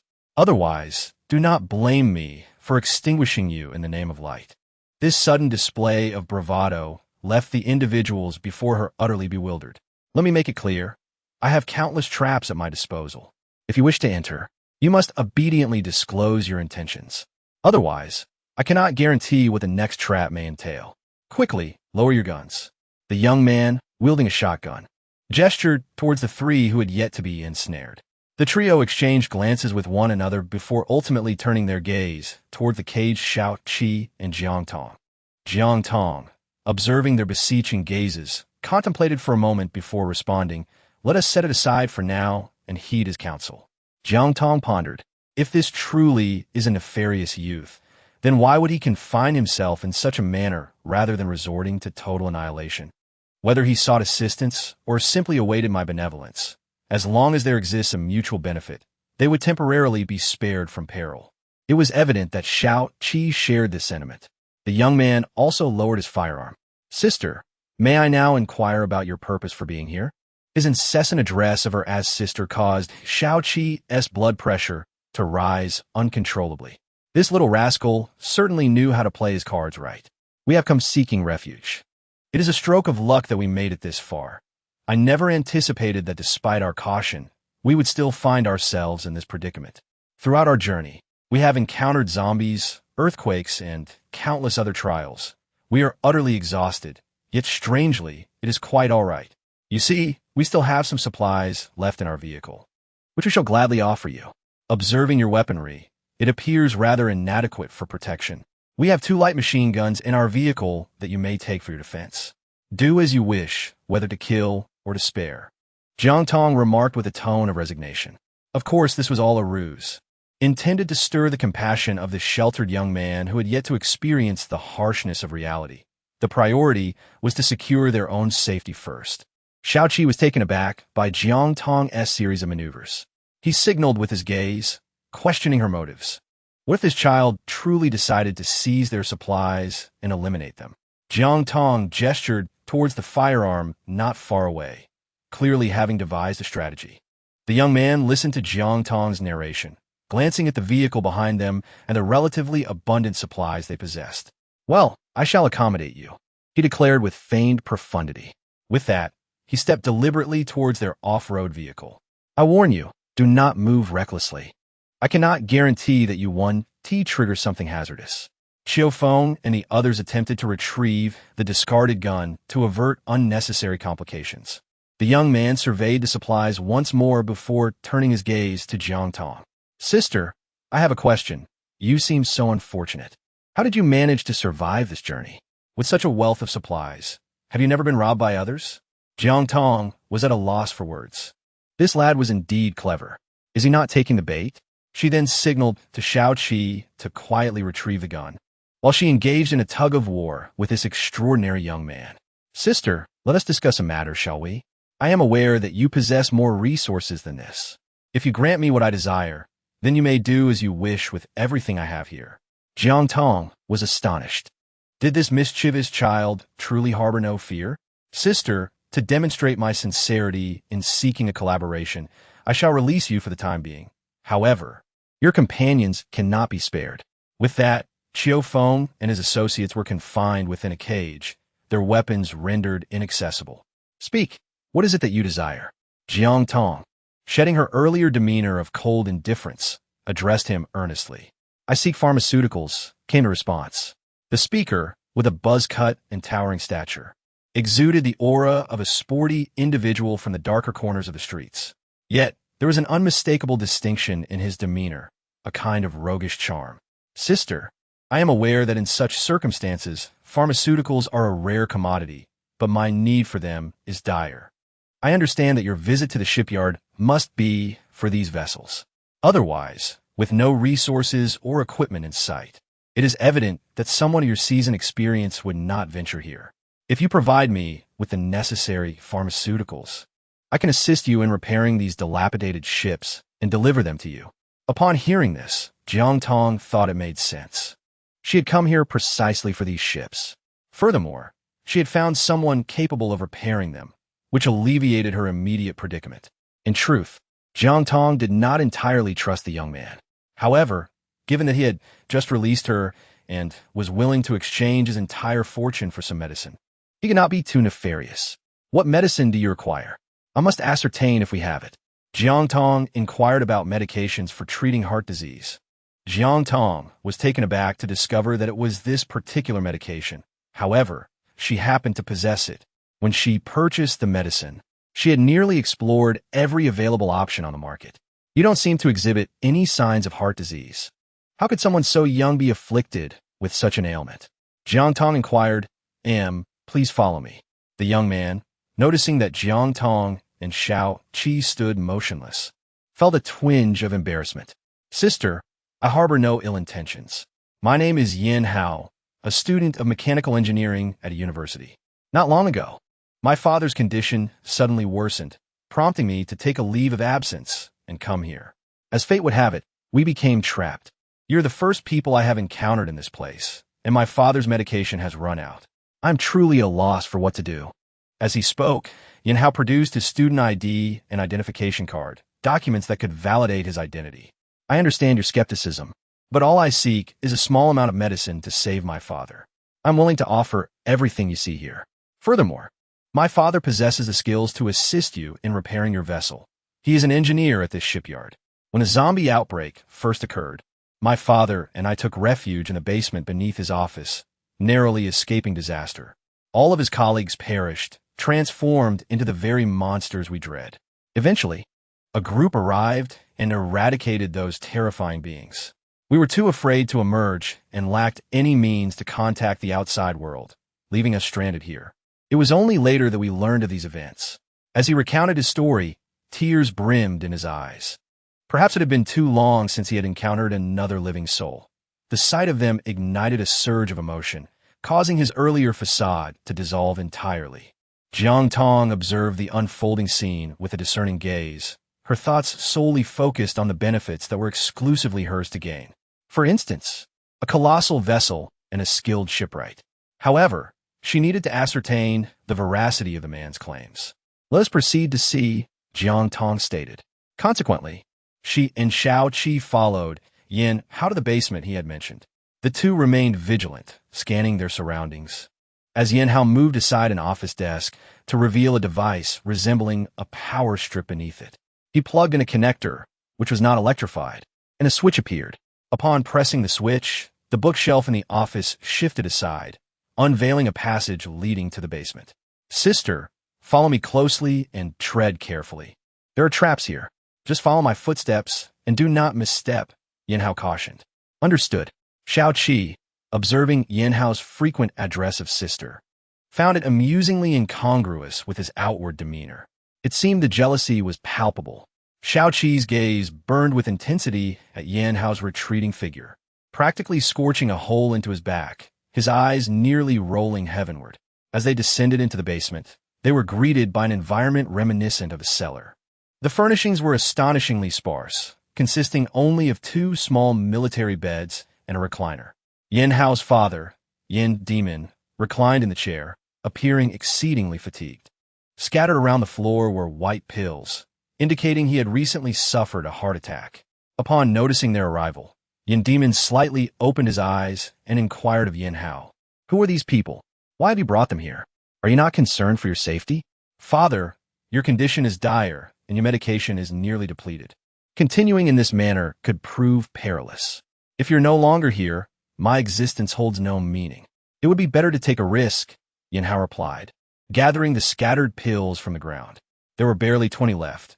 They both understood how long they could last. Yin Demon fell silent. The father and son conversed as though Jiang Tong and Xiao Qi were non-existent, which providentially afforded Jiang Tong the opportunity to procure medication. Swiftly, she retrieved a small vial of heart medication from her space and placed it in her backpack. Greetings, we require your assistance. In exchange, I offer you this vial of medicine. If you can meet my conditions, there will be more available, and you need not worry. Jiang Tong casually placed the medicine bottle on the ground. Yin Demon, as if just noticing Jiang Tong, remarked nonchalantly, Speak, what do you wish for me to do? After a brief silence, he pondered the situation. Since his son had already brought them in, it was evident that some form of agreement had been reached. Otherwise, they would not have so readily produced the medicine.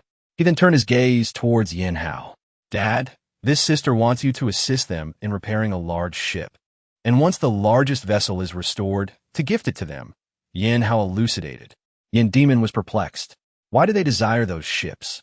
They serve no purpose, especially without water. With so few people and no machinery, how could they possibly venture into the sea? Jiang Tong offered no explanation, merely stating, You are to assist us with the repairs, and in due time, there shall be no shortage of medicine for you. Should you desire supplies that is feasible, provided you ensure that the vessel you mend can withstand the majority of tempestuous winds and turbulent waves. Jiang Tong added, Certainly. However, when you depart, could you take my son with you? Rest assured, he will be of great assistance to you. He possesses the skills to repair boats and can handle simple issues with ease. As you embark on your journey, you are bound to encounter challenges. Having him with you will provide an additional layer of security. Jiang Tong remains astonished by the bond share between the father and son, feeling a profound sense of envy. Dad, what are you saying? Yin Demon disregarded Yin Hao, directing his gaze towards Jiang Tong, patiently awaiting her response. Jiang Tong neither acquiesced nor declined. You may proceed with the repairs for now, and we shall discuss it later. Your request will be taken into consideration, Jiang Tong stated. No, I implore you to agree. Otherwise, I will not undertake the repairs. At worst, you can kill me and seek another to mend it. In such circumstances, the notion of seeking assistance elsewhere was utterly implausible. This was an overt threat. Jiang Tong, filled with exasperation, cast a glance toward Xiao Qi. Jiang Tong truly requires these vessels. A tsunami is imminent, and without a refuge, what use are the abundant supplies? Ultimately, she cannot escape the fate of being overwhelmed by the waves. Xiao Qi discerned her thoughts and, after a prolonged silence, remarked, Please make the repairs. I shall agree to your request. Yin Hao, inherently intelligent, recognized the prudence of accompanying them, effectively investing his skills in the endeavor. In due course, he could bring his father along, ensuring mutual restraint and leverage. The priority now was to secure usable ships, specifically the large ones Jiang Tong desired. Then, under the watchful eyes of everyone, he opened a small door and retrieved his frequently used tools. The tools appeared remarkably professional and comprehensive, a dazzling array. However, They did not seem to embody cutting-edge technology. Rather, they resembled antiquated instruments from over 2 decades past. The factory had suffered extensive damage, rendering the new technology unusable now. They were reliant solely on manual labor, as Yin Demon explained. Compared to Jiang Tong and Shao Qi, Yin Hao was the most astonished. After residing in the basement for so long, it was the first time he had seen that small door, and naturally, it was also his first encounter with those tools. Help! Why have you all left me? I'm still hanging in midair. Yaoshi had waited a long time for Jiang Tong and the others to emerge. Currently, she found herself suspended upside down in the center of the shipyard. Chapter 106. Huolin arrives. Sister Tong, please save me. Yaoshi's eyes brimmed with unshed tears as she glanced at the 3 individuals in the cage and then at her own precarious position. Why am I so unfortunate? The others in the basement heard the cries from above and hurriedly ascended. Oh dear sister, I sincerely apologize. Look at me. I was so anxious that I completely forgot about you. Yin Hao approached with his signature warmth. He promptly lowered Yaoshi from her suspension. Afterward, he glanced at the other 3 individuals in the cage, pondered for a moment, and decided to release them as well. After all, both parties had established an agreement, each holding something precious to the other, thus mitigating the risk of sudden betrayal. Initially, Yin Hao had intended to retain those individuals as hostages, but that no longer seemed necessary. Sister, what is your name? Yin Hao inquired as he regarded the just-released Yaoshi, feeling a tinge of remorse. To express his contrition, he endeavored to appear more cordial. In truth, before the apocalypse, Yin Hao had been the archetype of the aloof academic, a science prodigy who rarely smiled and kept others at arm's length. Yet now, circumstances compelled him to adapt. My name is Yaoshi, and this is my brother, Yao Bei, she said, gesturing toward her sibling. Yaoshi, sharp-witted, noticed Jiang Tong and the others emerging together, indicating they were allies. She casually introduced them. This is my father, a senior engineer at this shipyard, who can assist you in repairing what you need. Yin Hao made the introductions as well. Yang Wei, Xiao Feng, Shao Qi, the others chimed in sequentially. Then, an awkward moment ensued. Jiang Tong remained silent, causing the atmosphere to grow tense. Desiring to dissipate the discomfort, Shao Qi quickly interjected. Her name is Jiang Tong. She is our leader. Since everyone is acquainted, let us commence, for time is of the essence. Jiang Tong spoke. Follow me, and choose the vessel you desire. Yin Demon, without hesitation, urged Jiang Tong to inspect the ships. Oh my, this is truly magnificent. Yin Demon led Jiang Tong and the others to the warehouse, which was 100 times more awe-inspiring than what they had seen outside. The colossal ships here were also in relatively good condition. Jiang Tong thought to herself, what a treasure I have stumbled upon. Just point out which one you desire, and I shall repair it for you.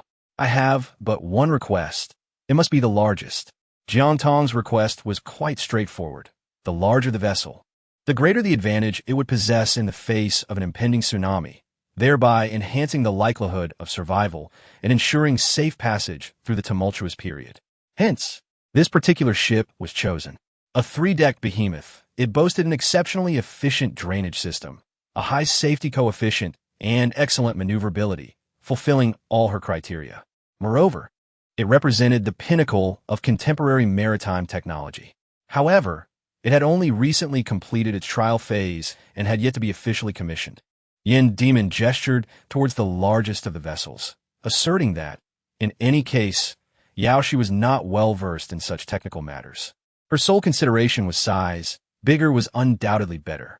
This vessel possessed the finest performance among civilian ships available at present. Shao Qi had encountered similar concepts before, albeit in relation to warships. Very well, let it be this one, he concluded after listening to the insights provided by Yin Demon and Shao Qi, solidifying the decision to procure this ship. Yin Demon and his son, Yin Hao, promptly immersed themselves in the task of preparing the colossal vessel. Meanwhile, others repaired the traps set by Yin Hao, each armed and stationed around the shipyard to safeguard the integrity of the repair operations. Didn't TU say those individuals would be heading this way? Huolin remarked impatiently, casually shoving Jiang Zimming aside, as if he were an afterthought. Where are they? Tell me, where are they? It was evident that Huolin was rapidly losing his patience. After all, traveling with such a large group naturally slowed their pace. And the absence of any signs of recent passage only fueled his suspicions that Jiang Ziming was deceiving him. Brother Hua, please remain calm. They will undoubtedly pass this way. This route leads to the only large shipyard in the area, and Jiang Tong has previously assured us that they would come here. Jiang Ziming elucidated that, in truth, he himself harbored no certainty. Although Jiang Tong had previously asserted that following an earthquake, a succession of natural disasters would inevitably follow, including a tsunami. Moreover, at that time, Jiang Tong had also divulged that if one proceeded southwest, there lay a shipyard. I warn you, should you dare to deceive me, I shall promptly transform you into a grotesque figure, feeding you to the undead. You will witness with your own eyes how those zombies devour you bite by bite. Huolin's eyes gleamed with a chilling intensity. He pondered how he could readily place his trust in such an enigmatic individual whom he had ensnared. The more he contemplated, the more he felt he had been duped. Yet he found himself inextricably entangled in this predicament. Throughout their journey, he had encountered no other viable sources for supplies, leaving him with no choice but to rely on Jiang Tong's words. Should you fail to procure anything further, your fate is sealed. With that, he delivered a forceful kick to Jiang Ziming. Jiang Ziming stumbled and knelt before Huolin. As he listened to Huolin's words, a shiver ran down his spine. This man was extraordinarily ruthless. He couldn't help but recall the gruesome and inhumane acts that had transpired within Huolin's base. Strangely enough, Xiao Qi did not appear to be an intellectual of high caliber, yet his facility was replete with numerous laboratory-like apparatuses. He captured living individuals, gouged out one person's eyes, and placed them into another's eye sockets. He cast people into pits teeming with snakes, scorpions, and cockroaches, allowing these venomous creatures to devour them alive. Furthermore, without any anesthesia, he would slice open the abdomens of pregnant women solely to ascertain whether both the mother and fetus could survive under such dire conditions. He forced interactions between humans and zombies, indulging in cross-species breeding, and even subjected living individuals' arms to a freezing chamber, only to be subsequently thrust into a high-temperature environment. A juxtaposition that one could only imagine in terms of suffering.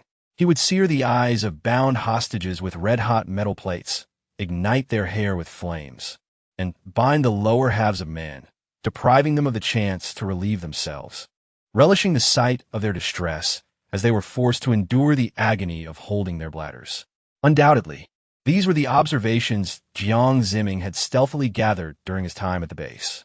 Jiang Ziming understood that transforming him into a human pig was, in comparison to other forms of punishment, relatively less grotesque. He was aware that Huolin was certainly capable of carrying out such a deed.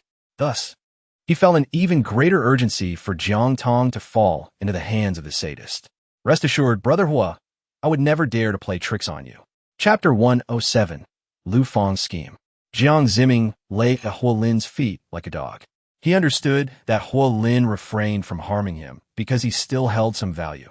Should he lose that utility, he could only imagine the twisted torments Huolin might inflict upon him. However, in pursuit of defeating Jiang Tong and trampling her beneath his feet, what was this momentary humiliation worth? Strangely enough, when it came to receiving steam buns, Jiang Ziming felt immense gratitude when they were offered by Huolin, relishing each bite, whereas when Jiang Tong provided him with far superior buns, they tasted as though they were laced with poison, rendering the experience utterly repugnant. His disdain for Jiang Tong grew to such an extent that he wished he could slay her 100 times over. It was ironic, for throughout their lives, it was Jiang Tong who had faced the brunt of injustice. Only her. Hurry up. If we don't find her today, I shudder to think how I might deal with you. Huolin remarked with a sinister smile. You understand, don't you? Huolin and his entourage journeyed for quite some time, traveling in a convoy of several vehicles, their presence resounding with a formidable noise, unperturbed by the possibility of encountering zombies. After all, with such a well-trained group, dispatching a few zombies was hardly a challenge. Hugo, look quickly. That's Jiang Tong's car. Jiang Ziming spotted Jiang Tong's black military off-road vehicle from a distance and excitedly exclaimed to Huolin, Oh? Is that so? Does this mean they've been found? Huolin gazed at Jiang Zimming. Absolutely not a doubt. Trust me, Brother Hua. Look over there beside that vehicle. Isn't that a shipyard? Jiang Zimming exclaimed with fervor. Indeed, it is as I suspected. Jiang Tong, you wretched creature, await your fate. You shall soon find yourself at my feet, begging for a morsel to sustain you. However, Huolin remained notably unperturbed, seemingly oblivious to the alleged supplies that the other spoke of. There stood merely a solitary off-road vehicle in this desolate wilderness. What provisions could it possibly hold? Damn it! How dare they deceive me? Jiang Zimming observed the peculiar expression on Huolin's face and promptly exclaimed, the abandoned shipyard is still a shipyard, is it not? Their vehicles are present there, which at the very least indicates that they have been here, does it not? What about the supplies? I ask you, where are the supplies? Huolin descended from the vehicle and abruptly yanked Jiang Zimming down. Jiang Zimming was oblivious as he tumbled from the vehicle, dragged a considerable distance by Huolin. What on earth was your intention in luring me here? He exclaimed. I see now it was all an act. You two siblings are colluding to seize my resources, aren't you? You even claim that if I eliminate her, her supplies will be mine. In a fit of rage, Huolin unleashed a flurry of punches and kicks at Jiang Zimming, his fury reaching its zenith. Brother Hua, you have truly misunderstood me, Jiang Zimming protested. Jiang Tong and I do not share the same mother. She murdered my mother and even her own father. How could I possibly conspire with this enemy who has taken my parents from me? I cannot coexist with her, Brother Hua. If you doubt me, you may inquire with Lu Fang. She is well aware that Jiang Tong possesses resources, and she knows it too. Jiang Zimming anxiously elucidated the entire situation. If Huolin were to slay him now, all the previous efforts and the humiliations endured would be rendered utterly futile. He could not allow such sacrifices to be in vain. Boss Hua, everything he has said is indeed true. Jiang Tong possesses an abundance of resources. Please do not doubt him. Having come this far, we cannot return empty-handed, can we? She continued, since we are already here, why not investigate for ourselves? If resources are indeed present, it would be a boon. If not, you may still choose to deal with him as you wish. Lu Fang spoke in a gentle tone. Her intentions were not to assist Jiang Zimming. Rather, she sought to secure her own interests. Jiang Tong possesses resources, and she is fully aware of it. If Huolin manages to seize them, it would be a significant victory for him, leading to a life akin to that of Queen. In this apocalyptic world, a woman must have a formidable ally. Moreover, why should Jiang Tong, being a woman herself, occupy a lofty position commanding the winds and rain, compelling so many to serve her, while she must abandon her dignity and grovel before those repugnant men, ultimately receiving only a meager portion of food? Lu Fang's animosity towards Jiang Tong has long seeped into her very bones. This serves as a contingency plan for herself. Huolin pondered for a moment and concluded that Lu Fang was indeed correct. This woman possesses a modicum of intelligence. Since they have come this far, let her wait. If there is none, she shall be chopped up to feed the dogs. Move forward and lead the way, Huolin asserted, stepping on Jiang Zimming's face once more. Jiang Zimming lay awkwardly on the ground, his face bruised and battered, a sight that elicited laughter. All right, Brother Hua, he said as he struggled to rise and move forward. Lin Gu, you mustn't allow this. If Jiang Zimming proceeds unhindered, we shall be exposed. They will be on their guard, and how shall we seize their supplies then? Lu Fang interjected aptly, even altering her address for Huolin. Huolin cast her glance. Oh, pray tell, do you possess a better strategy? Lin Gu, the enmity between Jiang Zimming and Jiang Tong runs deep. Allowing him to go is akin to walking into a trap. It would be wiser for me to take his place. I shall feign submission, leading them to believe I am alone, thus lowering their vigilance. Then you can strike, capturing Jiang Tong and seizing the supplies. Very well, that is indeed a clever plan. When the time comes, you shall signal us, and we will make our entrance. With that, he handed Lu Fang a small intercom device. Huolin accepted Lu Fang's suggestion and resolved to adhere to her plan. Should this endeavor succeed, the reward shall certainly be yours, he declared. Indeed, I have been patient, and soon it shall bear fruit. Once they engage in combat, regardless of the victor, I shall eliminate the other. Success is within our grasp. Jiang Zimming whispered softly to himself. Eventually, he obediently stood beside Huolin, enduring the inhumane treatment meted out to him. Lu Fang, in a disheveled state, her clothes reduced to mere scraps, limped into the shipyard, calling out in a faint voice for help. "Is anyone there? Please, save me." Her tone, though barely audible, was perfectly calibrated to ensure it could be heard. She weakly made her way to the center of the hall, but fate had other plans. She stumbled into a rope loop left on the ground and was hoisted up, much like Yaoshi had been moments earlier. Lu Fang was taken aback by the turn of events, momentarily at a loss for what to do. Paralyzed by fear, she surveyed her surroundings. How could she have forgotten to consider other possibilities? Chapter 108, Infiltration. What if this wasn't the wretched Jiang Tong? Wouldn't that place her in grave danger? Regardless, she was already here. She would leave her fate to chance. Lu Fang's terror was palpable. Hearing the commotion, Qiu Feng rushed over. Upon noticing the noise, Lu Fang quickly feigned unconsciousness, her body going limp, creating an illusion of being on the brink of death. Qiu Feng, armed and alert, cautiously scanned the area. As he approached, he was taken aback. "Lu Fang? How could it be you?" he exclaimed in astonishment. Lu Fang lifted her gaze, pretending to be enchanting, though her current state rendered her somewhat bewildered. "Brother Qiu, is it truly you?"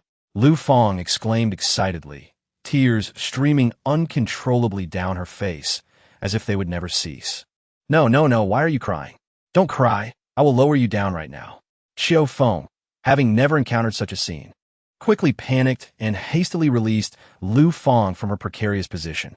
Once she safely reached the ground, she managed to utter, "I can hardly believe I see you all again. I thought I would never see you again in this lifetime." Lu Fang composed herself, her voice still tremulous. "Weren't you captured? How did you manage to come all this way? What you been through?" Qiu Feng, filled with curiosity, gazed at Lu Fang, whose clothes were tattered and torn. Even Qiu Feng, usually composed, felt compelled to take a closer look. "Stay right here, don't move," he instructed, concerned for her frail condition. He was reluctant to leave her alone, fearing she might cause trouble. "Yao Bei, come here and keep an eye on her. Ensure she doesn't make any sudden moves." He beckoned Yao Bei over to watch over Lu Fang. Although referred to as Little Yao Bei, he had matured significantly, having grown up amidst the chaos of recent times, and was now capable of standing on his own. "Understood, Brother Qiu," he replied, fixating his gaze on Lu Fang to ensure she remained within his line of sight. Qiu Feng then sought out Jiang Tong to explain the situation, and soon enough, Jiang Tong and Shao Qi arrived. Before long, they found themselves before Lu Fang. Unbeknownst to him, Qiu Feng had acquired a thin blanket, which he swiftly draped over Lu Fang, covering her soiled, nearly naked form. Jiang Tong observed Lu Fang, who was kneeling on the ground, and inwardly reflected that this woman truly possessed remarkable capabilities. "Sister Jiang Tong," Lu Fang gazed at the recently arrived Jiang Tong with a pitiful glance. Jiang Tong did not spare her a glance and remarked directly, "Do tell, how did you manage to arrive here alive? What a remarkable coincidence it is that you happen to encounter us once again." Jiang Tong had long realized that a woman, devoid of resources, weapons, and means of transportation, could not possibly traverse such a distance. There must be some ulterior motive. Let us see what she has to say. "Sister Jiang Tong, boss, these matters sound rather bizarre. But please believe me, every word I speak is the truth," Lu Fang recounted. "Oh, interesting. So it appears this Wolin is also involved?" At that time, he had captured Jiang Zimming, Luo Hang, myself, and my sister Lu Yin. He took us to a base, forcing us to partake in inhumane activities. Each day was marked by hunger and his various torments. He was a pervert, utterly devoid of humanity. His coldness surpassed that of stone, and his depravity was beyond description. Lu Fang glanced at her tattered clothing, her body marred with scars and dirt, and spoke pitifully. "Lu Yin has turned into a zombie. She even bit Luo Hang, and now both of them have been assimilated. However, Lu Yin seems to possess her own consciousness, attacking specific individuals as if she were playing with you." Lu Fang recounted as many occurrences from the base as she could, all to foster a deeper trust in Jiang Tong. It was on the day Lu Yin transformed into a zombie that chaos erupted in the base, and I seized the opportunity to escape. Once outside, I was uncertain of my destination, but recalled that you had mentioned heading in this direction, so I decided to come here in hopes of fortune. Not expecting to see you again. Tears streamed down Lu Fang's face, and she appeared to have endured untold suffering, coupled with her filthy and battered appearance. There was indeed a semblance of credibility. Had it not been for Jiang Tong's understanding of Huolin's true nature, she might have readily believed her. Such tricks could deceive others, but Jiang Tong was no fool to be swayed so easily. "All right, I understand," Jiang Tong replied calmly, her eyes betraying no hint of emotion.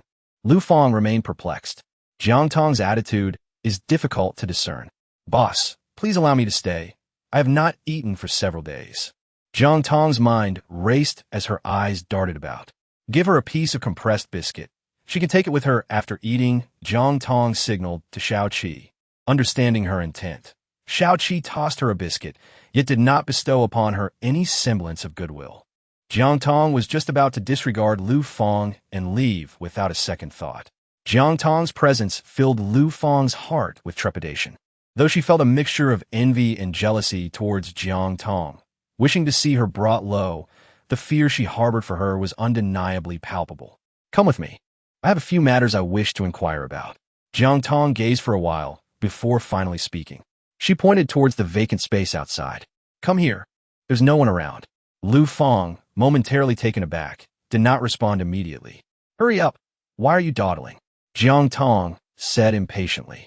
All right, boss. I'm coming right away. What do you wish to inquire about?" Lu Fang rose from the ground, tightening the thin blanket wrapped around her. "It's truly cold now.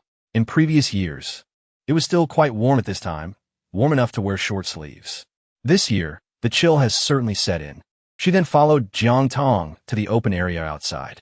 "What a perfect opportunity. It's just the right moment to summon Huolin. If I can merely distract her.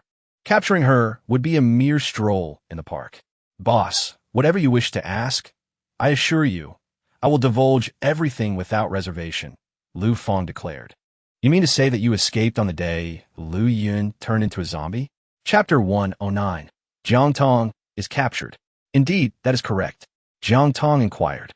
At that time, Lu Yun was unaware of the circumstances that had provoked the wrath of old Master Hua, which ultimately led to her demise. Subsequently, old Master Hua commanded his subordinates to drag her away. However, unexpectedly, before she could be taken away, she transformed into a zombie, slaying 2 of those who attempted to remove her. She then charged towards old Master Hua with unwavering intent, deliberately bypassing others, as if she possessed consciousness. Moreover, her speed of movement was astonishing. In a moment of panic, Huolin, fearing he would be bitten, pulled Luo Hang in front of him as a shield, resulting in Luo Hang being bitten and subsequently becoming a zombie. "Now, where have these 2 zombies gone?" Jiang Tong questioned. "They are currently confined by Huolin in a designated area of the base for zombies, where various types of zombies are kept, appearing as if they have been starved for many days." Lu Fang candidly revealed everything that had transpired at the base, for her sole purpose was to buy time while waiting for Huolin and the others to arrive. The more she spoke, the more genuine she seemed, thereby easing Jiang Tong's defenses. "You two, proceed to that side and assess the surroundings, then hold your positions there. You, go to the back and ensure that woman does not escape from behind. You, go and distract her attention," Huolin instructed Jiang Zimming. "This seems unwise, Hogu. How can I possibly attract her attention?" Jiang Zimming countered, reluctant to let Jiang Tong believe he had betrayed her. Yet, even though the reality was as such, Jiang Zimming wished to leave himself a bit of leeway. After all, Huolin was not entirely trustworthy. It was best for both sides to mistakenly believe he was one of their own. "Dare you defy my orders?" Huolin struck Jiang Zimming again. "Ojie, it is not that I disregard your commands, but if my actions alone disrupt your entire plan, the losses would be irreparable. You know well that I cannot coexist with that vile woman." Huolin kicked Jiang Zimming hard, seething with anger, yet he found no other means to discipline this scoundrel. "Calm down, focus on gathering supplies and dealing with that woman. It is not worth my time to quarrel with such a trifling character." Has Huolin truly revealed his true nature in his rage? Enough, no need for that. Lu Fang can delay them sufficiently. Everyone, prepare yourselves and follow my orders when the time comes. Jiang Zimming, where is he? You have not mentioned him. Was he not captured alongside you? How is he faring? Jiang Tong asked. Oh, him? He is either being reprimanded by old Master Hua or is on his way to receive another beating. Day after day, he merely seeks to ingratiate himself. Yet old Master Hua shows no inclination to indulge him, often resorting to violence. Oh, and he has not provided proper meals. Only some oldie buns and such. Oh, is that so? A captured hostage has the opportunity to ingratiate himself? Jiang Zimming is truly remarkable. I am quite curious about the individual responsible for your capture. How could he allow Jiang Zimming to behave so audaciously? Moreover, he even provides him with food. What a privilege indeed. Jiang Tong remarked with earnestness, as if she were unaware of Ho Lin's true character. Ah, an opportunity for flattery. Strangely enough, you are indeed correct. He has managed to guess that. Please, do not leave just yet, Sister Jiang Tong. Do you not have anything else you wish to inquire about? Lu Fang, seeing that Ho Lin and the others had yet to arrive, grew anxious and attempted to prevent Jiang Tong from departing. Clearly, she had already relayed the signal to Ho Lin. Why had he not come yet? What on earth is Ho Lin doing? What else should I inquire about? Jiang Tong feigned ignorance. In reality, pondering how clumsily obvious this was it not akin to inscribing "I have ulterior motives" directly upon her face? Jiang Tong is not naive. Lu Fang hesitated for quite some time, struggling to articulate a single word, while Jiang Tong stood there, patiently awaiting her next utterance. The atmosphere was undeniably awkward. Lu Fang could only silently pray for Hua Lin's swift arrival. Otherwise, all efforts would be in vain. Speak up, or I might just leave. Jiang Tong remarked with a hint of impatience. Jiang Tong, you. Before Lu Fang could finish her sentence, a group of 5 or 6 burly men rushed in and seized Jiang Tong. Jiang Tong was taken aback. As for why they chose not to use firearms, but rather to approach her directly, it was undoubtedly to avoid alerting others and to ensure the mission proceeded more smoothly. However, there was a crucial point. Hua Lin had instructed them to capture her alive, without causing her any harm. Who are you, and what do you intend to do? Jiang Tong demanded of her captors. Ah, beautiful lady, I advise you to speak less. In due time, following our boss, you will reap considerable benefits, one burly man, whose dark complexion and greasy demeanor rendered him rather unsavory, replied. And who might your boss be? Surely, you must divulge that, she retorted. At that moment, Hua Lin approached, accompanied by Jiang Zimming, who was bound and being dragged along. This is our boss, Hua Lin, Li Chang announced. Goodness, Hua Lin certainly knows how to make an entrance. Jiang Tong thought, observing his commanding presence. You must be Jiang Tong, Hua Lin remarked, his gaze fixated on her with a predatory glint. Jiang Tong is now bound by several burly men. Who do you think you are? What business is it of yours? Jiang Tong retorted angrily. Oh, still a little firecracker. Aren't you? Quite an attractive one at that. Hua Lin leered at Jiang Tong. Jiang Tong shot him an indignant glare. She cast a fierce look at Jiang Tong, thinking to herself, wretched woman, even in such a predicament, you still have the audacity to entice men. What exactly are you? Subsequently, she rose and approached Hua Lin. Brother Lin, we were right, weren't we? Lu Fang remarked, seeking acknowledgement. Well done, Hua Lin replied, his tone indifferent. Ah, Lu Fang, you treacherous backstabber. How could you betray my trust after all I've confided in you? Ugh, you venomous witch. I swear that even in death, I shall not let you off the hook. Jiang Tong spat at Lu Fang with venom.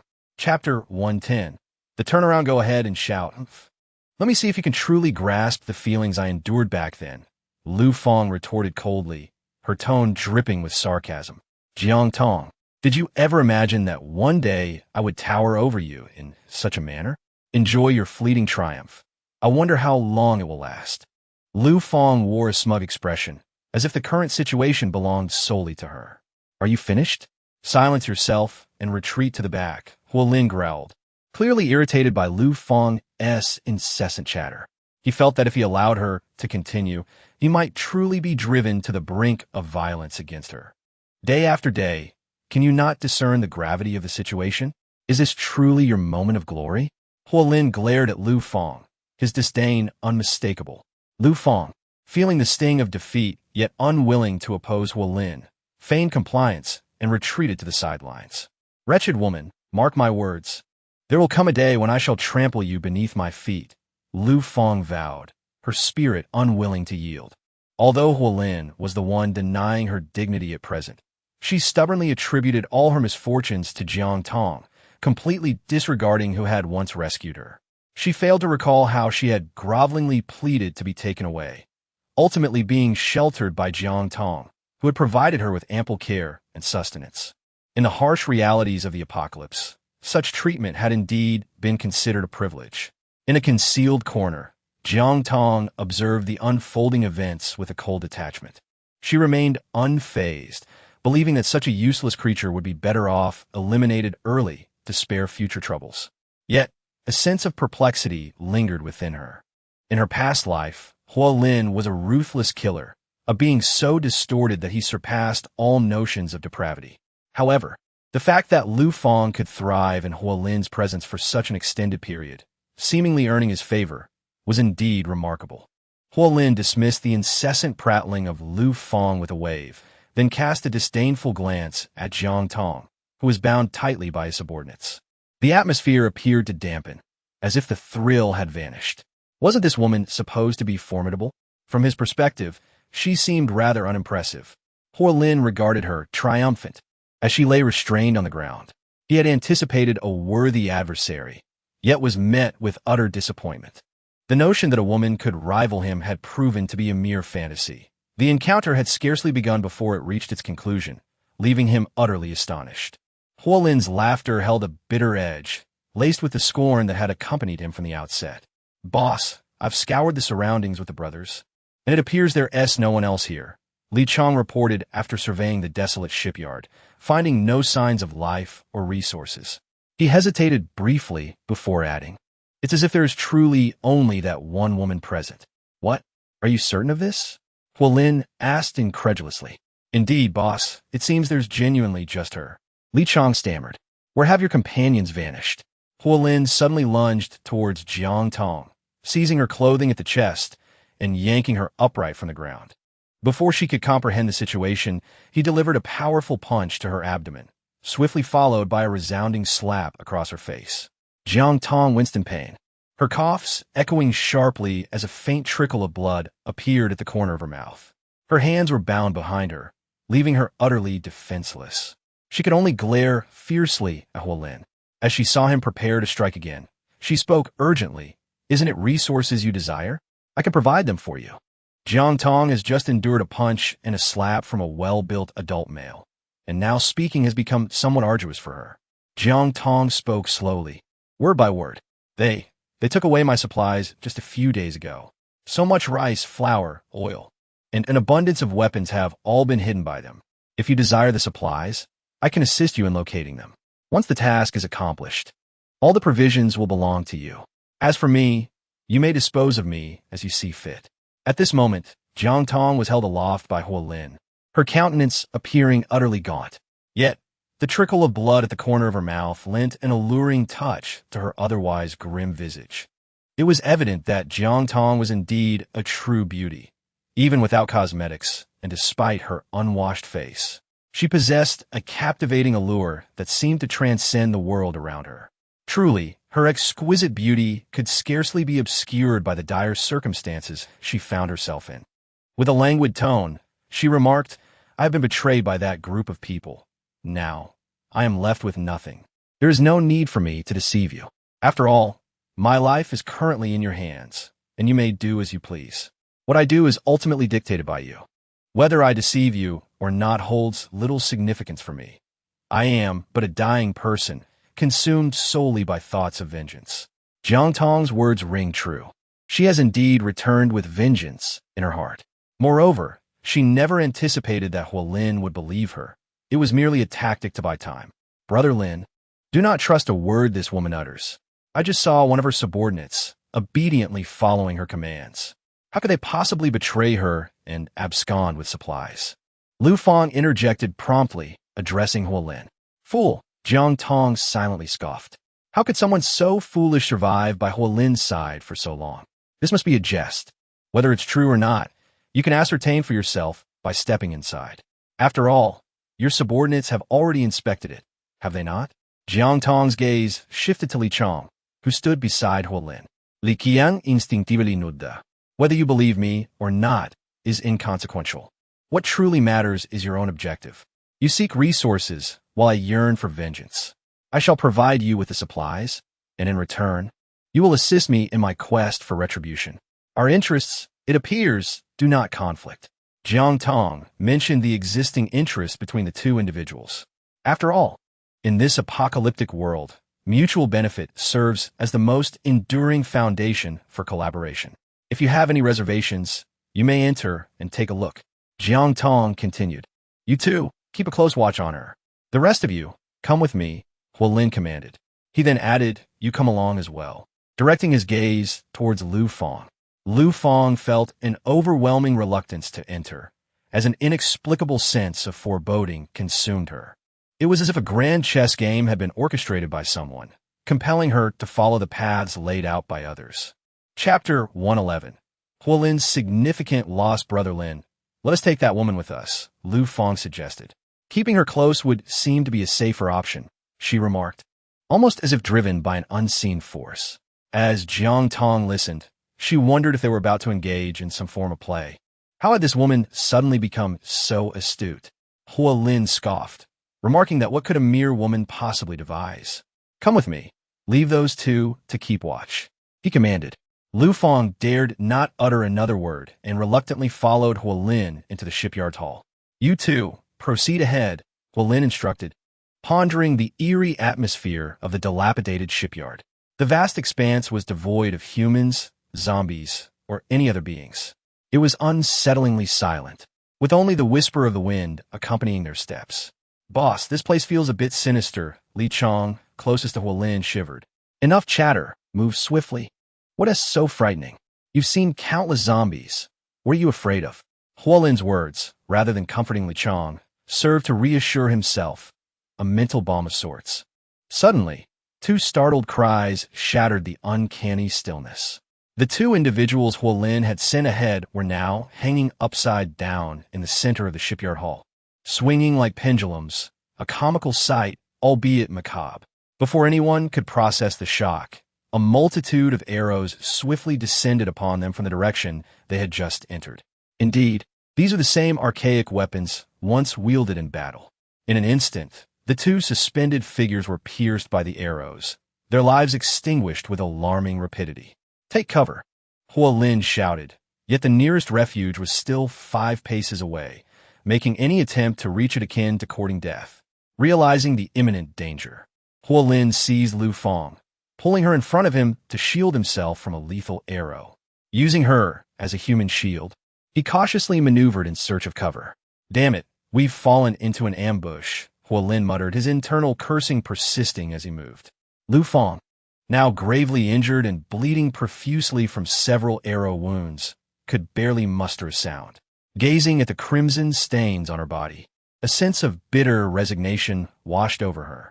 The excruciating pain ravaged her body and mind as she pondered the inexplicable turn of events. How could this have happened when her plans had seemed so flawless? Jiang Tong had been captured. Why did it end this way? With a bitter smile, her breath faded away. Huolin spotted an object resembling a crate, seemingly suitable for cover, and resolved to dash towards it. He exchanged glances with Li Chong, signaling him to follow. Li Chong acknowledged with an okay gesture. As they prepared to hide behind the crate, a series of thunderous explosions erupted. One after another, the bomb blast created a spectacular cacophony. The sudden roar of destruction caught Huolin's attention. Identical crates, similar positions, and panicked crowds. Huolin watched in horror as limbs were sent flying amidst the chaos, noticing his own men caught in the explosive melee. Boss, don't go over there. It's dangerous, Li Chong warned, realizing that the crates on this side might be similarly rigged with bombs. The arrows had ceased, and an eerie calm enveloped the area. My side is off limits. The other side has already exploded, indicating it is the safest haven for now. Without hesitation, he hurled Lu Fang's lifeless body towards the recently blasted area. Expecting another explosion, he was met with silence. Huolin and Li Chong swiftly retreated to the site of the previous explosion, where a few remaining men awaited. Fortuitously, fate seemed to favor Huolin. This location was devoid of traps and enemies. This plan is utterly absurd, he spat, blood trickling from his mouth, the metallic taste overwhelming. Who could have predicted such a sudden turn of events? His frustration surged, leading him to think of Jiang Tong, still bound outside. Boss, let's not concern ourselves with that woman for now. Survival is our priority. We are unarmed. How can we confront them? Given the meticulous planning, she's surely long gone. We must escape with the remaining brothers. The fallen will soon rise as zombies. Let them deal with her. If we don't leave now, we may never get the chance again. We can only count ourselves unfortunate today, but we still have the base, and its supplies are ample. Li Chong's urgent words flowed out, his anxiety palpable, yet unwilling to abandon Huolin. Move, Huolin uttered tersely. Hearing this, Li Chong promptly rallied the surviving members towards an alternate exit he had stumbled upon during his earlier reconnaissance. With the remnants of their group in tow, they fled the shipyard, seemingly oblivious to Jiang Zimming, still bound and immobile. Outside the shipyard's hall, Jiang Tong's little wolf cub frolicked, surveying its surroundings with the curiosity of a victorious general admiring its battlefield.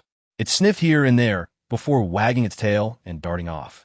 Shortly thereafter, Xiaoqi arrived, escorting Jiang Tong to the very spot the cub had recently traversed. Indeed, the scene of the recent skirmish. Are you all right? Xiaoqi gently inquired, wrapping his arm around Jiang Tong's waist. I'm fine now. It's merely a trifling injury. What does it matter? Jiang Tong replied.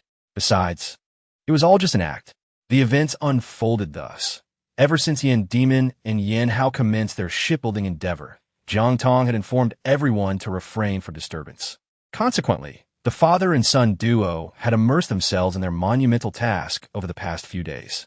Given the enormity of the vessel, progress was slow, and others took it upon themselves to patrol the area to ensure the work continued smoothly. On this particular day, Jiang Tong happened to overhear the sounds of Huolin and his entourage approaching. No one else could discern them. The roar of the engine, Jiang Zimming's voice, and Huolin's scolding of Jiang Zimming echoed incessantly. Since you have come to my doorstep, do not blame me for being ungracious, Jiang Tong mused, plotting her next move. She shared her thoughts with Xiaoqi, leading to the decision to set a trap for Huolin and his companions. For instance, they would modify Yan Hao's mechanisms into traps of greater lethality, shifting their focus from mere capture to delivering fatal blows. The plan involved setting snares, concealing arrows, and burying explosives, each step meticulously orchestrated. As Xiaoqi buried the bombs, he grumbled about their futility, questioning who would leap around as she had envisioned, seemingly oblivious to how he and Jiang Tong had once been ensnared themselves. The moment Lu Feng arrived alone, Jiang Tong realized that their adversaries had already taken the bait. The finest hunters often adopt the guise of their prey. Jiang Tong's primary objective was to make Lu Feng believe she had firmly ensnared her. As Lu Feng and Jiang Tong engaged in a tense tug-of-war, Jiang Tong signaled Xiaoqi to prepare for the defense of their base. At that moment, Xiaoqi stood discreetly on the third floor, clutching the remote control intended to detonate the explosives. Huolin has sustained considerable damage this time, and, for the moment, poses no significant threat to us, Jiang Tong remarked. She glanced at Xiaoqi. Do you think I might be lacking in humanity? After all, Huolin has not truly provoked me. Is my course of action somewhat indiscriminate in its ruthlessness? Jiang Tong gazed upon the lifeless bodies strewn across the ground. The grotesque acts he committed rendered him utterly unworthy of pity. However, it was regrettable that he managed to escape. You need not blame yourself. Such individuals, if left unchallenged, will inevitably turn against us, he remarked. We must hasten to eliminate these zombies. Otherwise, an overwhelming number may lead to our downfall. Xiaoqi shifted the conversation, observing, it appears that this Huolin indeed possesses quite a multitude of subordinates. Jiang Tong glanced at the numerous corpses transformed from Huolin's subordinates and muttered with impatience. At that moment, a rather frail-looking zombie suddenly appeared behind Xiaoqi, seemingly gazing at Jiang Tong. Jiang Tong was taken aback as she noticed the zombie seemingly offering her a faint smile, as if to convey, "Look, I am about to bite him. Don't fret. You shall be next." In an instant, it lunged toward Xiao Qi's arm and sank its teeth into him. The rapidity of the event left Jiang Tong utterly unprepared. Her warning lodged in her throat. Xiao Qi winced in pain. Without hesitation, she yanked Xiao Qi closer, seized a nearby iron rod, and struck the zombie's head, causing an immediate and gruesome demise. With Xiao Qi in tow, she dashed towards a seemingly sturdy and secure location on the second floor. As they moved, Xiao Qi urged her, "You must flee. Do not concern yourself with me. I have already been bitten. Infection is inevitable." He even attempted to push Jiang Tong away, unwilling to take another step alongside her. "Do not worry. Come with me," Jiang Tong insisted. "Perhaps you have already developed antibodies." Jiang Tong clung to a glimmer of hope. "Jiang Tong, please let me go. I cannot burden you any longer," Xiao Qi implored. Jiang Tong struggled to drag Xiao Qi along, appearing rather laborious in her efforts. Given Xiao Qi's towering stature, it was hardly surprising that she found it challenging. "Be silent. Dare to utter another word and see what happens," Jiang Tong retorted, her annoyance palpable. "Alternatively, you might consider binding me. If I remain uninfected, that would indeed be fortunate. Yet, should I succumb to infection, it would offer you a measure of safety, would it not?" Realizing he could not prevail over Jiang Tong's determination, Xiao Qi acquiesced. "Very well." Subsequently, the pair ascended to the room on the second floor. Throughout the journey, Huolin's spirits were notably low. It truly felt as though they had lost both the lady and the troops. They had failed to secure the supplies and had instead suffered considerable losses among their elite squad. Li Chong offered words of consolation. "Do not fret when the time comes. We shall devise a more meticulous plan, and we can avenge today's misfortunes." Huolin reflected. This was a stroke of luck for her. We were caught unawares. Placing our trust in that fool, Lu Fong. Huolin's perspective was characteristic of him. As long as he survived, he could maintain a detached view of the events unfolding around him. After all, those who had perished, despite their capabilities, were not particularly remarkable in the grand scheme of things. Observing Hua Lin's demeanor, Li Chong felt a measure of relief. In truth, his concerns had been rather superfluous. It was entirely possible that one day, through a mere lapse in attention, he might find himself at Hua Lin's mercy. Yang Wei and Yao Shi had already departed, and calculating the time, it seemed they, along with the several dozen villagers, should be nearing their destination. During this interval, the primary concern was to await Yin Demon and his son to repair the colossal vessel. Remaining vigilant for any zombies seeking to assert their presence posed minimal risk. Jiang Tong gazed at Xiao Qi, who was bound to the chair at her behest, quietly waiting alongside him. Xiao Qi leaned wearily against the chair, eyes closed in a semblance of rest. He was intensely resistant to Jiang Tong's approach, not for any other reason than his desire to protect her from harm.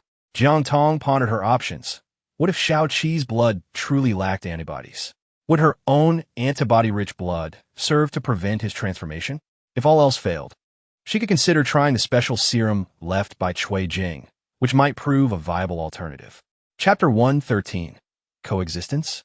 After much contemplation, Jiang Tong felt a pressing need to take action. She could not simply sit idly by. "What are you doing? Don't come any closer. I warn you, if I suddenly turn into a zombie, what if I hurt you?" Xiao Qi said, his voice tinged with anxiety as he watched Jiang Tong approach. However, bound as he was, he found himself utterly unable to resist. "No, please, don't come closer." Ignoring the frantic cries of Xiao Qi from the chair, Jiang Tong slowly approached him.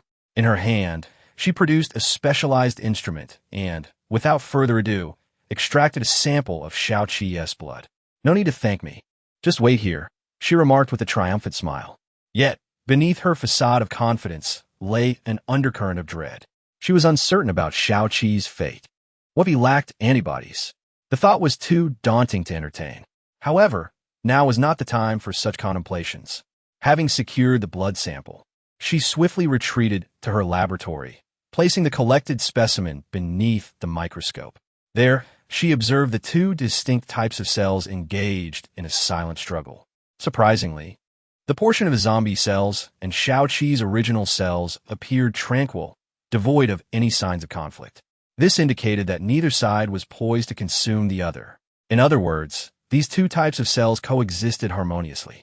Even if Xiaoqi did not undergo immediate transformation, he would remain at risk of potential zombification in the future.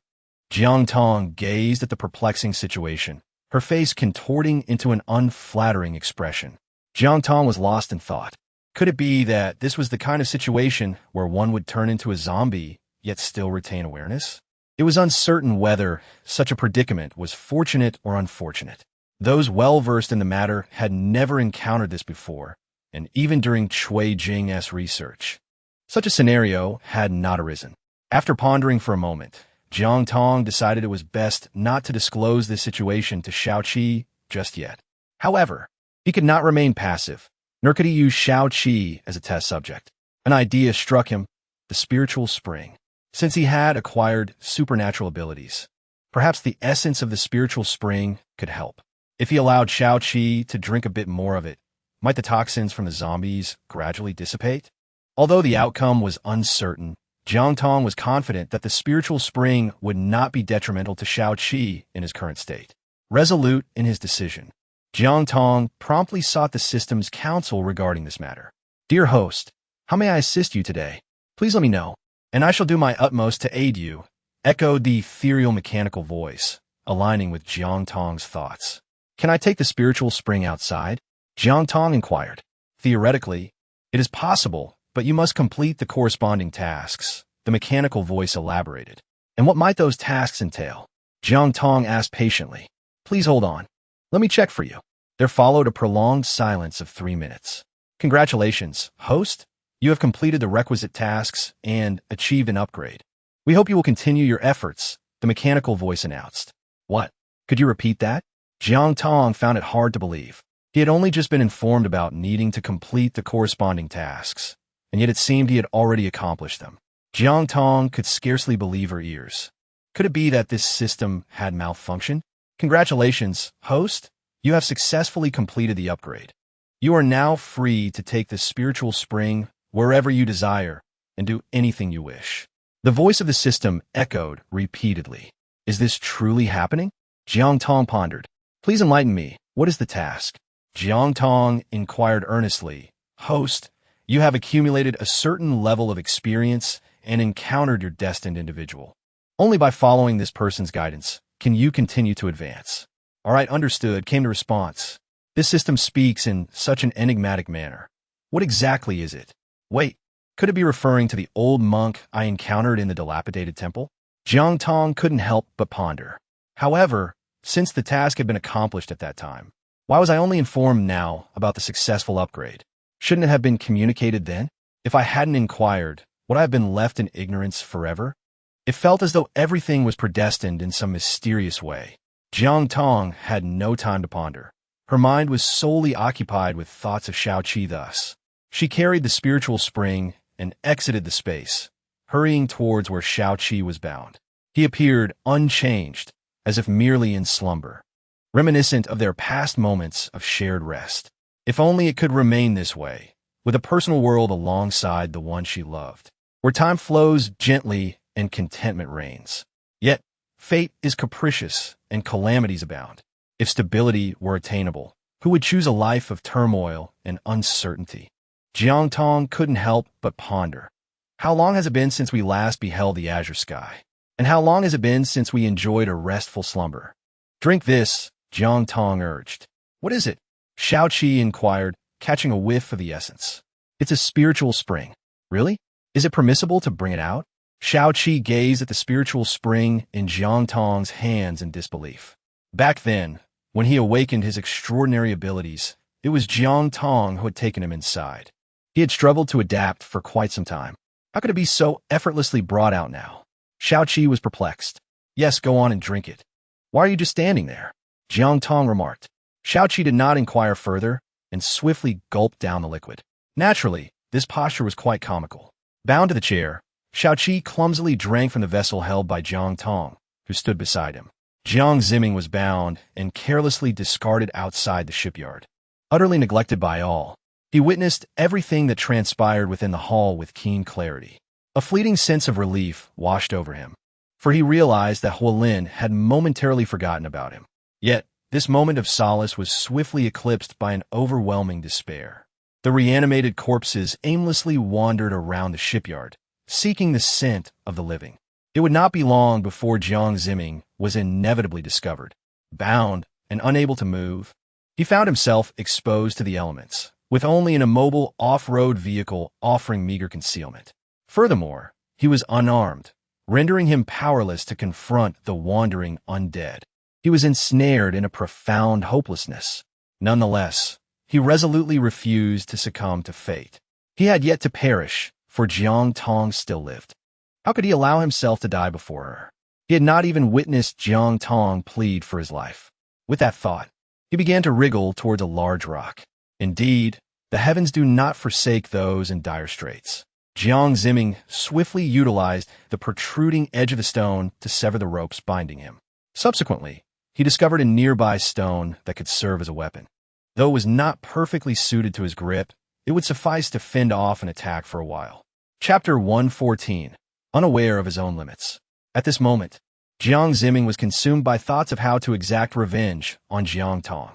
Having finally freed himself, he was determined that the wretched Jiang Tong would not live in peace. However, he was surrounded by corpses, which would inevitably undergo decay. Yet, Jiang Tong had previously informed him that as long as those corpses had not completely transformed, they would not pose the most lethal threat to humanity. With this thought, he tightened his grip on the stone in his hand, feeling a surge of confidence. It was not only Jiang Tong he sought to confront. There was also Huolin. Once he dealt with Jiang Tong, he would find a way to eliminate Huolin as well. Huolin had bound him here and even abandoned him in this factory to fend for himself. Such a grudge would not be easily forgotten. Ultimately, the root of all his misfortunes lay with Jiang Tong. If she had not cast him aside, if she had not turned a blind eye to the plight of his parents, he would not have found himself in such dire circumstances.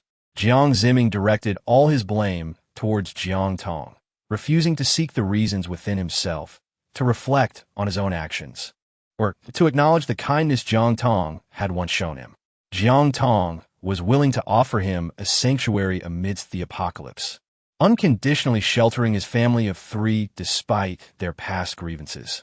However, rather than cherishing this kindness, he spent the subsequent years devising ways to humiliate Jiang Tong, consumed by thoughts of how to bring about her demise. Jiang Zimming felt a heavy silence envelop him. Though his mind was rife with turmoil, he surveyed the desolate surroundings of the shipyard, void of any human presence. Determined to find Jiang Tong, he realized that the path he had taken was now a blur. As he had been forcibly brought here by Huolin, the recent tsunami flashed through his mind, prompting him to consider taking decisive action. Otherwise, Jiang Tong might very well regard him as a mere pawn to be discarded. Despite the presence of zombies lurking nearby, he noted with some relief that they had not yet undergone complete transformation, allowing him to proceed with caution and keep his voice to a whisper. Jiang Zimming constantly reminded himself to keep his voice low, lest he attract the attention of the undead. Grasping a stone tightly in his hand, he tiptoed forward, scarcely daring to breathe. Yet, he began to realize that Jiang Tong's assertions held some truth.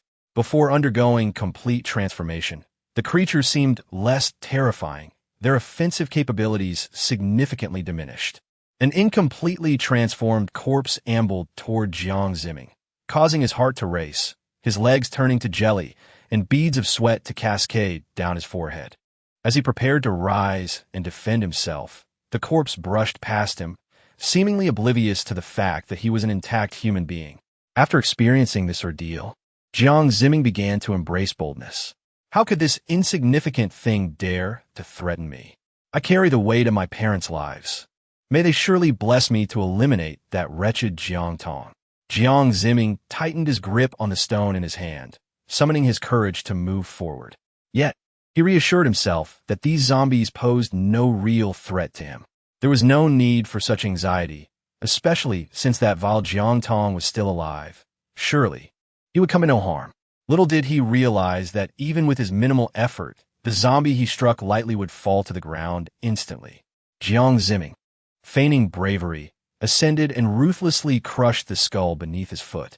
Astonishingly, the lifeless body on the ground was effortlessly shattered by his action. Jiang Tong is inherently arrogant and haughty. He perceives the zombies, feared by all, as mere obstacles easily overcome with a simple kick, emboldening him further. In his mind, he muses, Jiang Tong, what threats do you still pose? I can vanquish zombies. Should I fear you? Thus, he strides forward, oblivious to the encroaching danger. The creatures he encountered were merely unaltered corpses, their central nervous systems paralyzed, rendering them harmless. However, should he confront a truly mutated zombie, he would undoubtedly find himself powerless.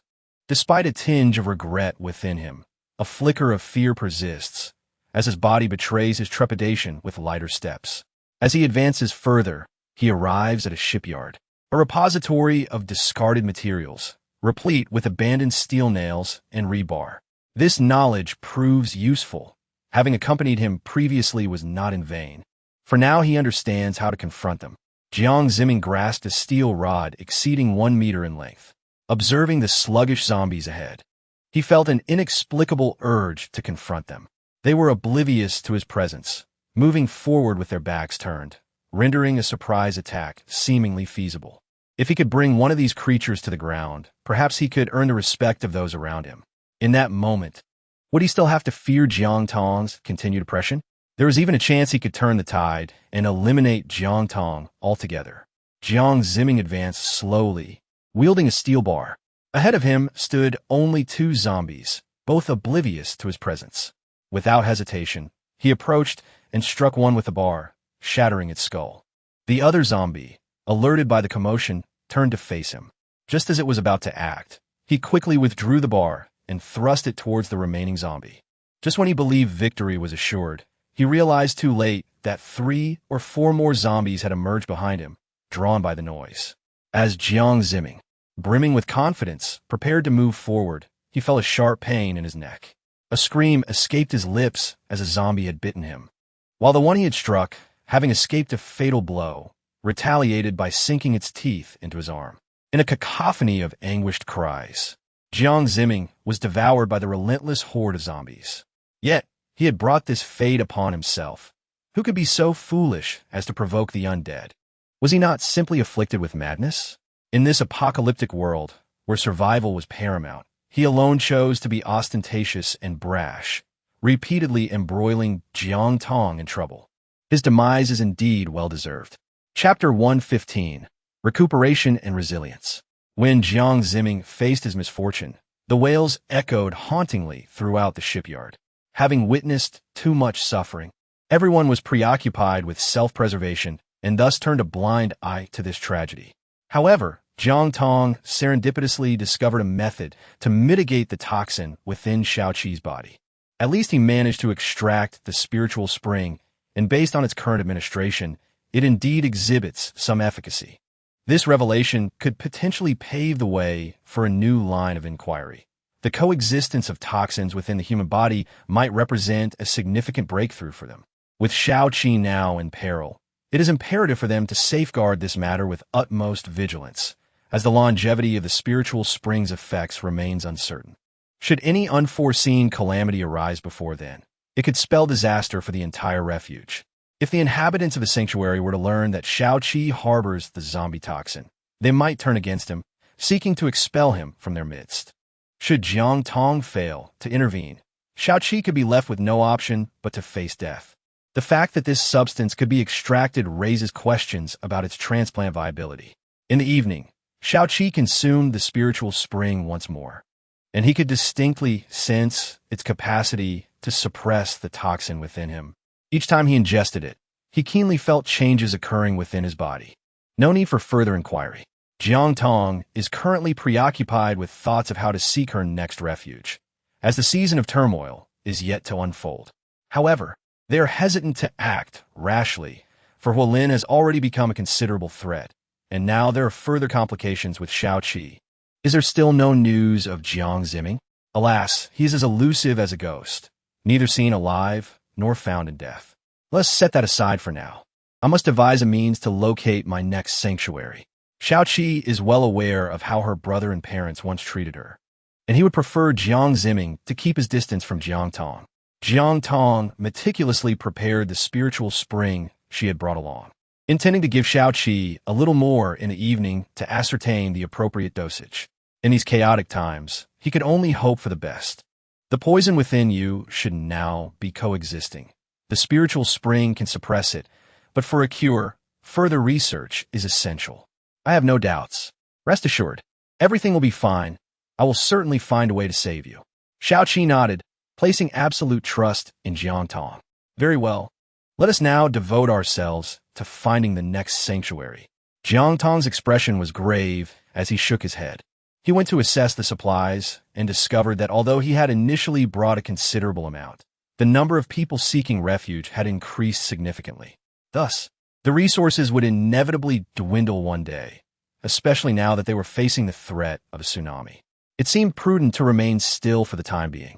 The surrounding environment was not merely populated by zombies, but also included Huolin and certain nefarious organizations he had yet to uncover.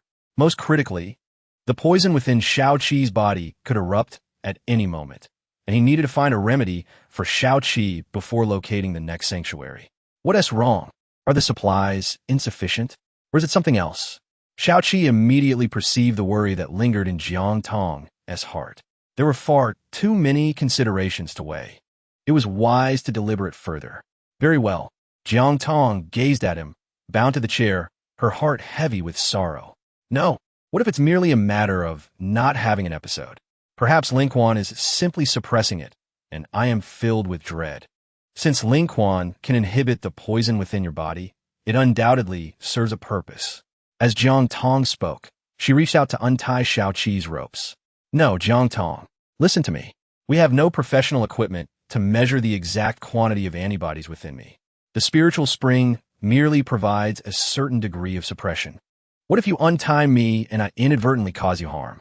Upon hearing this, Jiang Tong decided to take a pause, resolving to administer the spiritual spring once more in the evening.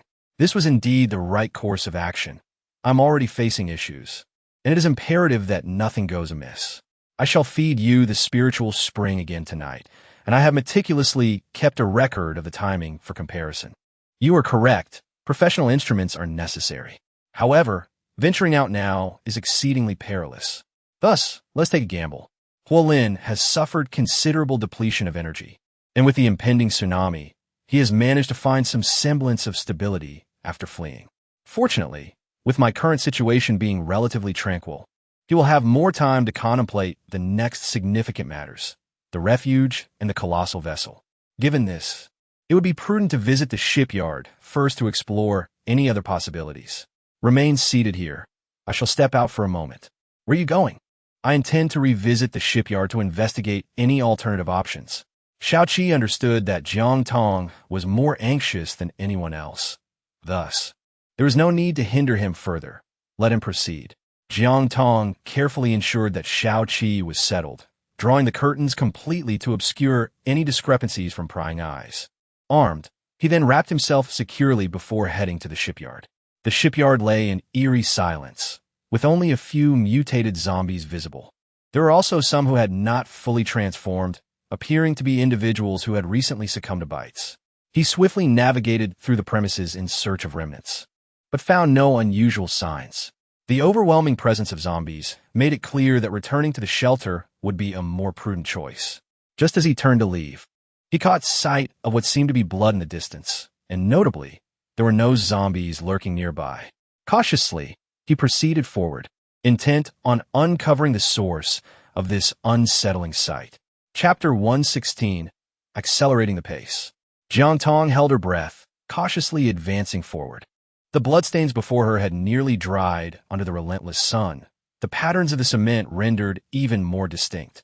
Although the undead were known to feast upon the living, such a ravenous desire that left no bones behind was a rarity.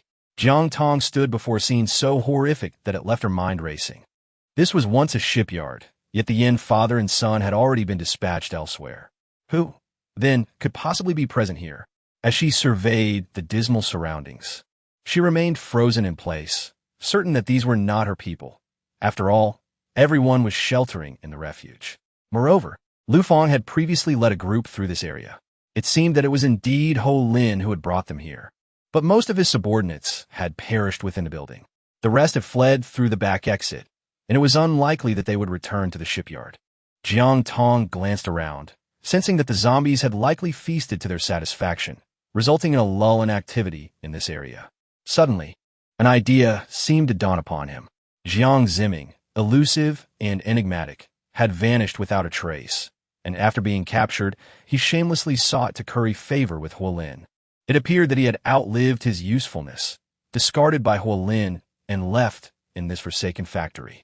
What calamity could have befallen him to result in such a gruesome fate at the hands of the undead?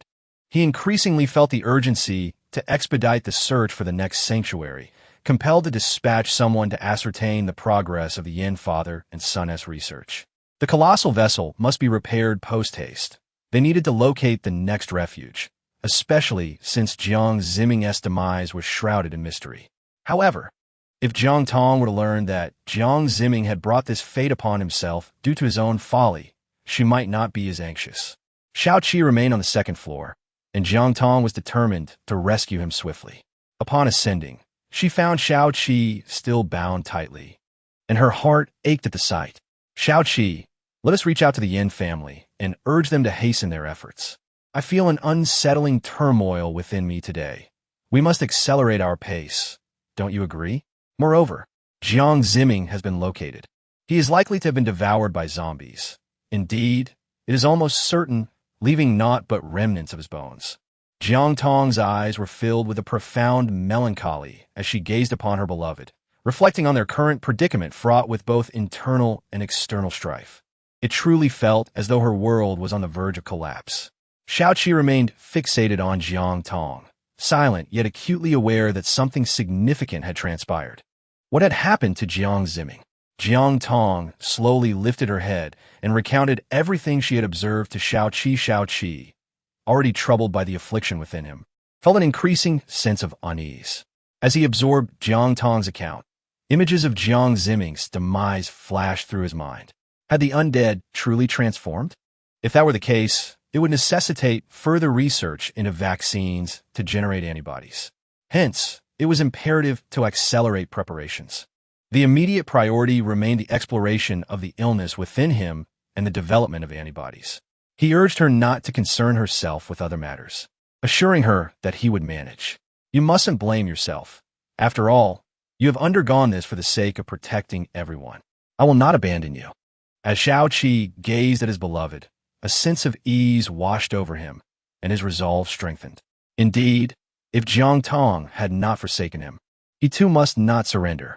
He still had the duty to safeguard Jiang Tong. Jiang Tong glanced at the time. 2 hours had elapsed. It seemed that at this hour, conducting blood tests for research might reveal the effects of the spiritual spring. Jiang Tong retrieved her specialized instruments and gestured toward Xiao Qi. Xiao Qi nodded in acknowledgement and observed as Jiang Tong proceeded to draw his blood.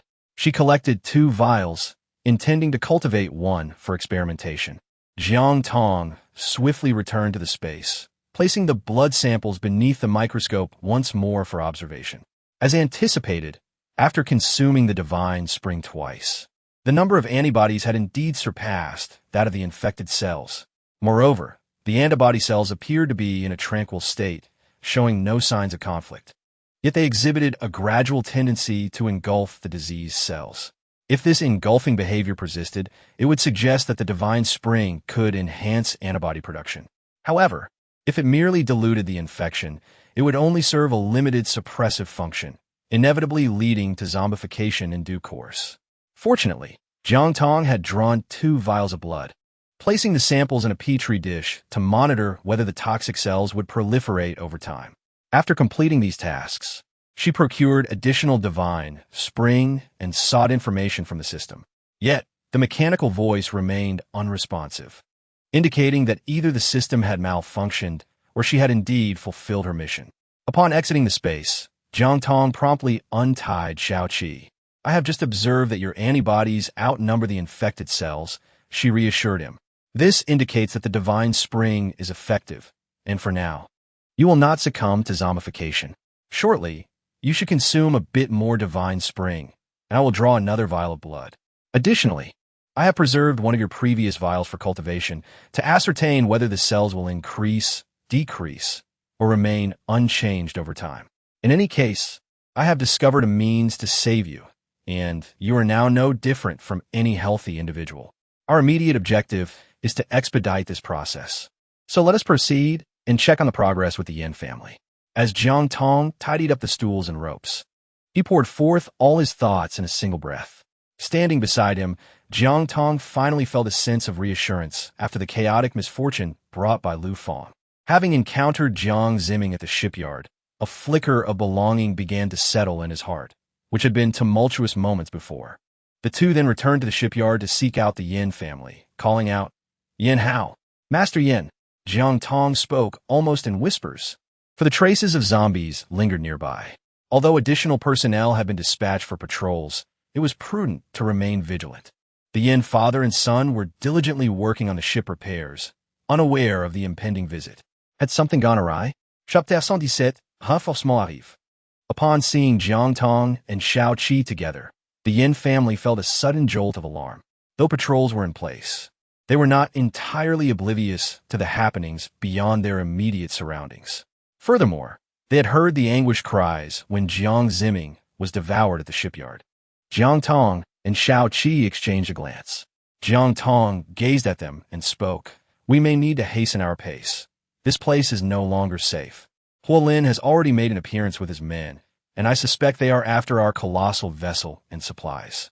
I am uncertain if any peculiar sounds reached your ears at the shipyard, but the manner of Jiang Ziming's demise is indeed strange. The zombies may have undergone further mutations. As you are aware, zombies have been evolving from lower to higher forms, and the information we currently possess may not encompass the entirety of the situation. The tsunami has erupted, so I implore you to act swiftly." The Yin father and son regarded Jiang Tong, recognizing his relentless efforts to safeguard everyone, and the supplies he possessed were well understood by all. It was paramount to lead everyone to safety, and they were acutely aware of the pressing nature of their mission.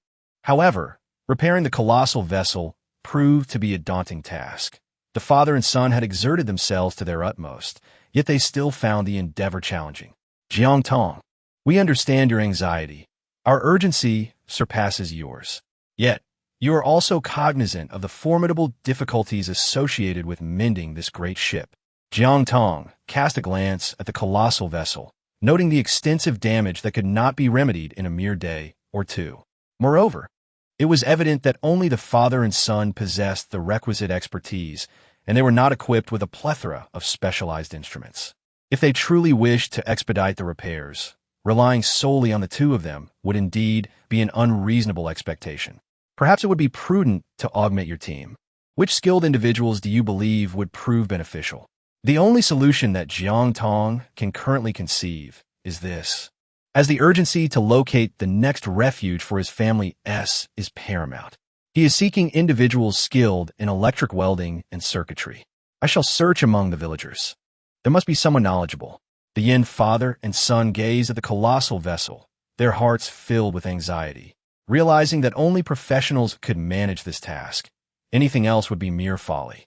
At this moment, these are the most basic talents they could muster.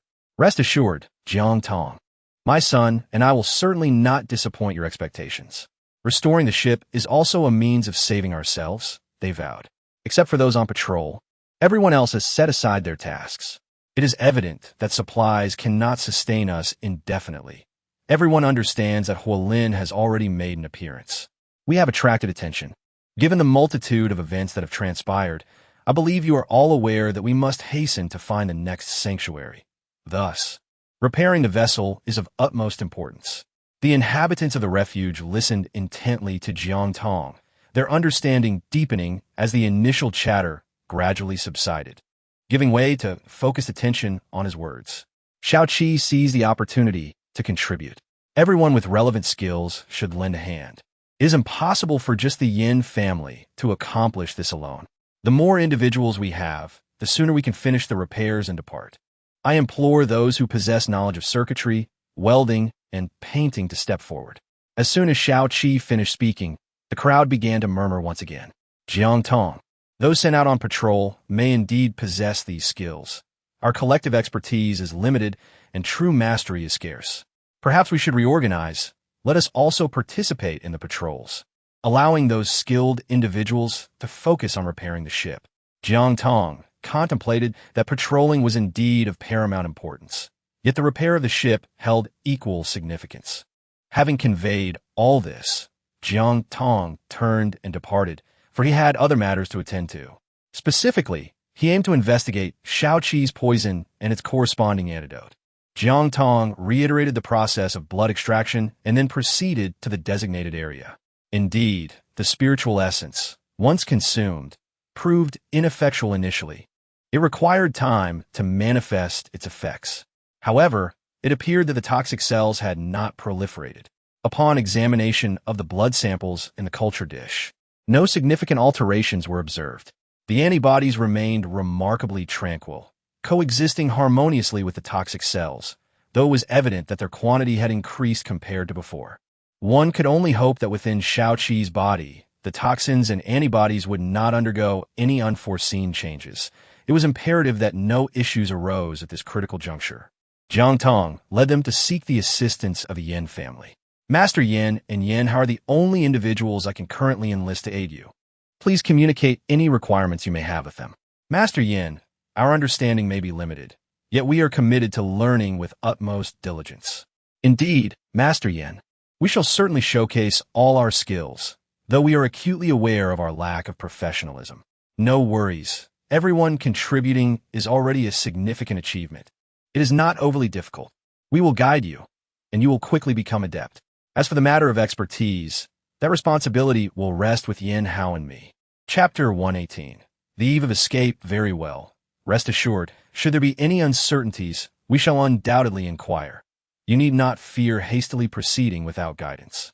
Indeed, we are concerned about potentially damaging the vessel, as we are on a tight schedule to reach the next refuge, as Jiang Tong has reiterated several times. If we all work together, we will undoubtedly be far more efficient than just the two of us. Without further ado, let us commence our efforts. Yen Hao and his father rallied the 3 workers to expedite the tasks, while Jiang Tong also allocated additional personnel, shortening the patrol shifts to ensure they remain alert and vigilant. The success of this endeavor hinges on our collective efforts. Over the past few days, I hope you all can muster the vitality akin to that of a rejuvenated spirit. Our ability to locate the next sanctuary amidst this chaos depends on the forthcoming days. Furthermore, given the current circumstances, a tsunami is inevitable. I am confident that we can successfully navigate to the next refuge together, and I sincerely hope we can unite our strengths to overcome this adversity. Before making arrangements, Jiang Tong mobilized everyone in batches.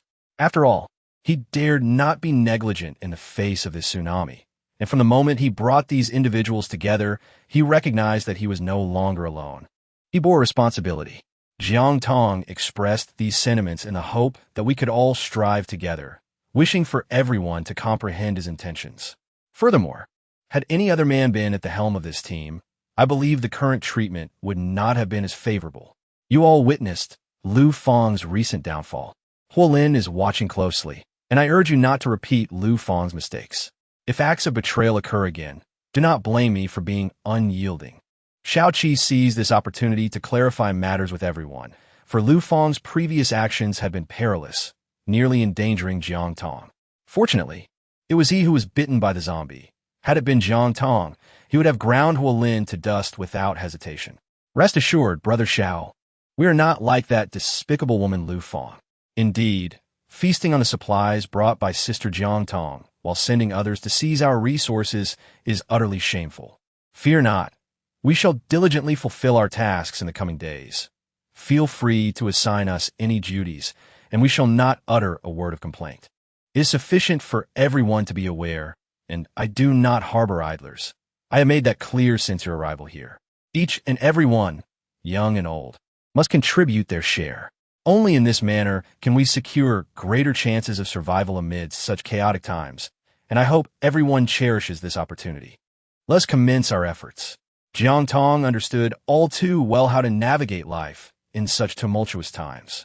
Even her once treacherous relatives had met their demise through their own folly. She is neither a saint nor ungrateful. She extends genuine kindness only to those who treat her well. For that is the way to flourish in a world rife with chaos. Observing everyone diligently undertaking their tasks, she felt compelled to remain vigilant and hastened to the lab to check on Xiaoqi's blood samples. Upon reaching the lab, she carefully retrieved the samples he had collected, ensuring that everything was meticulously arranged to avoid any oversight. After administering a dose of the spring water last night, she collected a blood sample, at the time noting no abnormalities. However, she needed to observe it closely now. The samples from a few days prior showed no significant changes in the petri dish. Yet the antibodies were evidently less active. In contrast, yesterday's sample revealed that the antibodies remained quite vigorous, and the toxic cells appear to have diminished slightly compared to the previous blood sample. It seemed the spring water genuinely had the potential to suppress the toxic cells, but it required consistent administration and a unique functionality. Delighted by these results, Jiang Tong resolved to share the good news with Xiaoqi while maintaining discretion. Now that a method to suppress the toxic cells had been discovered, could it be possible to develop a new vaccine using the spring water? If a new vaccine could be formulated, it would provide additional assurance, ensuring greater safety for those on patrol. Additionally, with fewer occurrences of zombie transformations, the surrounding environment would become safer, potentially paving the way to defeat the undead. Xiaoqi. Emerging from the lab, Jiang Tong searched for Xiaoqi but found no trace of him. It was unclear where he had gone. After assigning duties to the patrol team, he should have been working on developing new weapons, as he had previously informed Jiang Tong, given that they were seeking a new refuge. It was inevitable that unforeseen circumstances would arise along the way, necessitating the early development of new weapons for self-defense. However, despite searching thoroughly, she could not locate him. Sister Jiang Tong, are you looking for Brother Xiao? Yes, where is he? It seems he has gone to the shipyard. Why would he go there? Did we not agree that no one was to be disturbed during the repairs? Is something amiss? Apparently, Yin Hao sent someone to find you, but you were not present. Brother Xiao said he would check it out first. If he saw you, he would inform you to hurry over. He seemed quite anxious, so perhaps you should go and see. Jiang Tong hurried to the shipyard, fearing that something might have gone awry. Chapter 119, Ready to Depart. The shipyard had increased its patrol personnel significantly, as the situation in the surrounding area had become increasingly dire. Jiang Tong arrived at the shipyard, mindful not to raise her voice, lest she attract the attention of lurking zombies. Sister Tong, you're here. How are things? Is there anything unusual around? Everything seems quite normal. Since you last suggested reinforcing our numbers, our shift changes have become more frequent, and everyone is maintaining a keen focus, she replied. That's good to hear. Please do not let your guard down. Ensure thorough patrols. I will head up to check on Yin Hao and the others. All right, Sister Jiang. You go ahead. I noticed that Xiao Ge has arrived as well. Is there some trouble with Yin Hao and his group? Not all. Do not jump to conclusions. Although Jiang Tong spoke lightly, he was inwardly quite anxious. After all, he was uncertain about what the issue truly was. And hearing the commotion from those below only added to his confusion. Without further ado, he turned and sought out Yin Hao and the others. You've arrived. Yes. Jiang Tong nodded, his expression grave as he regarded them. I had a matter to attend to. They mentioned Yin Hao needed to see me, so I came over first. Is there a problem with the ship's repairs? Or something else? Let us resolve it swiftly. The ship is repaired. Xiaoqi spoke calmly, and Jiang Tong momentarily thought he misheard. It has been inspected and found to be in perfect condition, fully capable of sailing. When shall we embark? Jiang Tong? Noticing her silence, Xiaoqi stepped closer and gently shook her. Is it truly fixed? Splendid. I never anticipated it would be so swift. It's the first time I've seen you in such a foolish state. Xiaoqi chuckled. Xiaoqi, what nonsense are you spouting? Don't blame me if I withhold your dinner tonight. All right, I concede. However, the ship is indeed repaired, so let us hasten to formulate a plan. I have yet to venture out, and Yin Hao and the others are hesitant to make a fuss. They merely wish to know your thoughts. With so many people, proper arrangements must be made to avoid any mishaps. These are the tangible challenges we currently face. Although the vessel is substantial, the supplies are plentiful. After all, with so many aboard, if everything is stored in the space, it will inevitably raise suspicions. Yet he had a plan he had previously considered, which could address their immediate needs. How about this? Let everyone who can board do so, as we need sufficient manpower. Many hands make light work. I understand you might argue that more people necessitate more supplies, so let us compress certain items and bring more of those. Others can create small temporary warehouses, or R&T their other boats. We could place some supplies on smaller vessels. I find your suggestion rather impractical, Xiaoqi countered, immediately dismissing Jiang Tong's idea. If smaller boats are used for transporting goods, they must be manned. A tsunami may be imminent, and smaller vessels would not withstand such a force. While Xiaoqi was aware that Jiang Tong possessed numerous supplies in space, it was imperative to refrain from discussing it casually. The intent of carrying supplies was to avoid arousing suspicion. What alternative do you propose?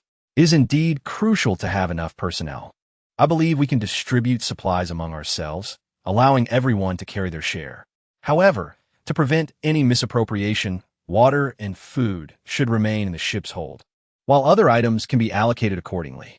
Jiang Tong added, however, before our departure, we must carefully screen for any individuals associated with Huolin. What if they catch wind of our plans and attempt to seize the colossal vessel? The consensus among everyone was clear. Very well. Let us proceed with a thorough investigation and subsequently distribute the provisions.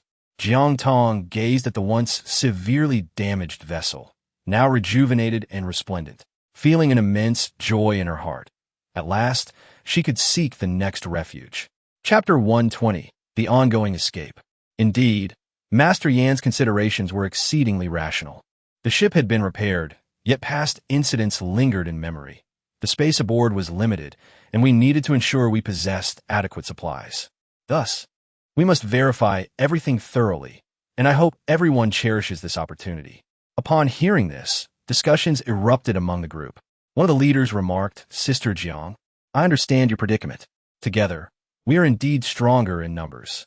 Rest assured, what transpired before will not befall us, for we have roots here. Indeed, our bonds forged through shared peril during this escape are unbreakable. We would never act as Lu Feng did, another added. Xiaoqi exchanged a glance with Jiang Tong, and they nodded in mutual affirmation. Well, since everyone is on the same page, let us speak candidly. The last incident was profoundly terrifying for us all. I bring you good news. We are ready to depart. I hope everyone will value this chance to board the vessel. The supplies are indeed limited, and the capacity is realistically constrained. This is a truth we all recognize. Therefore, if we can accommodate everyone, let us unite in our purpose. We shall face no issues, and we will follow orders without fail. Jiang Tong and Xiaoqi have found a sense of stability in their hearts. Well, aside from those on patrol duty, the rest should head to the shipyard as we prepare to stockpile supplies. Following this directive, the group proceeded to the shipyard, where they were greeted by the sight of the newly repaired giant vessel, filling everyone with immense joy. Salvation was finally at hand. They felt incredibly fortunate to have encountered Jiang Tong, affirming that they had not followed the wrong leader. Xiaoqi took charge, directing everyone to load essential supplies and weapons aboard, followed by meticulous planning and organization. Before setting sail, they decided to make slight modifications to the vessel, as it was imperative to install equipment for combating zombies. Once everything was in place, the group embarked on their journey of escape. Yan Hao and his son remained responsible for the operation of the ship. All of them now resided on this grand vessel, which, at 3 stories high, was more than sufficient for their daily lives. Jiang Tong stood on the deck, the wind tousling her hair, her mind wandering to various concerns. What should one do in the event of tsunami? She pondered for a considerable time, but could not devise any specific countermeasures. Furthermore, she was troubled by the fact that Xiaoqi's body was now harboring both poison and antibodies. Since boarding the ship, he had yet to find the opportunity to enter the space. Although Xiaoqi had consumed the spiritual spring, he had not had the chance to undergo blood sampling, leaving the research's outcome shrouded in uncertainty. Xiaoqi inquired, What occupies your thoughts? Jiang Tong pondered whether there were enough personnel patrolling the ship.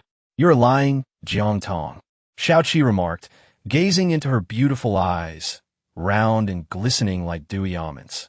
Upon their first encounter, he sensed a depth of secrets within her gaze, contrasting with the innocence typically found in girls of her age. Well, I was just thinking, without a blood sample, how shall I proceed with my subsequent research? Moreover, now that everyone is just boarded, I fear being discovered. I have already considered that, Xiaoqi replied. Yesterday, while organizing supplies, I intentionally set aside an empty corner in the warehouse, surrounded by materials. You can use that space. After all, no one else will be handling the supplies besides us. Excellent. Since you've thought of everything, let us hurry. I am genuinely curious to see what transpires during this time. With that, the two made their way to the warehouse located on the first floor. Along the descent, they encountered several patrolling personnel who greeted them amicably. They merely stated their intention to inventory the supplies, raising no suspicions, for at this moment, resources held paramount importance. Upon reaching the secluded corner of the warehouse, Xiaoqi pointed and said, "There it is. Do you find it sufficiently concealed? It certainly is discreet. Come, let me assist you with the blood collection. Today's Lingquan has been consumed punctually. There should be no issue." Xiaoqi readily extended his arm, allowing blood to flow, and swiftly entered the space station, which now housed numerous petri dishes filled with blood samples exclusively from him. Gazing at the orderly arrangement, Jiang Tong felt a mixture of joy and melancholy. The prospect of an exploratory vaccine sparked elation, yet the dread of potential mutations and the uncertainty of what to do if they occurred loomed heavily. Resolving not to succumb to despair, he promptly began examining all the cultured samples and the newly collected blood under the microscope. The microscope revealed no signs of conflict. It appeared they could coexist. However, no new antibodies were being produced, and the toxin persisted at its minimal level. The absence of any increase in antibodies suggested that this was indeed the equilibrium between the toxin and the antibodies. Now considerations arose.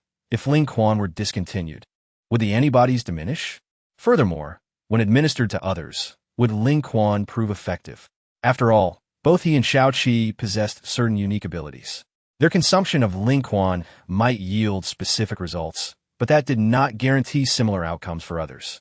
After thoroughly examining the blood samples, he proceeded to inspect the supplies within the space station, tallying the resources to ascertain how long they could sustain themselves. It seemed they could endure until after the tsunami. Jiang Tong surveyed the supplies before hastily exiting, anxious to avoid arousing suspicion. Xiaoqi inquired, "How did it go? Any new discoveries?" Jiang Tong, "I have observed that they may coexist within the human body, exhibiting both maximum and minimum values. Do you currently experience any discomfort?" Xiaoqi, "I feel no discomfort, nor are there any indications of pathological changes." Jiang Tong, "In comparison to when I was just bitten, have there been any improvements?" Xiaoqi, "Certainly, there's been a significant improvement since that time." Jiang Tong, "I'm still concerned about one issue, which is that if I inform everyone that the spiritual spring can suppress these toxic cells, I fear that people may become complacent. After all, the vaccine has its limitations, and it remains uncertain whether it can inhibit all pathogens." Jiang Tong continued to speak, as if he had heard footsteps outside the warehouse. He gestured to Xiaoqi to maintain silence, and the two concealed themselves behind a box. Before long, two patrolling individuals entered, seemingly with ulterior motives regarding the supplies. However, after a thorough inspection, they found nothing amiss. Could we have been too anxious? Did I mishear? I don't recall seeing anyone enter just now. One remarked, puzzled. Strangely enough, I distinctly heard voices inside. Perhaps it's merely an adjustment to the new environment aboard the ship. The soundproofing might be inadequate. Let us not overthink it. We should resume our patrol. Sister Jiang mentioned the possibility of a tsunami, and we must remain vigilant. With that, the footsteps gradually faded into the distance. Jiang Tong and Xiaoqi, having overheard the conversation outside, felt a sense of relief. Let us venture out and observe when the tsunami will arrive. Indeed, it would be prudent to consult Yan Hao's father. After all, his experience is invaluable. With this consensus, the two proceeded to the cockpit in search of Yan Hao and his father, who were currently training 3 other individuals in the art of navigation. "How are you faring? Are you adapting well to the ship since your recent embarkation?" Jiang Tong arrived at the cockpit and exchanged a few pleasantries with them. There is nothing arduous about this. It is all part of the routine. However, you two ought to be more mindful of your health. You flatter me. I actually have matters to discuss with you. It pertains to the tsunami, I presume? I've noticed you have been lost in thought on the deck these past few days, likely fretting over this issue. Jiang Tong nodded earnestly. Indeed, I have been troubled for quite some time. When do you think the tsunami will cease? I cannot say for certain when it will end. However, it appears that the tsunami may be imminent. Do not be deceived by the calmness of the sea in recent days, as our vessel sails steadily. Yin Hao's father relinquished the helm to Yin Hao and guided Jiang Tong to the window. Observe how we have navigated smoothly these past few days. Yet the sea level has evidently risen. Before the winds and waves intensify, we are relatively unaffected by the surging waters, which accounts for our steadiness. However, look towards the horizon. There is a distinct boundary visible, where the sea appears to recede dramatically.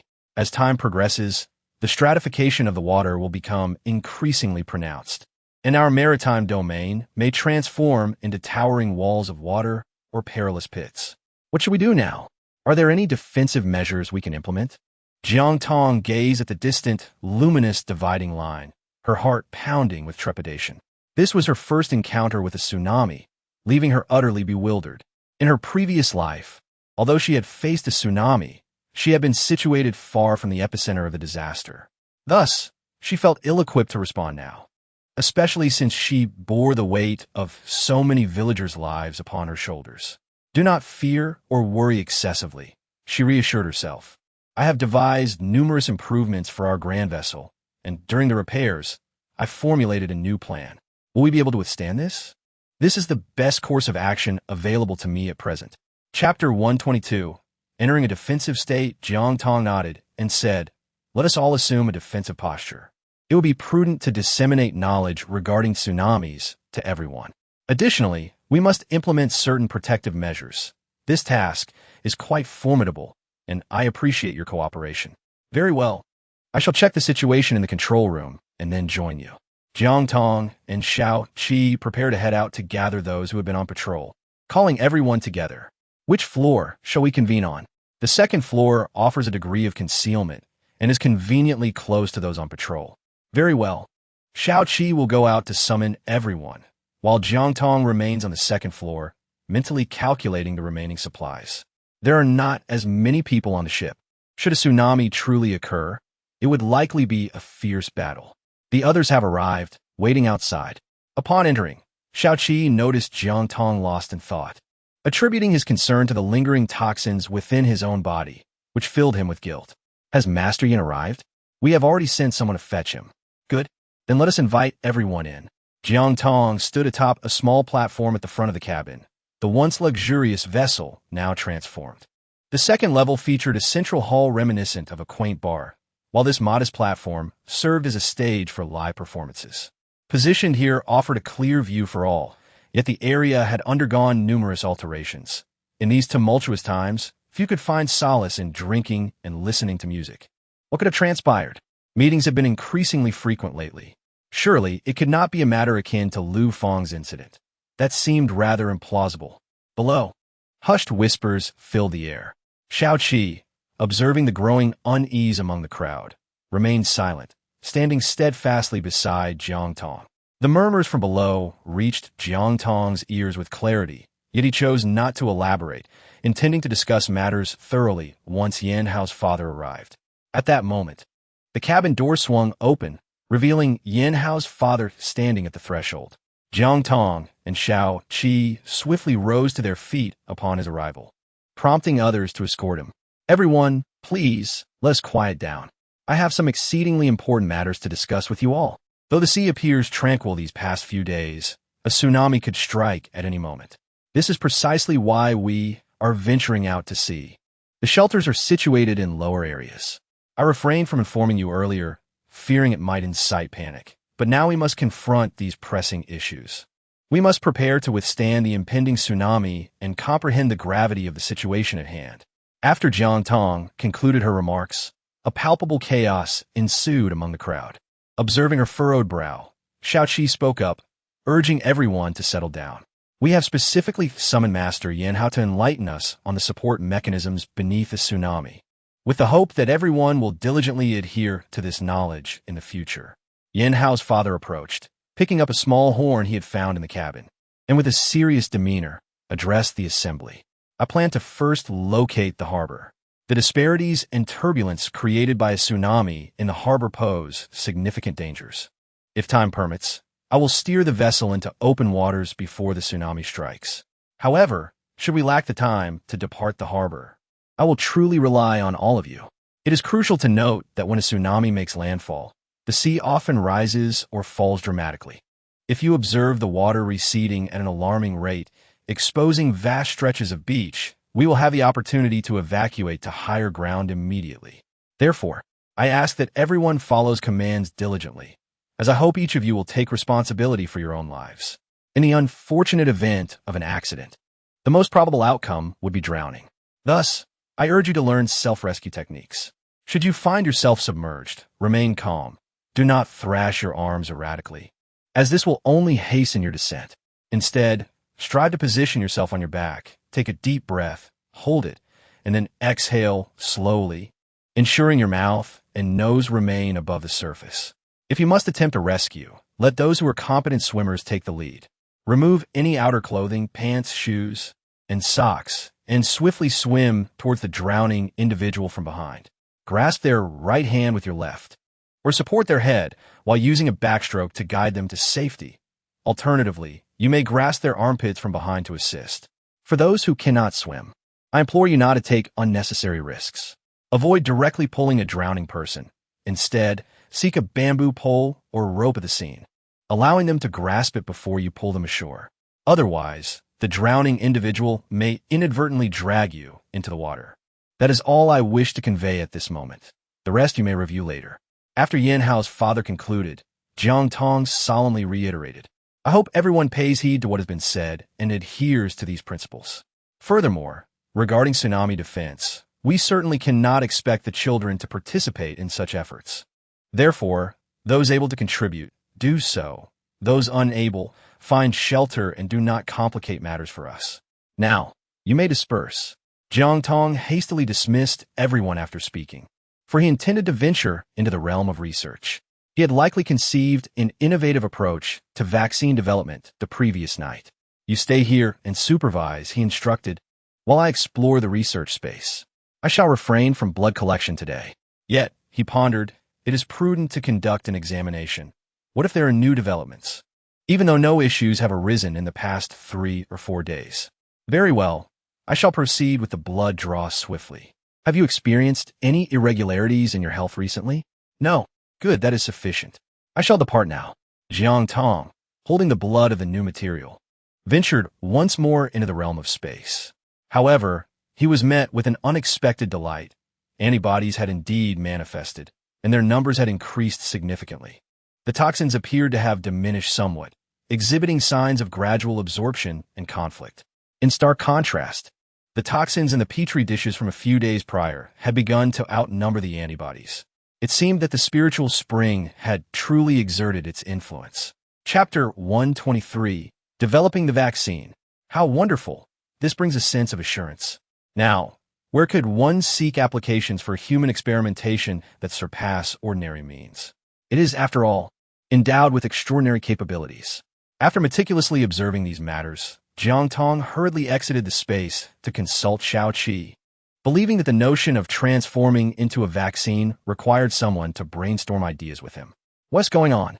Shao-Chi inquired upon seeing Jiang Tong emerge, beads of sweat glistening on his forehead, as he feared some new calamity had befallen them.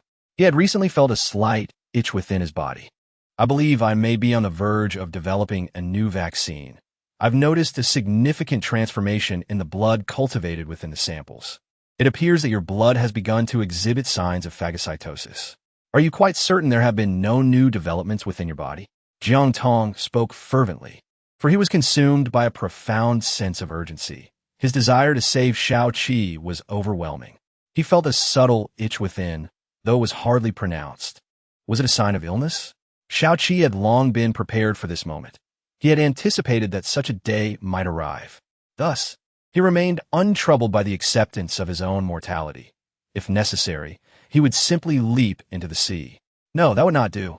Jiang Tong, embracing Xiao Kai's shoulder, spoke earnestly, "You may have hope. I have observed signs of the toxic cells being devoured, and the increasing presence of poison in the previous blood samples seems to be a result of the continued intake of the spiritual spring." Splendid news, is it not? Is it truly so? Xiaoqi inquired, a glimmer of hope in his eyes. Indeed, and I intend to develop a vaccine. However, at present, you're the only one privy to this secret. Therefore, it is imperative that I utilize you as a subject for experimentation. Are you willing? If so, I shall proceed forthwith. Can I really? Xiaoqi's heart brimmed with eagerness, eager to contribute in any way he could. Absolutely. Jiang Tong has resolved to dedicate the next few days to the development of a new vaccine within the confines of her laboratory, delegating all other responsibilities to Xiaoqi. While publicly claiming to be unwell, she has collected a fresh batch of blood samples and hastened to her workspace, where she employs advanced instruments alongside the biological knowledge acquired during her university studies to embark on a fervent series of experiments, tirelessly manipulating the contents of test tubes time and again. The test tube in Jiang Tong's hand trembled slightly, as his grip had become unsteady from the prolonged duration of his task. He had been stationed here for 4 hours, yet there was no sign of any new developments. Jiang Tong chose to forego her initial plans and sought out Xiaoqi for a discussion. Upon seeing Jiang Tong approach, Xiaoqi noticed her pallid complexion and the beads of sweat dotting her forehead. Anyone unfamiliar with the situation might have assumed she was unwell. Passers-by, observing her condition, remained unaware of the underlying issues. "You appear utterly fatigued. What on earth has transpired? Please do share." Xiaoqi urged. "Sister Jiang, what troubles you? I can see you are unwell, yet we still have some medicine on board. Why not take some for yourself instead of trying to conserve it for others?" Onlookers, misinterpreting his demeanor, believed he was withholding medication to preserve resources for the group, prompting them to counsel him earnestly. Jiang Tong smiled at the person and waved her hand. "I have no significant matters. You all should hurry along with your tasks. I need to discuss something with Xiaoqi." After everyone had departed, Jiang Tong began to speak. "It's not feasible. I have attempted numerous approaches, yet none yield a satisfactory proportion. I have extracted the toxin, and after administering the newly developed vaccine, there was no reaction whatsoever. No worries, I shall assist you. My previous experience in the military has provided me with a rudimentary understanding of such matters. Perhaps I can be of help. Additionally, we had previously supported the region of F during the outbreak of toxins, where we learned about these proportional methodologies." All right. Upon entering the space, their expressions turned to sheer astonishment when they beheld the contents of the test tube. To their disbelief, there were no toxic cells present. Under the microscope, the toxic cells were entirely absent, leaving only antibodies. It seemed that this substance required time to take effect. "What is this?"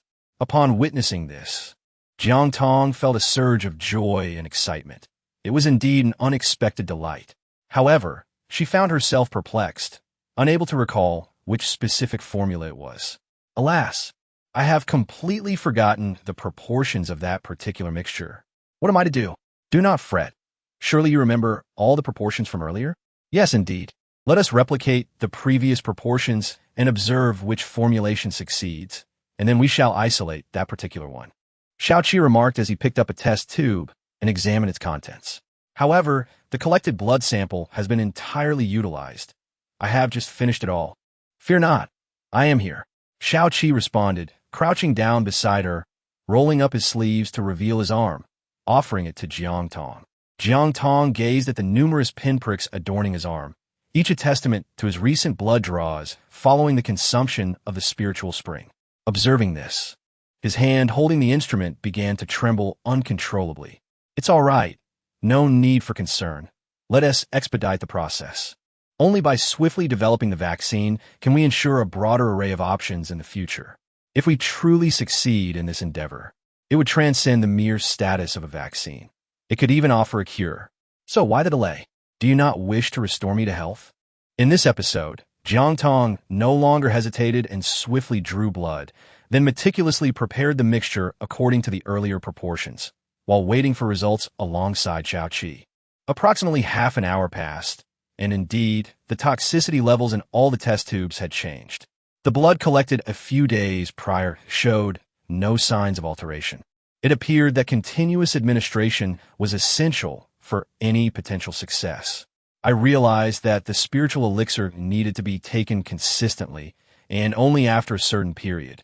Along with a specific ratio, could it yield completion. This was not a vaccine. Rather, it seemed to be a method of healing. Chapter 124, Freshwater Crisis. Could it be that this will cure you? Jiang Tong immediately recognized the issue. After all, his blood had undergone a new transformation, which brought forth a glimmer of hope for healing. Jiang Tong, you are truly remarkable. My admiration for you continues to grow.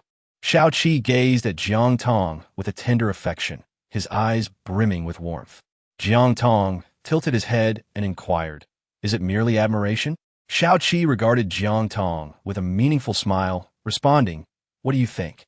As he affectionately ruffled Jiang Tong's hair and was about to utter more, a small wolf cub dashed over, tugging at Jiang Tong's pant leg. In recent days, they had been preoccupied with transporting supplies and relocating everyone. Consequently, they had not had the opportunity to spend much time together, entrusting Jiang Tong's care to Chiu Feng. The little wolf cub had always been well-behaved, so it was perplexing why it had suddenly taken to running over repeatedly.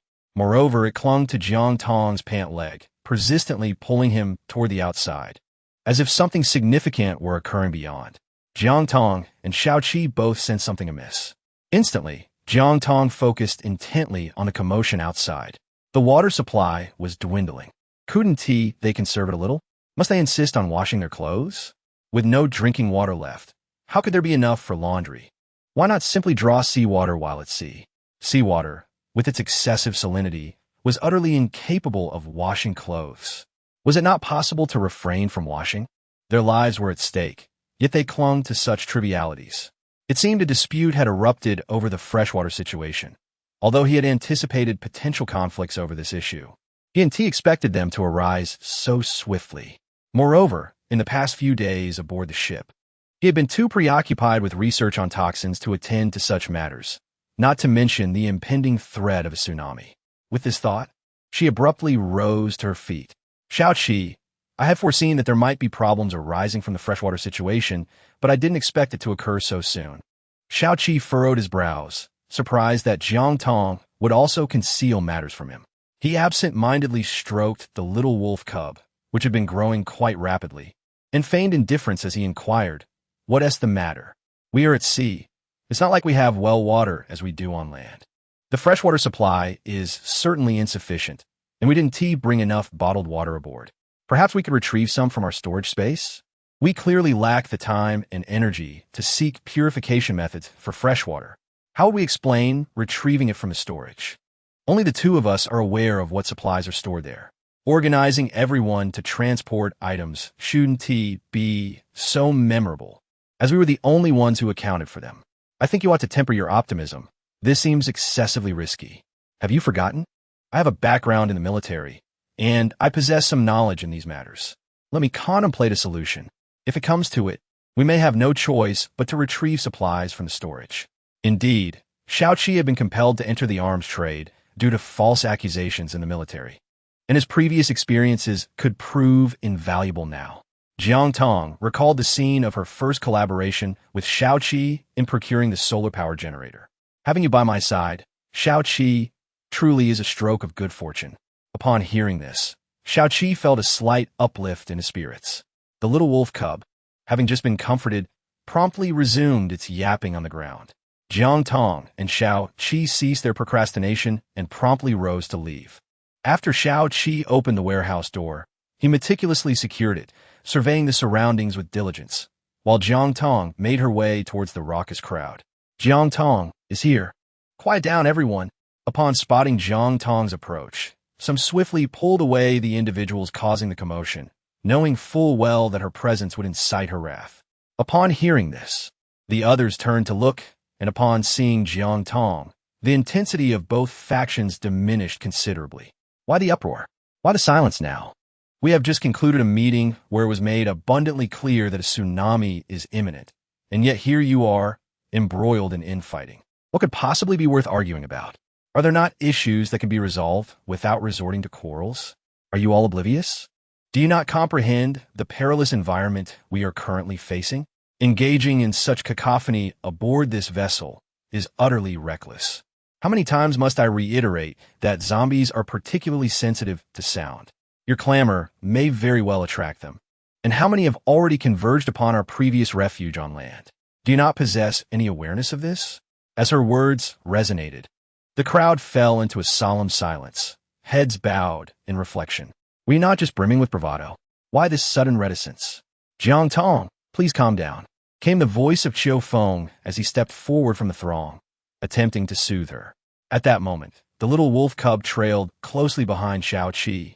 Joining him, Jiang Tong's gaze was exceedingly indifferent, her expression icy as she surveyed the individuals below her. Fresh water was somewhat scarce, leading several individuals to desire a wash for their garments, given the considerable duration that had elapsed, thus igniting a dispute. Is this trivial matter truly worthy of your quarrel? Jiang Tong, you are unaware of how audacious this woman is. What is your name? Gu Bei. Your name sounds quite poetic, yet your words are so coarse. When Jiang Tong spoke these words, her eyes were filled with disdain for a man who could argue with the elderly and women. It truly reflected a lack of ambition. Jiang Tong, regarding the issue of seawater desalination, let us consider Xiao Qi's perspective. Xiao Qi had already contemplated the tools and methods they could utilize on the way here. Currently, there are 3 primary methods for desalinating seawater. The first is the freezing method, which involves freezing seawater to form ice, thereby separating the salt as the liquid seawater transforms into solid ice. The second method is reverse osmosis, often referred to as ultrafiltration. This technique employs a semi-permeable membrane that permits only the solvent to pass through while preventing the solute from doing so, effectively separating seawater from freshwater. Lastly, there is the solar method, which utilizes simple solar distillation units to separate seawater from freshwater. It is evident to everyone that, among these 3 methods, the solar method is currently the most feasible and labor-efficient option available to us. The solar panels are stored in the warehouse, and to purify seawater, we can harness solar energy for electricity. Chapter 125, One Wave Unsettled. Another rises. Xiao Qi stood at the forefront, calmly analyzing all the issues and presenting every method to the group, allowing them to make their own choices. Furthermore, while solar distillation is a viable option, it is time-consuming and comparatively costly. By presenting the method of purifying freshwater, I hope that someone will take the initiative to undertake this task. I trust that you can have faith in my abilities, correct? I would like to bring a few individuals to assist me, and I suggest that the middle school students accompany me, as they have already completed their studies on these topics and possess some basic operational skills. Additionally, children are sufficiently patient to monitor the distillation apparatus continuously. Jiang Tong mentally rehearsed the situation among those who wished to join. There were indeed children who met the necessary criteria. Does anyone else have any thoughts? She inquired. We will defer to Sister Jiang Tong and Brother Xiao Qi. Whatever you decide is acceptable. My child can participate. Gu Bei, surprisingly youthful, had children of his own, yet he exhibited a remarkable sense of maturity at that moment. Very well. Since you have spoken, let them accompany Xiao Qi to gather the equipment. As for the others, let us remain vigilant and patrol diligently. A tsunami is imminent. Should any issues arise, feel free to seek our assistance. Let us not resort to such measures again. Who knows how many zombies we might attract on land? Understood. Sister Jiang Tong, I apologize for my negligence in not dispersing everyone sooner. In light of this, let us simplify tonight's meal as a precautionary measure. The group fell silent, willing to accept this reprimand, recognizing their initial misstep.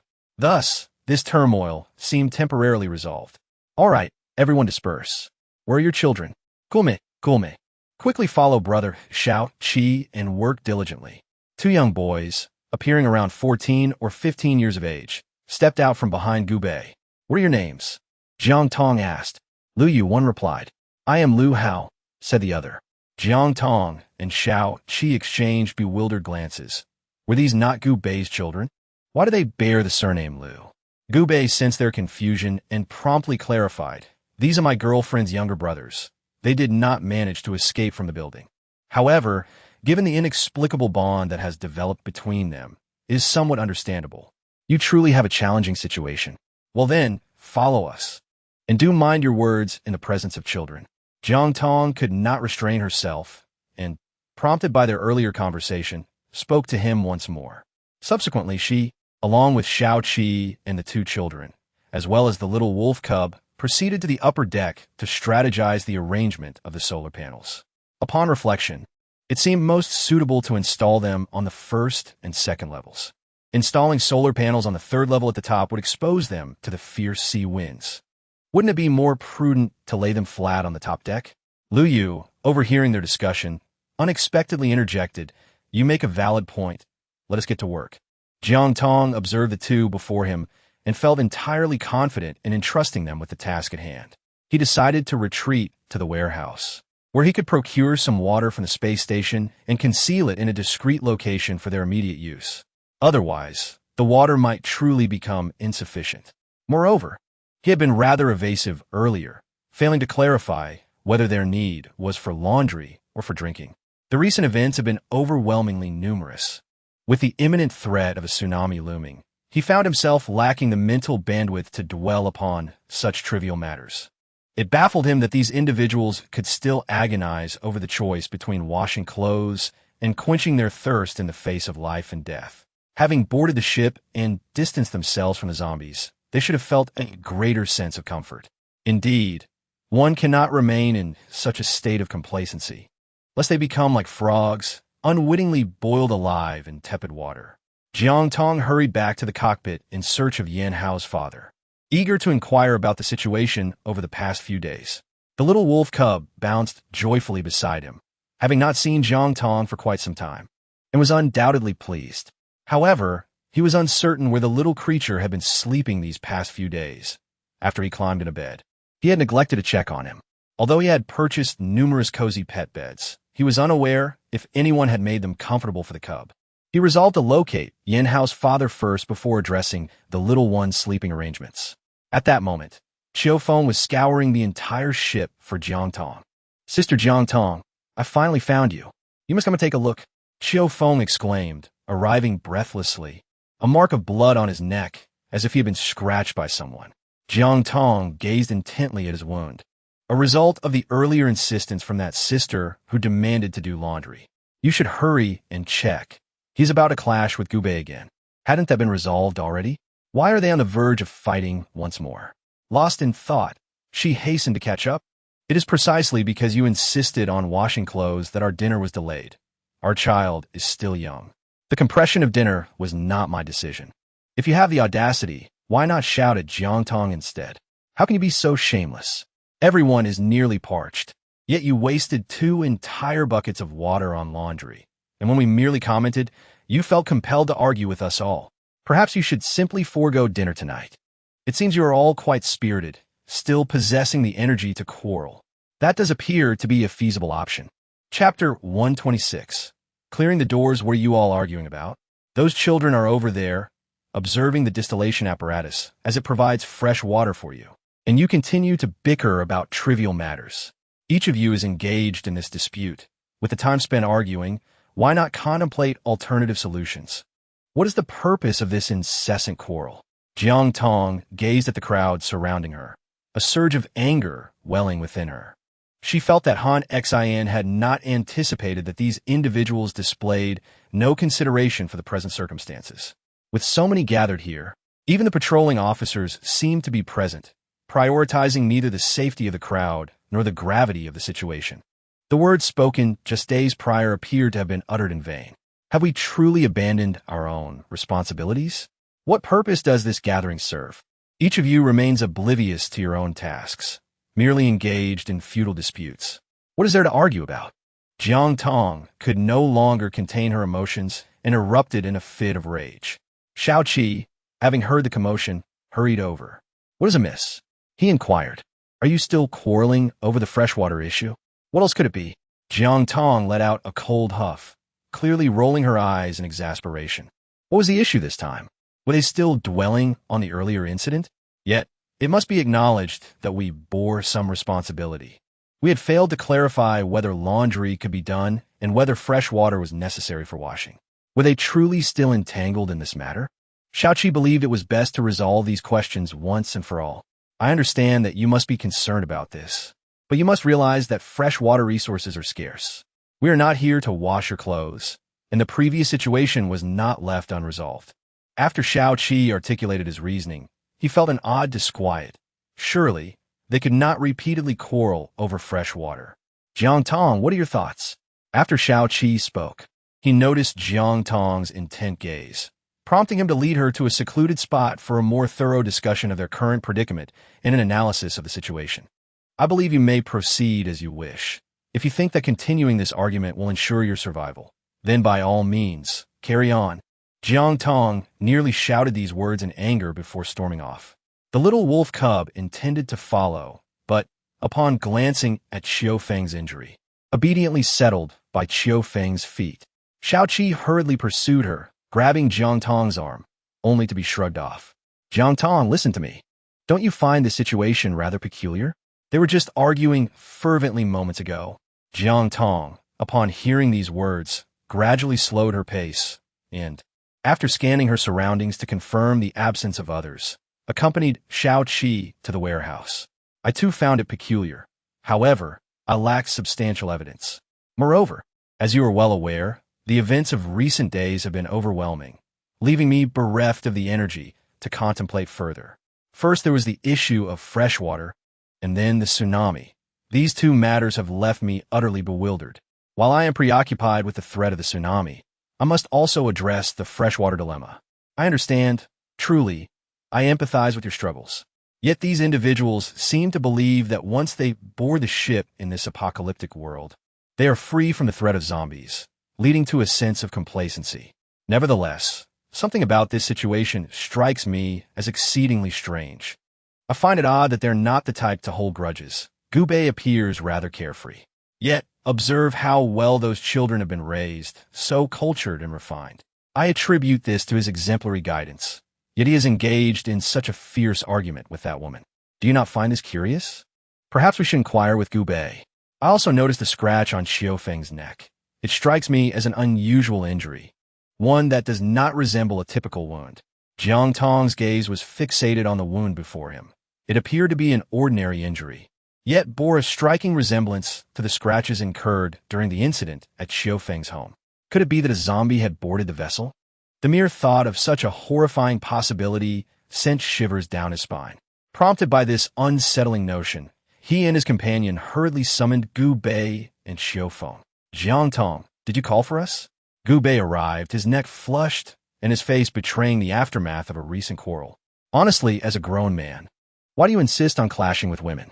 Moreover, your constant use of derogatory terms is a display of utter disrespect.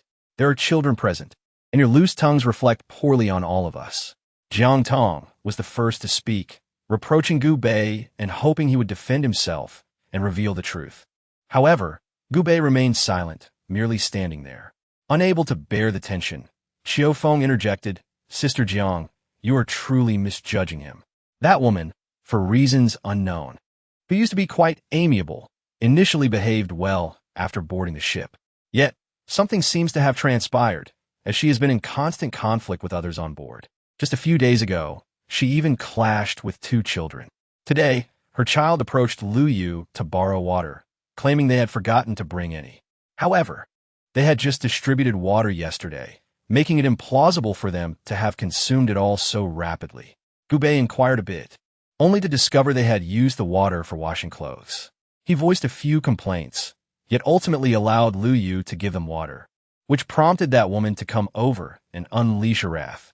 After listening, Jiang Tong felt that the woman seemed to be deliberately provoking trouble. She glanced at Qiu Feng's wound, asking, How is your injury? Does it still hurt? While you were trying to mediate, you should have taken better care of yourself. In this apocalyptic world, who can tell if someone is truly good? What if your wound becomes infected? An infection could be fatal. It's nothing, Sister Jiang, Gubei interjected, Regaining his composure, it's just a minor scratch. He accidentally grazed me. At that moment, Gu Bei began to confront the situation. Oh, Sister Jiang, let's not dwell on other matters. Just look at the predicament he put Xiao Feng in. Xiao Feng works tirelessly for everyone. And this is how he repays him? You should at least show some respect. Look at this gash. It hasn't healed, and the bleeding won't stop. Why isn't the bleeding stopping? Jiang Tong's brows furrowed in concern. The situation was truly dire.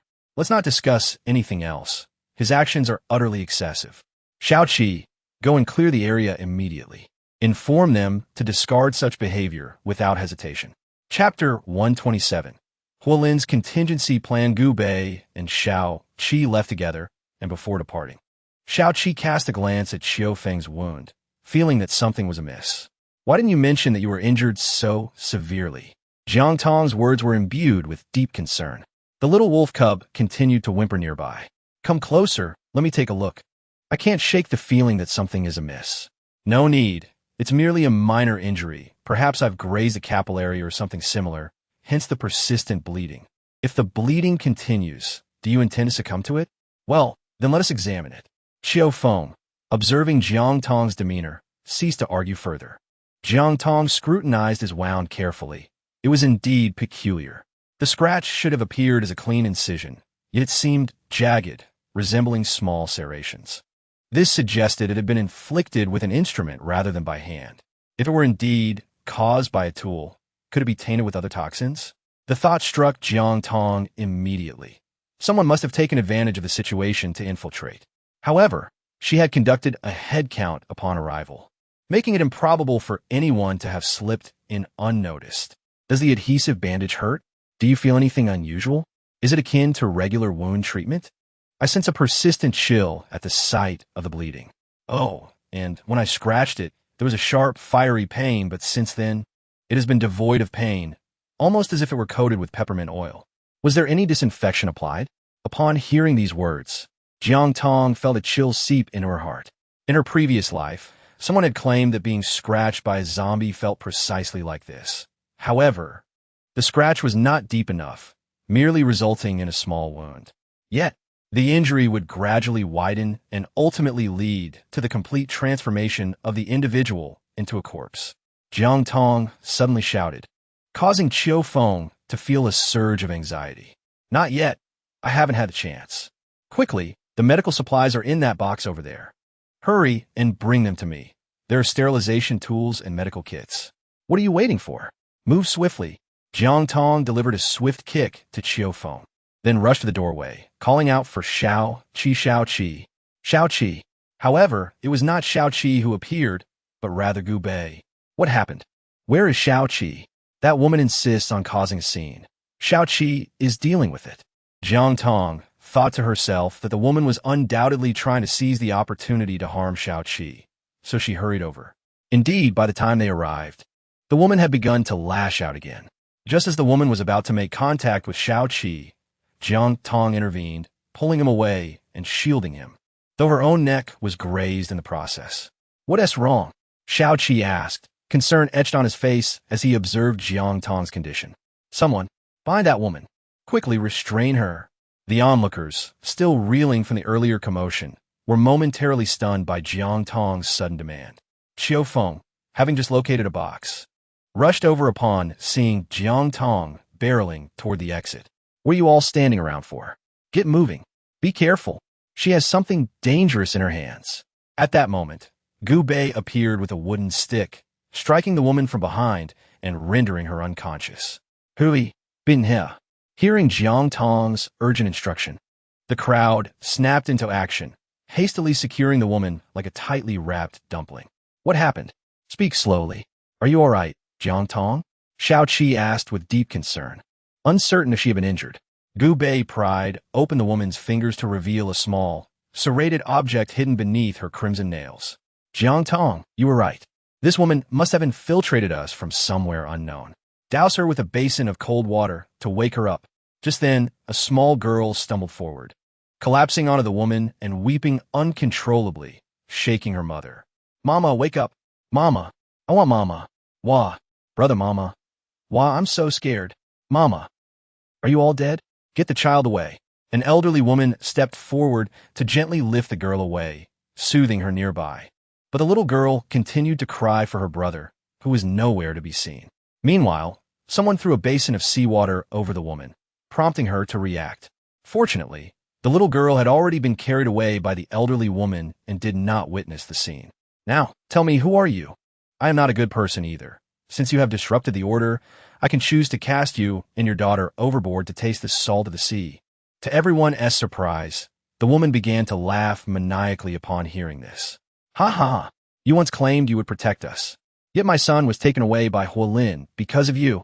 You promised you would spare no effort to keep us safe, but after Shao-Chi rescued you, you ran away, leaving my child in their hands. Where am I supposed to voice my grievances? I wish to expose these injustices, but it has become commonplace in this chaotic world. Are you willing to stand for justice on my behalf? I have no choice but to devise my own methods. Should I plead with Huolin? He allows his subordinates to insult me while still holding on to my child. Yet he told me that once you were dealt with, he would release my child. Jiang Tong cast a cold glance at the woman. Do you believe that someone like Huolin would entrust you with the child? The woman, her gaze vacant, pleaded, I have no choice. For the sake of my child, I must comply. I beg you, please save my child. I am willing to embrace death. I have wronged you all, but if I do not act, my son will perish. My son will die. Her sobs were heart-wrenching, yet Jiang Tong remained silent, her expression unyielding. Chapter 128. Passive Resolution. Shao-Chi stood protectively in front of Jiang Tong, his eyes cold and piercing. Is your child's life more valuable than that of others? A heavy silence enveloped the room. A murderous intent flickered in Jiang Tong's eyes. The truth of his words remained uncertain. If this individual sought to exchange his son for a mere semblance of sympathy, it could endanger the lives of everyone aboard. It was imperative to detain him and conduct a thorough interrogation. After all, they were already on the ship. Even if he were to murder Shao-Chi and Jiang Tong, what would be done? Could Huolin and his cohorts possibly pursue them by boat? Indeed, a sudden clarity dawned upon Jiang Tong.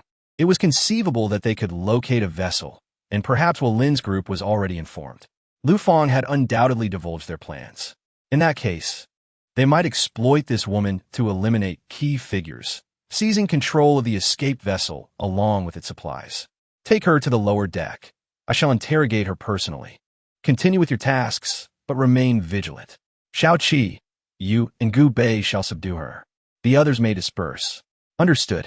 One of the elder women had just taken his daughter away, so please inform her to endure a few days of hardship and care for the child diligently.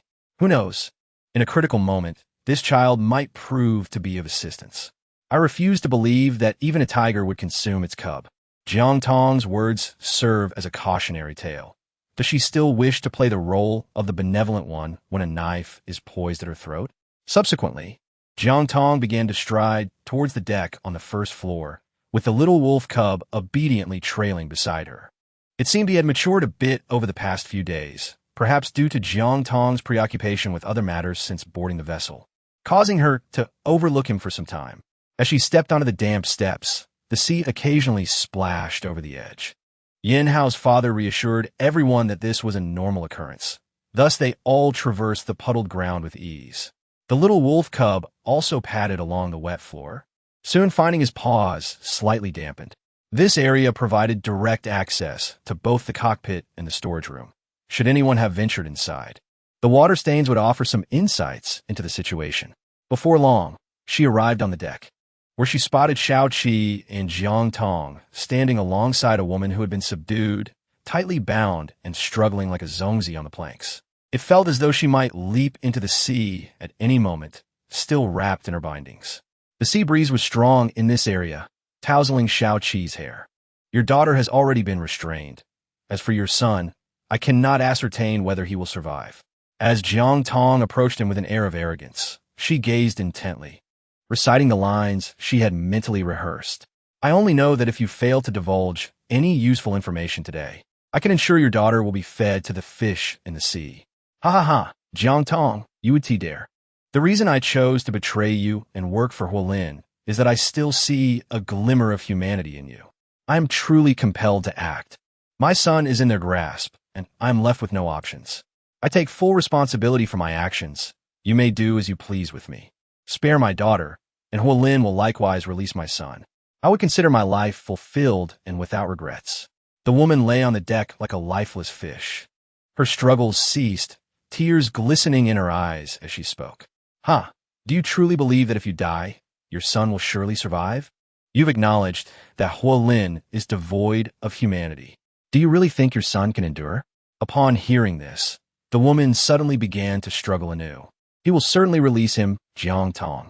Do not presume that your actions will lead me to forsake my son's chance at life. Xiaoqi remarked, if we perish, your value to him ceases to exist. After he seizes control, your daughter may very well become a mere tool for his perverse desires.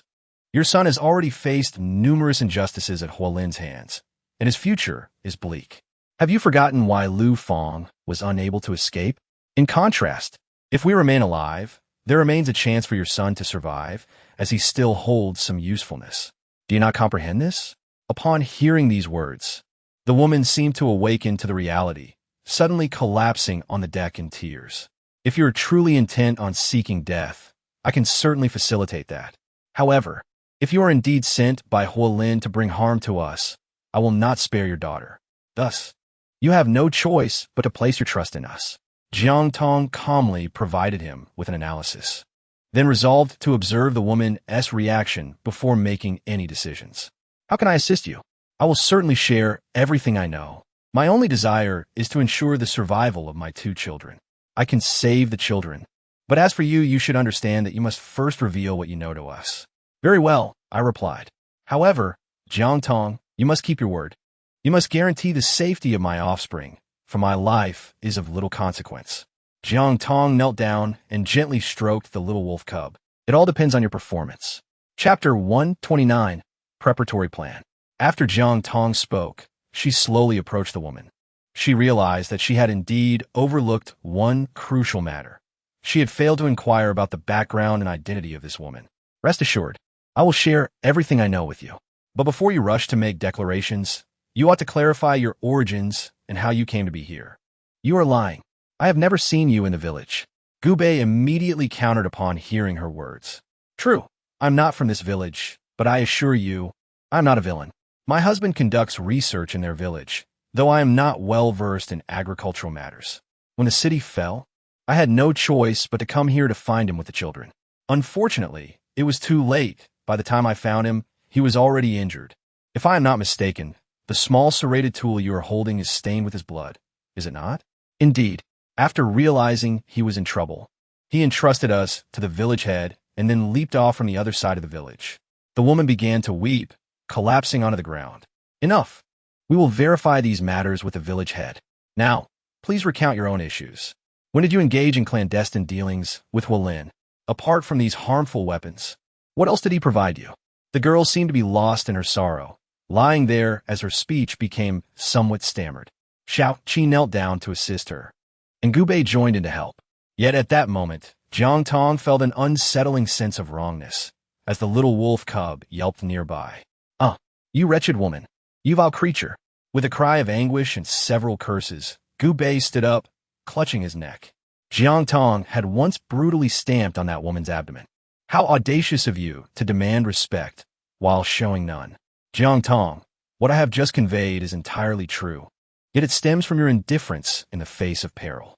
It was your negligence that compelled my husband to resort to such drastic measures, and it was also your failure to act that led to Huolin's abduction. I harbor a deep-seated animosity towards you. Huolin is not a virtuous character, and neither are you. You merely seek to uncover Huolin's whereabouts to eliminate him, but I shall thwart your intentions. In an alarming turn of events, the woman dashed towards the ship's edge, intent on plunging into the sea. Xiaoqi, stop her! Xiaoqi, oblivious to the fact that the woman was armed and had already wriggled free, was preoccupied with Gu Bei's injuries. Upon hearing Jiang Tong's urgent call, he sprang into action. Yet, he was ultimately a moment too late, managing only to grasp the edge of a rope as she leapt overboard. Xiaoqi felt a wave of guilt wash over him for not keeping a closer watch on her. After all, rescuing someone from the ocean was a futile endeavor. Yet they remained oblivious to Huolin's true intentions. It's fine if she perishes, so be it. Let's consult the village chief to ascertain the situation. However, the extent of Gu Bei's injuries was still uncertain, and Xiu Feng was also wounded. They needed to tend to their wounds first to avoid any unforeseen complications. For the time being, I must impose upon you both. Your injuries have been attended to, so rest here for a while. We will seek out the village chief to verify the circumstances, and once we have clarity, I shall return to check on you. The two of them nodded in agreement. Seated on the floor of the first level, reassured by the knowledge that their tasks have been delegated to trustworthy hands. As Jiang Tong turned to leave, Xiu Feng also spoke up. Jiang Tong glanced back and said, "I trust you to handle things." She then followed Xiao Qi as they departed.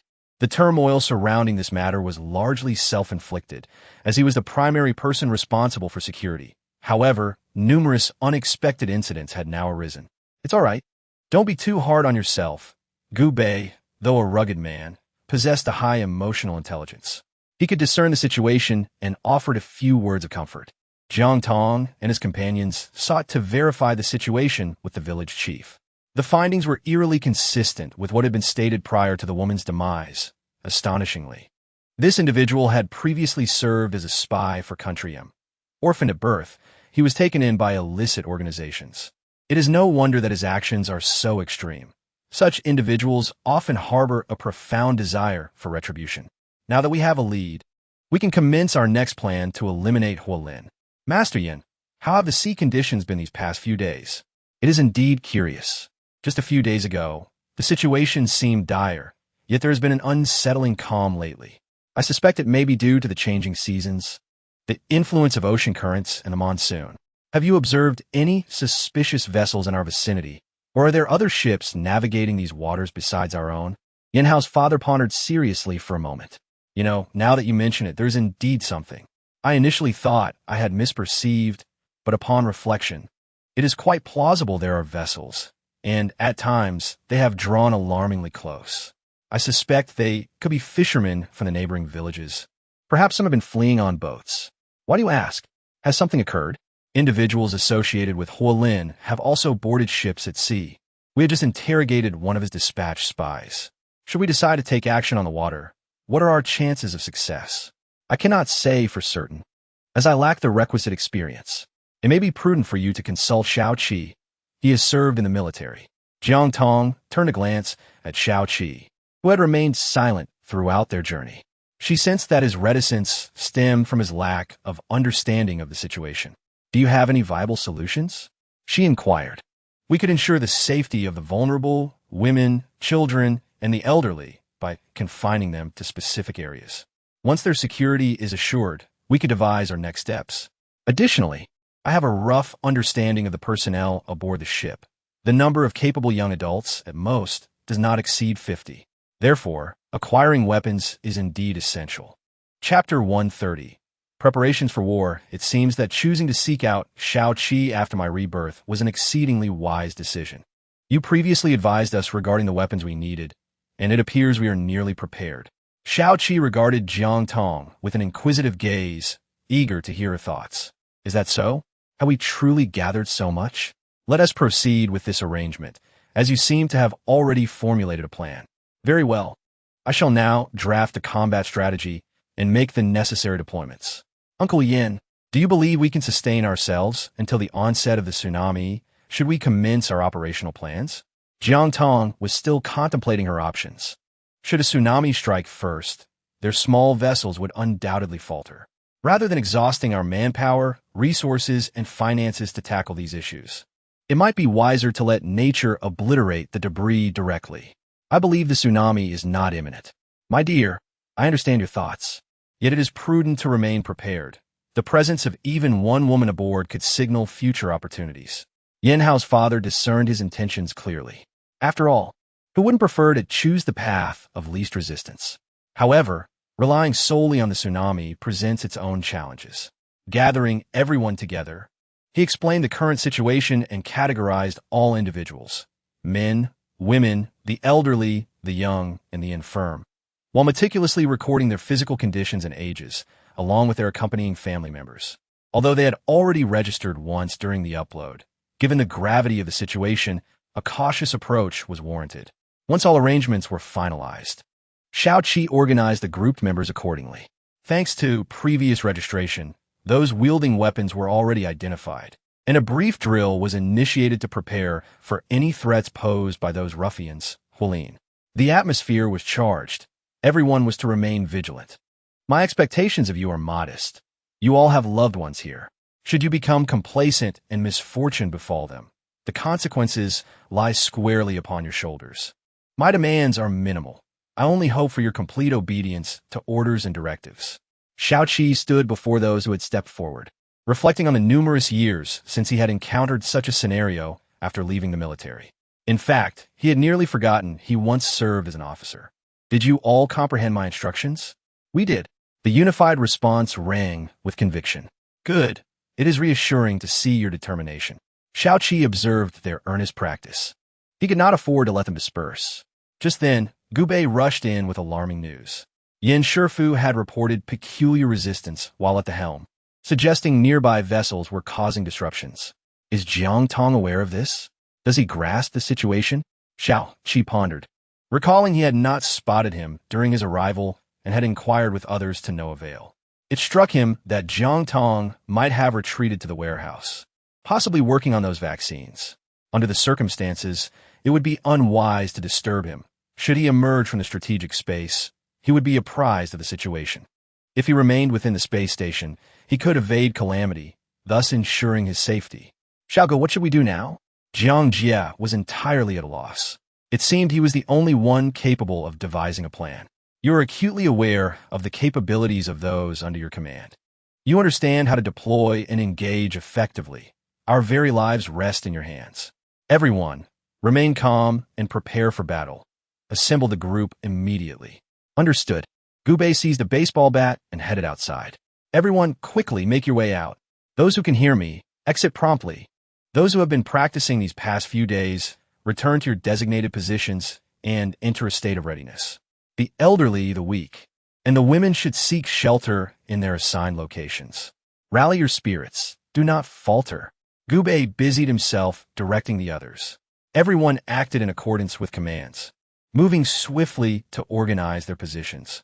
Just then, Jiang Tong appeared. Xiaoqi, where have you been?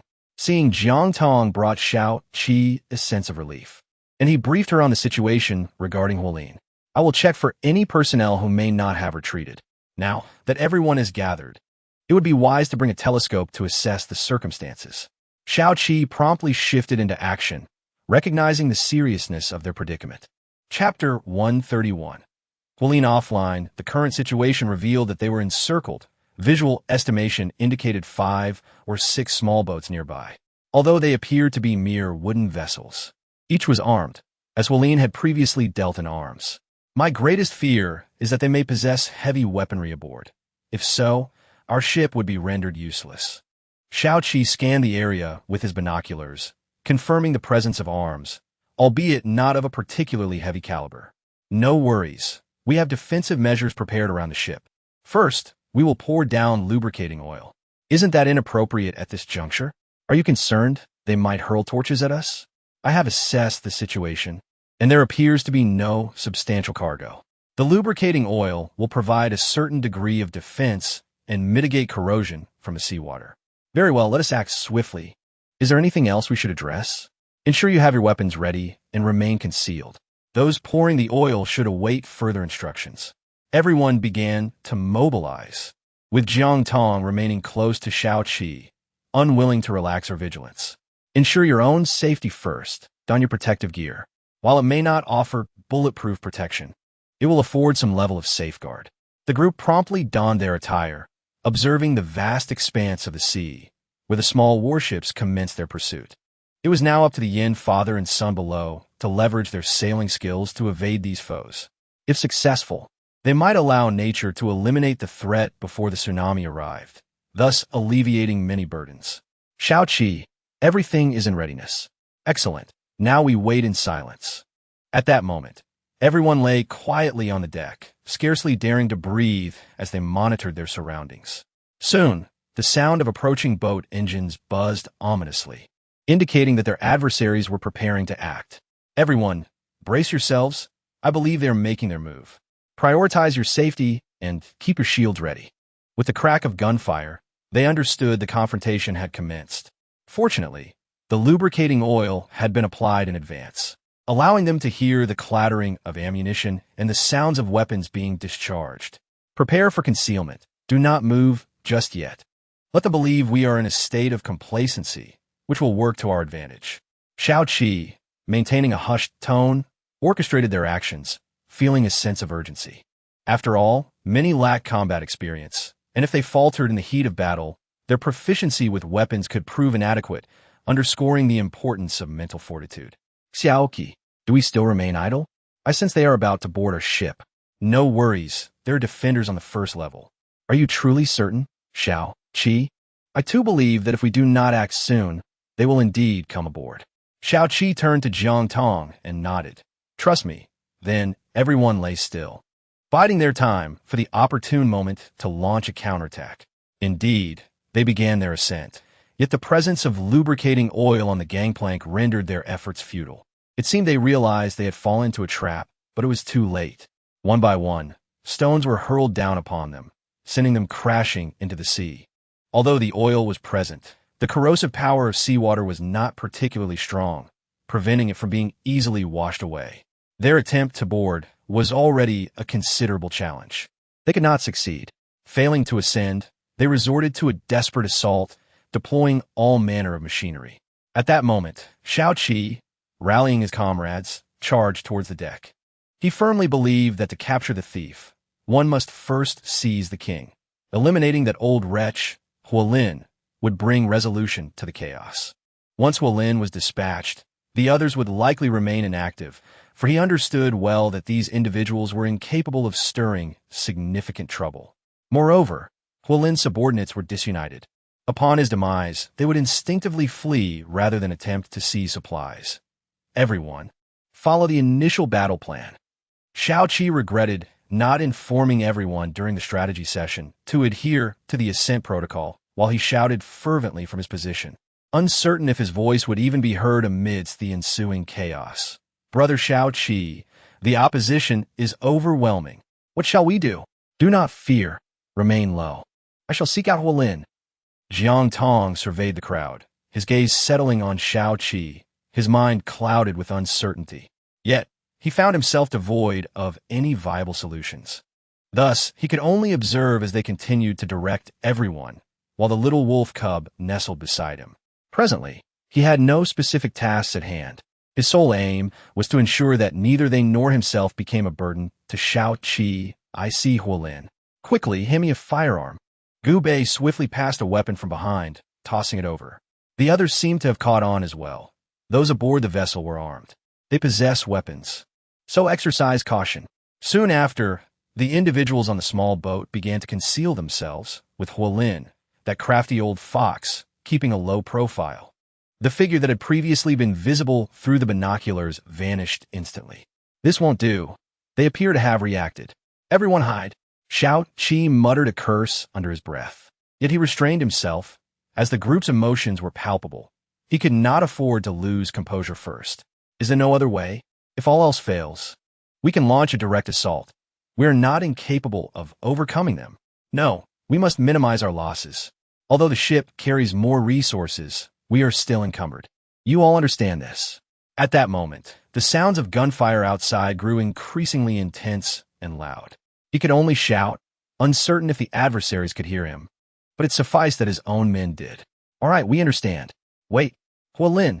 Shao Qi seemed to spot Huolin, who immediately fell into a state of urgency. While the individuals on the small boat began their counterattack, it appeared Huolin was resolved to fight to the bitter end. Chapter 132. The tsunami approaches. Stay put. Do not move. They possess heavy weaponry. We must procure their arms. As Shao Qi grappled with the challenges before him, he simultaneously devised contingency plans for everyone. At last, Huolin re-emerged in the middle of a small boat, holding a loudspeaker. You lack heavy weaponry. You cannot sustain this for long. Allow us aboard. Let us seek cooperation. Jiang Tong and Shao Qi were at a loss for words. Collaborating with a person of his ilk was akin to believing that zombies would spare humanity. Shao-Chi remained poised, biding his time. Although his heavy weaponry was limited, he was determined to deliver a decisive blow. Do not resist any longer, Jiang Tong. Your brother has already divulged all your secrets to me. You cannot hold out for much longer. Rather than let us both perish, why not consider a compromise? Jiang Tong let out a cold snort. If it were not for being cornered with no way out, Ho Lin would never seek a truce. At this moment, no one noticed the encroaching sea, the water level rising significantly. The dividing line grew increasingly luminous. The little wolf cub seemed to sense the impending tsunami, beginning to whimper restlessly on the deck. Jiang Tong discerned its peculiar behavior. She reached out to gently caress the little creature's head, attempting to soothe it. Yet her efforts proved futile. A sudden jolt coursed through Jiang Tong's heart. She quickly raised her head to gaze at the small boats. Yet amidst the vast, tumultuous sea, these vessels appeared rather unremarkable. What could possibly be the cause? Could it be a tsunami? Her brow furrowed in concern. The occurrence of a tsunami at such a moment was an uncertain omen. She crawled forward and tugged at Shao-Chi. I sense something amiss with the little ones. They seemed to perceive the shadows of the earth. Is a tsunami imminent? Shao-Chi's attention was wholly captivated by Ho Lin aboard the vessel in front of them, rendering him oblivious to Jiang Tong's words. In this precarious situation, he found it impossible to turn his head, just as Jiang Tong was about to pull him again. A tremendous bang resounded. Ho Lin was struck on the opposing boat. Instantly, blood began to spread from his wound, mingling with the encroaching seawater, inciting panic among those nearby. Captain! Captain!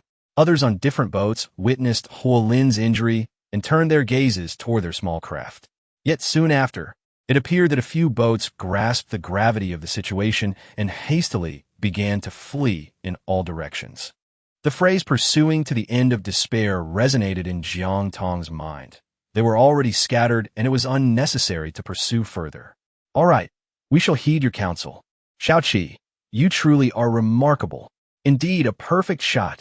The others slowly began to realize the gravity of the situation and showered Shao-Chi with praise. Just then, the boat began to rock violently. Is anyone there? Hurry, let us check on Master Yin and the others. The little wolf cub began to bounce around on the boat. Jiang Tong gazed at Shao-Chi with a look of profound anxiety. Moments ago, a sense of unease had enveloped him. He had intended to call out to you. Yet, at that time, you were preparing to eliminate Ho Lin, and he refrained from disturbing you. What are we to do now? In any case, those small boats are no longer a concern, for Ho Lin has met his demise. The others will undoubtedly be unable to withstand this impending tsunami. We must first ensure the safety of those aboard the vessel. Jiang Tong nodded. Very well. I shall now arrange for everyone to take necessary precautions. With that, Jiang Tong hurried down to the second floor, retrieving a small megaphone from one of the hiding spots. The tsunami had already commenced, and it was imperative that everyone remain stationary, adhering to the commands given. To enhance safety, each hiding location was to send a representative to the hall on the second floor. You must remain vigilant and ensure your personal safety, keeping in mind the knowledge imparted by Master Yin. Soon, individuals began to approach, all of whom were designated representatives from the hiding spots. Aligning perfectly with the previously established plan, Jiang Tong provided them with supplies for 2 consecutive days. We shall devise our plans once the situation becomes less severe. All right, Sister Jiang Tong, we understand. Please take care of your safety, came the response. What are we to do under these circumstances? Kubai lamented. It is all Ho Lin's fault for choosing this moment to strike.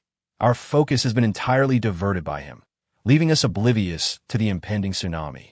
He continued, even without Ho Lin, the tsunami would eventually arrive. However, the silver lining is that he is now deceased, and his subordinates possess little capacity for resistance. At this juncture, it is crucial not to dwell on grievances, but rather to concentrate on finding a resolution to the pressing issues at hand. Jiang Tong's mind inevitably drifted back to Master Yan's previous words, contemplating the means by which they could save themselves. Do you believe the proposal you initially suggested is feasible? Should we consider putting it to the test now? It is not yet the opportune moment. Initially, it would have been most effective. However, We have unfortunately missed the prime opportunity. Are we then left with no choice but to sit idly by? Master Yin shook his head. In my opinion, in a few days, there will certainly be another chance. When that time arrives, it is possible for them to make an earnest attempt. Let not despair cloud your spirits. Focus on your respective duties and leave these matters to my care. At this juncture, Yin Hao, who had always been by his father's side, recognized the gravity of the situation. He had developed a strong sense of responsibility and aspired to ensure the safe landing of everyone aboard the vessel. This journey truly relies on you all. Do not hesitate to request any supplies you may need. All difficulties and challenges that can be resolved through human effort have been addressed. However, the forces of nature remain beyond our control. Chapter 133. The moment has arrived. Very well, I entrust this to you. We must depart swiftly. Can we truly rely solely on you? Would it be necessary to send someone to relieve you for rest? I believe it is exhausting to navigate continuously, especially under such circumstances. A brief respite could alleviate the burden, allowing you to navigate more effectively. Gubei had been harboring these thoughts in his mind for quite some time and decided to voice them, hoping to contribute in some way. No need for that. If others were to come, they would remain uncertain about the operations, requiring us to instruct them, which would only consume more energy. Yin Hao calmly analyzed the situation, his gaze fixed intently on the radar displayed on the monitor, where signals had begun to waver. If I discern a favorable opportunity, I will inform you. You must cooperate wholeheartedly with us. Certainly, these matters pose no issue. You can rest assured. We shall take our leave for now. The control room cannot offer much assistance, so we might as well focus on developing the vaccine here. I believe the previous ratios could certainly be re-examined. How is your distilled water progressing? While this essence of seawater method proves effective, it is rather slow, and those children have already reached their hiding place. Rest assured, I have instructed those children to stay beneath a pallet in the warehouse, which is where we produce distilled water. They have been monitoring the condensation, ensuring no cold water enters from that side, making it quite convenient. Xiaoqi observed Jiang Tong's barrage of questions, recognizing it as a manifestation of his inner anxiety. You should also take the time to rest. A good sleep may do you well. Yet, I find it difficult to sleep. You know, I witnessed Hualin perish before my eyes atop the pallet. Although it was under supervision, he was indeed bitten by a zombie and had already transformed. Jiang Tong, I never realized you had developed such a compassionate heart. Jiang Tong felt a sudden jolt. Indeed, when did he become a person of such compassion? Perhaps it was merely a fleeting sentiment. Do not speak nonsense here. I simply cannot bear to witness such repugnant scenes. The blood is splattered everywhere. Who told you not to keep your distance? Why were you staring intently at it? It is too late now. At that moment, I intended to pull you aside to inform you that the young rascal was causing a ruckus. Perhaps a tsunami was about to occur. Xiaoqi gently ruffled Jiang Tong's hair. Now listen to me. You should rest for a while. We can discuss these matters again tomorrow morning, shall we? Jiang Tong harbored a measure of perplexity. When had it become necessary for Xiaoqi to resort to coaxing him with simplistic reasoning? All right, Xiaoqi, what is it? Has something occurred? I merely wish to inquire whether there remains an opportunity to strive for. Do you think, Brother Xiao, that we are unworthy of your trust? No, I simply believe we ought to maintain a semblance of stability. Allow me to prepare for the worst. A contingency plan is prudent. Yin Hao's father approached, patting his back. Young man, I understand your desire for steadiness, yet we find ourselves devoid of retreat, with no contingency plan in sight. We are akin to fish leaping over the dragon gate. We must either soar to divinity or remain mere fish for eternity. However, a fish can survive in the ocean, and we do not belong to these waters. We cannot persist here indefinitely. Our only option is to swim across. Do not harbor illusions of an alternative retreat. There is none. Yet when the moment is ripe, let us all prepare for two outcomes. As Yin Hao's father spoke, he gazed into the distance, as if the light held the promise of their future and opportunities. Either we ready our vessel, ensuring it withstands a tsunami without succumbing, or we manage to navigate through. Xiaoqi had already anticipated this outcome, yet he still sought reassurance, for he desperately wished for Jiang Tong's triumph. If only this were not a time of chaos. How splendid it would be otherwise. The young wolf cub beside him seemed to sense something, its keen instincts prompting a mere grunt and a shift of position. The following morning, Jiang Tong awoke early, preparing to delve into the development of his vaccine at the space station, only to discover that Xiao Qi had vanished without a trace. Unable to locate him, he decided to check in the cockpit with Yan Hao's father. "How are things? What is the current situation?" Jiang Tong stretched lazily as he entered the cockpit, only to find a group of individuals gathered around a sheet of paper. As if plotting something, "You've awakened just in time. The moment is nearly upon us. I came over as I noticed you still asleep." Xiao Qi immediately responded upon his entrance. "What? Such an important matter, and none of you thought to rouse me? Have you devised a plan?" He hurried over, crouching among them, examining the maps, alongside which the GPS radar positioning system flickered uncertainly. "So our positioning is no longer precise? The signal is unstable, which implies that something imminent is approaching." "Understood." Xiao Qi pulled him to his feet. It wasn't about not needing his input. It was rather a matter of not daring to involve him. Faced with this irrevocable choice, he could only strive to maintain stability among the group.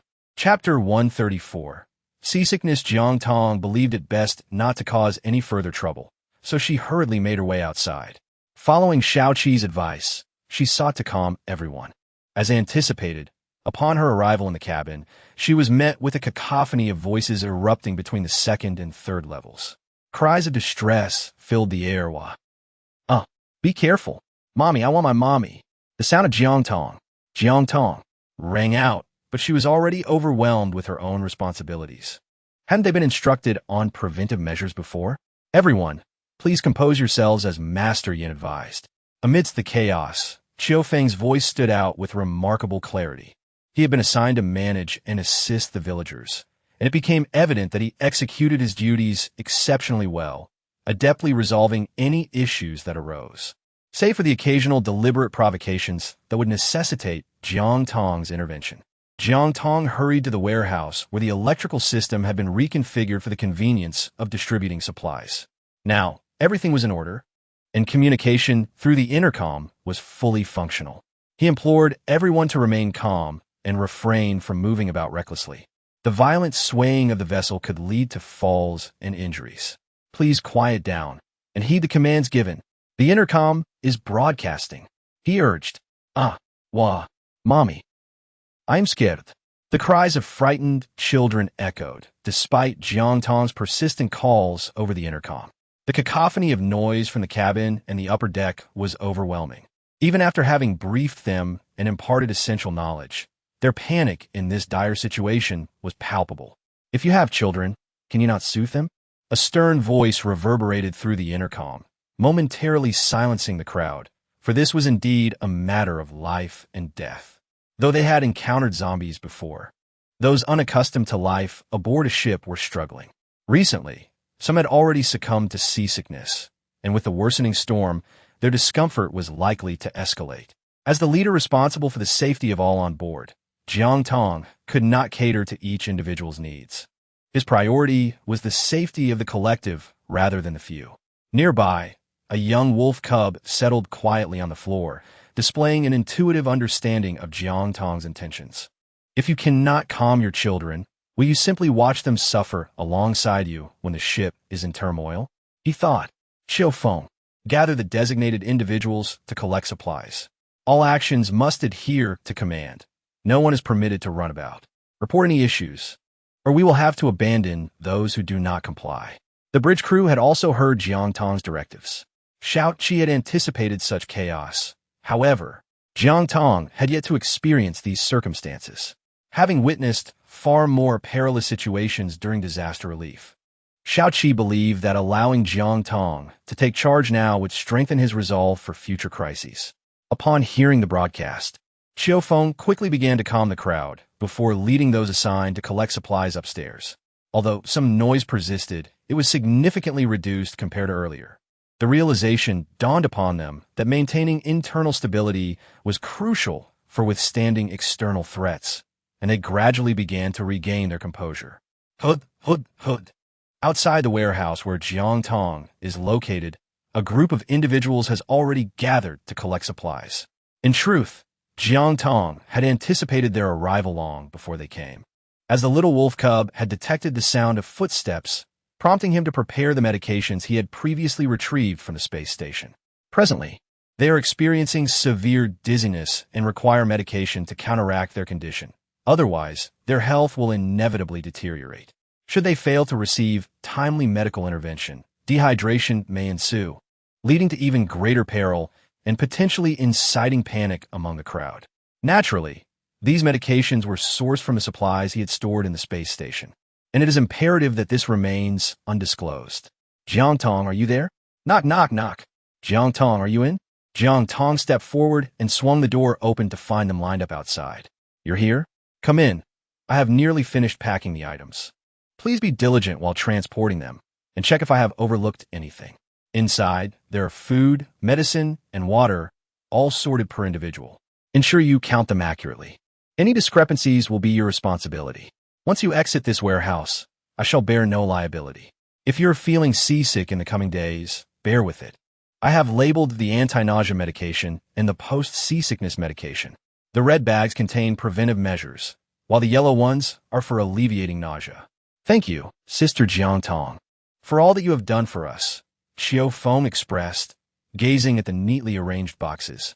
Feeling a wave of gratitude wash over him as he reminisced about their initial encounter at the cement factory, reflecting on the arduous journey that had led them to this moment. He understood well the difficulties he and Xiao Qi had faced together. However, Jiang Tong was taken aback by his words. She shunned any sentimentality and could not tolerate overly emotional expressions. Her eyes were filled with disdain as she cast a glance at Xiao Feng, who, feeling embarrassed, turned crimson. Without further ado, he began to tally the items alongside those who had accompanied him, distributing supplies to everyone. Once they departed, Jiang Tong locked the door from within.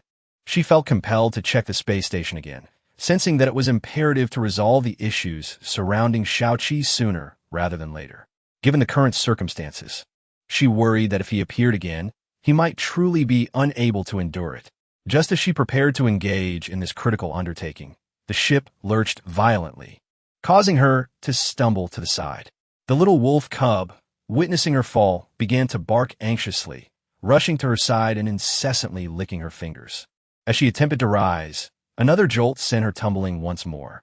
Gradually, a wave of nausea washed over her, and the world around her began to spin.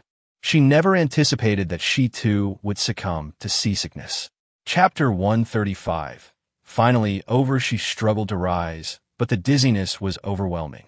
In that moment, she recalled how she had been so preoccupied with tasks that she had neglected to eat, which could have contributed to her low blood sugar, compounded by the ship's relentless swaying. What should she do? The dizziness was becoming unbearable. She yearned to fight her way to the microphone to call for help over the intercom, but she was failing miserably, and her vision was now filled with shimmering stars. Xiao! Xiaoqi! At that moment, the little wolf cub began tugging at her clothes, attempting to pull her up. She felt her eyelids growing heavy, and slowly, she closed her eyes, collapsing within the cabin.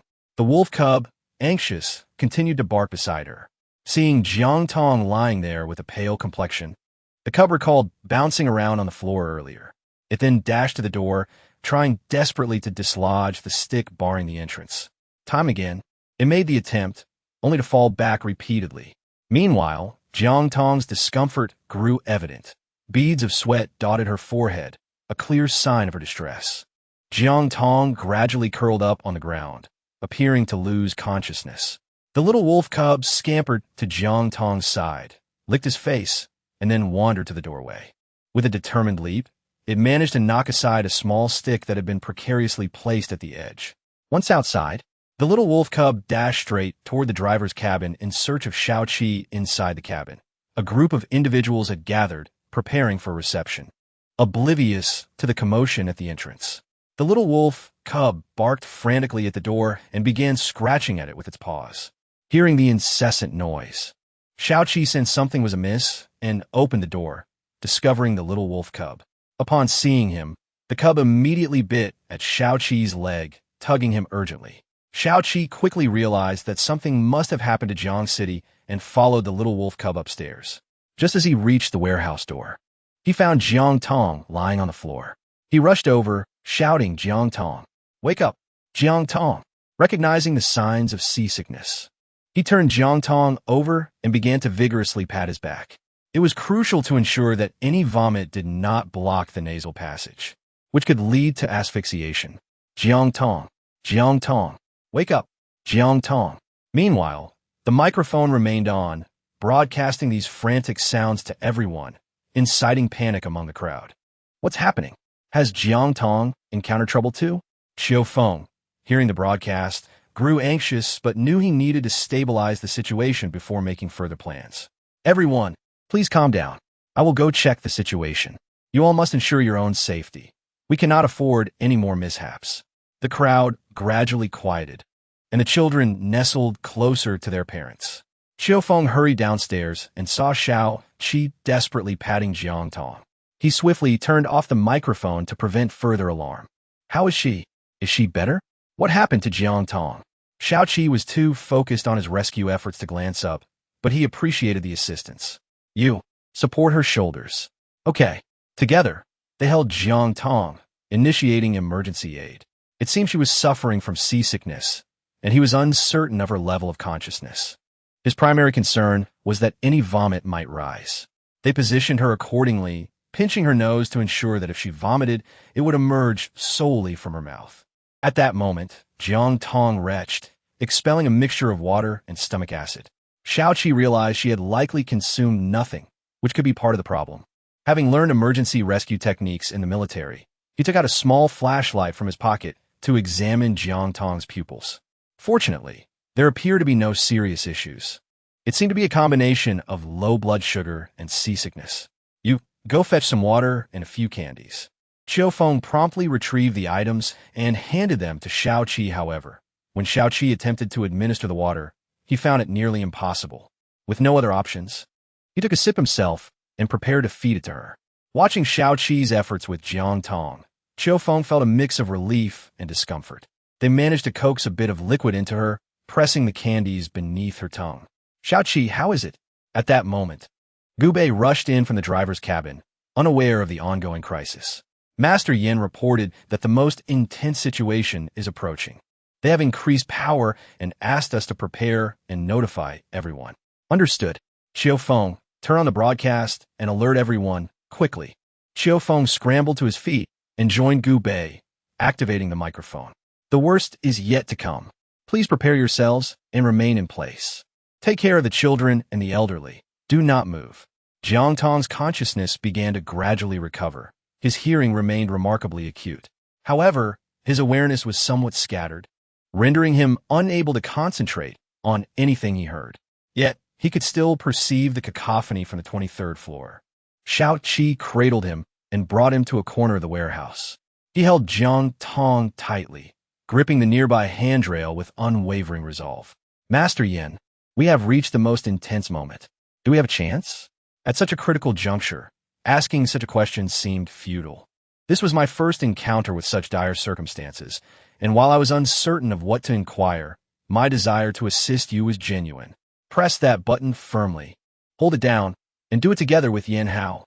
Yin Hao's father was already drenched in sweat, having steered the ship for an extended period. He gazed at the towering waves without flinching, steadying the helm against the oncoming tempest. Chapter 136. Surviving the aftermath. Yin Hao's father was no stranger to tumultuous seas. Yet this was a situation he had never faced before. His gaze was resolute, but amidst such fierce winds and waves, this spirited elder appeared somewhat isolated and frail. Finally, the most ferocious wave surged toward them.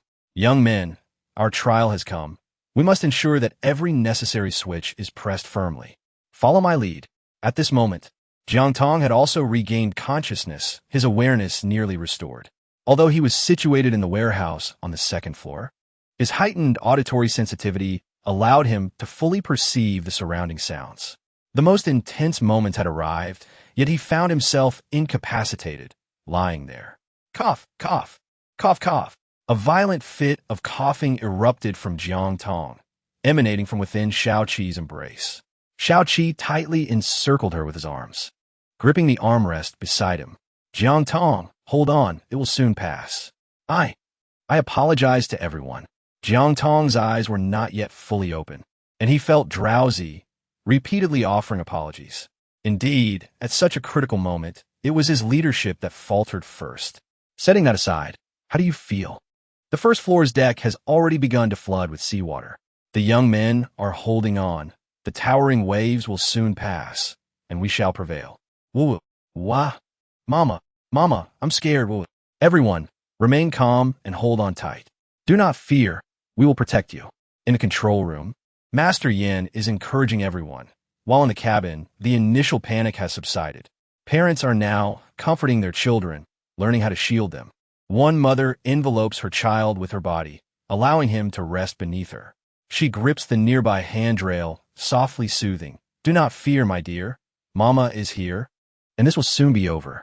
Nevertheless, some individuals could no longer withstand the onslaught of the monstrous waves and began to retch. The pain beneath Jiang Tong's tongue gradually subsided, and his consciousness began to slowly awaken the extraordinary abilities residing within his body, which always seemed to come to his aid in moments of peril. How is everyone? Have you made the necessary arrangements for them? Rest assured, everything has been arranged. But let us not discuss that now. You need to conserve your strength. With a resounding crash, the glass in the cockpit fractured into fine cracks. Master Yan's brow furrowed deeply, yet he continued to shout with unwavering enthusiasm. Everyone hold steady. We must remain composed. Do not fear. If we push through, victory will be ours. The engine of the colossal vessel roared thunderously. Listen closely, all of you in the cockpit. You are now responsible for the lives of everyone on board. If you allow yourselves to falter, we may not survive this monstrous wave. As he shouted, Master Yin leaned heavily against the ship's wheel. His strength was waning, his arms trembling with fatigue, drenched in sweat that had soaked through his garments. Amidst the cacophony of chaos and the intense desire for survival, a series of violent jolts persisted for an indeterminate duration, but gradually, calm began to envelop them. It seemed that the storm had finally passed. Jiang Tong had just awakened when she succumbed to unconsciousness once more amidst the tumult. Although Xiao Qi was generally quite resilient, today's ordeal had left him feeling somewhat nauseated and uncomfortable. Within the cabin, several individuals had already lost consciousness. After the ship gradually regained its tranquility, Qiu Feng, accompanied by Gu Bei, ascended to assess the situation. They assisted those who had fainted, urging everyone to lend a hand with a sense of urgency. Please act swiftly. How is the child? Is everything all right? What supplies do we still require? Make a list quickly. Gu Bei, find someone to assist with the registration. Gu Bei's 2 children, understanding their responsibilities, hurriedly approached as they were tasked with providing fresh water for all aboard. I'm not quite sure about that. You might want to inquire with Brother Xiao in the first-floor warehouse, one of the children replied, nodding before swiftly descending the stairs. Jiang Tong has awakened, with the little wolf cub nestled against him, nuzzling in the crook of his arm. It seems he has grown even more attached to me. Indeed, were it not for him, I might have remained oblivious to your plight here. What of Master Yin and the others? Let's first check on those in the cockpit. Our survival through this ordeal is largely thanks to them, and we must remain informed of any further issues together. I understand your sentiment, but first, you ought to drink some water and eat a little something. Your body has only just recovered. It would be a shame to jeopardize your hard-won revival. At that moment, 2 children approached the door. Uncle Xiao Qi, Sister Jiang Tong, what's wrong? Why is she called sister while I am uncle? Upon hearing these titles, Xiao Qi immediately sensed something amiss. Despite being of the same generation, the disparity in their titles felt peculiar. It's because Sister Jiang Tong appears younger than you. Xiao Qi was left speechless. What is the matter? Do you have something to discuss? Jiang Tong leaned against Xiao Qi and softly inquired, You can go now. Hurry and tidy up the equipment. Perhaps in your haste, many things were left undone. All right. The 2 children, filled with exuberance, scampered towards the previous laboratory. Jiang Tong could discern that this person harbored personal grievances under the guise of camaraderie. You truly are one to quibble with children, she remarked. I am nearly finished. Let us proceed to the cockpit. And what of it? Xiao Qi raised an eyebrow and effortlessly lifted Jiang Tong from the ground. How do you fare? Can you still walk? I'm perfectly fine. I merely require your hand as a makeshift cane. Upon hearing this, Xiao Qi wasted no words. Swiftly scooping her into his arms and striding towards the cockpit, Jiang Tong, neither boastful nor pretentious, merely patted him on the back. Thank you. You've worked hard. It's nothing. After all, one must fulfill their obligations for the remuneration received. That 500,000 certainly cannot be taken in vain. Chapter 137. Entering the drifting phase upon arriving at the cockpit, Master Yin and his companions lay sprawled on the floor. How are you all doing? Are you all right? Please, do not speak like that. It is your diligent efforts that have granted us this miraculous survival. Everyone has contributed. I cannot presume to take all the credit for myself. Yet there remains a matter of utmost importance. Upon hearing these words, Jiang Tong and Xiao Qi immediately adopted a serious demeanor, and Jiang Tong rose from Xiao Qi's embrace. What has transpired? She inquired. The tsunami has passed, and we have entered a drifting phase. There should be no further disturbances on the open sea for the time being. However, this tsunami was indeed ferocious. Several panes of the bridge have developed fine cracks, and the first deck is inundated with seawater. Our current task is not only to repair the damaged glass, but also to devise a method to expel the seawater swiftly. Otherwise, prolonged exposure to the seawater will corrode the deck. While these issues are not insurmountable, our resources are limited, and merely repairing the glass poses a significant challenge. The manpower aboard is also constrained, making the task of draining the seawater quite arduous. One option is to reduce the current weight, allowing the vessel to rise slightly, which would facilitate the expulsion of seawater. Alternatively, we could galvanize everyone by convening a motivational meeting, urging them to contribute their efforts to expedite the process. As time is of the essence, Jiang Tong and Xiao Qi found themselves ensnared in a dilemma upon hearing the two options presented. The situation on board was less than favorable for everyone involved. After all, both of them were suffering greatly from seasickness, and one could only imagine the plight of those elderly, infirm, and women who had never encountered such natural disasters. Suddenly, Jiang Tong conceived an idea. What if they transferred all the supplies from the storage room to the space station? This would alleviate the weight burden on the ship. In doing so, there would be no need to hastily rally everyone, and it would not cause significant delays. Alternatively, as Jiang Tong was about to articulate her thoughts, she was interrupted by Xiao Qi. Leave these matters to me. You need not worry. Do you feel any discomfort? We have already arranged for special supplies for you. If there is anything you desire to eat, please let us know, and we will do our utmost to provide it. Xiao Qi had surmised Jiang Tong's intentions. However, one could conceal the truth temporarily, yet not indefinitely. It was unwise for others to discover her concerns, as she often fretted excessively. I am relatively well.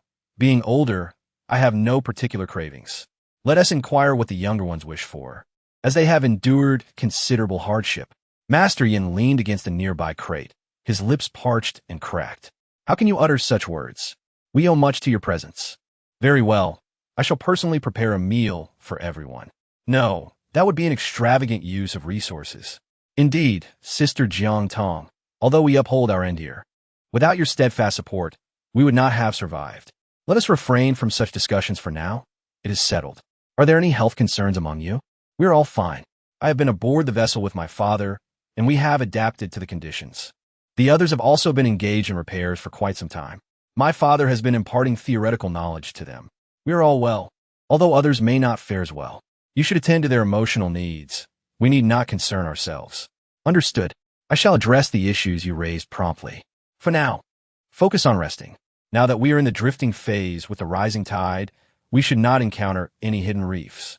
Everyone nodded in agreement, utterly fatigued and lacking the energy for further discourse. Although that was what he conveyed, Master Yin still approached the monitor, fixated on the vessel's autopilot system. His capabilities were indeed formidable. The autopilot had withstood the tumultuous seas unscathed. What now? Why did you prevent me from speaking earlier? I know you aim to transfer supplies to the space station for efficiency, but that is exceedingly perilous. The tsunami has just passed, and these matters are pressing. I have no alternative. Do you know why Xianyu burned his boats? Are you aware of the concept of placing oneself in a situation of dire necessity to achieve survival. Oh, Jiang Tong suddenly experienced a moment of clarity. Xiaoqi nearly burst into laughter. All right, now you know what to do. Go ahead and switch on the microphone. However, having just endured a tsunami, she questioned, is the electrical circuit still functioning properly? Am I going to get electrocuted the moment I flip the switch? Could you refrain from being so foolish? Surely. You're not seasick, are you? Has your mind gone awry? Xiaoqi. Jiang Tong struck Xiaoqi with considerable force. Xiaoqi winced in pain and let out a cry. Immediately afterward, Jiang Tong hurriedly made her way to the microphone. Indeed, the seawater had yet to seep in, and the warehouse had been reinforced for waterproofing. Master Yin truly possesses remarkable skills. The quality of this ship repair project is undeniably exceptional.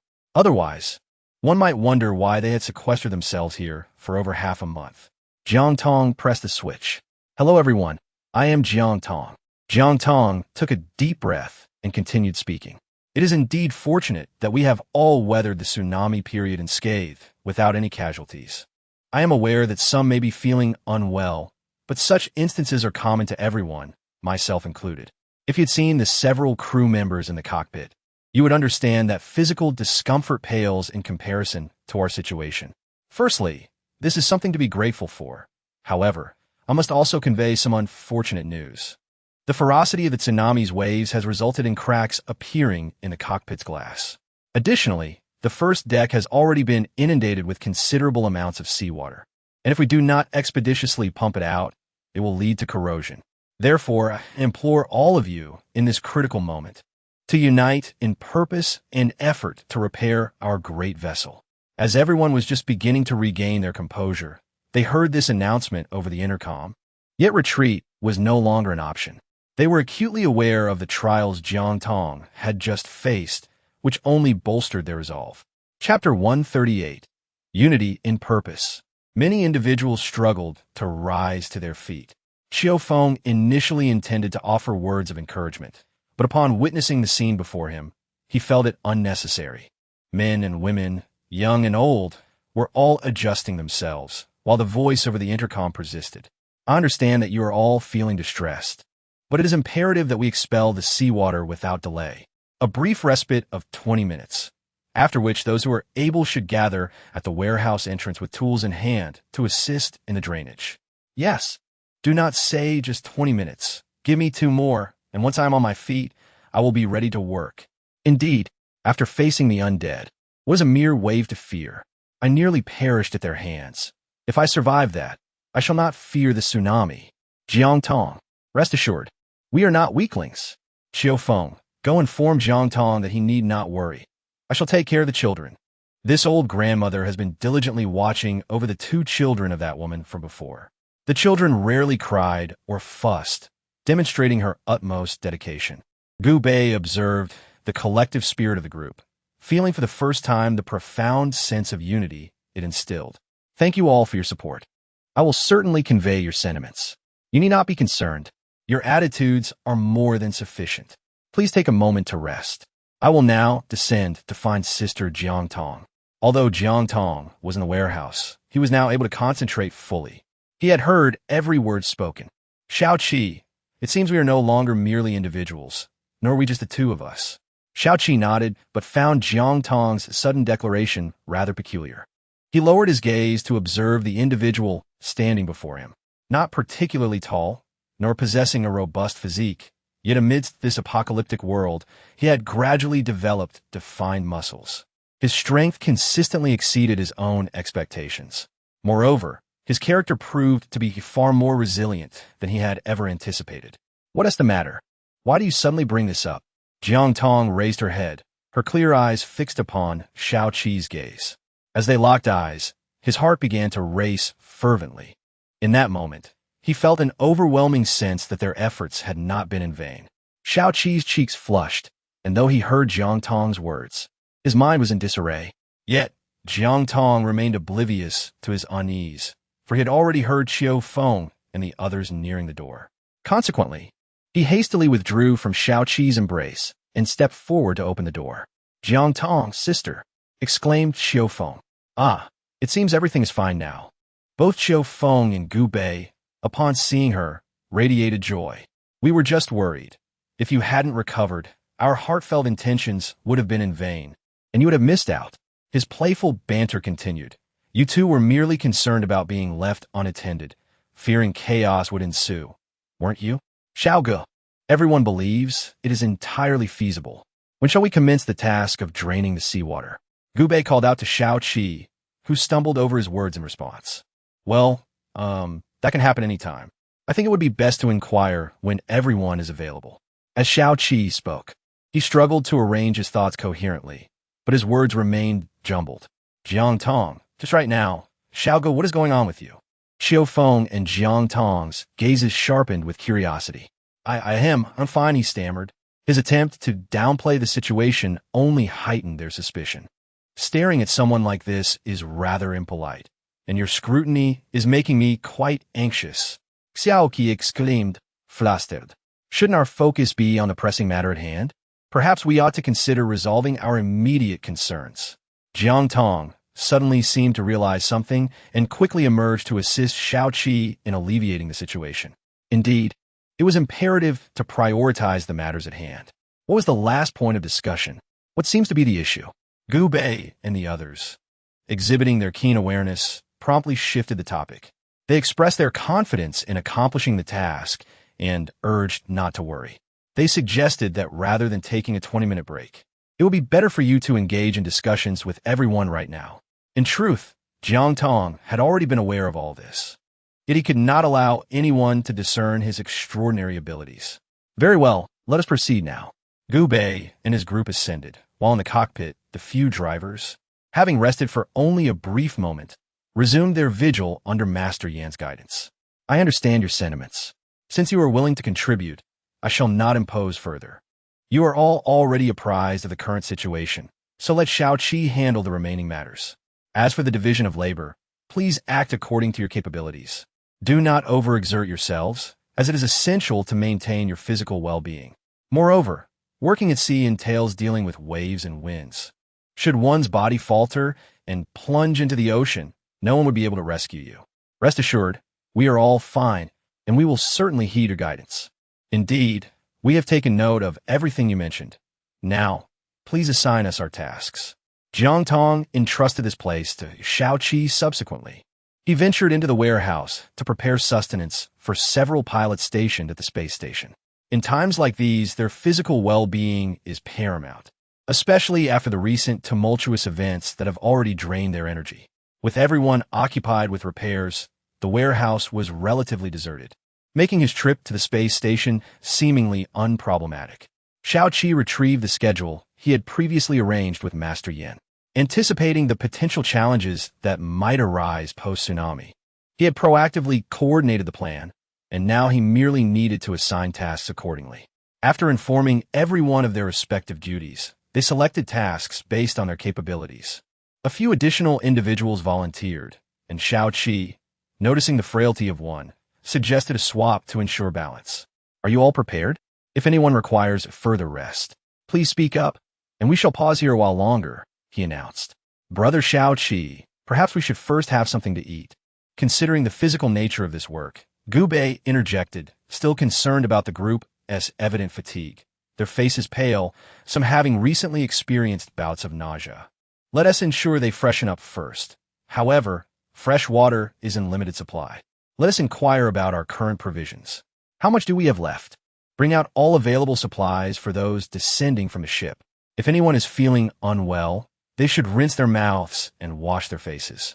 We must conserve our fresh water as much as possible. Let us pool our resources, it should suffice.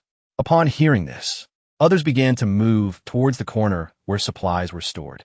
Those on the third floor received the notification and started transferring provisions to the second floor. Soon enough, fresh water, instant noodles, bread, compressed biscuits, and some leftover medical supplies were all neatly arranged on the second floor. Currently, this is all we have at hand. Xiao Qi assessed, noting the considerable amount gathered. Those tasked with repairs should eat something quickly. The rest can hold on for now.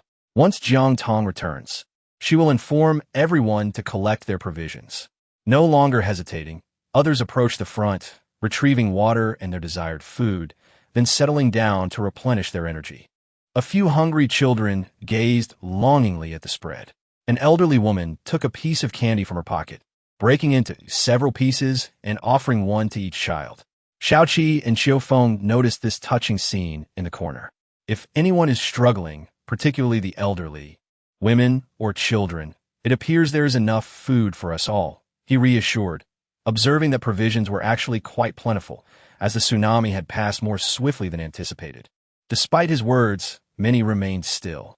The children, understanding the situation, nestled closer to the old woman, sucking on their shared candy, displaying remarkable composure. After those repairing the ship collected their provisions, some supplies remained. Xiaoqi instructed Xiaofeng to distribute the remaining items according to the remaining personnel on board. Brother Xiao, we've finished eating. Can we start working now? It's been nearly 20 minutes since the announcement, someone urged. All right, everyone stay close. Let us head to the deck on the first floor, Xiaoqi replied. Before long, he led the group to the entrance of the ship's cabin, where the sea breeze greeted them, carrying a bitter scent mingled with the metallic tang of blood from those who had perished in the waters. Many areas of the deck had softened from soaking. Although there was a waterproof layer, the heavy artillery strikes from the Holen fleet had compromised it significantly. Several spots bore bullet holes, allowing seawater to flood in with the waves. Were it not for that wretched woman, our ship wouldn't be in this state. It's hard to believe we painstakingly had Master Yin repair it, only for it to be ravaged so. Xiaoqi lamented, recognizing the labor-intensive task ahead. All right, everyone, let us rally our efforts. During this time, Xiaoqi had surveyed the situation thoroughly, finding aligned with the expectations set by Yan Hao and his father. The previously devised plan was indeed feasible. I've assessed the situation, and our strategy is entirely viable. Let us proceed methodically. Ensure you have the necessary tools, especially those working at the ship's edge. Don your life jackets, he instructed. The sea breeze tousled everyone's clothing, and Xiaoqi's unkempt hair danced in the wind. Let us commence our work. Swiftly, they began their tasks with organized precision. Some were repairing the new deck, others applying waterproof coatings, and many were actively pouring seawater from the nearby recesses using buckets. Those outside the ship worked systematically, while those inside were equally engaged, tidying up the chaos caused by the violent swaying, which had not impacted the glass layers of the second and third floors, but had toppled many items within. A young woman helped organize the mess while also cleaning up vomit in the corridors. The children were mostly under the care of the elderly woman, who managed them adeptly, and the children listened to her instructions willingly. Jiang Tong was also preparing meals aboard the space station. There were fish, beef, and chicken, each capable of replenishing energy with immediate effect. He had also cooked 2 large pots of rice, intending to deliver them to the cockpit shortly. While waiting for the rice to cook, he took the opportunity to examine his previously stored blood samples for Ming Li. It appeared that there were no significant changes. He had been preoccupied with these matters for the past few days and had neglected to monitor Xiaoqi's physical condition. Once everything was concluded today, he would need to collect another blood sample from him. Eventually, they would tidy up the items in the cabin. Jiang Tong had already prepared the meal and emerged from the space station. He focused intently on the sounds above, realizing that everyone had commenced their tasks. Uncertain whether they had eaten, he remained in the warehouse, knowing that Xiaoqi had likely not summoned them. Setting aside other concerns, he promptly decided to inform everyone to come and collect provisions. Once that was accomplished, he would have leisure to deliver meals to those in the control room. Thus, he approached the microphone to announce the arrival of provisions. Those previously dispatched to gather supplies had mostly been assigned to repair the vessel, leaving only a few behind, some of whom appeared weakened, accompanied by several women. Have you all arrived? The items are ready, and I have meticulously prepared a list for you to verify. For many of you, this may be your first time collecting supplies, so you might not be entirely familiar with the process. Once you step through this door, I shall bear no responsibility. A young wolf cub stood nearby, but in truth, it was Jiang Tong's prepared meal that was behind him. Jiang Tong. He can remain there merely to instill fear in others. There is no issue, please be assured. Sister Jiang Tong, we shall take our leave now. Once they have departed, I will retrieve a box filled with prepared meals and proceed to the driver's cabin. It was from this point that I gradually began to find my footing.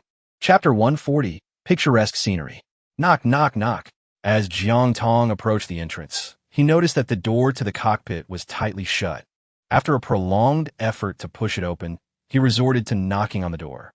Meanwhile, the individuals inside the cockpit were engrossed in their examination of a new type of autonomous driving system, completely oblivious to the persistent knocking from outside. Father, while I believe this approach is feasible, we remain uncertain about our vessel's repairability, one of them remarked. Master Yen, you are well aware that we are merely novices, and despite our prolonged apprenticeship under your guidance, we have only acquired a modicum of knowledge. Indeed, we can certainly execute the tasks you assign us. But I'm still unclear on the specifics of what needs to be done, he continued. Yen Hao's father cast a glance at the monitor, uncertain of the appropriate course of action. This was the only solution he could conceive at the moment. However, the others had valid points, particularly the concerns expressed by his son, which were undeniably legitimate. As for the other individuals present, their expertise was limited and their practical experience was scant.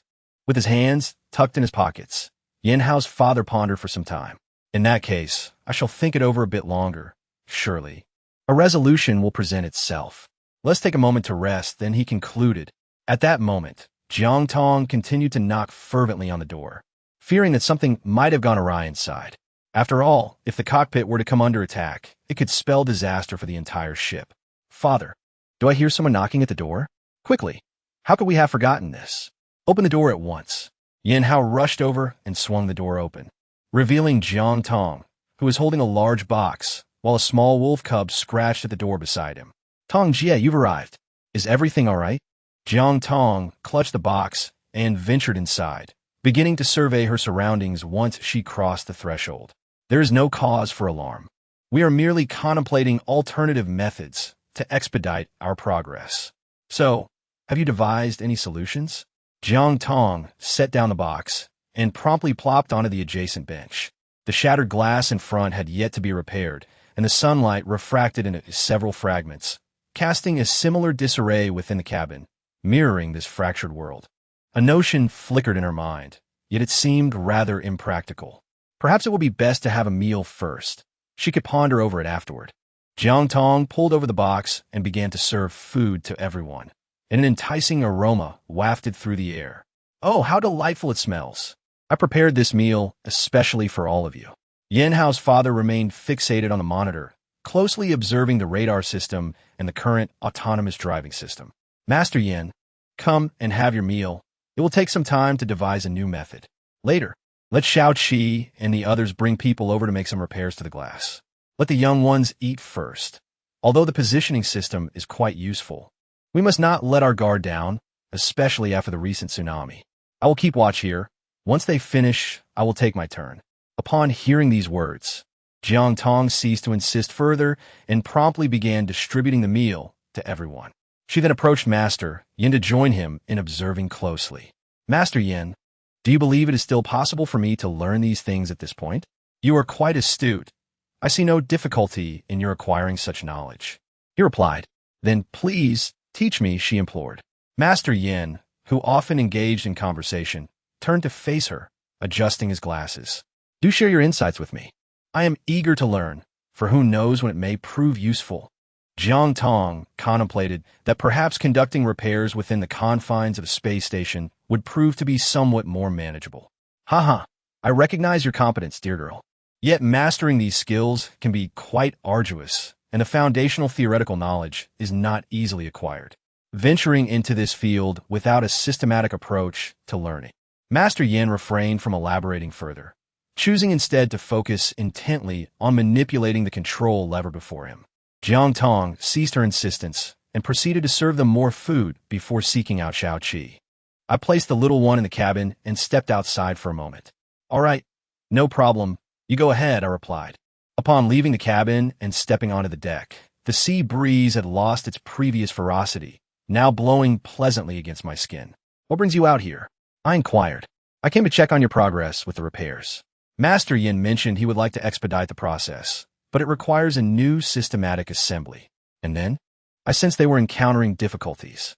Initially, I had hoped to request his guidance, to see if I could devise a solution within the confines of the space. However, Master Yin advised that it is challenging for a novice to navigate such complexities, so I refrained from pressing further. The sea breeze continued to sweep across the deck, with occasional seabirds soaring overhead, their appearances now altered and decidedly fierce. Why do I get the impression that these birds have become quite menacing? They won't attack us, will they? Perhaps, came the ambiguous reply. Drifting aimlessly is no solution. We must hasten our search for the next refuge and make our way ashore. I share your sentiments. I concurred. The others were still diligently working together to pump out the seawater. Many of the corroded deck sections had been replaced, and the new ones were being coated with a waterproof layer. The scenery before us was indeed picturesque, akin to a painting. If only we were not in the midst of an apocalypse. How splendid it would be to drift across the sea in peace, Xiaoqi mused, seemingly lost in thought, perhaps reflecting on his past military experiences. Having once stood guard for his country aboard a vessel, he had always felt a profound sense of duty. Let us focus on the present and look ahead, I suggested. Jiang Tong cast a glance at the scenery before him, pondering the unsettling transformation of the seabirds. It left him to wonder how any other place could possibly fare better. You are indeed correct, he conceded. I shall join you in your endeavors here. Please fetch me a bucket. He noted the lack of spare life jackets, and the prospect of taking a bucket over there seemed perilous. He felt an enduring need for Master Yin to impart his wisdom to him.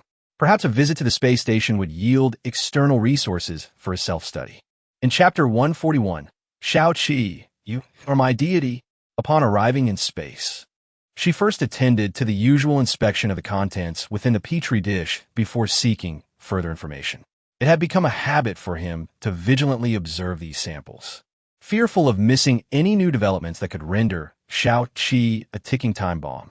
Fortunately, the blood samples exhibited no significant changes, and the essence he had been adding to the sample bore no distinction from the fresh specimens collected from Xiaoqi's body. Could it truly be a matter of coexistence? Was complete mastery an unattainable goal? Perhaps so. Resolved, Jiang Tong swiftly sought new materials for self-directed learning. He discovered some resources on ship automation, sourced from the computer previously stationed at the space station, and was grateful for the foresight that had led him to acquire mobile Wi-Fi. Yet, the practical application proved exceedingly challenging. Even those with expertise in the field often found it difficult to graduate. It was no wonder Master Yin had doubted his ability to grasp it. He had always been a humanities student, and these concepts presented considerable hurdles. Jiang Tong's mind swirled with perplexing terminology as he leaned over a nearby wooden crate, poring over his freshly penned notes.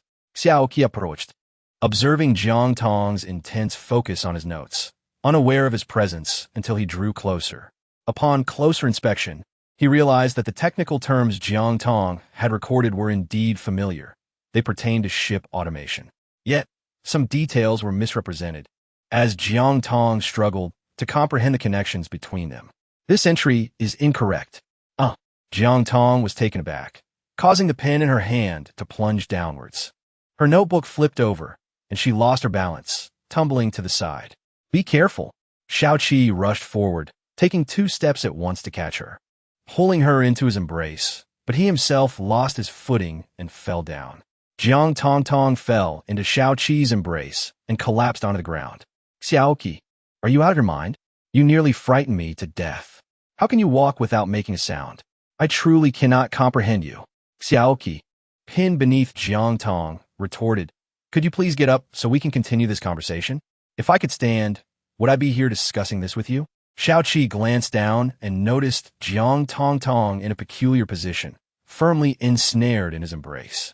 Then please refrain from squirming. What? I said. Do not wriggle around in my arms.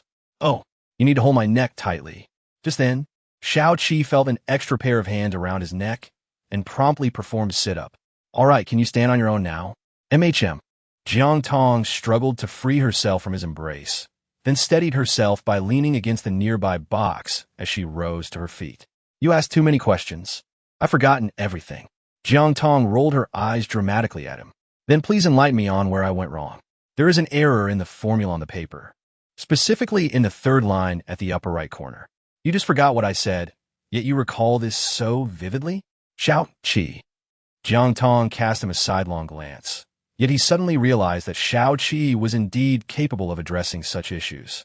By the way, how do you know all this? Xiao Qi arched an eyebrow. I simply do. So what? How about I assign you a task? What task?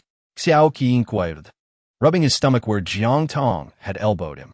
You should learn from Master Yin about what we truly need on this ship. I sense they are encountering difficulties, and if there is a solution, I can assist in the space I have. However, my foundational knowledge is so lacking that studying these matters gives me a headache. Xiao Qi understood. So this is what prompted your sudden interest. I was wondering why you began learning this. You needn't worry about that. I've already discussed this with Master Yin. He is well aware, and many plans like today's have been devised collaboratively between us. Oh, so now you're keeping things from me. Xiaoqi? Xiao Qi, feeling helpless, replied, even if I told you, it wouldn't matter. You wouldn't grasp it anyway. You make a valid point. I can hardly think of any counterarguments. Very well, you needn't concern yourself with any of this. Jiang Tong observed Xiao Qi's demeanor and found it inexplicably amusing. Let us rise swiftly. We must seek Master Yin. I shall inquire about any specific matters that require our attention. The two of them ceased their chatter and proceeded directly to the cockpit. Xiao Qi, your timing is impeccable. I believe the proposal you previously suggested is indeed feasible. Master Yin steadied himself with one hand on the control stick while the other held a sheet of white paper adorned with a plethora of circuit diagrams that Jiang Tong could not comprehend. Have you completed the schematics so swiftly? Xiao Qi inquired. Yes, I find your approach to be viable. We shall implement your plan, Master Yin affirmed. Let me take a look.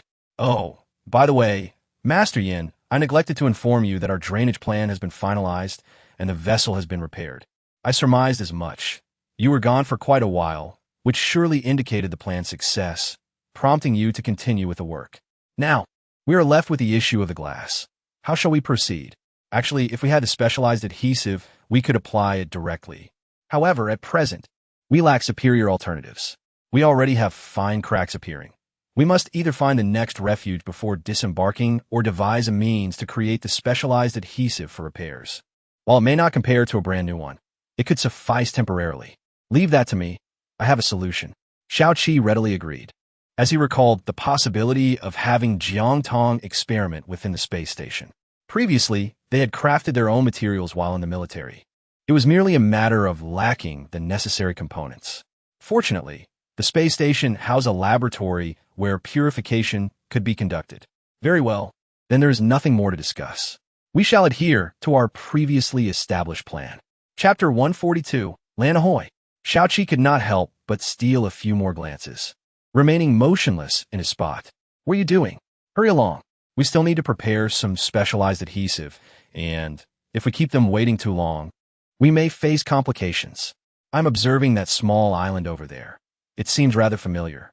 I have an odd sensation that I've seen it before. Jiang Tong followed Xiao Qi's gaze and indeed spotted a small island. It was situated so far away that it was impossible to discern any details. From such a distance, how could you possibly recognize it? Do you truly believe you could reach the land in such a state of madness? Perhaps it is merely a case of mistaken perception, but there is an undeniable sense of familiarity. Jiang Tong, upon hearing his words, focused intently and scrutinized the area for an extended period. To be candid, I truly could not discern the shape of this island. However, if you persist in your cryptic musings, we may indeed find ourselves in a predicament, and we must hasten to produce this specialized adhesive. Jiang Tong truly found it challenging to discern what landscapes lay ahead at such a distance, though they seemed vaguely familiar. However, his mind was consumed with thoughts of how to swiftly produce the special adhesive and restore the glass. It bore an uncanny resemblance to what he remembered. Xiaoqi, could you possibly quicken your pace? Jiang Tong could no longer bear to watch. Let us go. The two of them hurried to the warehouse and began to prepare the special adhesive for the space station. Fortunately, Xiao Qi had an exceptional memory, and they had frequently engaged in such tasks before. Moreover, he was a self-taught chemistry student from their former unit. His prowess in chemistry was remarkable. These tasks were utterly trivial for him. Jiang Tong, observing from the sidelines, found himself unable to assist, so he dedicated his focus to the meticulous study of his vaccine. At that moment, he suddenly noticed significant changes in the blood samples he had previously collected. Particularly alarming was the first vial, which had unexpectedly rebounded with a surge in pathogens. However, he realized that this initial vial had not been treated daily with the spring water. It appeared that the inhibitory effect of the spring water was time-limited, providing only temporary suppression. He then scrutinized the other blood samples in the culture dishes. Although the final samples did not exhibit overt changes, there was indeed a slight resurgence, suggesting that the spring water's efficacy was not solely dependent on time, but also on frequency. In later stages, the pathogens might develop a certain level of antibodies, rendering them unresponsive to the spring water. Meanwhile, as the two of them busied themselves within the space station, a new discovery emerged in the cockpit. Master Yin received signals from the automatic radar system, alongside numerous nearby vessels detectable by the GPS. This was exceedingly peculiar. The density of the surrounding vessels suggested a remarkably crowded area. In his experience, this indicated a harbor, where such a multitude of boats would only be present during docking periods. The curiosity surrounding the numerous vessels implied the existence of serviceable entities nearby, hinting at residential zones and substantial land masses. Urgently, he called for Jiang Tong and the others to share this significant revelation. The group hurriedly stumbled over to where he was. Tongye, Jiang Tong, Xiao Qi, Brother Xiao, where are you? Have you seen them? They inquired of anyone they encountered along the way. Haven't seen them? Have you not seen Sister Jiang Tong? No, we haven't. We've been patrolling outside. They might be inside the cabin. You should check there. Tongye, Tongjie, Tongye, Xiaoqi, Brother Xiao. Yin, how dash forward, nearly exhausting his voice in the search, yet still found no trace of them. Gu Bei and Qiu Feng, who had been maintaining order inside, emerged upon hearing the familiar voices. What's the matter? Why the rush? Have you seen the two of them? My father mentioned an important situation, frustrated by their absence. He lamented, I've been searching outside for quite a while. Are you daft? If they aren't outside, why not check inside? Yin Hao was already breathless from his frantic search, and a gust of wind off the sea caught him off guard, filling his lungs. All right, take it easy. What is this newfound discovery that has you so agitated? Instead of rushing about, why not share it with us? We can help you look. Inform them as soon as you find them. That is the priority. My father said. Cough, cough, my father said. Yin Hao struggled to get the words out, gasping for breath between each phrase. What did your father say? Just tell us. You've been saying my father said this whole time.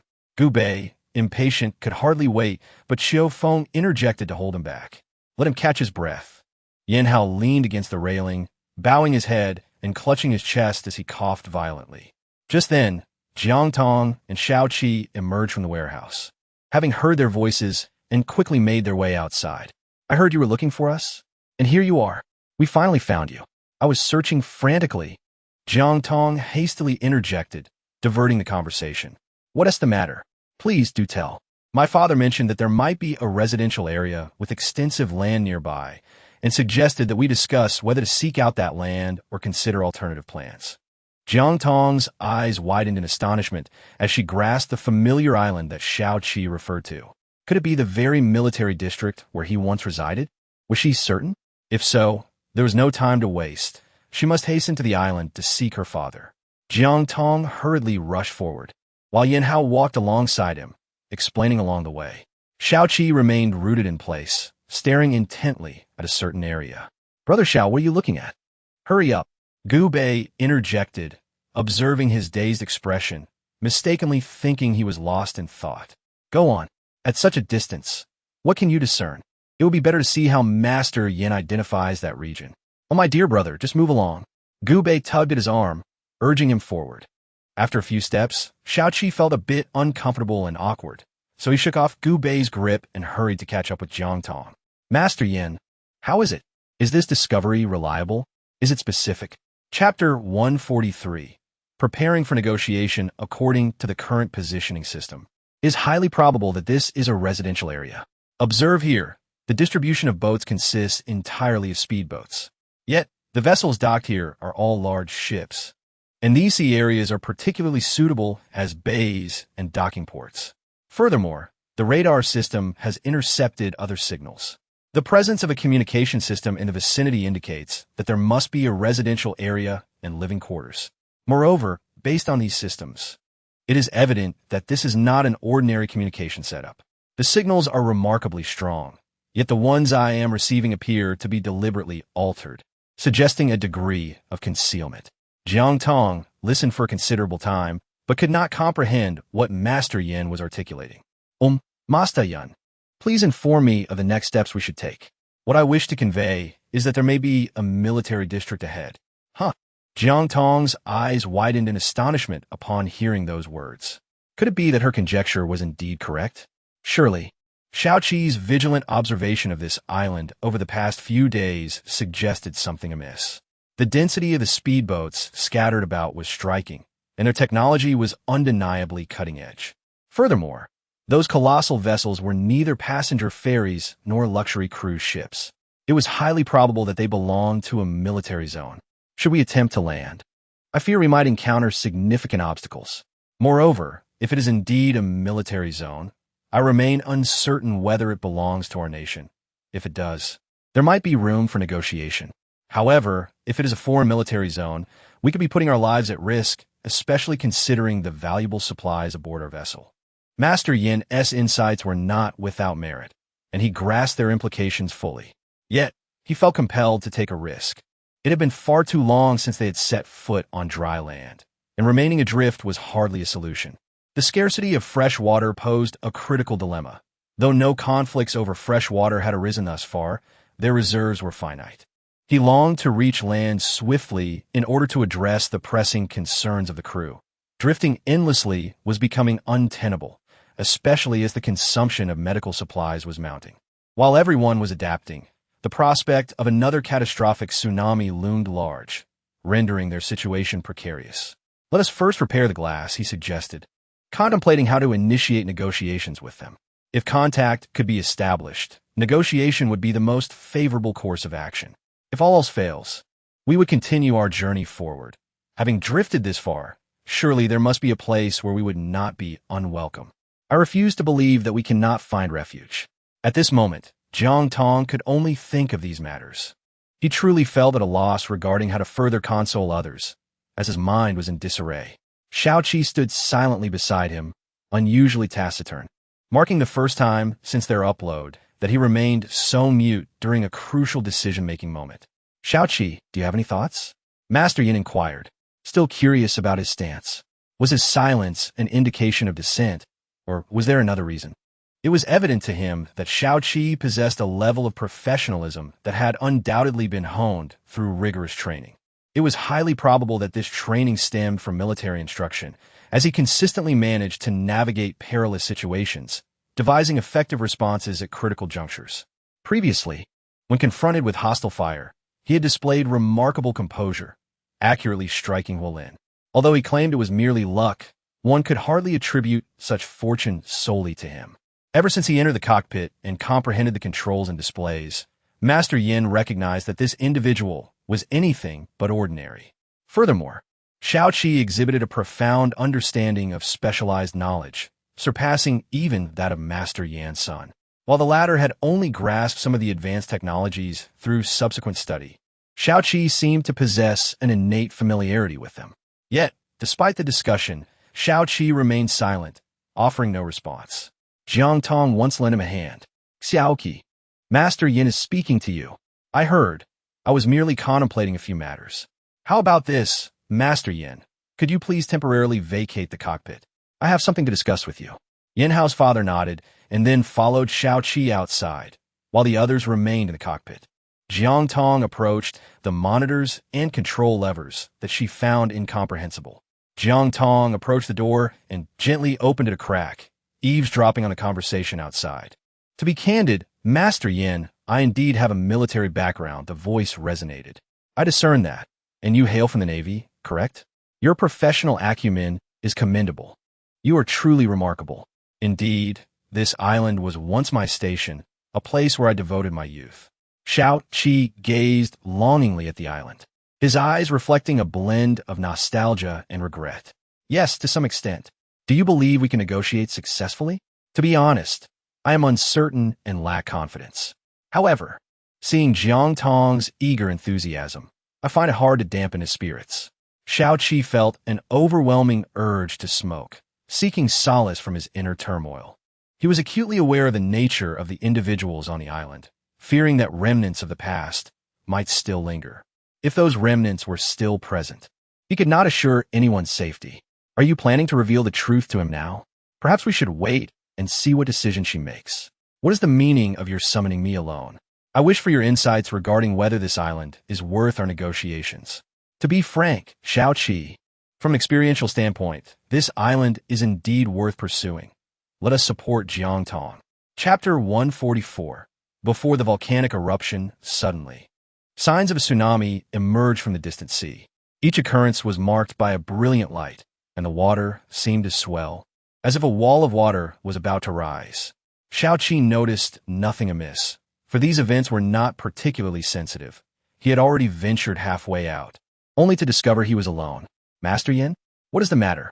Master Yan's expression had shifted considerably, for they had yet to fully secure their windshield. Xiao Qi, a tsunami may be imminent. We must make a decision swiftly. What? Master Yan reiterated. Look over there. A volcanic eruption could occur at any moment, which would inevitably trigger a tsunami. He pointed towards the distant mountains as he spoke to Xiao Qi. Moreover, the water there is about to surge into a wall. Do you think the tsunami is far off? We must alert everyone immediately. If necessary, we should head to the shore. Xiao Qi hastily moved forward, making his way to the helm. Everyone, please make way. Our vessel must dock at once. Now, where shall we dock? Jiang Tong felt a sense of unease.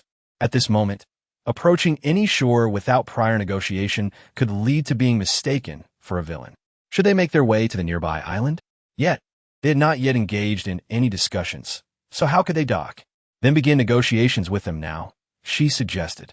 I will retrieve the specially prepared adhesive. Yin Hao, Gu Bei, let us commence with the glass repairs. Should anything arise, please do not hesitate to inform me. Jiang Tong, upon hearing his words, certainly realized that something had transpired, leaving her in a state of frantic anxiety. Perhaps a new calamity was imminent. A tsunami was approaching. Master Yin stood before the control lever, gazing intently ahead, then skillfully adjusted the machinery. What? Upon hearing those words, Jiang Tong felt an overwhelming urge to faint on the spot. Hadn't they just endured a tsunami? How could another one be imminent? Although the supplies aboard the vessel were sufficient for the time being, it was evident that their ship could not withstand another wave of such magnitude. Indeed, it was imperative to negotiate urgently. They needed to dock at once. Xiao Qi observed Jiang Tong with a pang of sympathy, recognizing that her leadership had taken a toll on her. He noticed something was amiss with her demeanor today. Yet, he was unaware that Jiang Tong's current state stemmed from her discoveries regarding the fluctuations between the antibodies and the toxins. Thus, her burdens were intricately linked to Xiao Qi. Xiao Qi discerned that Jiang Tong was preoccupied with some troubling thoughts. What is it? Do you have something weighing on your mind? He inquired. I'm just a bit fatigued. When do you think the volcanic eruption will commence? She replied. I'm not certain, but we should be able to endure until the eruption occurs, he reassured her. Should we invite you to conduct another informational lecture to enlighten everyone on what actions to take? Jiang Tong, I believe it would be more prudent for us to hasten our approach to the shore rather than hold a lecture, he suggested. That area is likely a military zone, and its complexities may mean that individuals could be lying in wait. Therefore, we must exercise utmost caution. As they conversed, their attention remained fixed on the electronic display, which was already altering its course. The current electronic devices and positioning systems indicated a route leading to a small island, confirming that they were indeed approaching a military living area, as noted on the map. The enormous vessel glided across the water, creating an eerie calm reminiscent of the tranquility preceding a tsunami. However, Master Yin understood that this serenity was merely superficial. It was crucial to reach the shore swiftly during this lull. What if someone aboard the ship encounters trouble? Should we abandon them? Jiang Tong asked. Xiao Qi remained silent, casting a glance at Jiang Tong. Jiang Tong seemed to suddenly realize that she had misspoken and hurriedly shifted the topic. I am merely concerned that we are about to reach the land, where we may encounter zombies. What if someone unfortunate happens to be bitten? Xiao Qi's gaze remained indifferent. As he remarked, every individual has their fate. There is no need to overthink it. However, we can gain access to the latest natural information, which can be regarded as an exchange of information. Perhaps if the conditions are right, everything is possible. Chapter 145, Negotiating with Firearms? Indeed, that is precisely my thought. In this chaotic world, how can there be enduring partnerships? It is merely a matter of exchanging conditions. As long as our involvement enables them to pursue a more sustainable development, they will undoubtedly consider this aspect. I'm quite confident. Jiang Tong rose to her feet and took a deep breath. Having identified the next potential refuge, we have provisionally decided that our forthcoming plan is to make landfall. I sincerely hope that everyone will refrain from wandering about during our approach to the shore and not disembark before we engage in negotiations in order to ensure personal safety. Furthermore, I regret to convey some rather unfortunate news. A volcanic eruption may soon occur, and another tsunami may follow. Thus, it is imperative that we land swiftly and establish ourselves in the refuge. I trust that everyone will not hinder our negotiations.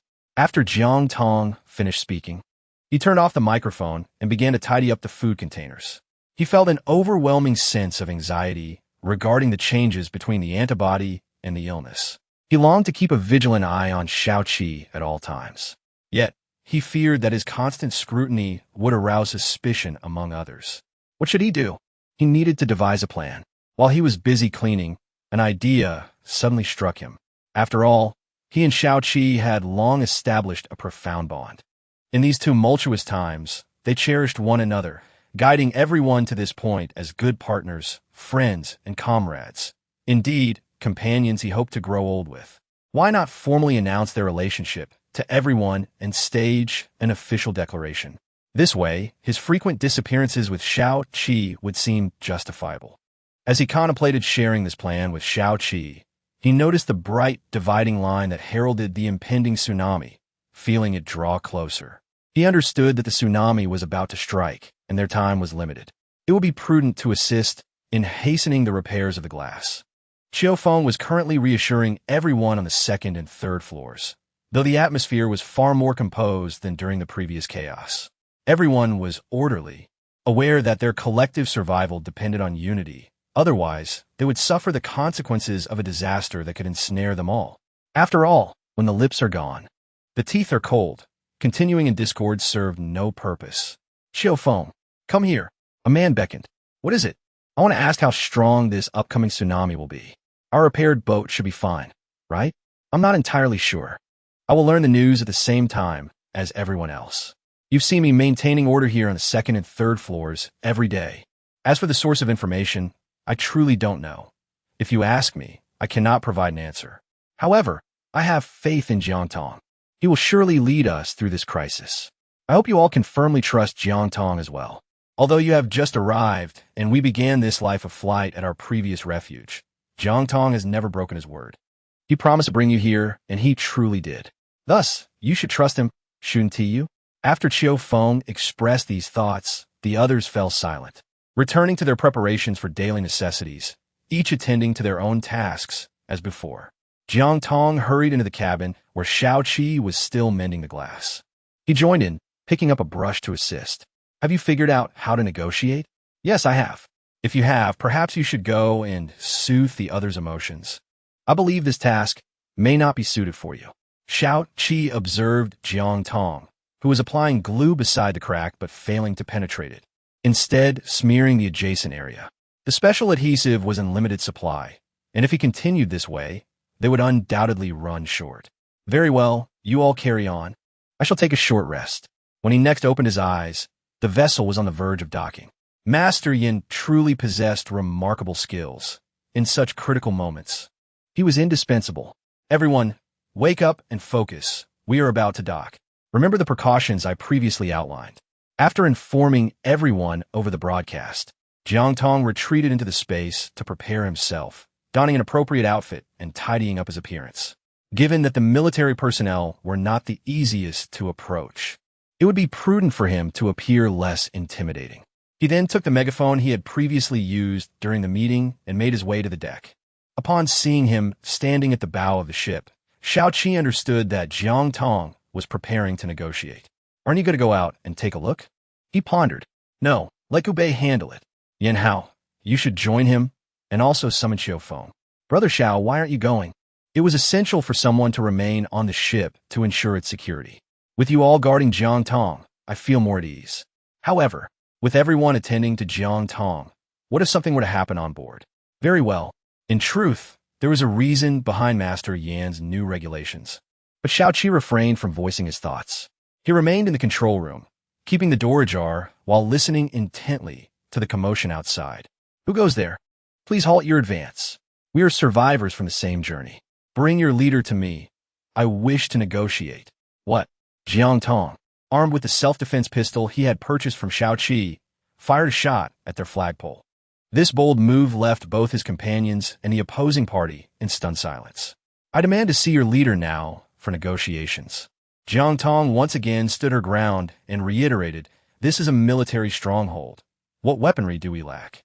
You would do well to temper your arrogance. I am their leader."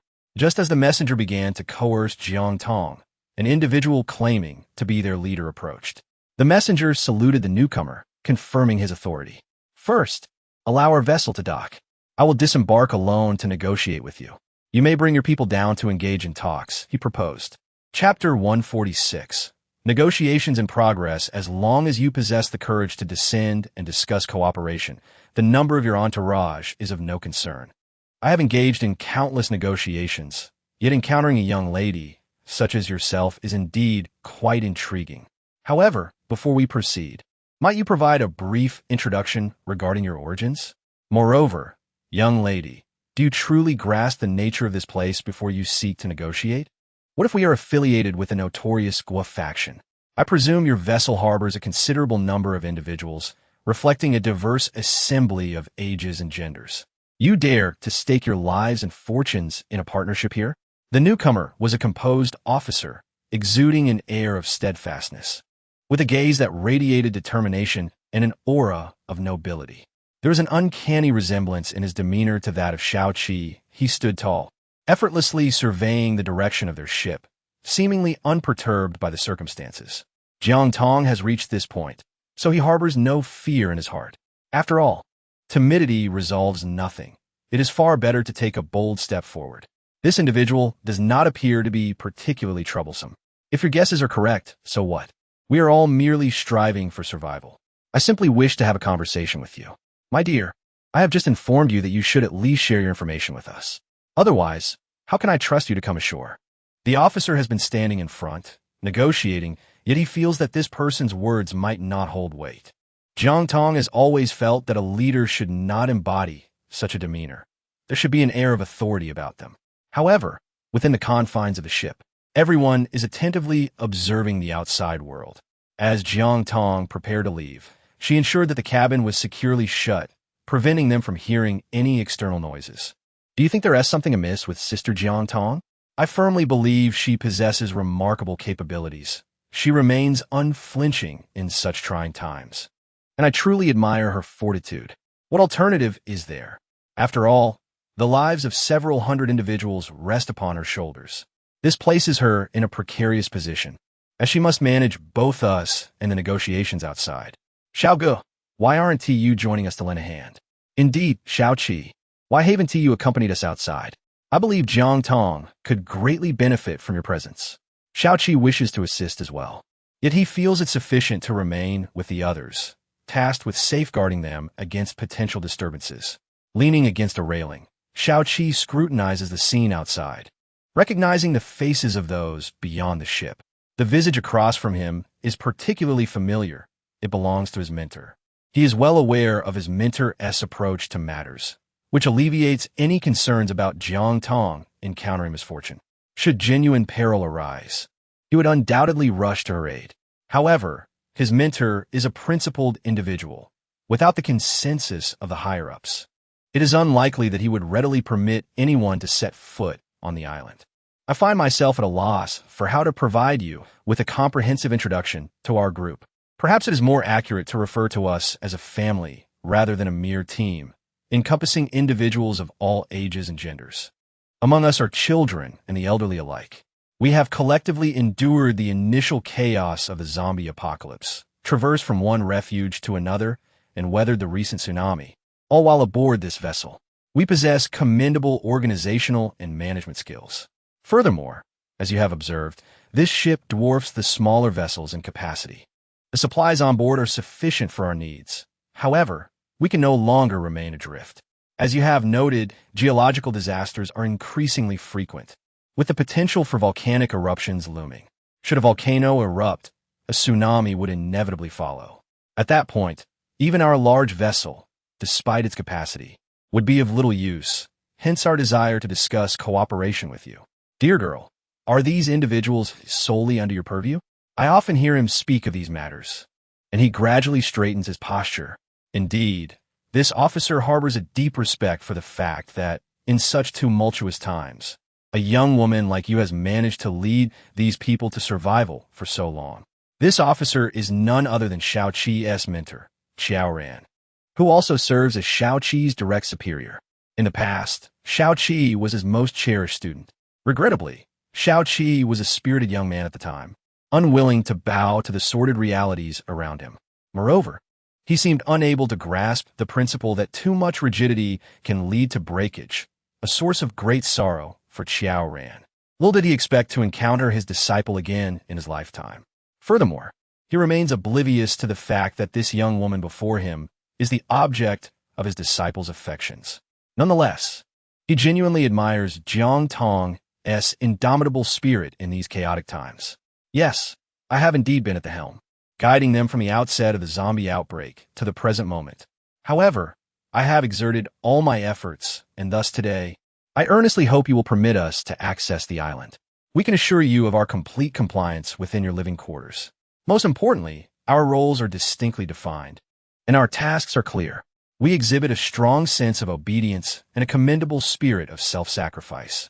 You should be able to discern my management abilities, as I have led this ship as passengers since the onset of the outbreak. What do you think? Do you believe it possible for us to try? Xiao Ran, truthfully, is inclined to agree, yet he understands the necessity of exercising caution before allowing anyone on the island. What you propose is indeed commendable, but it is primarily applicable to ordinary individuals like yourselves. Dear girl, I must be frank, we are within a military zone. The living quarters on this island are designated for military families and some displaced civilians. Your obligations extend beyond what you have outlined. Once you set foot on the island, we become responsible for your safety. In the event of danger, how will we be able to safeguard you? Chapter 147. Success.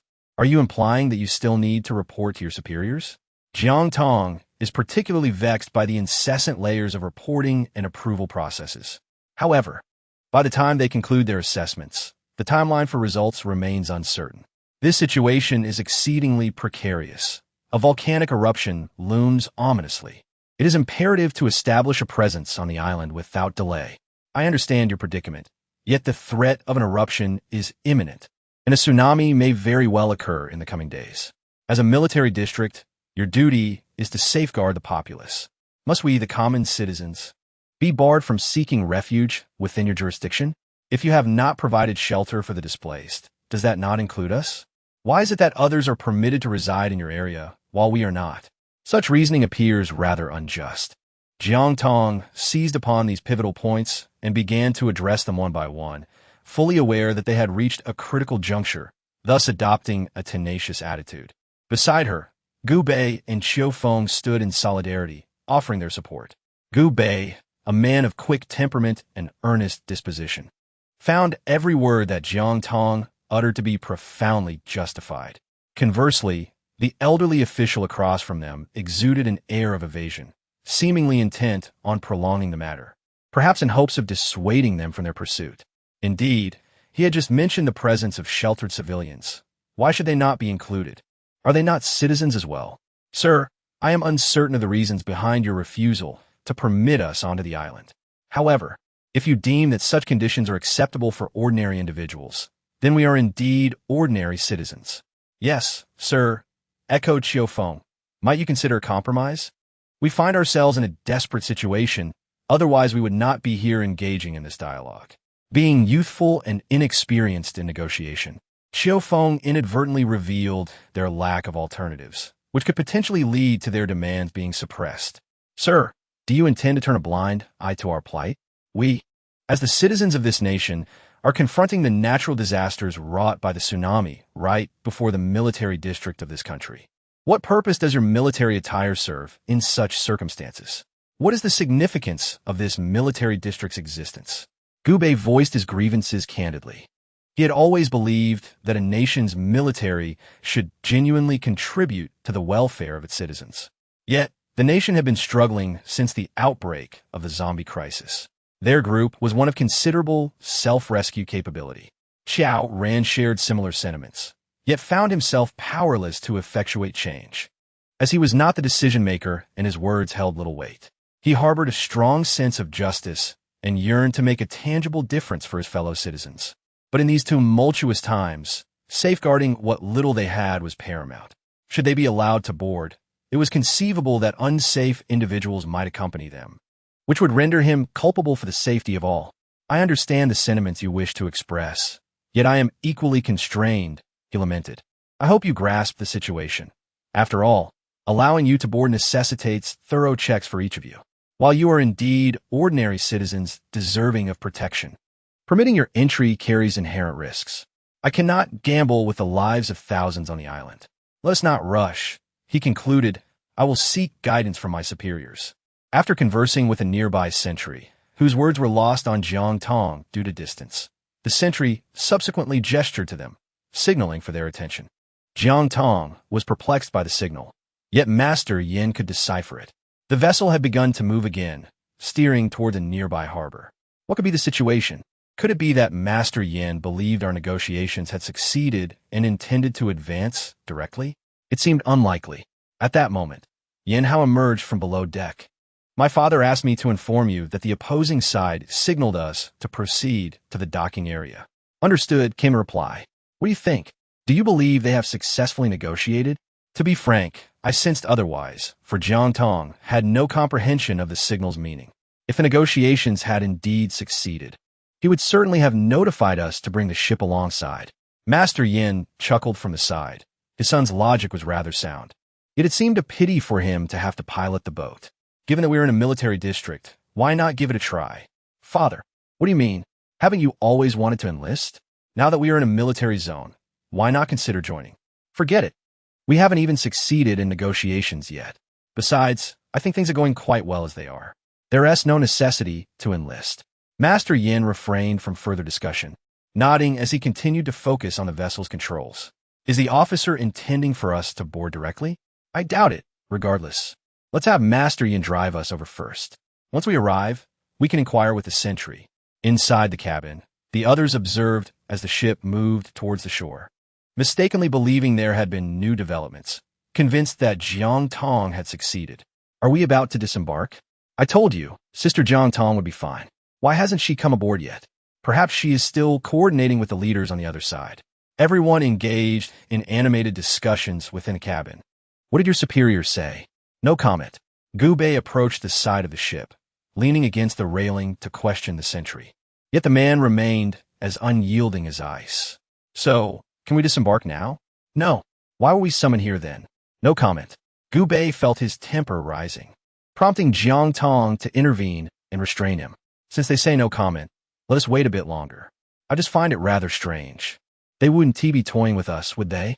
Brother Gubei, let us wait a little longer. No need to rush. Xiaoqi observed the scene, his heart heavy. Clearly, they still needed to consult with higher-ups, though it remained uncertain whether those higher-ups would acquiesce. The group continued to gaze at the opposite shore, waiting for approximately 40 minutes. Finally, the officer hurriedly approached, visibly anxious. All right, you may disembark. Come aboard. Chapter 148. Disembarkation Station. Xiao Ran, gasping for breath, stood nearby, urging Jiang Tong to hurry. Jiang Tong pondered how swiftly they had consented. The senior executives certainly convened with remarkable ease. Very well, I shall inform them now. On second thought, I will wait here. Gubei, you should be the one to notify them. Why must it be me? Are there not others available? Jiang Tong cast him a vexed glance. If you're going, then go. Why all the unnecessary chatter? Gu Bei snorted, then turned and entered the cabin to inform everyone. They've succeeded. You may disembark now. The others immediately grew displeased upon hearing this. What do you mean you may disembark? Shouldn't we all be going up too? Are you saying that you can go while we cannot? That's not what I meant. I meant we could discuss it together. Everyone, please gather your belongings and have something to eat. Shall we be on our way? No way. Gu Bei, how could you say that today? We're really upset now. Come on, all the heavy lifting is on you. This is typical personal vendetta, and it won't do. I shall seek out brother Xiao to reason with him. Xiao Qi stood by, observing the situation among the long knife bureau, suddenly finding himself implicated. No, don't come to me with your grievances. I'm not involved. Whoever spoke must take responsibility for their words. Resolve it among yourselves. Don't ask me. I don't know. I'm off to check on the bridge and inform Master Yin and the others. Xiao Qi had initially appeared cheerful, but now found himself in the midst of the unfolding drama, deciding it was best to make a hasty retreat. Otherwise, he might genuinely be roped into this dispute, and who could predict how long such a quarrel would linger? So he quickly slipped away to the bridge where Li Yin and the others were still examining the information displayed on the monitors. Master Yin, why are you still studying this? You can already get out of bed. Didn't you receive the notification? I didn't receive any notification, but I was confident that you would successfully negotiate. However, we cannot remain here indefinitely. If we are to seek another refuge, we must set the ship in motion. Our vessel is already in excellent condition. It only requires a system update and upgrade now. Besides, with me here, what is there to fear? Isn't it a good thing we can disembark? I can also come ashore daily to continue repairs. Being on land will certainly make it easier to access tools. Your considerations are indeed thorough. Perhaps we should descend and see if there is anything to tidy up. I have grown quite old. Being able to assist you in any way brings me joy. There is hardly anything to pack. Master Yin sighed, his hands still clutching tools, callous from years of labor. His hands had borne the marks of steering the ship, with some areas smoothed over, the rough patches now gone, revealing a polished surface, darkened and gleaming from wear. You have truly worked hard. Without you, we might not have managed to escape. Now that we have a new refuge, let us go and negotiate properly. We will certainly secure a peaceful living arrangement for everyone here. Having lost many brothers and friends who shared in hardship, they had also encountered numerous individuals and diverse landscapes. Yet, he felt most fortunate to have met Jiang Tong. I can see that you come from a military background. You must be a sailor, and this military base is undoubtedly connected to you. Master Yin remarked, manipulating the controls while articulating his thoughts. Why have you suddenly gone silent? Xiao Qi found himself momentarily speechless, uncertain of how to respond. You are correct, child, regardless of what has transpired in the past. It is vital to prioritize the greater good now. Master Yin, I understand everything you've said. Otherwise, I wouldn't be standing here, assured of our disembarkation. I tend to be a bit of a nag, but I genuinely hope for your well-being. My sentiments towards all of you are the same as they are for Yan Hao. There are no ulterior motives. My old bones grow weaker each day, and I know not when I'll bid farewell to this world. I simply wish for your safety when that day comes. Master Yin, why have you suddenly chosen to speak of such things today? Disembarking implies potential danger, possibly from zombies. And have you noticed the mutations in the seabirds? I only hope that if misfortune arises, you will all be able to withdraw safely. That is why I insist on repairing this ship. Xiao Qi grasped Master Yan's hand. Master Yin, encountering you has been a stroke of fortune amidst our misfortunes. Do not say such things. Had it not been for you, we might have long since fallen victim to the undead. Now let us hasten outside. At that moment, Gu Bei had been knocking at the door for quite some time and was likely growing impatient along with Jiang Tong and the others. Why are you two taking so long? Everyone else is ready and waiting for you. This is ridiculous, Gu Bei exclaimed as he finally pried open the door, only to find the two of them standing together inside. It's you who causes all the fuss. Jiang Tong hasn't complained. And the military personnel are clearly not waiting impatiently. It's just you making all this noise. After exchanging a few more words, they began to make their way toward the shore. But should they take all the supplies with them? Are you really planning to bring all these supplies ashore? Jiang Tong stood at the entrance of the warehouse, observing the items being moved within. Xiao Qi approached him, intending to discuss a few matters. It was uncertain, as there were still those items in the space station. For now, this was all there was, and one could only wonder if the next stop would indeed be the landing station. It was unexpected. During school, one needed to reach the shore, and now, amidst this chaotic era, the necessity remained. Chapter 149. The True Negotiation. What's this? Are you beginning to have regrets? Xiao Qi raised an eyebrow, watching him from the side. Not to that extent. What is there to regret? Besides, we have already come this far. We cannot drift aimlessly at sea forever. I am merely concerned, worried about whether we can reach an agreement with them once we have landed. What do you mean? Xiao Qi appeared perplexed upon hearing this. Haven't we already landed? Wasn't an agreement reached? Why is there a need for further consensus? Could there be an issue? Surely not. Do the military district personnel truly believe that he knows nothing good about this military zone? Yet, his mentor remains here. He knows the character of his teacher well enough. He would never deceive Jiang Tong. The veteran I spoke with earlier mentioned that we still need to reach another agreement with those in higher authority. They have allowed us to land now solely because I informed them of the potential tsunami that might occur soon. They cannot just watch their people face dangers at sea, especially right within their own waters.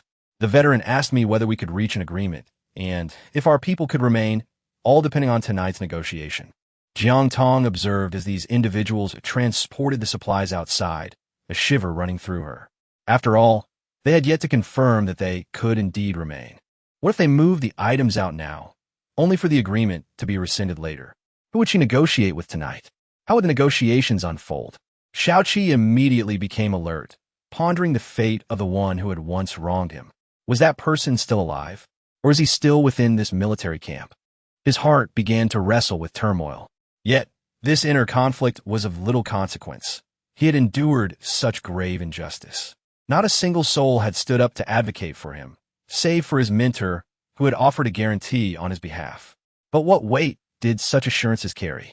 Ultimately, he had no choice but to leave the military. What are you thinking about?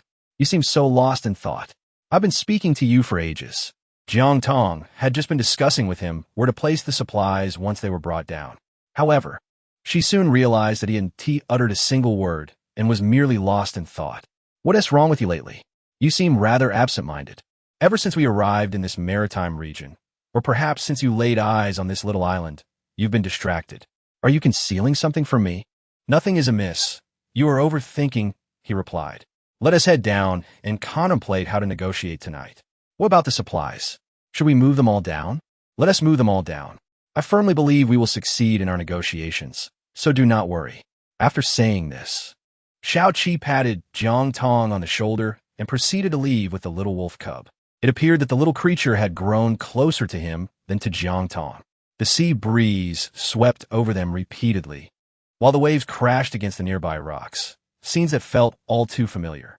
It seemed that certain individuals were destined to cross paths once more in this lifetime. With that in mind, he decided to visit his mentor first. Xiao Qi jumped from the deck onto the shore, cradling the little wolf cub. Hello. I am looking for your officer, Xiao Ran. The sentry, who had been standing guard, felt a sense of familiarity in Xiao Qi's gaze. Do you have business with him? Our officer is not someone just anyone can meet. Just tell him that Xiao Qi has something to discuss. Understood. The sentry was about to say more, but refrained, promptly heading in the direction of the military camp. Xiao Qi, holding the little wolf cub, stood by and gazed at the familiar military base. This installation had absorbed much of his dedication and effort, not to mention his mentor. They had shared their youth within these confines, yet some individuals later resorted to slander in a bid for recognition. Inside the military district, upon hearing the name Xiao Qi, Xiao Ran dropped everything in his hands. What did you say? Sir, the sentry reports that Xiao Qi is looking for you, claiming there is an urgent matter. Xiao Ran picked up the fallen books and placed them on the table, then hastily wiped his face with a towel before rushing out. He walked faster and faster until he was nearly jogging, leaving the sentry trailing behind. As he approached, he recognized the voice that had once been so familiar to him. Xiao Qi, is it really you? Seeing Xiao Ran, Xiao Qi hesitated momentarily. Speak, is it truly you? Xiao Qi turned back. It's really you. It is I, teacher. I never expected to find you here. He then remarked, you mentioned there's a negotiation tonight. What does that entail? It is indeed a significant negotiation. Are your people settled? They are in the process of settling in. Well then, share the advantageous terms so I can report to the higher-ups. Teacher, I shall not keep anything from you. The supplies on our end are more than sufficient for our personnel. Let us not discuss it here. We'll go straight to the office, and you can report directly to Gao Kong. Never mind, teacher. I am not suitable. You are the most fitting candidate. The previous representative from Infinite was dismissed due to issues. We are left with our own people, and we are well aware of your position. Let us hurry. We need to reach an agreement before they start work. If we can come to a consensus, you'll be allocated directly to the living quarters, saving you the hassle of moving around. All right, I'll go and make an announcement. Upon hearing this, Xiao Qi's heart surged with emotion, and he hurried down to inform Jiang Tong of the situation. You're going? Why does he trust you so much? Chapter 150. Settling in Jiang Tong found it rather perplexing. She had been in continuous negotiations with the opposing party, yet suddenly they extended an invitation to Xiao Qi moreover. Xiao Qi had not made an appearance until now. He himself had yet to contemplate a suitable justification for his presence. As it stood, the immediate priority was to ensure a stable arrangement. Furthermore, it was unreasonable for everyone to linger here indefinitely. Should a tsunami strike, a single wave could prove catastrophic. Jiang Tong could not be bothered to probe further into the matter. He had no intention of delving deeply into these affairs.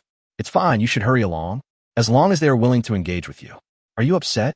At such a critical juncture, you still have the presence of mind to concern yourself with this? Jiang Tong was suddenly at a loss for words, unsure of what to say. What had happened to this person recently? He had never been one to hesitate in the past. It seemed he indeed had something to conceal from her. Perhaps it would be best to wait until after the negotiations to discuss it. All right, I shall take my leave for now. Xiao Ran had been waiting for him on the shore. The sun was becoming increasingly intense, and Xiao Ran fanned herself with her hat.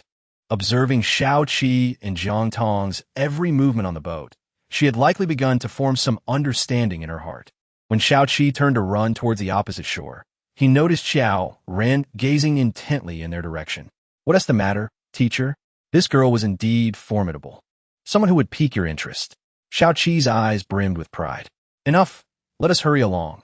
The higher-ups are awaiting us.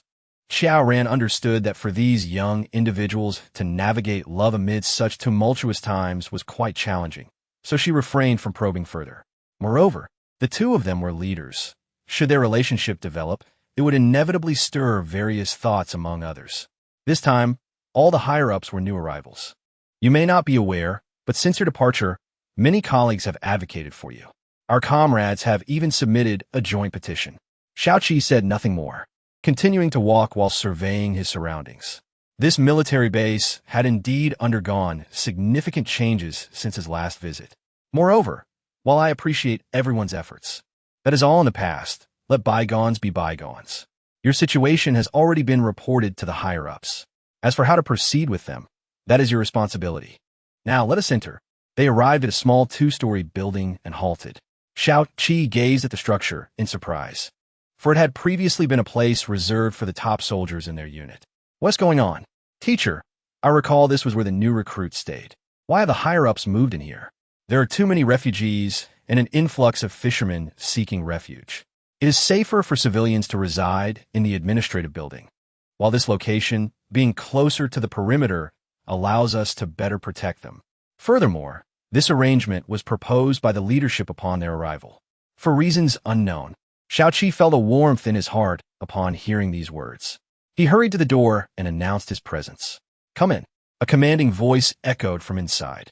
The voice was indeed unfamiliar, suggesting that the scoundrels had been completely expelled. Leader, enough. Take a seat. Old Xiao has likely briefed me on your situation. Now, let us discuss the general circumstances of your team. In a somewhat cramped office, there was a desk, 3 bookshelves, a single bed, 2 sofas, and a small coffee table. This was the entirety of the furnishings. Is there something inconvenient for you, comrade? Is this difficult to explain? No, leader. I can provide you with the details right away. We have approximately 123 individuals aboard our vessel. In the latest registration, the youth comprise 70, while the elderly and children make up 30, including all minors under 18. The resources we currently possess can sustain these lives for a year without issue. Additionally, we have seeds for cultivation on land. We can grow grains and vegetables, and in the autumn, we can harvest seeds again. You need not worry. We will not impose a significant burden on you. We simply require a place to take shelter on land. Well, since you have brought that up, allow me to share our considerations. The leader appeared vibrant and authoritative, exuding the poise of a seasoned commander. With a straight posture and a weighty tone, yet possessing an approachable demeanor, he continued, "You are aware that this is a military base, and you are not the only one seeking refuge here. Since I have stated this, you must assume responsibility for your actions. You mentioned resources, so let me elaborate on other matters. It is not merely about having supplies to survive. You should be well aware of that. Otherwise, you would not be seeking a refuge, would you? Indeed, I concur. Now, take a look at this military map. Here is the civilian map. Overlay these two maps, and what do you discern? Although it had been a long time since Shao Qi last examined such maps, he retained a basic proficiency. The civilian map indicated limited water sources and cultivable land, while the military base had numerous critical checkpoints. Do you think I moved the office here for show?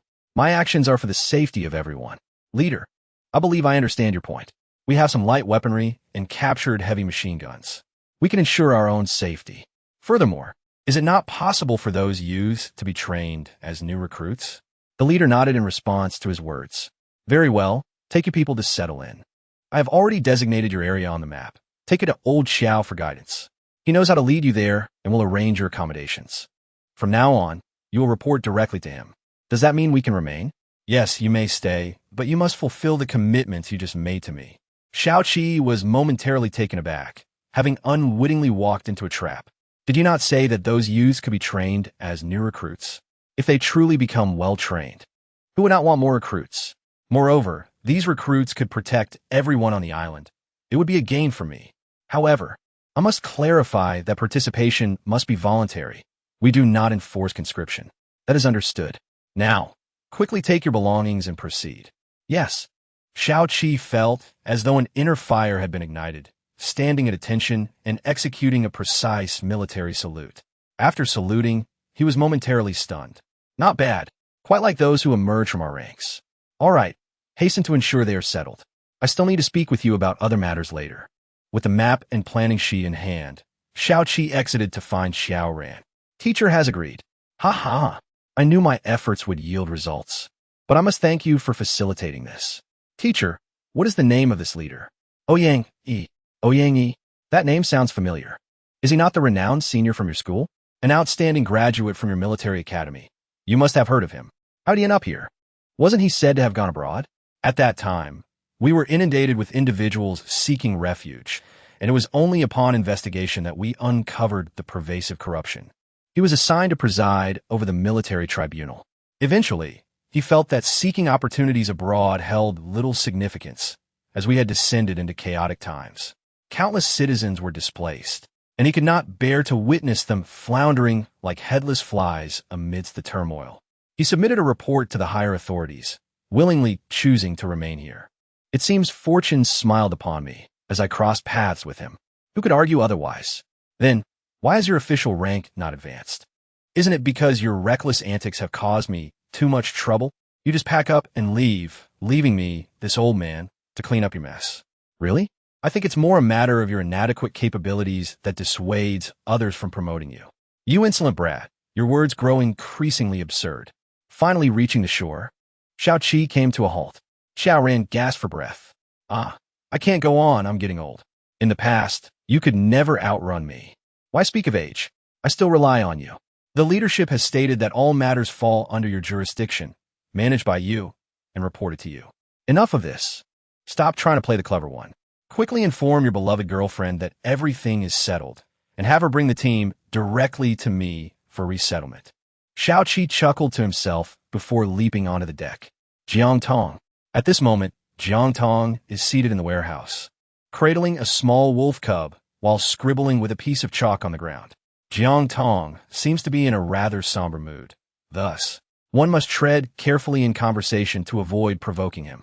Gu Bei, witnessing his loud outbursts, hurriedly approaches to restrain him. What has transpired this time? Who can say?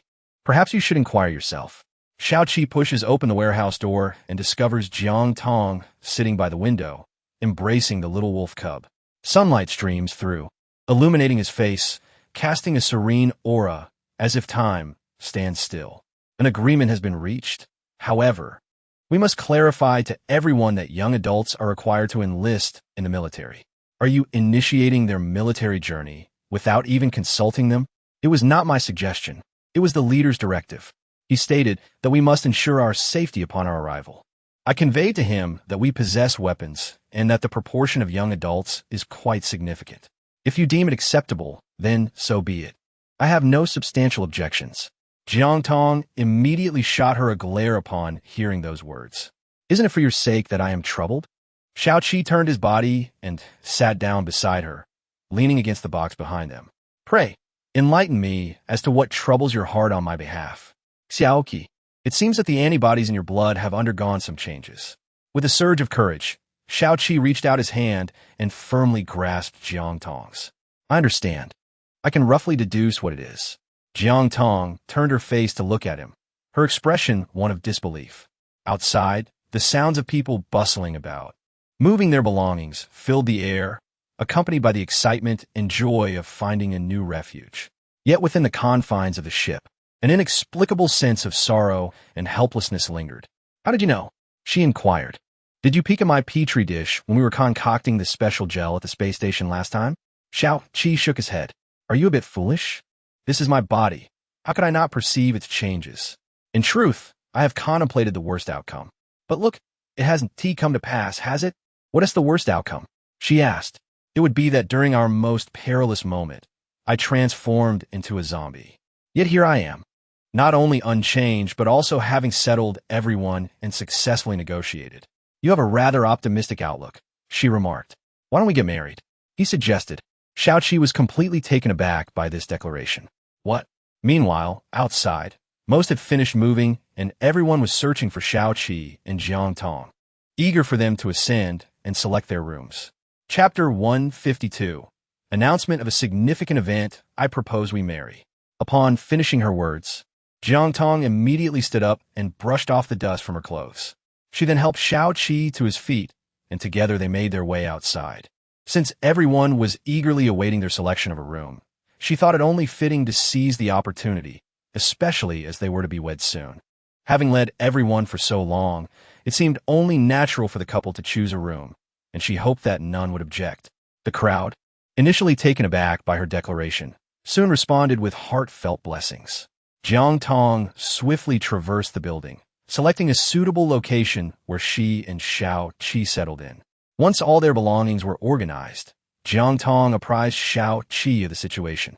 The worst-case scenario was that, should he undergo a mutation, she could employ this rationale to protect him, buying some time and securing a glimmer of hope for survival.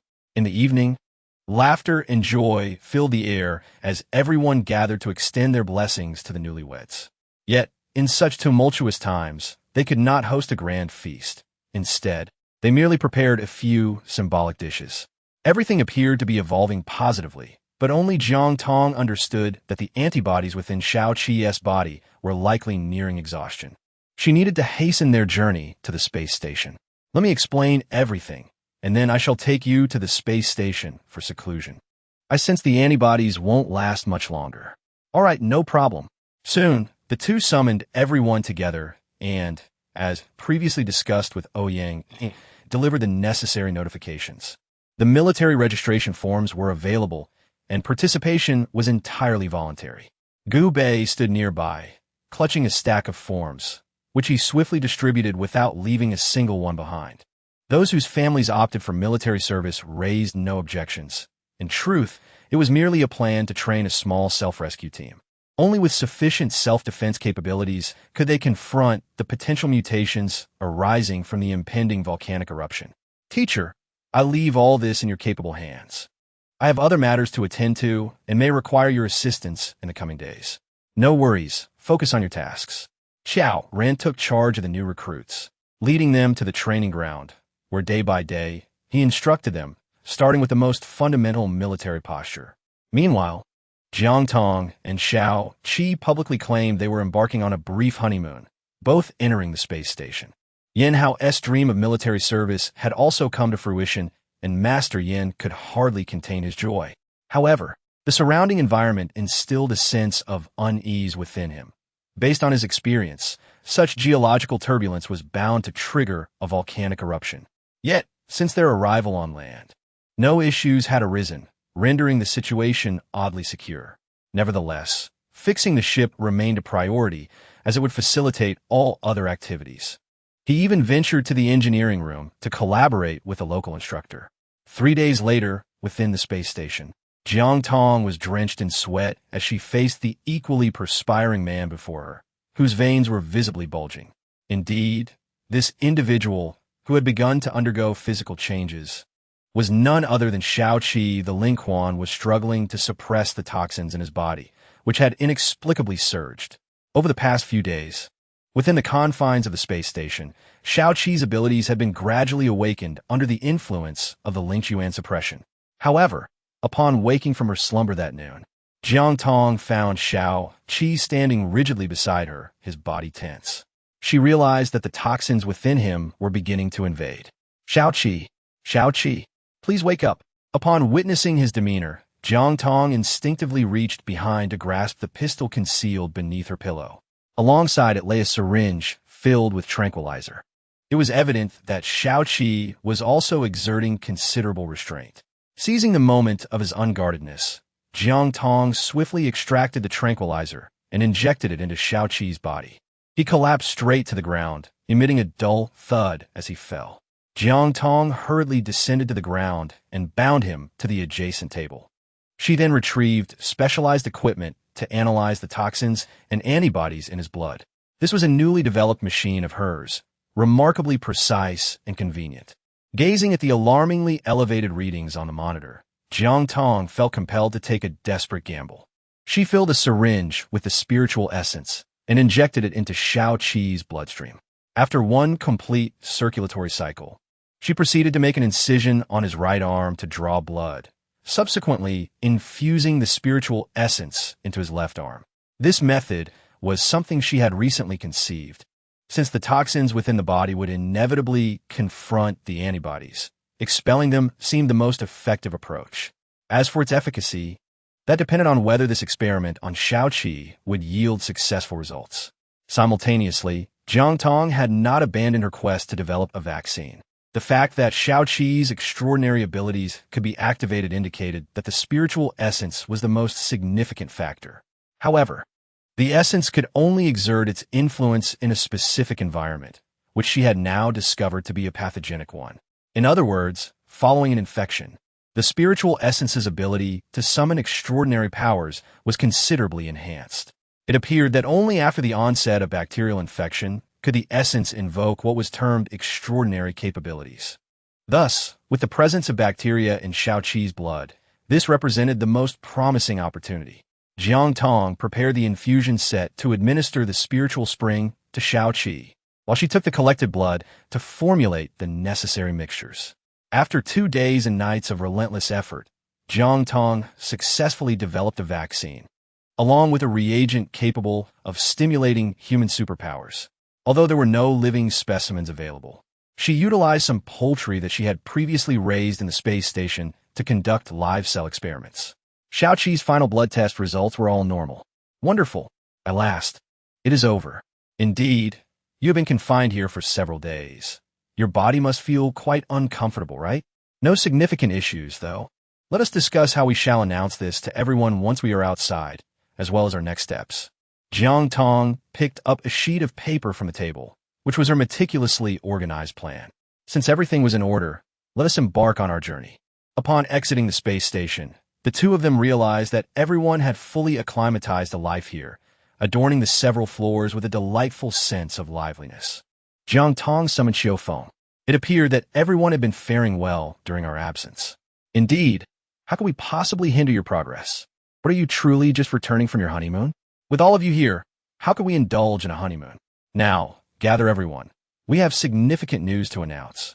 Once everyone had assembled, Jiang Tong revealed the momentous news that she had successfully developed a zombie vaccine. She also declared her intention to establish an educational institution. This had long been her plan.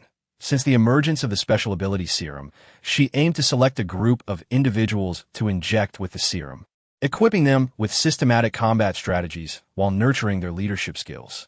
With the immunity granted by the serum against zombies, they would undoubtedly lead the self-rescue teams to greater victories. Can everyone apply? What about those of us already enlisted? Everyone is welcome to apply, but there will be an interview and a written test. As long as you meet the standards, I will accept you as students. Very well, we agree. This illustrates the profound trust built over time. No one questioned the purpose of this institution. As long as it was Jiang Tong's initiative, they were willing to follow her lead. Ouyang y personally approached Xiao Qi. How have you considered my previous suggestion? Is being a military officer beneath your capabilities? Not at all. Meanwhile, during her days at the space station, Jiang Tong persistently inquired about Xiao Qi's lengthy conversation with Xiao Ran. Upon learning of Xiao Qi's experiences, her heart ached for him, appreciating the care and affection he showed her. Starting tomorrow, you will assume your role. You will lead the self-rescue team. Understood. Ouyang Yi refrained from further comment. Although he sincerely hoped Xiao Qi could return to his research at the military academy, time was of the essence. After all, Yin Hao's father and the mechanics had recently reported the latest environmental changes. Xiao Qi was a natural leader, having survived this chaotic era, and perhaps his leadership would yield better outcomes. 3 days later, Jiang Tong's Academy for Special Abilities selected 15 individuals, and classes officially commenced. On the first day, she candidly shared her own abilities, her capacity to access the space station, emphasizing that this was a closely guarded secret. The 15 individuals had ingested the serum without any adverse reactions. Their inherent abilities required training and, like Jiang Tong, they needed to undertake missions to upgrade their systems. Xiao Qi led the self-rescue team, meticulously studying every level of zombies encountered since the outbreak, along with their mutations, and conducted extensive data analysis. This research was crucial in determining the types and quantities of weapons they needed to produce. Meanwhile, aside from the self-rescue team and the Academy's students, others were also diligently working under Qiu Feng and Gu Bei's guidance to cultivate land and conserve water resources. Xiao Qi obtained 2 maps from Ouyang Yi and, by comparing them with the current environment, swiftly outlined new areas for cultivation and water extraction. A month passed, and Yin Hao's father and the mechanics had repaired the ship and upgraded the other vessels in the fleet with automatic navigation systems. Furthermore, several engine enhancements were made. This meant they could withstand even the most formidable tsunamis. If this territory were to be submerged again, they would navigate to the next available land. Everything seems to be running smoothly now. What do we have to fear? Do you not know that excessive joy can lead to sorrow? One should not speak too soon, Gu Bei remarked, observing the orderly vessels docked at the port, exchanging banter with Master Yin. What is happening? A volcano is about to erupt. Weren't we told it would be another 2 weeks? Who can predict the whims of nature? Inside the small office, a crowd had gathered. After Ouyang Yi explained the situation, Xiao Qi made a solemn vow. Rest assured, I will lead the self-rescue team to guard the first checkpoint. We will not allow any mutated creatures to seize our refuge. Very well, let us formulate a battle plan. Jiang Tong led her fellow members from the Ability Academy to the drying platform behind the 2-story building. Their powers had significantly increased, enabling them to summon the trained poultry that had been infused with the serum within the space station. These creatures were well-trained, obedient, and docile. Given the existence of mutated species, it was only fitting that her academy would manage these animals. After everything was set in place, approximately 2 minutes later, the volcano erupted. Amidst a swirling cloud of white smoke, lava gushed forth, releasing a peculiar odor into the air. At that moment, the sea began to churn, and numerous crabs scuttled from the tidal flats onto the beach.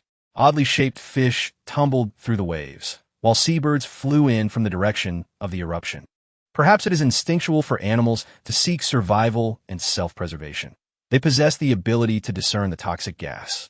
However, as they inhaled the noxious fumes, it would not be long before they mutated, necessitating their capture. Fortunately, This island was devoid of other settlements, as the local populace had sought refuge here, leaving only the mutated species to contend with.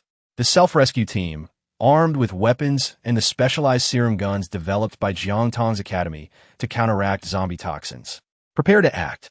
Needles filled with anesthetic were affixed to a large net, which two team members began to deploy from the shore into the sea. Once the mutated creatures became ensnared in the net and injected with the anesthetic, members of Jiang Tong's academy commanded the poultry to attack one by one.